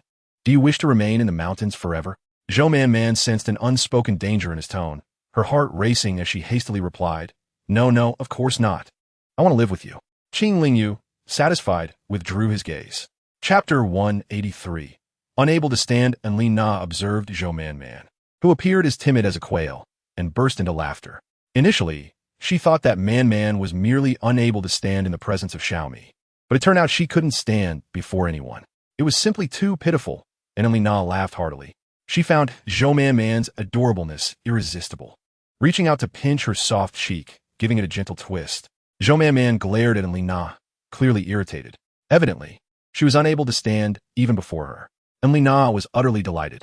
The fact that Man only tolerated such treatment from those she cared for filled her with joy. With a swift motion, she liberated Zhou Man from Xiaomi's embrace, pulling her along as they walked forward. As they approached their destination, they had already dismounted from the males, whose cumbersome forms were prone to getting stuck in the mud. Zhou Man was subjected to Li Na's playful pinching and hugging, and in a moment of mischief, Li Na stole a couple of kisses, leaving Zhou Man feeling as if she had been accosted by a rogue. Her face flushed with embarrassment. As they drew closer to the sea, Zhou Man quickly shifted Li Na's attention towards the water, exclaiming, Li Na, let us hasten to taste the flavor of the sea. As expected, Li Na released her and hurried ahead. Zhou Man let out a sigh of relief, watching as Li Na took a sip of seawater, only to promptly spit it out with a grimace. How is it? It's absolutely dreadful, salty and bitter, and there's an odd taste. After expressing her distaste, Li Na began to hop about, clutching her foot. June quickly inspected the situation and lifted a notably large crab, exclaiming, What is this? It pinched me and drew blood. Li Na, wincing in pain, glared furiously at the crab, contemplating whether to confront it, but hesitant to risk another pinch. However, Zhou Man's eyes sparkled with excitement. The crab was enormous. Surely it would yield a delectable dish. Thoughts of various culinary delights flooded her mind. Stir-fried clams, sautéed scallops, spicy shrimp tails, stir-fried snails, fragrant spicy squid, abalone curry chicken, and mixed seafood. Tears of anticipation welled at the corners of her mouth. Seeing Li Na angrily throwing stones at the crab, Zhou Man quickly intervened. Wait until evening, and I will prepare a feast for you. Li Na, do not destroy it just yet. Can this be eaten? Li Na questioned, eyeing the creature that June was still trying to restrain. It appeared too hard, lacking any yielding parts. Is it truly edible? Zhou Man nodded affirmatively. Although Li Na remained skeptical, she refrained from any further attempts to damage the crab, muttering angrily, I will definitely dismantle it into 8 pieces tonight. Zhou Man thought about it. Indeed, eating crab required dismemberment, and she nodded emphatically, Yes, we will dismantle it into 8 pieces. Realizing it was edible, they began searching for more crabs along the beach. Some of the females, aware of Zhou Man's culinary prowess, joined in the hunt, hoping to gather enough for a shared meal. Millie watched their activities with a scoff. You believe that thing is edible? Clearly, you have never tasted anything worthwhile if you are willing to try that. She raised an eyebrow, observing the scuttling crabs. Picking one up, she failed to notice Li Na's injury, not realizing the creature could pinch. Seeing the hard shell, she dismissed it, throwing it to the ground and stomping on it. All eyes turned to Millie, who hopped about, clutching her foot, infuriated by the attention of the other females. She directed her ire at Husan. Smash all these crabs. I want them all dead. Husan frowned. Calm down, Millie. Calm down? Look at what my foot has become. She retorted, gesturing towards Li Na, who was cradled in June's arms due to a crab pinch. Then let me carry you. Husan offered. Millie shoved him away, insisting no. Hurry and destroy these vile creatures. Noticing her injury, Husan felt a pang of sympathy. Perhaps we should let the shaman take a look. Millie's anger flared even more. You are to smash them. The shaman is not ours. That is Zhou Man's mate, and I have a poor relationship with Tala Shah. Zhou Man is on good terms with Tala Shah. Do you think her mate would be willing to help me? But he is the shaman. He should care for the females regardless of whose mate he is. Millie coldly rejected the idea. She was not averse to Qing Lingyu. After all, who wouldn't desire such a handsome shaman? She had entertained thoughts of him before. But it was too late. He had become attached to Zhou Man. Perhaps it was due to her disdain for Tala Shah that she found herself increasingly irritated by Zhou Man, even more so than by Tala Shah herself. Any reasonable person would find Tala Shah repulsive, given his excessive girth, which was visually unappealing. In the past, Talasha had indeed won over many hearts by presenting gifts from Man, as evidenced by the females currently scouring for crabs beside him. Millie scoffed, diverting her gaze just as Hussein smashed a crab to pieces with a stone. Relieved, she continued her assault. Dare to pinch me? I will ensure your demise. Meanwhile, Man and her companions, witnessing Millie's destruction of crabs, hastened their efforts. Before long, they had collected a significant number, binding them together with vines. Is this enough? Man, it should be sufficient, but since everyone is searching, we might as well gather more. Some females have yet to arrive. It would be unseemly for a few to be left out when we feast. Let us gather enough to celebrate our arrival at this new place. Initially, Millie had scoffed at Man's crab hunt, but recalling the delicious meal she had prepared previously, which had endeared her to many, she hesitated. Turning to Hussein, she inquired, "Do you truly believe these things are edible?" Hussein, accustomed to trading and seeing various goods, had never witnessed anyone consume such things. However, he recalled carefully, resolutely stating, "No one here has eaten them." Millie felt reassured. Nodding, "I thought as much. No one would ever eat that." With this thought, she resolved to escalate her efforts. Supporting Hussein, she strode a few steps forward, declaring, "These cannot possibly be eaten. I wonder what purpose you have in gathering them." Hussein reiterated that they had not seen anyone consume such creatures during their trade. The females from the same tribe as Man had believed in her abilities, but the females from Kashur were more hesitant. Seeing this, Millie continued, "If these were truly delicious, why would so many have never tried them? I want to prevent you from exhausting yourselves for nothing. Furthermore, did Man ever claim they were tasty? No, you merely followed her lead like fools." Chapter 184. Inedible meeting Man's gaze. Millie boldly stated, "I do not know your purpose in seeking these, but it is certain they are not edible. You might have other uses for them, but you should not deceive everyone into helping you find them. Moreover, they have pincers. What if they pinch someone? Alina is your friend, and she has already been injured. You do not seek retribution for your friend, yet you allow the other females to suffer as well. Is it because Alina was hurt that you wish for others to experience this pain? You have a truly malicious mind." Before Man could respond, Alina angrily interjected, "What? Which of your eyes saw us asking everyone to help? How do you know they cannot be eaten? Just because you do not know does not mean it is impossible. What do you think you are? Everyone is willingly searching for food to prepare a meal. How does that concern you? You stand there and scathe. If you have the ability, do not eat a single bite later. If you do, you will fall into a pit." The other females, hearing this, chimed in to support her. Millie observed the others and felt as though they were mistaking her good intentions for insincerity, causing her expression to twist with frustration. Unable to win in an argument, and even less inclined to resort to violence, she noticed Xiao Mi standing beside Man, assisting her in pulling a long string of small crabs, his gaze slightly menacing. On the other side, Qingling Yu fussed over Man, concerned that she might get dirty. This only served to amplify Millie's discomfort. Why should anyone treat her so kindly? It was infuriating. No wonder that Rue had looked at her with disdain before. Millie now found her even more detestable than Talasha. Talasha had consistently been defeated under her command, never able to outsmart her. And the females in the tribe did not particularly favor Talasha either. If it weren't for the formidable strength of the cape, perhaps others would have joined in criticizing Talasha for her weight and laziness. Yet, Man was different. No one joined her in disparaging her. Why was that? The more Millie pondered, the angrier she became. Turning to leave, she accidentally stepped on something sharp, causing a jolt of pain in her foot and nearly causing her to stumble. Seeing Hussein still smashing crabs, a wave of grievance washed over her. She glanced back at Man, who was surrounded by two beastmen who were attentive to her every need, while she herself had fallen and gone unnoticed by Hussein. Lame and furious, Millie limped away. Lina noticed her distress and chuckled momentarily, but her amusement quickly faded as she too felt something biting at her foot. Startled, Man hurried over to check. "Something is biting me, Man." Upon inspection, they discovered it to be a clam. "Sit down quickly. I'll help you remove it." The clam was quite large. Everything in this world seemed to grow in size. Lina sat on the beach, tears welling in her eyes. "Never mind, Lina. Don't worry about it. Just go sit by the shore. We have enough for now." Lina nodded, and Rousey followed suit, gathering a few more before bringing the crabs they had found back to Man. Man gazed at the obedient crabs before her, marveling at their docility. "Why don't they bite you?" Rousey laughed. "They're too afraid." Zhou Man stared at Nia Rousey's enchanting profile, feeling momentarily dazed, and quickly composed herself. Observing Nia Rousey's side profile, she seemed to comprehend something. Are you returning home?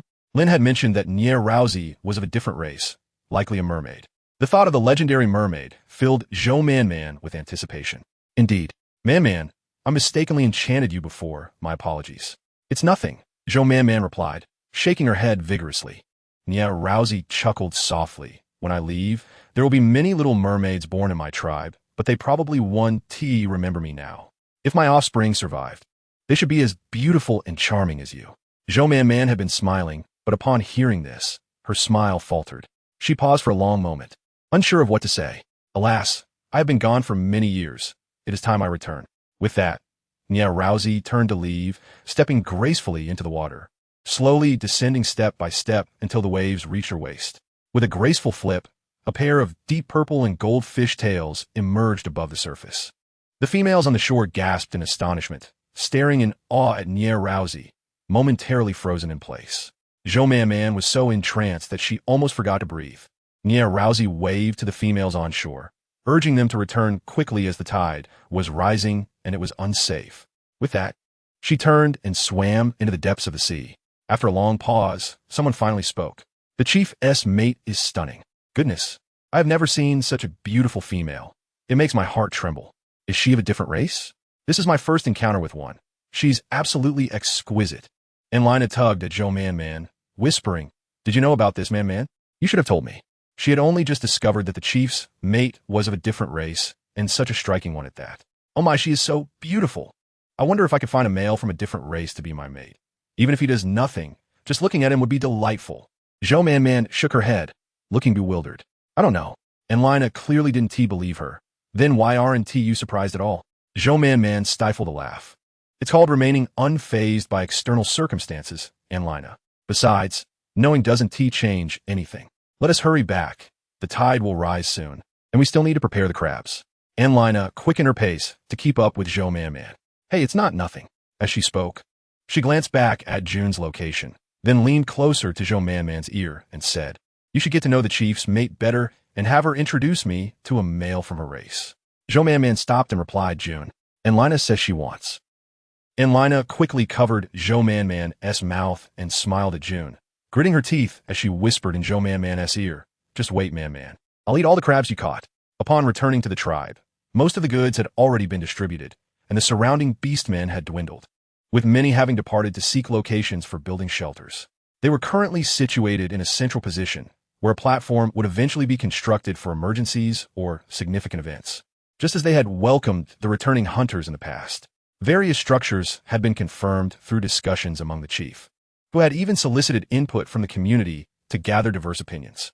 The bonfire was brightly lit, everyone engaged in lively conversation, filled with anticipation and joy for the future. They had caught plenty of crabs, and Zhou Man intended to keep things simple, opting to have everyone boil the crabs in hot water instead of complicating matters. Lacking proper cooking utensils, Yuan smashed a large stone to create a stone pot. Although it was slow to heat up, the stone itself became scalding hot, and due to the abundance of crabs, they had to boil them in several batches. Zhou Man decided to let the males handle the cooking while she discreetly found a concealed spot to retrieve some seasonings from her storage and place them into beast skin bags. Along the way, they had exchanged some items using beast skins and other materials. The variety of seasonings available here far exceeded those in the previous forest, and many females used ingredients such as ginger to eliminate odors rather than solely for medicinal purposes. If they had sourced these from the tribes along the way, it would make sense. Zhou Man had no intention of preparing anything elaborate. A dipping sauce would suffice. She finely chopped garlic, adding sesame oil, salt, chili, and a touch of scallion for color, creating a glossy mixture. And Lina watched Zhou Man prepare the sauce in a large bamboo tube, its aroma both enticing and pungent. Piquing her curiosity, seeing the intrigued expressions on Anlina and Talash's faces, Zhou Man offered them a taste. They each dipped their fingers into the sauce, their eyes lighting up in surprise. How do we eat this, Man? I feel like something is missing. Zhou Man smiled faintly, knowing exactly what was lacking: acidity. However, she only had salt fruit for sourness, and adding it might not yield the most palatable result. Vinegar and pickled vegetable paste could also provide acidity, which wasn't difficult to find, so she would look for those later. After a short while, the crabs were ready. Zhou Man lifted a pot full of golden, glistening crabs, releasing clouds of steam. Yuan extended his hand, pulling crabs out of the pot one by one, beads of sweat forming on his forehead. But aside from some redness, he appeared unscathed. Zhou Man winced, internally lamenting his lack of sensitivity. The crabs exuded heat, and she quickly demonstrated how to prepare them for everyone. Zhou Man picked up a crab that could barely be held with both hands. She first removed the crab's gills, which were pale and could easily be mistaken for edible if one were not careful. However, the gills were quite filthy. With that thought in mind, Zhou Man raised the crab high and exclaimed, "Look everyone, this is called a crab, and I will now explain how to eat it." "Really? You actually intend to eat that? How absurd." Millie observed Zhou Man with skepticism, doubting that such a hard-shelled creature could be anything but inedible. Why would one bother with such a creature when there was perfectly good meat available? Millie was convinced that Zhou Man had lost her senses. Before she could voice her thoughts, she suddenly felt a menacing gaze upon her, turning to see a pair of unremarkable yet threatening eyes. She felt her heart race and swallowed her words. Zhou Man, oblivious to Millie's doubts, continued, "This is the crab's gill. Although it appears to contain meat, it is very dirty, and all the filth from the crab accumulates here, making it susceptible to infection." "Infection? You mean like the contagious diseases we've heard about?" No, it's not that. Eating this part can lead to parasitic infestations in your stomach." Upon hearing this, the female's expressions changed dramatically. The thought of taking deworming medication, which was notoriously foul-tasting and odorous, was not appealing. Aside from the gills, the crab's heart, anus, and mouth are the only edible parts. Some of the females appeared disheartened. After foraging for so long, they could not eat this part or that. It felt like a cruel joke. What use is this creature if we can't eat it? Are we really expected to let Zhou Man off the hook for this? Their frustration mounted as they realized they had been misled into collecting crabs. Zhou Man nodded affirmatively. "It is edible. You should give it a try." She then offered the inedible part to one of the females, who hesitated but ultimately took it, feeling a sense of reluctance. After a few awkward bites, she was surprised to find the taste delightful, the crispiness satisfying, and the flavor rich. Her demeanor softened as she nodded to the other females, indicating it was indeed edible. Seeing their reaction, Zhou Man produced a dipping sauce and suggested they enjoy the crab with it. Without hesitation, the female she had handed the crab to retrieved one from the pile, followed Zhou Man's lead, and discarded the inedible parts before dipping it into the sauce. The first bite was a revelation, an explosion of flavors, smooth yet slightly briny, harmonizing perfectly with the delicate meat. The sensation was exquisite, leaving a lingering taste that was utterly captivating. "Is it delicious?" One female could not help but ask. She shook her head, "It's just average." Yet, her hands were already skillfully peeling another crab. The other females quickly understood and shrieked in excitement, rushing forward to grab crabs. Those at the front could see Zhou Man's technique, but those further back struggled to see clearly, prompting them to ask others for guidance.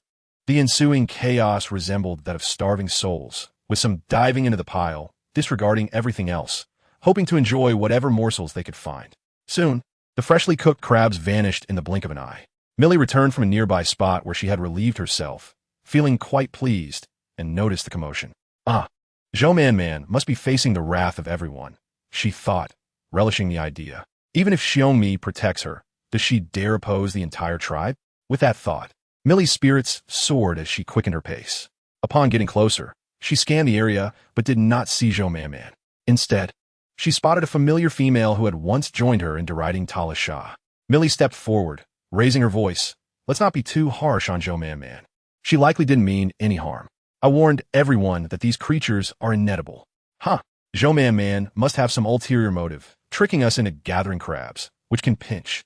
As her voice grew louder, she added, "Let us not be angry. After all, our two tribes have united as one. We certainly cannot compare to Zhou Man. If her beastly husband finds out, we might end up in trouble." Millie's tone dripped with feigned innocence, and she pretended to look sorrowful. However, after a moment of silence, no one echoed her sentiments. Frowning, she lifted her gaze and met Zhou Man's knowing smile. Millie's heart skipped a beat, and she quickly turned her eyes to the ground. Spotting numerous discarded crab shells, she glanced at the other females, who were silent yet seemed to regard her with a mix of confusion and curiosity. One female who had spoken to Millie earlier looked at her with concern. "It's quite tasty, Millie. Would you like to try some?" Millie was about to decline when the news of another pot of crabs being ready sparked excitement among the females, shifting their focus away from her. She felt a lump in her throat, torn between refusing and the tantalizing scent wafting towards her. "Come on, Millie. I believe you'll love it once you try," the female urged, pulling Millie forward. Reluctantly, Millie trudged along, her pace slow. Eventually, she was pushed into the throng, and after some time, she emerged with 4 crabs, her hands still stinging from the heat. "Ow, these are burning me," she exclaimed. The female who had helped her place the crabs on a stone and instructed, "Watch them for a moment, Millie. I'll fetch the sauce." Once she was gone, Millie poked at the crab, finding the shell incredibly hard and seeing no apparent way to eat it.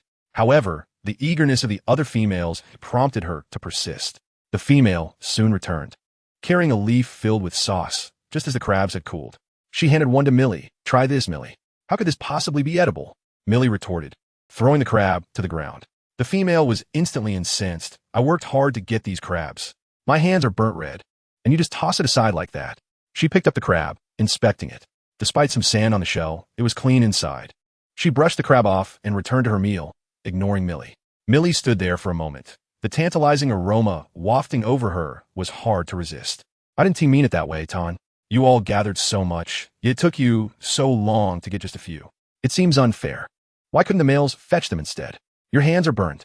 As Millie examined Ta-An's hand, noticing some red spots, Ta-An replied, "There's simply nothing else to cook. The large stone pot takes too long. As for why the males didn't go if I'd sent mine, they would have surely been outmatched by the females and would have yielded." Ta-An shook her head, her gaze softening as she saw Millie's eyes drawn to the crabs. Unable to resist, she offered one to her. "Give it a try." Millie hesitated, but eventually accepted, savoring the crab's rich flavor that melted in her mouth. Unlike anything she had tasted before, the exquisite taste lingered long after she swallowed, evoking an overwhelming sensation akin to a burst of flavors. "Well, what do you think?" Ton inquired. Millie nodded appreciatively. Zhou Man, having secured 6 large crabs, distributed the dipping sauce, and the surrounding females gradually dispersed. A small cat, with a charming demeanor, scurried through the crowd to nuzzle against Zhou Man's leg. Zhou Man chuckled softly, peeling a piece of food dipped in sauce and holding it near his mouth. Instinctively, she reached out to pat his fluffy head, encouraging him to eat. As the words left her lips, she realized that he was not merely a cat. He was indeed a person.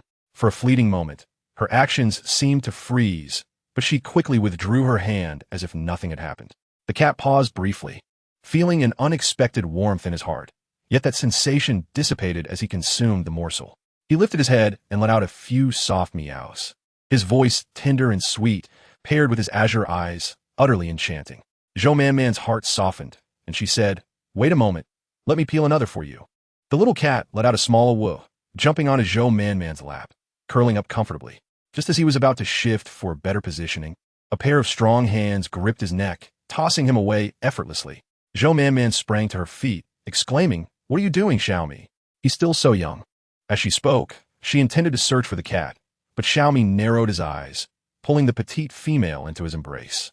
He picked up the crab, dipping it into the sauce, restraining the squirming Zhou Man with one hand, while feeding himself the crab roe with the other. After chewing thoughtfully, he remarked, "Delicious." Zhou Man felt deflated, retorting, "Just because it's delicious doesn't mean you can throw him away. He could get hurt if he flies that far." "Don't worry, he won't die," Xiaomi replied dismissively. "Besides, why are you peeling food for him when your beast husband hasn't even been satisfied yet? Is he all you can think about?" His tone carried an undercurrent of something else, and Zhou Man understood, muttering a curse under her breath, "Rogue." She then struggled free from his hold, just in time to see Lin and Qing Lingyu returning from the chief's quarters. Hastily, she peeled 2 more pieces and fed them to the 2 of them, naturally receiving their praises in return.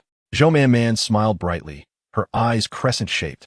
"It's delicious, and that is what I'm most confident about." With 1 piece remaining, she contemplated for a moment before offering it to Xiaomi's mouth. He smirked slightly and said, "You should eat it. After all that effort, if he ended up without a single bite, it would truly be a pity." Zhou Man was not courteous. She tossed it in her mouth, her eyes squinting in delight. It was genuinely delicious. This ordinary crab could rival a hairy crab, and she could hardly imagine the wonderful days that lay ahead. She ate eagerly, licking her lips in satisfaction, while Xiaomi's gaze darkened slightly as he lowered his head to embrace her. Zhou Man let out a couple of muffled sounds, attempting to push him away. Qing Lingyu furrowed his brows and coughed twice. Zhou Man felt a surge of embarrassment and suddenly pushed Xiaomi away. Yuan, who was adding water to a nearly dried pot, inadvertently witnessed this scene, a pang of bitterness hitting his heart. He had already boiled the third pot and had yet to taste anything. Although he didn't believe this food could fill his stomach or be particularly delicious, he desperately wished for Man to peel one for him as well. Yuan sighed, recalling the shaman's words, deciding that he would bring an energy stone to Man that evening. But what then? If he directly expressed his desire to bond with her, would she think he was trying to force her because of the energy stone? How could he articulate his feelings otherwise? Chapter 187. Submitting the energy stone that evening, Yuan returned home, pondering how to approach Man without risking rejection. No, he couldn't say it. Over the next few days, Zhou Man witnessed the crafting of the barrier firsthand. It was a square box brought back from the central city, from which the chief extracted numerous energy stones. At first glance, the energy stones seemed unremarkable, but eventually, their energy disappeared upon proximity to the box. Simultaneously, the leader announced a requirement. Every adult male, excluding female cubs, must submit one energy stone annually. Observing the male's lamentations, Zhou Man couldn't help but feel pity for their plight, yet she recognized the harsh reality of survival of the fittest. The age threshold for adulthood was set quite low, with females considered adults at 20 and males at 50. Should a male fail to transform by 50, he would remain in the tribe as a cub, yet none would willingly accept such a fate, viewing it as an insult. A year is a long time, and the requirement was not too demanding. Zhou Man had faith in Lin and the others' abilities. She harbored no thoughts of pity, instead grappling with where to build her house. While this location had several water sources, apart from the long river, the springs emerging from the mountains were modest, and the terrain was rather rugged. It was impractical to construct a house by the river as they had in the past. She was also conflicted about the various styles of houses. Some beastmen dug holes in trees, while others built thatched roofs. And some even resembled the bamboo houses of the Dai people, raising captured animals underneath for sale, alongside stone houses like their previous ones. After 2 days of deliberation, Zhou Man remained uncertain, and Lina suggested, "But Man, if you build a thatched house, won't it be easily burned?" No, I visited yesterday," Terasha chimed in mysteriously.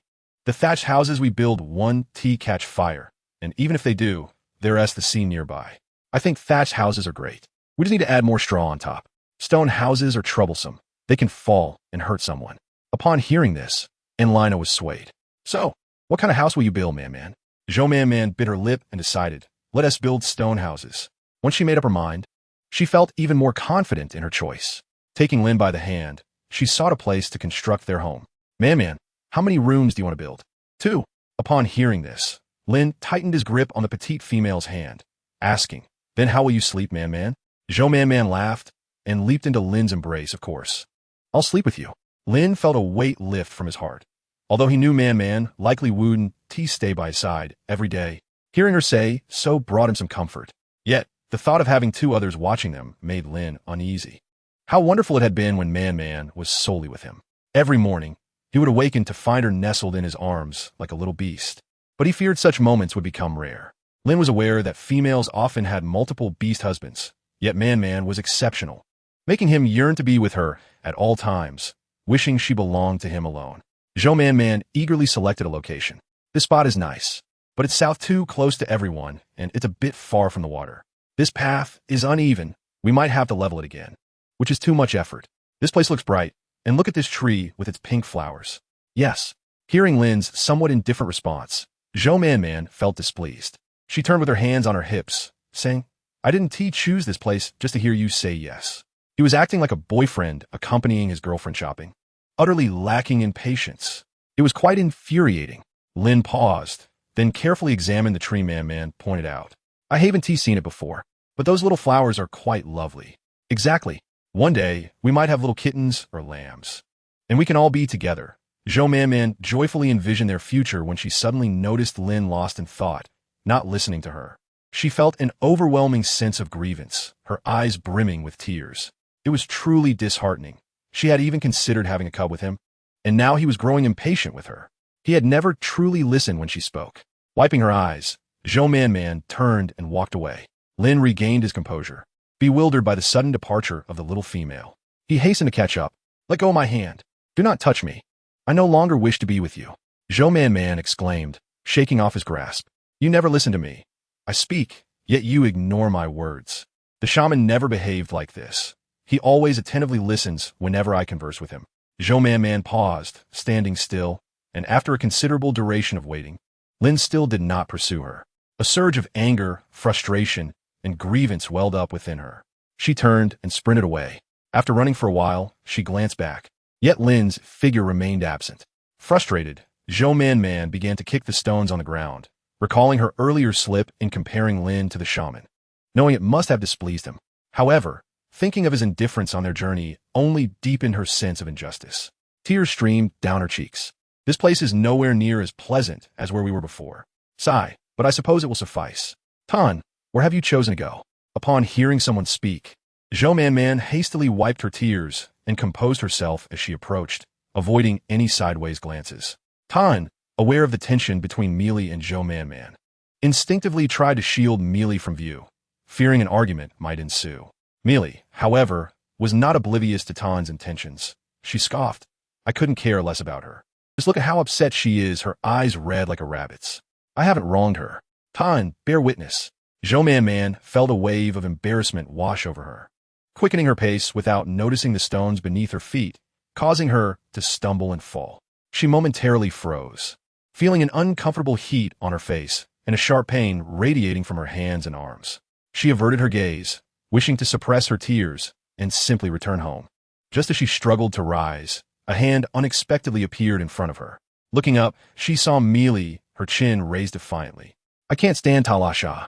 I openly criticize her, but have never harmed her. Now, get up. Who knows if that crummy crab is even edible? I can't imagine what kind of nerve it takes for the first person to attempt eating such a shell-covered creature." Chapter 188. The Art of Deception. Zhou Man grasped Mealy's hand and slowly rose. Tan, upon closer inspection, noticed the severity of her injuries. Blood seeping from her arms and knees. "Why don't you stay here with Zhou Man while I fetch the shaman to examine her?" Tan proposed. Zhou Man sighed softly and gradually settled back down. Mealy remained silent, gazing distantly into the horizon. Zhou Man contemplated quietly, feeling no particular urge to converse with her. After all, there's a natural order to everything. Mealy claimed animosity towards Talasha, yet Zhou Man had known Talasha first. In her eyes, Talasha was quite an adorable female, possessing few flaws apart from being somewhat lazy and gluttonous. Yet, no one is perfect. Everyone has their shortcomings to some extent. Perhaps, in certain instances, the so-called faults of Talasha did not even register as faults in Zhou Man's eyes. For instance, her gluttony stemmed from her love of savoring her own culinary creations, which could be seen as a testament to her culinary skills. Even her occasional laziness seemed endearingly charming. Therefore, as long as Talasha remained in opposition to Mealy, Zhou Man resolutely refused to befriend Mealy. Before long, Siami and Qing Lingyu arrived in quick succession. Upon seeing the fury etched on Siami's face, Mealy's heart raced with alarm, and she quickly rose, waving her hands in protest. "We did not push her. She fell because she wasn't paying attention." Zhou Man nodded in agreement, affirming, "It was indeed my own clumsiness." Qing Lingyu, upon hearing this, reached out to examine Zhou Man's injured hand, gently probing it. Zhou Man winced, drawing in a sharp breath as pain shot through her. His expression immediately turned serious. Qing Lingyu retrieved water and medicinal powder from his belongings, pouring a small amount to cleanse Zhou Man's wounds. Speaking softly, "It may sting a bit. Please bear with it." As the water trickled over her wounds, Zhou Man bit her lip, her face paling from the pain. "Where is Lin?" Qing Lingyu suddenly inquired. At the mention of Lin, Zhou Man's mind conjured the image of his earlier indifference. Tears welled up in her eyes, but she did not wish for the others to quarrel over her, simply stating, "I just sent Lin up the mountain to fetch something for me." Qing Lingyu raised his gaze to Zhou Man, acknowledging her with a slight hum. Siami, however, scoffed, "Oh really? He took you out and then abandoned you here? Which mountain did he go to?" Zhou Man corrected him. "I asked Lin to accompany me." Hearing her instinctive defense, Siami perceived her words as deceitful. With a cold snort, he grasped Zhou Man's chin. "Is that so? Now tell me, who do you like the most?" Zhou Man was taken aback, and Qing Lingyu paused momentarily, then continued applying medicine, albeit with a slightly disrupted rhythm. I like everyone, Zhou Man replied, attempting to free herself from Siami's grip. His hold was as unyielding as iron. Zhou Man felt a sharp pain in her chin, making her speech falter. Let me go, she protested. Qing Lingyu frowned. Stirndi admonishing, Siami. Siami released his grip, his pupils narrowing, but in the next moment, he suddenly tightened his grasp around Zhou Man's neck, applying pressure. Zhou Man struggled to pry his hand away, her breath hitching. Qing Lingyu, boiling with rage, shouted, What are you doing, Siami? Siami swiftly moved, sending a blade of wind towards Qing Lingyu. Qing Lingyu dodged, anger flashing his eyes. His gaze shifted, noting the little female's labored breathing. His hands tightened instinctively. Siami eased his grip slightly, lowering his voice to Zhou Man's ear. I will ask you one more time. Where is he? Zhou Man ached all over, feeling as though she were a firecracker about to explode, wishing she could strike Siami hard, yet knowing she was no match for him. Tears streamed down her cheeks in frustration. Siami wiped away her tears. All right, then tell me, who do you like the most? This question, if posed to any one of them alone, Zhou Man would have answered without hesitation. However, upon glancing at Qing Lingyu, she bit her lip, choosing silence. Siami, exasperated, repeated, Very well, Zhou Man, you are truly remarkable. You would risk your life to save someone you don't even like, would you? Should I call you terrifyingly ignorant or terrifyingly kind? What did you say to me back then? As Siami spoke, he gripped Zhou Man, preparing to drag her away. Qing Lingyu, moving with lightning speed, interjected, Put her down. The two stood facing each other, the tension in the air palpable. Zhou Man suddenly felt utterly disheartened, realizing her own helplessness. She shouted at Siami, Yes, I am that kind. I would sacrifice my life for someone I do not like, expending so many energy stones to save him. Am I despicable? Is that what you want to hear? Are you satisfied now? If I had known you would be like this, I would have. Zhou Man's words faltered, covering her face as she sobbed helplessly. What? If I had known it would come to this, you wouldn't have saved me back then? Siami gently set her down, pulling her hands away to reveal her tear-streaked face. In that moment, he felt a wave of conflicting emotions. Who do you truly like the most? I like everyone, she replied. Oh, how magnanimous of you. Zhou Man, seemingly oblivious to the sarcasm in his tone, wrapped her arms around his neck, resting her cheek against his shoulder. I hurt all over. Siami shot her a glance. So do I. Zhou Man fell silent, and Siami embraced her as they made their way back, while Qing Lingyu's hands bled from his tense grip. After a while, Ban Shang stepped forward to take the package from Xiaomi's hands. Xiaomi glanced at him and passed it over, a slight smirk playing at the corners of his lips, feigning nonchalance. Qing Lingyu's heart skipped a beat. What? As long as you know.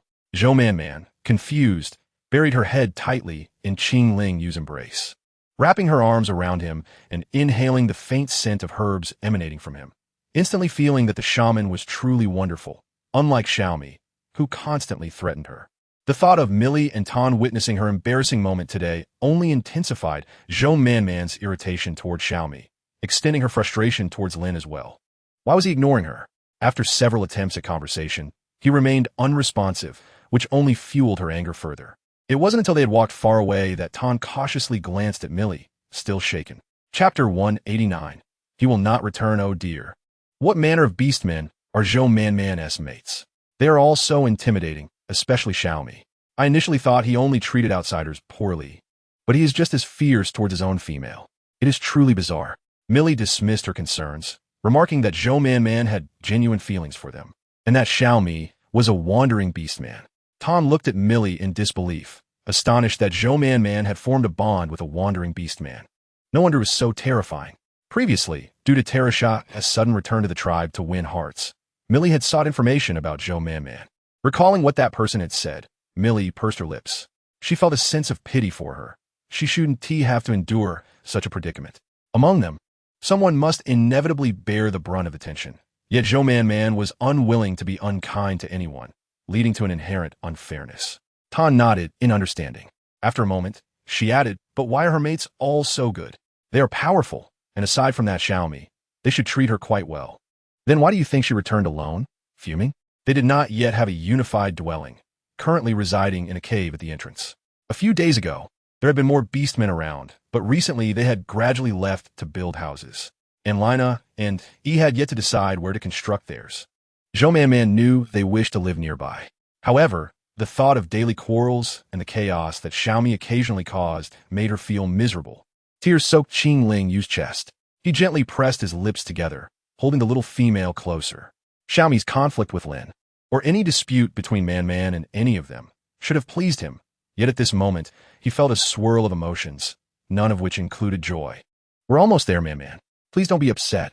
I don't want to go back, she murmured, her voice muffled with a heavy nasal tone. Qing Ling Yu nodded in response, guiding her elsewhere. Xiaomi, trailing behind, rubbed his nose, glanced at the cave, then at their retreating figures and followed suit. In the depths of the forest, they found a spot with water. Qing Ling Yu carefully cleaned her wounds again, applying medicine and infusing her with a bit of life force. Although they had brought little, Zhou Man's spatial storage contained many items. She spread out a beast skin on the ground and leaned against Qing Ling Yu. Have you decided where to build the house? Zhou Man shared several locations she had scouted that day. Qing Ling Yu listened attentively, occasionally offering his thoughts. From what you've described, perhaps that last location is the most suitable. Zhou Man shifted her position, revealing a small secret she had discovered during the day. I found a small spring there, though the water is somewhat limited. I was thinking we could dig a pond in the yard to channel the water in. It's a bit secluded, and perhaps no Beastman would want to live there. It is indeed quite nice, he agreed. Zhou Man smiled gently. I think so too. Remembering her earlier excitement turned sour upon returning, her mood began to dip again. Tomorrow, I will accompany you to take a look. If it truly is good, we shall build our house there. The sooner we finish, the sooner I can search for flowers. Zhou Man's spirits lifted at his words. Enthusiastically, she added, I want to cultivate some ginger and garlic behind the house. Qing Ling Yu chuckled softly, his lips curving into a delightful arc. Zhou Man gazed into his beautiful eyes, momentarily entranced. When the shaman smiled, it seemed as if little stars twinkled within his gaze, captivating her. She watched as his attention shifted suddenly to her face, and she felt her cheeks flush crimson. Qing Ling Yu gently lifted her chin with a feather-light touch and leaned in slowly. Their lips brushed softly. Xiaomi's heart raced. He could no longer remain calm against the tree. He stepped forward, pulling the dazed little female away from Qing Ling Yu's embrace. Zhou Man blinked awake, instantly alert and furious, struggling to break free. Let go of me. Let go. Xiaomi found her reaction both infuriating and amusing. He held her firmly and kissed her. Zhou Man was momentarily stunned before bursting into tears, sobbing and covering her backside. Youth and Lin are simply unbearable. I never want to see either of you again. Just go away and let me go. I can't stand you both. Lin, I was so happy going out with him, yet he ignored me the entire way, acting as if he didn't hear me. I'm so fed up with you too. Xiaomi was taken aback, loosening his grip slightly. Zhou Man seized the opportunity to dash away. He quickly stepped forward to catch her, pointing at her feet. Put on your shoes. Zhou Man shrugged off his hand, snapping, I don't need your false kindness. Seeing her genuinely angry, Xiaomi hurriedly embraced her. No matter how much Zhou Man struggled, it was futile. He bit her arm lightly, saying, All right, don't be upset. I'm not the one who made you angry.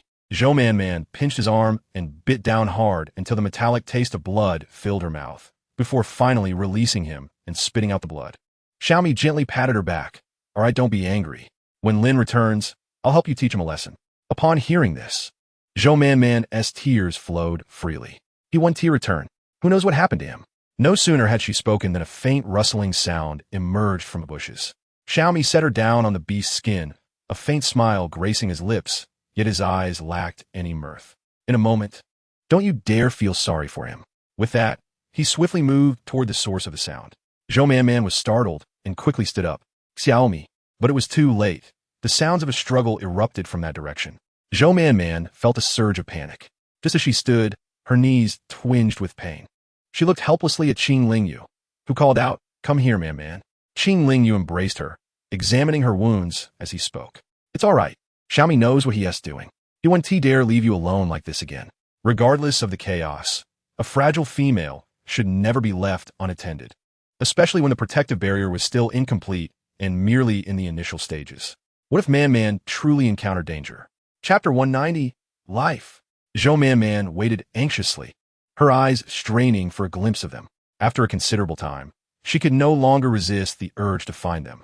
Suddenly, the sounds of fighting ceased, and she felt a wave of relief wash over her, beads of sweat forming on her forehead. Xiaomi returned first, followed closely by Lin, who limped and bore visible bruises. What happened to you? Zhou Man gasped, attempting to rise, but Qing Ling Yu held her down firmly. Stay put. Zhou Man raised her eyes to look at him, while King Linjiu gazed into her glistening orbs. His Adam's apple bobbed slightly as he gently caressed her lips, which had become flushed from her light nibbling. In an instant, his gaze darkened. Such experiences truly tantalized one's senses. Regrettably, the house had yet to be constructed, and with the constant flow of people, it was often either Xiao Mi or Talarasha and Lina clinging to Man, which was exceedingly displeasing. Lin limped forward, biting his lip, and upon seeing the wounds on the petite female, the anger he had been suppressing seemed to dissipate entirely. Yet, witnessing her obediently nestled in King Linjiu's embrace stirred an uncomfortable feeling within him. She claimed she was not as good as King Linjiu. Indeed, he was weaker, unable to compare to Xiao Mi, and lacked the ability to amuse Man, falling short of King Linjiu. He felt inferior to everyone. As these thoughts flooded his mind, a sense of melancholy washed over him, and he turned away, sitting down on the ground with his head bowed, feeling utterly dejected. Zhou Man retrieved some food from her space, nibbling on it delicately, while occasionally glancing at Lin's silhouette. Zhou Man, huh? Zhou Man snapped back to reality, only to find Xiao Mi glaring at her in anger. She quickly forced a smile, offering the food to his mouth. It's so delicious. I was completely absorbed. Umph. Xiao Mi huffed, twisting her head to redirect her gaze, securing her in his embrace. He then inquired, "The shaman just mentioned you found a place where you want to build a house." Yes, she replied eagerly. "There's a market nearby. Do you want to check it out? It operates roughly every 5 days. If you're interested, I can take you to explore first before we start building." This was what Xiao Mi had heard from the clan leader. The central capital also had such markets, but items that were traded for energy stones. And they currently lacked energy stones, which might render Man unhappy. However, this market allowed for barter, and Man would likely enjoy it. Zhou Man's eyes sparkled with interest. "What do they have?" "Not sure. We'll only know when we go." "All right, let's go take a look." As she pondered the prospect of discovering what the market had to offer, she also contemplated whether anyone would be willing to trade for her culinary creations. While the females in her tribe enjoyed her cooking, she was uncertain if the females here shared the same sentiment. Perhaps she could uncover other business opportunities. She felt unable to contend with the beasts. If she could exchange food for energy stones, that would be ideal. Zhou Man mused that, in modern terms, money from women, children, and the elderly was the easiest to earn, yet considering the tribe's casual attitude towards offspring, she felt the pursuit of such earnings might prove challenging. Females could give birth to 2 or 3 males at a time, and the intervals were short, which diminished emotional attachment. It was likely that they regarded raising their young in a similar manner as before, simply nurturing them until adulthood. As for the elderly, aside from Zhou Man had not encountered any males or females with gray hair. The earnings from females were indeed the most lucrative, and their rarity only added to their value. Zhou Man inhaled deeply, feeling increasingly relaxed, while Xiao Mi embraced the petite female, gradually closing his eyes. After a considerable time, Zhou Man sensed that the individuals beside her had fallen asleep and swiftly opened her eyes. Bathed in moonlight, she slightly raised her head, catching sight of Xiao Mi's chiseled jawline and the gentle sound of his breathing. She glanced toward Lin, who lay on the ground, curled on his side, looking rather pitiable. Cautiously, she slipped out from under Xiao Mi's arm and took a few quiet steps. The two behind her suddenly opened their eyes, exchanged a glance, and then peacefully shut them again. When Zhou Man turned back, she caught sight of the two in deep slumber. A sense of satisfaction welled up within her, causing her to move with greater audacity. She simply wanted to check if Lin's injuries were severe. Xiao Mi was rather heavy-handed, and while she felt anger toward Lin for ignoring him, she worried about the consequences of his injuries. Stealthily, she approached Lin, standing still for a moment to see if he would notice. When he did not, she felt relieved and moved further forward. Under the moonlight, she could clearly see the bruising around his eyes, both of which were dark, and his mouth was marred by clots of blood. Zhou Man blinked in disbelief, slightly lowering her head to confirm that what she saw was indeed true. Sighing, she lowered her gaze, only to be abruptly pulled toward Lin. Startled, Zhou Man's face flushed with embarrassment. After their argument, she had come to sneak a peek at him.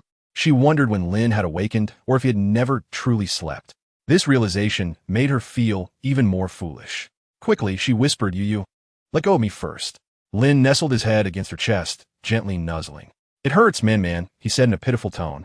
Zhou Man's heart ached at his words. Instinctively, she comforted him. You'll be fine in a couple of days. I'll give you some life energy tomorrow. Upon hearing this, Lin sighed softly, casting a sidelong glance at the two pretending to sleep. I didn't mean to ignore you today, man. I was just feeling a bit down. Ever since you became involved with the shaman, you've been treating me differently. Zhou Man was taken aback. I haven't. Lin gently stroked her back. I know you haven't, but I still feel sad, man. Zhou Man's heart sank at his words, and she felt a pang of guilt. She wanted to explain that her bond with the shaman was somewhat unavoidable, but did she truly have no feelings for him at all? She recalled how her heart raced, and her cheeks flushed every time she saw the shaman's gaze. And she became increasingly certain that she had developed feelings for him without realizing it. They say those involved are often blind to the truth, while outsiders see clearly. Perhaps she truly was in such a predicament. I'm sorry, Lin. I won't let it happen again. Lin's heart softened, but the frustration still lingered, especially after Man had claimed he was inferior to the shaman, which felt more painful than anything. However, this was not the time to act foolishly. Xiaomi had always relied on his strength over Lin's. Today, when I thought about what you said, imagining our little ones playing under the trees while you and I watched from that spot, I felt so happy that I lost focus. Man, I truly long to have our own little ones. Zhou Man exclaimed, let us have them. At that moment, both Xiaomi and King Linjiu felt a chill run down their spines, realizing that they had been too lenient earlier. Chapter 191. It is my fault ultimately. They decided to build their house at the last chosen location. When Zhou Man returned that morning, she encountered concern from Anlina and Talarasha regarding her injuries. I'm fine, really. It doesn't hurt much. Anlina frowned. If it doesn't hurt, then why are your injuries so severe? Zhou Man waved her hand dismissively. Really, I'm okay. Look, it doesn't even hurt. As she spoke, she hopped a couple of times, inadvertently jostling her wound, causing her to grimace. Anlina shot her a disapproving glance, stroking the wool of a young lamb. By the way, Man, have you decided where to build your house? If not, you can stay with me on the mountainside. Zhou Man was taken aback. Have you found a place to live? Talarasha nodded eagerly. Yes. I want to live on the mountain. It's beautiful up there, and there are many lovely plum blossoms, bright red, even though they haven't bloomed yet. The snow covers everything, and we can play in the snow. Yesterday, Jia took me up to see it. The climate is lovely, truly wonderful. Zhou Man regarded her with a peculiar expression. A snow-covered mountain? How high must it be?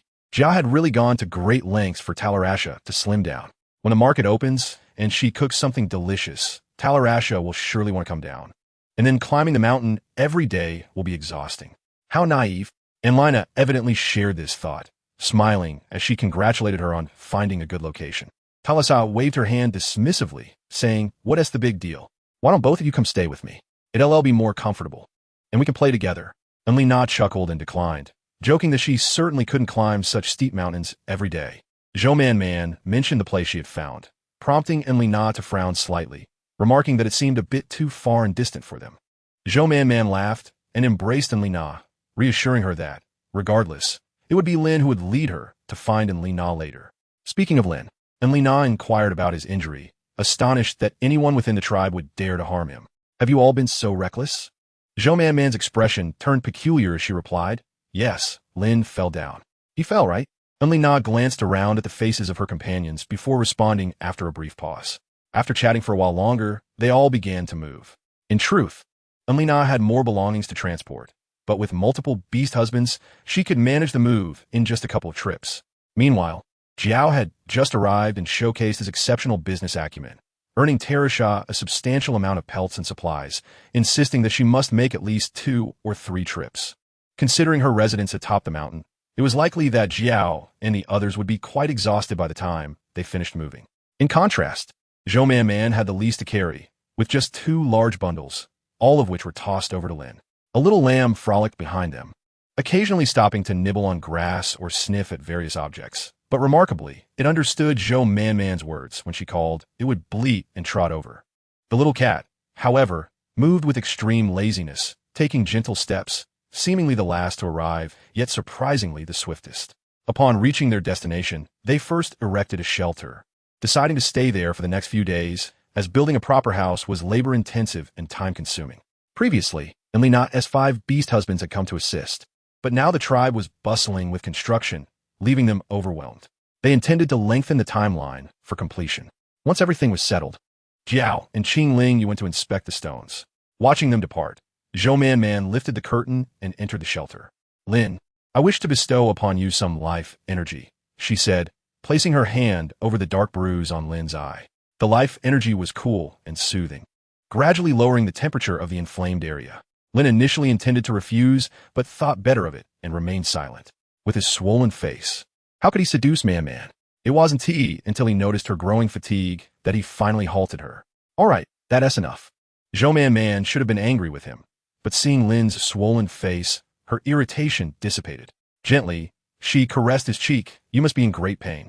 It's nothing. If it weren't for me, Man wouldn't have fallen.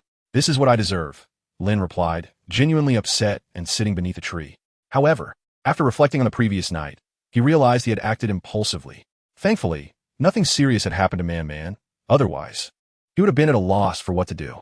In a moment of regret, he thought, it's my fault, Man. No matter what, I should never have let you face this alone. It's all right. I'm not a helpless cub, she reassured him. Lin gazed at the little female, recalling her words from yesterday, and his heart swelled with warmth. In my heart, Man is even more precious than a cub.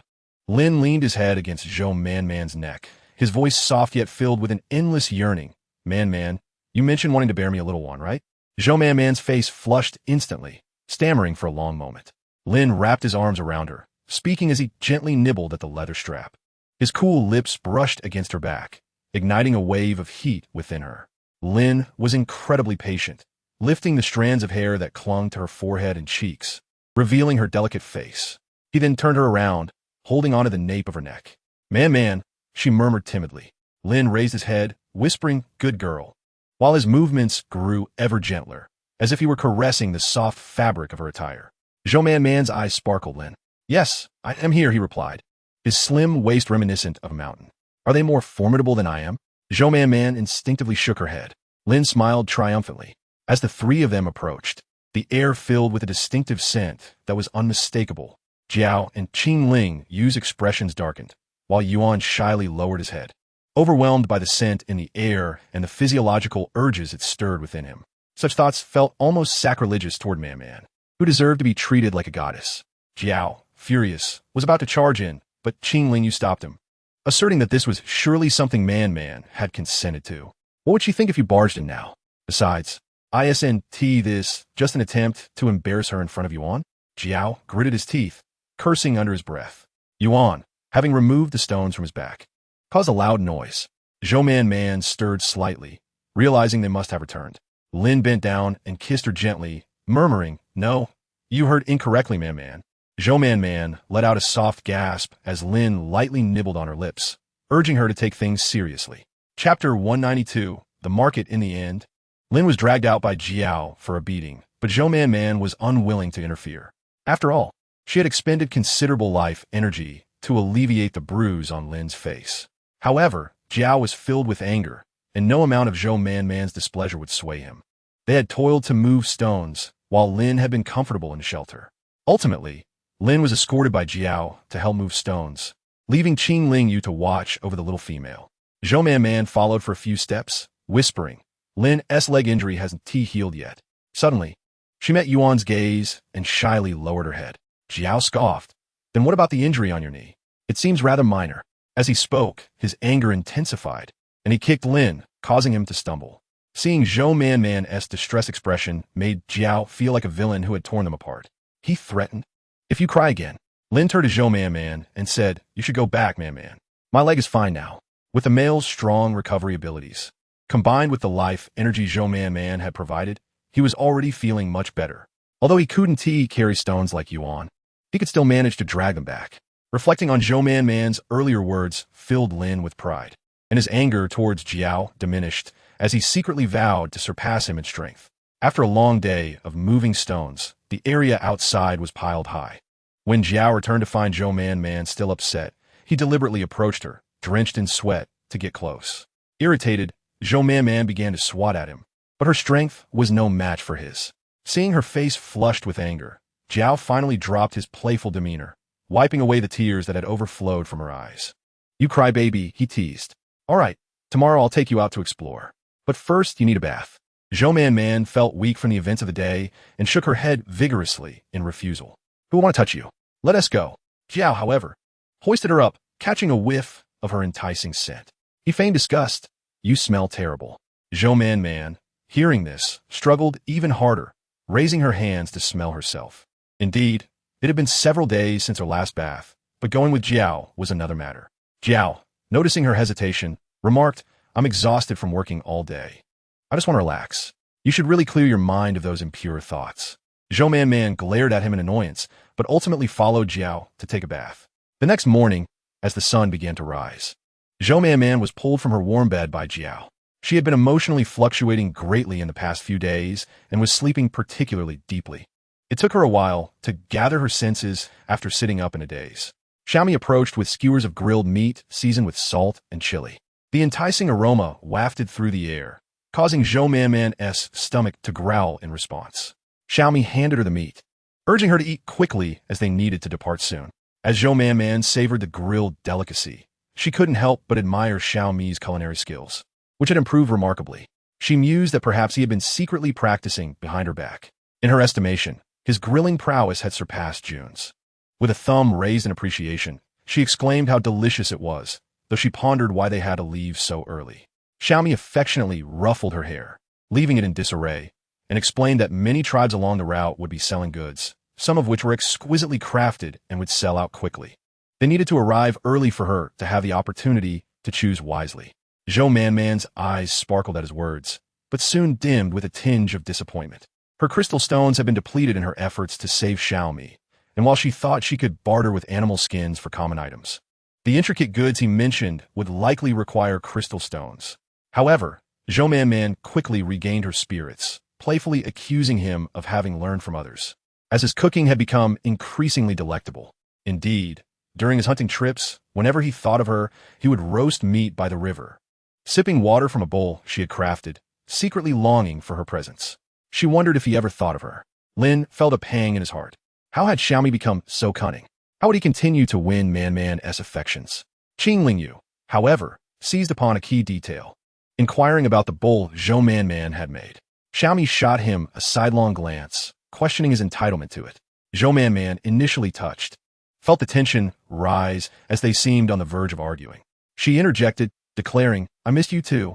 Her voice was loud enough to momentarily startle even Qing Lingyu, who then lowered his head in silence. After saying this, she caught a glimpse of Xiaomi's slightly narrowed eyes and felt a pang of guilt. When Xiaomi had left, she had only felt a fleeting sadness, but afterward, joy had overtaken her. She thought, what was there to be sad about? They would see each other again. After all, Xiaomi had been acting like a bully lately, and she had wished he would stay away longer. Little did she know he had been thinking of her. Then, an earthquake had struck, separating them for what felt like ages. Zhou Man quickly finished the grilled meat, brushing off the chili flakes from her hands. "By the way, what about that bowl?" she inquired.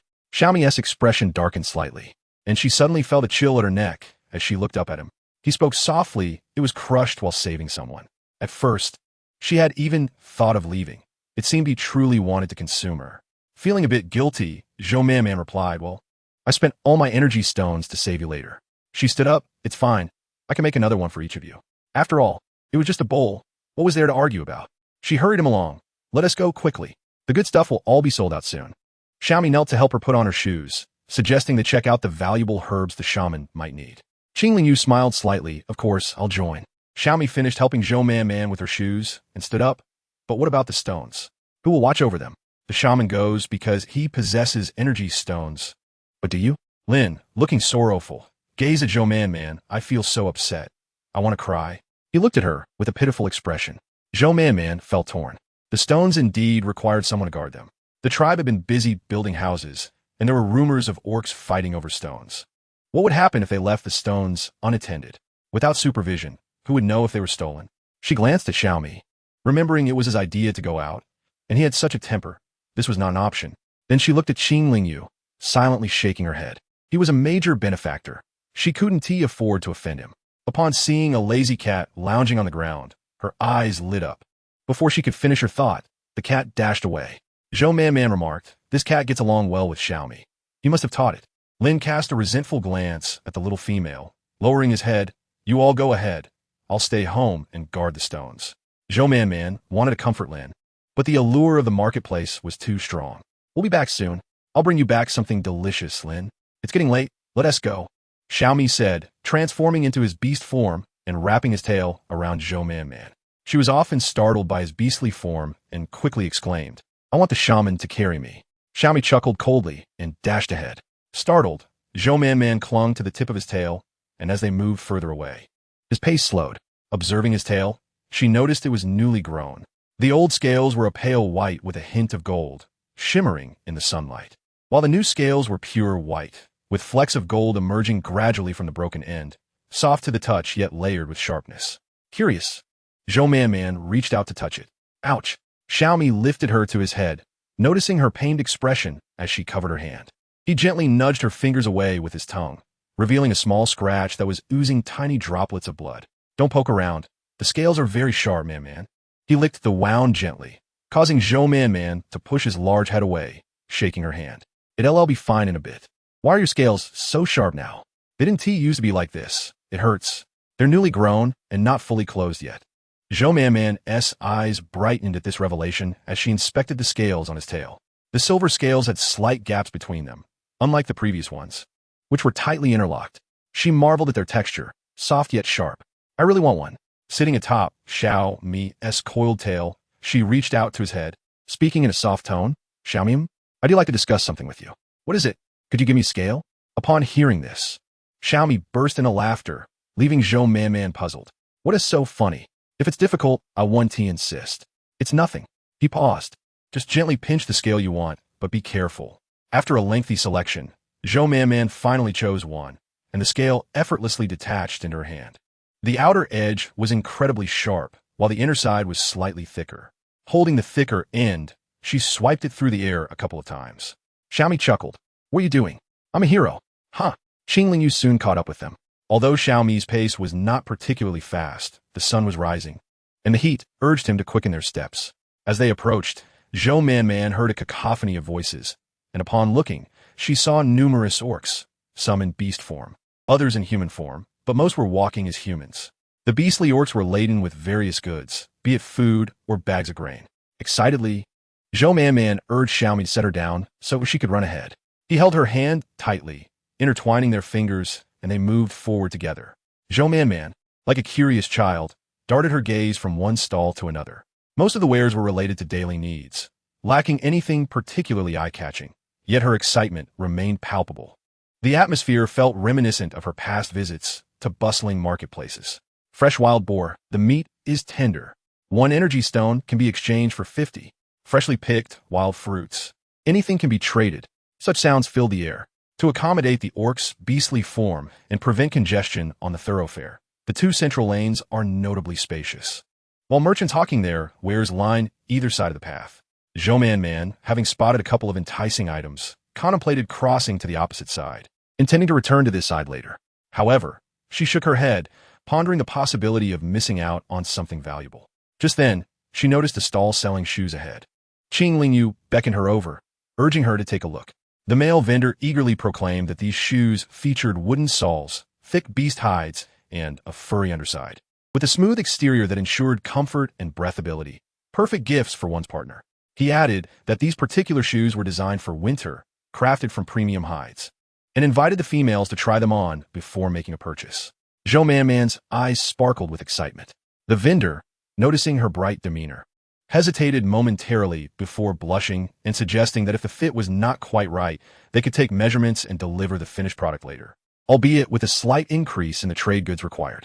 Qingling measured with his fingers, observing several options that were similar in style but varied slightly in color. Zhou Man inquired about the possibility of using energy stones for payment.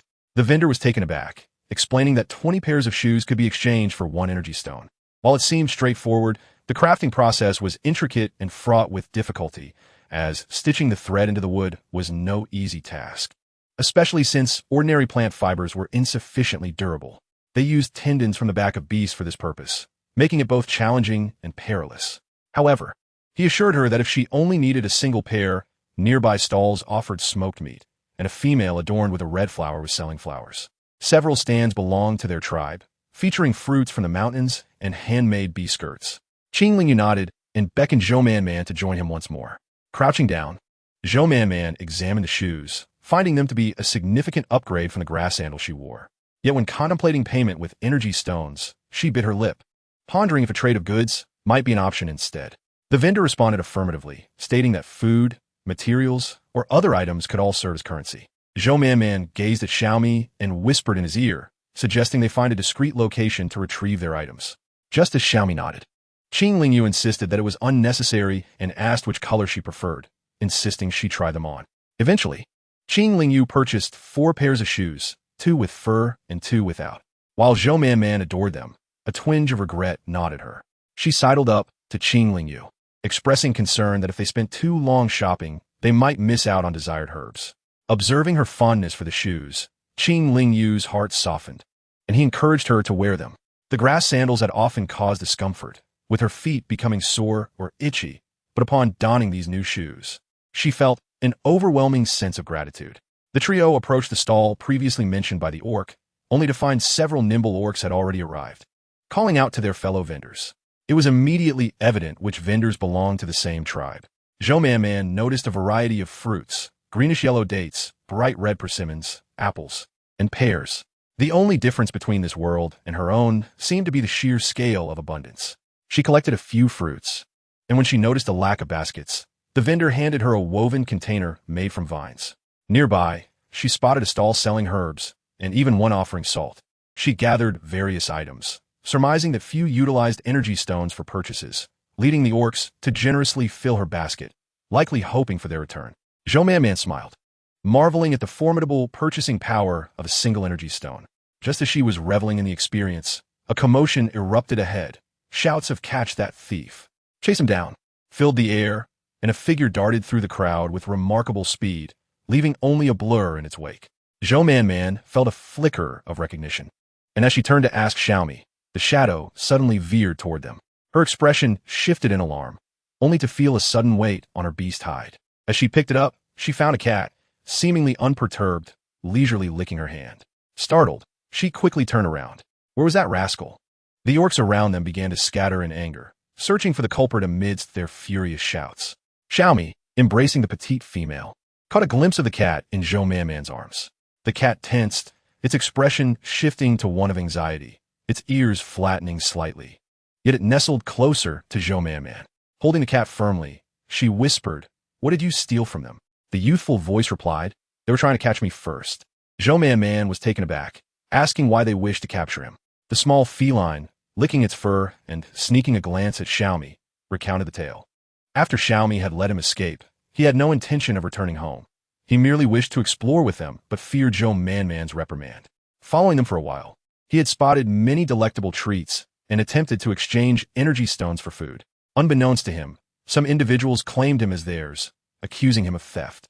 Despite his innocence, they insisted he had stolen from them and sought to take him back. Though quick, he was no fighter, and it wasn't long before he was caught. Those pursuing him spoke openly of their plans to exploit his space for their gain and to use him for their own ends. In a fit of anger, he had bitten one of them, inadvertently swiping energy stones from all 5 individuals. Upon hearing this, Zhou Man's fury ignited. Her voice rose, declaring their actions outrageous. One of the orcs in the vicinity perked up, turning sharply in her direction. "Over there," he called to his companions. Unaware of her exposure, Zhou Man continued to fume, muttering under her breath that they deserved what they got. "Who deserves what, my esteemed female?" Zhou Man froze, instinctively glancing at Xiaomi, only to find him turn away. Following suit, she too turned her back. In the eyes of the 5 male beasts, a fleeting glimmer of astonishment passed, yet upon observing the formidable presence of Xiaomi, they focused instead on the cat nestled in Zhou Man's arms, asserting, "This creature has pilfered our energy stones. You must surrender it to us." Zhou Man, initially somewhat flustered, after all, it was a mere kitten that had allegedly stolen from them, could not help but scoff at their brazen demeanor, their refusal to apologize or acknowledge their despicable actions. "You claim my cat belongs to you? What has it stolen from you?" she retorted, gently stroking the kitten's forehead, which purred contentedly. After a moment, she lifted it and gave it a light shake. The little feline, startled, raised its tail and instinctively shielded its vulnerable area. Zhou Man continued, "Is there anything on him that belongs to you?" The orcs exchanged glances, contemplating whether they intended to claim the kitten as their own. Earlier, They had seen the young creature alone and had presumed it was without parents. After all, it was merely a male cub. Losing it would be inconsequential. Yet, having been robbed by this very being, they now felt an ache in their hands, not to mention the energy stones that constituted a significant portion of their wealth. They threatened, "You know what he possesses. Today we must reclaim what was taken from us. If he holds nothing of ours, then return it directly." They had yet to address the fact that their intimidation had frightened Zhou Manman's cat, yet they dared to demand something from her. Was this not a daydream? One of the orcs pointed angrily at Zhou Manman, exclaiming, "Are you unaware of what he has taken? He possesses spatial abilities." "What do you mean he has nothing on him? You are courting death." The onlookers, upon hearing his words, shifted uneasily, reluctant to provoke trouble, but disapproving of the orc's behavior. Xiaomi's expression turned icy, and a blade of wind materialized out of thin air. Suddenly, the orc's finger was severed, and he clutched his bleeding digit, his eyes blazing with fury. "This is too much." Chapter 195. Subduing them, the enraged orcs transformed into their beast forms, their eyes nearly aflame with rage. Among them were 2 lion beasts, 2 wolf beasts, and 1 rare turtle beast, occupying a significant portion of the space. "Hand him over, and we shall let bygones be bygones. Granting you a chance at survival." Xiaomi regarded them, realizing the source of their arrogance. One was a skilled fighter, and the others were no weaklings either. Their teamwork could yield astonishing results. Typically, ordinary fighters would not stand a chance against them. Nonetheless, despite a slight reduction in strength, teaching these ruffians a lesson was certainly within his capabilities. Zhou Manman looked at Xiaomi with concern, who cast a sidelong glance at Qing Lingyu, silently urging her not to get involved. With that, he stepped forward, his form twisting as a silver serpent materialized. The 5 orcs surrounded Xiaomi, while the surrounding beasts cautiously retreated. In the tense atmosphere, the 5 orcs exchanged glances, none daring to make the first move. This serpent beast was formidable, even in human form. It was evident. Yet, their overbearing nature could not be tolerated. Had they simply returned the energy stones, the matter would have ended, but their obstinacy and contempt were intolerable. However, in their beast forms, they felt an inexplicable sense of suppression. Reluctant to initiate an attack, Xiaomi, on the other hand, was eager to end this quickly and take Zhou Manman out for a stroll. Swift as the wind, quick as lightning, his speed was blinding.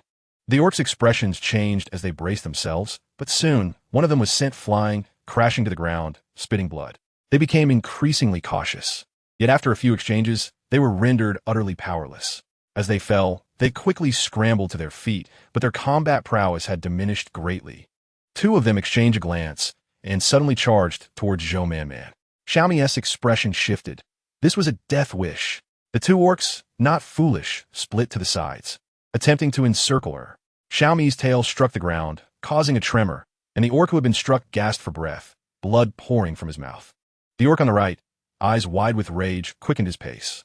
Just as he was about to seize the female, his male counterpart suddenly grinned, his gaze shifting, and in a breath, he wrapped his arms around her, vanishing to a distance of several meters. This, impossible. The watching beasts gasped in astonishment, their complex eyes fixated on the scene. These orcs had previously robbed along the roads, but after being subdued by the city's forces, they had become a tribe. Because they only stole without harming females, their actions had not been overly restricted compared to other tribes. However, they were known for their bullying behavior, often traveling in packs. Generally, ordinary tribal beasts would avoid provoking them unless absolutely necessary. Even in unavoidable conflicts, they would merely scoff and curse their bad luck. Little did they know they had kicked a hornet's nest. They had thought the serpent beast was powerful, but this unassuming orc was equally formidable.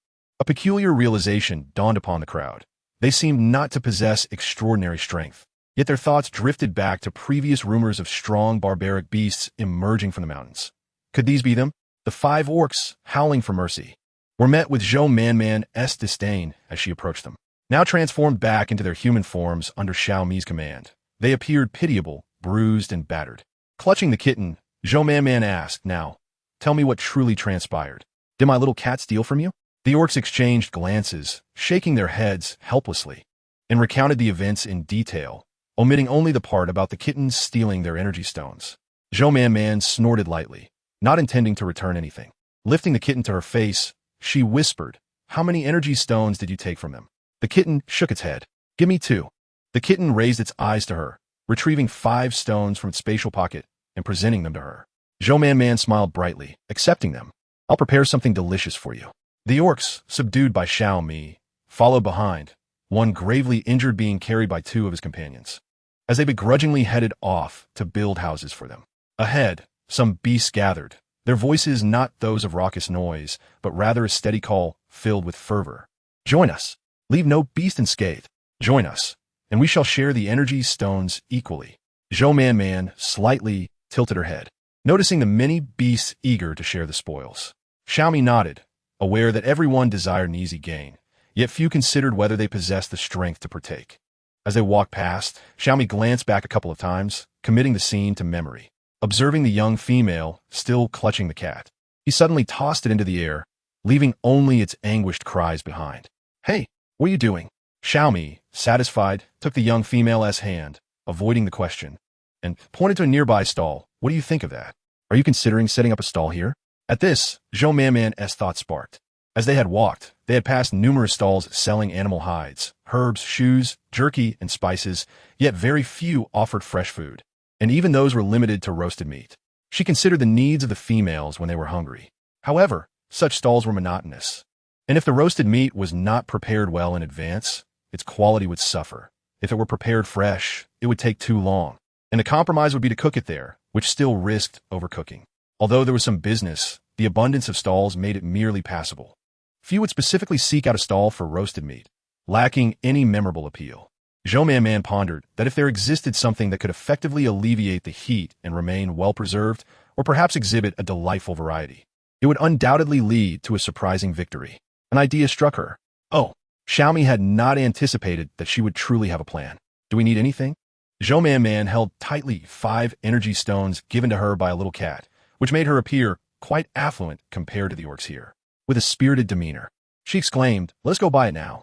Zhou Man procured several chickens, geese, wild boar, and an abundance of spices, as well as a great quantity of fresh beans. It is worth noting that beans are excellent. With the snow on the mountain, she could prepare some soy milk to be enjoyed either cold or hot. And there would also be bean skins and silken tofu, all of which could be made into delectable dishes with rich flavors that would keep well. Ultimately, she entrusted all of it to several dejected orcs to carry. Chapter 196. A sense of security with their assistance. The house was constructed with remarkable speed. However, observing Xiao Mi commanding them like mere livestock made Zhou Man feel a twinge of unease. She discreetly pulled Xiao Mi aside, questioning whether there would indeed be no repercussions, wondering if they might harbor resentment and retaliate in secret. After all, should they depart, the adversaries would lurk in shadows while they remained exposed, leaving her concerned about possible underhanded tactics. Xiao Mi shook his head, asserting they would not dare. Still, Zhou Man remained apprehensive, pondering whether their actions were excessive. Once the house is completed, I will take them to hunt the beasts. Zhou Man gazed at Xiao Mi in astonishment. Their relationship had merely been one of command and subjugation until now, when had an understanding been reached. Observing Xiao Mi's confident demeanor, Zhou Man felt reassured and focused diligently on how to enhance the courtyard. Initially, she intended to build 3 rooms, but upon reflection, she considered that there might not be enough space for future creations. Thus, she decided to construct 4 rooms, adding a small kitchen as well. For the courtyard, she built a wall using the small stones she had brought back and dug a pit in the center, carefully embedding small stones beside it to ensure that the flowing water would remain clear, enabling her to use it for watering flowers and vegetables. Along the wall, she created a narrow bed for planting flowers or the herbs she had purchased for King Linjiu. After 6 or 7 days of bustling activity, everything was nearly complete, at which point Xiao Mi finally allowed the orcs to return. Lin and King Linjiu were dismantling the previous shelter, and Zhou Man stood before it, reflecting on how the orcs had transformed from arrogant tyrants to submissive beings. The peculiar sensation in her heart grew stronger as they met her gaze and smiled kindly. Zhou Man managed a faint smile before retreating to assist King Linjiu in untangling ropes. "You need not worry, Man. This vine has tiny thorns that could hurt you." "Very well," Zhou Man replied, setting her hands down nervously. "Do you think Xiao Mi can go hunt the beasts?" "Why not? Isn't he the strongest?" Zhou Man hesitated, glancing at Lin. "We cannot say that. He intends to go with them, but what if he gets ambushed?" King Linjiu casually tossed aside the disassembled pole. "They cannot harm Xiao Mi." With his assurance, Zhou Man felt considerably relieved. Remaining items were quickly organized by everyone. Standing in the courtyard, Zhou Man gazed at the house, her thoughts stirred, though not overwhelmingly so. When she built the previous house, she had recently arrived in this foreign realm, lacking both a sense of belonging and security, desperately needing a space to mitigate her feelings of displacement. However, now, despite enduring numerous hardships, Lin and Xiaomi remained by her side, especially Lin, who had accompanied her through many challenging moments. Reflecting on this, Zhou Man felt a surge of emotion and instinctively took Lin's hand. Lin was momentarily taken aback. "My hands are not very clean. Let me wash them." Saying this, Lin led the little female to the half-filled water basin, washing his hands thoroughly before carefully cleansing hers. Zhou Man, holding Lin's hand, began arranging the items within the house. Xiaomi scoffed, choosing to step outside, preferring not to witness the tidying. "Where are you going? We have yet to finish. Do not bother me." Zhou Man retrieved numerous items from her space, enhancing the room's warmth compared to before. Ultimately, she found a bamboo tube and arranged the flowers she had bought at the market a few days prior. The vibrant blue flowers complemented the fresh green leaves, creating a strikingly beautiful contrast. Once everything was in order, a significant dilemma arose. How should the sleeping arrangements be allocated? Previously, Lin would occupy the space during cold nights, while Xiaomi would take it during the heat. However, it rarely became hot at night. Aside from unusual weather, the nights were typically quite chilly. Clearly, adhering to the previous arrangement was no longer feasible. Firstly, she had unresolved conflicts with Xiaomi, and their disagreements had not been reconciled. The more angry Xiaomi became, the happier she felt, but that could not persist. They had now reached an understanding, and if one were to remain in an unfair position, it would undoubtedly lead to discomfort for Xiaomi. Although Xiaomi often exhibited a domineering demeanor and spoke harshly, he was not devoid of human emotion. Zhou Man understood and felt the weight of all he did, especially since they had become partners with the shaman. The allocation of sleeping arrangements posed a pressing issue. Just as she contemplated this, Xiaomi returned, holding an abundance of vibrant flowers, clearly having put thought into his selection. He casually tossed them onto the ground. "I picked these up on the way. I figured you would appreciate them. If not, simply discard them." Zhou Man immediately approached him with a beaming smile, embracing him. "I love them. They are all so beautiful. You found such lovely flowers outside. That is truly impressive." Xiaomi's ears perked up, and he lifted her in his arms. "How is the tidying coming along?" As he carried Zhou Man into the house to inspect, he nodded in satisfaction. "Not bad, with time still on their side." The three of them hastily gathered more firewood from the mountain, piling it in the courtyard. Zhou Man sat on the threshold, observing them busily scurrying about while contemplating her predicament. Xiaomi truly bore the air of a master, with sharp features, piercing eyes, and a complexion that was just right, not too feminine, yet not too fierce. He exuded a chill, draped in fur, reminiscent of a summer's day, spent cozily under a blanket in an air-conditioned room. Lin also radiated warmth, presenting the image of an obedient little puppy, eliciting a desire to embrace him at first glance. His smile warmed the heart, suggesting that regardless of the hardships ahead, having him by her side rendered everything sweet.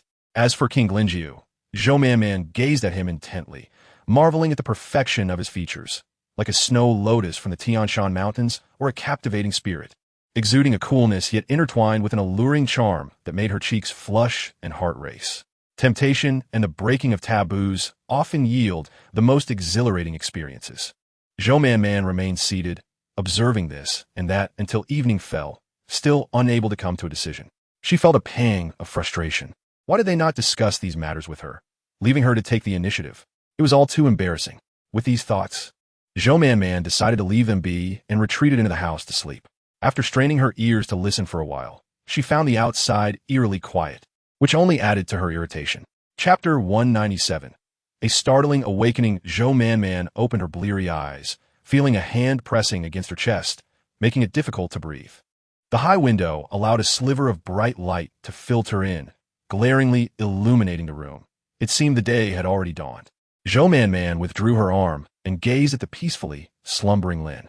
As she sat up, her eyes caught sight of the serpentine form of Xiaomi coiled beside her, causing her heart to race in fright as she realized that her eyes, closed, seemed hardly different from being open.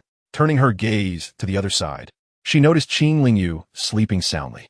Zhou Man could only feel a sense of bewilderment within her heart. She quietly rose and opened the door, treading softly outside. The weather was splendid. She lifted her hand to shield her eyes, basking in the warm yet gentle sunlight, a rare comfort she hadn't experienced in a long while. The pond in the courtyard was filled to the brim, with excess water draining through bamboo pipes she had previously buried, leading it away. Moreover, Man had ingeniously constructed a series of bamboo channels along the courtyard wall to guide spring water into pipes, making it suitable for drinking and washing. When the time came to plant vegetables beside the house, she could easily adjust the direction of the bamboo to channel surplus water into the soil. Man meandered around the courtyard, thoroughly pleased with her handiwork. She infused a substantial amount of vitality into the earth, then directed some towards the little goat. A small kitten approached, nuzzling against her. Man reached out to pet its head, wishing to converse, but then remembered it had no name. "What shall I call you? And where is your mother?" The kitten tilted its head, pondering for a moment, responding with silence regarding both its name and mother. "How is that possible? Did you just spring forth from a stone?" The kitten nodded in affirmation. Man found this absurd. If it were a monkey, she could convince herself it was the next child of the heavens, but it was merely a cat. Moreover, she realized that the beastmen here seemed never to have encountered a creature like this one. They recognized it as a beastling, but could not specify its species. Living without a name was unacceptable, and Man contemplated suggesting one. The kitten's eyes brightened, its azure orbs reflecting Man's image, creating an enchanting sight. Just then, the door swung open, and 3 figures entered. Xiaomi stepped forward, embracing her with affection, squeezing and kissing her, unperturbed by the disdain of the little female. "What are you doing? You didn't even wake me up this early." At this, Man felt a surge of irritation. "Next time, don't curl up and face me when you sleep. It's quite frightening." The sight of a large snake head, with eyes that seemed uncertainly open or closed, was indeed alarming. Xiaomi rubbed his nose and moved aside to wash his face. "It's not my fault. Lin was just too quick last night. I thought about why he was in such a rush until I returned to find you sleeping soundly." Realizing his intentions were rather dark, unable to awaken her, he resigned himself to sleep. After all, didn't he also wish for her to open her eyes and see him? Should her gaze upon his beast form inspire admiration? Yet, it seemed her reaction was rather unexpected. Reflecting on how she had been startled by the little snake, Xiaomi finished washing and returned to envelop her in a warm embrace. Spotting the distracting kitten nearby, he momentarily considered tossing it aside, but Man quickly intervened. "What are you doing? I was just thinking of giving it a name." "A name?" Xiaomi scoffed. "You could simply think of one yourself. You aren't its mother." The kitten mewed, "Mother." Xiaomi chuckled. "What if we end up having to take it along when hunting beasts?" Man felt a surge of maternal affection, as if she had birthed this delightful little creature. "I shall name you, and you can choose by touching one. Whichever you touch is your name, all right?" The kitten eagerly nodded. Man retrieved charcoal and animal hide, and the 4 of them deliberated earnestly. Lin remarked, "Look at him, entirely black with blue eyes. How about calling him Heilon?" Man considered. Let me think a bit more." In the end, she decided to incorporate Lin's suggestion of Heilon, along with her own 4 choices: Wu Yun, Ta Shui, Mou, and Songlon. These were inscribed on the hide, rolled into a bundle. The kitten pondered for a while before selecting Ta Shui from among the 5 options. Man smiled brightly. "What a lovely name, Ta Shui. Perfect timing with the snow on the mountain. We can play when we visit Talasha." Ta Shui seemed quite fond of the name. Yet, Man felt it was somewhat lacking. The other 3 names fit well, but opposites held their charm too, and it was certainly better than Lin's Heilon. With that thought, she felt relieved. Standing up, she took out the beans from her space to soak, while also preparing the stone mill. However, this mill was different from the previous one, and Man was uncertain if others would notice. Although Anlina and the others were aware of her spatial abilities, she preferred not to reveal too much to others. Man looked around, instructing Xiaomi to create a rough opening in the stone mill, which made it coarser but did not affect its functionality. As the beans soaked sufficiently, she began grinding them. Man finally understood the advantages of having a beast husband. She didn't have to do much, merely observing their efforts while offering a few verbal instructions. Once a large pot of soy milk was prepared, she noted the heat was a bit too high and began skimming the layer of skin that formed on top, hanging it up to dry in the courtyard. Soon, the courtyard was filled with numerous bean skins, fluttering gently in the breeze as they dripped with soy milk. After preparing the bean skins, she commenced the intricate process of making tofu, which was quite troublesome. Although she had done it once before, it still felt overly complicated. Unfortunately, she hadn't seen any Beastmen selling tofu at the market, indicating that they had yet to begin deep processing soybeans and similar plant-based foods. Qing Lingyu watched in admiration as the beans transformed into solid blocks in Zhou Manman's hands. It seemed she truly possessed a plethora of unique ideas. Having accompanied the chieftain in his youth, he had visited many places where males tended to consume vegetarian diets. Man was well-versed in numerous cooking methods. Is it possible she was once a shaman? Shaman? You. Qing Lingyu snapped back to reality. Man, could you help me lift this stone? It's quite heavy. Tofu requires substantial weight to mold properly. After a while, the courtyard was filled with tofu frames and stones for pressing. Although Zhou Man hadn't performed any strenuous tasks, she still felt quite fatigued. Once she had completed most of the work, she contemplated simply storing everything in her space next time and resuming when she felt like it. Chapter 198. The art of preparing braised dishes is not overly complicated, yet requires some finesse. One must separately simmer scallions, ginger, garlic, bay leaves, dried chilies, cinnamon, orange peels, star anise, and Sichuan peppercorns to extract their flavors, then mix them into a sauce requiring various condiments. However, Zhou Man found herself without any cooking oil or cooking wine, so she resorted to substitutes. If one wished to cook directly, they could do so, but Zhou Man preferred a softer texture. She stripped 2 bones from the wild boar she had purchased, adding water and spices for simmering. While the braising sauce simmered, she prepared chicken legs, eggs, and various vegetables like tofu, cleaning and scoring them for better flavor absorption. Lin and Xiaomi worked swiftly, and Zhou Man only needed to instruct them on the process for them to execute it rapidly. The broth filled the air with a rich aroma. When they encountered Lina and Talasha halfway, they exchanged glances, their eyes lighting up as they silently quickened their pace. Zhou Man was busy stir-frying the prepared meats, adding plenty of oil and sugar. Once the sugar caramelized, the dish appeared glistening and exceptionally appealing. Spotting her friends, she greeted them warmly. What brings you both here? I was just thinking of inviting you to taste my braised dish once it's ready. Braised dish? Talasha leaned in closer, sniffing inquisitively. The path of the sycophant. If there's anything you need us to handle, just leave it to me. I assure you that I will manage it splendidly. Zhou Man smiled and replied, If you truly have nothing to do, please help me clean up the mess on the ground. The two responded affirmatively. Along with the accompanying male, as they tidied up the garbage scattered in the courtyard, discarded vegetable scraps, chicken feathers, and pig hair strewn about. In the past, Zhou Man had prepared numerous braised dishes, skillfully mastering every step, never contemplating that her cooking could be anything less than delicious. Thus, she had prepared an ample amount of ingredients, thinking it wise to have extra on hand in case some did not sell well. After all, she had the space, akin to possessing an eternal refrigerator that would never spoil.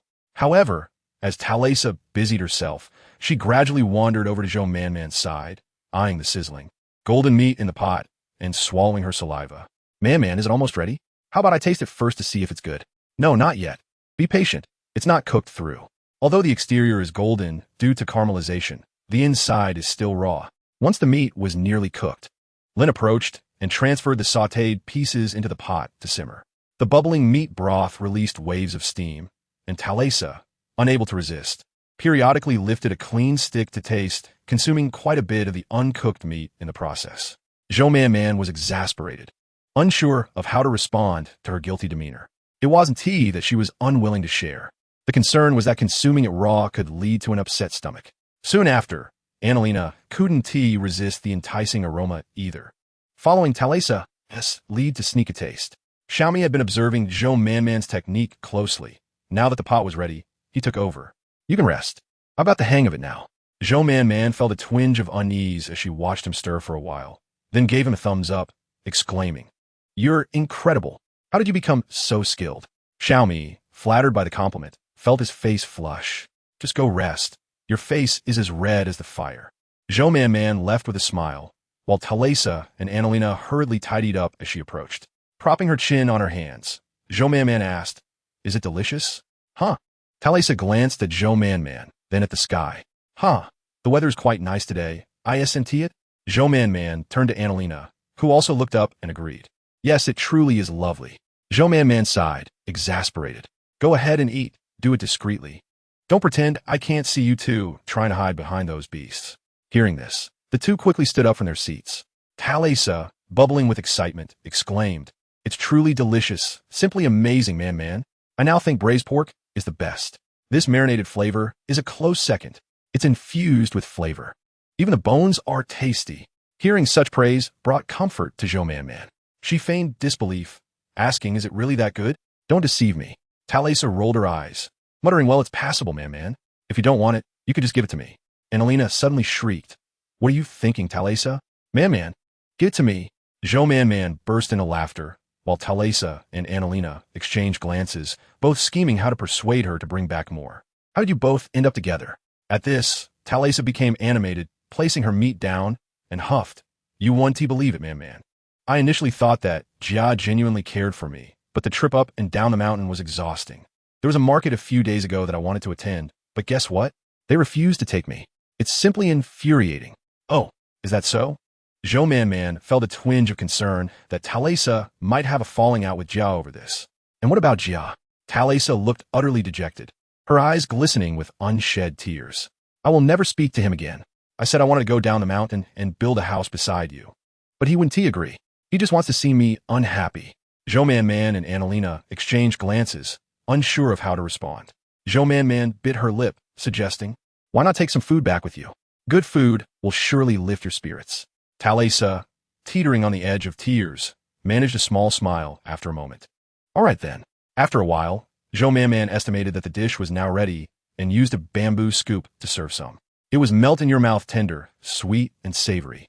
A perfect balance of flavors, rich yet not greasy. Absolutely divine. Man felt confident that if she brought this dish with her, any female who tasted it would be compelled to buy it.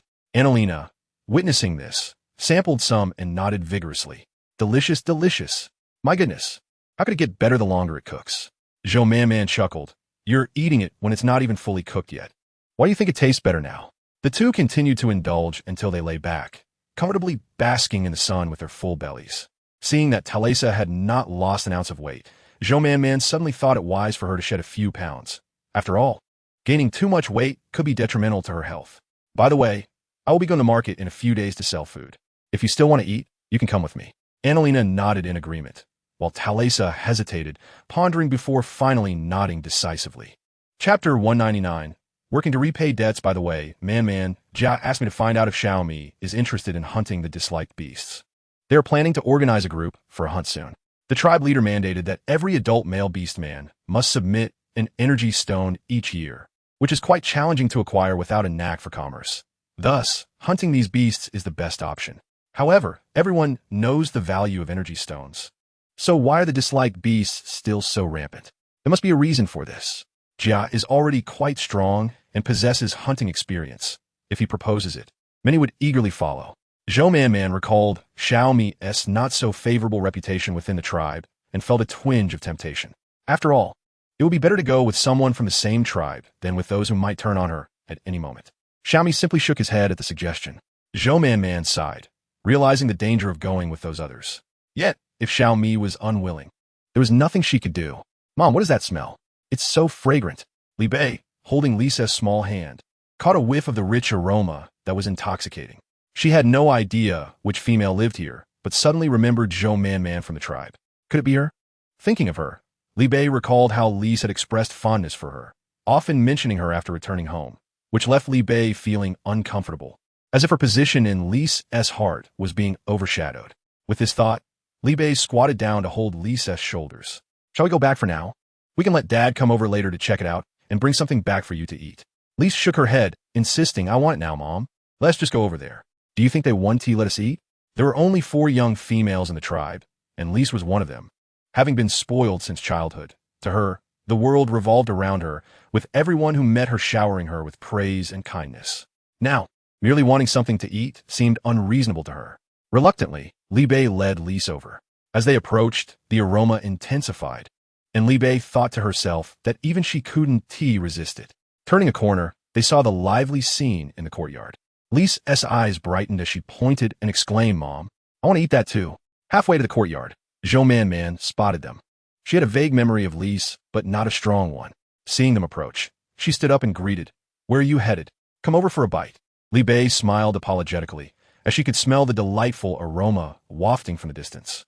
She pondered bringing Li Si over for a taste. "It's no trouble at all. Just a little food. Come on in," said Zhou Man, who then served 2 steaming chicken legs and some quail eggs, filling a large bamboo tube before presenting it to the mother and daughter. "Enjoy, don't be shy." Li Bei wanted to say something, but Li Si had already started eating. After a moment, her eyes sparkled as she looked at Zhou Man and exclaimed, "Delicious, so delicious. I want to eat this every day. Can you make it for me daily?" Li Bei's expression darkened as she gently tapped Li Si's hand. Li Si, feeling upset, looked up and asked, "Why did you hit me, Aunt?" Li Si was just speaking whimsically. "We simply came to ask for a little food. Is there any logic in this?" Zhou Man chuckled. "Li Si is still young. It's natural for her to love food. In a few days, we plan to set up a stall at the market. Perhaps you will see our booth there." Li Bei's face fell, but after a moment, she forced a smile. What was she implying? That they should buy food from the stall? It was just a bit of food. Did she really need to be so stingy? She had thought Li Bei was easy to get along with, but now this side of her emerged. Previously, during the crab gathering, they had known it was a communal meal, yet they didn't gather more or even form a queue, leaving her with barely a few. And Li Si had not eaten enough. She had intended to ask for help in preparing something for Li Si, but now she found her to be so miserly. The more Li Bei thought about it, the angrier she became. Seeing that Li Si had nearly finished eating, she took her by the hand and prepared to leave. However, Li Si was reluctant. She spotted a cat sleeping in a corner, the bubbling spring water in the yard, and the climbing flowers at the wall. Besides, she was still hungry. How would it be in the future? Would she be able to eat such delicious food every day? With this thought, Li Si said, "Aunt, I'm not full yet. I want to play in the water here. Will I be able to eat this delicious food every day? Eat, eat, eat. What are you? A starving ghost? Come back with me. We don't have any energy stones to buy food. With your appetite, you'll exhaust your father's life just to satisfy it." Zhou Man understood everything at this point. She stopped Li Na, who was about to speak, and smiled. "You don't need energy stones. We can trade for things too. Besides, how fortunate you are to be Li Si's aunt. Surely you wouldn't deny her such a trivial request. If I were Li Si's aunt, I would ensure she received the best of everything." Li Si's small eyes brightened, and a smile spread across her round face as she nodded vigorously, exclaiming, "Okay." Li Bei, infuriated, yanked Li Si and smacked her backside a few times. "What do you mean, okay? Without me, how would you have what you have? What are you thinking?" Li Si's face crumpled as she began to cry. Zhou Man felt a twinge of embarrassment. She had merely intended to provoke Li Bei, never expecting it to lead to Li Si being scolded. She wanted to say something, but Li Bei had already dragged Li Si away. Watching their retreating figures, Zhou Man couldn't help but murmur, "Why do I feel Li Bei's feelings for Li Si are so different? Her possessiveness is overwhelming. You're about to be her aunt. Can she not be anxious? After all, she is one of the few females in the tribe, exceedingly precious." Zhou Man clicked her tongue. Indeed, she was quite valuable. Li Na also observed their departure, and once they were out of sight, she turned to Zhou Man and Talasha, saying, "You two should avoid her from now on. Aren't there 4 little females? She is the most boastful, always believing the world should revolve around her now that she has a little female. It's peculiar. And Man, what you did earlier was correct. You shouldn't allow them to take advantage without any reciprocity. It should be fair." Zhou Man nodded with a smile. "Now that you've eaten so much, aren't you both obliged to help me work off the debt?" Chapter 200. Not a good person in the end. Li Na and Talasha were quite satisfied with their meal and took plenty home. They promised Zhou Man to come to the market with her on the designated day and decided to return and see what items they could prepare for the stall. If someone were to trade energy stones, they could manage to acquire something for their booth. Zhou Man noticed Talasha had no burdens and readily agreed, her cheerful demeanor suggesting she might be hiding something. She assumed that Jia wouldn't be so dictatorial, but perhaps from Talasha's perspective, it seemed rather excessive. As they planned to set up a stall, Zhou Man first informed the chief, anticipating that others would likely join in to earn some items. After all, they were all part of the same tribe and should look out for one another. The day passed swiftly. Early the next morning, Zhou Man rose early to prepare. They packed 5 large bamboo tubes filled with a vegetarian dish and 3 meat dishes, which remained as fresh as just cooked due to being stored in space. Before long, Li Na arrived, bringing some beautiful animal skins that, once tailored, would transform into a lovely bee skirt. The two waited for a while, but Talasha did not arrive. "Talasha is so slow. Should we go ahead?" Zhou Man looked at the rising sun and nodded. then turned to Qing Lingyu, saying, "You, if Tala Shah arrives later, tell her that we have already gone to the market." Just as she spoke, Tala Shah hurriedly appeared, tugging in Yu's sleeve. "Why aren't you moving faster? We were just about to set off." Tala Shah pouted. "It's Jia. Who wouldn't let me move down? It drives me insane. Let us go. Let me see what you prepared." Tala Shah leaned in closer to inspect the steaming bamboo tubes, the enticing aroma wafting out. "We sell all of this, man." Seeing her flattering demeanor, Zhou Man playfully tapped her head. "Stop thinking about it. Let us hurry before it gets late." As Zhou Man spoke, Lin transformed into his beast form, and she mounted him, with Xiaomi following behind, carrying 4 bamboo tubes. The group moved swiftly and soon reached the market. Zhou Man had been there once before, but it was entirely new for only Na and Tala Shah, who eagerly explored the surroundings. "Let us find a place to set up our stall." Many beastmen had already arrived, and spaces were filling up quickly. Typically, those who arrive early secure the best spots. No one is allowed to occupy a space without trading goods or food, which Zhou Man learned from the 5 when they built their houses. Understanding her intention to set up a stall, they shared many insights she was unaware of, one being that positions should not be claimed haphazardly. Nonetheless, some beastmen would recognize the system, and if someone contested, they would reclaim their goods. However, if no one contested, they could secure a prime position early for food or supplies. By the time Zhou Man and her companions arrived, the best spots were nearly gone. It was a crossroad, with the prime positions being at the intersection and surrounding areas, while the least desirable spots were at the entrance and the end. Zhou Man glanced at the sun, feeling a pang of regret at their early arrival. "Let us see if anyone has claimed a spot but isn't selling." Zhou Man nodded. It seemed they had no other option. After searching for a while, they indeed found a spot at the rear of the intersection, which was relatively good. There, a dispute was already unfolding. "Here, occupying a spot is strictly prohibited." "What do you mean by this? We have been waiting nearby for quite some time. Is it true that you are still unprepared as the market is about to open?" The 2 orc vendors at the stall were not about to back down either. One of them jumped onto the makeshift wooden platform, pointing at them and exclaiming, "What is this? Are you the only ones allowed to sell here? Is this your family's land? If we are not allowed to occupy this space, what is stopping us from standing here? If you have the guts, go ahead and report me to the capital." The faces of the arguing orcs turned pale with rage, their teeth gritting as they glared at the opposing group. However, they were clearly non-confrontational gazelle orcs who typically resided on steep cliffs, selling exquisite flowers or herbs, and sometimes rare stones. Their wares were quite eclectic, but as male orcs, they were herbivorous and thus lacked combat prowess. This was likely why, despite their anger, they refrained from physical confrontation. Zhou Man focused her gaze and realized, "Oh, aren't these the very individuals who attempted to steal Tashiwa before? Now, they're acting like tyrants here. How infuriating." Zhou Man gritted her teeth, contemplating whether to have Xiongmi intervene for justice, when one of the orcs suddenly spotted them and excitedly waved, Boss, come over quickly." "Boss, who is he calling?" Zhou Man turned her head in confusion, noticing that aside from a crowd of onlookers, there was no one else with a notable presence. Nor did any orc respond to them. When they received no answer, one of the 5 orcs hurried over, eagerly greeting Zhou Man, and then took small steps towards Xiongmi, appearing as if a fangirl had spotted her idol. "Come on, boss. We got up early to reserve a spot for you," the orc said, taking 2 bamboo tubes from Xiongmi, who then urged Zhou Man, "Let's go, man. There's a spot available now." Zhou Man opened her mouth, glancing at the orcs and then back at their own side. A strange feeling arose within her. How amusing. She was about to confront those who were, in fact, assisting her. The gazelle orcs, upon seeing that they truly had someone willing to sell, snorted in disdain and turned to leave. Zhou Man touched her nose, feeling a bit embarrassed, and ultimately said nothing, thinking forget it. The orc vendors diligently helped to set up their stall, arranging their goods and carefully washing the leaves before placing them in ice water. Zhou Man stepped back a few paces and whispered to Xiongmi, "What did you let them reserve a spot?" Xiongmi shook his head, replying, "I didn't." Zhou Man nodded in understanding. "I thought so." Although Xiongmi was a wandering orc, he would never bully the weak. You should avoid associating with them. Just look at how obsequious they are. They clearly have ulterior motives. Chapter 201. Never bullying the weak. Xiongmi smirked slightly as an orc approached to inquire about something. Zhou Man quickly regained her composure and stepped forward to greet the orc.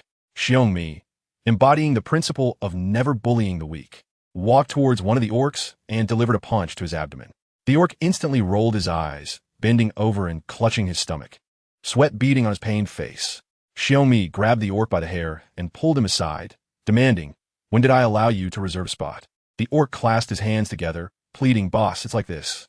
A few days ago, you mentioned gonna hunt the yin show together, and we thought since you were so kind to us, we should return the favor. We remembered your partner wanted to set up a stall here, and since you live a bit far, we thought we would reserve a spot for you. We truly meant no harm, boss. You must believe me." Xiaomi regarded him for a moment, then commanded, "Scram. When it's time to go, I will find you. Don't cause trouble behind my back." The orc nodded repeatedly, and soon the five of them vanished into the crowd. Once they were far away, they exchanged glances, asking, "What now? Shall we wait for news?" At that, they broke into smiles and swaggered off. They indeed wished to ingratiate themselves, but more importantly, they were concerned that Xiaomi might forget them or be reluctant to include them in future endeavors. Knowing his formidable strength, they felt that trailing behind him would still yield some benefits. And as for danger, who could say who would undermine whom? His strength was considerable, but they were many. If negotiations fell through, they could easily part ways in discord. Once they left, Zhou Man turned to Xiaomi and inquired, "What did they say? Are they misusing your name for ill deeds?" Zhou Man grumbled about them, expressing her disdain, saying that they did not appear to be good people at all. She had already warned Xiaomi not to go with them, yet he still intended to do so. Xiaomi chuckled, ruffling her hair, and leaned down to look at her. "Do I have such a grand reputation, man?" Zhou Man paused, exasperatedly retorting, "If you don't heed my warnings now, you'll realize your folly when they betray you." Lina added, "Yes, you should listen to Man. She just told me that they're plotting to exploit Taxue for illicit gains. Their intentions are malicious, and it's dangerous to hunt the yin show with them. If something happens to you, Man would be heartbroken." "It's really nothing," Xiaomi said, observing the fury on the little female's face. He took a few steps forward, warmly addressing the inquiring orcs. Seeing him act this way, Zhou Man lost interest in arguing. She grabbed a large leaf, filled it with some vegetables and meat, and began to yell her wares. "Braised pig trotters, braised chicken feet, braised bird eggs, free samples. If they taste good, buy more. If not, just have a taste, no harm done. Tender and flavorful, crispy yet not mushy. The meat falls off the bone with just one bite. Come and try it." It was still early, and a few orcs had already come by, exchanging furs and herbs for some goods, saying they wanted to take them home for the females. Zhou Man shouted, and from a distance, she spotted a female accompanied by two burly males. The female had curious eyes, looking around as if it were her first time here. Yet her shoes were particularly exquisite, even more so than the pair Zhou Man had purchased days prior. Zhou Man's eyes brightened, and she raised her voice as the female approached. Most vendors were male, with few females present, and those that were often stayed back, making Zhou Man's enthusiastic calls a rarity. Her soft voice was pleasant to hear, and sure enough, that female was captivated by her. "Let us go check that out." Kelly eagerly pointed towards Zhou Man's stall, and the two males beside her frowned at the sight. "Kelly, don't eat random things from outside. It could upset your stomach." Kelly shook her head in disagreement. "Look at her, she is clean and has a better aura than my cousin. Why can't I eat?" With that, Kelly confidently walked over, while the two orcs exchanged wary glances at Xiaomi behind them. "How much for this?" Zhou Man's loud calls were intended to attract her attention, but now she had to conceal her true intentions, extending the leaf with the braised delicacies. "Would you like to try a sample? If you enjoy it, you can buy some. If it's just okay or not to your taste, you are not obligated to purchase." Kelly blinked her bright eyes, momentarily speechless, but then suddenly looked at Zhou Man and said, "You're really beautiful. How much can you earn selling here? Why not come back with me? I can give you 5 energy stones every month." Zhou Man was momentarily taken aback. Observing her demeanor, Kelly glanced at the items on her stall, most of which were furs, flowers, and jerky, and asked, "Surely you know what energy stones are used for, right?" Zhou Man shook her head, understanding. Kylie's laughter grew, even more joyous upon hearing this. "That's splendid. Come back with me. The moment I laid eyes on you, I felt an undeniable fondness. I believe we are quite fated to meet." As she spoke, Kylie beamed and playfully took Zhou Man's hand, giving it a gentle squeeze. Then feigned shyness, saying, "My hand slipped. I just wanted to savor the flavor." Zhou Man felt a sudden chill as she met Kylie's sparkling gaze. Before she could respond, the brooding Xiaomi stepped forward, pulling Zhou Man behind him. He took the food from her hand and coldly offered it to Kylie, saying, "Give it a try." Kylie's smile faded as she squinted at him, then glanced at Zhou Man, pursing her lips. Please don't tell me this person is your beast husband? Zhou Man nodded, affirming, yes. Kylie felt her heart shatter into pieces, exclaiming, I want you to hold on to it while I taste it. Xiaomi retorted harshly, are you going to eat it or not? If not, then please leave. Don't waste our time selling goods. Kylie felt an urge to leave immediately, but the enticing aroma wafting toward her made her swallow hard, and she took a piece to sample. With that single taste, a new world unfolded before her. Without waiting for Zhou Man to speak, Kylie exclaimed, how much do you have? I want all. Huh? Zhou Man was momentarily stunned as Kylie dashed to the stall to inspect the offerings. So much. It's clear you haven't sold much yet. Excellent. I love this. Give it all to me. How many energy stones are you selling? Zhou Man's mind momentarily stalled, still processing the situation when Lina decisively stated, 10. 10? That's indeed not a lot. I'll take them all, and also give me the bamboo tubes. 10. They had not intended to sell 10. Wasn't that excessive? Just as Zhou Man was about to voice her concern, Lina tugged at her. With a cheerful smile, Lina added, look at where you live. We could deliver them to you. Kylie waved her hand in refusal. Chapter 202. Reaching an agreement having received 10 energy stones in hand. Zhou Man was astonished at how readily they sold. Watching their departing figures, she lingered in disbelief, then excitedly embraced Lina and Talasha, exclaiming, wow, 10 energy stones. Nearby, the Beastmen observed the scene with envy, their gazes drifting toward them involuntarily. Zhou Man tucked away her joy and gathered the remaining items. Let us go. We still have time to explore. As they departed, the eyes of the Beastmen occasionally lingered on the group, but under Xiaomi's threatening glare, they quickly averted their gazes. Once they had distanced themselves, Zhou Man joyfully remarked, I truly didn't expect them to sell so well, and we exchanged for so many items. She distributed 1 energy stone each to Lina and Talasha. Lina waved her hand in refusal.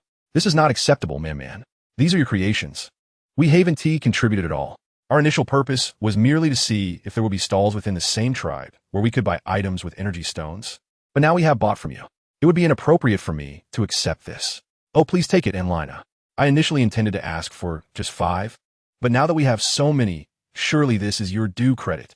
Zhou Man insisted, pressing the energy stones into Lina and Talasha's hands. Among Lina's beast husbands, none possessed particularly formidable strength. Although one had ventured with the tribe to hunt the dreaded beasts, the dangers were immense, and success was uncertain. As Lina held the energy stones, her heart swelled with gratitude. She boldly proposed, Man, that person we just saw seemed to be from the central capital. What do you think about us visiting there? She was so generous. It must mean the beastmen in the central capital are quite powerful. Zhou Man contemplated this for a moment, finding the idea feasible, but she knew there was much more to consider for the future. Coincidentally, while they strolled, they encountered the group of antelope beastmen, who snorted disdainfully upon seeing them. Zhou Man instinctively glanced at Xiaomi. Xiaomi smiled gently at her, then turned his gaze coldly toward them. The antelope beastmen immediately recoiled in fear. Savage and ignorant, they remained unteachable. The wares at the market varied with the seasons, and although it had only been 5 days since her last visit, Zhou Man was delighted to discover many new and intriguing items, such as small windmills that moved with the breeze, crafted from hemp fibers. The fibers were quite pliable, commonly used for binding, and there were numerous handmade, natural curiosities. Zhou Man exchanged her previous items for these delightful novelties. She noticed several vendors selling rice at a relatively high price. Zhou Man opened a bag for inspection and found that some grains were still husked, while others had been partially processed. The dehusked grains were indeed more expensive. Among the rice were numerous fragments, indicating that the dehusking process required considerable labor, making it a costly endeavor. A whole piece of beast hide could barely be traded for half a bag, and just 1 energy stone would only yield a mere 10 bags. Lina gasped, is it really that expensive? The seller, a goat beastman, had a rounder face compared to the antelope beastmen, with softer horns and a pleasant demeanor. Upon hearing Lina's remark, he patiently explained the reasons for the high price. After listening, Lina began to understand why it was so costly, but she was reluctant to exchange energy stones for it. Ultimately, she traded 2 pieces of beast hide for 1 bag. Zhou Man intended to brew wine and thus traded energy stones for 10 bags. As she regarded the humble and courteous goat beastman, she was suddenly reminded of the little sheep at home, whose horns also bore a gentle curve.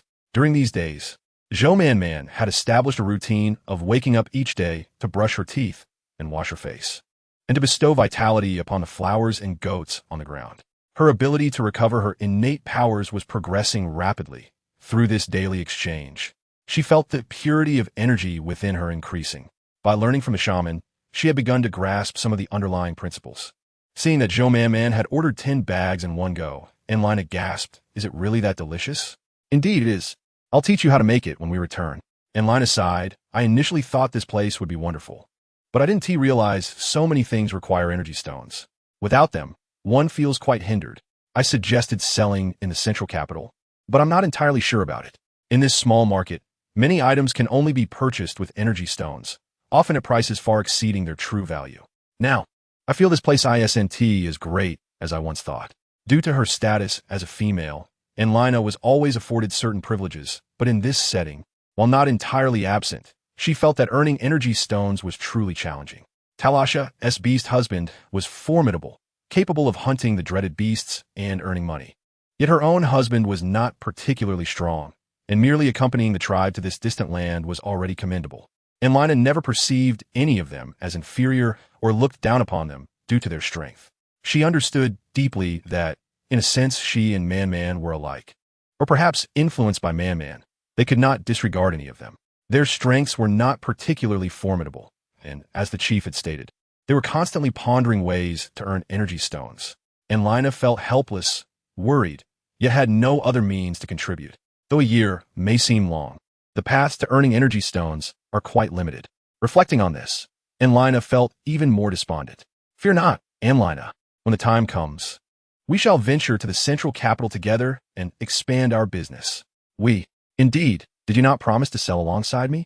However, this time, as I have undertaken the work myself, I shall take a larger share. In the future, we shall adhere to a principle of equitable distribution based on effort." Lina's eyes sparkled with excitement as she grasped Zhou Man's hand, exclaiming, "Is it truly so, Man? I am so overwhelmed with joy that I scarcely know what to say." "Of course it is true. Tarisha, what is your opinion?"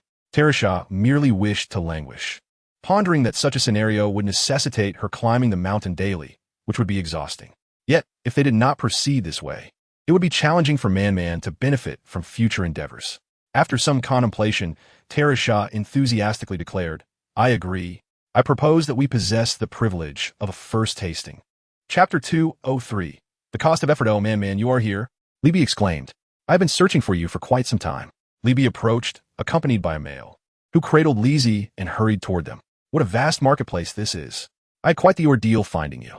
By the way, Man, what have you been selling?" "Oh, I was merely speaking without thinking the other day.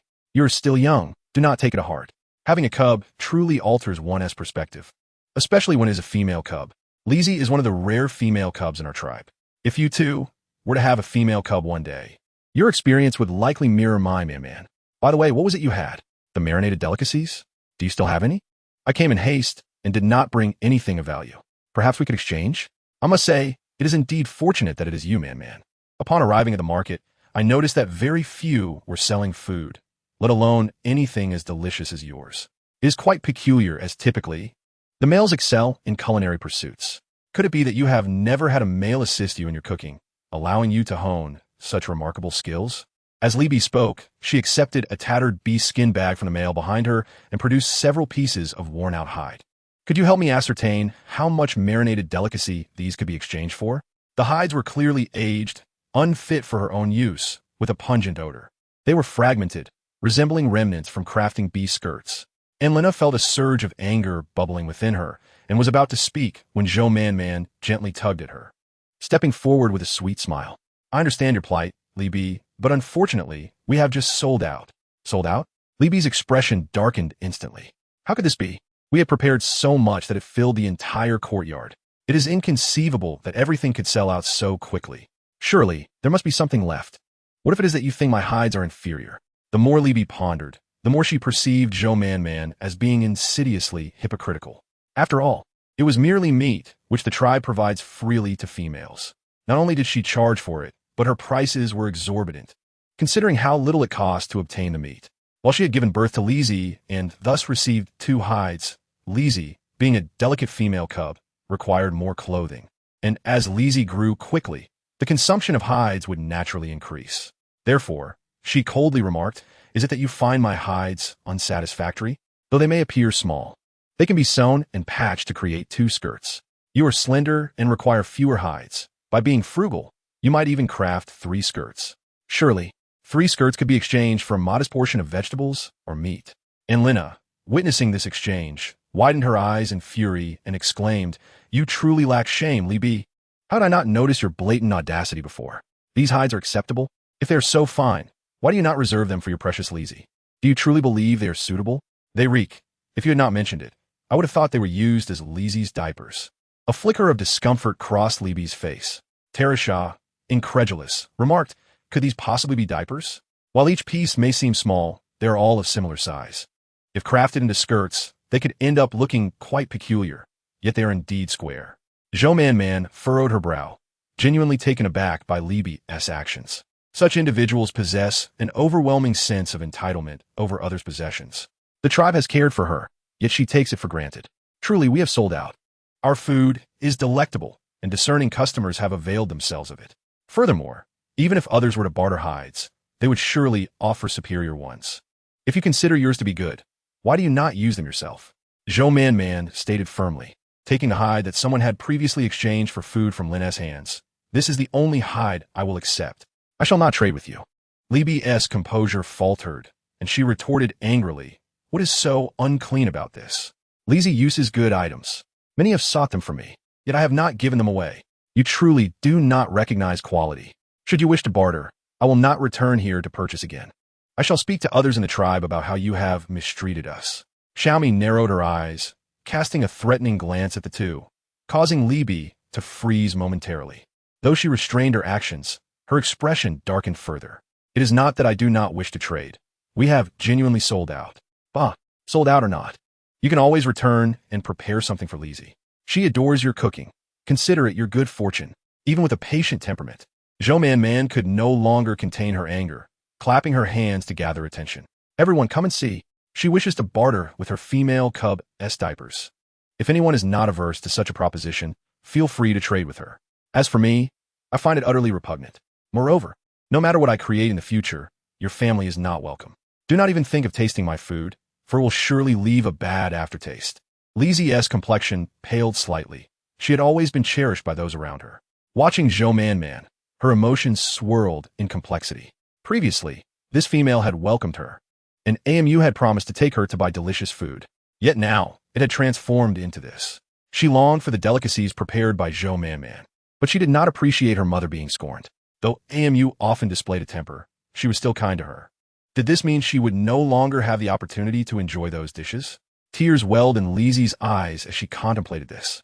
Libby, noticing her distress, felt a pang of heartache. Ignoring the murmurs of the onlooking Beastman, she muttered, "Who cares to eat?" Lizzie sobbed quietly, "AMU, I want to eat." Libby, exasperated, struck her lightly, "Eat, eat, eat. I fear I have spoiled you."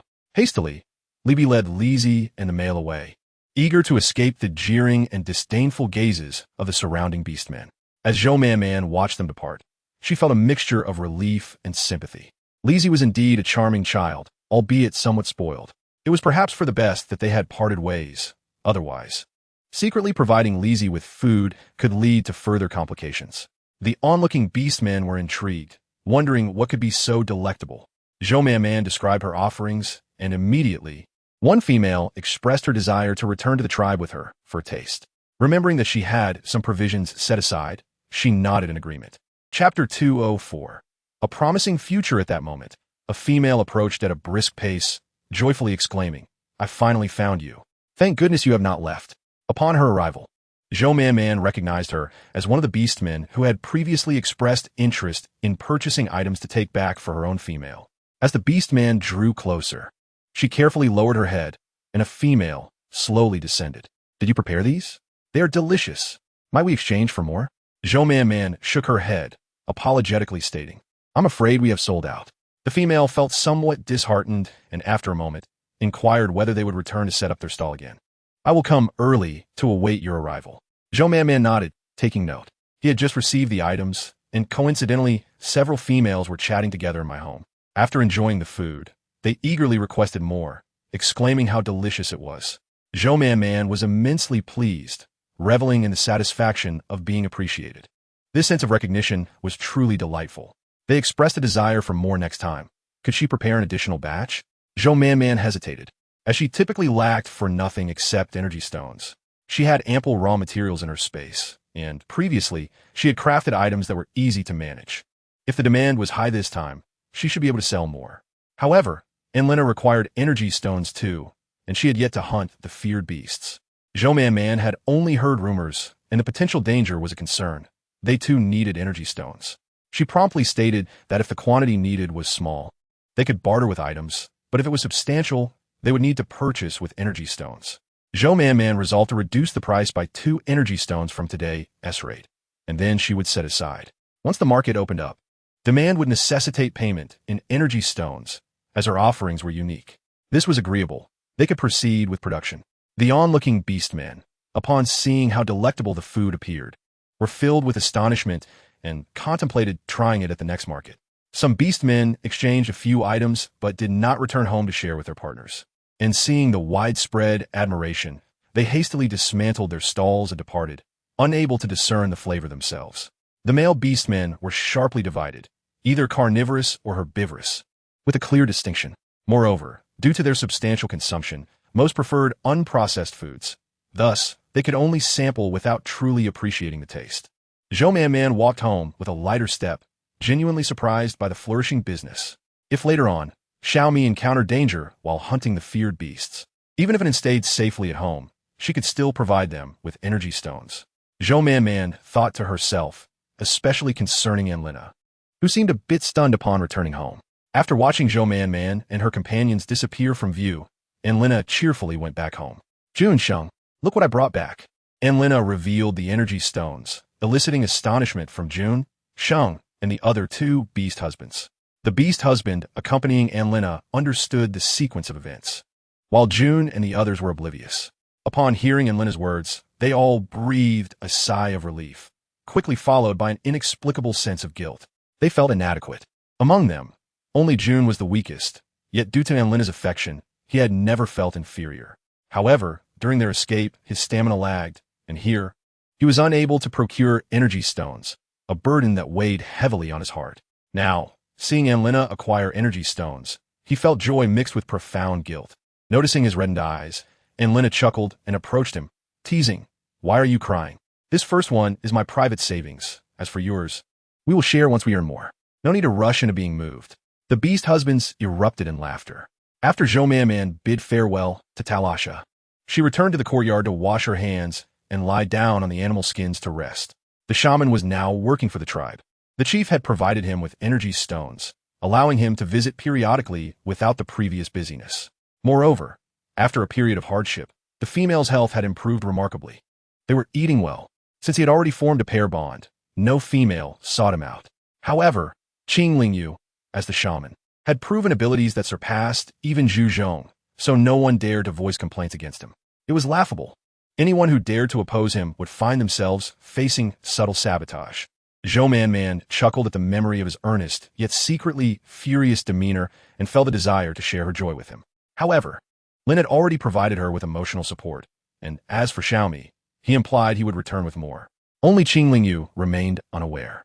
Zhou Man contemplated that she had earned a total of 10 energy stones, giving 1 each to Anlina and Talasha, spending 1 on rice, leaving her with 7. She decided to keep 1 for herself, distributing the remaining 6 evenly among them. How wonderful! She can now give them pocket money. Are you exhausted, Man? Zhou Man turned to see Lin, freshly bathed and looking pristine, droplets of water cascading down his slightly curled hair. Zhou Man playfully leapt into Lin's embrace, who affectionately ruffled her fluffy head, leaning in for a kiss.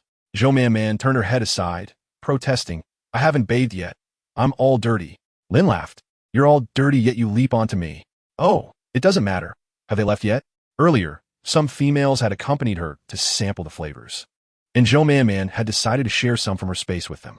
"They left long ago. Should I give you a massage, Man?" Zhou Man nodded eagerly, "Yes. I'm utterly exhausted. Honestly, what about that, Li Bei? If I have children in the future, I will definitely not raise them like that. It would ruin them. This is highly detrimental to their physical and mental health." If I have kids, I will surely do better. Lin's eyes darkened slightly, swallowing reflexively.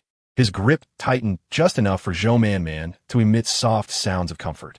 By the way, Lin, here are 2 energy stones for you. Lin gazed at the stones, then glanced at Xiaomi, sitting quietly in the courtyard. Although he had intended to refuse, he refrained and nodded solemnly. Thank you, Man. He had initially planned to hunt the feared beasts, but if he left, what would happen to Man? Remaining here was the best choice. He wondered when Xiaomi would be able to depart. Once he did, and Qing Yu went up the mountain, it would be just the 2 of them, and opportunities would abound. With this thought, Lin felt hopeful about the future, even finding Xiaomi less bothersome. He diverted his gaze and diligently massaged the little female. Chapter 205. No spitting allowed after resting for 2 days. Zhou Man summoned Anlina and Talasha. Anlina arrived with her 4 beast husbands, creating quite a spectacle that left Zhou Man awestruck. Talasha brought along 2 beast husbands, and Yu in another. Their arrival instantly transformed the spacious courtyard into a crowded affair.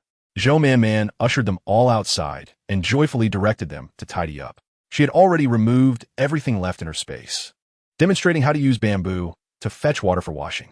Anlina and Talasha advised her to wash thoroughly. Zhou Man felt reassured, although the males might be somewhat careless.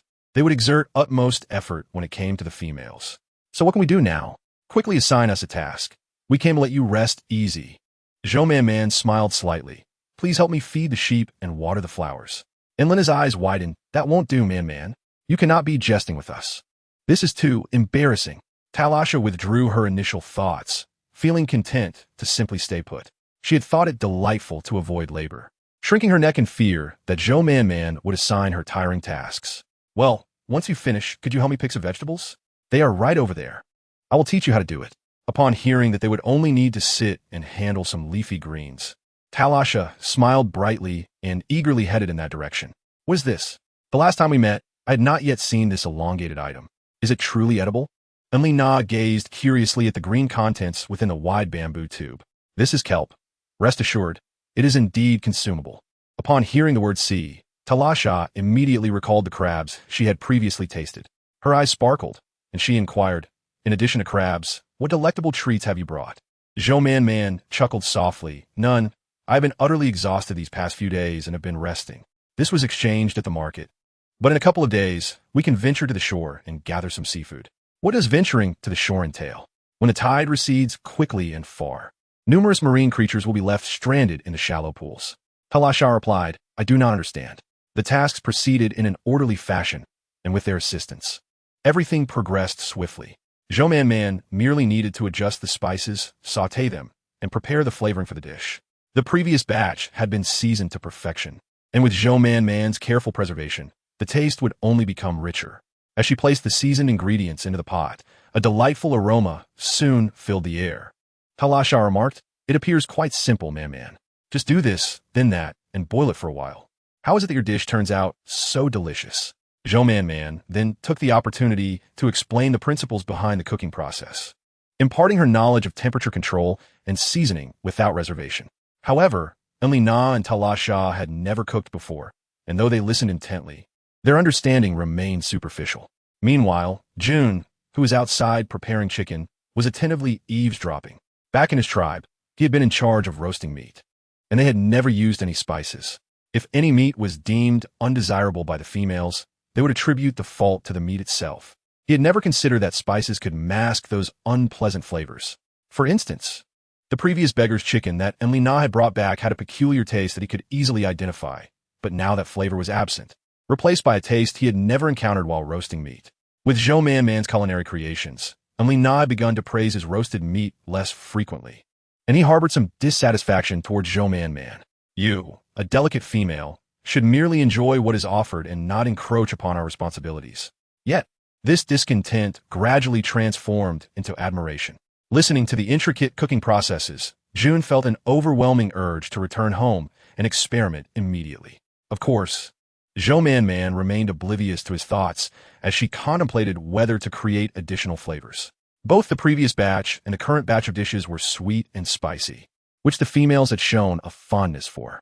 However, Zhou Man herself had a preference for sour and spicy flavors, craving dishes like pickled chili chicken feet and sour fish, all of which delighted her palate. Envisioning these culinary delights, Zhou Man felt an optimistic glow about her future endeavors. She directed Lin to bring the tender, boiled meat into the kitchen, and both Li Na and Ta La Sha's gazes instinctively turned toward it. Meanwhile, in a corner, Ta Shui feigned sleep, along with Li Si, who was crouched by the wall. Behind the courtyard lay another yard, and with everyone feeling relaxed and unguarded, Li Si stealthily made her way inside. Observing the steaming dishes, she felt her mouth water. However, upon entering the room, a shadow flickered before her, and she noticed a pig's trotter vanish. Fear gripped her heart, yet the allure of the food compelled her to suppress her fear and approach. Just as her hand reached for it, a sharp sound rang out, and Li Si pouted, ready to scream, but was swiftly silenced. Upon raising her eyes, she was met with the sight of a striking male, rendering her speechless. He was as captivating as a shaman. His azure eyes sparkled like glass orbs, and she found him overwhelmingly beautiful, instantly starry-eyed. "Do not speak." Li Si stammered in agreement. Ta Shui then released her, disdainfully waving his hand. "Why have you come again? Are you still trying to steal food? Aren't you doing the same?" She retorted. "That is my family's food. What is wrong with me eating a little? This is not your home, and you sneaked in here with ulterior motives. Besides, it is quite rude to stare at me like that." Reluctantly, Li Si averted her gaze. "Is it so wrong for me to have a bite? No. You must leave immediately." As she heard his hushed tone, Li Si realized he was feeling rather guilty, which emboldened her to disregard him and attempt to take the food. After all, she was a noble female. Her appetite was a privilege. Even though the male before her was striking, he was still merely a lowly male, naturally inclined to serve her. With a swift and forceful slap, Li Si's hand turned crimson. She let out a wail, ready to spit on the food. "If you won't let me eat, then neither shall you." Chapter 206. No debt owed to them. With a crash, Li Si collapsed to the ground, incredulously staring at Ta Shui. He dared to push her. She burst into tears. The others outside immediately became alert, hastily rising to enter. Xiaomi, unhurriedly placing the already sautéed ingredients into the pot, followed in behind. He had sensed Li Si's first cry, but believed this cat deserved some punishment. "Li Si?" Zhou Man questioned, glancing at the handsome youth beside her, a flicker of surprise in her eyes. "Who are you?" Ta Shui, upon raising his head, revealed a coldness in his eyes, yet they brimmed with innocence, and if one looked closely, they could detect traces of tears. He rushed toward Zhou Man, calling out a moo in a youthful voice, filled with unspoken grievances. Zhou Man, momentarily taken aback, eventually recognized it was Ta Shui's voice. Overwhelmed with emotion, she felt a sense of pride akin to watching her children grow, and she crouched down to embrace him. However, Ta Shui was swiftly seized by Lin, who pulled him aside. "What are you doing? How could you push a female?" Lin did not intend to reprimand him for pushing Li Si, but was astonished at how quickly this cat had transformed into human form and how deceivingly charming he appeared. "Look at Man. She is utterly unaware." Lin grasped Ta Shui's arm and pulled him aside just as Xiaomi entered. Upon seeing Ta Shui, he merely rubbed his nose and stood quietly in place. Zhou Man, reminded by Lin, recalled Li Si, who had been crying for some time. Noticing that no one was attending to her, her cries grew louder. Li Na, exasperated, remarked, "Cry. What are you crying for? We are not your kin. And you came into another's home to steal food. How dare you cry?" Zhou Man cast a glance of approval at her, thinking it was perfect, as one could play the role of the villain while the other played the hero. Now it was her turn. Stepping forward, she exclaimed, "Oh, Li Si, did you injure yourself? Let me see how badly you are hurt. Your hand is all scraped up. It is a pity that your Uncle Yu is not home. Otherwise, he could help you bandage it. How about this? I will take you to find him." Li Si jerked her hand away, turning her head defiantly. "No. Does your uncle know you are here?" Li Si stiffened, then shouted, "You miser! You are so fortunate. My uncle said that the tribe will not wait for you, and you can never return. You should be grateful to the tribe, yet you still refuse to give me food. How dare you push me? Just wait until I tell my uncle. I will have him chase you all away." Xiaomi's gaze hardened, and he took a couple of steps forward. Zhou Man quickly restrained him, saying, "She is just a child, spoiled and unaware." Xiaomi's tone was grave. In his eyes, there were no young ones. Only two kinds of people in the world, others and you. Even if they were young, if they offended him, they would still be mere corpses. Zhou Man's heart skipped a beat, and she had no doubt that Xiaobi could indeed act upon his words. She grasped his hand tightly and turned to give Tara Shah a knowing glance, silently urging her to finally obey. Tereshah snapped back to reality, nodded repeatedly, and dragged on you out. As they retrieved the marinated delicacies, Lizzie accidentally scraped her hand, causing it to bleed. Zhou Man Man wished to bandage it, but Lizzie vehemently refused, fearing that Zhou Man Man might devour her. Zhou Man Man, feeling helpless, ceased her attempts and observed Lizzie's wary gaze fixed on Xiaobi, unsure of what to say. She pulled Xiaobi into the room, urging him to stay put. With a furrowed brow, Xiaobi questioned why he should remain inside, suggesting that the cat should stay instead. After all, it was he who had injured that female cub. He could simply hand her over. Oh, you previously plotted against Rue. Why not offer yourself instead? Do you truly compare me with him? Xiaobi's narrow eyes scrutinized Zhou Man Man, who felt a pang of anxiety and quickly replied, How could he possibly compare to you? There is no basis for comparison. You are of utmost importance. However, I fear that if you become too enraged and resort to violence, it could lead to an unfortunate outcome. I am fully aware that the clan leader favors you. Everyone admires you. But this is the vicinity of the central capital, and if you were to engage with a female, what would people say? Xiaobi snorted, clearly pleased. You admire me as well? Of course, she affirmed. I would never lay a hand on a female. It is beneath me. Yet you just claimed there are only two types of people in this world. In response, Xiaobi stated earnestly, if she were to harm you, that would be unacceptable. But you females are exceedingly weak, hardly worthy of my attention. A mere flick of my tail could reduce you to mincemeat. Zhou Man Man smiled. Outside, Li Bei's anxious cries echoed. Lizzie, where are you? My precious child. Upon seeing Lizzie's pitiful state, Li Bei was immediately engulfed in fury and shouted at the bystanders. How dare you lay hands on my cubs? You are truly courting death. I will inform the clan leader and demand that you all be expelled. Li Bei embraced Lizzie, weeping uncontrollably. Upon seeing Zhou Man Man emerge from the house, she rushed forward. Had it not been for Lin's swift intervention, Li Bei would have likely yanked her by the hair. Lin, still shaken, glared at Li Bei. What are you doing? It was your cub, who came to our home to steal. Steal? Lizzie is so small. What could she possibly take? What harm would it do to give her a little? Li Bei retorted. I've never encountered such pettiness. Lizzie expressed her intent to spit on the marinated delicacies. Li Bei turned sharply, rebuking. Who is this vile person? What's wrong? I could just as easily say, I want to spit on the delicacies. Does that mean I actually will? Hearing her mention Tu Shua, Zhou Man Man was unwilling and waved Tu Shua over, her eyes narrowing as she fixed Li Bei with a sharp gaze. I recall, we had already settled this matter. Those who understand would refrain from returning. Moreover, if Lizzie had come in to speak with us, we would have gladly shared food with her. However, Lizzie sneaked in. Can she act this way simply because she is a female cub? Let us be honest. She is your cub. Why should it concern me? What right do I have to feed her? After expressing her thoughts, Zhou Man Man noticed Lizzie staring at her with the eyes of a wolf cub, and her heart sank further. Initially, she had intended to pack food for them to take back, to clarify matters with them when they arrived, and to inform them that Lizzie could come directly to ask for food in the future. However, she had not anticipated that Li Bei would so blindly accuse them without inquiring into the circumstances, treating Lizzie as if she could do no wrong. Chapter 207. Her good fortune. Li Bei, fuming, huffed and puffed as she glanced at Zhou Man Man, who was sheltered behind Lin, and then at the several males trailing behind her. Lizzie is injured, yet you remain apathetic. You always act so kind towards her in my presence. Why is it that now, when Lizzie is bullied, you show no reaction?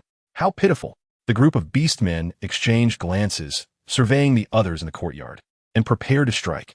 Even if they could not harm the females, they could certainly wreak havoc on their surroundings. Just as they were about to act, Xiaobi stepped out, wearing a half-smile as he regarded them. You are disturbing me. The Beastmen felt a chill run down their spines, momentarily frozen in place. Very well. I shall summon the clan leader to mediate this matter. Go ahead. I have never seen anyone so brazen as to steal from another's home and still act so entitled, Xiaobi replied. Li Bei nearly collapsed in exasperation. Fine. Even if Lizzie did steal something, what about the injury? Did she harm any of you? Zhou Man Man coolly regarded her. What do you intend to do? Li Bei's eyes darted as she recalled hearing that someone had acquired 10 energy stones in exchange for their goods. She declared, 10 energy stones. I will treat this matter as if it never occurred. Otherwise, I will demand that everyone help me seek justice. And Lina exclaimed in disbelief. 10 energy stones? You'd be better off selling yourself for that amount. Leave now, or don't blame me for losing my temper. The group forcefully expelled them. Upon returning, the shaman was taken aback by the scene. Zhou Man succinctly summarized the events, and Qing Lingyu pursed her lips, addressing Li Bei. Would you like me to help bandage the young female? Bah, a cat mourning for a mouse, feigning compassion. I don't need your help, Li Bei retorted, pointing at Zhou Man and Anlina, then at Terasha, struggling to recall the name. And you, just wait. I will ensure you suffer for this. After her tirade, she cradled Lizzie, who was sobbing, and quickly ascended the mountain. Qing Lingyu turned back. What are you standing around for? Return. Zhou Man pursed her lips, pondering whether they had been too excessive. Qing Lingyu affectionately ruffled her hair. Not at all. Zhu Zhong has departed. He won tea return for a few days, and there is some pain involved. Qing Lingyu entered the courtyard to wash her hands and surveyed the items being processed. Is there anything I can assist with? Soon, Qing Lingyu was assigned to help them gather wild delicacies, along with Tu Xue, who had just transformed into human form. Zhou Man pulled him aside, imparting various instructions, primarily that in future encounters, they should call for assistance first, and if they wished for anything to eat, they should simply ask her. Since he called her AMU, no good AMU would be stingy with her own children. Tu Xue listened obediently, but upon hearing this, he offered a rare retort. Not all AMUs are kind. Zhou Man was momentarily taken aback by his words, but he continued, however, you are an exceptionally good female. At that moment, the three felt an ominous alert within them. Once everything was prepared, Zhou Man took some food back with her, planning to revisit the market during the next gathering. Given the abundance they had made, it would be ideal to sell everything, but if not, they could take a trip to the central capital. Even if they sold out, they had resolved to explore. As Anlina was eager to earn energy stones, while Zhou Man and Terasha were more interested in discovering the wonders of the fabled capital. After preparing water for a bath, Zhou Man reflected on the inconvenience of their current situation, contemplating what materials could be fashioned into a container for bathing. Outside, the three stood in unified resolve. Lin looked at Xiaobi. When are you going out to hunt the fierce beasts? In the next couple of days, he replied. Lin glanced at the slumbering cat. You might as well take it with you. It's quite bothersome. After pondering for a moment, Xiaobi nodded in agreement, then turned to Qing Lingyu. If Man goes out to sell things, you must accompany her. Qing Lingyu recognized the gravity of the situation and nodded in response. Lin immediately protested. You would have the shaman protect Man? That is utterly ridiculous. You might as well let me do it. Xiaobi cast a meaningful glance at Lin, causing a shiver to run down Lin's spine. What is he doing? Did I say something wrong? Or am I simply too weak, little brother? The tone of Xiaobi was exceedingly irritating, and Lin clenched his teeth, the sound echoing in frustration, staring at Xiaobi's retreating figure, wishing he could deliver a swift blow. After a glance at the tightly shut door, Lin tightened his grip on the energy stone in his hand, hesitating for a moment before ultimately turning to enter another room. In truth, he had already absorbed one energy stone. This was the remaining one, a gift from Mon, which he was somewhat reluctant to part with. However, Xiaobi's words made him seriously doubt himself. Xiaobi had no need to mock him with Mon's safety, which implied that Qing Lingyu's strength surpassed his own. How could one bear such a revelation? Once Lin departed, Qing Lingyu merely smiled faintly, remarking that his strength was already commendable for his age. Xiaobi shook his head, unconvinced, dismissing him as weak. Meanwhile, Mon had finished cleaning up. Ah, Lin said, putting away the energy stone and rising with agility. In the brief interlude, Xiaobi had already poured water, while Qing Lingyu was applying ointment to Mon's hands. It's truly bothersome. Can I not hurry up and leave? Lin exclaimed. The flickering flames illuminated the exquisite visage of the man diligently tending to Mon's injury, and a wave of happiness washed over her. Perhaps traversing into this realm was not such a misfortune after all. Should she express her gratitude to the netizen with whom she had battled in the dead of night? With long eyelashes casting shadows, a prominent nose, perfectly shaped lips, and slender fingers that applied the ointment with precision, it felt like a blessing accrued over several lifetimes. After gazing for a lengthy moment, Mon reluctantly averted her gaze. Qing Lingyu lifted his eyes, asking if she had finished admiring.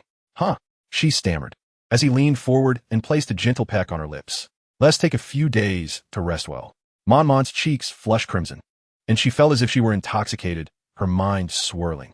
She waved her hand dismissively, claiming this was trivial.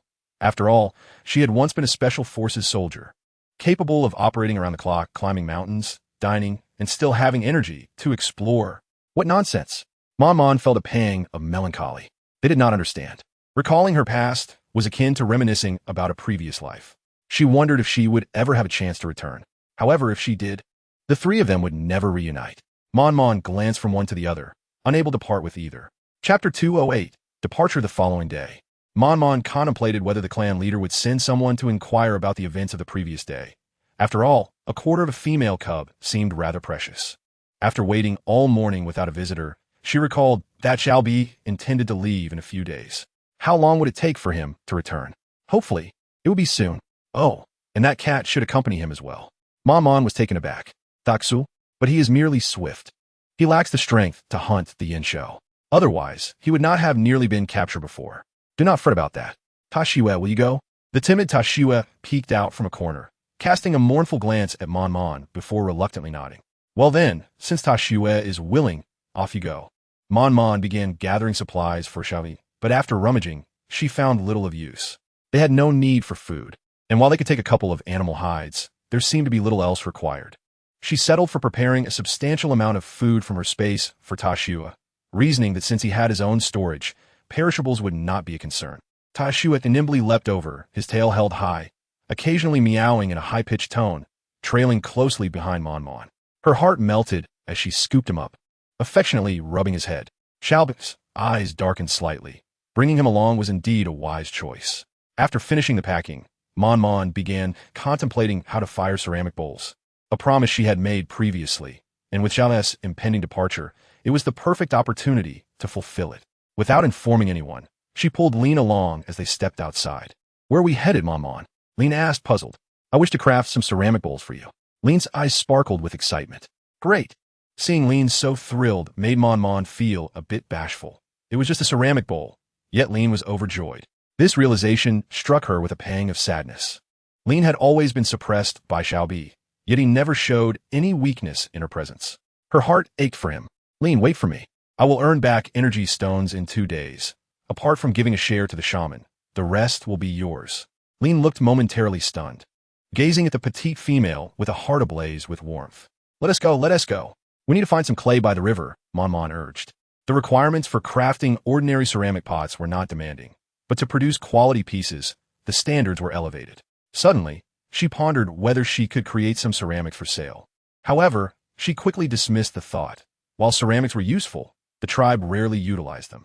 Most cooked meat directly, and the few who boiled vegetables did so only for health reasons or occasional ailments, rendering their practicality minimal. In the distance, a long river came into view, its waters clear and free of debris, reflecting the azure sky. Dense reeds lined the banks, swaying gently in the breeze. Mon Mon recalled the first tribe she encountered upon her arrival, where they used similar reeds to construct pig pens.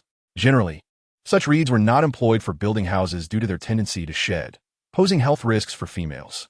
Mon Mon and Lin followed a narrow path leading to a flat stone, searching for the type of clay they had previously found. However, they could not locate it, but discovered a suitable alternative. Mon Mon retrieved bamboo tubes from her space, filling a dozen or so to the brim. Just as she intended to turn back, her foot slipped, nearly causing her to fall. Lin reacted swiftly, catching her and checking for injuries. Are you all right, Mon Mon? I'm fine, she reassured him, pointing. Look, Lin, are those wild chicken eggs? Lin followed her gaze, laughing in delight. Indeed. Should we take them back, Mon Mon? Of course. But wait, let us see if there are more wild chicken nests. As she spoke, Mon Mon picked up a stone and threw it into the reeds, which instantly erupted with the sound of flapping wings and clucking chaos. Which little rascal threw that? Oh no! Mon Mon's expression changed, and she grabbed Lin, running in the opposite direction. What is wrong, Mon Mon? Lin queried, bewildered. Run. It would be dreadful to get caught. Good point. They ventured deeper into the thicket, discovering a wild chicken nest every few steps, each containing several eggs, some with 7 or 8, others with 3 or 4. However, caution was necessary, as some eggs were already hatching and not suitable for consumption. If one had to eat them, they could, but the taste would be less than pleasant. Mon Mon still had baskets from previous purchases within her space, and by now, they had collected nearly half a basket of eggs, each one significantly larger than those she had encountered before. A delightful surprise. Lin observed curiously, why is it that every so often we come across these little circles? As he spoke, he approached one to inspect, astonished, exclaiming, it's just the right size for 2 people to lie down in. Come, Mon Mon, take a look. I wonder what kind of nest this is. While Mon Mon was crouched down gathering eggs, Lin's words made her cheeks flush with embarrassment. Was he truly oblivious?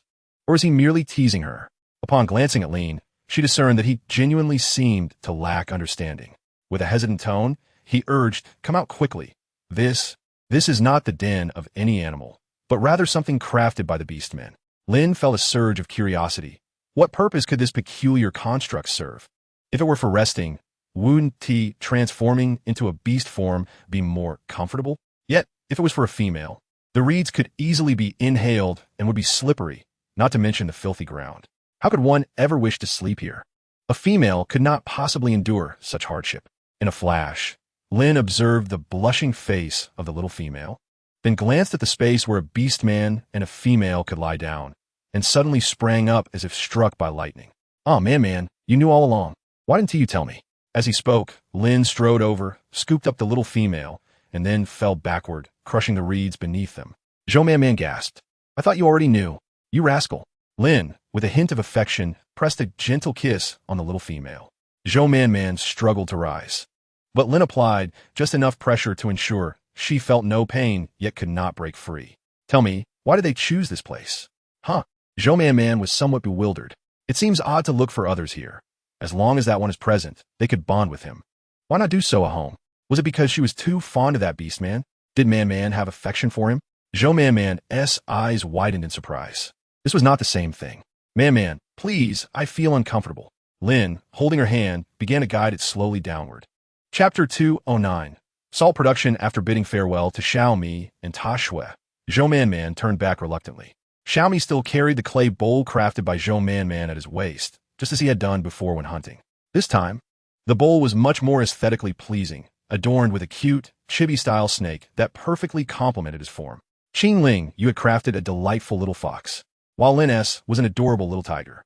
Man had also sourced exquisite flowers and leaves, ground them, and used them to color the clay, resulting in charming creations after baking. They had become quite experienced in setting up stalls. This time, Lina and Man learned from their previous experience and arrived early. By the time they had everything set up, Talasha arrived fashionably late. In truth, Talasha had come earlier than their last visit. They found a location still near the crossroads, but slightly further back than a previous spot, and several beastmen recognized them. "What do you have today? I didn't expect you to arrive so early." "Oh, what is this? I didn't see it last time." "You don't know, when I brought it home, my partner praised me, and I gained quite a bit of face." Man responded with a smile, as the males were innocent and devoted. Ling, you set up a small booth nearby to offer medical services. Watching Man skillfully promote her goods, her eyes glimmering with joy. It felt as though time stood still. As the sun rose, more beastmen gathered, making Man's stall particularly conspicuous. She implemented a strategy to allow females to sample her offerings for free. Some beastmen, recalling her stall from the previous visit, came specifically to buy for their females, resulting in a growing crowd. The more beastmen surrounded her, the greater the curiosity of those who were unsure of what was happening, soon forming layers of onlookers. Ling, you had planned to assist Man while tending to his own stall, hoping to treat any females in need, as good shamans were rare. However, witnessing the success of Man's business, he realized his previous assumptions about luck were misguided. He quickly abandoned his stall to help with packing. "Save some for me. Let me through. I asked about this last time." She was a female, and the surrounding beastmen instinctively made way for her. Approaching Man, she displayed her neat teeth and inquired, "How much for the remaining items? How many energy stones?" Upon hearing this, the surrounding beastmen erupted in dismay. If she took everything, what would they have left? Even those merely observing grew anxious to trade for something. "Yes, I have more. How much do you want?" The female waved her hand. "I'll take it all." "How many energy stones?" Man replied with a smile. 8 energy stones. The female was taken aback. "That is so expensive." The onlookers gasped in unison. "Goodness, these items are quite pricey." After a moment, she said, "Then I'll take 5 energy stones." Curiously, she continued, "These are delicious no matter how you eat them. They pair wonderfully with rice, allowing me to enjoy 2 extra bowls. They keep well too. In this weather, they can last a couple of days without issue. The main thing is they taste great. In this life, I seek nothing more than good food and happiness." Man nodded in agreement, filling her order generously. The female realized that 5 energy stones were indeed substantial, and with satisfaction, she left with her goods. With only a bamboo tube of preserved delicacies left, the remaining beastmen quickly traded their items for the last of it. After selling out, with time still on their side, they strolled along the roadside back home, exchanging their acquired goods for other necessities, including Zhou Manman's spices. Upon returning, Zhou Manman began distributing the items. She established strict distribution standards, and Lena and Talasha would each receive 1/5, while she would take 3/5. This arrangement was based on the popularity of the preserved meats. Judging by the market today, the Beastmen were fond of them, but their purchasing power was limited. Energy stones were precious and not easily relinquished. Most transactions were made through trade rather than direct purchases. Thus, Zhou Manman concluded that a trip to the central city was necessary. When she shared this thought, both of her companions agreed. If that's the case, will we still visit the marketplace? Let us first check the central city. If business is good, we might skip the marketplace altogether, or perhaps visit the marketplace during its open hours and spend the rest of our time in the central city. Talasha exclaimed, "That sounds exhausting, man. I might turn into a battle sand." Zhou Manman chuckled, "If you're tired, we want to go."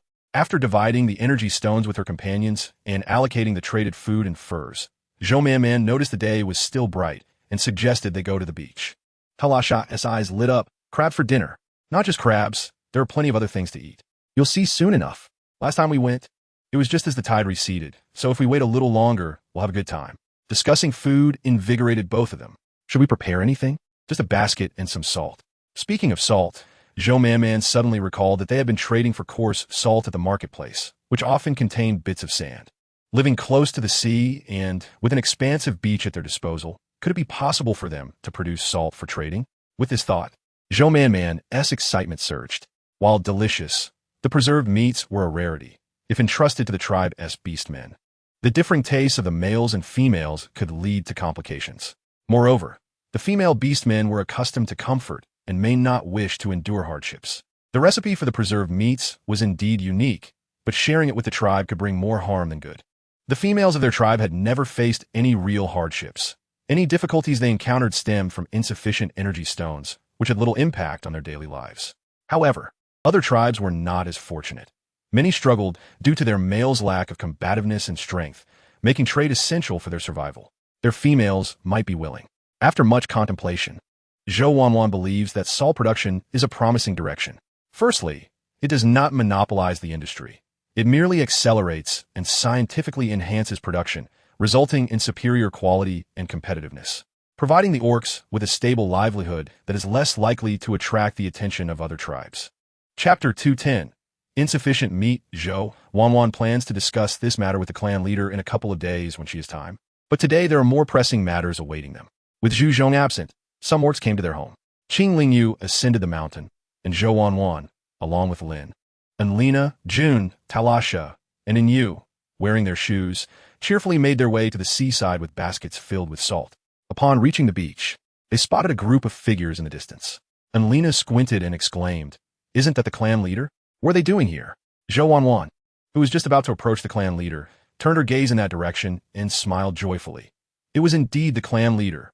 As they approached, eager to greet him, they noticed his expression was not particularly cheerful, causing them to suppress their smiles. The clan leader, spotting them, smiled and said, "Come over for a stroll." And Lena nodded. "Yes, we came to gather seafood." Gathering seafood means waiting for the tide to recede to collect crabs, clams, sea cucumbers, and small fish. The clan leader nodded, reminding them to stay safe and enjoy themselves. Zhou Wanwan felt a bit uneasy, sensing that the clan leader regarded them as children. Yet, he was indeed much older than them. Gazing out at the vast sea, she suddenly recalled that the clan leader's female had not yet returned. It had been over a month since her departure. If she were to return, why was the clan leader in such low spirits? The only explanation could be that something had happened. Realizing this, Zhou Wanwan felt the clan leader was not in the mood to discuss the tribe's development. As they walked, they noticed a large, somewhat rudimentary ship approaching, which seemed to be waiting for them. The three of them watched the ship, curiosity piqued, as they stood quietly observing. 3 individuals disembarked from the vessel, one appearing older with graying hair, while the other 2 were younger. Upon their arrival, greetings were exchanged, and the newcomers acknowledged the onlookers. Zhou Wanwan and her companions responded with bright smiles. The elder remarked, "Your tribe has truly taken good care of the females. I have heard that you traveled thousands of miles to reach this place and managed to maintain such a large community, living in peace and prosperity. Truly admirable." The clan leader chuckled modestly. "Not at all. It's easy to arrive, but giving birth is the difficult part. After observing for a while, Zhou Wanwan finally understood their purpose. They were technical advisors. As the saying goes, those who rely on the mountains eat from the mountains, and those who rely on the sea eat from the sea. Since they had settled by the seaside, it was only natural to find ways to utilize the ocean for sustenance. While trade was flourishing, it could not be wholly relied upon. Thus, the clan leader had decided to invite other coastal tribes to teach them how to build boats, enabling them to fish at sea and truly live off the ocean. If they wanted to hunt again, it was also feasible, but the journey would be much longer, and the tribe was still recovering from its losses. Such a method was evidently unsuitable. Why seek distant resources when closer ones were available? Hence, the arrival of these individuals. The elder stroked his beard and said, "We brought a small gift for you. On our way here, we passed through a school of fish, which may be a bit heavy, so we need your brave orcs to assist." The clan leader nodded vigorously, and Lin, and you, and June went to help. Some orcs transformed into their beast forms, securing ropes around their bodies, while the remaining orcs held the ropes tightly in human form. At the leader's command, the beastly orc began to sprint forward, and the others pulled in unison. A massive net beneath the ship began to close in, gathering the fish that gradually congregated, their shapes obscured by the murky waters. Before long, the net was drawn tight, revealing the fish within. Talasha gasped, "Goodness, look at all these fish. They're so large." The elder appeared quite pleased, nodding in agreement. Generally, nearshore fish are tasty but small and bony, which can harm the females. However, deeper waters yield larger fish with better flesh. Talasha gulped, clearly tempted. The clan leader laughed heartily, urging them to choose a few fish to take home. If they needed help, they could ask the orcs. The group exchanged glances, not hesitating to pick out their selections. The fish were indeed enormous. Zhou Wanwan had never seen such large specimens before, and she was overwhelmed with choices. Observing their excitement, the elder was even more satisfied, explaining that while the ship appeared fine, the net was even better. Crafted from the tendons of beast-like creatures, fireproof and capable of cutting through rocks, with remarkable resilience, ensuring that fish could not escape. This seemed to imply that they were expected to purchase the nets as well. The clan leader nodded silently. The tribe's communal resources were quite depleted. The hunting team had left early, and it was uncertain how much they could bring back. The elder added, "Buying these to please the females is also worthwhile. Look how happy they are choosing. The fish's flesh is excellent, and there are many varieties. Aside from some being more prone to cold, there are hardly any drawbacks." The group, happily selecting, suddenly felt as though they were being used as pawns. They hastened their selection, each choosing 2 fish before moving on to gather seafood. The most common find was the large crabs they had seen last time. Upon spotting a crab, Talasha's eyes lit up, and she eagerly began to rummage through the basket. Zhou Wanwan shook her head, reminding her that gathering seafood was about picking and choosing. The more they collected, the more enjoyable it would be. However, Zhou Wanwan soon realized that this was not the case. Perhaps everyone found the seafood lacking in meat and too small, causing no orc to bother with it. As a result, the beach was teeming with crabs, various shells, clams, all sorts of sea snails, and sea urchins. Even turning over a stone revealed numerous lobsters and snails clinging beneath it, densely packed. Those with a fear of clusters would surely be unsettled. Yet, Zhou Wanwan was unfazed. All she could see were the various ways to prepare these items to make them tastier. With so much available, they easily filled their baskets without much effort, even taking longer to choose fish than to gather seafood. The 3 filled 3 large baskets to the brim and returned home with 6 fish. As they made their way back, the ship remained docked. Zhou Wanwan glanced at it and sensed an unusual energy emanating from it. While she had studied the ship's structure, she lacked practical experience, only able to glean a rough understanding.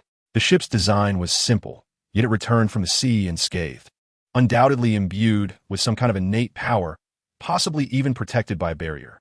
As they moved further away from home, Zhou Wanwan quickly dismissed these thoughts, pondering instead what to eat. Chapter 211. Manbao Talasha collected numerous crabs, while her basket contained little else. Unlina gathered a variety of shiny shells in different colors, which looked quite lovely, and she also picked up some crabs, as steamed crabs were a must. Zhou Wanwan skeptically examined their baskets, and found that they truly had only crabs. The 2, seeing the bizarre items Zhou Wanwan had collected, gasped in surprise. "Oh my Wanwan, can these things be eaten? They look too strange." "Of course they can. I'll prepare them for you shortly." The 2 individuals hesitated to express their reluctance to indulge in the culinary delights, Yet the thought of her extraordinary culinary skills held them back from uttering their concerns.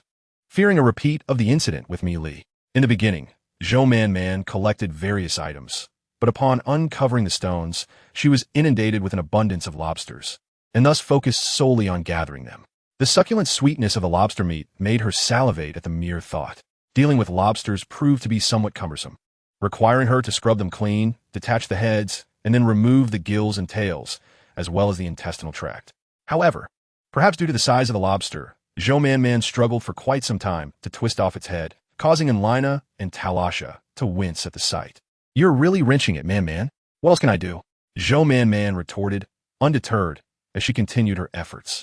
Lin, stifling a laugh, took the lobster from her hands and said, "All right, let me handle this." Zhou Man pouted, "This lobster is too tough. I've always done it this way." Lin effortlessly twisted off the lobster's head and proceeded to methodically follow the steps she had outlined, removing the gills, the tail, and the intestinal tract with precision.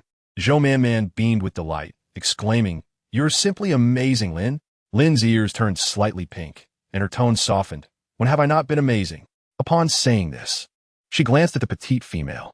Zhou Man paused for a moment, then playfully nudged him. "You're being cheeky." "Oh, you're truly remarkable." Enlina teased Zhou Man, who puffed her cheeks in mock annoyance. "If you keep teasing me, I want to share my lobsters with you." Enlina quickly begged for mercy. "Oh no, please." Man, I was just joking. Let us get the crabs boiling. I need to prepare the seasoning." Zhou Man declared as she headed toward the kitchen. Enlina attempted to follow, but Zhou Man stopped her. "No, Enlina, I'm upset now. You can't come with me." Enlina wanted to protest, but found herself shut out. She returned to her seat, and Talasha was already instructing you to start boiling the crabs. Relishing the sight of Enlina's dismay, "That LL teach you to imitate Man's speech." Enlina sat down at the table, glancing at Talasha. "What's wrong with you? You are being foolishly incompetent. You think I'm foolish? Where have I shown foolishness?" If you call me foolish, you're not allowed to eat my crabs." All right. With you two, I can't win." Zhou Man rummaged through her supplies and gathered essential ingredients: scallions, ginger, garlic, star anise, dried onions, dried chilies, and Sichuan peppercorns.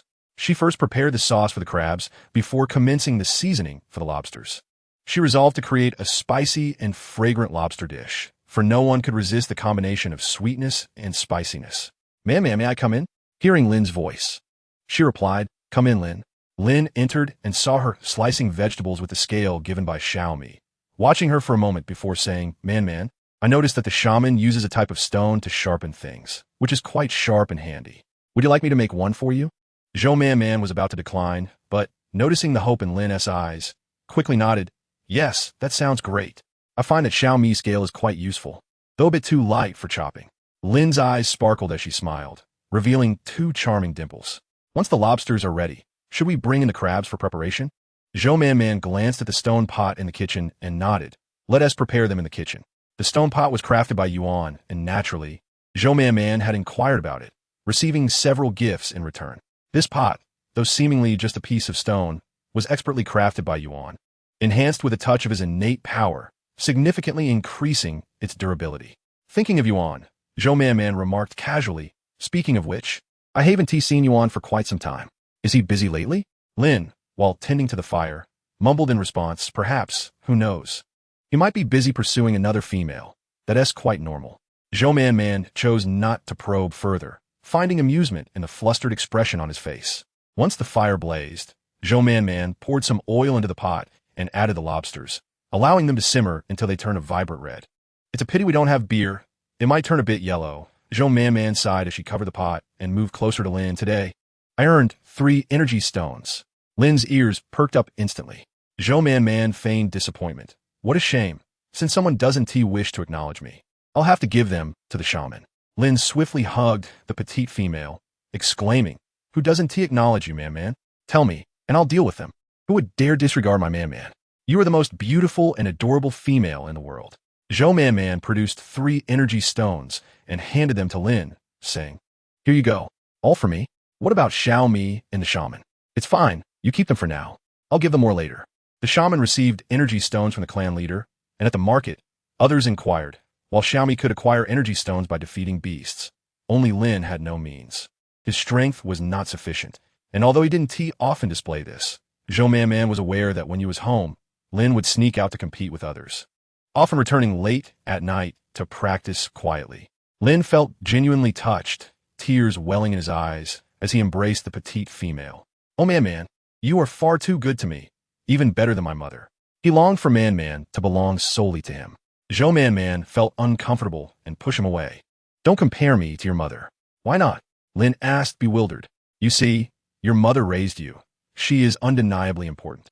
But if you regard her as paramount, always obeying her, you might end up being a mama-s boy. If you think poorly of her, then that is also not ideal." "What is a mama-s boy?" "It's when someone believes their mother to be the best person in the world, obeying her every word." Lin smirked slightly, gazing at Zhou Man. "Then I must be a man-s boy." Chapter 212. The central city. The group enjoyed their meal immensely, leaving the few fish unprepared to take back with them. After a day's rest, Zhou Man began to experiment with marinated dishes again. She was now quite adept at making these delicacies, feeling confident enough to prepare them with her eyes closed. After completing a batch, Zhou Man, along with Lin and Qing Lingyu, decided to visit the central city. "I've heard there are many Beastmen in the central city. Let us go see. It sounds fascinating." "And a legendary tree of life that supposedly grows in the center of the city. Could it be real? I'd love to see it." Qing Lingyu chuckled. "Those are just rumors, becoming more exaggerated with each telling. However, the tree of life does exist, but it is guarded by the city lord's appointed personnel, so it's not easily accessible." "I see." Zhou Man was too disheartened as she brought out the marinated dishes she had prepared the day before, having also made the two fish, transforming them into a delightful pickled fish dish. The delicately sliced fish, as thin as gossamer, glistened with broth, almost as if one could see through the slices to another world, presenting not only a visual feast, but also a delectable one. Zhou Man was quite fond of it, though uncertain if others would share her enthusiasm, so she only took half a bamboo tube with her. The central city was still quite far from their location. With Qing Lingyu holding the bamboo tube and Lin guiding the petite female, they moved swiftly, walking for nearly half an hour, covering an estimated distance of 200 to 300 kilometers. Upon reaching the outskirts of the central city, they found a long queue. Lin set Zhou Man down, and she carefully observed the city's exterior. Towering stone walls flanked both sides, and the entire city was constructed from stone, obscuring the interior from view, stretching endlessly beyond sight. She tugged at Lin's wrist, noticing it was quite large. The group quickly moved forward, where two orc guards clad in black furs and adorned with feathered headdresses inquired about their purpose for entering the city. Zhou Man pointed at the bamboo tube and candidly replied that they were there to sell goods. The youthful guard, captivated by her beauty, spoke softly, his cheeks flushing slightly. "The road to the west has more food vendors. Everyone enjoys strolling there. You should go take a look." Zhou Man smiled brightly, thanking him. "It's nothing. Off you go now." Lin pursed his lips and briskly led her away. Zhou Man immediately sensed Lin's displeasure and gently caressed his palm, one stroke after another. "I'm so tired, Lin. I think we can walk a bit slower." Upon hearing this, Lin swiftly picked her up. Zhou Man let out a soft gasp. "Let us hurry along," Lin said, striding ahead towards the west. Zhou Man, realizing the situation, burst into laughter. Upon reaching their destination, Lin, with a stoic expression, "Set her down. You shouldn't smile so broadly at other males outside." "Why not? It may cause emotional discord among other partners." Zhou Man bent over in laughter at this. "But isn't a male only allowed one female? How could there be emotional discord? A body may belong to one female, but the heart is different. If a bond is severed, one becomes a wandering orc, free to form new connections with other females." Zhou Man's laughter faded instantly. "So, they can also change their affections." She frowned, choosing silence. Lin touched his nose, thinking he had frightened her, and softened his voice. "I would be upset if you smiled at others. It hurts here." Lin placed his hand over his heart, and Zhou Man nodded, understanding. Seeing her still unhappy, Lin sighed in resignation. "Fine, I can't control you." Zhou Man pouted and glared at him. "So, you can change your affections too." Lin was taken aback, his heart leaping with joy. "How could that be?" "My heart belongs to you, Man." He secretly wished for the two to change their affections quickly. But Qing Lingyu was still leisurely making his way over. Lin decided not to mention this to Man. Suddenly, an idea struck him. Why not encourage them to develop affections for other females, thus freeing Man from their bonds? He felt a surge of satisfaction with his cleverness. Remaining composed, he suppressed a smile and spotted an empty spot. Let us go there, man. It's unoccupied. Zhou Man looked over, noting the ample space. Why is it empty? But I must say, there are indeed many people in the capital. Although it's not as crowded as the market, the attire here is much more refined. Many females wear lovely flowers in their hair and are impeccably clean. However, in terms of appearance, the females in the capital and those in the market aren't drastically different, but the males are another story. The males in the market often exude an air of insecurity, whereas here, they walk confidently, their faces adorned with vibrant stripes. Zhou Man recalled a fitting saying, in the market, you cannot discern the wealthy, but in the central capital, you cannot discern the impoverished, as they approached a stall that had yet to be set up. Another orc vendor nearby remarked, you can't set up directly. You must first register and pay an energy stone to sell here. Zhou Man was taken aback. An energy stone for that? The nearby orc, surprised but seeing she was female, patiently explained, just a few steps ahead, you'll find a redstone door. It's in there. This position costs 1 energy stone for 10 days. The one ahead is better at 1 energy stone for 5 days. And a slightly smaller one costs 1 energy stone for 20 days. So expensive. 1 energy stone for just 10 days. And it's not guaranteed to earn any money. Truly outrageous. The orc laughed. Most people typically earn back their investment. It's still early. Many females are at home sleeping. They usually come out around noon or in the afternoon, and the evenings are even busier. Once the lights are on, it's comfortable in the air, and the females enjoy strolling about. As long as it's not exceptionally unappetizing, they can generally earn back their costs. Zhou Man nodded in gratitude and pulled Lin towards the direction the orc indicated. As they walked, Zhou Man observed that the street wasn't solely for food vendors. Many orcs were selling a variety of freshly picked flowers, which were quite beautiful, with unusual shapes and vibrant colors, many of which she had never seen before. Additionally, the food vendors mostly focused on grilled meats and fruit juices. Zhou Man noticed one person selling flatbreads using a steaming hot stone and others experimenting with stewed meats. Chapter 213, The Essentials of Life. It seemed that with effort, one could indeed devise something. However, it was unfortunate that the tastes of the males differed from those of the females. Even though the food was acceptable, there was always a feeling that something was amiss. Reflecting on this, Zhou Man felt a surge of confidence. The red door was quite conspicuous, with a small window where a female sat, appearing rather bored. Upon seeing Zhou Man, she perked up. Selling something? What do you have? Food. Let me check it first. The round-bodied female stood upright, peering out from the window. We're selling some homemade food, Zhou Man replied, gesturing for Lin to open the bamboo tube. The enticing aroma wafted out, enveloping them in warmth, and the female inhaled deeply, enchanted. After a moment, she returned to her seat, shaking her head. Where do you want to rent? Next to the one selling rice cakes. By the big tree. There seems to be space there. It's 1 energy stone for 10 days. Zhou Man nodded, okay. Just as she was about to pay the energy stone, the female continued. However, Zhou Man thought she was trying to make things difficult, her brow furrowing in indecision. That spot was indeed quite good, but if she asked for too much, it might be unacceptable. If you're willing to give me some of that, the female gestured towards the bamboo tube, and let me have a taste. I'll add a few more days for you. Just like that. Zhou Man thought she was being unreasonable, her demeanor wavering. If you don't want to, then it's 1 energy stone for 10 days. I'm willing. Zhou Man replied with a smile, pulling out some leaves from her basket, rinsing them quickly, and passing some through the window. Try it. If you like it, do come back to our stall.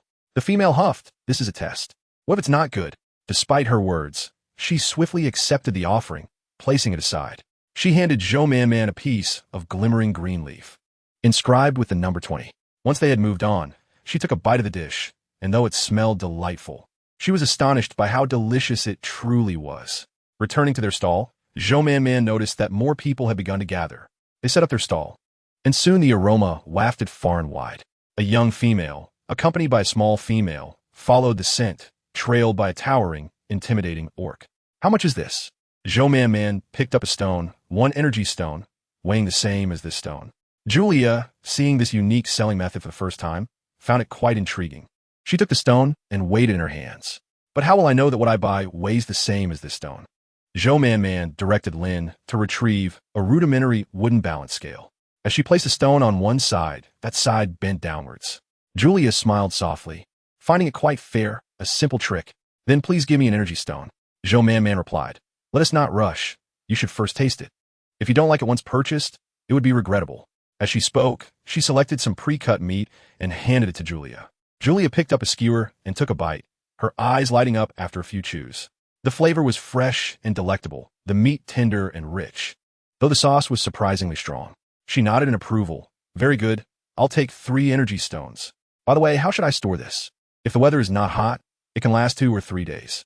However, if it is warm, it is best to consume it within a day for optimal taste. Zhou Man paused, contemplating whether buying so much would lead to waste. Julia shook her head. It's not that much. Just pack it. A little for each of us will be gone in no time. AMU, I want to eat too, chimed a young female cub with a little tuft on her head. Tugging at AMU's hand, Zhou Man handed her a skewer, uncertain if there were any dietary restrictions. What restrictions could there be? She's just greedy, Julia remarked. Passing the skewer to the cub, eat slowly. The little one nodded with a smile, enjoying her food. Zhou Man, observing her well-behaved demeanor, felt a surge of emotion. She had thought all female cubs were like Lise. After sending them off, more females approached with inquiries, some asking if they could trade goods. Zhou Man shook her head, explaining, we will sell at the market. You can trade there. For now, it's only possible to purchase with energy stones. The orc nodded in understanding. Having sampled the food, the flavors were complex. It could not be deemed bad, yet not particularly good either, lacking purity. Nonetheless, the females at home would surely enjoy it, leading one to request an energy stone. What is that over there? It smells so good. Even before they arrived, their voices could be heard. Zhou Man soon spotted 2 females swaying their bodies as they approached through the crowd. They sniffed the air eagerly. What are you selling? I've never seen you before. We just arrived today. It's normal not to have seen us before. One female poked the other. We shouldn't eat random food, and we have no money. We'll be punished when we return. If you don't say anything, I won't tea either. Who would know? You smiled at her. Then in a look at the creamy soup, what is this? How much is it? This is sauerkraut fish. The fish slices come with free soup. Oh, I see, you nodded. How can I know if it's good without tasting it? Can I have a bowl for free? Good sister, if I like it, I'll buy. This was not an unreasonable request. One cannot be overly stingy in business. Zhou Man nodded, scooping a bowl for her. After taking a sip, Yu instantly looked up. Her expression won a concern. What's wrong? Is it too bad? Remembering they were at someone else's stall, she lowered her voice. If it's bad, drink quickly, and we'll leave. Yu, filled with excitement, tugged at her wrist and took a big sip, reluctantly handing it over to Juan. Do you want a drink? Juan shook her head, about to speak, but Yu was already eager to finish. Juan rushed forward to grab the bamboo tube. Wait, I want a drink. After a quick taste, her eyes brightened, and she gulped it down eagerly. It was fresh, tangy, and rich, with slices of ginger and scallions floating, aromatic yet not greasy. This is so delicious. They exchanged glances, relieved they had pilfered 2 energy stones from Chi Gu before leaving. Immediately, they declared, we'll take 2 energy stones. Juan glanced at the marinated delicacies and asked, can we try that? Of course. Taste it first to see if you like it before purchasing. Juan picked up a skewer, chewed a piece, and felt her appetite intensify. In a moment of indecision, Yu waved her hand dismissively. What's there to hesitate about? We have 2 energy stones. Let us get one of each. Juan nodded in agreement. Yes, how could I not think of that? We both want it. After ordering 2 portions, as they savored the fish slices, they felt light, relishing 2 bowls of fish soup tucked in a corner, savoring each sip. Indeed, Yu mused, with so many brothers, why is there not a single sister-in-law who can make such delicious food? If there were, I'd visit every day for a meal. One sighed, recalling that her uncle used to cook well, but their grandmother forbade her aunt from being with him, and she had only enjoyed his cooking as a child, eventually forgetting it. He nodded. Finally, my aunt is back, but too bad she didn't bring my uncle. One shot her a look. You only think about food. You retorted, I was the one who got the energy stones. No, I want to get them. If you're so capable, don't eat the things I brought with my energy stones. Without my distraction, Chi Gu would have caught you. By the way, did you only take 2 energy stones? I saw you had more than that in your hands. You didn't think you could sneak away and buy food on your own, did you? A hint of unease crossed Yu's face as she lifted the bowl to drink the soup, attempting to hide her expression, but Juan noticed. Oh, you really did steal something. I'm gonna tell Chi Gu you took her things. Oh, come on, it's not an energy stone. It's just a green bead. I thought it looked pretty because it had blue flecks on it. Juan leaned closer. Show me. Reluctantly, you took it out, but as Juan reached for it, you pulled back. What are you doing? This ISNT, an energy stone. What could it be traded for? Just take it. Do you want this or the food? You hesitated, torn. It wasn't an energy stone, so it wouldn't fetch much, but it was quite beautiful. She adored pretty things, and this bead was captivating, resembling a serene forest. She loved the food, but she also cherished this bead. Look at that female. She is young and likely loves beautiful things. There is no shortage of pretty items in the sea. Besides, Chica has so many lovely things. We could just take more next time. Let us ask. We won't lose anything, and we might bring back more. Who knows? They might envy us and beg for food, making the beautiful beads easy to acquire. U.S. interest was piqued. Let us trade. The two meandered to the stall. Joe Man noticed them. Still want a drink? I can serve you some more. Yes. They handed over their bowls, and Juan presented the bead to Joe Man. Look, I sent this bead beautiful? Joe Man examined it. The bead shone an eye-catching green, with hints of blue sparkling around it. She nodded. Indeed, it is beautiful. Can we use this bead as one energy stone to trade for some items? Joe Man hesitated, but softened at the eagerness on their faces. All right, I'll give you more sauerkraut fish soup to take home, which can be kept warm in a bamboo tube for about 2 hours. If it cools down and you haven't finished it, just warm it up without boiling. The flavor will dissipate otherwise. Just heat it gently. The two nodded eagerly, overjoyed. The moment Joe Man accepted the bead, a stream of green light subtly infused into her body, yet she remained unaware of any anomaly. King Glinjiu's expression shifted as she took 2 steps forward. Noticing his pallor, Joe Man felt a sudden pang of anxiety. What is wrong you? Allow me to see that bead. Joe Man suspected he was upset with her for not exchanging it for an energy stone, which made her feel a bit wronged. Dejected, she took out the bead, explaining, I agreed to exchange it because I noticed how much they enjoyed the pickled fish I made. Besides, this bead is quite beautiful. I really like it, and I believe it's worth it. Qing Lingyu quickly guessed her thoughts, examined the bead, and found no issues. In fact, it even contained a hint of vitality, suggesting it posed no danger. Amused, he returned the bead to her, ruffling her hair. That's not what I meant. This bead contains some energy, and I want to see if it might be harmful to you. Oh, I see, Joe Man replied, taking the bead back and inspecting it under the sunlight. She felt an immense fondness for it, and happily tucked it away. Qing Lingyu chuckled at her. Initially, he perceived her as a naive female easily deceived by wandering beastmen, stubbornly refusing to acknowledge his words. However, when the chieftain suggested that it was time to engage with females, he perhaps recognized the need to move beyond the past. Yet, when he bore a grudge against Lin for not aiding him during a fight, he then questioned her discernment. Later, when he saw her injured while seeking help for Xiaomi, he felt a lingering anger over her refusal to heed advice. Gradually, for reasons unknown, he found himself increasingly captivated by her presence. When he finally realized his feelings, they became uncontrollable. Let us take a stroll. We've queued for so long. And if we leave now, we'll have to wait again to get back in. I want to let those two sleep in, he laughed. Okay, Qing Lingyu replied. Joe Man instinctively felt the need to present herself well under his gaze, quickly adjusting her posture and clearing her throat. It must be sold out by now, she observed, glancing at the remaining items, which included a bit of marinated delicacies and some fish slices. It doesn't seem enough for even one energy stone. Let's just head back. Nearby, a beastman watched them pack up, envious that they had managed to sell out on their first day. How many energy stones have you made? My eyes are about to blur from all this, he remarked with a hint of envy.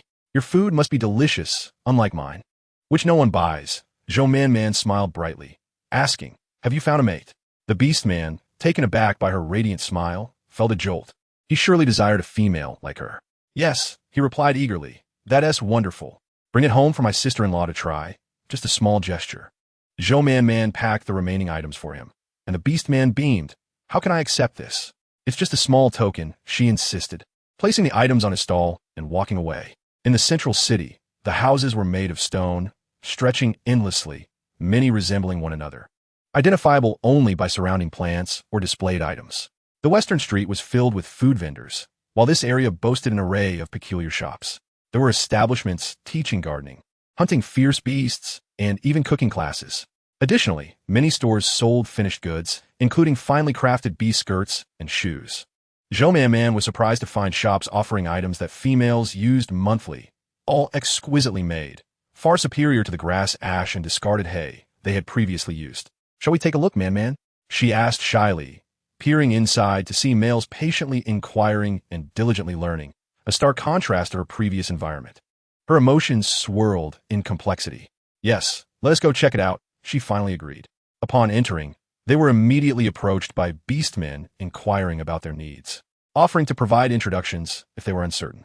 Zhou Man glanced around, spotting an item resembling male shorts but slightly tapered at the legs, crafted from an unusual fabric. She touched it, feeling its texture. It was neither cotton nor leather. These are made from the skins of fierce beasts, one Beastman explained. After multiple washes, the skin achieves this effect, ensuring comfort without constriction. Hearing this, Zhou Man felt a sudden sympathy for the fierce beasts, realizing that energy stones, fishing nets, and this fabric all originated from them. She returned the item, nodded, and after a moment of contemplation, exited the shop. Didn't he find anything you liked? One of her companions asked. I thought the one you picked up was quite nice. Zhou Man shook her head. I believe the one I made is quite good. Initially, she had crafted hers by layering wool between two pieces of leather, puncturing the leather with small holes.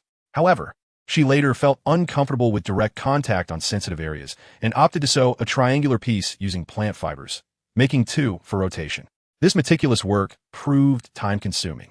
Qing Yu had secretly assisted her with the cleaning and knew her dexterity well.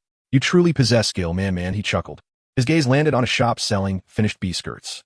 Let's check that out. The energy stones earned were stored in a leather pouch. Feeling heavy in her hands as she received them from Lin, counting them, she discovered there were 16. Zhou Man felt a surge of confidence, waving her hand. Today, as purchases are on me, everyone, let us go inside.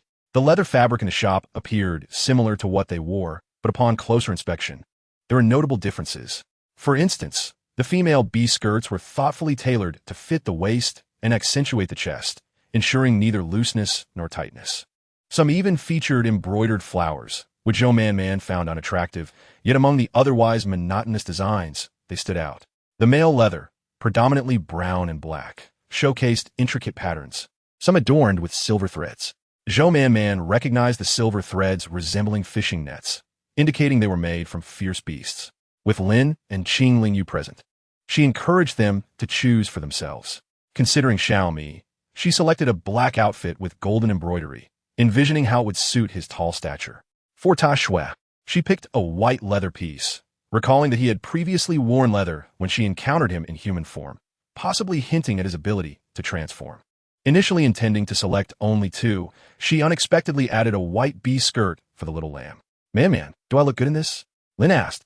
Wearing a brown bee skirt with shimmering silver threads, his muscular physique and defined abs complementing his short, tousled hair, exuding an unexpected allure. Zhou Man felt her cheeks warm. Quickly averted her gaze. You look great. Lin was thoroughly pleased, having just found his most flattering angle in the stone mirror. Qing Yu chose a silver-gray leather that suited him well. As Zhou Man prepared to check out, Qing Yu frowned. What about your own, man? Zhou Man paused. Realizing she had yet to select her own, she backtracked to choose two more outfits before finally checking out, totaling 5 energy stones. Nero Wan and Yo, having returned to the underwater realm with delectable treats purchased from the central capital, had yet to share their joy with their companions when they were suddenly confronted by a furious voice. Nero Wan, you two little rascals, did you steal my belongings? The speaker, with long, raven-black hair cascading down to their waist like smooth satin, possessed slender phoenix eyes that radiated nobility and elegance, now glaring with anger as if they wished to devour the two before them. Yo and Wan, filled with trepidation, stammered, No, we didn't tea, seventh brother. You didn't tea? The guard said they only saw the two of you that day. The two exchanged glances, then fell to the ground, grasping his feet. Seventh brother, why are you calling us? Quickly return my belongings. They are of great use to me. The two looked at each other, confessing, we use them to buy food. Seventh brother, but it is truly delicious. You must try it. After tasting it, we are certain you will forgive us. Nero Jean's hands trembled slightly. So, you not only took my pearls, but also my energy stones. Is that it? Ah, seventh brother. They chorused, we have been pitiful since childhood, with no good food to eat and no energy stones for pocket money. Nero Jean took a deep breath, forcing a smile that was more painful than tears. Fine. I want to hold it against you. Just return my pearls and consider the energy stones a gift from me. The two felt a sudden chill. Had they known not to mention the pearls, they would not have found themselves in such a predicament. Reluctantly, they recounted the entire incident, fearing he might confront the vendor, emphasizing, she is truly wonderful. 1 pearl equaled 1 energy stone. She gave us many. If she is there next time, we will go back to buy more. We just wonder if there will be new items. Neurogene was nearly overcome with rage. To think that one of his spirit pearls had been given away as if it were merely an energy stone. Chapter 216. Purity as Zhou Monmon returned. She spotted a bustling crowd by the seaside from a distance. Onli Na was eagerly heading towards the scene. Upon seeing Zhou Monmon, she exclaimed, "Oh, Monmon, you're back. How'd the business go?" "It went well. Everything sold out." Hearing this, Onli Na felt a tinge of regret, yet also remembered her own reluctance due to fatigue. "Are you tired, Monmon? Remember that ship we saw when we returned? I heard the chieftain has been negotiating with them these past few days. If the deal is finalized today, he will bring back a ship for practical training." Such speed. Zhou Monmon felt somewhat weary, yet glancing towards home and then the beach, she clearly longed to see more. Qingling Yu, having taken items from Lin, encouraged, "You all go ahead. I'll head back, Monmon." Zhou Monmon nodded, and they made their way over. As they approached, the shouts of the Beastmen filled the air. They squeezed through the crowd, witnessing the Beastmen hoisting sails and competing on the spot, selecting the first group to venture forth. The Beastmen were exceedingly spirited, one after another stepping up. Only those who defeated 10 opponents would advance, and, upon advancing, they could battle alongside all the others who had succeeded. Seeing their enthusiasm, Zhou Monmon couldn't help but wonder why anyone would wish to risk their lives to be among the first to go. Onli Na whispered back. The chieftain said that each person who goes out first will receive an energy stone as a reward, and 2 beastmen by his side will accompany them, greatly increasing their safety. With this revelation, Zhou Monmon understood, but she held no interest in the beastmen as fighting. Instead, she resolved to examine the ship more closely, having only caught a glimpse of it before. She also intended to discuss her thoughts on salt production with the chieftain. Salt production was a significant matter, not something she could achieve in secrecy alone. The ship lay quietly moored at the shore, a sturdy post driven deep into the ground secured with ropes. The vessel gently swaying in the shallow waters. As she drew nearer, Zhou Monmon observed the ship's considerable size. The wood used was unknown to her, but felt remarkably solid to the touch. Lin, watching from a distance, was eager to board and test it out. Many of the tribe's most formidable members had gone to hunt the dreaded beasts, and the current beastmen were not as powerful as him. If he were to participate, he would surely secure a place among the top contenders. However, as he considered this, his gaze drifted towards Monmon. She was curiously exploring the ship, fascinated by every detail, unaware of the pressure she exerted on the wood, causing her to wince. Lin's heart softened instantly. He seemed unable to part from Monmon. Earning an energy stone was not as meaningful as simply accompanying her. Qingling Yu had responsibilities as a shaman and could not devote himself entirely to Monmon. Noticing Lin's gaze, Zhou Monmon turned and smiled, walking over to him. "Shall we return? It seems there isn't much to see." As they made their way back, dusk had fallen, and they strolled hand in hand along the beach, the setting sun stretching their shadows long. Lin felt increasingly convinced that his choice was the right one, when suddenly he heard Monmon mumble, "Why must they only compete to go? That's so unfair." "I want to go too." Lin nearly stumbled at her words, his expression a mixture of confusion and concern. "What's wrong? Why do you suddenly want to go?" "It's quite dangerous, Monmon. You should abandon that thought." Zhou Monmon pouted, I understand. Although females were well protected, Zhou Monmon genuinely wished to join. She knew how to navigate. "By the way, I haven't yet spoken to the chieftain about salt production." "What salt production?" Zhou Monmon then shared her ideas with Lin, who could not help but give her a thumbs up. "You're amazing, Monmon. You see, by doing this, the tribe will be grateful to you. There is no need to embark on a perilous sea journey. If anything goes wrong, I would be very distressed." Zhou Monmon nodded, setting aside her earlier desire, and conveyed her salt production concept to the chieftain, who clapped his hands in delight. "Wonderful. If we can produce our own salt, we will have a continuous supply of resources. Then, how can we worry about our tribe not flourishing?" Zhou Monmon felt a bit shy, "But I haven't produced any yet." "That's all right. You must have the courage to try. I will send someone to clear a space for you. Go ahead and experiment, Monmon. Don't fear failure. I won't publicize it yet. Take your time, and once you succeed, when the tribe's energy stones are collected next year, you shall be the first to be rewarded." Zhou Monmon beamed in response. "All right." The production of coarse salt was not particularly difficult. Simply dig a few pits to channel seawater and let it dry in the sun, repeating the process. However, coarse salt contained many impurities and did not look appealing. Yet, Zhou Monmon believed that if fine salt could be produced, it would undoubtedly carve out a niche in the market. Ultimately, through salt production, The beastmen of the tribe could achieve resource exchange, leading to a better life. It is essential to recognize that while there were many tribes by the sea, the demand for salt was equally high. Furthermore, Zhou was aware that many beastmen, like Jia, traveled north and south or east and west, acquiring substantial resources through trade, even energy stones. Moreover, there were tribes living near the territories of the dreaded beasts. Those who were strong would thrive, and among them were many formidable warriors who, after years of hardship, might have accumulated numerous energy stones. Perhaps fine salt could even be exchanged for energy stones. Zhou envisioned a bright future, lost in her thoughts until she finally arrived home. A little lamb bounded out to greet her, and Zhou patted its head before settling on the stone bench in the courtyard, intending to examine the pearl she had acquired that day. She picked it up, holding it to the sunlight. "It is truly beautiful," she remarked, gripping it tightly, only to suddenly feel a heat radiating from her palm. "Why can't I open my hand?" Zhou Man, in a state of distress, felt tiny beads of sweat forming on her forehead, struggling to open her hand for a long while before exclaiming, "Lin, my hand is stuck." In an instant, King Linjiu appeared before her, grasping her hand. The bead seemed to possess a life of its own, moving even faster, and in the blink of an eye, it entered Zhou Man's body. She was then able to release her grip. King Linjiu observed her for a while as the vitality surged along her pulse, seeking the presence of the bead. Suddenly, he discovered that within Man's body, a pure and vibrant source of life was slowly accumulating, gently urging him away. Chapter 217. An inappropriate union. Zhou Man's eyes glistened with unshed tears. King Linjiu breathed a sigh of relief, assuring her, "It should be fine, Man. Try to feel it." Upon inspection, Zhou Man was astonished to find that the green energy within her was now far more potent than the previously dominant black essence. She had always believed that spatial power was superior and had often been absorbing it. Lin stood nearby, his gaze complex as he regarded King Linjiu. He had thought that the earlier words spoken by Xiaomi were mere jest, only to realize how deeply concealed the truth was. Was this bead truly devoid of danger? Zhou Man examined her hand, feeling a sense of dread at the thought of such a large bead entering her being out of nowhere. King Linjiu furrowed his brow, contemplating the situation. "It should be fine," he concluded.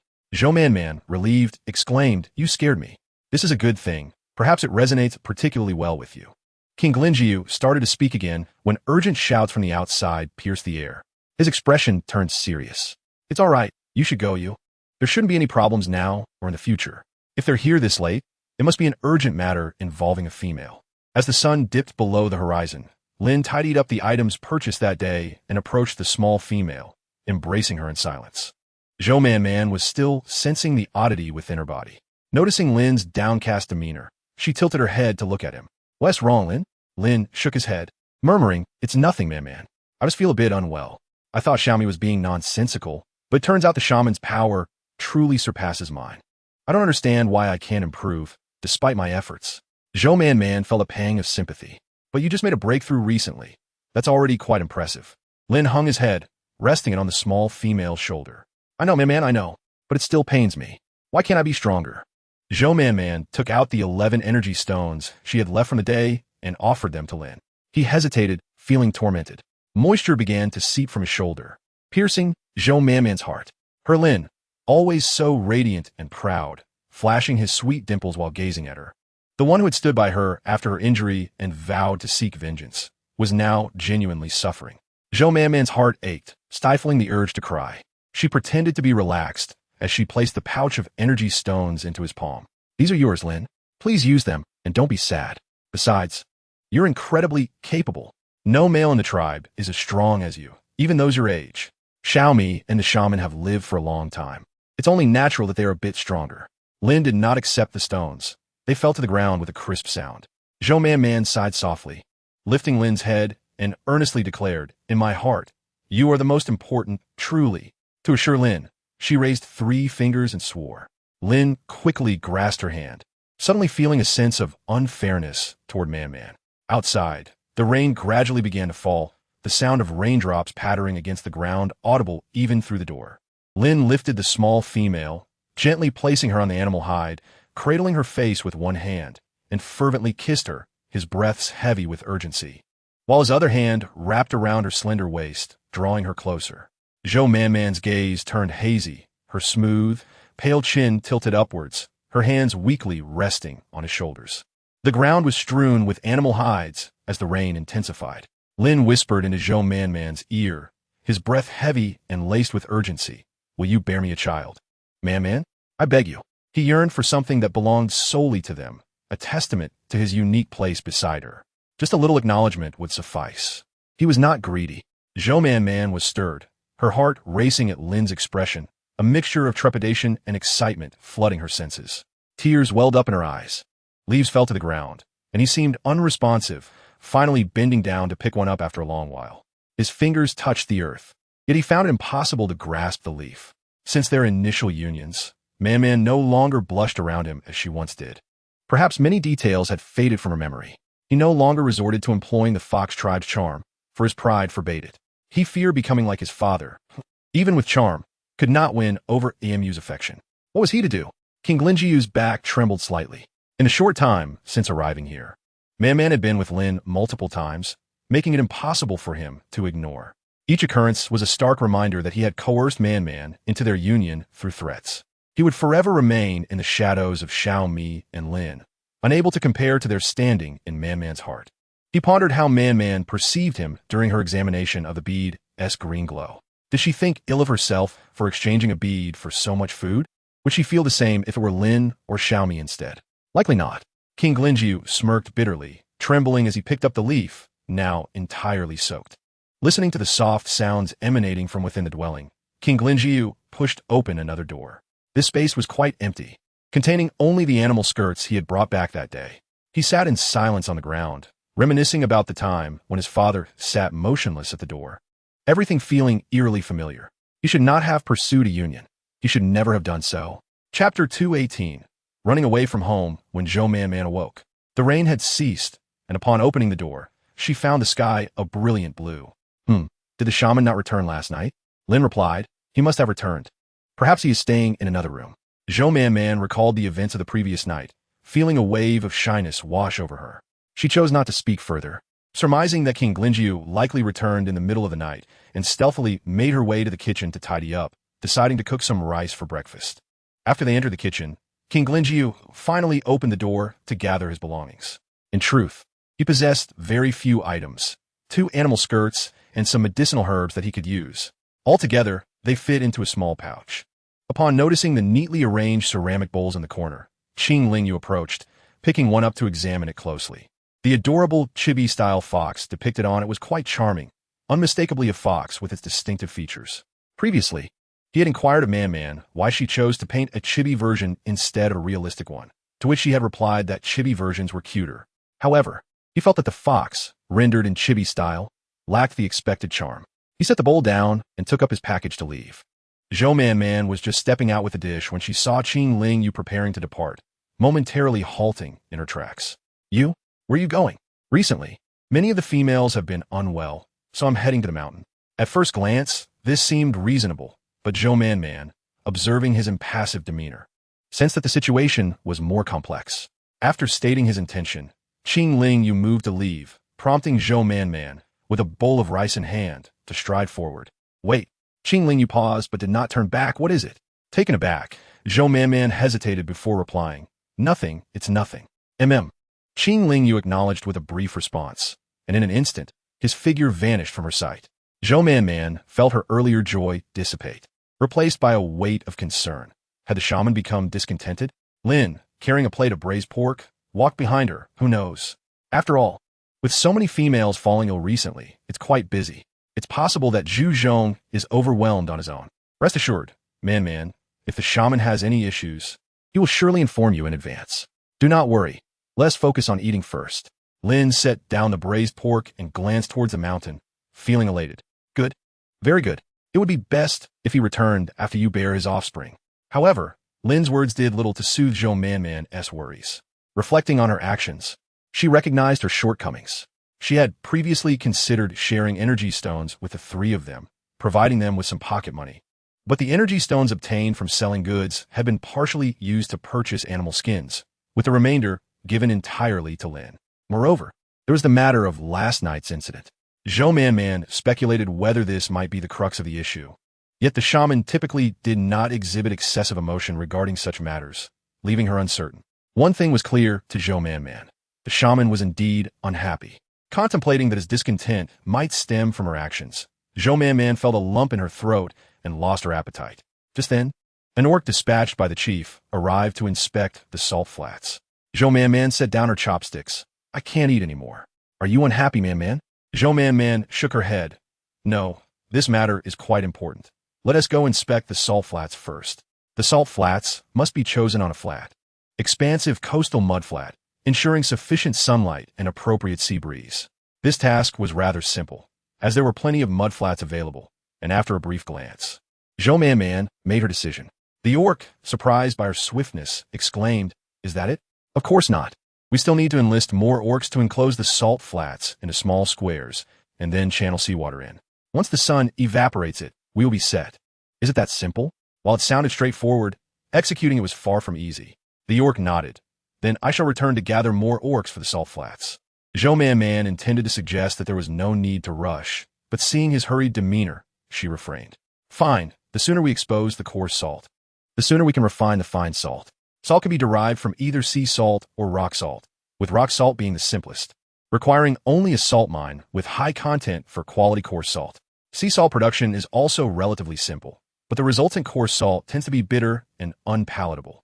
The high-quality rock salt that G had previously brought back was likely of this nature, while the salt produced at the seaside was often unrefined sea salt. The orcs were quick in their actions, soon rallying over a dozen to assist. Zhou Man busied herself directing them in the excavation of the salt flats, temporarily setting aside her concerns about Qin Lingyu, focusing instead on the task at hand. After several hours, the orcs had constructed over 30 salt flats, each spanning 100 square meters. The next step was to channel seawater into them. Although this could have been postponed, Zhou Man preferred to avoid requiring another trip later. So she instructed the orcs to begin digging the channels. Transforming into their beast forms, the orcs dug deep pits with powerful swipes, skillfully connecting them to form a channel to direct seawater into the salt flats. Typically, a plastic sheet would be laid beneath for easier harvesting of coarse salt.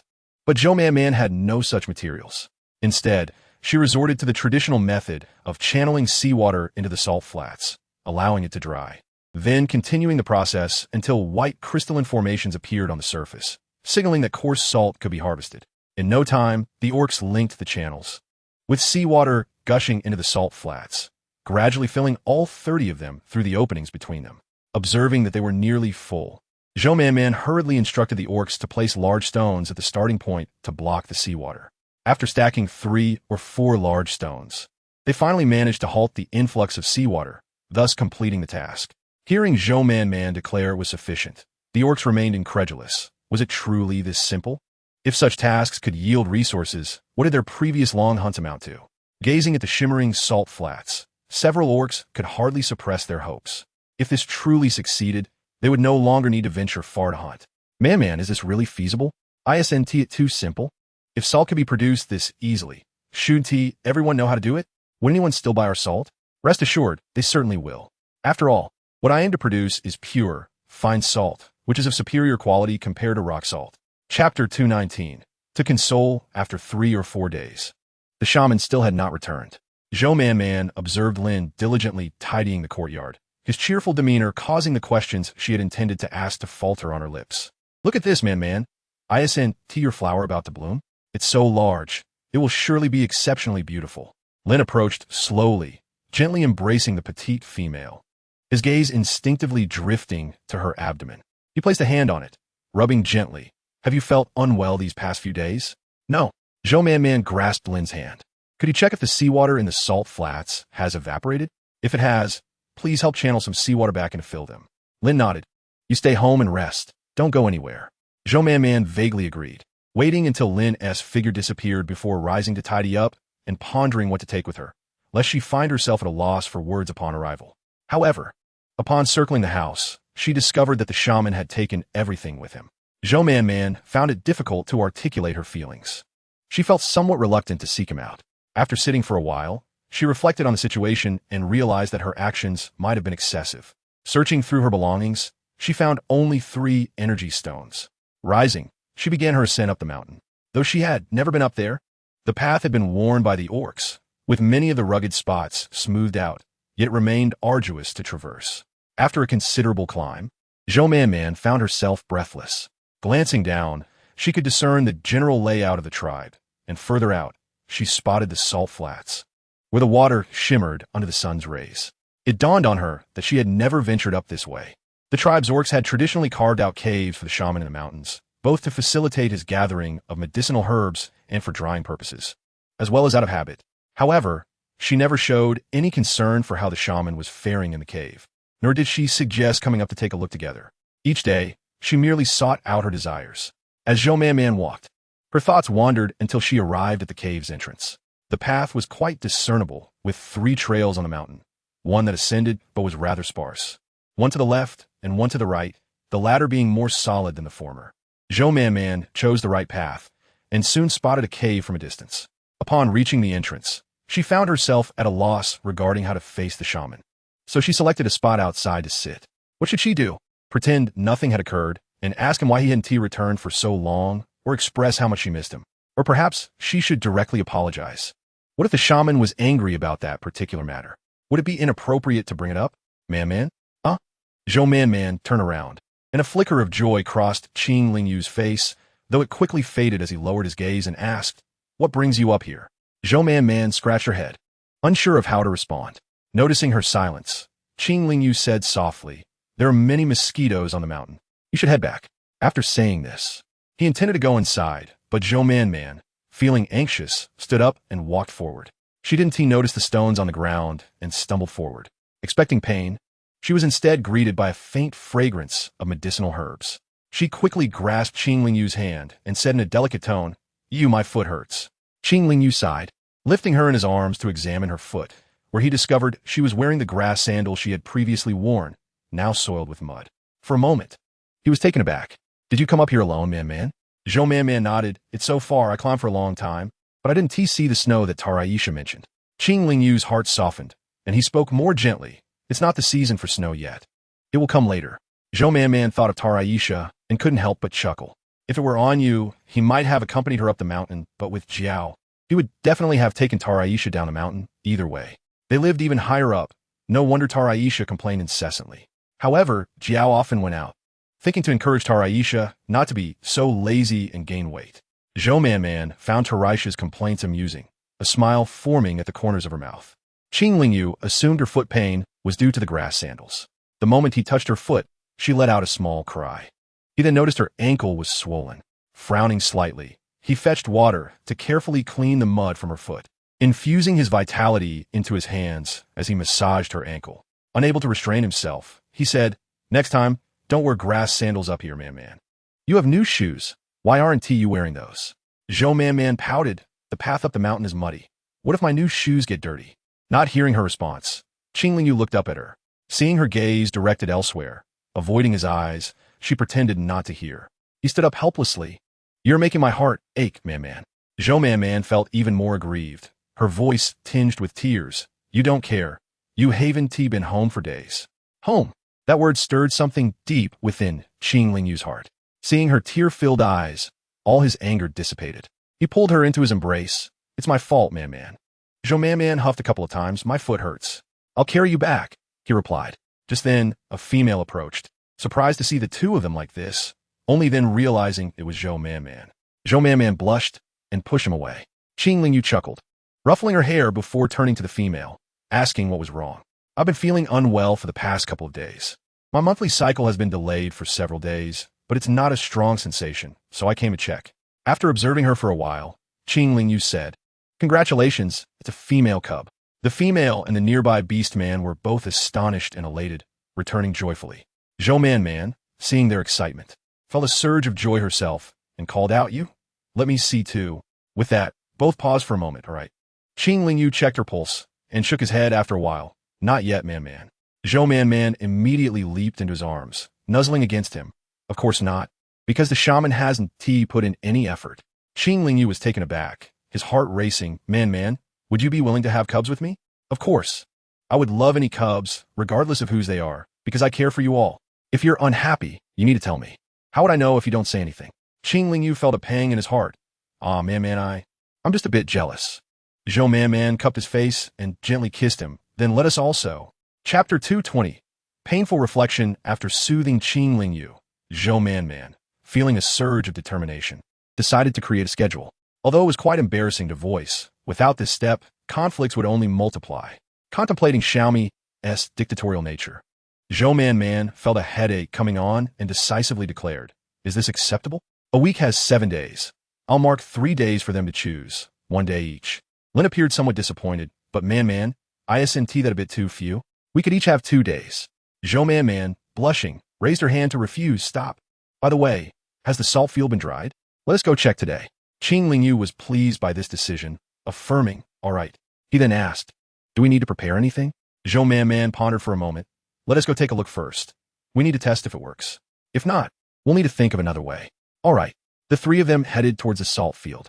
The salt field had undergone 2 or 3 rounds of evaporation, and now a layer of white crystals formed on the surface. Zhou Man squatted down at one of the salt fields, pinched a small amount of the white crystalline substance, tasted it, and found it salty but also bitter and astringent. Qing Lingyu evidently noticed this issue and looked at Man, hesitant to speak. Zhou Man smiled. There's still the next step. She enlisted the help of the two to collect the coarse salt, but due to the lack of plastic sheeting underneath, much of the coarse salt was mixed with mud. At first, both were cautious, but seeing their carefulness, Zhou Man urged them to be less meticulous, as a little mud didn't matter. After collecting a bamboo tube full of salt, Zhou Man waved her hand. All right, just let the rest continue to evaporate. After setting the water to evaporate, they went to the beach to collect shells. Previously, Enlina had gathered many shells, which she strung up in front of her door. When the wind blew, they jingled delightfully. As Zhou Man passed by, she remarked on their beauty. Lin wondered if she wanted something similar, so he diligently searched for beautiful shells, ignoring the less attractive ones. Zhou Man intended to say something, but decided to keep the shells Lin selected for later. Her primary goal in gathering shells was to obtain quicklime. Finding limestone would work too, but shells were evidently more convenient. Upon returning home, Zhou Man directed the two to start a fire, then took out the stone mill from her storage space, secured it in the courtyard, and placed the shells in the stone pot for roasting. Man, you wanted to make the shells into something to hang, right? Let us do that too. Upon hearing this, Lin nodded happily.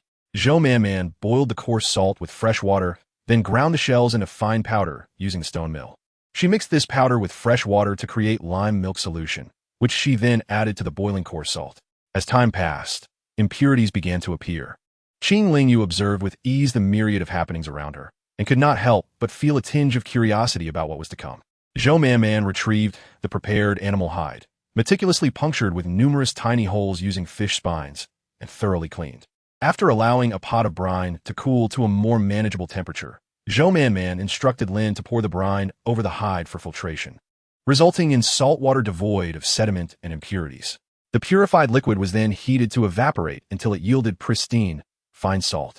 This salt surpassed the coarse salt and rock salt usually produced, though in comparison to the fine salt Zhou Man had previously used, it retained a slightly off-white hue, leaning towards a pale yellow.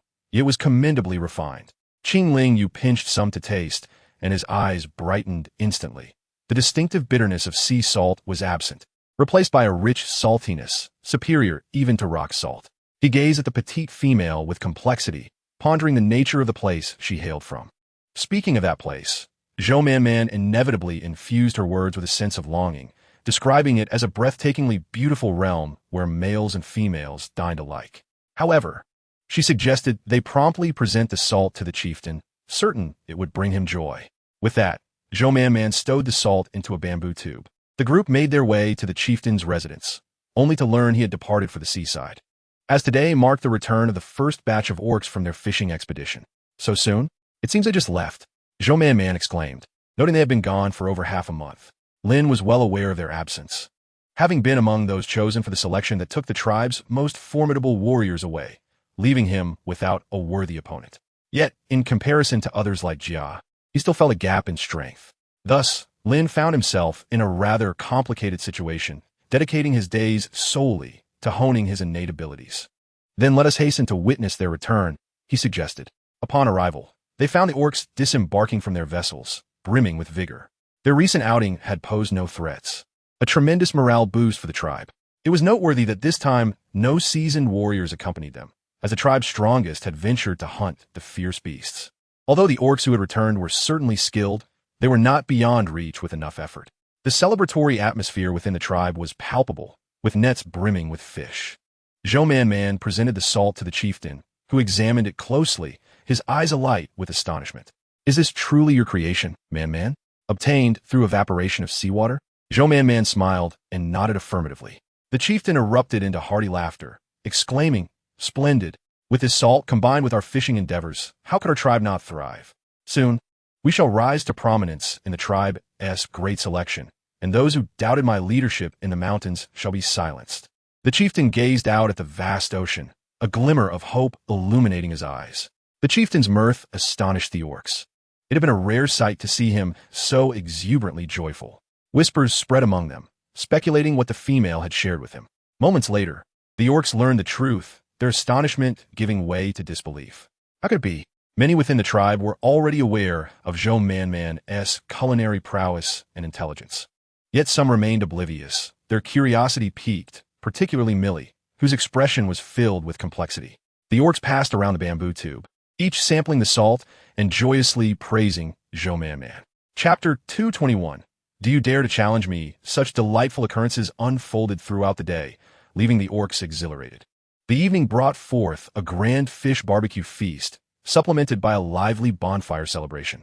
Upon arrival, Man noticed Lina waving to him from afar, and as he approached, he spotted whose belly had started to show signs of pregnancy, though her little ones were absent. Man looked at her with curiosity. He shyly bit her lip, feeling a bit bashful. Lina laughed. He is expecting. Man's eyes widened as he contemplated the timeline. It had been nearly half a year, yet it felt swift. Moreover, with several children already, would she manage with more? The chieftain announced the fruitful return from the expedition, also acknowledging Man's salt production. Many orcs at the seaside were already informed, but several remained unaware, leading to numerous small portions of salt laid out for tasting. Once all had sampled, the chieftain proclaimed, Man has suggested that the tribe manage this enterprise henceforth. The orcs erupted in cheers. They were warriors at heart. Yet who would not yearn for the comfort of a female's embrace? Their migration had drained much of their energy. Grateful gazes were cast towards Man, prompting the chieftain to raise his hand for silence. In light of this, shall we reward her appropriately? The orcs boisterously agreed, but what reward remained uncertain. The chieftain raised his hand, and from behind, an orc presented a tray containing 10 energy stones that shimmered faintly in the evening light. The orcs inhaled sharply, envious of Man's fortune. Man graciously accepted the gift, knowing she had earned it through her significant contributions. This was a lucrative venture, and with the right hands, it could yield immense value. However, Man had no ulterior motives. She simply wished to appreciate the goodness in the tribe's members.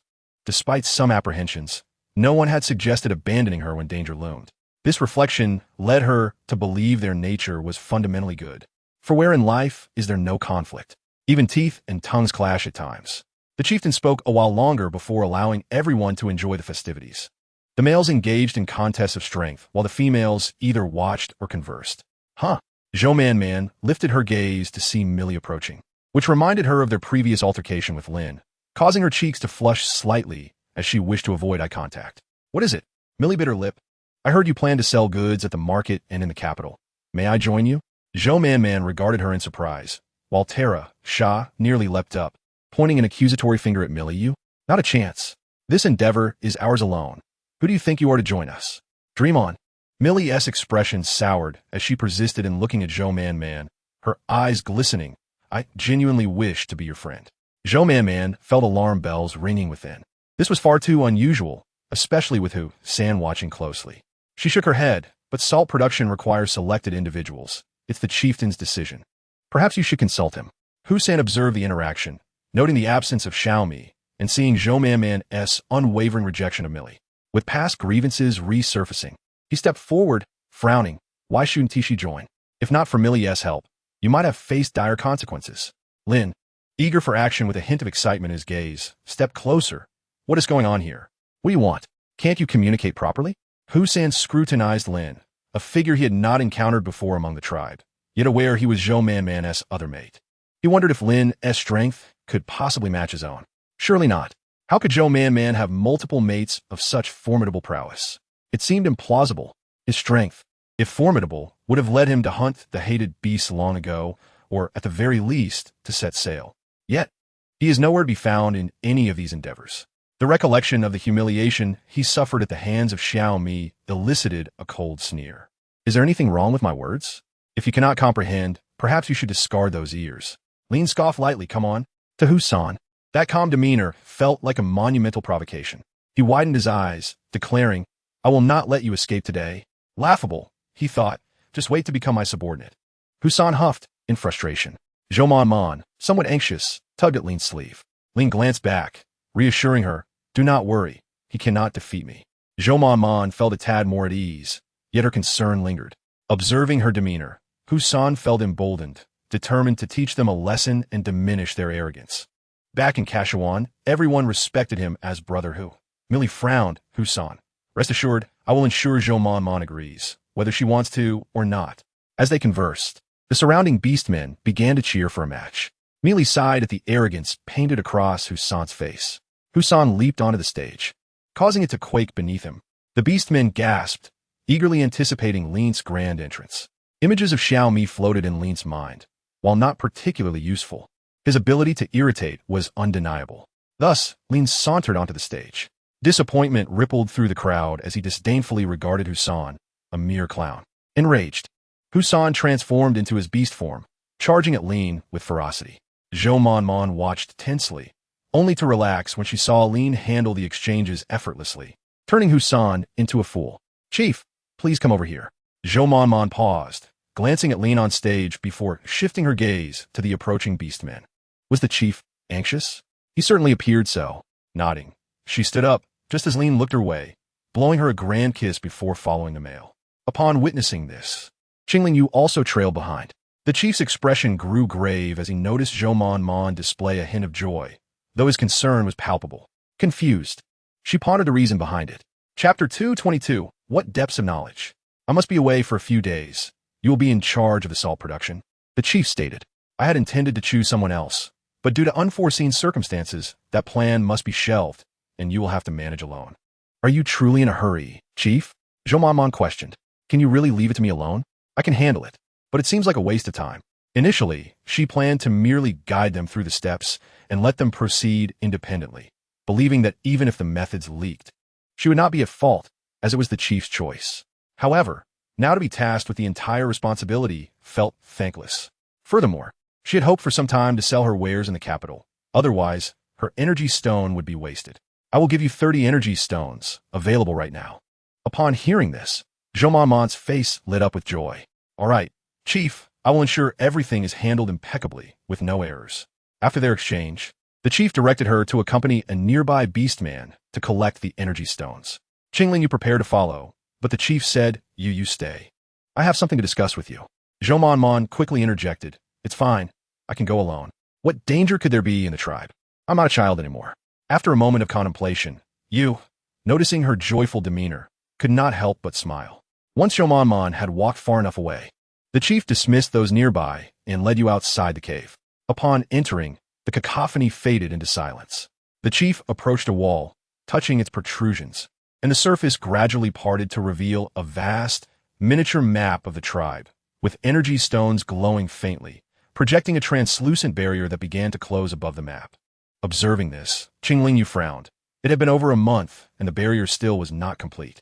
As the energy from the tree of life wanes, it is normal for the barrier to progress slowly. So, you summoned me for what purpose? The chief turned solemnly, gazing intently at him. You should know I have always considered you my successor. You are aware I have no interest in managing the tribe. Even this shaman role does not appeal to me.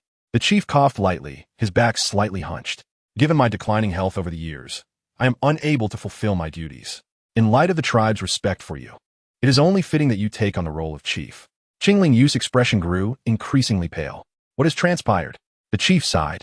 Your Aunt C has been absent since her departure, with no word. Recently, I sense her location again. This journey is imperative. Qingling Yu pursed his lips. Had he not bonded with Mon, he might have deemed it unnecessary. After all, with C status within the merfolk, she should encounter no issues. At worst, mere captivity. However, Now that he had a partner, he could not accept such a fate. He would make the same choice. I can ensure the tribe remains stable during your absence, but I cannot assume the role of chief. The chief waved his hand wearily. Go on. It is my failure. After all these years, I have not set a commendable example. Had I done so, you would not harbor such reluctance towards a position. Qingling Yu smirked. Pity and provocation will not sway me. I shall take my leave. Please inform me when you depart. Watching his retreating figure, the chief stood in silence for a moment before letting out a resigned chuckle. Ah, you are truly a reflection of your father. After the match, Lin emerged victorious without a doubt. Husan collapsed, and Lin raised his hands to bask in the cheers of the crowd. Suddenly, a voice rang out, "Watch out." A Beastman shouted. Lin swiftly dodged, then delivered a powerful kick, sending Husan flying off the stage, blood spurting forth. Husan merely rushed forward anxiously. Husan pushed her away, attempting to rise, but failing miserably. What a sneak attack! Husan is so treacherous. Yet treachery bore no fruit. He could not defeat Lin. It was perplexing how Lin had grown so strong. Just a year or two prior, he had only awakened his innate abilities. How could he have become so formidable after such a brief time with Zhou Manman? Upon hearing this, Lin's joyful expression faltered, his heart pounding. He instinctively glanced at the speaker, who, caught in Lin's gaze, offered a sheepish smile. Lin relaxed a bit, realizing that this Beastman appeared rather simple-minded and unlikely to discern anything. Remembering how Qingling Yu possessed immense strength, yet remained unknown, he understood he too must conceal his abilities. He quickly masked his expression, keeping a neutral demeanor. As he noticed a petite female approaching, his eyes brightened, and he intended to rush towards her, but he adjusted his expression once more. True masters possess profound depths. Zhou Manman had secured 30 energy stones and was overjoyed. However, since he was still conversing with the chief, she approached first, noticing Lin's troubled expression. Did he lose the match? Lin's face bore a bittersweet smile, a mix of laughter and sorrow. This is where I part ways. No need to see me off. I can manage. Thank you. The Beastman, blushing, scratched his head, about to say something, but Zhou Manman had already left. Zhou Manman hastily approached Lin, inspecting him closely. Are you all right? Not injured, I hope? Even if you didn't win, it doesn't matter. Husan travels far and wide and has experience. Just then, Husan, assisted by an orc, staggered past. Zhou Manman blinked. Experience doesn't necessarily mean much.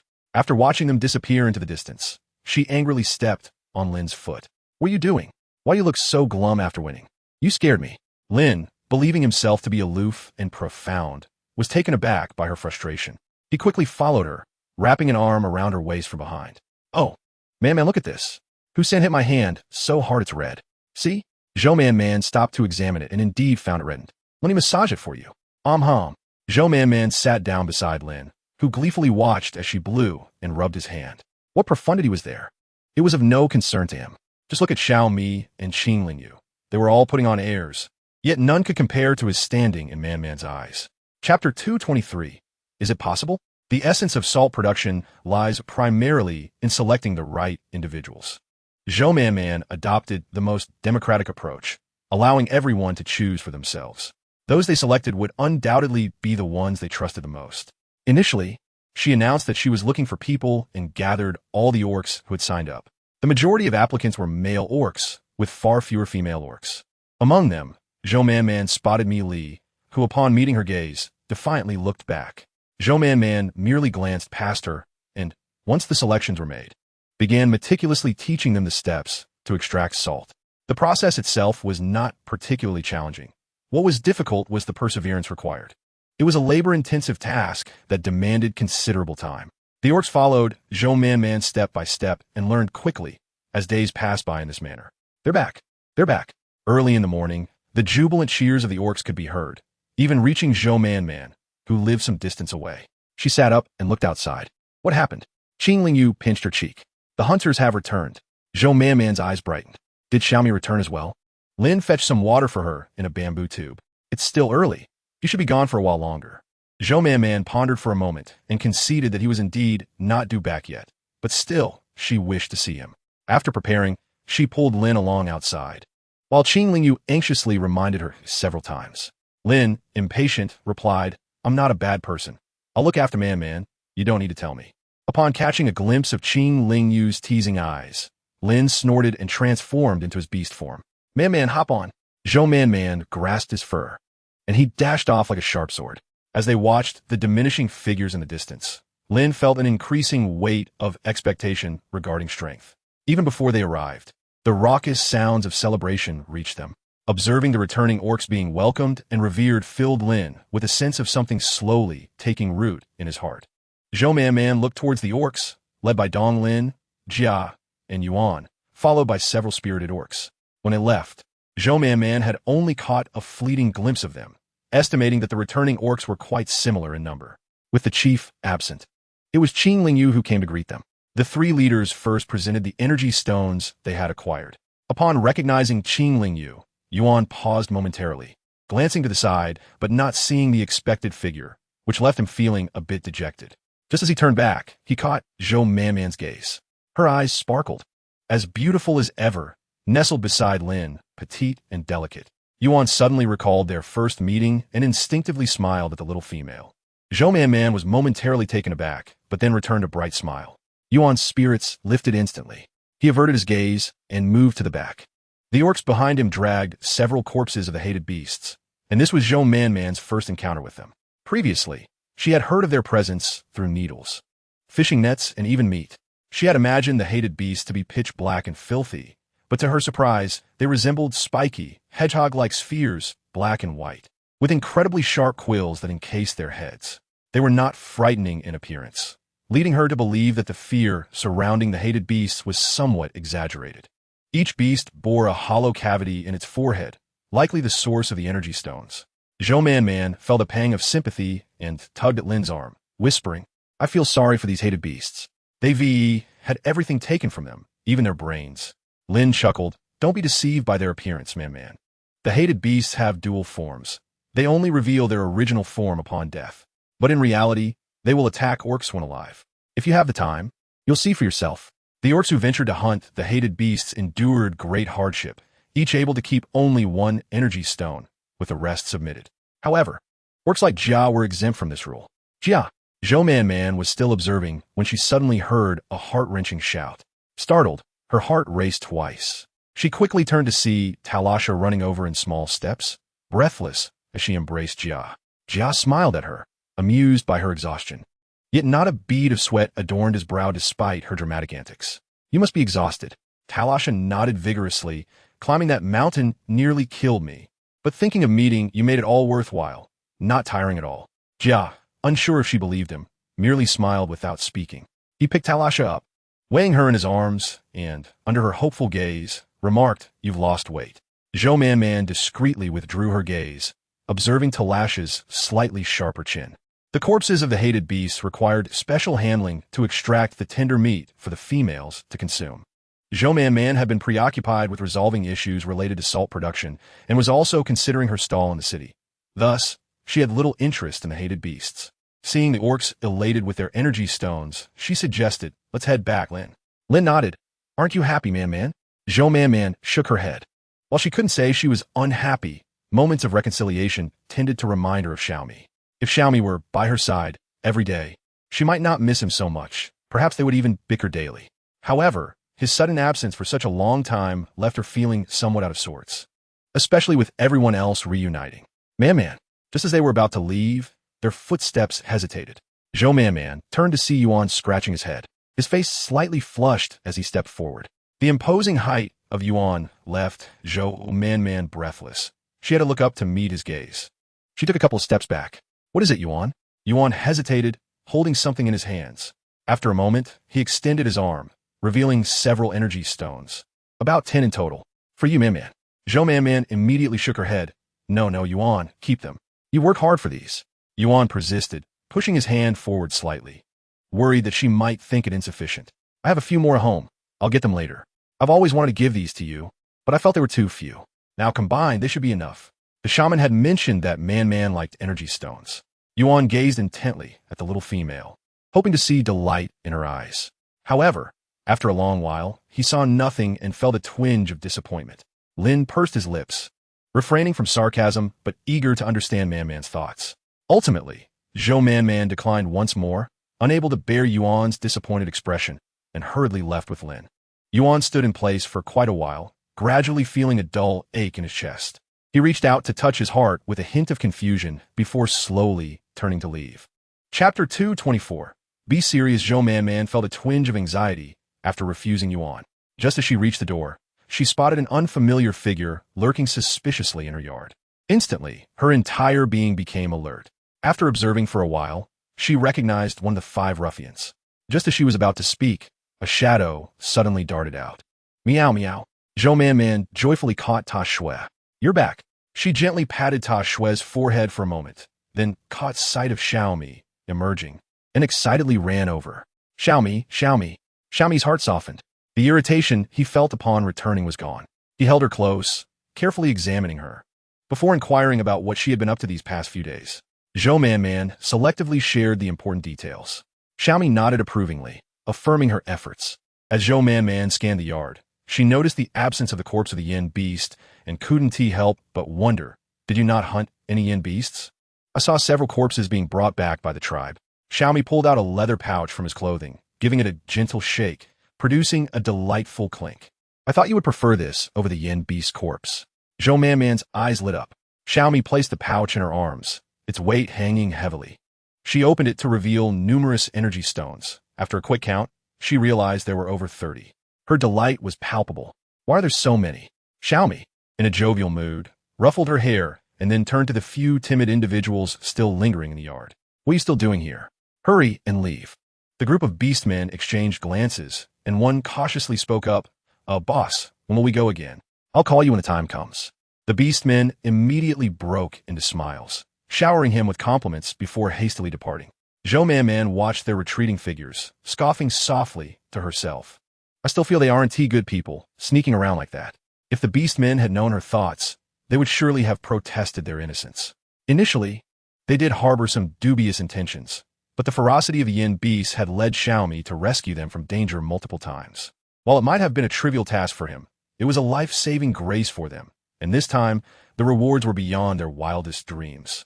Zhou Man embraced the energy stones, reveling in the feeling of suddenly becoming wealthy. It was simply marvelous. Clutching the stones, she found it hard to part with them, but ultimately decided to return them to Xiaomi. You earned these through hard work. You should keep them, especially since you need them for your cultivation. I don't need them. Only a fool would rely on energy stones for cultivation. With that, Xiaomi cast a meaningful glance at Lin. Lin immediately bristled with anger. Glaring fiercely at Xiaomi let out a sigh of relief, taking the opportunity to embrace the little female while her attention was diverted, which would surely infuriate her even more. He joyfully carried her into the house. With a scorching sun beat down outside, while his cool demeanor felt incredibly comfortable, Zhou Man nestled in Xiaomi's embrace, sharing the minutiae of her days with him. Are you really not going to keep any? Are you truly giving them all to me? I went hunting for the yin beasts to gather energy stones specifically for you. Otherwise, who would willingly travel such a distance? Upon hearing this, Zhou Man's face broke into a radiant smile. Then I'll keep them all. As she spoke, she suddenly remembered the plan they had devised earlier. She pulled out the wooden board and presented it to Xiaomi. Sure enough, upon hearing her, Xiaomi furrowed his brows and snatched the charcoal stick and wooden board from her hands. I need 3 days. Zhou Man nearly choked on her own frustration, her expression darkening as she snatched the board back. No, everyone should be treated the same. It must be fair. Xiaomi scoffed. Fair? I've given you so many energy stones, and that isn't enough? Besides, I've been gone for so long, missing out on so much. Are you suggesting I just stay here and wait for you to find time for me? Zhou Man felt a surge of discomfort at his words. What did he mean that even after giving her so many energy stones, it wasn't enough? She was a commodity to be exchanged. With a cold expression, she extricated herself from his embrace. You chose to go. I didn't force you. Xiaomi was infuriated, his teeth grinding in frustration as he held her tightly. Zhou Man struggled to break free, ready to bite him. Xiaomi freed one hand, gripping her chin. Zhou Man, do you think I'm being too lenient with you? Zhou Man glared defiantly at him, unwilling to back down. Seeing her fierce expression, Xiaomi felt all his pent-up rage surge forth. He violently tossed her face aside, flinging Zhou Man onto the leather hide, then stood up and walked away. Take your energy stones with you. I don't care. Xiaomi stared at the leather pouch on the ground for a long moment before finally muttering through clenched teeth, Don't push your luck. Why don't you just kill me if you have the ability? After all, you've done it before. Xiaomi felt all his anger dissipate. his face cold as he hastily exited. Hearing the muffled sobs coming from within, Lin sighed and picked up the energy stones, finding Zhou Man curled up, her eyes red from crying. Upon seeing Lin enter, she immediately shrank deeper into herself. Lin adjusted her position, placing the leather pouch aside, and gently lifted the little female's chin, feeling his heart constrict. Xiaomi, how dare he? Zhou Man's chin was bright red, with a cut at the corner of her mouth seeping tiny drops of blood. Her fair complexion made the redness all the more alarming. Lin's expression darkened. Zhou Man suddenly flung herself into Lin's embrace, tilting her head to kiss him. Lin cradled the little female, surprised by her sudden boldness. But he couldn't find joy in the moment. Your lip is injured. Lin stood up to fetch the medicinal ointment left by Qing Lingyu. When he turned back, he saw the little female sitting dazedly, and his heart ached. I will never allow him to hurt you again. Lin spoke softly, as if addressing both himself and Zhou Man, repeating it under his breath. Zhou Man turned away from Lin's attempt to wipe her lips, saying, "It's too bitter, don't." As she spoke, she leaned in to press her lips against Lin's. The soft, tender sensation mingled with the metallic taste of blood in her mouth, causing Lin to abandon all restraint, unable to maintain his composure. Zhou Man, taken aback by her own initiative, felt Lin reciprocate with earnest fervor while being careful not to hurt her chin. Zhou Man tilted her head, caressing Lin's back, her body delightfully entranced, while her mind remained surprisingly clear. She couldn't comprehend why she loathed Xiaomi, yet simultaneously felt drawn to him. He had a way of effortlessly stirring her emotions, making her angrier than she thought she could be. They were like two hedgehogs, embracing each other as sharp quills. Noticing her lack of seriousness, Lin grew irritated and playfully nipped at her earlobe, causing Zhou Man to widen her eyes in surprise. Lin's gaze seemed to hold the cosmos within its depths. Be serious. Chapter 225. Saving a life. Zhou Man felt drowsy like a little kitten. Lin chuckled softly as he bent down to kiss her forehead. What do you want to eat? Man, I'll go make it for you. During Xiaomi's absence, Lin had embraced the mindset of being weaker than him in strength, but determined to excel in other areas. He had become quite adept at preparing meals. Zhou Man pondered for a moment, realizing she was indeed a bit hungry. Just as she was about to voice her thoughts, Beastman arrived outside, delivering meat from the yin beast. After some consideration, Lin decided to roast some yin beast meat for the little female. By the way, man, keep the energy stones safe and don't be upset with yourself. Zhou Man pouted. Next time we hunt yin beasts, I want to go too. The energy stones we earn can buy me new hides to wear. Zhou Man's heart felt a pang of sadness. Clutching him, she choked out, I don't want you to leave me. If you're not here, who will accompany me to sell things? We can earn money together. I'm getting closer to advancing, man. Lin took a deep breath, sensing that he was merely a membrane away from reaching the realm of refining the internal organs. Much like before, he understood that once this membrane shattered, it would mark a qualitative leap in his strength. Yet, he was acutely aware that his rapid advancement in rank had left him lacking in practical combat experience. He pondered the prospect of leaving Man behind, his heart heavy with reluctance. With King Lingyu so busy, how could she accompany Man every day? He feared that Man would end up exhausted, tirelessly trailing after him. After the clan leader's departure, even trivial matters in the tribe required his counsel, which would only burden Man further. He gently caressed the smooth, silken hair of the little female, momentarily at a loss. Suddenly, a figure flashed through his mind, prompting him to instinctively shake his head. Yet he found it impossible to shake off the thought, his heart in disarray. I can roast meat for you, Man, or would you prefer it boiled? Either option is fine with me. Lin nodded, then wait here for me for a moment. After saying this, he turned and left, his face a mask of calm, though turmoil brewed within. If he did not pursue this opportunity, his strength would stagnate. Yet he also wished for Man to be delighted by the energy stones he hunted. However, if he went, Lin closed his eyes, caught in an internal conflict. One voice suggested that Yuan was quite a good match for Man, having shown genuine care for her without coercion. But another voice countered, questioning his sanity for considering pushing Man away. The scales of his heart teetered uncertainly. Meanwhile, Man sat in the room, sighing as she gazed at the energy stones. After a while, she stood and walked to the kitchen in search of Lin. Lin?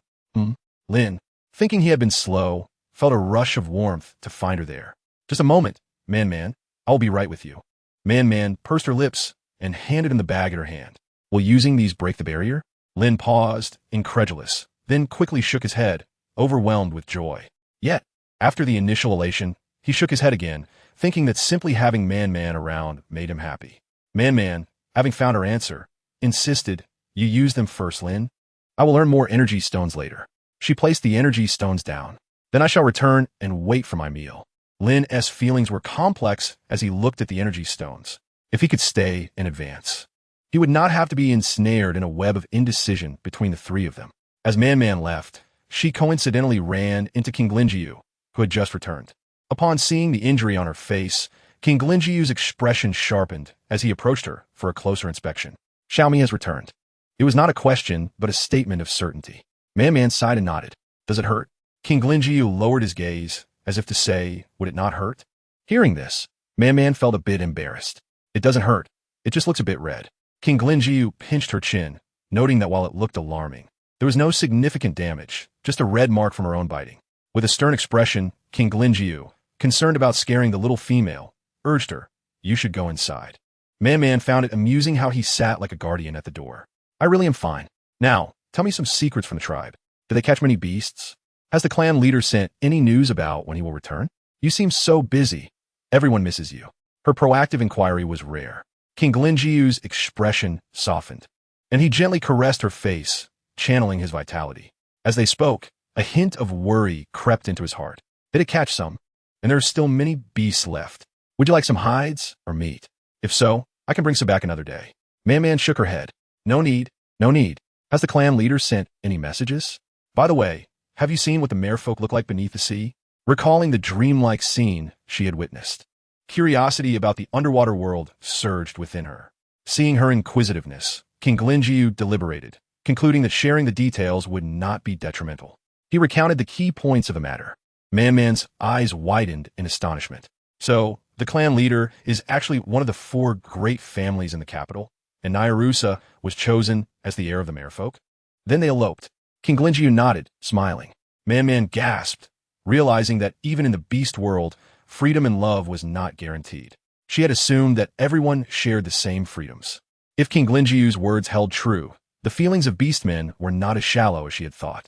The 4 great families would keep their lineage within the clan for cultivation. However, it was not so simple. Only those with great talent could remain, while those without were cast aside. Man-Man clicked her tongue, acknowledging she had spoken too soon. Suddenly, it dawned upon her that the clan leader's current mission was fraught with peril. He had abducted the heir and now returned. Reminiscent of a modern elopement where the male first sends the female home before following her back. King Linjiu nodded, expressing concern. The merfolk have never been on good terms with the beastmen. I worry for the clan leader's safety. Should we organize a rescue mission for the beastmen? King Linjiu shook his head. No. What will you do if I go? After a moment of contemplation, Man-Man found the logic sound, yet something felt amiss. Noticing her confusion, King Linjiu playfully pinched her cheek. Does it still hurt? Lives must be saved, but we need to deliberate. There is no need for you to worry about this. Chapter 226, Discovery Man-Man. I have advanced. Hearing this voice, Man-Man could not help but feel elated, rushing into the adjacent room. Since acquiring the energy stones, Lin had dedicated himself to another room to absorb their power. After several days, he finally reached the realm of refining the internal organs by evening. Seeing the little female approach him for an embrace, Lin quickly waved his hands. No hugs, Man-Man. I'm dirty. I haven't tea-bathed in days. It hasn't been a week. You're not dirty, Man-Man replied, wrapping her arms around Lin's neck curiously. So Lin, are you now refining the internal organs? Lin nodded proudly, of course. Man-Man looked around, unable to discern any visible changes. Does refining the internal organs even make one stronger? Lin scratched his head, uncertain how to explain to the little female. In truth, his innate powers had not significantly enhanced, but his physical strength had undergone a remarkable transformation. The refinement of bones and skin had fortified his constitution, while refining the internal organs had wrapped his organs in layers of protection, elevating his physical prowess to new heights. One day, accompany me to the arena, and you will see, Man-Man. All right. The thought of the astonished expressions of the beastmen brought Lin immense satisfaction. However, he suddenly recalled the words of certain beastman and quickly suppressed his joy. No, I must conceal my strength. Xiaomi, you're back. Xiaomi entered the room without responding, placing a large bouquet of flowers in the corner of the courtyard. Where's Man Man? Upon hearing Xiaomi's return, Man Man felt a tightening in her chest and reluctantly emerged from her room. Xiaomi's face lit up with a smile upon seeing her, resembling a blooming flower as he approached. Man Man pushed away his embrace with a huff. I thought you wouldn't come. How could that be? Look, Man Man, do you like it? Zhou Man Man's gaze was instantly captivated by the flowers in his hand. Adorned with several rare blossoms she had previously seen at the antelope Beastman's stall, vibrant and exquisite in their hues. Her heart leapt with joy as she accepted the bouquet, pleasantly surprised to discover that many of the flowers still had roots. Delightful. Xiaomi extended his hand, intending to gently caress her forehead, but paused and switched to his other hand. How beautiful they are! I have never seen such large and vivid blue flowers before. Qing Lingyu, noticing her inclination to sniff the blossoms, quickly interjected, they are poisonous. Zhou Man Man halted, cradling the flowers, reluctant to let them go. It isn't exactly poison. When used properly, it can be a potent medicine. Since it can be medicinal, I shall cultivate it. I will assist you, Man Man. Lin eagerly stepped forward, taking the flowers from her hands. They are poisonous. If you get hurt, it will be troublesome. Allow me to handle it. My skin is tough, and I want to be harmed. Before Zhou Man Man could respond, Xiaomi's gaze fell upon Lin, his eyes narrowing slightly as he scanned the faces around him. He then spoke in a calm tone. Poison is indeed undesirable, but since I brought it back, I shall be the one to plant it.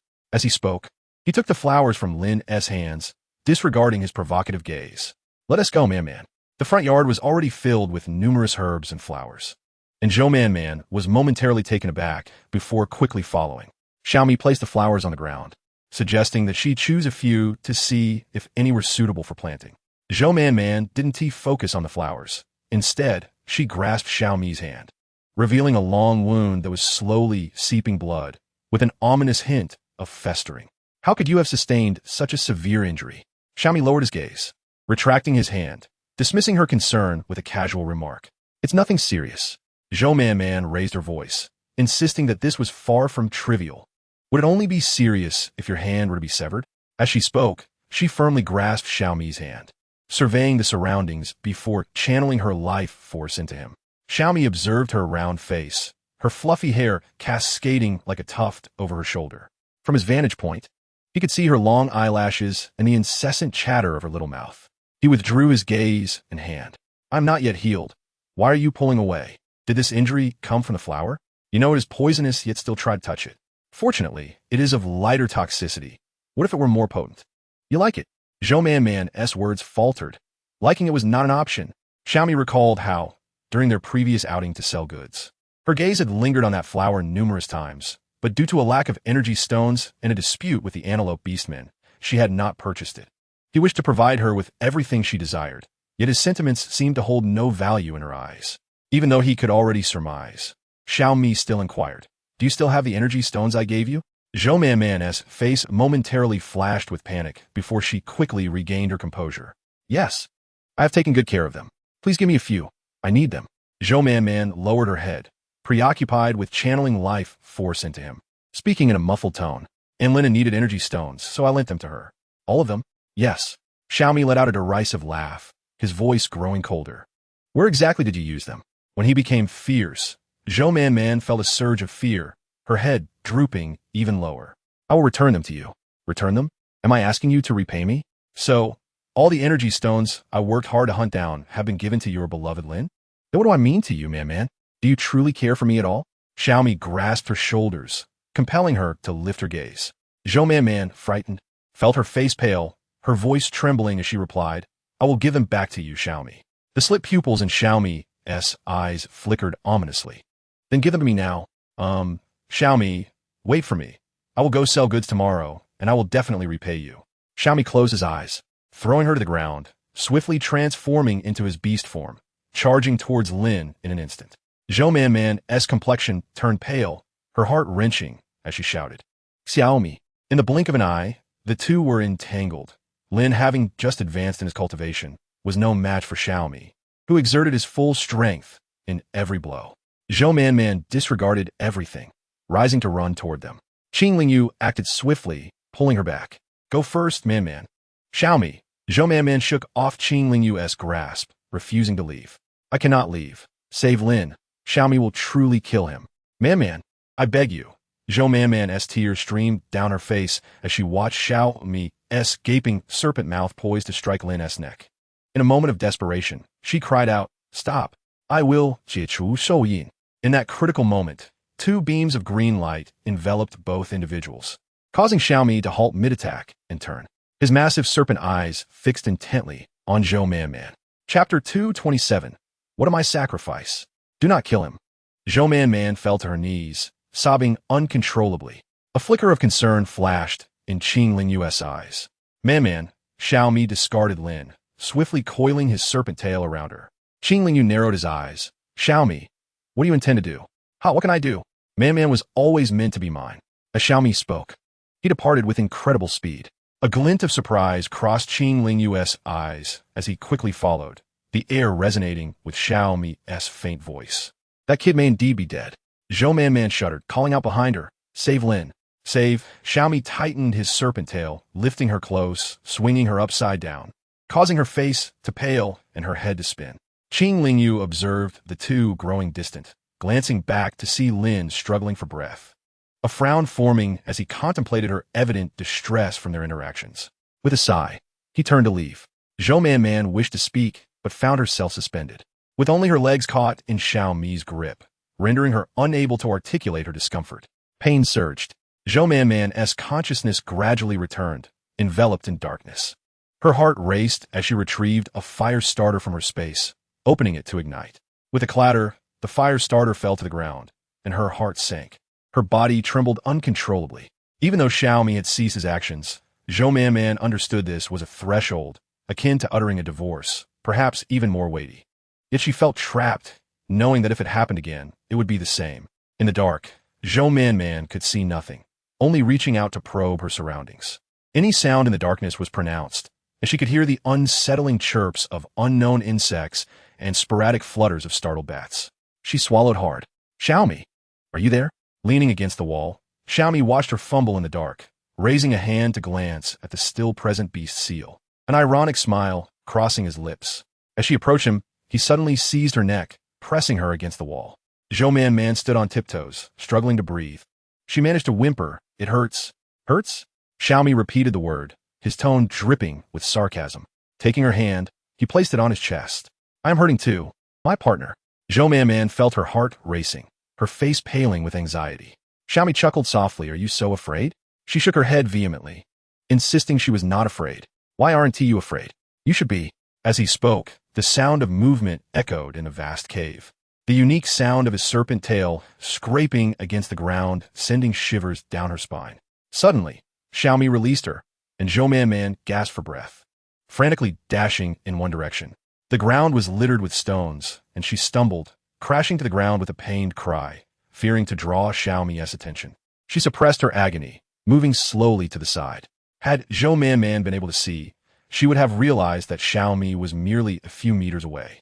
After a prolonged struggle, Zhou Manman finally reached the wall, breathing rapidly, yet the surrounding darkness obscured everything from view.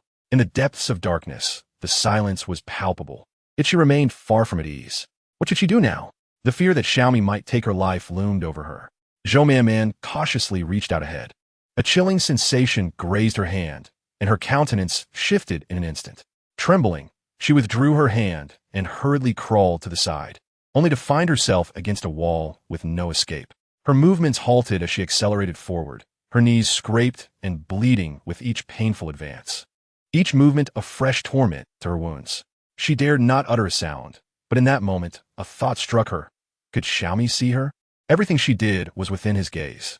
Tears fell silently onto the ground, the faint sound echoing in the vast emptiness. Defiantly, Zhou Manman crawled forward, but suddenly, her leg was ensnared. Xiaomi lifted her before him.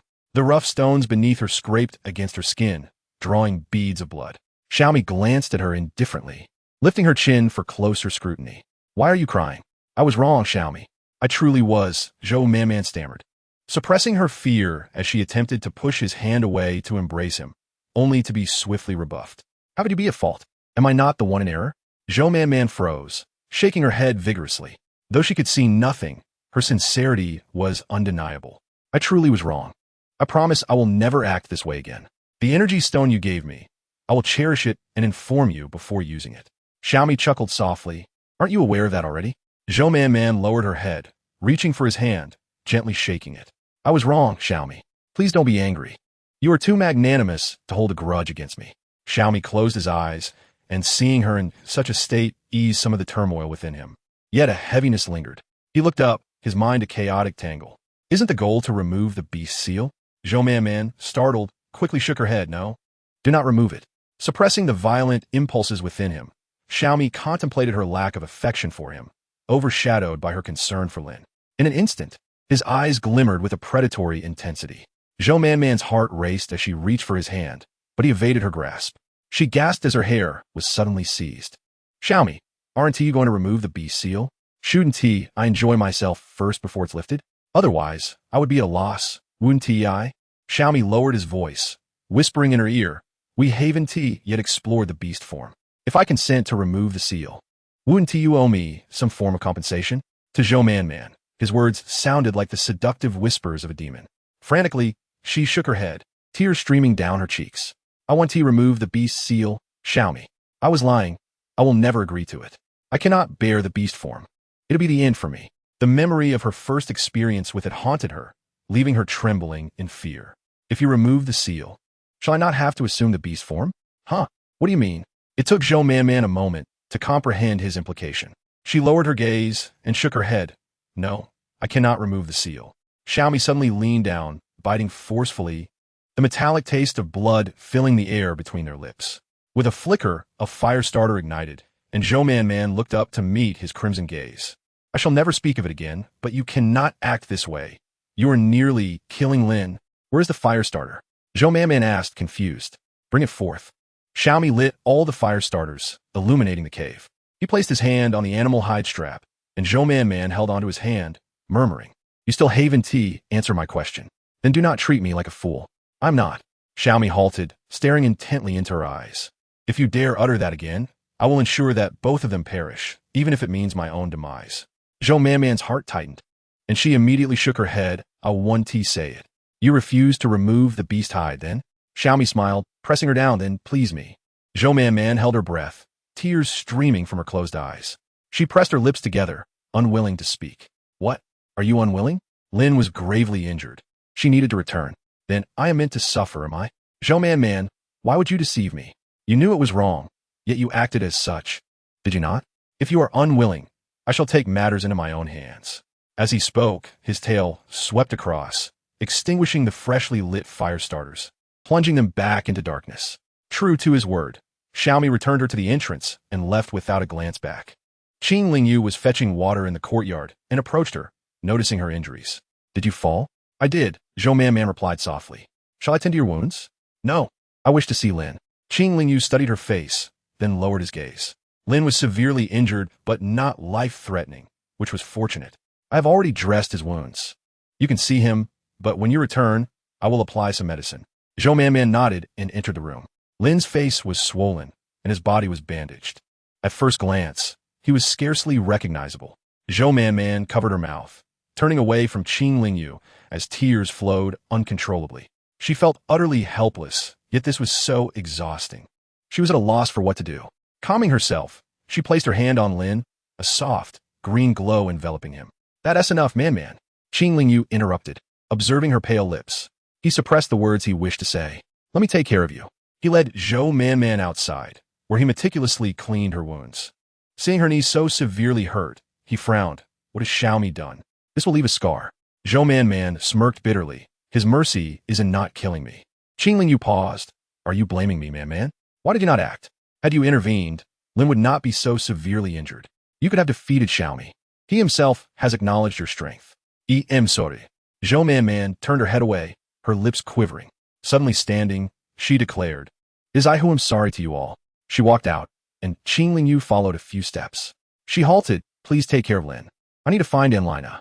Qing Lingyu observed her direction, confirming she was indeed headed towards Anlina's home.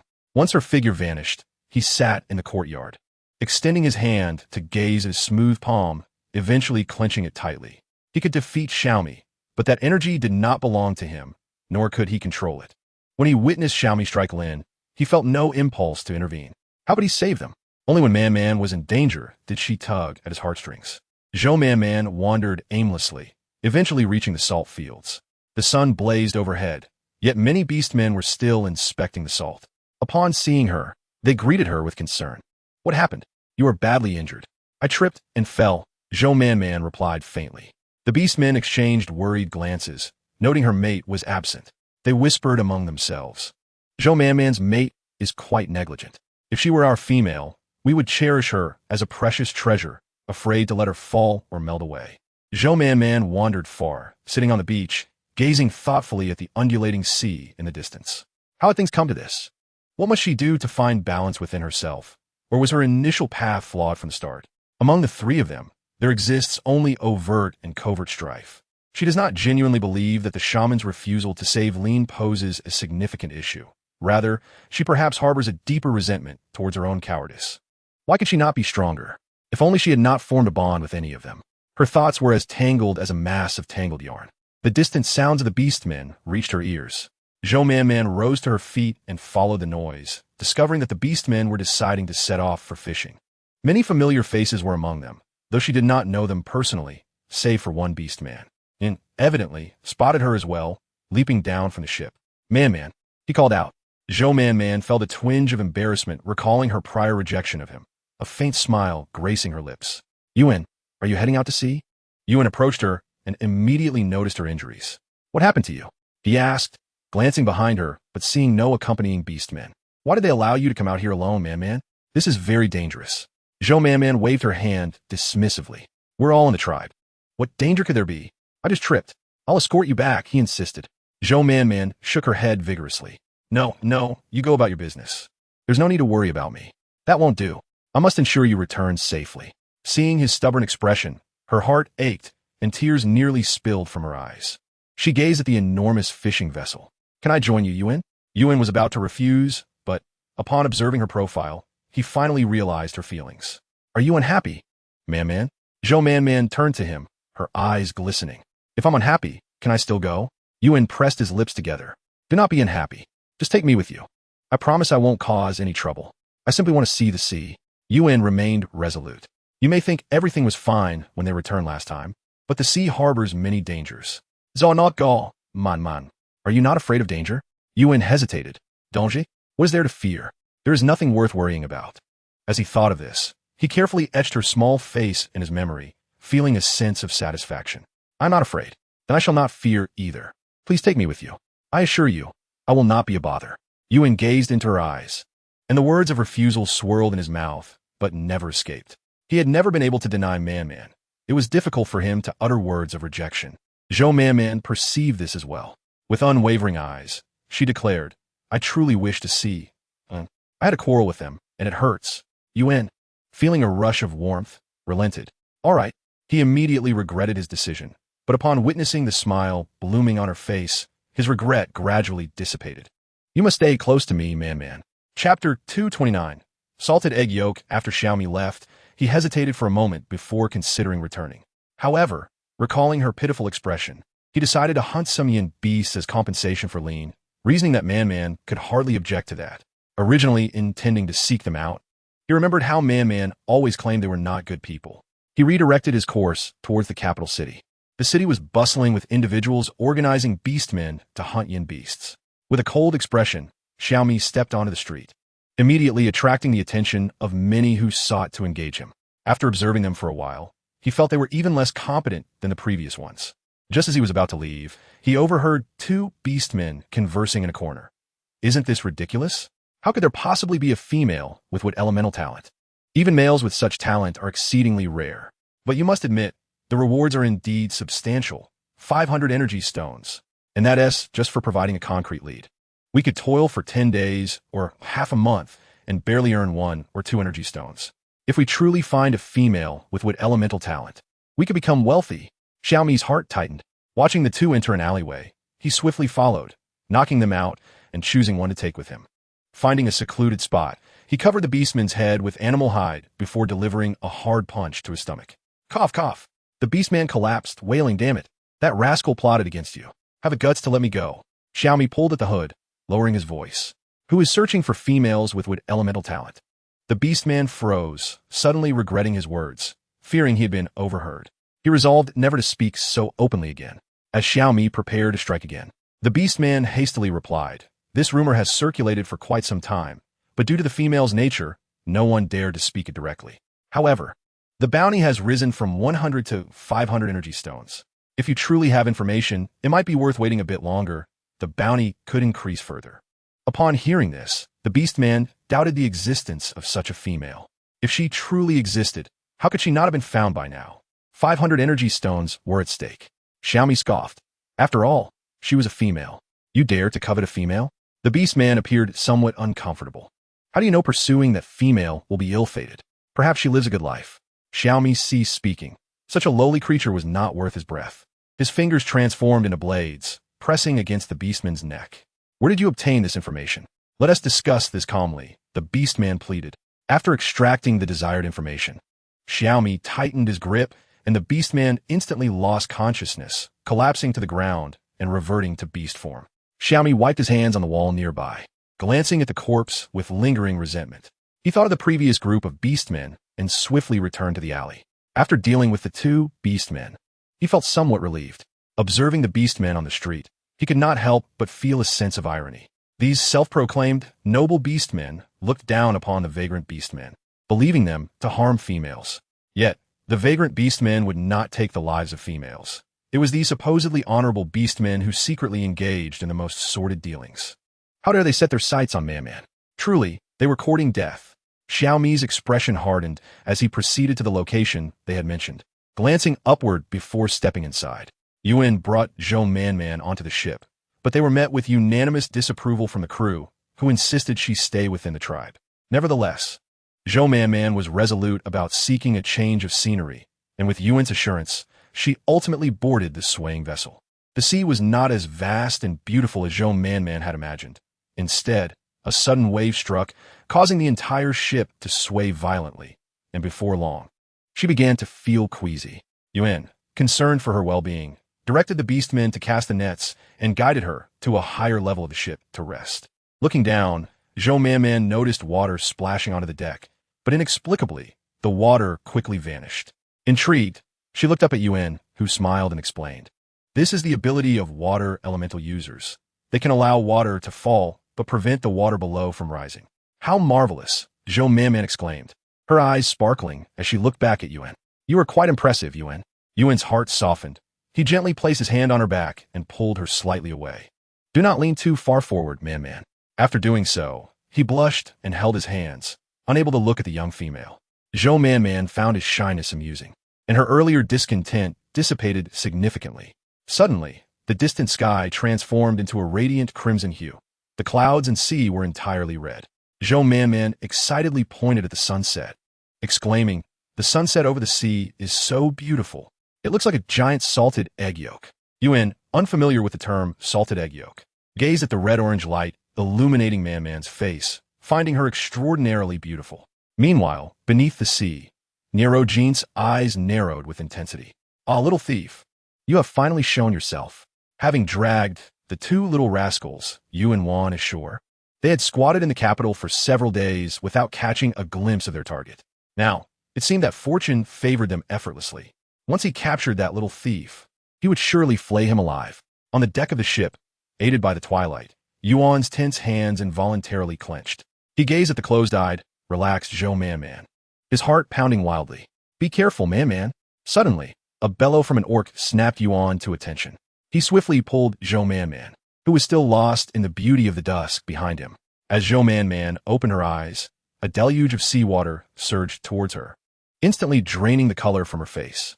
Yuan positioned her safely behind him, concentrating his energy as he swept his hands toward the ship's edge, conjuring a golden barrier that miraculously halted the wave's advance. Just as they exhaled a sigh of relief, an even larger wave surged forth, seemingly alive, rushing directly at Yuan and Zhou Man-Man. Zhou Man-Man quickly realized they were being targeted. "Yuan, retreat," Yuan commanded, gathering his strength while stepping back. Zhou Man-Man obediently complied, as the waves crashed one after another, but Yuan managed to neutralize each assault. Nearby, Nerogene's gaze was fixated on a female figure on stage, her beauty radiating like a beacon, captivating him momentarily. Zhou Man sensed the attention and turned sharply to the source, startling Niarojin, who swiftly concealed himself in the water. Distracted by Zhou Man's gaze, he momentarily forgot about the pearl and scrutinized his surroundings anew. Let us descend, Man. It's unsafe up here. We might fall. Zhou Man nodded and followed Yuan down below. After a tense pause, the sea calmed somewhat, alleviating the orc's underlying fear. However, Yuan remained unconvinced, his eyes scanning the surface meticulously for any signs of danger. Chapter 230. The whirlpool approaches. A thin stream of water began to creep along the deck, silent and unnoticed by the busy orcs. But as it reached Zhou Man's feet, the situation changed dramatically. Suddenly, the water surged upward as if it were alive. Zhou Man screamed in shock, instinctively retreating, but it was too late.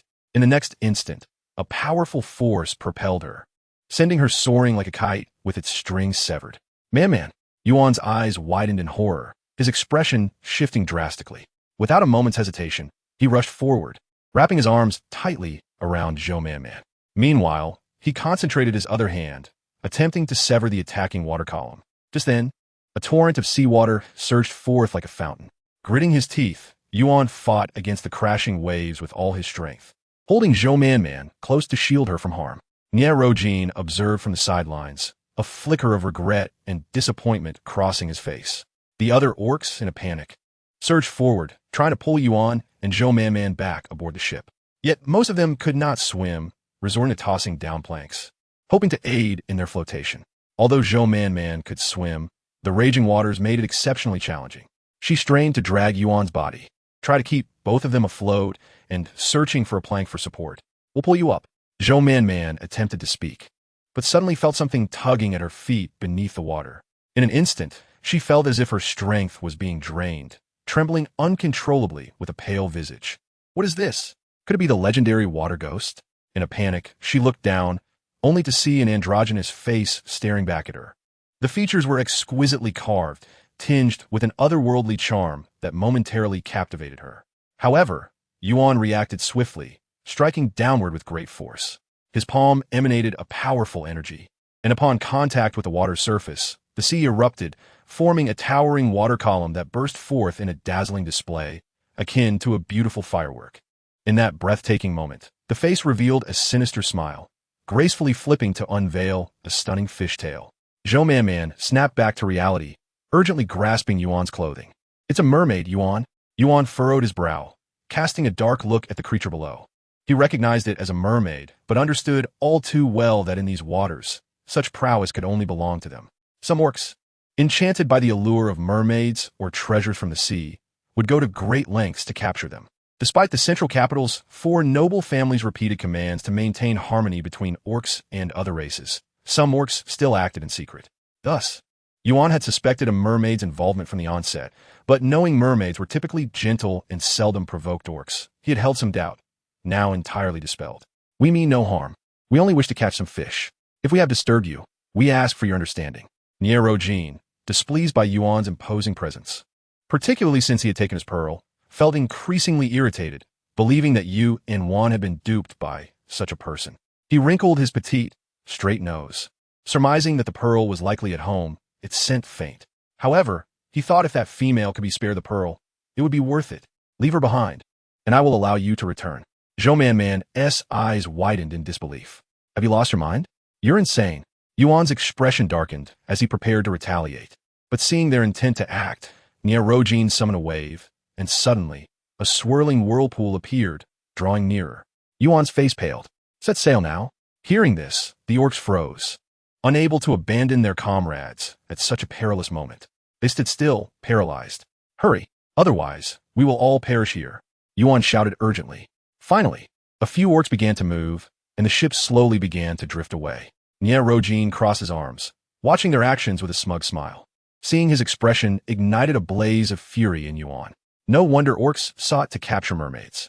Yuan summoned his strength, transforming the once soft surface of the water into a solid foundation, and leaped with Zhou Man, aiming to return to the ship. Just then, a stream of water shot down from above, wrapping tightly around Zhou Man's waist. Yuan, go on without me. Zhou Man called out desperately. How could Yuan bear to leave her behind? As the whirlpool drew closer, They found themselves in a stalemate. Zhou Man Man was being tugged painfully by the water, and in the next moment, Yuan released his grip. Niarojin had not anticipated Yuan would choose to jump in with the female. His surprise evident as he quickly retracted the water flow. Despite their strong water affinity, they were physically frail and might not withstand a close confrontation with this brute.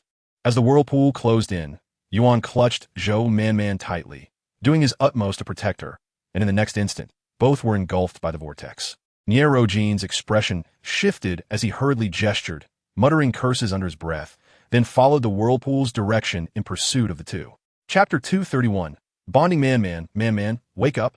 Zhou Man Man felt an intense soreness throughout her body, struggling to open her eyes. Blinking a few times, her consciousness gradually returned. As she propped herself up, she suddenly realized her wounds were stinging from the water, causing her immense pain, and she couldn't help but let out a whimper. Yuan anxiously examined himself, fearing he might have overlooked a wound. What's wrong, Man? Are you unwell?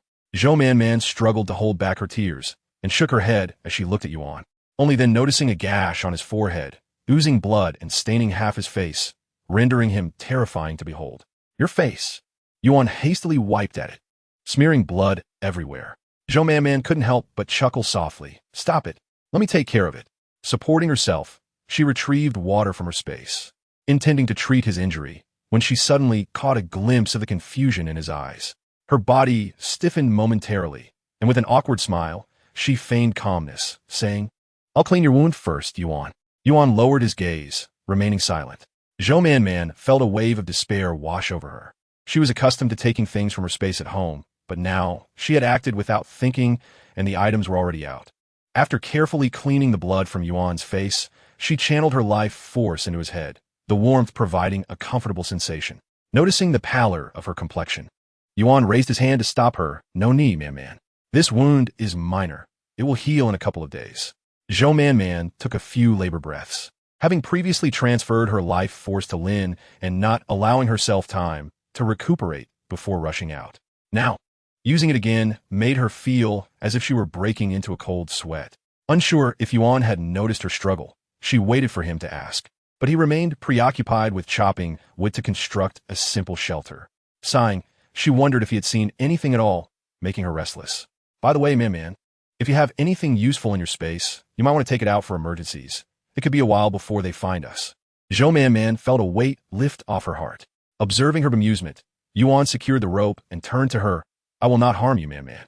Even if I were to lose my life in the next moment, I would not disclose this matter to anyone. Zhou Man hurriedly replied, That's not what I meant, Yuan. I understand. I know, Man, he responded, but you should still be cautious. However, your spatial talent isn't like the wood element talent, and revealing it isn't necessarily a bad thing. Zhou Man's eyes brightened. Really? Of course, he affirmed, with her anxieties eased. Zhou Man felt considerably more at ease and began contemplating what to retrieve from her space. First, she took out several bamboo tubes for water, but reconsidered, thinking it better to store them in her space and put them back. Then, she pulled out a fur pelt to lay on the ground. Stay here, Man. I will gather some leaves to cover the top of the shelter. It won't do if it rains. Zhou Man nodded and found a shaded spot to sit, washing her wound with water. The salt water from the sea had stung, akin to salt directly on an open wound, yet the sensation was oddly refreshing. After meticulously cleaning her injury with fresh water, she finally took the time to survey her surroundings. This appeared to be an island, and they were situated near the center. Slightly lower down, the island was thickly populated with vines and trees, with the occasional call of unknown birds. The area below was somewhat better, although rocky. As she gazed at the trees, an unsettling feeling washed over her. Images of snake islands and wild men flashed through her mind as she anxiously searched for Yuan's figure. In scarcely a moment, Yuan had vanished. Zhou Man, startled, stood and scanned the area, wondering if he had already returned. Yuan, she called, cupping her hands around her mouth and shouting several times without receiving a response. Just then, a beautiful song floated over from the sea, its unique melody soothing to the soul. Zhou Man instinctively walked toward the shore, where a striking figure emerged from the tranquil waters, a mermaid with flowing blue hair dancing in the wind. Her skin like cream and her smile enchanting enough to captivate one's very soul. Come here, female, she beckoned. Zhou Man stepped into the water, the cold sensation snapping her back to reality. Man, come back. Don't look into his eyes. But it was too late. Zhou Man felt dizzy, her body ablaze with heat. Yuan picked up a stone and hurled it at the mermaid with a swift and fierce motion, eliciting a cry of distress. Yuan rushed to Zhou Man's side, supporting her. How are you, Man? Zhou Man felt an intense heat coursing through her. Pressing against Yuan's icy body was incredibly comforting, and she clung to him like an octopus. Yuan was momentarily taken aback, his heartbeat quickening, unsure of how to respond. Man, I feel unwell, she murmured, nestling her face against his chest and rubbing against him. Yuan noticed her flushed cheeks and deteriorating demeanor. Suppressing his own feelings, he held her and led her back to the shelter. You should lie down for a moment, Man. As he attempted to place her on the pelt, she clung to him tightly. I feel unwell. Yuan felt a warmth spread across his nose. Quickly, he removed her from his grasp and covered his nose as he hurried outside. After taking a moment to cool off in the breeze, he resumed laying leaves on the shelter's roof.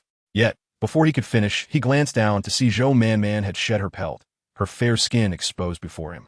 His nose flared again, and he hurriedly scanned the area, relieved to find no one else around. Rushing back to her side, he noticed her face was even redder, and her skin had flushed as well. As he approached, she seemed to sense him, eagerly wrapping her arms around him. Yuan's blood surged, and he felt a wave of heat wash over him. But he couldn't take advantage of her in such a moment.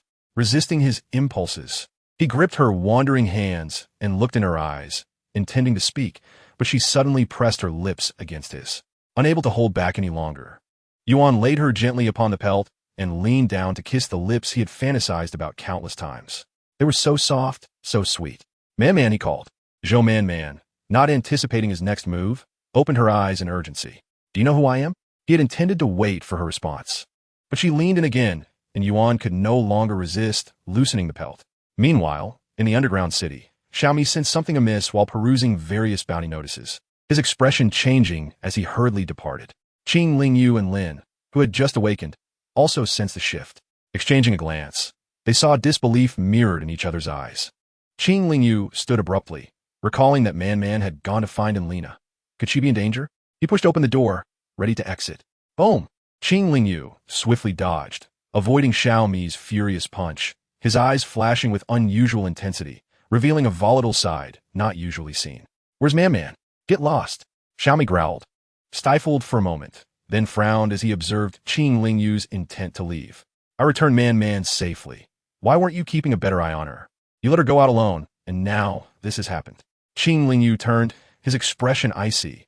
If you harm Man again, even if she is unwilling, I will ensure you pay the price. Xiaomi shrugged dismissively, then go ahead and try. Tension flared between them, and Lin, hopping on one foot, burst through the door. What are you two doing? Man has vanished, and you're here fighting? With a snort, both turned away, embarking on their search for clues. The pair inquired after many individuals, relying on their beastly instincts, ultimately converging on the beach, their faces grave and uncharacteristically silent. Shall we return? Let's go back. Upon their return, Lin cast a glance behind him, noticing the absence of Man, which left him feeling a twinge of disappointment. Where could Man be? King Lingyu pursed her lips, stating, I heard from the Beastmen that Man went out to sea. Lin felt a wave of darkness wash over him, his fingers trembling slightly. How could those Beastmen dare to take her? King Lingyu shook her head and shot him a glance. The tribe's Beastmen would not behave in such a manner. Surely, you're not influenced by Xiaomi. Having grown up here, do you not understand the respect afforded to females? But Yuan also went. Lin exhaled, a sense of acceptance washing over him, though an inexplicable bitterness settled within. He was gravely injured, and yet Man did not return to keep him company, instead forming a bond with Yuan. In a fit of petulance, he remarked, Then what do we need to search for Man for? Wouldn't finding her just disturb her? King Lingyu and Xiaomi exchanged surprised glances. Surely, he could not have lost his mind. Xiaomi, displaying remarkable patience, explained, Man is at sea. She may encounter danger. From what I know of her, even if she is stubborn, she would feel hesitant. Man is quite a naive female, and Yuan is rather oblivious. With this thought, Xiaomi's expression turned serious. I must go find Man. By the way, I discovered in the capital that someone is searching for females with what affinity. Be vigilant. If Man returns early, do make sure to inform her. King Lingyu tapped the table and suggested, How about this? Xiaomi, you go look for Man. I'm more familiar with the capital and will investigate this matter. We cannot remain in a passive position. Lin, you should stay at home and await the return of those who went out to sea. If Man comes back, that will be splendid. If not, we shall devise another plan." The group agreed, and after reaching a consensus, they departed. Chapter 232. Creating Chaos Under the Moonlight. The moon hung high in the sky as the two weary individuals sank into a deep slumber. In an instant, a thick white mist enveloped the mountainside. From within the mist emerged a strikingly beautiful figure of ambiguous gender, cradling a sleeping maiden in his arms. Treading upon the moonlight, he moved gracefully, leaving no trace upon the earth. As the mist dissipated, a delicate voice lingered in the air. "Since you cannot treat her well, then allow me to take her. Why doesn't her leg transform into a tail? I wonder what it would be like if her legs turned into a tail. I think any color would suffice. Shall we attempt to make her grow a tail?" "All right." Awakened by their words, Zhou Man suddenly sat up, only to find her limbs weak and unresponsive. Memories of the previous night flooded her mind, igniting a burning embarrassment upon her cheeks. Had she lost her mind to act in such a manner towards Yuan? Gradually, she sensed something amiss. This was not land. She warily regarded the two individuals before her. "Is it you two?" "You," and one exclaimed with delight. "You still remember us." Zhou Man chuckled softly, primarily recalling their greedy yet endearing expressions. As she listened to their praises, she began to discreetly survey her surroundings. The floor, composed of an unknown material, subtly revealed the scenery above, tinged with a faint blue hue, pristine and untainted by dust, reflecting two delicate and exquisite fishtails.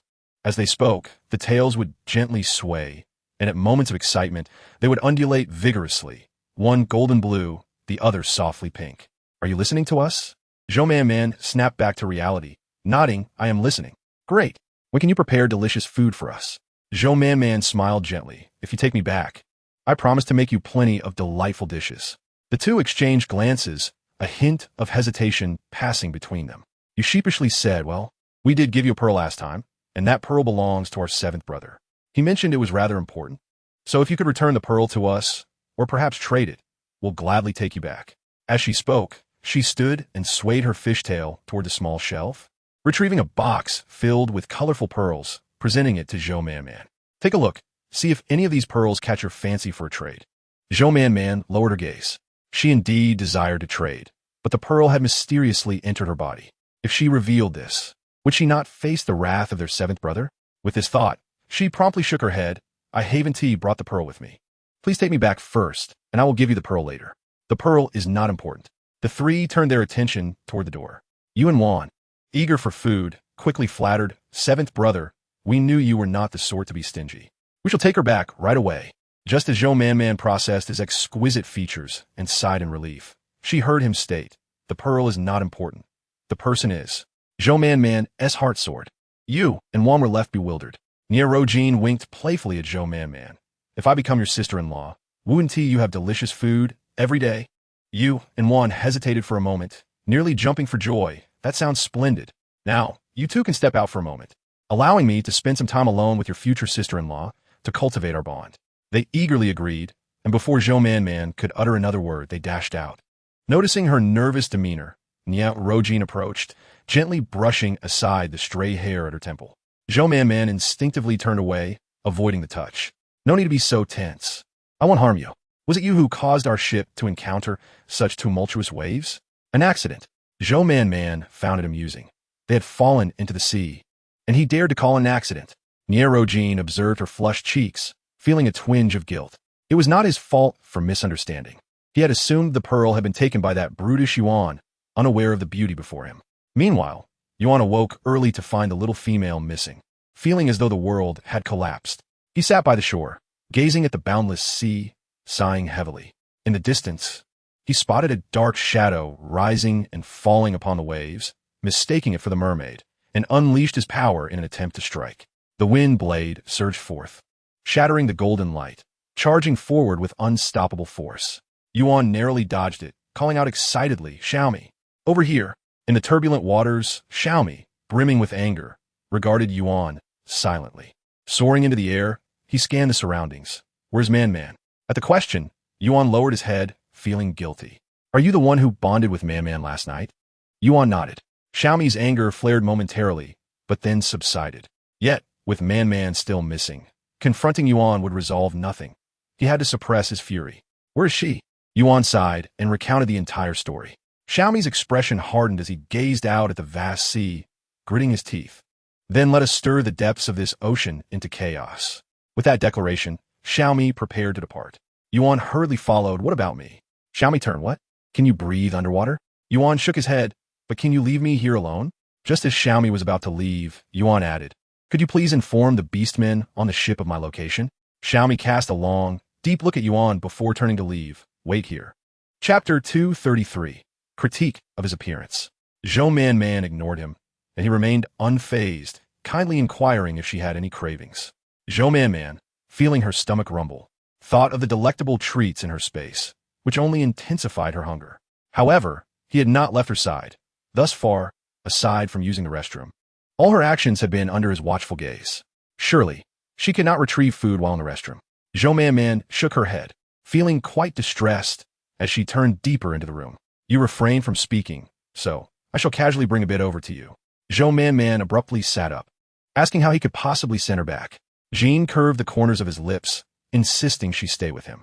Zhou Man gritted her teeth in frustration, watching him walk away, and angrily kicked the edge of the bed. However, the bed was peculiar. It yielded softly to some pressure and became hard under others. In an instant, her toe turned red and swollen from the impact. Zhou Man clutched her toe, writhing in pain on the bed. How utterly detestable!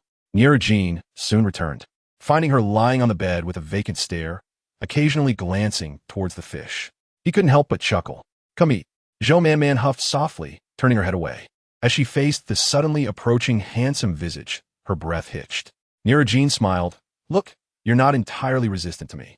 What's wrong with becoming my partner? My room is beautiful, adorned with many lovely jewels, and I can create exquisite garments. You would not lose out, so why not agree? Zhou Man shut her eyes, refusing to meet his gaze. Damn it, she had never been so fixated on appearances before. Now, she truly understood how one's values could be swayed by physical allure. If he had been ugly, she would have deemed his actions utterly unforgivable, deserving of harsh punishment.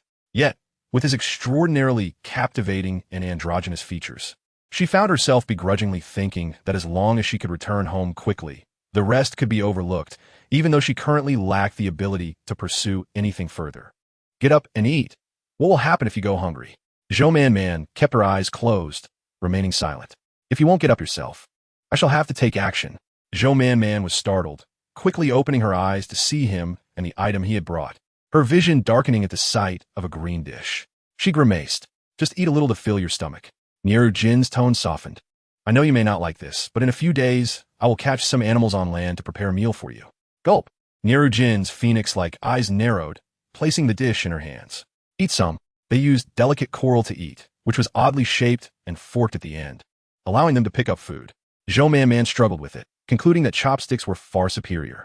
The moment she took a bite, a slippery, salty sensation flooded her mouth, accompanied by an indescribable fishy taste. She suppressed her nausea, attempting to swallow. Ugh. Niru Jin's expression changed, quickly fetching water and patting her back. Are you all right? Stop eating. Zhou Man had consumed little, unable to expel much, yet she felt lightheaded, leaning weakly against the bed's edge, listening to the merman's anxious words. I will go ashore to buy you something. Zhou Man grasped his hand, her eyes pleading. Take me with you. Niru Jin pursed his lips, pushing her hand away and patting her back before turning to leave. Ugh. Zhou Man felt both discomfort and grievance. Observing her state, Niru Jin relented, saying, I will take you to see the shaman, and then I will go ashore to buy you something. Zhou Man, having lost her strength from retching, could not even muster the energy to argue against him. Inside the shaman's dwelling, the merman's gaze fell upon Jean for a moment before shifting to Zhou Man. Jean, is this a female from the land? How did she end up here? Niru Jin shook his head. No, she will be my female in the future. The shaman disapproved. You have not yet formed a bond, have you? This female is already with child. You must return her at once. Zhou Man nodded repeatedly, exclaiming, Yes, send me back. I am pregnant. Indeed. Zhou Man was at a loss for words, feeling a mix of joy, fear, and confusion. Can you tell how far along I am? The shaman furrowed his brow, checking her pulse again.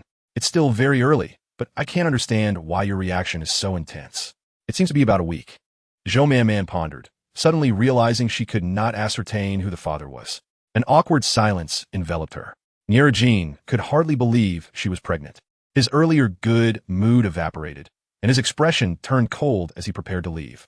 The shaman frowned. Jean, the conflicts within our clan are not recent. As one of the heirs, you must not allow anything to go awry with the awakening of the sea spirit. Have you forgotten what happened to your aunt? Zhou Man perked up her ears. Was it about the clan leader? Jean remained silent, pulling Zhou Man away. Zhou Man felt quite cheerful, gently caressing her belly, unable to suppress her smile.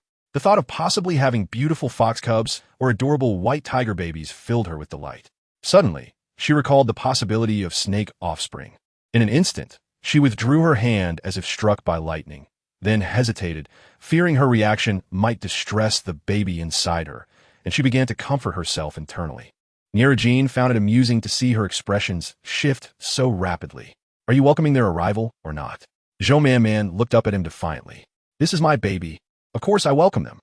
Jean said nothing more. Upon reaching their destination, he tidied up and handed her some water. Only then did he say, I will go buy you some food. Tell me what you would like. Can I really not go back? Of course. Zhou Man's eyes lit up. Really? Naturally. If you become my partner, I will allow you to return. Zhou Man immediately shook her head. That won't do. I have a baby inside me now. Then how could you form a bond with that barbarian last night? If you found him acceptable, why not me, who is so much more handsome? Jean leaned closer. But Zhou Man averted her gaze, feeling her cheeks heat at the memory of the previous night, yet she was displeased with Jin's comment. That was about strength. You wouldn't understand. With your petite frame, you wouldn't withstand even a single punch from him. Jean almost laughed in frustration. It was the first time anyone had criticized his appearance in years. Seeing her sulking and not listening, he let out a cold laugh and slammed the door shut from the outside. Chapter 234. Land beast Jean returned with a bountiful assortment of food. Most of it consisted of common fare found in the city, such as roasted meat and flatbreads. Zhou Man did not complain, as long as she could fill her stomach. She asked for nothing more. Jean rested his chin on his hand, watching her eat, his mind preoccupied with other thoughts. This female was truly beautiful, and her scent was delightful, but it was a pity that she already had a beast husband. Yet, it wasn't entirely insurmountable. Didn't AMU have many beast husbands?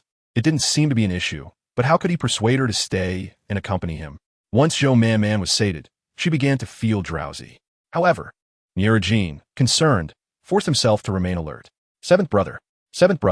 Jin's expression shifted. With a wave of his hand, he silenced the voices outside. Yet, Zhou Man had already heard them. Is that you and Juan? Can I go out with him? No. Zhou Man frowned. You treat me this way, and you expect me to become your partner? How can I make you my partner then? You must treat me well. After contemplating for a moment, Jean concluded, we can become partners first, and then I will treat you well. Zhou Man looked at him oddly. Brother, are you truly a merman? With such a beautiful face. How can you utter such foolish words? Jing, feeling perplexed under her strange gaze, instinctively touched her face and asked, What's wrong? Zhou Man averted her gaze, but remarked, I am quite bored. I wish to go out and play. That is simple. Just follow me. Zhou Man trailed behind Jing as they approached the back of the bed. Jing steadied herself against a protruding section and, with a slight twist, a shimmering passage appeared before them. She stepped inside first and beckoned to Zhou Man come. Her fingers, slender and elegant, resembled exquisite art, devoid of visible veins or bones. Stop being infatuated. Hurry down. Zhou Man blushed deeply, cautiously descending while holding onto the side. Why not use the main entrance? Jing turned back, naturally taking her hand, and despite Zhou Man's struggles, she could not break free. They were too loud. Gazing at their interlinked hands, Zhou Man suddenly felt an odd sensation swell within her. It struck her that she felt somewhat akin to a spouse straying from fidelity, harboring another child while holding hands with a different man, especially one so strikingly handsome. This thought made her heart uneasy, prompting her to shake off Jing's grasp. Jing paid no mind, cautioning, be careful, it's slippery here. As they reached the end of the passage, Zhou Man was instantly captivated by the scene before her. It was resplendent and fantastical, teeming with various marine creatures. Upon noticing Zhou Man, they gathered around her with curiosity. No tails. You are beautiful. You truly are stunning. Are you from the land? Are there many green trees on land? They were surrounded by colorful jellyfish, seahorses, and an array of fish, creating a surreal atmosphere. Zhou Man promptly forgot her earlier discontent and engaged enthusiastically in conversation with them. Why is it so lively today? Is there a special occasion? From her vantage point, she observed numerous marine beings, including many mermaids, all strikingly beautiful, with skin tones ranging from white to yellow to black. Their features exquisite and skin flawless, hardly a single unattractive mermaid to be seen. The distinction was that these non-humanoid marine creatures conversed with her amiably, while the mermaids would display fierce expressions upon spotting her legs. Zhou Man had been joyfully chatting with them, but many mermaids cast her strange glances, causing her spirits to sink. Nerudin grasped her hand, pulling her away from the colorful throng. We must leave now. We can chat another time. Many marine creatures, having never ventured outside, were curious about the world beyond and followed them for a while, reluctant to return until they finally noticed that Yin and Zhou Man were not stopping. Noting Zhou Man's sullen demeanor, he squeezed her palm, asking, "What is wrong? You are not even trying to escape my hand." Zhou Man weakly shook her hand, unable to break free. "It seems they do not like me. It is not that they dislike you. Rather, they harbor disdain for certain land-dwelling beastmen. Beastmen capture mermaids for profit. Mermaids are beautiful, and most possess androgynous features, while both mermaid females and beastmen are scarce. Consequently, some mermaids may encounter misfortune." Zhou Man widened her eyes in shock, glancing at Ying before recalling the physique of the beastmen, realizing the truth of the statement. It was not merely their height, but their overall build. Most beastmen had angular physiques with pronounced masculine traits, generally towering with robust muscles. Even those who were not combative but engaged in trade seemed to possess a natural muscularity. Reflecting on its aversion to Yuan, Zhou Man's imagination began to wander. Observing her expression, his face abruptly turned cold. "What are you thinking? You do not like Yuan very much? Stop. Enough. My dislike for him is solely due to his unattractive appearance." Zhou Man retorted, "You're the one who is ugly." Rojing chuckled, noticing that Zhou Man was no longer sulking and began sharing amusing anecdotes. "So, the current merriment and stringent patrols are due to the impending appearance of the sea spirit?" "Indeed, the sea spirit manifests every century, seeking a successor to guide the mermaids toward the future. However, it has been nearly a millennium since the sea spirit last found a new heir." "And who is the current heir?" Nervin's eyes flickered slightly. "Why are you inquiring about this?" Zhou Man replied, "Did you not mention it first? It is quite unreasonable." Pouting, she turned her gaze elsewhere, choosing not to pursue the topic. Yet, Rojing continued, "The current heir is my grandparents. There was originally another heir, but she forsook the sea spirit selection and departed from the mermaid clan." Zhou Man surmised it was the partner of the clan leader, wondering if being chosen by the sea spirit prohibited one from forming a bond with a beastman.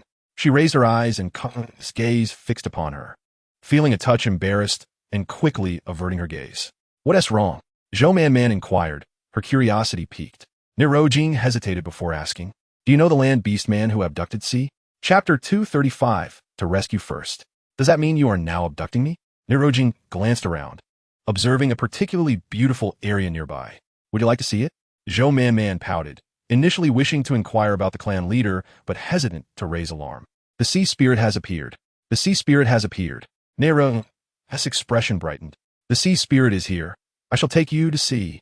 As he reached to take her hand, Zhou Man shook her head, unwilling to go, as no mermaid welcomed her. They looked at her as if they wished to pierce her with their gazes. Seeing her reluctance, Rojing relented. "Very well, I shall show you around first, and then I will escort you back." "Hey, is that land beastman going to be executed?" C is unwilling to lift the beast seal. "It appears there is no other option. It was originally scheduled for tomorrow, but now that the sea spirit has manifested, might it be delayed?" Zhou Man's heart raced with dread. Casually glancing at the mermaid who was breaking coral, she cautiously observed the two ocean creatures conversing nearby. They were quite vigilant and quickly recognized Zhou Man as a land female, astonished but still smiled amicably before hastily departing. Zhou Man withdrew her gaze, finding Ying had returned. "Do you like it?" Zhou Man looked at the oddly shaped, delicate coral in his hand and smiled faintly. "I do like it, but ugh." Nerojing quickly supported her. "What is wrong? Are you unwell?" Zhou Man nodded, feigning weakness as she rubbed her head. "I feel dizzy and my stomach hurts. I shall take you to see the healer." Zhou Man weakly shook her head. "No, I feel terrible. I wish to sleep for a while." Nerojing. taking her at her word, anxiously led her back to the room, gently placing her on the bed. Lie down for a moment. I will fetch the healer. Zhou Man squinted, watching him hurriedly leave. She quickly sat up, tiptoeing to the door, testing it, and joyfully discovering it was unlocked. There were no Beastmen guarding outside. So Zhou Man cautiously pushed the door open, gauging the direction before heading toward a less crowded area. She stood out starkly. No one among the mermaids possessed legs. Zhou Man had assumed they could manifest legs if they wished, or possess tails if they so desired. But after her time, she had yet to encounter a mermaid with legs.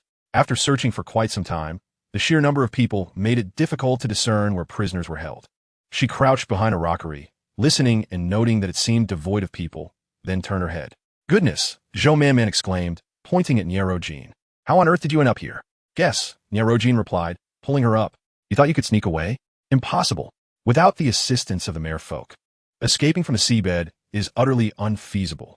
Zhou Man pursed her lips, cradling her belly. "You must return with me." "I refuse." "Then what do you intend to do?" "The place is crawling with patrolling merfolk soldiers. Without my presence, you will surely be captured." Zhou Man could no longer contain herself. "But I long to return. No one here likes me. What purpose do I serve by remaining? I have my beast husband, and they are all waiting for my return.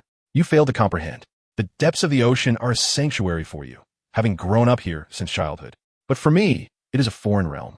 How can you expect me to endure it? Furthermore, do you not also believe that merfolk and beastmen should not be together? Why do you refuse to let me go? I have never opposed the union of beastmen and merfolk. When did I ever express such dissent? Then why do you claim that Nierojin was taken by a land beastman? Could it not be that they are mutually enamored, forsaking societal norms to escape together?" A smirk of irony curled at the corners of Nierojin's mouth. "Do you know how they became acquainted? It was during the capture of merfolk by land beastmen. That land beastman was one of their own, sworn enemies, yet they became bonded. Do you not find that ironic?" Zhou Man fell silent, at a loss for words, and turned her head away. "I want to go back." "No." She spun around, glaring at Nierojin, her eyes glistening with unshed tears. Nierojin's heart softened. "Tell me what you wish to accomplish by coming out, and I will assist you. In the future, if you desire anything, I will procure it for you. And you may stay here with me." Zhou Man's gaze brightened. "Really? Of course. I want to rescue that land beast man."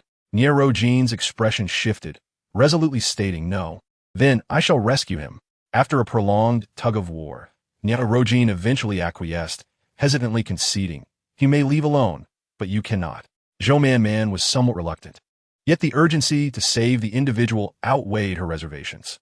Delaying even a day could mean the chief would face execution. Nierojin took her compliance for granted, leading her through a labyrinthine path to a darkened area, devoid of color and permeated with an unpleasant odor. Just as a shift change occurred, Zhou Man was about to rush in when Nierojin swiftly caught her. "First, let us agree. Once we save him, you will stay here with me." Zhou Man huffed in response, and although Nierojin frowned slightly, the moment was not suitable for discussion.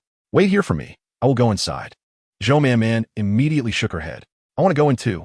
"Very well, stay close to me." Nierojin ventured out first, luring away 3 merfolk, then created a distraction to draw away 2 more, swiftly returning to signal Zhou Man. She hurriedly followed, and together they entered the cavern without incident. As they delved deeper, faint coughs could be heard. The chief, startled, assumed it was merfolk sent to persuade him to lift the beast's seal. With his eyes closed, he declared, "You need not send anyone else. I shall never agree." "Chief." He abruptly opened his eyes, incredulously gazing at Zhou Man. Man, how did you arrive?" The chief bore numerous bruises, clearly having endured considerable suffering. Zhou Man felt a pang of sorrow, recalling how he had tirelessly worked for the tribe. "Not now, chief. We must get you out." Just then, a commotion erupted outside. Chapter 236. Hyland still admires her. Why is Hyland heading this way? Is this not the forbidden zone? Hyland had always favored purity. How could she venture into such a restricted area? Ah, I recall now. Is Zai there? Indeed, Hyland still favors Zai. The sea folk followed Hyland to the entrance of the forbidden zone. The merfolk on guard, initially alarmed by the ruckus, relaxed upon seeing Hyland but grew tense again, for the highest authority of their kind was approaching. As Hyland continued into the forbidden zone, the guards were conflicted, unsure whether to allow passage. "Step aside." Nierojin urged softly. The guards promptly complied, watching as Hyland dashed forward. After a moment's hesitation, Nierojin led a group of merfolk inside. Ordinarily, to prevent the younger merfolk from misbehaving, she was reluctant to allow them entry and seldom mentioned Zai, the rebellious daughter. However, if it was Hylene's decision, others could not object. Despite Zai's misdeeds, Rogine felt compassion for her, having once cherished her as a beloved offspring. As the sound from outside grew nearer, Rogine pulled Zhou-Man-Man further inside, where the environment starkly contrasted the outside world. If not for Zhou-Man-Man's awareness of her inability to escape, she would never believe they were in the same place. Outside was filthy and uncomfortable, while inside was remarkably soothing. What is this? Zhou-Man-Man looked up to see Rogine. Zai, you brought her here? Zai exclaimed, surprised. There is no time. We must hide. Zai nodded, leading them beneath a bed. The space was cramped, and they had to squeeze together. With their bodies pressed closely, Zhou-Man-Man could hear Rogine's heartbeat quickening, feeling warmth radiate from her. She wondered if the petite female before her had cast some enchantment upon her. The sound from outside grew ever closer as Zhou-Man-Man strained to listen. Hylene dashed in first, joyously flitting about the room. Upon seeing Amu, Zai felt a wave of emotion wash over her. Amu. Rogine turned away, her expression cold. Zai moved her lips, but ultimately said nothing. Everyone anticipated Hylene would once again choose Zai. Yet after a long wait, Hylene continued to flit about, showing no signs of reaction, which raised suspicions among the onlookers. After some time, Hylene finally settled onto the azure waterbed. Rogine maintained a stern demeanor as she opened the waterbed. Both individuals hidden within felt a tightening in their chests. We're doomed, Zhou-Man-Man thought, mortified at the prospect of being revealed in such a manner before so many. The moment the waterbed opened, Zhou-Man-Man felt a gentle force lifting her. Enveloped in a soft blue glow, Rogine, upon seeing her, was about to inquire about her presence when her attention was drawn elsewhere, captivated by the glowing figure above. The blue light surrounded them, obscuring the identity within, but it was clear they were well acquainted with Shao-Chi. In her mind, Rogine imagined several next generations, only to realize they were all standing nearby. Who on earth was it above?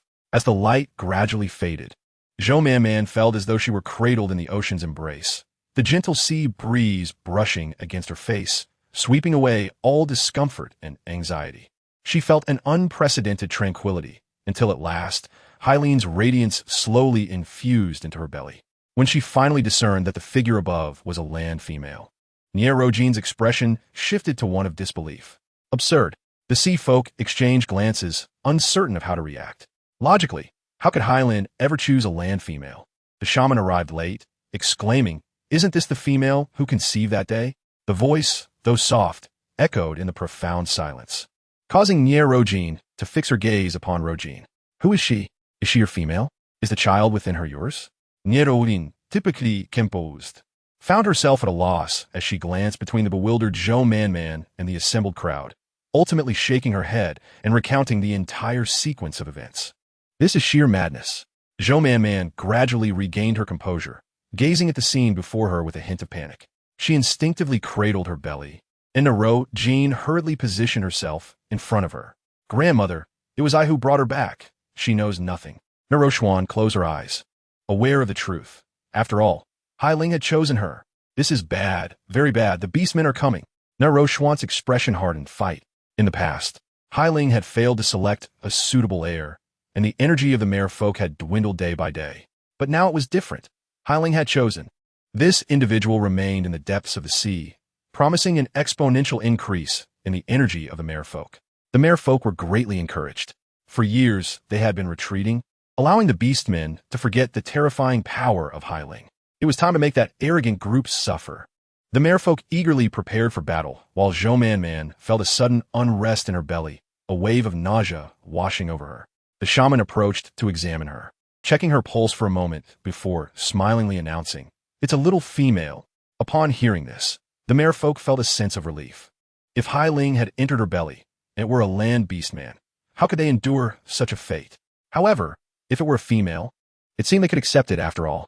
Zhou-Man-Man instantly found herself elevated to the status of a distinguished guest, being led through the crowd by Rogine. Observing the cheerful expressions of the merfolk, Zhou-Man-Man tentatively suggested, "Could we spare that land beast man, since I have already been chosen by Hylene?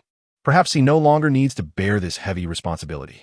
Naroshwan, noticing the anxiety in Cease's eyes, felt her heart soften but did not relent, merely stating, "Let that land Beastman come here." Cease's eyes brightened with joy. "AMU, I will fight alongside you." "Very well, just stay put, do not fall for another one, or we will lose all face as merfolk." Hearing this, she felt somewhat embarrassed. Naroshwan turned her head, and Jean beside her remarked, "Jo Man." Naroshwan smiled affectionately. Man, well, lovely name. Would you like to join us?" Jo Man met the hopeful gazes of the crowd, feeling a wave of suffocation. However, she did not wish to remain in the depths of the sea. She longed to return. She understood the merfolk's joy, for it had been a millennium since anyone had come. But if that person were someone else, she would certainly wish them happiness. It was normal empathy, but when it came to herself, that was entirely unacceptable. "I will go with you. Perhaps amidst the chaos, I can find a way to escape." Chapter 237, Tempers Flare. From a considerable distance, the sound of violent impacts could be heard. Upon closer inspection, a multitude of beastmen stood clustered together beneath a vast dome, which allowed them to breathe, but rendered their movements quite sluggish. Jo Man recalled the day Narojin had skillfully performed the water manipulation technique, astonishment washing over her as she gazed at him. But these beastmen cannot swim. They require this dome to breathe underwater. How could the merfolk, so powerful, not be able to defeat them? As if sensing her doubts, Narojin instinctively took her hand and whispered in her ear, "I am strong, not the beastmen weak." Jo Man shot her a glance, witnessing her smug demeanor, and was about to dampen her enthusiasm when she suddenly felt an intimidating gaze fixated upon her. Following it, she saw a brooding face, and her heart raced, instinctively shaking off Narojin's hand. Perplexed, Narojin asked, "What's wrong?" Jo Man's heart raced as she glanced around. Seeing her anxiety, Narojin followed her line of sight and locked eyes with a threatening gaze. "Oh, interesting." He raised an eyebrow and casually draped his arm around Jo Man's shoulders, casting a provocative glance in that direction. Just as Naroshwan was about to command the merfolk to open a passage for battle, a tremendous hum reverberated through the depths, shaking the sea. Naroshwan grasped her staff, closed the passage. Such overwhelming power. Had the land always opposed war between the beastmen and the merfolk? How could this be? As she spoke, another urgent attack ensued. The passage emitted a dissonant screech, and with no other choice, Naroshwan commanded, "Open it." The moment the passage opened, Jo Man felt a gaze lock onto her. Fear gripped her belly, prompting her to instinctively retreat. "Ah, Momo!" Narojin shouted anxiously, instantly capturing the attention of many merfolk. Seeing Jo Man ensnared by a silver serpent, Naroshwan nearly gasped, urgently directing the merfolk to rescue her. She is the hope of the merfolk. Yet, despite the merfolk's enhanced power, they were outnumbered by the beastmen, allowing only a portion to engage.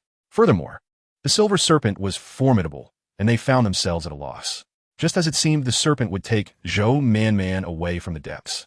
Naroshwan tightened her grip on her staff, her words manifesting an overwhelming and fearsome power that surged from the depths. The beastmen were astonished to discover that the strength of the merfolk had increased so dramatically. In mere moments, they had already lost several of their own. And with the surge of energy from the depths, their expressions shifted in alarm, retreating in despair. Suddenly, tentacles emerged from the seabed, reaching towards the beastmen. Those touched by the tentacles disintegrated into nothingness, vanishing without a trace. Observing that the tentacles inexplicably spared Xiaomi, Naroshwan's expression turned stern as she prepared to amplify her power. "Grandmother, Jean, let go. This is our hope after a millennium. We cannot let her go." "But grandmother, forcibly controlling this power harms our lifespan." Just as Naroshwan was about to respond, a mocking voice echoed from above. "She is my female. When did she become your hope? If you take Man away, she cannot breathe underwater." "Oh, is that so? Isn't she fine now?" Upon hearing Xiaomi's words, Jo Man was astonished to realize she could indeed breathe underwater, filling her with elation. "Xiaomi, be quiet," Jo Man exclaimed, her eyes wide with disbelief. "You wait. When we return, I will settle this with you. How dare you follow me out to sea?" Jo Man felt wronged, struggling to break free as Xiaomi tightened his embrace around her belly. Man is with child. You cannot treat her this way." His brutish demeanor caused Narojin to frown. Xiaomi regarded him thoughtfully, then glanced at Jo Man, whose face was flushed with indignation, before loosening his grip. Seeing their intention to leave, Narojin quickly addressed her grandmother. Man has already promised me. She will be my partner. I will go up with her and surely bring her back." Hearing this, Xiaomi looked at Zhou Man with a smirk tinged with sarcasm. Just a few days, and you've already attached yourself to another. Attached? You have not spoken a word she wishes to hear. Yes, I have indeed agreed. So what? Xiaomi laughed in frustration. What will you do? Just kill a child in my belly too?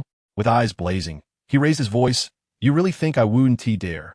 Seeing his fervor, Zhou Man felt a twinge of fear and quickly softened her tone. I want to go back. Xiaomi found her statement amusing, his anger dissipating in an instant. Transforming his upper body into human form, he embraced Zhou Man and gently caressed her slightly rounded belly. Before departing, he cast a deep glance at Narojin. She was neither from the tribe nor Man's beast husband. Eliminating her in advance should pose no problem. Upon their return, the three individuals awaited anxiously at the entrance. Upon seeing Xiaomi arrive with a full load, they immediately stood up. My man. As soon as Zhou Man touched down, she excitedly dashed over, exclaiming how hungry she was and urging everyone to be careful, as she was expecting a little one. What? This news was akin to a monumental revelation for the group. Lin looked at Qing Lingyu with anticipation as he felt her pulse, then inquired, So what is it? It's a female cub, Qing Lingyu replied, and the group was momentarily taken aback by the revelation of a female offspring. Lin, overwhelmed with excitement, asked, Can you tell roughly when? Zhou Man, blushing, interrupted, Oh Lin, what are you doing? Lin, in his ecstasy, twirled Zhou Man around twice, only to be met with unanimous disapproval from the others. He set her down, scratching his head, overwhelmed by the joy. Initially, Zhou Man did not share such intense delight, but they gradually instilled in her a sense of joy. Just as Lin was half laughing, he suddenly became serious, saying, Wait, Man, remember you said you wouldn't keep it if it was a female? The remaining members immediately cast threatening glances at him. Lin stated earnestly, A female cub poses significant risks to Man's health. The group exchanged worried glances, contemplating this serious matter. I can eat less. If it's removed, I could be in danger too. And besides, the little one inside me is moving, she added. Hearing this, they curiously reached out to touch her belly, and indeed, there were movements, especially when Lin was near. The reactions were particularly intense. Lin withdrew his hand, murmuring softly, still quite feisty. From a distance, Narojin gazed at their harmonious interaction with a tinge of jealousy. Although he verbally expressed disdain for he running off with the wild male, he secretly envied the terrestrial male. After Zhou Man fell asleep, the others gathered outside. Yuan, upon his return, had been anxiously waiting and had not left. Xiaomi glanced at him and decided to share the information, aware that he was already informed about Man's wood affinity. Qing Ling, you spoke first. I came across a bounty notice at the underground trading market mentioned by Xiaomi. After tracking it for several days, I confirmed it originates from one of the 4 major clans in the capital. Lin frowned, questioning the extent of the involvement. Should we lie low for a while? If Man uses her powers less or not at all, perhaps the commotion will die down. Qing Ling, you shook his head. Not quite. Do you know how long this information has been circulating? Lin raised an eyebrow. How long? Half a year. The revelation weighed heavily on their hearts. Qing Ling, you continued. During this time, the price of energy stones has skyrocketed from 5 to 500. The beasts are difficult to hunt, evasive, and hold grudges. The danger in hunting them is substantial. How many would it take to gather that many energy stones? Just a couple of days ago, it surged to 600 energy stones. Lin frowned, perplexed. What use is it to find someone with wood affinity? I once heard a rumor in my youth that those possessing wood affinity are chosen by the Tree of Life. This rarity is precisely why. As the Tree of Life wanes, those with wood affinity are more likely to reveal their information. Xiaomi's expression hardened. Are you suggesting that they want to identify female cubs with wood affinity through this method? Qing Ling Yu's face darkened. If it were just that, it would be manageable. However, with Man now expecting a cub, if it's a male, the birthing process will be straightforward and won't require much energy. But if it's a female, I worry that the birthing could be too taxing, causing her body to instinctively activate her with energy for recovery, which could lead to complications. Xiaomi coldly remarked, Then let us just remove it. I disagree. The group was startled, realizing that Man had appeared at the doorway, protectively cradling her belly and watching them warily. Zhou Man was genuinely shocked. It was unfathomable that they would consider discarding her child. Her eyes glistened with unshed tears as she turned to leave. Lin quickly stepped forward to support her. That is not what we meant, Man. Please, let us explain. Lin felt a deep reluctance. How he longed to have a child with Man. He wished for things not to escalate to such a point. The cub, regardless of whose it was still a part of Man-Man, and thus a part of him. After all, the intense reaction of the cub towards him might indicate a recognition of its father. Zhou Man-Man allowed Lin to lead her closer, encircled by them, feeling an inexplicable sense of panic. They were all taller and stronger than her, and if they truly intended to remove the child, she would have no chance to resist. With a sudden rush of emotion, she commanded, "All of you squat down. Why are you all so tall?" The group paused, then obediently sat beside her. Xiaomi reached to pull her down to sit with them, but Zhou Man-Man pushed his hand away, moving aside before sitting down herself. "Now, tell me what you were discussing. Why can't my cub stay?" The group exchanged glances, and Qing Lingyu proceeded to recount everything he had previously said. Zhou Man-Man sniffed, her eyes brimming with tears, which made the others feel a pang of heartache. "So what you're saying is, if I insist on keeping this cub, I might be taken away during the birth by unknown assailants?" Seeing their silence, Zhou Man-Man stood abruptly, declaring, "If they want to take it, let them. I want this child." Xiaomi quickly caught her, and Zhou Man-Man stumbled, finding herself in his embrace. Unable to hold back any longer, tears streamed down her face as she sobbed. Xiaomi pressed his lips together, feeling a deep sympathy for her. However, the implications of the situation weighed heavily on him. That unborn cub, whose paternity was uncertain, did not hold a candle to Man-Man in his eyes. But what if it's a female later? Should we not keep it then? Why must I bear the responsibility for others' issues? Xiaomi gently wiped away her tears, saying, "All right then, if you want it, we shall keep it." The group was taken aback, for this was not the stance he had just taken. Xiaomi turned. "Let them come. If it comes to fighting, so be it. What is the point of living in fear?" The others nodded, their spirits ignited. Zhou Man-Man caressed her belly and suddenly raised her head. "What if I go live underwater? Wouldn't that help avoid this situation?" "No," Xiaomi interjected firmly. "Go underwater? What nonsense. That would be like walking into a tiger's den." Zhou Man-Man disregarded him, and, seeing the confused expressions of the others, recounted the events that had transpired underwater. They were astonished to learn that her unborn cub had such potential, and as they reflected on the possibility of both her and the cub residing underwater, they unanimously rejected the idea. Meanwhile, in a lavish residence in the central capital, furious voices echoed. "Useless. So many went, yet not one returned. Truly wasteful. The merfolk have weakened to this extent, and they can't even catch a fish." Below, a Beastman was struck on the head by something, letting out a muffled groan. He hastily explained the circumstances. "It's been reported that the sea spirit has chosen an heir, which has dramatically increased the combat capabilities of the merfolk.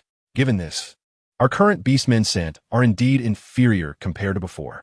The female figure above, adorned in a beautiful golden beast skirt, with peculiar runes painted on her face, paced back and forth slowly.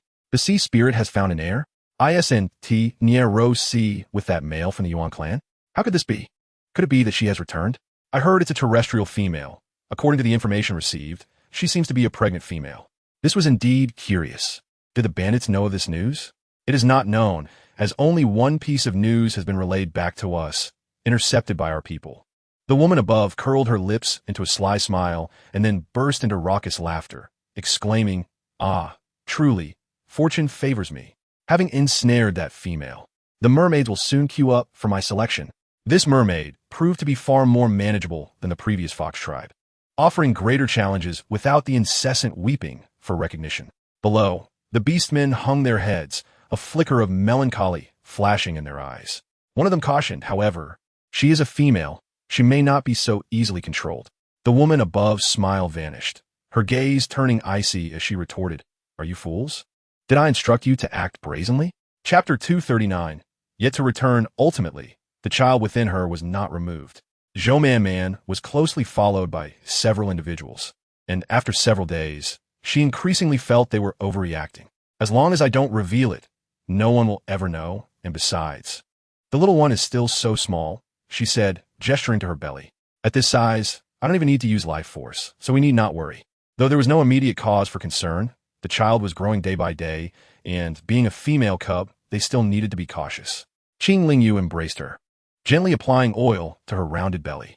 Zhou Man-Man pouted, discomfort evident as she felt the slickness on her stomach. Qing Lingyu supported her head and rubbed it gently, saying, "We'll stop applying it after a few more days. Otherwise, if stretch marks appear, it will be even more uncomfortable." Aren't we supposed to sell salt in the next few days? I'll accompany you to the market with the tribe, but we shall not venture into the capital. Zhou sighed and agreed. Reflecting on how her energy stone had only earned her a stall for a single day thus far, she felt a twinge of regret. Yet, considering the dangers they spoke of, it was indeed prudent. The Beastmen of the tribe had become adept at salt production. Upon seeing Zhou Man and Qing Yu, they broke into broad smiles. Zhou Man leaned closer to observe the salt they had produced. It was plump, pure white, and savory without bitterness. She gave him a thumbs up, exclaiming, "You've done splendidly. This is even better than what I made." The Beastmen, feeling bashful, repeatedly declined her praise. "All right, let's hurry along. The day is waning." "Fear not, shaman. We have already secured a spot," the Beastman assured her. Qing Yu nodded, allowing them to proceed ahead while he leisurely strolled behind with Man. Zhou Man counted on her fingers. "It has been several days since I last saw them. Xiaomi Lin and Yuan. It's been far too long." Qing Yu supported her back, saying they should return in a couple of days. Zhou Man perceived his concern as somewhat exaggerated. After all, with her loose fur skin, her pregnancy was hardly noticeable. She felt both amused by their overreactions and sweetly elated within. She looked up at Qing Yu, who appeared momentarily taken aback. "What is it, Man? You are truly handsome," she said. Qing Yu chuckled, but before he could respond, a voice echoed from afar. "I'm even more handsome, Man." They turned to see Jean clad in a red bee skirt, adorned with flowers, prancing towards them. Zhou Man felt as if her eyes had been struck. As he approached, she was met with his expectant gaze and quipped, "Perhaps you should wear bee skin on your upper half." Otherwise, she thought, he resembled a bare-chested female, and upon his arrival, the gazes of passing beastmen were all drawn to him. Jin's expression stiffened, huffing in disdain. Such poor taste. Yet, moments later, he perked up, asking, "So, Man, have you made a decision? Have you thought about whether you want me to be your fifth beast husband?" Zhou Man furrowed her brow and shook her head. "Did I not say before that I decline?" Jean felt as though he had suffered 1,000 blows. Throughout his life, no female had dared to rebuff his advances so boldly. Having finally set his sights on a soft and fragrant female, yet she was utterly uninterested in him. He stood there, engulfed in dejection. Qing Yu maintained a neutral expression, neither agreeing nor outright rejecting. While this mermaid was somewhat flamboyant, her water-controlling abilities were undeniable. Should circumstances become dire, he would allow her to take Man away, for in the depths of the sea, Man was chosen by the sea spirits, and the merfolk would undoubtedly care for her. However, this was a last resort. Once the merfolk obtained a female cub, they would not relinquish her easily. Qing Yu could not deny that his feelings had shifted from initial disdain to anticipation for the cub's arrival in a relatively short time. This was the fruit of love, and he was eager to witness how a cub conceived amidst such reluctance would come to be. The market soon appeared, bustling as ever. Qing Yu protected Zhou Man, while Jean, abandoning his previous carefree demeanor, assumed a serious expression, positioning himself beside her. They walked for a considerable distance before reaching the salt-selling area within the tribe. Observing them standing in a daze, one of the beastmen finally spoke up, while others who requested salt responded in kind, beginning to package their goods with stoic faces. Zhou Man felt exasperated. She strode forward, proclaiming, "Our salt is superior to others. I assure you, if your females consume it, they will bear female babies just like me." The beastman's eyes sparkled with curiosity. "Is that true? Is this salt really that powerful?" Zhou Man smiled. "It's merely a good fortune, but this salt is indeed exceptional. You can compare it and see for yourself. Plus the price is reasonable, just like the others." The beastmen, intrigued, began comparing it with salt purchased from other vendors. Upon comparison, the luster and purity of her salt were undeniable. With excitement, one called out, "I'll take half a pouch." As more beastmen gathered, curiosity drew in even more, and business thrived. Zhou Man, observing the flourishing trade, stepped back to a shaded area. One beastman wiped the sweat from his brow, squeezing through the crowd to reach her. Man, how did you accomplish this?" In just a few words, they bought all the salt. Zhou Man chuckled lightly. "You cannot simply stand and wait for others to come. You must shout out what you're selling, what makes it special. You need to speak to people in a way that resonates with them. For beastmen, they may not care as much, so just tell them it's cheap and that females prefer it. But with females, you cannot be so brusque. You must patiently explain and speak gently. Our salt is excellent, and more people will naturally choose to buy from us." The beastman listened thoughtfully. "I understand now, Man." Seeing the admiration in his eyes, Zhou Man felt a bit bashful.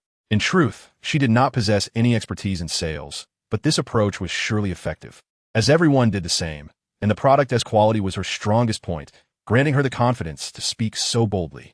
If it were a subpar product, she would lack the eloquence to praise it. As the salts sold remarkably well, Zhou Man felt a sense of relief. Casting a glance at Jean, she wondered, why hasn't the tribe leader returned yet? Jean had his suspicions, but refrained from voicing them, not wanting to impede her budding relationship with Man. Chapter 240. It's actually her with the salt selling splendidly. Zhou Man felt at ease. Having not ventured out for some time, Qing Lingyu noticed her bright, inquisitive eyes scanning their surroundings, and his heart softened. Let us wander a bit more before heading back. Zhou Man immediately nodded. All right. She stood up, and Qing Lingyu and Jean quickly followed suit. In the distance, a Beastman observed their movements, setting down his belongings and stealthily trailing behind them, occasionally glancing up to watch their progress.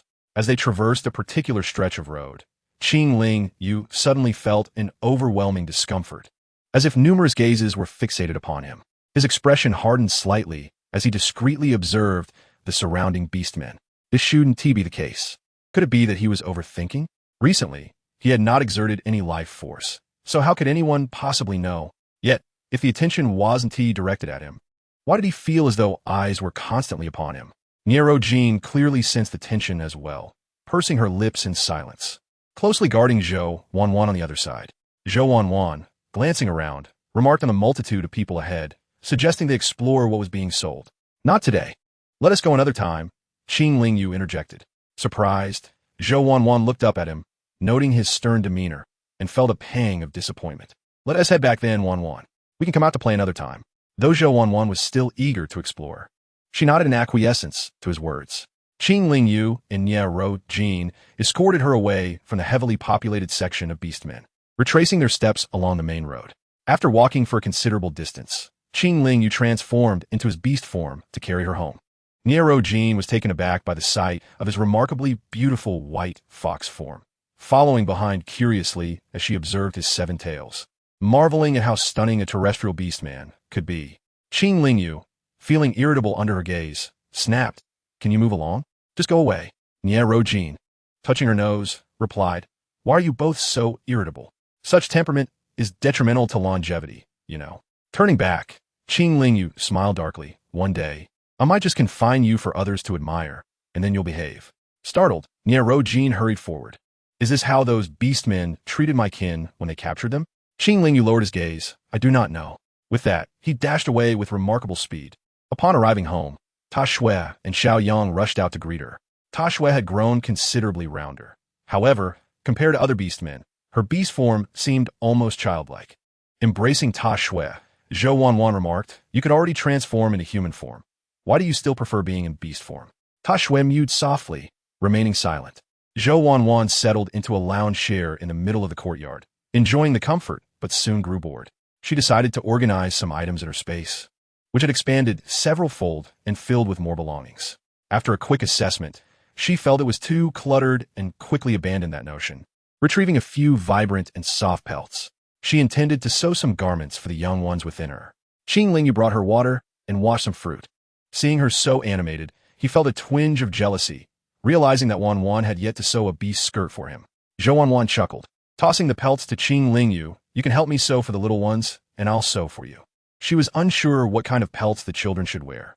Sewing for the shaman would be much simpler, as she could just patch them up since the sizes would remain unchanged. As they worked on the pelts in the courtyard, Jean wandered around the house, eventually retreating to the pond in the courtyard, sighing contentedly. After a while, she suggested to Zhou Wan, "I think the freshwater pond is lovely, but we could also create a seawater pool in the backyard. Staying in a freshwater pond every day is quite uncomfortable." Zhou Wan raised her eyes, ready to retort. But upon seeing Jean's graceful lines and the elegant movement of his fishtail, she found herself momentarily speechless. She even secretly mused that if there were no responsibilities involved, having a merman to admire would be quite delightful. As night fell, the two had only managed to sew one style of pelt. After lulling Zhou Wan to sleep, Qing Lingyu quietly slipped out. Noticing his intent to leave, Jean quickly prepared to follow, wondering if those minor lackeys from earlier were involved. "Stay here with Wan. I can handle this alone," Qing Lingyu instructed. Hearing this, Arrogant paused mid-motion, lazily returning to her previous position. I might as well go. You can stay here. A flicker of something unusual flashed in Qing Lingyu's eyes as he raised his hand, causing water to soar into the air. Arrogant yelped and jumped out, intending to scold him, but when she looked up, he had already left. Observing Qing Lingyu's retreating figure and the slightly ajar door, she coughed lightly, then stealthily pushed the door open. Qing Lingyu moved some distance away before closing his eyes to carefully sense the scents in the air. After a moment, he dashed toward a specific direction. The previously relaxed Beastmen instantly became alert, but it was too late. In the blink of an eye, 5 Beastmen lay lifeless on the ground, leaving one trembling in fear, wide-eyed at the sudden appearance of Qing Lingyu. Qing Lingyu turned his head slightly. Is there anyone else? The Beastman trembled uncontrollably, and no, I don't know. With that, he turned to flee, appearing as though he were being chased by ghosts. Qing Lingyu approached leisurely, observing the fallen Beastman. Did you truly underestimate us by sending merely a few lackeys? The Beastman remained silent, quaking in fear until he finally spoke. We were coerced. We didn't genuinely want to come. Who sent you? The Beastman's eyes darted nervously. Qing Lingyu made a swift motion, and a corpse of a Beastman seemed to be drawn to him, causing the Beastman's face to pale. It was Qing Yin who sent us. What? Qing Lingyu's expression turned astonished, but quickly suppressed it, maintaining a facade of calm. What did she want you to do? She instructed us to keep an eye on this female. If anything unusual occurred, we were to report back to her. If we managed to capture her, there would be substantial rewards. But we truly haven't done anything. We had no choice. We didn't harm the female. Before the Beastman could finish his plea, his head rolled to the ground. Qing Lingyu's expression turned cold as he produced a vial of liquid, evenly sprinkling it over the Beastman's body.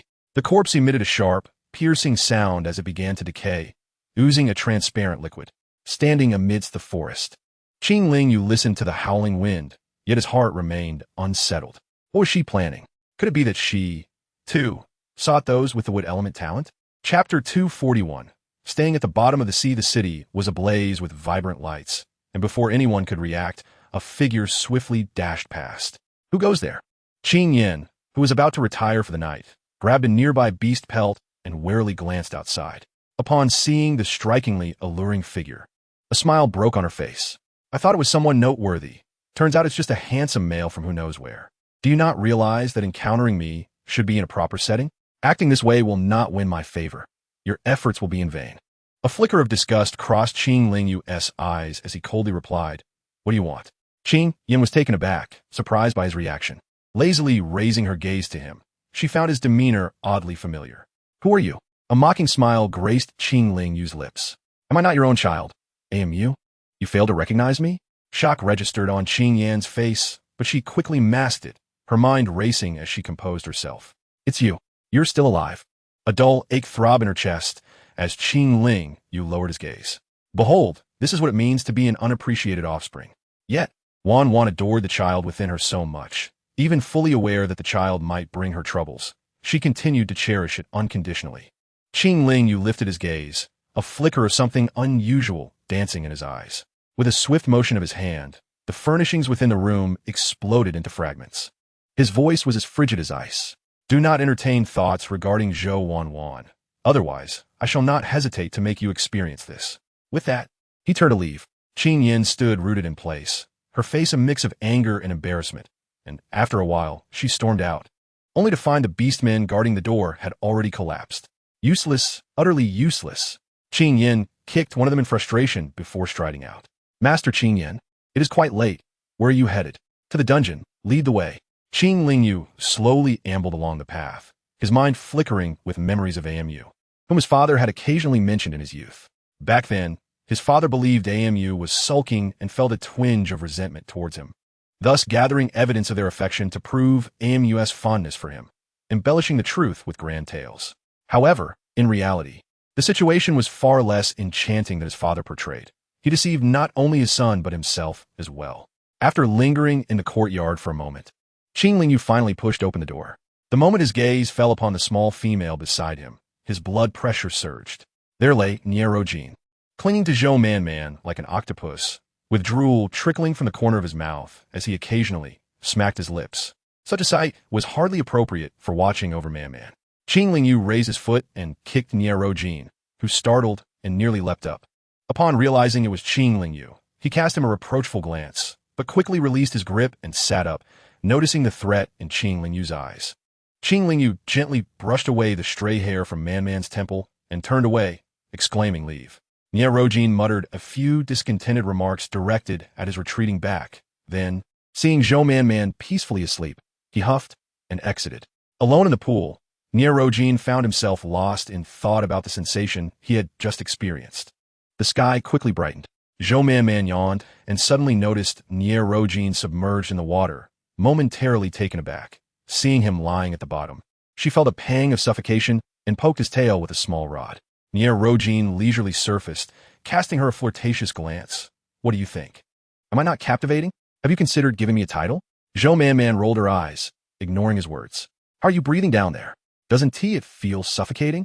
Niarojin flicked his tail a couple of times. "Why don't you see why I have a tail?" Zhou Man-Man, upon hearing this, sat at the edge of the pool, dipping her feet into the cool water, which felt quite refreshing.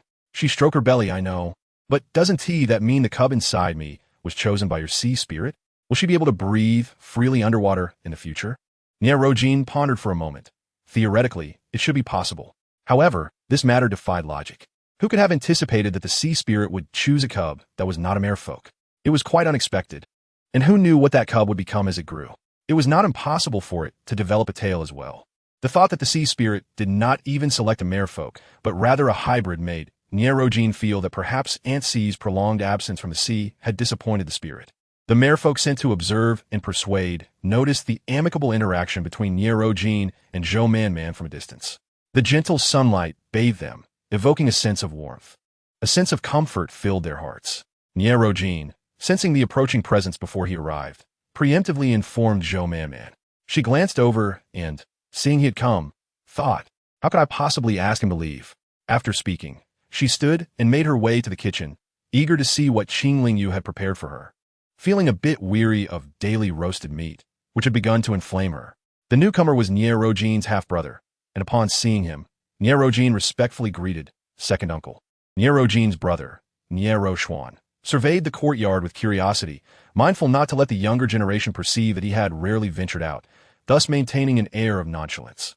He settled at the pool's edge, just as Zhou Man-Man had, observing the two in the kitchen. "So, how is everything progressing? Is she willing to raise the cubs in the sea?" Niarojin shook his head, appearing reluctant. Niaroshuan slapped his tail in frustration. "You must persuade her. We need to keep that cub close. Otherwise, the merfolk will surely decline." Niarojin lowered his gaze. "We have given them nothing, and this is their hard-earned cub. How can we expect them to part with it so easily?" "What do you mean we have given them nothing? We have it all arranged," Niaroshuan insisted, placing a hand on his shoulder earnestly. "We can place you beside Zhou Man-Man. If she finds you unsuitable, we can find another merfolk." Niarojin felt a tightness in his chest. "What are you offering?" "No, this won't work. She will never agree." As expected, when Zhou Man-Man emerged, both parties engaged in discussion but parted ways in discontent. Niaroshuan conveyed the merfolk's wishes. Raising the cubs in the sea would allow her to reside there with them, but her beast husband would not be permitted. The merfolk promised her the highest honor and the best living conditions. Most importantly, if she did not comply, they would prevent the patriarch and Niaroshi from returning. Zhou Man-Man also expressed her stance, delivering a sound thrashing to the merfolk envoy, who departed with bruised features. Niarojin, noticing her dangerous gaze directed at him, instinctively shrank back to the bottom of the pool, striving to diminish his presence, fearing Zhou Man-Man might order him to leave next. Chapter 242. Birth. As the months progressed, the merfolk persistently approached multiple times, but Zhou Man-Man firmly refused to entertain them. With time drawing near, the long-absent Xiaomi, Lin, and Yuan returned, bringing a substantial haul of energy stones. Lin bore many small cuts on his face and body. Upon seeing the small female, he felt that his prolonged yearning had materialized. Zhou Man-Man, upon seeing them, felt a twinge in her nose as they silently shared a meal together. The day was approaching. They needed to hasten the creation of the barrier. Xiaomi nodded. "You understand this best. It is your task." They meticulously cleaned and began their work. Watching them toil, Zhou Man-Man felt a pang of sympathy. "Why don't we go live in the sea?" "Impossible," Xiaomi replied decisively, seeing the redness in her eyes. He stepped forward and embraced her, reassuringly saying, "It will be all right, Man-Man. We will protect you. You must trust us and not worry. This barrier was not merely for that day. If their presence was concealed, it would be beneficial, but if not, then Man-Man's identity would be exposed from that day forth. The subsequent challenges would be paramount.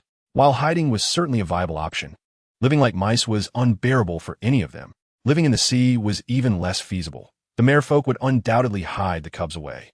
Xiaomi harbored no fondness for them, and his disdain extended even to Nierojin. However, considering Nierojin's capabilities, if unforeseen circumstances arose, seeking refuge with the merfolk might serve as a fallback.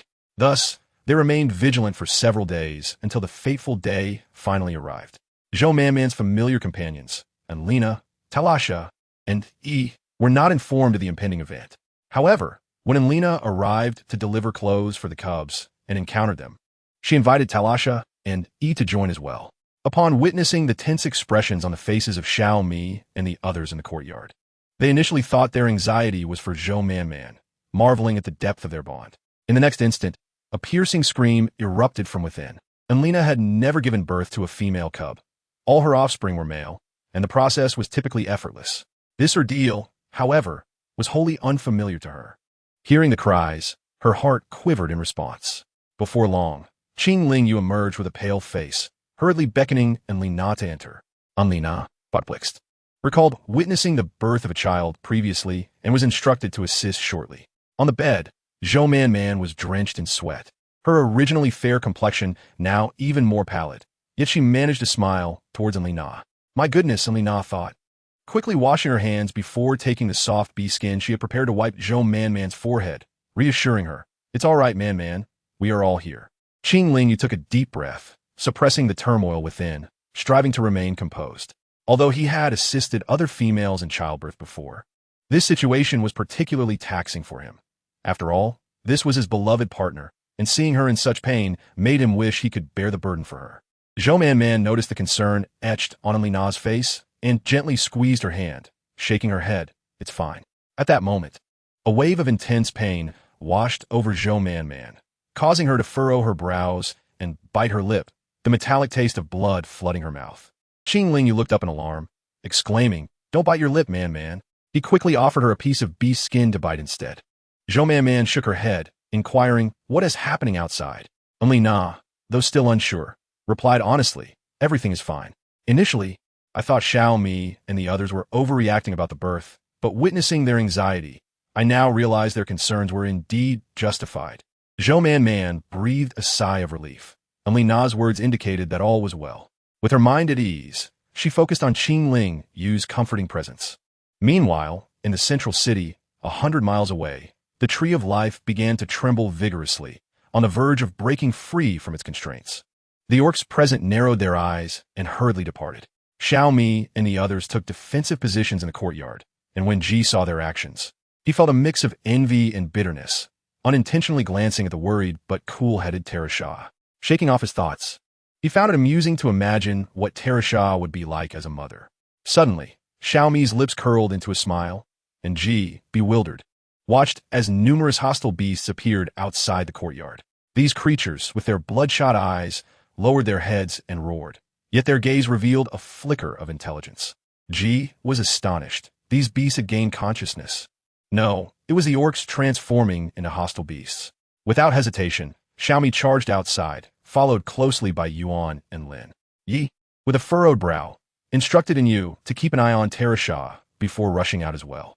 However, the escalating battle was alarming.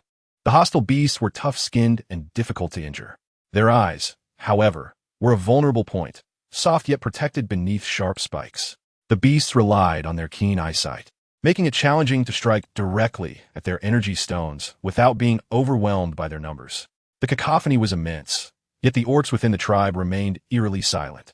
Talasha, initially terrified, noticed the absence of sound and felt a sense of calm wash over her. Observing the fighters outside, she realized they were coordinating well. Though they struggled against the hostile beasts, they seemed to be gaining the upper hand. Intrigued, she watched intently. "It's my first time seeing hostile beasts." And Yu was exhilarated, but suddenly a hostile beast charged directly at them, causing a rift in the barrier and allowing the piercing roars from outside to seep in, draining color from their faces. Upon hearing the commotion, Zhou Man felt a twinge of panic. What is happening outside? Nothing to worry about. Just keep pushing, came the reassurance. Zhou Man strained her ears, and indeed, the sounds had quieted. With renewed determination, she felt a faint cry emerge, gradually growing louder. On the sea, a tempest arose, with waves crashing violently, the ocean roiling in turmoil. In Chapter 243, titled So Ugly, Qing Ling Yu carefully swaddled the child before placing it beside Zhou Man. Upon glancing at the newborn, Zhou Man was taken aback by its appearance, exclaiming, "So ugly." Just as the words left her lips, the wailing infant opened its eyes, gazing at her with bright blue orbs reminiscent of exquisite glass beads. "It's just a newborn. Look how beautiful her eyes are. But why are they blue? Your beast husband doesn't have blue eyes," Zhou Man pondered aloud. Understanding that it was likely due to the influence of the sea spirit, she replied, "I have no idea." Nevertheless, she found the blue eyes rather lovely and remarked, "They are stunning.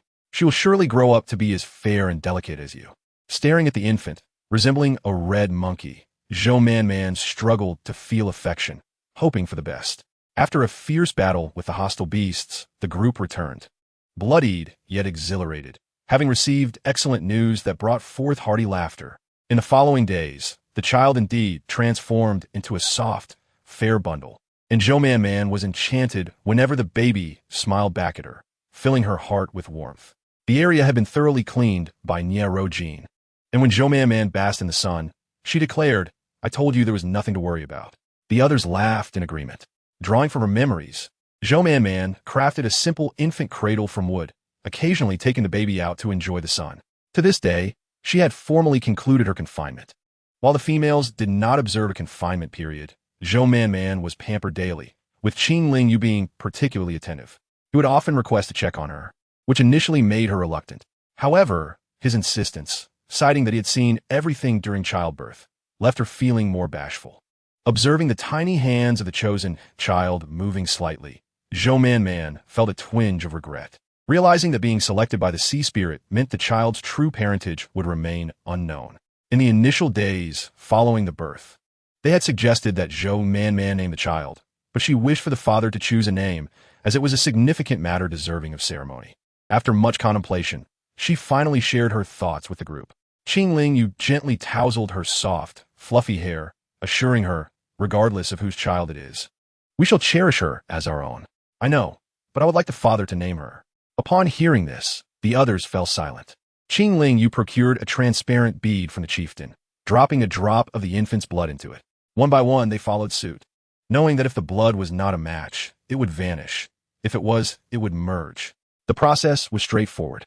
One by one, they approached, with Lin being the most excited, stepping forward first. Upon seeing the blood bead disappear, he felt a pang of disappointment. Qing Ling Yu and Yuan followed, but their blood did not merge either. Finally, it was Xiao Mi's turn. With disbelief, he approached, and when he witnessed the merging of their droplets, a radiant smile broke across his face as he lifted the infant in joy. "This is my child, Mine." His usually stoic face radiated with happiness, leaving the others feeling envious. Just as they were basking in this camaraderie, a voice suddenly called from outside, "Is you residing here?" Qing Ling Yu turned her head and, upon catching sight of Qing Yin, felt her body tense up instantly, casting a threatening glance in her direction. Qing Yin seemed oblivious to the tension as she gracefully entered, surveying her surroundings before her gaze finally settled on Zhou Man. She approached, covering her lips with her hands, and said, "You must be Yu's partner. You know, this little rascal has returned home, yet hasn't even brought you back to meet Yu for a glance." Zhou Man was taken aback for a moment, then quickly regained her composure, rising to her feet. Yes, Yu, please have a seat." Qing Yin waved her hand dismissively. "It's nothing. I merely passed by your tribe today, and thought I'd come in to see you. Is this your little one?" Qing Yin looked towards the infant in the cradle, her gaze deepening, truly adorable. "Just wait. When they grow up, they will surely captivate countless males." She extended her hand to gently caress the infant's forehead, her voice growing softer. "He harbors quite a bit of resentment towards me due to his father's affairs." Qing Yan's eyes filled with tears as she lowered her head, catching the gaze of Rojin, who was eagerly watching the scene from the edge of the pool. Their eyes met, and Rojin's expression changed to one of profound meaning.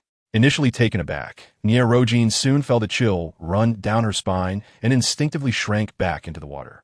Zhou Man shot an admonishing look at Qing Lingyu. AMU has come to see us. How could you speak to her like that? Qing Lingyu pursed his lips, feeling a surge of anger rising within him.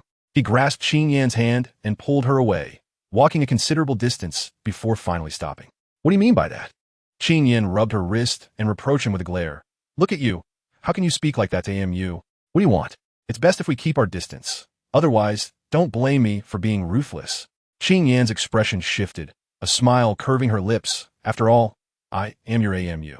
How could you be so heartless? As she said this, she playfully punched Qing Lingyu's chest. He seized her wrists and, with a forceful push, sent her tumbling to the ground. The concealed Beastman could no longer hold back and stepped forward to assist her, intending to reprimand Qing Lingyu. However, upon seeing Qing Yan's scraped hands, she gently patted the Beastman, signaling him to retreat. Reluctant but swayed by the thread in her eyes, the Beastman complied and returned to the shadows. Qing Yan brushed off the dust from her clothes. Don't you want to know where your father is right now? Qing Lingyu's brow furrowed. How could my father possibly be there? How could he not be? Ha ha! Qing Lingyu, your father is merely my dog. If he wanders too far, all I have to do is call him, and he will come running back. A flicker of something unusual flashed in Qing Lingyu's eyes. Qing Yan, seeing this, felt a pang of regret. Had she known he could achieve such greatness, she would have ensured he remained by her side as a mere tool. Now, it seemed rather unfortunate. She withdrew her gaze. If you wish to save your father, you must trade that little one for him. Impossible. I haven't harmed your partner. You should be grateful to me. If you remain stubborn, the consequences will extend far beyond just that infant. Qing Lingyu's palm twitched, and suddenly, Qing Yan was lifted high into the air, revealing the concealed Beastman. Do you wish to commit patricide? Qing Lingyu violently threw her, and she landed on the ground. Coughing up blood, Qing Lingyu turned and departed hastily, prompting several Beastmen to pursue him. Stop! Return! Qing Yan glared ominously in the direction of his retreat, lamenting that she should have suffocated him at birth. Chapter 244. Think slowly. Have you decided on a name yet? Xiaomi crouched beside the cradle, observing the sleeping child, then glancing at Zhou Man's expectant expression. I haven't thought of one yet. Let's take our time. There's no rush. As the sun began to set, the child changed daily, and Zhou Man was eager to finish sewing clothes for them. Qing Lingyu watched the heartwarming scene of the two under the firelight, lost in thought as Qing Yan's words echoed in his mind. He closed his eyes, feeling an internal struggle. When Xiaomi finished cooking, Zhou Man set down her bee skirt, stood, kissed him, and joyfully stepped outside. Qing Lingyu rose, approached the cradle, and the infant, upon seeing him, reached out slightly. Grasping his hand, the child began to beam, their smile reminiscent of the first time they met Man, joyously thanking him. Zhou Man had altered the bee skirt he made earlier. The child had grown too quickly, necessitating adjustments. Qing Lingyu examined it and began to sew under the lamplight. It wasn't until Zhou Man fell asleep that he vacantly stepped outside. What has happened?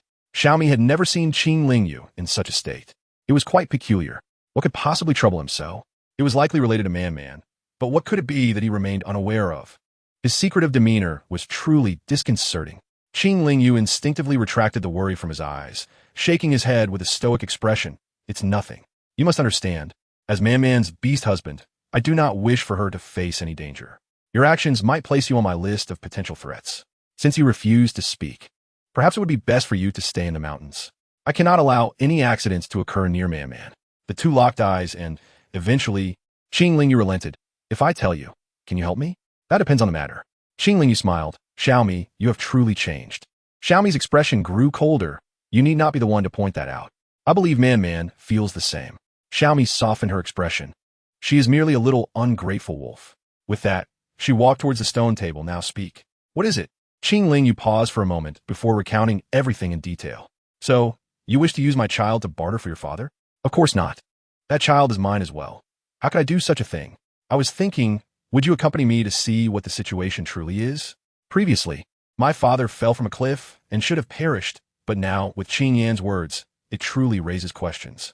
He was uncertain whether Qing Yan was aware of his father's situation or whereabouts.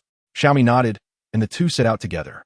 The following day, the Merman tribe sent Beastmen once again, but this time not to threaten. Their emissaries openly delivered an abundance of goods, both beautiful and practical. food for the infant, and items for Zhou Man Man, all of which filled nearly half the room. Zhou Man Man was somewhat bewildered as Yu and Wan eagerly chatted with her. Even if Zhou Man Man remained silent, they were content to converse with each other. Referring to her as sister-in-law, Zhou Man Man protested several times. But they continued to call her that, and she eventually let it slide. Once the merman departed, Yu and Wan were reluctant to leave. I heard the market is in 2 days. Could you take us to explore before we head back? We haven't had the chance to see this side of the market yet. Zhou Man Man had been home for quite some time and nodded in agreement. Seeing her joyful expression, Yuan and Lin exchanged glances, both recognizing the concern in each other's eyes. Man Man was inherently restless, curious about everything. Yet this time she had truly remained idle for far too long. On market day, they arrived early, with Lin carefully cradling the infant. Zhou Man Man knew. And Wan led the way, while Lin, Yuan, and Niero followed closely behind. Just as they were enjoying themselves, chaos erupted. Several beastmen engaged in heated disputes, and fights broke out at multiple stalls. Lin's expression changed dramatically as he grasped the little female's hand. Man Man, we need to go back. Zhou Man Man nodded repeatedly, while Yuan simply cradled her in his arms, carefully protecting her as he strode out with an air of dominance. Occasionally, he would step on an orc, but upon meeting Yuan's fierce gaze, they would silently retreat. Only when they reached the main road did he finally let out a sigh of relief, ensuring she had not been hurt. Zhou Man Man shook her head, assuring him all was well, and inquired about the little one. Upon inspecting the child, she noticed a flush on her face and a slight warmth radiating from her head, causing her to worry. We must return quickly, she urged. The group hurried towards the shaman's location. After a brief examination, Zhu Zhong concluded there were no significant issues, but since the cub was still quite young, further observation was necessary. Due to the inconveniences of the mountain, they could not conjure supplies from thin air. Thus, he assigned Yuan to guard Zhou Man Man, while Lin went to fetch the necessary items. Niero, observing the chaotic scene, felt anxious as she scolded the two. You two, the cub is still small. Why must you go play? You're useless, you retorted playfully. Man isn't even our sister-in-law yet. Hey, you little rascal. Hurry, I'll take you back. Don't come over here and cause trouble. You initially wanted to argue further, but upon seeing Zhou Man Man's worried expression, she tugged at her arm. Let us just return for now. We can come back in a few days. You nodded vigorously, noting how busy Man had been lately. Let us quickly find some beautiful beads to cheer her up. Perhaps if she is happy, she'll cook us something delicious. Niero chuckled. You two certainly have a clever plan. Let us go. I'll escort you both. Yuan gently squeezed Zhou Man Man's hand. It's all right, Man, don't worry. Zhou Man Man nodded, deciding to transfer some life energy to her when the shaman emerged. However, Yuan quickly restrained her hand. No, Man, you must not use your life energy. Feeling somewhat disheartened, Zhou Man lowered her hand and nodded. The little one was very obedient, despite feeling feverish, remaining quiet and gazing at Zhou Man. Perhaps sensing her mother's distress, she reached out to touch her. Ow! Came the shaman's voice. Yuan, maintaining a serious demeanor, replied, yes. Zhou Man nudged Yuan, urging him to check on the situation. Go save him, Yuan, see what is happening. Yuan remained still, alertly watching the outside. Wait for Lin to return, Man. Zhou Man felt a sudden jolt of anxiety, having grown weary of living in fear. She gazed at Yuan's expression, bit her lip, and gently nodded. Okay, soon. The shaman's voice grew increasingly sharp and piercing. Man, don't come over. The curse made Zhou Man's heart tighten. Yuan gripped her hand tightly, a surge of anger rising within him. The external sounds ceased, but soon they were surrounded by a swarm of hostile beasts, ready for battle. In a moment of distraction, Zhou Man was swiftly captured by a black-clad orc, racing into the darkness. Man, Yuan's eyes widened with fury as he desperately pursued her, but the growing number of beasts made even moving difficult. Chapter 245 is Man and tick-tock. We agreed, you take the larger one, and I'll take the smaller. That is natural. A sharp pain surged through Zhou Man's hand, and instinctively she attempted to move, only to be struck by a wave of agony. Looking down, she saw a slender branch embedded in her wrist, crimson blood flowing steadily along it. Oh! Zhou Man's urgent gaze darted towards the source of the cries, where a female figure held a cub, her face twisted with disdain. Crying, just know how to cry. Little one, Zhou Man reached out, despite the considerable distance. The figure, concealed beneath dark animal hides, turned to the male beside her. How can you be sure she is the female with life energy? Aren't you afraid of making a mistake? The male gazed obsessively at the life tree, which was drawing blood. The life tree does not require just any filthy blood. As her life essence drained away, Zhou Man felt a chilling sensation, causing her to tremble. Simultaneously, the life tree flourished, its branches and leaves growing at an astonishing rate, radiating a captivating glow. Sounds of battle erupted outside, and the male's expression shifted. He hastily summoned nearby orcs to block the way. With the passage of time, a black vortex slowly materialized. Ah, truly, it does not deceive me. This is the gateway to a new world, he exclaimed, eager to pass through, yet found himself unable to advance even a step closer. His face contorted in panic as he reached out, questioning why this was happening. Zhou Man sensed that the entity draining her power was now reversing the flow, bestowing energy upon her. Her body was tenderly lifted towards the portal, where a voice, neither human nor beast, compassionately urged her, "Go. You do not belong here. Return to your world." Man. The portal began to close slowly. Xiaomi's vertical pupils flared as he swung a blade of wind towards the tree, but before he could strike, the life tree withered rapidly. Simultaneously, the voracious tendrils consumed all living beings in the vicinity. The cries of the cub echoed sharply. The tendrils hesitated for a moment before swiftly darting toward the fleeing Qing Yin and Jia. Qing Lingyu's gaze flickered, momentarily stunned, as Xiaomi deftly tossed the cub to safety. Xiaomi, with a deafening crash, the heart of the capital began to disintegrate, countless tendrils draining its life. Qing Lingyu had no time to ponder, hastily fleeing with the cub. When all finally ceased, the capital was unrecognizable in its form. Crimson flowed like a river, and corpses littered the ground. As Qing Lingyu entered the capital with the cub, he found no signs of life. Perhaps sensing the absence of his mother, the cub began to wail. Qing Lingyu sank to his knees, cradling the young child as he wept inconsolably. "Your mother has gone, little one. She has returned home." Wiping away tears, he glanced at the faint beast mark on his hand, which seemed on the verge of vanishing. After a prolonged wait, the mark remained unchanged, and he felt a weight lift from his heart. Cradling the cub, he whispered, "Your name is Panner, Zhou Panner. Panner, I will take you home." Tender shoots began to sprout from the ground, swaying gently, and with a swift motion, they approached the cub. Qing Lingyu reached out to intervene, but sensing an overwhelming surge of life energy, he hesitated and allowed the shoots to merge with the small child. Peitna assistia kaing. Zhou Man abruptly opened her eyes, sitting up to behold the bright daylight outside, momentarily disoriented. Her phone vibrated with a message. "Sway phone. Man, can you help us promote a couple of dishes tonight?" "Of course, we'll add a promotion fee." DY chimed in with, "Who cares how you do it? I just enjoy eating this way." Some people, having eaten a lot, believe their way is the only right one, unaware that there is no definitive answer. Zhou Man silenced her phone and examined her hands, noting their smoothness. She lifted her shirt to reveal a slender abdomen and glanced outside, where brilliant sunlight streamed in, accompanied by the cheerful chirping of birds and the distant honking of cars. Had she truly returned, or was it merely a prolonged dream? Zhou Man rose, feeling weak, and instinctively collapsed back onto the bed. Suddenly remembering something, she eagerly pulled her sleeves back, revealing her fair, unblemished arms. Nothing amiss. Zhou Man sat in a daze for a while, before finally rising to wash up. She felt as if she had gone mad, unable to distinguish between reality and dream. "Boss, I'll have a box of crystal dumplings." As the dumplings entered her mouth, their thin skin and tender filling released a rich broth, causing Zhou Man to blissfully squint her eyes. That's the taste. After a long day, Zhou Man collapsed onto her bed, overwhelmed by fatigue. As the days passed, she grew increasingly convinced that what she had experienced was a dream, an extraordinary and vivid dream. She meticulously recorded every individual from her dream, fearing that one day she might forget them. Yet, this very act only deepened her sense of dread. She could recall every minute detail with clarity. To preserve their likenesses more vividly in her memory, Zhou Man enrolled in a painting class, where her talent was nothing short of astonishing. Within a few days, her instructor deemed her ready to graduate.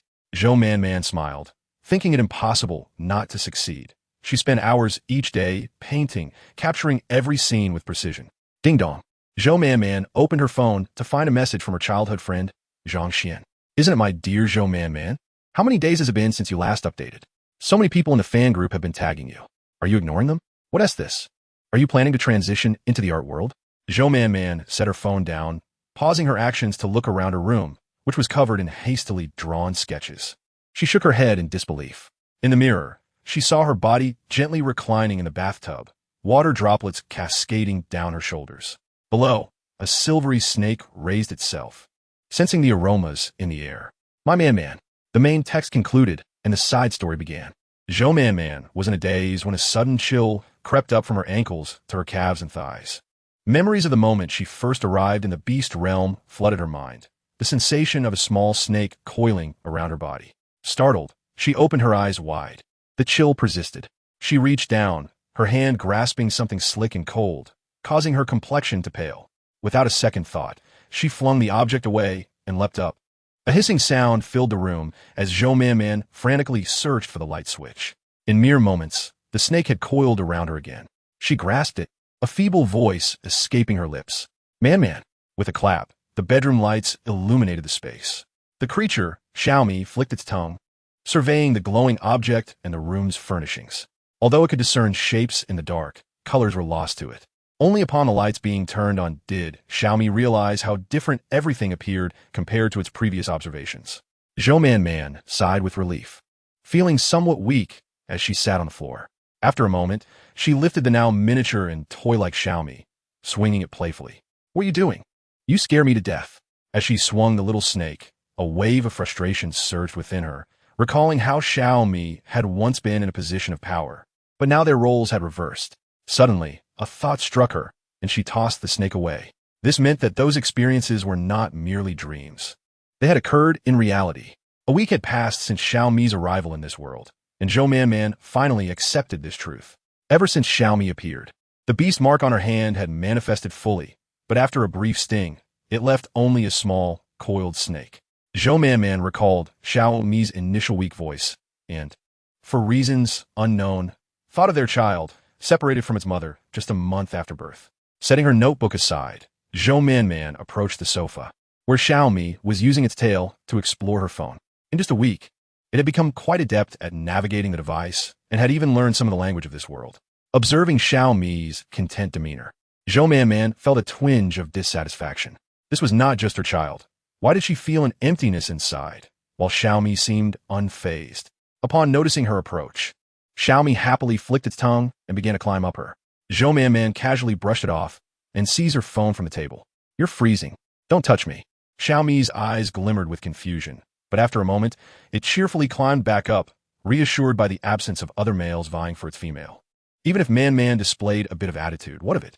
It climbed up the table and rested its head on Zhou Man's wrist.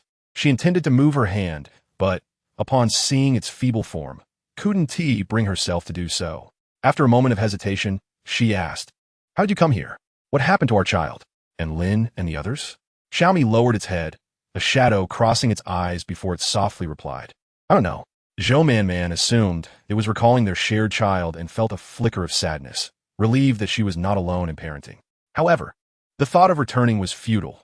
Their child would be protected by the merfolk, destined for a fortunate life. Lost in contemplation, she glanced at the snake resting on her wrist and found the situation absurd. Here she was, a 20-something unmarried woman, and she already had a child. Zhou Man chuckled softly. Xiaomi raised its delicate head, puzzled. What is so funny? Shaking her head, Zhou Man grabbed a clean canvas bag and placed Xiaomi inside. Let's go out for a stroll. Xiaomi's eyes brightened, its red pupils becoming even more vibrant, yet it was displeased to be confined to the bag. It peered at Zhou Man's gently rising chest and declared, I want to go there. Zhou Man paused for a moment, then firmly placed it back in the bag. Stay put. If you come out, someone might catch you and cook you. Xiaomi's eyes narrowed menacingly. Who dares? However, realizing its own weakness, it gently licked Zhou Man's palm with its tongue, acknowledging the toll the journey had taken on its energy. Zhou Man's eyes narrowed with joy as she took Xiaomi out. Once they arrived at the shopping mall, the cacophony of sounds sent Xiaomi into a frenzy. Overwhelmed by the myriad of scents, male and female, and the cries of many young ones, it frowned, occasionally attempting to break free. Zhou Man had no choice but to temper her shopping enthusiasm, opting for a leisurely stroll instead. Eventually, they stumbled upon a flower and bird market. As Zhou Man entered the alley, the animals in their cages began to stir restlessly. Birds flapped their wings violently against the bars, and a bold dog barked at her. However, as she drew nearer, the dogs tucked their tails and fell silent, as if the entire market was on the verge of collapse. Zhou Man could only retreat in resignation. How could this be? Xiaomi flicked its tongue. They're too weak. Zhou Man rolled her eyes, recalling how Xiaomi had transformed into its beast form. Clearly, it was they who were abnormal. She pondered whether Lin, the shaman, and Yuan could come over. Yet, even if they did, it seemed problematic. Reflecting on their time spent together, a hint of melancholy washed over her. Xiaomi squinted, lifting its head to scrutinize her face. What are you thinking about? Zhou Man snapped back to reality. Nothing. Nothing. It seemed that Xiaomi's recovery was too slow. If only they could be together. Perhaps it could transform into human form directly. Zhou Man favored its human appearance, a fact Xiaomi had known since their first encounter. Although it believed itself to be quite handsome in beast form, it was willing to maintain its human shape if that pleased her. Xiaomi imagined that, by that time, Zhou Man would surely adore him. With this thought, Xiaomi darted beneath Zhou Man's clothing. Startled, she gasped, drawing the attention of passers-by. Clutching her chest, she silently cursed Xiaomi, hurriedly apologizing and making her way to a less crowded area. Xiaomi, displaying a keen sense of awareness, emerged gracefully and ascended to her hair, seizing the opportunity to inquire before Zhou Man could speak. Is it true that every female can only have one male? Zhou Man's brow twitched slightly as she affirmed, yes. Xiaomi, evidently delighted, affectionately nuzzled the delicate earlobe of the little female, softly murmuring, Man, you are mine alone.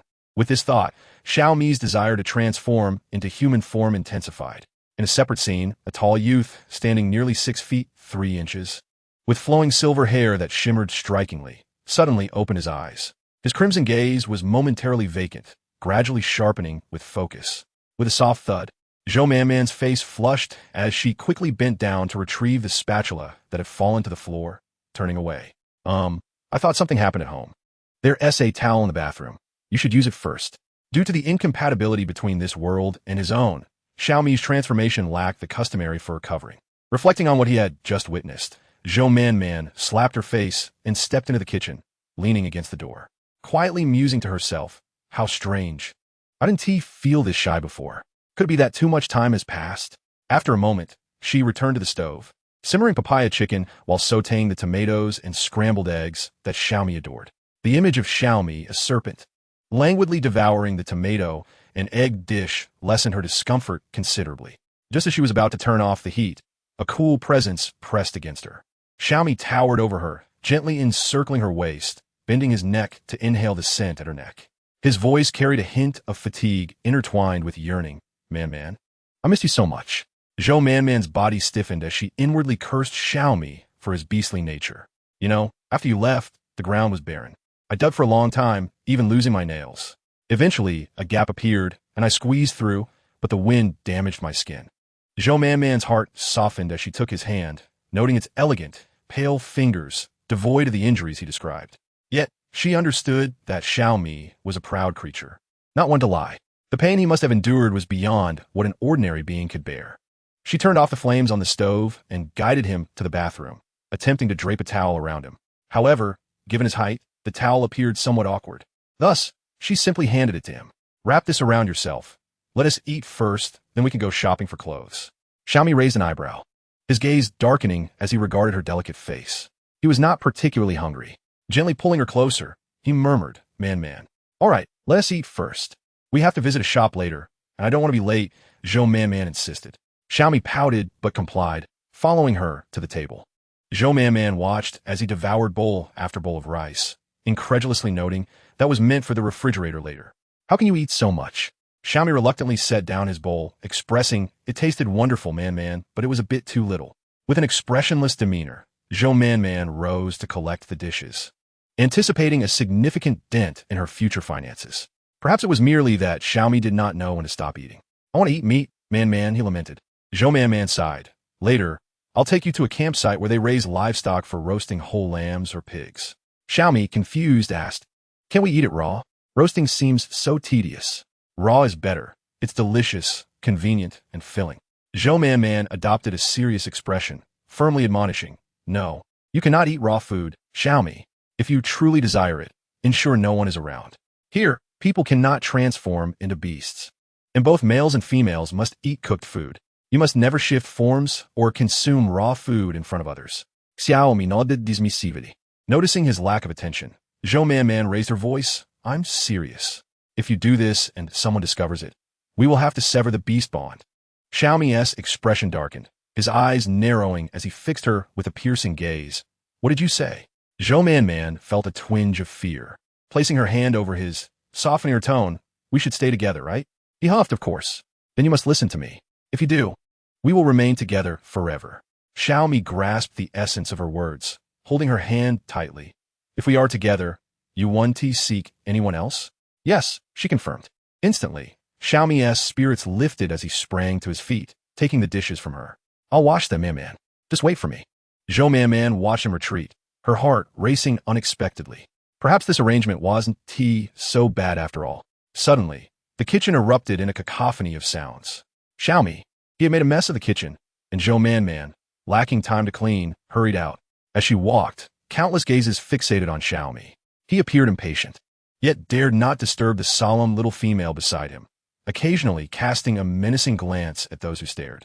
Once they were out of earshot, discussions erupted around them. "My goodness, he is stunning. Which cosplayer is this? How can someone be so breathtaking? Is there any information on him? I don't know, but he is undeniably handsome. Those beautiful eyes look so natural. Is his companion his girlfriend? They both are exquisite." The same sentiments echoed until Zhou Man arrived at a small eatery. Xiaomi's arm possessively encircled her waist. Admittedly, she was receiving just as many looks, some scrutinizing, but she took a deep breath to steady herself. Zhou Man examined his outfit. There were no clothes for him at home. Xiaomi's attire was rather mismatched. She had found an oversized sweatshirt for him, but it was a pastel pink, paired with wide-leg jeans that he wore like shorts. Such an ensemble would have appeared ridiculous on anyone else. Yet Xiaomi's striking presence rendered it less absurd. Zhou Man sighed, resolving to properly style him later. Meanwhile, unbeknownst to her, their trending topic was fervently gaining traction. As she sat on the sofa, she quietly checked her WeChat balance amidst the surrounding gasps of admiration. Upon seeing the influx of messages, she realized the sudden popularity of Xiaomi's new casual look, his hair styled in a trendy fashion, exuding a sunny vibe. Noticing that the little female was not paying him any attention, a flicker of dissatisfaction crossed his features. As a shadow loomed beside her, Zhou Man instinctively shifted away. Xiaomi's dissatisfaction grew. "What are you looking at?" Zhou Man shut her phone. "Nothing. Are you ready?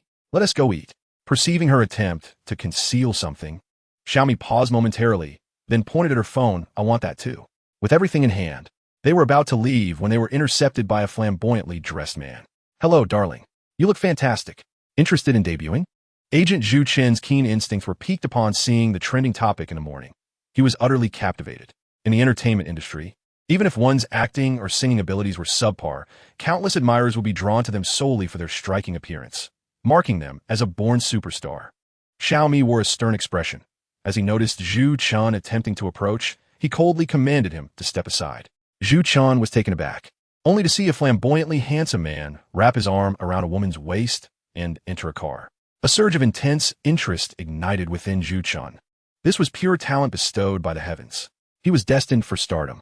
Zhou Man glanced at the predatory figure in the rearview mirror before turning her attention to Xiaomi, a sense of unease blossoming in her heart. Xiaomi did not even possess an ID. They soon arrived at the campsite, where a few young people were grilling, though the crowd was sparse. Zhou Man, having previously assisted with promotions, had the owner's contact information, allowing her to approach him directly. She took the menu from the owner and handed it to Xiaomi, asking him to choose what he desired. Xiaomi perused the menu and ordered 5 lambs and 3 pigs in one breath. Had Zhou Man not intervened, he would have ordered even more. The owner assumed they were expecting more guests and did not inquire further, asking if they would prefer to cook themselves or have it prepared and delivered. Zhou Man opted for the latter, fearing that Xiaomi might not resist eating raw meat. The campsite, located in the suburbs, offered splendid scenery, rolling valleys, babbling brooks, lush green grass, and the earthy scent wafting in with the gentle breeze, all contributing to a remarkably relaxing atmosphere reminiscent of Zhou Man's days in the beast realm. Xiaomi stepped closer, standing beside her, remarking on the comfort of the place. Zhou Man nodded, acknowledging that aside from its distance from the city, it had no other drawbacks. Xiaomi turned to look at her, asking if she wished to live here. He found a natural ambience far more appealing than the strange sense of concrete and steel. Zhou Man chuckled lightly, explaining that it was not so simple. Living here would require purchasing land and constructing a house, as well as arranging for utilities and deliveries, making it quite troublesome. Xiaomi silently agreed in his heart. What a beautiful little dog, someone exclaimed nearby, observing a creature that appeared to be a fox rather than a dog. Was it unwell? Why was it lying there motionless? Owner, is it your little dog? At that moment, Zhou Man felt a sudden warmth on her arm. Hearing a faint voice, she instinctively began to walk toward it. Man. Xiaomi's eyes flashed with distaste as he smiled slightly, suggesting they check out the fishing happening nearby. Zhou Man felt an ominous sensation, hesitating momentarily. But Xiaomi insisted that everything was fine and that she need not worry about danger as long as he was with her. Reluctantly, she complied, and then a sudden commotion erupted in the distance, igniting her curiosity further. She turned her gaze toward the source of the noise, where a crowd had gathered, animatedly discussing something. Catching a glimpse of a snowy white figure among them, Zhou Man decisively made her way over. Man. She raised her arm, expressing her feelings. I don't know how you came to this world, but you can only slowly recover when you are by my side. Xiaomi, I truly care for all of you. Each of you holds immense significance for me. Xiaomi grasped Zhou Man's hand, unwilling to let her advance, resulting in a standoff until a small white fox staggered out from the crowd. Zhou Man shook off Xiaomi's hand and dashed forward. You promised to stay by my side. Qing Yu stumbled, his vision blurred, yet he could sense Zhou Man's presence. In that moment, his heart felt as though it had been revived, springing forth new life from barren soil. He believed she could understand his father. Man was more important than his own existence. Shaman? An anxious voice reached his ears as Qing Yu leaned against her. The little fox let out a soft whimper, gently licking the woman's palm. He was in a much worse state than when Xiaomi had arrived. While Xiaomi had been able to move freely, Qing Yu had succumbed to unconsciousness. Yet, inexplicably, Zhou Man was certain he was Qing Yu, the cold, seemingly unfeeling youth with a warm heart. She scooped up the fox and turned to search for Xiaomi, but he had vanished from sight. With a soft sigh, she decided to take Qing Yu home, noting several injuries that required tending. Xiaomi stood with arms crossed, coldly observing their departure. Are you certain that will yield a substantial profit? Zhu Chun eagerly nodded, assuring him of the prospects. I have prepared the contract. Typically, we take a 30-70 split, but for you, we can offer a 70-30 division. This is not an ordinary contract. I negotiated it personally. Xiaomi was indifferent to these matters. I want a large house here. Xiaomi paused, specifying that it must have water and electricity, with the capability for deliveries and grocery shopping. Zhu Chen's smile faltered momentarily. Is that unreasonable? Xiaomi raised an eyebrow, and Zhu Chen envisioned how many young women would be enchanted by his demeanor, yet acknowledged that this demand was rather excessive. Ultimately, Zhu Chen reluctantly agreed. In the epilogue, will Pan Air come? Qing Yu pointed at the television, surprised to see Xiaomi dressed in all black. He exuded an impressive stature, and the large sunglasses accentuated the angularity of his jawline. Zhou Man glanced at the screen and softly affirmed. Regardless of who they were, they would thrive in this world. Xiaomi had always desired to share a life with her, a fact she was aware of. However, she could not ignore the plight of the shaman. If Xiaomi left her, he would fare better. Though Qing Yu had yet to transform into human form, he had grown significantly since his time as a small fox, and Zhou Man was increasingly convinced that remaining by her side would effectively aid their healing. The television displayed a film featuring Xiaomi, and Qing Yu expressed great curiosity about the events, particularly intrigued by Xiaomi's appearance in such a small device. Zhou Man prepared fruits and sat beside him. Qing Yu's eyelids fluttered as he subtly edged closer to her.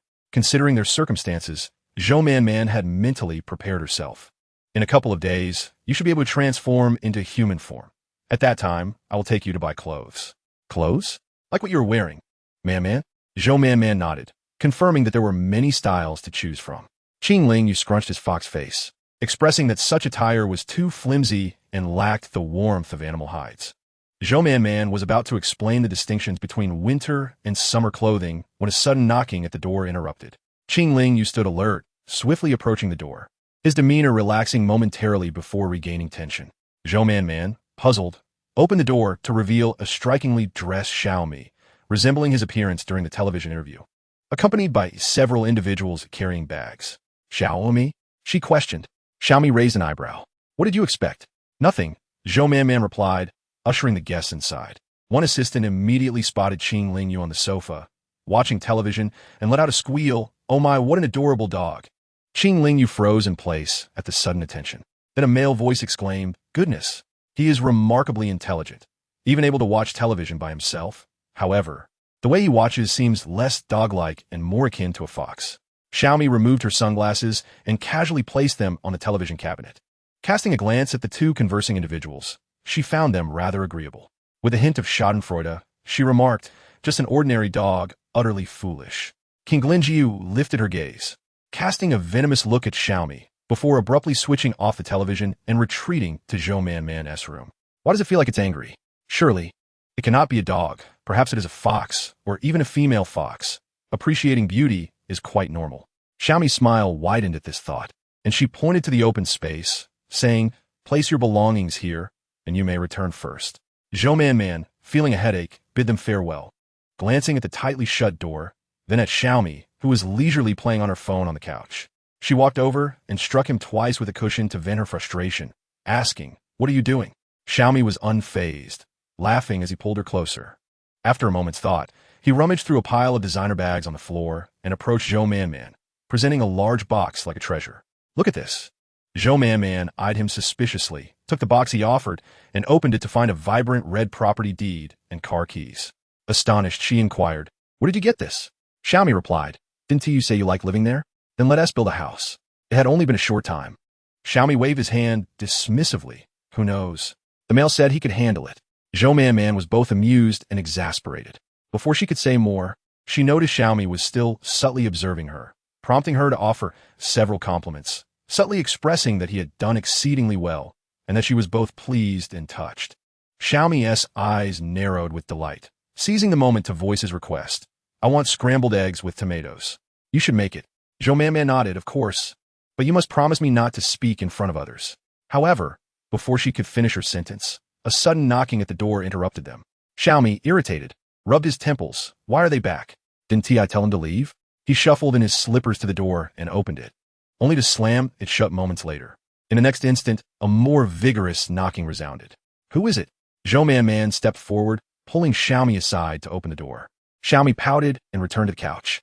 As soon as the door opened, Zhou Man felt something soft climbing up her pant leg, accompanied by an excitable voice, Man, I finally found you.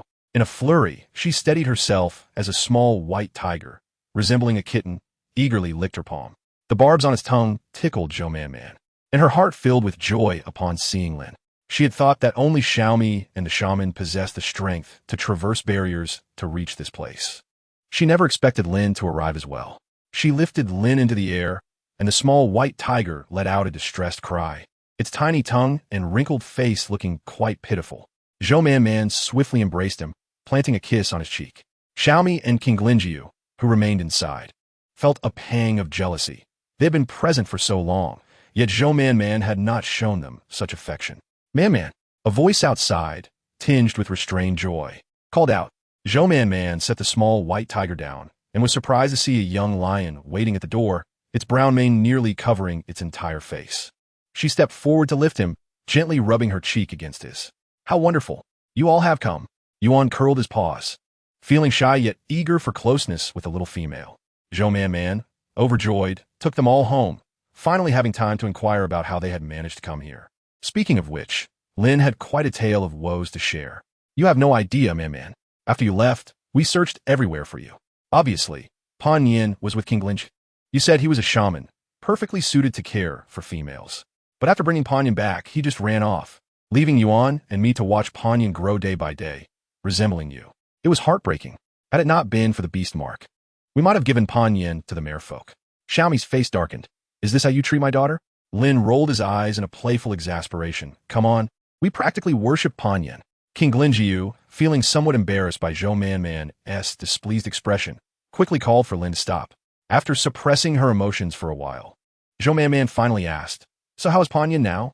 Lin noticed the redness in her eyes and hesitated to answer. Yuan picked up the conversation, saying, Pan Yin has grown up and awakened the dual elemental powers of wood and water. Only Pan Yin's wood affinity can nurture the tree of life. And now she is revered as a goddess in both land and sea. Tears welled up in Zhou Manman's eyes, and she softly murmured, As long as Pan Yin is well, that is enough. I wonder if she can come to this world. The group exchanged glances, all sensing the improbability of that happening. In a side story, please get in the car, my dear Man. Not long after, King Linjiu, Lin, and Yuan transformed into human form. Knowing that Xiaomi could legalize his identity, Zhou Man asked him to arrange the identities of the other three as well. When Zhu Chun arrived, his eyes lit up at the sight of three strikingly handsome men, and his curiosity about Zhou Man surged when he noticed their unusual demeanor towards her. During inquiries, he attempted to speak with her privately several times. Xiaomi narrowed his eyes, watching Zhu Chun warily, and soon after, expelled him from the premises. Zhou Man felt it necessary to warn Zhu Chun, asking Xiaomi for Zhu Chun's contact information. Zhu Chun readily promised to keep things under wraps and inquired if the other three were interested in entering the entertainment industry. That would be absurd. If the three of them entered, success would be inevitable. Zhu Chun paused, considering Yuan, whose appearance might not align with current aesthetic standards. Yet he was undeniably a rugged man who would attract many male fans. Regardless, even for Xiaomi's sake, impartiality must prevail. Unfortunately, Zhu Chen's hopes were dashed, as the others showed little enthusiasm for the entertainment industry. King Linjiu, having learned about this world, developed a keen interest in its medical practices, eagerly thirsting for knowledge each day. During this time, they had moved into the villa built by Xiaomi. Upon seeing the villa, Zhou Man felt the entertainment industry was a veritable den of extravagance. Astonished, she asked Xiaomi, You just starred in a film. How can you afford such wealth? Moreover, the property transactions in Sea City are notoriously complex, especially for such a large plot. As a newcomer in the entertainment industry, your pay must be minimal. Xiaomi calmly surveyed the surroundings, secretly commending Zhu Chun. It's an advance on my salary. Zhou Man remained concerned, knowing humans were complex, unlike the simplicity of the beast world, where likes and dislikes were evident on one's face. However, Xiaomi, ever proud, worried that directly addressing the issue would offend her. After contemplating for 2 days, Zhou Man finally waited until Xiaomi presented her with a salary card. What is this? Zhu Chun said that after deducting the monthly repayments, the remainder would be transferred to this card. Zhou Man could no longer contain herself, pulling Xiaomi aside. Have you been tricked into signing some kind of contract? How is the revenue split between you two? Where does Zhu Chun get so much money? Isn't he just a small-time agent? Who knows? Zhu Chun said the film was a hit and asked if I wanted to be a partner. Zhou Man was aware of that. Seeing the worry in her eyes, Xiaomi felt displeased. He had built a house, turned in his salary card, and even worked overtime, yet the little female hadn't shown him a smile. He lowered his head slightly, the warmth of his breath cascading over Zhou Man's face. A tingling sensation enveloped her, prompting an instinctive desire to push him away. Yet, in the next instant, a sharp pain shot through her lips. Xiaoyi, are you a dog or what? Zhou Man huffed, shoving Xiaoyi away, only to rush to the bathroom mirror. Upon seeing her lips, a vivid red marred by streaks of blood, tears immediately brimmed in her eyes. Leaning against the doorframe, Xiaoyi cast a long shadow, and the sight of her distressed expression alleviated some of his pent-up frustration. This was how it should be. If he was unhappy, then no one else could be. Yet he feared her anger might escalate. Just as he was about to approach her with words of comfort, a bottle suddenly soared through the air. Hey, you worthless snake! How dare you bully Man? Xiaoyi caught the bottle mid-air and tossed it into a nearby trash bin. Turning to Lin, he remarked, If you keep bragging about your latest computer, you can forget about getting it. Lin's expression faltered in indignation, and Zhou Man overheard his words, immediately exclaiming, Hurry and buy my salary card. I'm going out to spend your money. She stormed past Xiaoyi, bumping into him hard, snatching his phone, and began to link her salary card. Qing Lingyu descended from upstairs, instantly noticing the injury on Zhou Man's lips. He shot a disapproving glance at the two, producing medicine to treat her. What are you doing? Man's vitality is waning, and her recovery ability is not what it used to be. Even minor injuries need proper attention. As he spoke, he channeled some of his recovered vitality into her wound. A familiar sensation surged within her, prompting Zhou Man to grasp Qing Lingyu's hand, exclaiming, You! My vitality seems to have returned. Seeing her joyous expression, Xiaoyi felt warmth flooding his heart as he embraced the excited little female.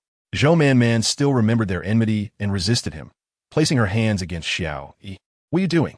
He gently patted her backside, causing her to freeze momentarily, her cheeks flushed with embarrassment, while simultaneously feeling more irked at Xiaoyi. He took both phones and continued to link her salary card, and after a brief moment, it was done. Zhou Man eagerly snatched the phone from him, diving out of his embrace, and upon glancing at the screen, she was taken aback by the figures displayed. 10,000, 100,000. A million, is this for a month? Or has it deducted the villa's expenses? Zhou Man's face lit up with joy, and she cupped Xiaoyi's face, planting a heavy kiss on him before beaming. How delightful. Let us go spend Xiaoyi's money. She had developed a disdain for the wealthy, laughing at the absurdity of how Xiaoyi's monthly earnings equaled her savings accumulated over 2 or 3 years. Nevertheless, realizing that this salary was for herself, Zhou Man felt an immense wave of happiness wash over her. The group indulged in a shopping spree, during which Xiaoyi was recognized by fans, forcing him to cut their outing short. Observing her elation, the group solidified their intentions.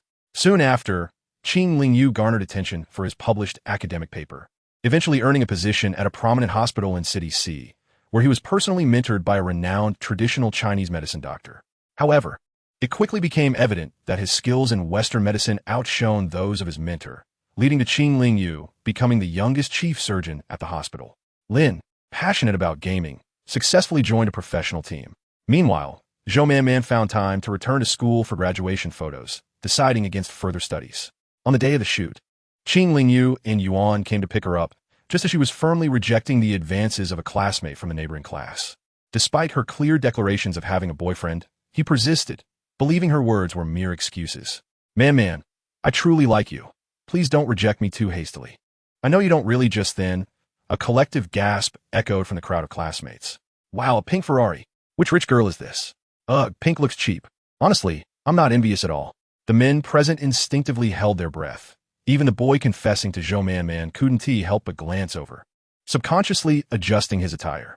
Zhou Man inhaled deeply, preparing to leave, when the car door swung open.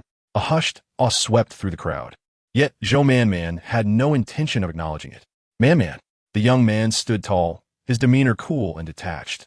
Yet when he called her name, he seemed to thaw, embodying warmth akin to the sun, shedding much of his aloofness.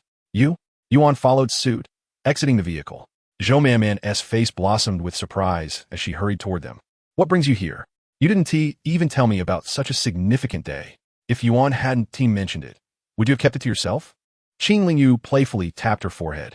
Zhou Man smiled. What is the deal with this car? We bought it for you. How do you like it? Zhou Man nodded vigorously. I love it. So much. Her would-be suitor and familiar classmates gathered around, while Sure Jinhua's expression soured as he glanced between Qing Lingyu and Zhou Man, forming a judgment in his mind. After a moment as contemplation, he said, Man, you're still young. How can you do this? You know that wealthy individuals are never short of beautiful women. If you're with him now, what will happen later? His family would never accept you. Don't be so materialistic. Money is just a superficial concern, and placing too much importance on it won't lead to a good outcome.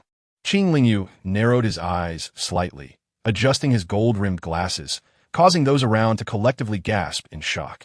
He cast an inquisitive glance at Zhou Man, who, for reasons unknown, felt a chill run down her spine. She suspiciously glanced at Qing Lingyu and Yuan, and upon meeting his gaze, he immediately smiled. Addressing everyone, he declared, It's actually Man who is supporting me. Sure Jinhua's face shifted through various shades of color, instinctively wanting to retort. But Qing Lingyu had already opened the car door, saying, Please, my dear Lady Man, step inside. In a side story, Yuan also felt anxious. Walking down the street, passers-by cast numerous glances his way, some in awe, others in fear, creating a small bubble of space around him. As sunlight poured down, Yuan extended his large hands to shield his eyes. In this world, aside from Man, nothing seemed worthwhile. Long ago, Yuan had come to terms with his less than attractive appearance, which seemed to appeal to females, yet it mattered little. Strength was paramount. His prowess allowed him to protect the tribe and provide abundantly for them, earning their respect. No one had ever told him he needed to improve his looks. However, in this world, physical appearance suddenly gained significance. Unlike Xiao, who was handsome, Yuan lacked medical skills and an interest in gaming, while everyone else found jobs to support their families. He felt lost, unsure of his abilities, and though Man said nothing, she was thoughtful of his feelings. Yet, the more she considered him, the more uncomfortable Yuan felt. He believed he should be the one protecting Man, not the other way around. He disliked this world, often avoiding going out alone. Today was, in fact, his first time. Hey bro, Yuan instinctively frowned, his authority radiating outward. The person faltered, gathering courage to say, hello bro, care to know about swimming and fitness? As he handed over a flyer. Yuan accepted it and continued walking. Zhou Jie glanced at the robust figure ahead. Feeling a sudden urge to catch up, he hurriedly followed, asking, bro, how do you build such impressive muscles? No response came, prompting Zhou Jie to scratch his nose. Bro, are you interested in being a fitness coach? You and T have to do much, just supervise. Yuan abruptly halted, lowering his gaze to scrutinize the individual. In an instant, disdain crossed his face. What a puny male. Zhou Jie felt a crushing blow to his ego, quickly deflating at the sight of Yuan's physique. After all, he was a big shot, and he had every right to be. Upon reflection, Zhou Jie was further convinced of his intention to bring Yuan to the gym, for it was indeed a living advertisement. After pondering for a moment, Yuan inquired about the monthly compensation. Of course, this is just the beginning, and the salary will certainly increase. Our gym has a stable clientele, and there will be commissions. Yuan immediately shook his head, finding such an amount far too meager, considering that each of them could earn significantly more. Aware that 8K was not an insignificant sum for a newcomer, yet he was not officially recruited. Sensing Yuan's intent to leave, Zhou Jie gritted his teeth and asked, how much do you desire per month? 1 million? Zhou Jie's expression contorted in disbelief. 1 million. How is that possible? Yuan hesitated, then how much can you offer? Zhou Jie clenched his teeth and held up 3 fingers. 30,000. No more. Any additional amount is simply out of the question, and I shall not press further. After a moment of contemplation, Yuan considered the demands of their work. Often they were so busy that weekends offered no respite. However, he could enjoy weekends off, allowing him to spend time at home with Man.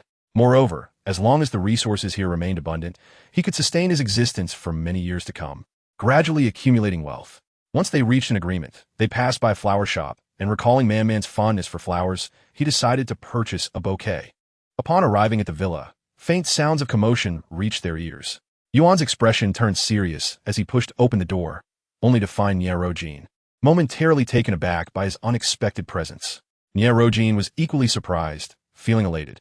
Initially, he believed Man was lost to them, but as time passed, he realized that although they were grieving, they were tirelessly searching for her whereabouts, indicating that there was more to the story. Recently, as individuals began to vanish from that world, Rojin confirmed that they had transitioned to another realm. Despite extensive searches yielding no results, he was on the verge of giving up when, one day, he suddenly sensed a surge of energy. Initially believing it to be from Panner, he later discerned that it originated from Man. However, even with this knowledge, the quest for her proved arduous. Finally, he had located her, and he could hardly contain his longing for her. Yuan entered the house, scanning the interior, but Man was not present. Qing Lingyu and Lin were attempting to usher Rojin out. Upon seeing Yuan, Rojin beamed. Yuan, you are here. Where's Man? Yuan maintained a stern expression as the 3 exchanged glances and joined forces to expel Rojin from the premises. Suddenly, the sound of a car echoed outside. A pink supercar elegantly halting before the villa. Man alighted from the vehicle and was taken aback upon seeing Rojin, clad in tattered garments and adorned with burrs. He appeared quite disheveled. Upon spotting Man, Rojin rushed towards her, only to be intercepted by Xiaomi. Xiaomi glanced back, seemingly reproaching the others for not having expelled Rojin sooner, which led to this encounter. Rojin gazed at Man with unwavering affection, resembling a forsaken puppy. Man was suddenly overwhelmed by nausea, retching involuntarily. Am I really that filthy? Rojin lamented, hurt by her reaction. Qing Lingyu rushed over to examine him. And after a moment, her initial concern transformed into a subtle smile. What is it? A sense of foreboding crept over Man. Good news, Man. What? Man is expecting. Ah. Rojin wailed. Man, you want to be your partner, sobi. Man, you are the only one I know in this world. Ultimately, Rojin moved into the villa, boldly requesting Xiaomi to construct a grand seawater pool for him. He devoted himself wholeheartedly to Zhou Pan'er and was equally generous towards Man-Man. Over time, despite initial resistance, the tension gradually subsided. To preserve this secret in the long run, it was essential to keep those close at hand. 3 months later, Zhou Man-Man successfully gave birth to 2 adorable lion cubs. The experience was devoid of pain, and the cubs were small and manageable compared to the agony of giving birth to Pan'er. The 2 lion cubs were utterly charming, melting hearts with their cuteness. Yuan was astonished to discover that Man-Man was carrying his offspring, feeling as if he were in a dream. Gazing at the tiny cubs, he struggled to believe their existence. These were his and Man-Man's children, a testament to their bond. Time marched on, and their lives continued to unfold.